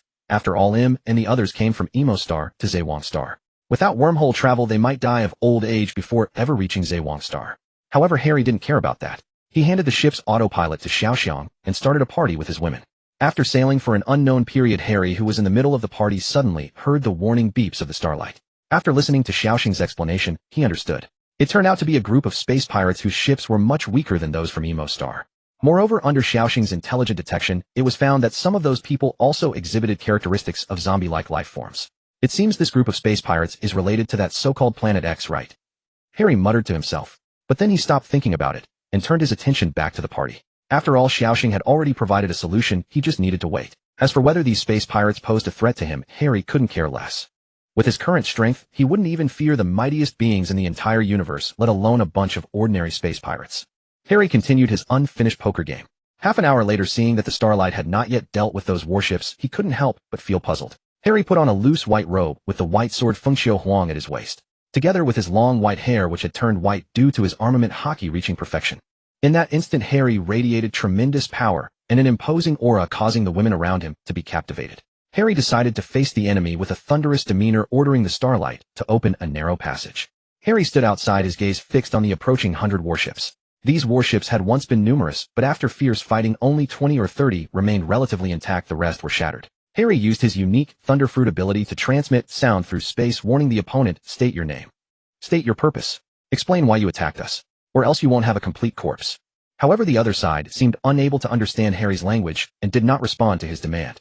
But the opponent seemed to sense the aura and authority emanating from Harry's words, as well as the hostility. Thus they unflinchingly opened fire on Harry, attempting to defeat this seemingly insignificant adversary. However, Harry had already seen through their movements and anticipated the attack.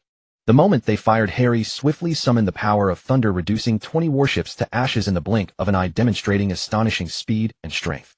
This incident was merely a minor episode for Harry. However, just now the Starlight had detected zombie life form characteristics among them, and Harry had just swept them with his observation Haki, indeed, detecting a similar aura to the previous zombies. Harry was very concerned about this. If the spread of the zombie virus were confined to a single planet, he could understand it.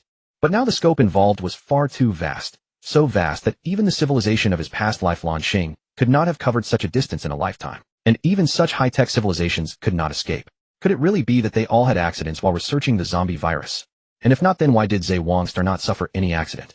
The distance between the Thief King Star and the Demon Star was merely 2 wormholes apart. If they truly intended to explore, it would not be overly difficult. However, Ha Li was overthinking this. Not every warship could traverse the nearest wormhole without a set of coordinates. This was merely a privilege granted to the Star of Starlight by the system which had reached the pinnacle of this cosmic civilization. Ha Li's spacecraft journeyed through the cosmos for a long time before finally arriving at a place resembling Planet X.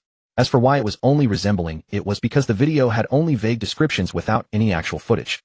The scene before him was breathtaking. Ancient structures radiated a mysterious glow as if recounting the glory of a bygone era. After some exploration, Ha Li arrived at the planet's core. Ha Li cautiously stepped into a grand temple where a dense aura of mystery permeated the air. At the center of the hall, he found a massive stone tablet engraved with strange symbols and patterns. Just as Ha Li attempted to decipher these runes, a faint dizziness washed over him, and a peculiar light appeared before his eyes. Within the light, a figure vaguely emerged, speaking in an ethereal voice. "You have finally arrived, brave one. Only by passing the trials can you uncover the truth of the zombie virus." With that, the figure vanished. Ha Li knew the road ahead would be arduous, but to save the world and prevent it from becoming dull, he resolutely stepped onto the unknown path of trials. He walked toward the light step by step, and in an instant he was teleported into a mysterious space.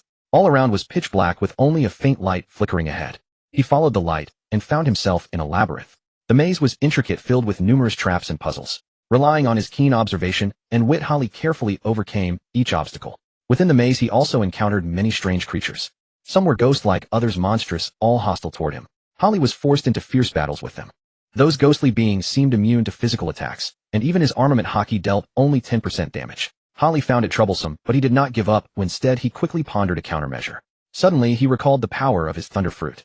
He concentrated his mind and unleashed the Thunder Fruit's ability. Lightning gathered around him, forming powerful electric currents. When the ghostly creatures approached again, Ha Li released a potent electric shock, driving them back one by one. Upon contact with the electricity, the specters turned translucent and gradually dissipated. Ha Li realized that the Thunder Fruit's power was the key to subduing these ghostly beings. Thus, he continued exploring the labyrinth, using the Thunder Fruit's ability, treading carefully with every step to avoid triggering additional traps and enemies.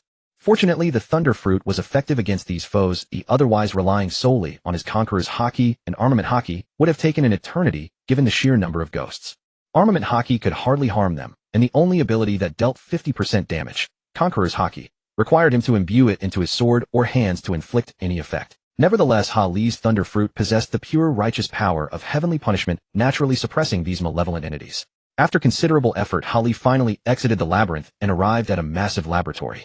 The atmosphere here was eerily unusual, prompting Ha Li to remain vigilant. But thanks to his observation Haki, which allowed him to foresee the future, he was not overly panicked. Still, encountering these unknown ghost-like beings for the first time left him somewhat unsettled. The laboratory housed various advanced scientific equipment and mysterious experimental samples. At the far end, Ha Li found a thick book. He opened the pages and discovered that they contained all the secrets of the zombie virus. It turned out that the virus was not naturally occurring, but deliberately created by a mad scientist. Upon learning the truth, Ha Li resolved to stop the spread of the virus. He embarked on his return journey carrying the precious intelligence. Little did he know that the moment he arrived here, the mad scientist on a highly technological planet tens of thousands of light years away had sensed his presence. The materials Ha Li had seen were deliberately left behind by the mad scientist. Even the supposed solutions were false, for this zombie crisis was not something a mere mortal could have engineered. The mad scientist, clad in a white lab coat and wearing rimmed glasses, revealed a sinister grin.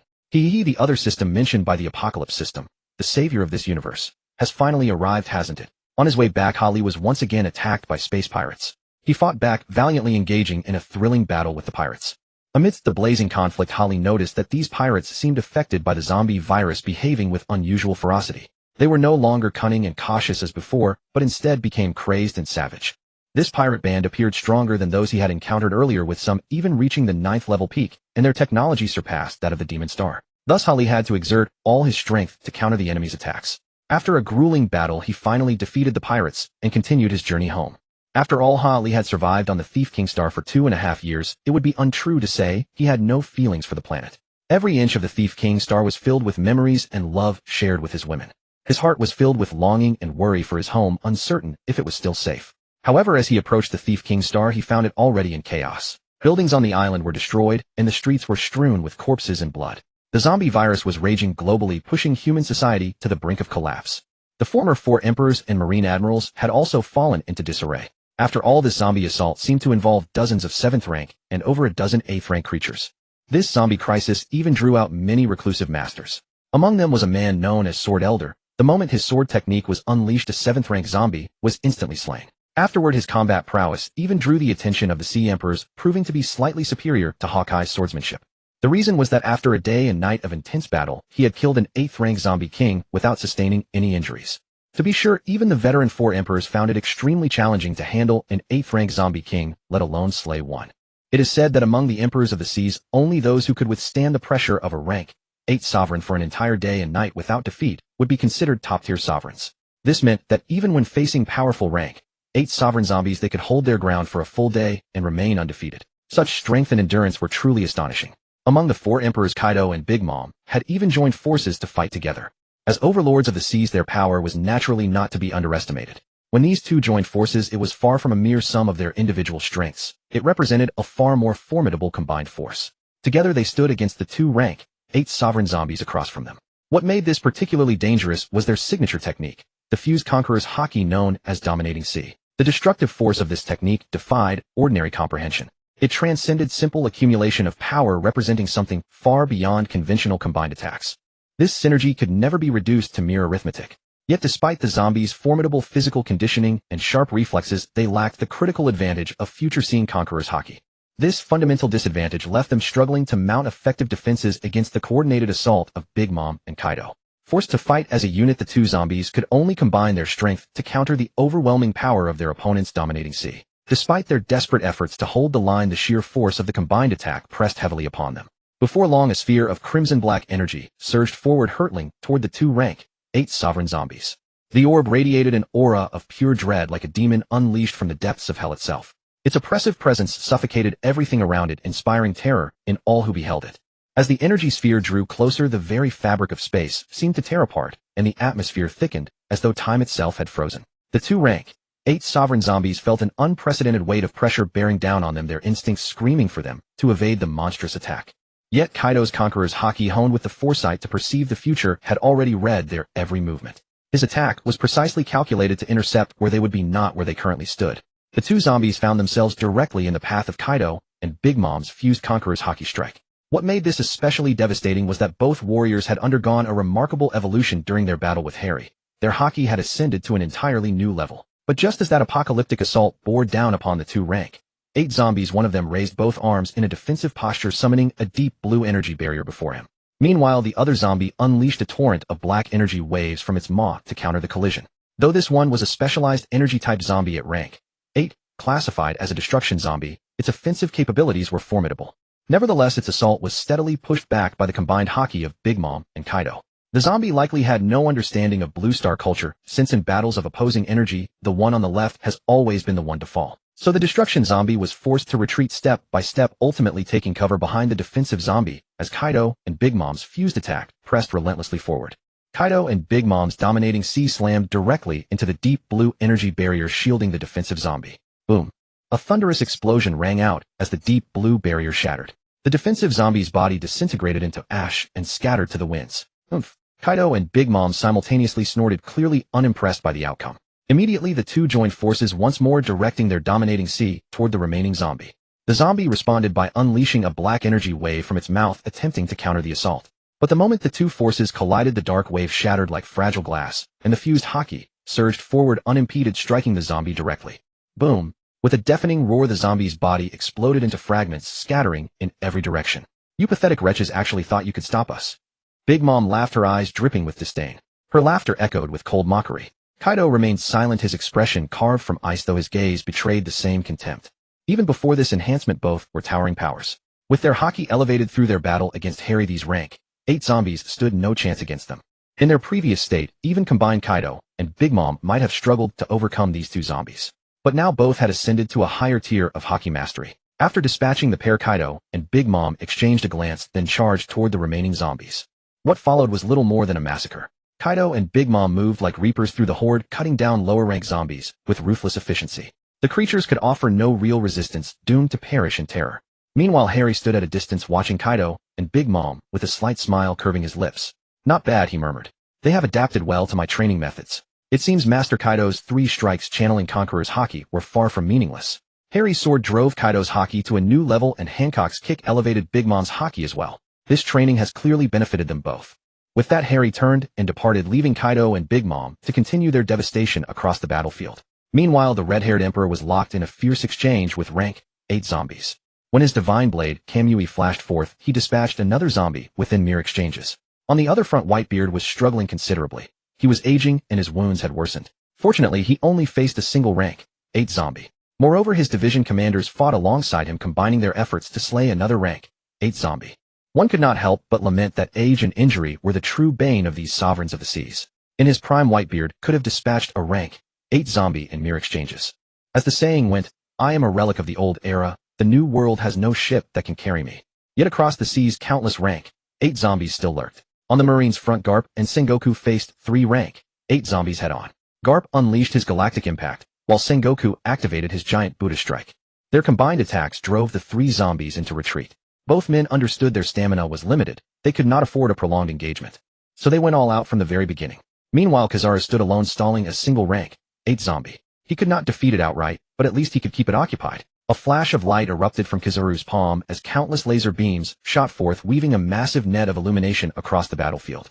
Yet the zombie's hide was impenetrable, absorbing the barrage without flinching. Kizaru seized the opportunity, activating his teleportation ability and appearing behind the zombie, delivering a devastating kick to its head.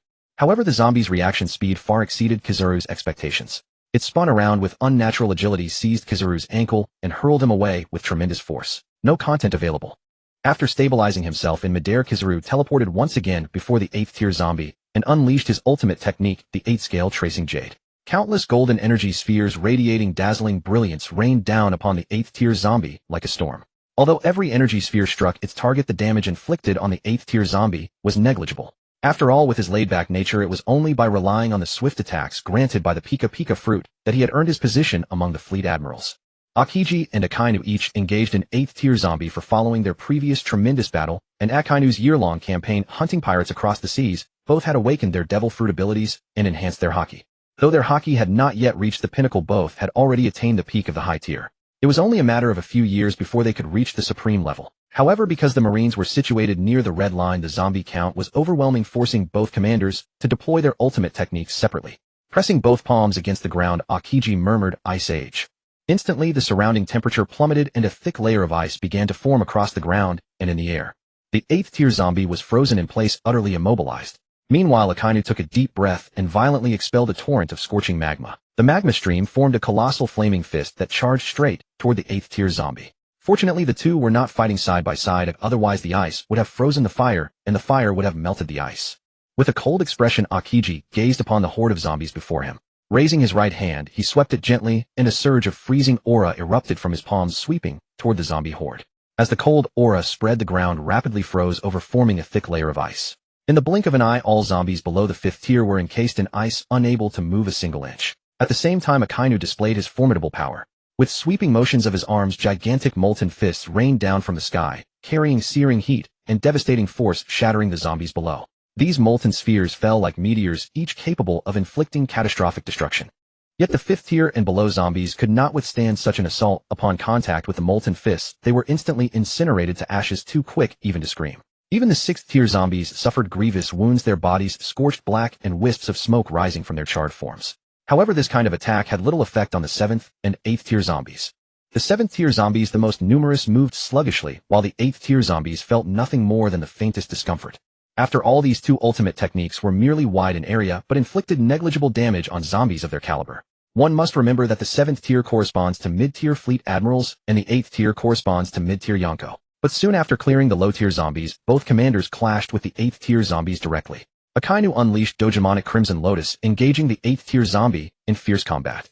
Relying on Akainu's combat experience and the perceptiveness of his observation Haki, he slew the 8th tier zombie within an hour.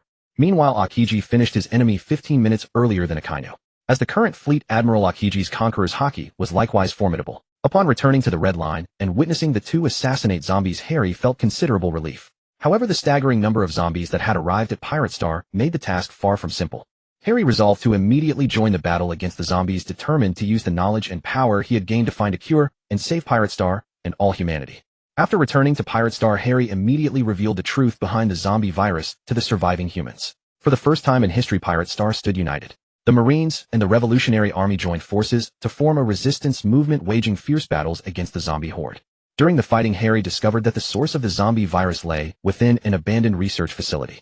Leading the resistance team, he infiltrated the facility to search for a cure. Deep within the facility, they uncovered a mysterious laboratory containing vast amounts of research data on the zombie virus. Harry meticulously studied the materials and finally found the key clue to curing the virus. It turned out that the herb on Demon Star possessed extraordinary healing properties.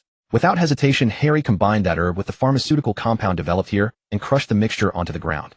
Then, utilizing the wind manipulation abilities granted by Kaya's White Phoenix Fruit and Nojiko's White Tiger Fruit, he dispersed the vaporized gas of the mixture across the entire world. Those who had just been infected by the zombie virus were instantly restored to health and developed antibodies against lower-tier zombies. Yet the war was far from over. The zombie legions still raged, threatening the very survival of humanity. Harry led the resistance and continued fighting until every last zombie was eradicated, saving Pirate Star. The reason Harry did not employ the Thundernet technique used on Demon Star was that Pirate Star was filled with innocent humans. That attack would have been a case of killing 1,000 enemies at the cost of 10,000 of one's own. In the aftermath of this catastrophe, humanity rebuilt their homes and began anew. Harry became a legendary hero, his name forever etched in the hearts of all. From every corner of Pirate Star, people cried out Harry's name in jubilation.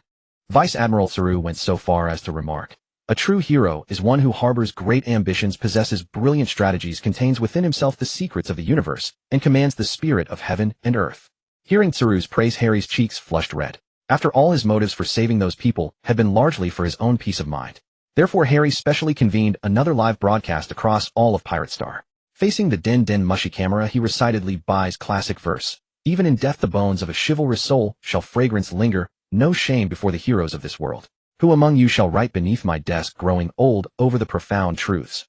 The women beside him, who knew Harry well, blushed slightly upon hearing his self-congratulatory words, though such blushes sprang from shy embarrassment, not idle imagination. Yet all of them smiled gently, for they had long known Harry to be one who showed off his virtue without even realizing it. Of course, this broadcast was not merely for vanity, it served a deeper purpose, to announce to all of Pirate Star that everyone now had the opportunity to settle on the Red Line. No longer plagued by tumultuous seas, they could live in safety and tranquility. As the broadcast concluded, Pirate Star gradually returned to its former peace. People began working together to rebuild their homeland, displaying unyielding resilience and hope for the future. Harry also devoted himself to helping everyone, breathing new life back into Pirate Star. However, thousands of light years away from where Harry knew nothing of it, that mad scientist back then had long since transformed himself into a horrifying zombie through his experiments after assimilating the Doomsday System. Nowadays, his strength had reached the astonishing 10th tier. At this moment, Harry remained completely unaware of Mad Scientist Axe's attention and power. Harry was currently on Red Earth continent, which had long since lost the appearance he had once known. After Harry's great battle with Emu, the once ruined landscape of Red Earth continent had been rebuilt with a castle by the Marines and Revolutionary Army, though neither faction moved in. They quietly left it for Harry instead. Inside the towering 100-meter building, Harry was celebrating with his women after the fierce battle. Though unaware that the mad scientist had taken notice of him, Harry possessed information obtained from the eerie maze he had previously encountered. He understood the mad scientist likely still lived. Therefore, he had to strengthen himself as quickly as possible. After all, only someone with extraordinary means could have turned an entire universe into a zombie-plagued wasteland. If these zombies were creations of Axe, his strength must have reached unfathomable heights by now. After the revelry ended, Harry checked his system panel. Host Harry. Age 20. Ship Shingshin. Factions Demon Star Zawang Star. Constitution Steel Balloon Plus Edition, having surpassed this world's limits through numerous enhancements. Haki Supreme Armament, Haki Great Perfection Max, Supreme Observation, Haki Peak Perfection, Supreme Conquerors, Haki Peak Perfection. Fruit Natural Type, Rumble Fruit, Awakened Peak Perfection. Swordsmanship, Supreme Grand Swordmaster Peak Perfection. Name Sword Feng Xiu Huang. Harry gazed at his own cultivation, still stuck at the Peak Perfection realm, wondering if perhaps he had not been striving hard enough. Just then, the Shingshin stationed outside the palace suddenly linked to Harry's consciousness. "Master, I have detected spaceship energy signatures approaching." Harry paused upon hearing Xiao Xing's words, then quickly realized these were likely either the zombies or the final boss, Mad Scientist Axe. Through his observation Haki, Harry detected a vessel bearing Axe, and sensed his aura had already reached the 10th tier. Harry instantly sobered and urgently roused the women beside him. "What's wrong?" Hancock asked, rubbing her eyes. "Get up quickly," Harry said. "I sense danger approaching us. Get inside the Shingshin immediately. I will handle what comes next." Having escorted the women into the Shingshin and entrusted them to its protection, Harry himself flew out to confront the warship beyond Zawang Star. At this moment the warship had already breached Zawang Star's atmosphere. Its exterior appeared massive and radiated an overwhelming pressure. Harry eyed the warship with deep vigilance. "What is that thing?" he muttered inwardly. "Master, that should be Axe's warship." Xiaoxing replied. "Oh, it seems this Axe is quite formidable," Harry said, furrowing his brows. "Yes, Master. According to my scan results, this warship possesses powerful offensive and defensive systems capable of easily destroying an entire planet," Xiaoxing reported.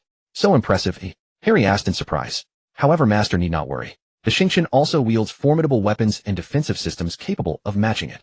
Xiaoxing comforted him. "All right, thank you, Xiaoxing," Harry said. Then he piloted the Xingqian toward the warship. Harry accelerated toward the warship as every weapon system within the Xingqian's bridge activated. "Fire at full power," he commanded, and countless beams and missiles shot toward the enemy vessel. The opposing warship immediately retaliated with devastating firepower. The two sides exchanged blows in a fierce and intense battle. Harry knew both parties were merely testing each other, holding back their true strength. Just then, however, he received a transmission from Axe aboard the enemy warship. "Enemy of Destiny. Tisk, I did not expect you to have reached only the 9th tier's peak. It seems the enemy foretold by the Doomsday system is hardly impressive. Your system has not granted you particularly formidable power." Harry fell stunned upon hearing Axe's words. How does he know I have a system? Could he also be a transmigrator? At that moment the romance system provided Harry with an answer. Ding, Doomsday system signature detected. Note, this system is the mortal enemy of the romance system. Please eliminate the target as soon as possible. Axe's strength has reached the 10th tier's peak. Proceed with extreme caution. Harry's heart surged with astonishment upon hearing the romance system's alert. So she truly did possess a system as well. But what exactly did the Doomsday system signify? Was it possible that? Countless thoughts flashed through Harry's mind in an instant, but he was not the type to let his focus waver during fierce combat. Just then Axe spoke again. "Haha, kid, it seems you have only possessed that system for a short while. Truly enviable. Unlike me, who am merely a puppet of the Doomsday system, you still enjoy your freedom." Upon hearing this, Harry suddenly understood. It was highly likely that the Doomsday system had existed in this universe all along, and Axe had gained its favor through some fortuitous opportunity, thereby obtaining partial control over its power. However, as a result, Axe had also been transformed into this ghastly zombie form, neither fully human nor ghost. Having obtained the answers he sought, Harry wasted no words and plunged into fierce combat with Axe. Within the Xingqian, massive clouds gathered externally to assist Harry in wielding the power of the Rumble fruit. Meanwhile, Axe's own strength stood at the 10th tier. He had also flown out from the warship, which under the control of its intelligent AI engaged the Xingqian in battle. Harry knew that a 10th tier confrontation was far beyond what his women could join. Thus Harry charged forward alone. Boom. A bolt of blue lightning streaked across the void and struck Axe directly. Yet Axe merely frowned slightly, sustaining little damage. He snorted coldly. "Is that all you've got?" As he spoke, he raised his hand and waved, and a powerful force surged forth, knocking Harry back several steps. Harry's expression shifted, a startled thought flashing through his mind. This guy's strength is unexpectedly so immense. Nevertheless, he did not retreat. Instead, he took a deep breath and launched another attack. This time, he fully activated the power of the Rumble fruit. Countless bolts of lightning interwove to form a massive electric net descending upon Axe. Seeing this, Axe's lips curled into a sneer. With a gentle wave of his hand, the surrounding space warped, and the enormous net dissolved into nothingness. Harry's eyes widened in sheer disbelief as he stared at Axe. He could never have imagined the opponent could dismantle his technique so effortlessly. Just then Axe struck suddenly, driving a punch straight at Harry. Harry quickly twisted his body to dodge, but the blast wave grazed his face, leaving a bloody gash. He glared at Axe through gritted teeth, a flicker of fury flashing in his eyes. "Damn it. I won't let you win." With those words, he clenched both fists and charged toward Axe once more. Harry surged forward and engaged Axe in close-quarters combat.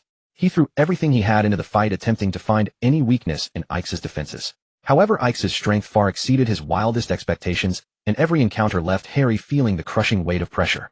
During the intense battle, Harry noticed something strange about Axe's body. His skin had taken on an eerie green hue and emitted a foul stench. A thought struck Harry. Perhaps this was Axe's vulnerability. Focusing his energy, he directed his attacks toward Axe's green-tinged areas. Indeed, after being struck, Axe's body shuddered violently, and his movements grew noticeably sluggish, as though he had suddenly sunk into a treacherous quagmire. Seeing this, a glimmer of hope appeared in Harry's eyes. He knew this was his chance. Seizing the opportunity, he unleashed a relentless barrage, hailing attacks upon Axe like a violent storm. Axe was forced into continuous retreat, and Harry gradually gained the upper hand. However, just as Harry believed victory was within reach, Axe suddenly activated another ability. His overwhelming aura contracted instantly, and his entire presence grew restrained and concentrated. Immediately afterward, his previously sluggish movements accelerated at a visibly dramatic pace, faster even than Harry's Rumble fruit. Harry's mind raced. Is this truly the power of the 10th rank? He clearly recalled that during their previous encounter, Axe's speed had been far inferior. It was evident now that the strength of the 10th rank was no trivial matter. Nevertheless, Harry did not panic, for he understood that although he had not yet reached the true 10th rank armed with his powerful armament Haki and the future sight observation Haki, he could still stand against Ike's. After long years of cultivation, Harry's armament Haki had already reached the pinnacle of this universe, and his command of observation Haki had grown ever more refined. Therefore, despite Ike's assault, he would not be easily overwhelmed. The 10th rank power, however, had begun to warp the very fabric of space, distorting everything around him, a complication that made the battle considerably more troublesome. After all, Harry was at best a pseudo-10th rank cultivator, and the gap between his current state and a true 10th rank remained substantial. As anticipated, when Ike's activated his next skill, the surrounding space began to fracture layer by layer, crumbling into countless fragments in the blink of an eye. Harry was subsequently engulfed by the boundless spatial turbulence.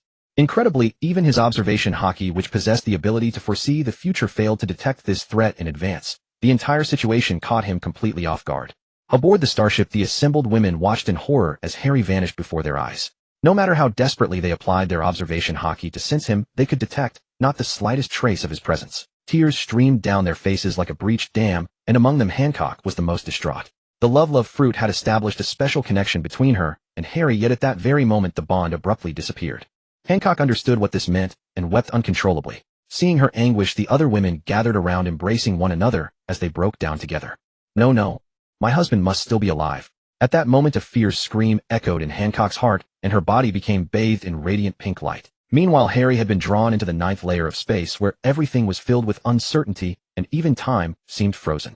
Chaotic energy of every description swirled around him, like turbulent waves endlessly battering his body. Yet at this critical moment, the system's notification sound once again rang clear within Harry's mind. Ding!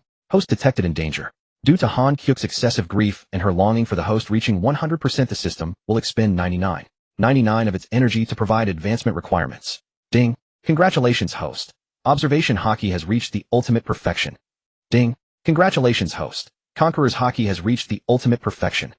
Ding! Congratulations, host. Rumble fruit ability has reached awakening perfection. Ding! Congratulations, host. Supreme swordsmanship has advanced to great perfection. Ding! Congratulations, host. Steel balloon plus constitution has officially evolved into the chaotic divine physique. Ding! Host's every attribute has reached ultimate perfection. Advancement to the peak of the 10th rank is complete. Ding! System energy depleted. Entering sleep mode. Only basic functions will remain active. Hearing the system's notifications and feeling the power coursing through his body, Harry steadied himself and focused his attention on his surroundings. He discovered that these chaotic energies seemed to follow a certain pattern resembling a silent symphony. Closing his eyes, he sought to feel the melody with his heart, attempting to resonate with it. Gradually, Harry found the rhythm. He began guiding the energies, consolidating them into a mighty force. When he opened his eyes once more, they shone with confident brilliance. I understand now. This is the power of the 10th rank. It can shatter the ninefold space. Harry whispered to himself. Gathering his full strength, he channeled this energy into his attack. Outside the 9th layer of space, Ike felt a tremendous energy fluctuation erupting from within. He's comprehended this so quickly. Ike showed a hint of surprise, but he immediately sneered. Regardless, it's far too late. Channeling every ounce of his power, Harry slammed his palm into the void above. Instantly, a brilliant pillar of light burst through the 9th layer of space, piercing straight into the heavens. Ike's expression turned pale as he desperately summoned his full strength to counter it, but it was already too late. The pillar of light, carrying the power to annihilate heaven and earth, fiercely struck Ikisi. After a deafening roar, Ikisi screamed and flew backward. At the same time, the ninefold space began to tremble violently and gradually crumble. Hallie stepped out from the shattered space, his gaze cold and resolute. You have lost, Ikisi, Hallie said calmly. At this moment, Ikisi was severely wounded and unable to continue fighting. He stared at Hallie, his heart filled with reluctance and despair. Why? I am already a 10th level powerhouse. Ikisi murmured. Although you are 10th level, your heart is filled with evil and obsession. But I have firm faith and a will to protect. Ahem, in simple terms, I have a cheat. Hallie replied. After speaking, Hallie waved his hand, the motion containing a terrifying thunderous sword intent, and slashed at Ikisi. At this moment, Ikisi was already lying on the ground, utterly powerless to resist. Under Hallie's sword strike, Ikisi didn't even have time to let out a scream before he turned into ashes and dissipated into the universe. Just as Hallie appeared, Han Kyuk's love fruit ability immediately sensed it, and her heart was filled with ecstasy. Her women could not see because the previous pillar of light was too dazzling, and their observation Haki could not penetrate due to the overwhelming energy. Upon hearing Han Kyuk's news, their tears turned into joy. And after seeing Ikisi killed by Hallie's sword, the burden in their hearts finally fell to the ground. They tearfully rushed forward, embracing Hallie tightly, as if trying to merge him into their own bodies. Feeling their passion and joy, Hallie's mood became exceptionally light. He decided to celebrate the victory in a special way. He smiled gently, and his body began to transform. In the blink of an eye, he grew to 100 meters tall, gathering all these women into his embrace. At that moment, the voice of the love system sounded again. Ding, detected fragments of the doomsday system. The love system has fused them. Ding, after fusion, the love system has successfully evolved into the chaos system. Ding, detected a large amount of zombie virus in the metaverse. The system has automatically eliminated it. Haki heard the system's notifications and was not surprised. After all, love and doomsday were originally two opposing systems. After all, love and hate are opposites. Under the doomsday, countless people had their families shattered, wives separated from children, and even planets destroyed, becoming zombie paradises, filling their hearts with endless hatred. 1 year after the end of the zombie era, Haki held a grand wedding across the entire universe. During this wedding, people throughout the universe witnessed the birth of their universe lord Haki through high-tech broadcasts. They also witnessed the blissful marriage of their universe lord.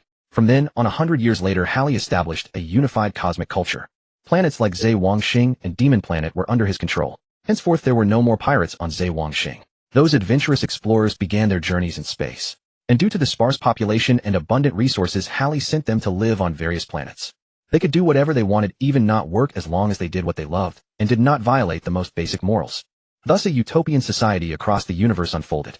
There was less scheming and more simplicity and trust among people. This also indirectly shows that the ancients were not without wisdom, rather they had wisdom, but did not abuse it. After all, Laozi said, when the great way is abandoned, there is benevolence and righteousness. When wisdom emerges, there is great hypocrisy. When the 6 relations are not in harmony, there is filial piety and parental kindness. When the state is in chaos, there are loyal ministers.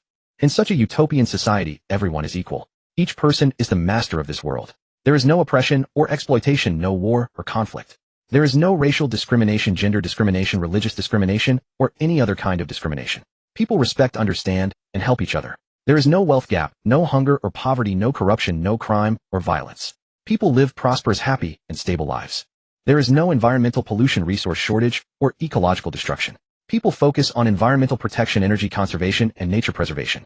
Here, people no longer pursue the maximization of personal interests, but the maximization of collective interests. No longer pursue material enjoyment, but spiritual satisfaction. No longer pursue power and status, but moral cultivation. No longer pursue fame and wealth, but knowledge and truth. No longer pursue success and achievement, but spiritual growth. People no longer struggle for survival, but strive to realize their self-worth. No longer work to earn money, but work for their interests and hobbies. No longer study for reputation, but study to improve themselves. And no longer fall in love for marriage, but for true love. No longer have children for old age support, but to pass on civilization. People disdain using their wisdom to seek convenience for themselves. This is because in such a universe, everything follows their true heart.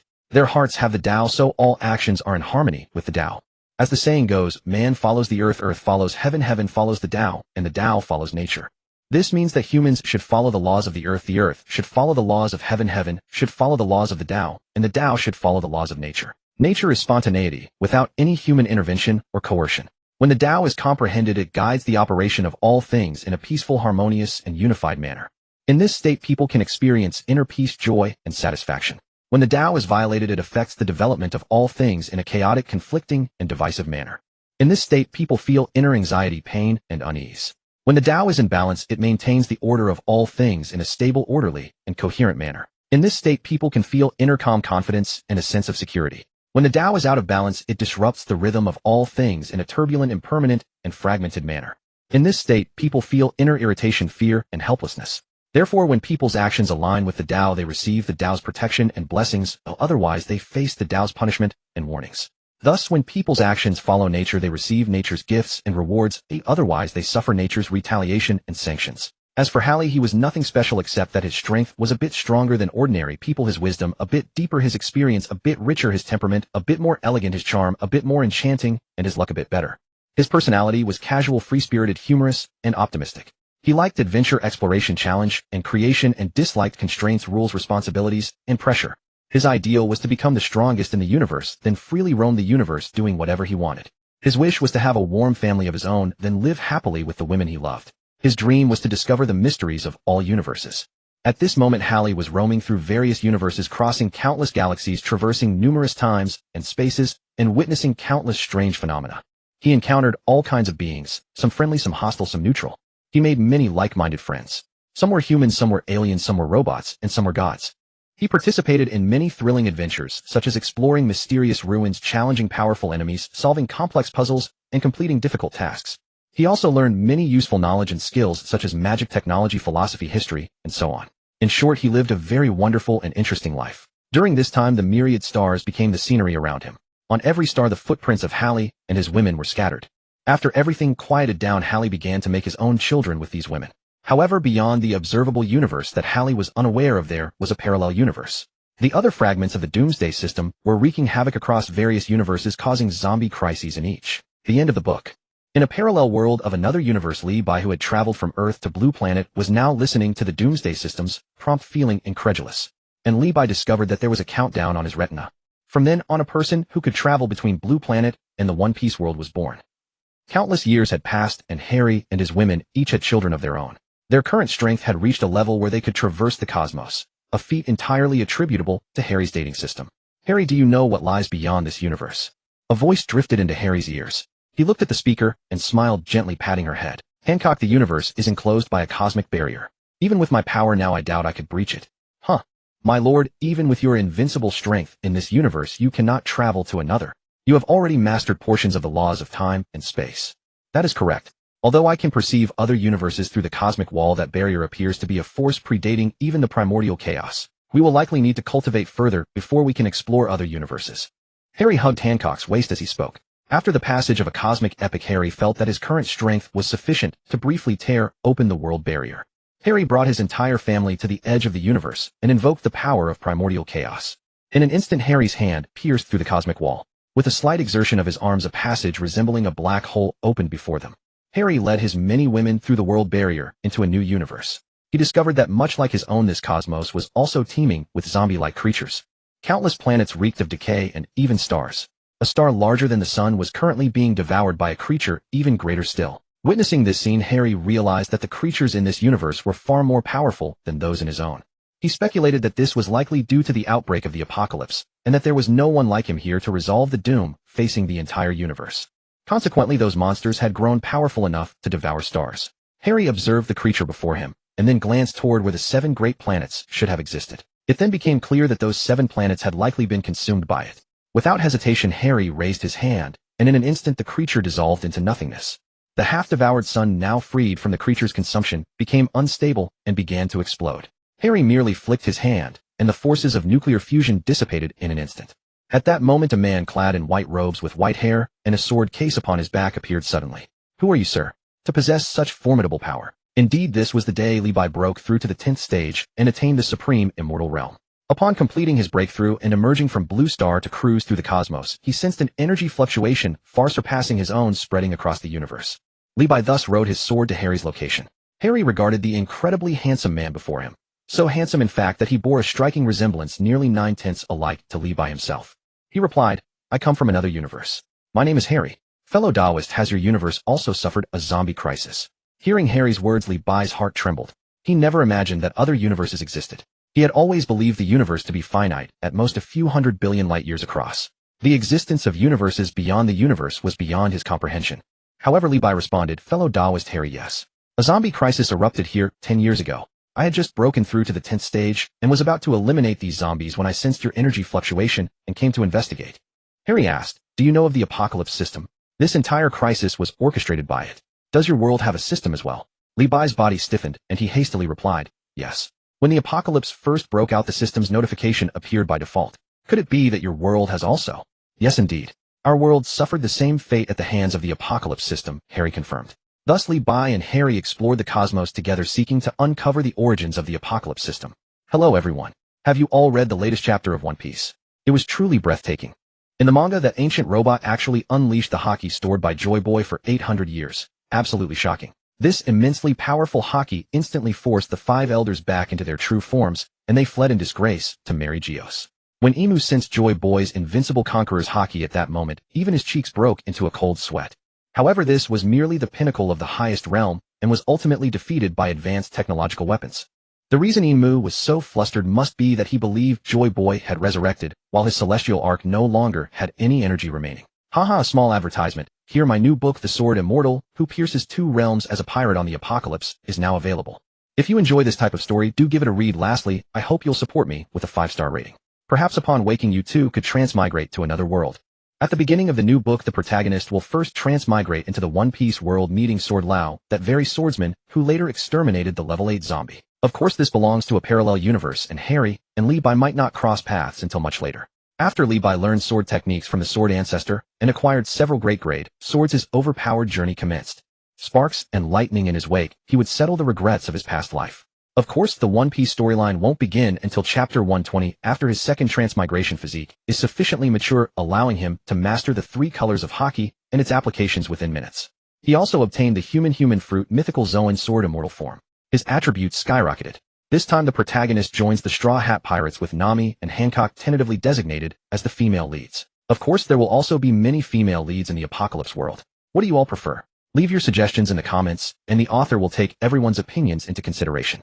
For those readers who felt the previous work lacked immersion, this time I've absorbed the feedback and decided to have the protagonist transmigrate through dreams into the One Piece world to experience being in supreme powerhouse, then deliver that satisfaction to you all. The Apocalypse world this time leans toward a gamified setting.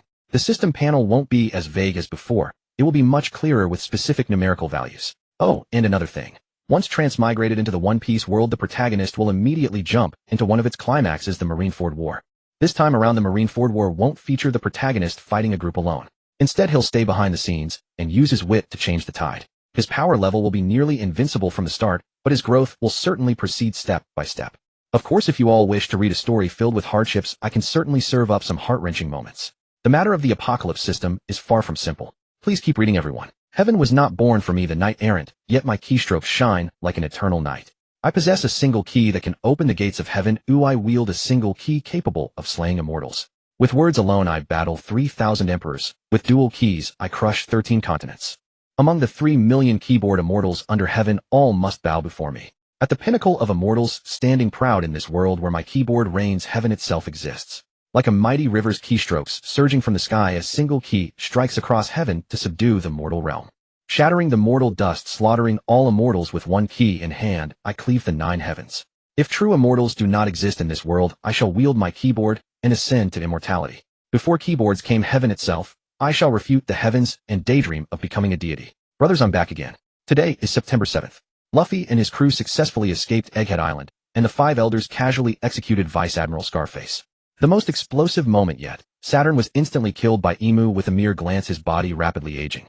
Tail Sweet has once again delivered a betrayal, revealing that the 5 elders' abilities were granted by Emu. Immortality is also Emu's devil fruit ability. This suggests that the opera surgery Emu did not perform may instead stem from his own fruit powers. Perhaps it resembles a mythical Zoan vampire fruit. However, it requires sufficient incense energy, so-called faith or collective belief. This enables him to achieve immortality and bestow this power upon his subordinates. The commander of the Shiryu Knights is the one with red hair and a crystal head. Appointed by Emu as the new Saturn, originally that giant spider creature. This sufficiently demonstrates that the Shiryu Knights may not be as overwhelmingly powerful as presumed, since the 5 elders themselves were promoted through similar means. From the original work, the strongest among them is likely Emu himself. Joy Boy's sealed Haki channeled through the 5 elders caused Emu to break into a cold sweat. This reveals that Emu's victory over Joy Boy in the past was undoubtedly achieved through technological means. His eagerness to reclaim the Mu Flame Seed further confirms this. 800 years have passed, and their technological weapons must have run out of energy. Their nuclear fission methods were lost due to their hasty retreat at the time. No wonder they are so desperate to obtain energy from Vegapunk and activate their ultimate weapon. Alright, our latest delightful analysis comes to an end. The new book sets sail. Currently over 500,000 words and 1 million words for you to enjoy with peace of mind.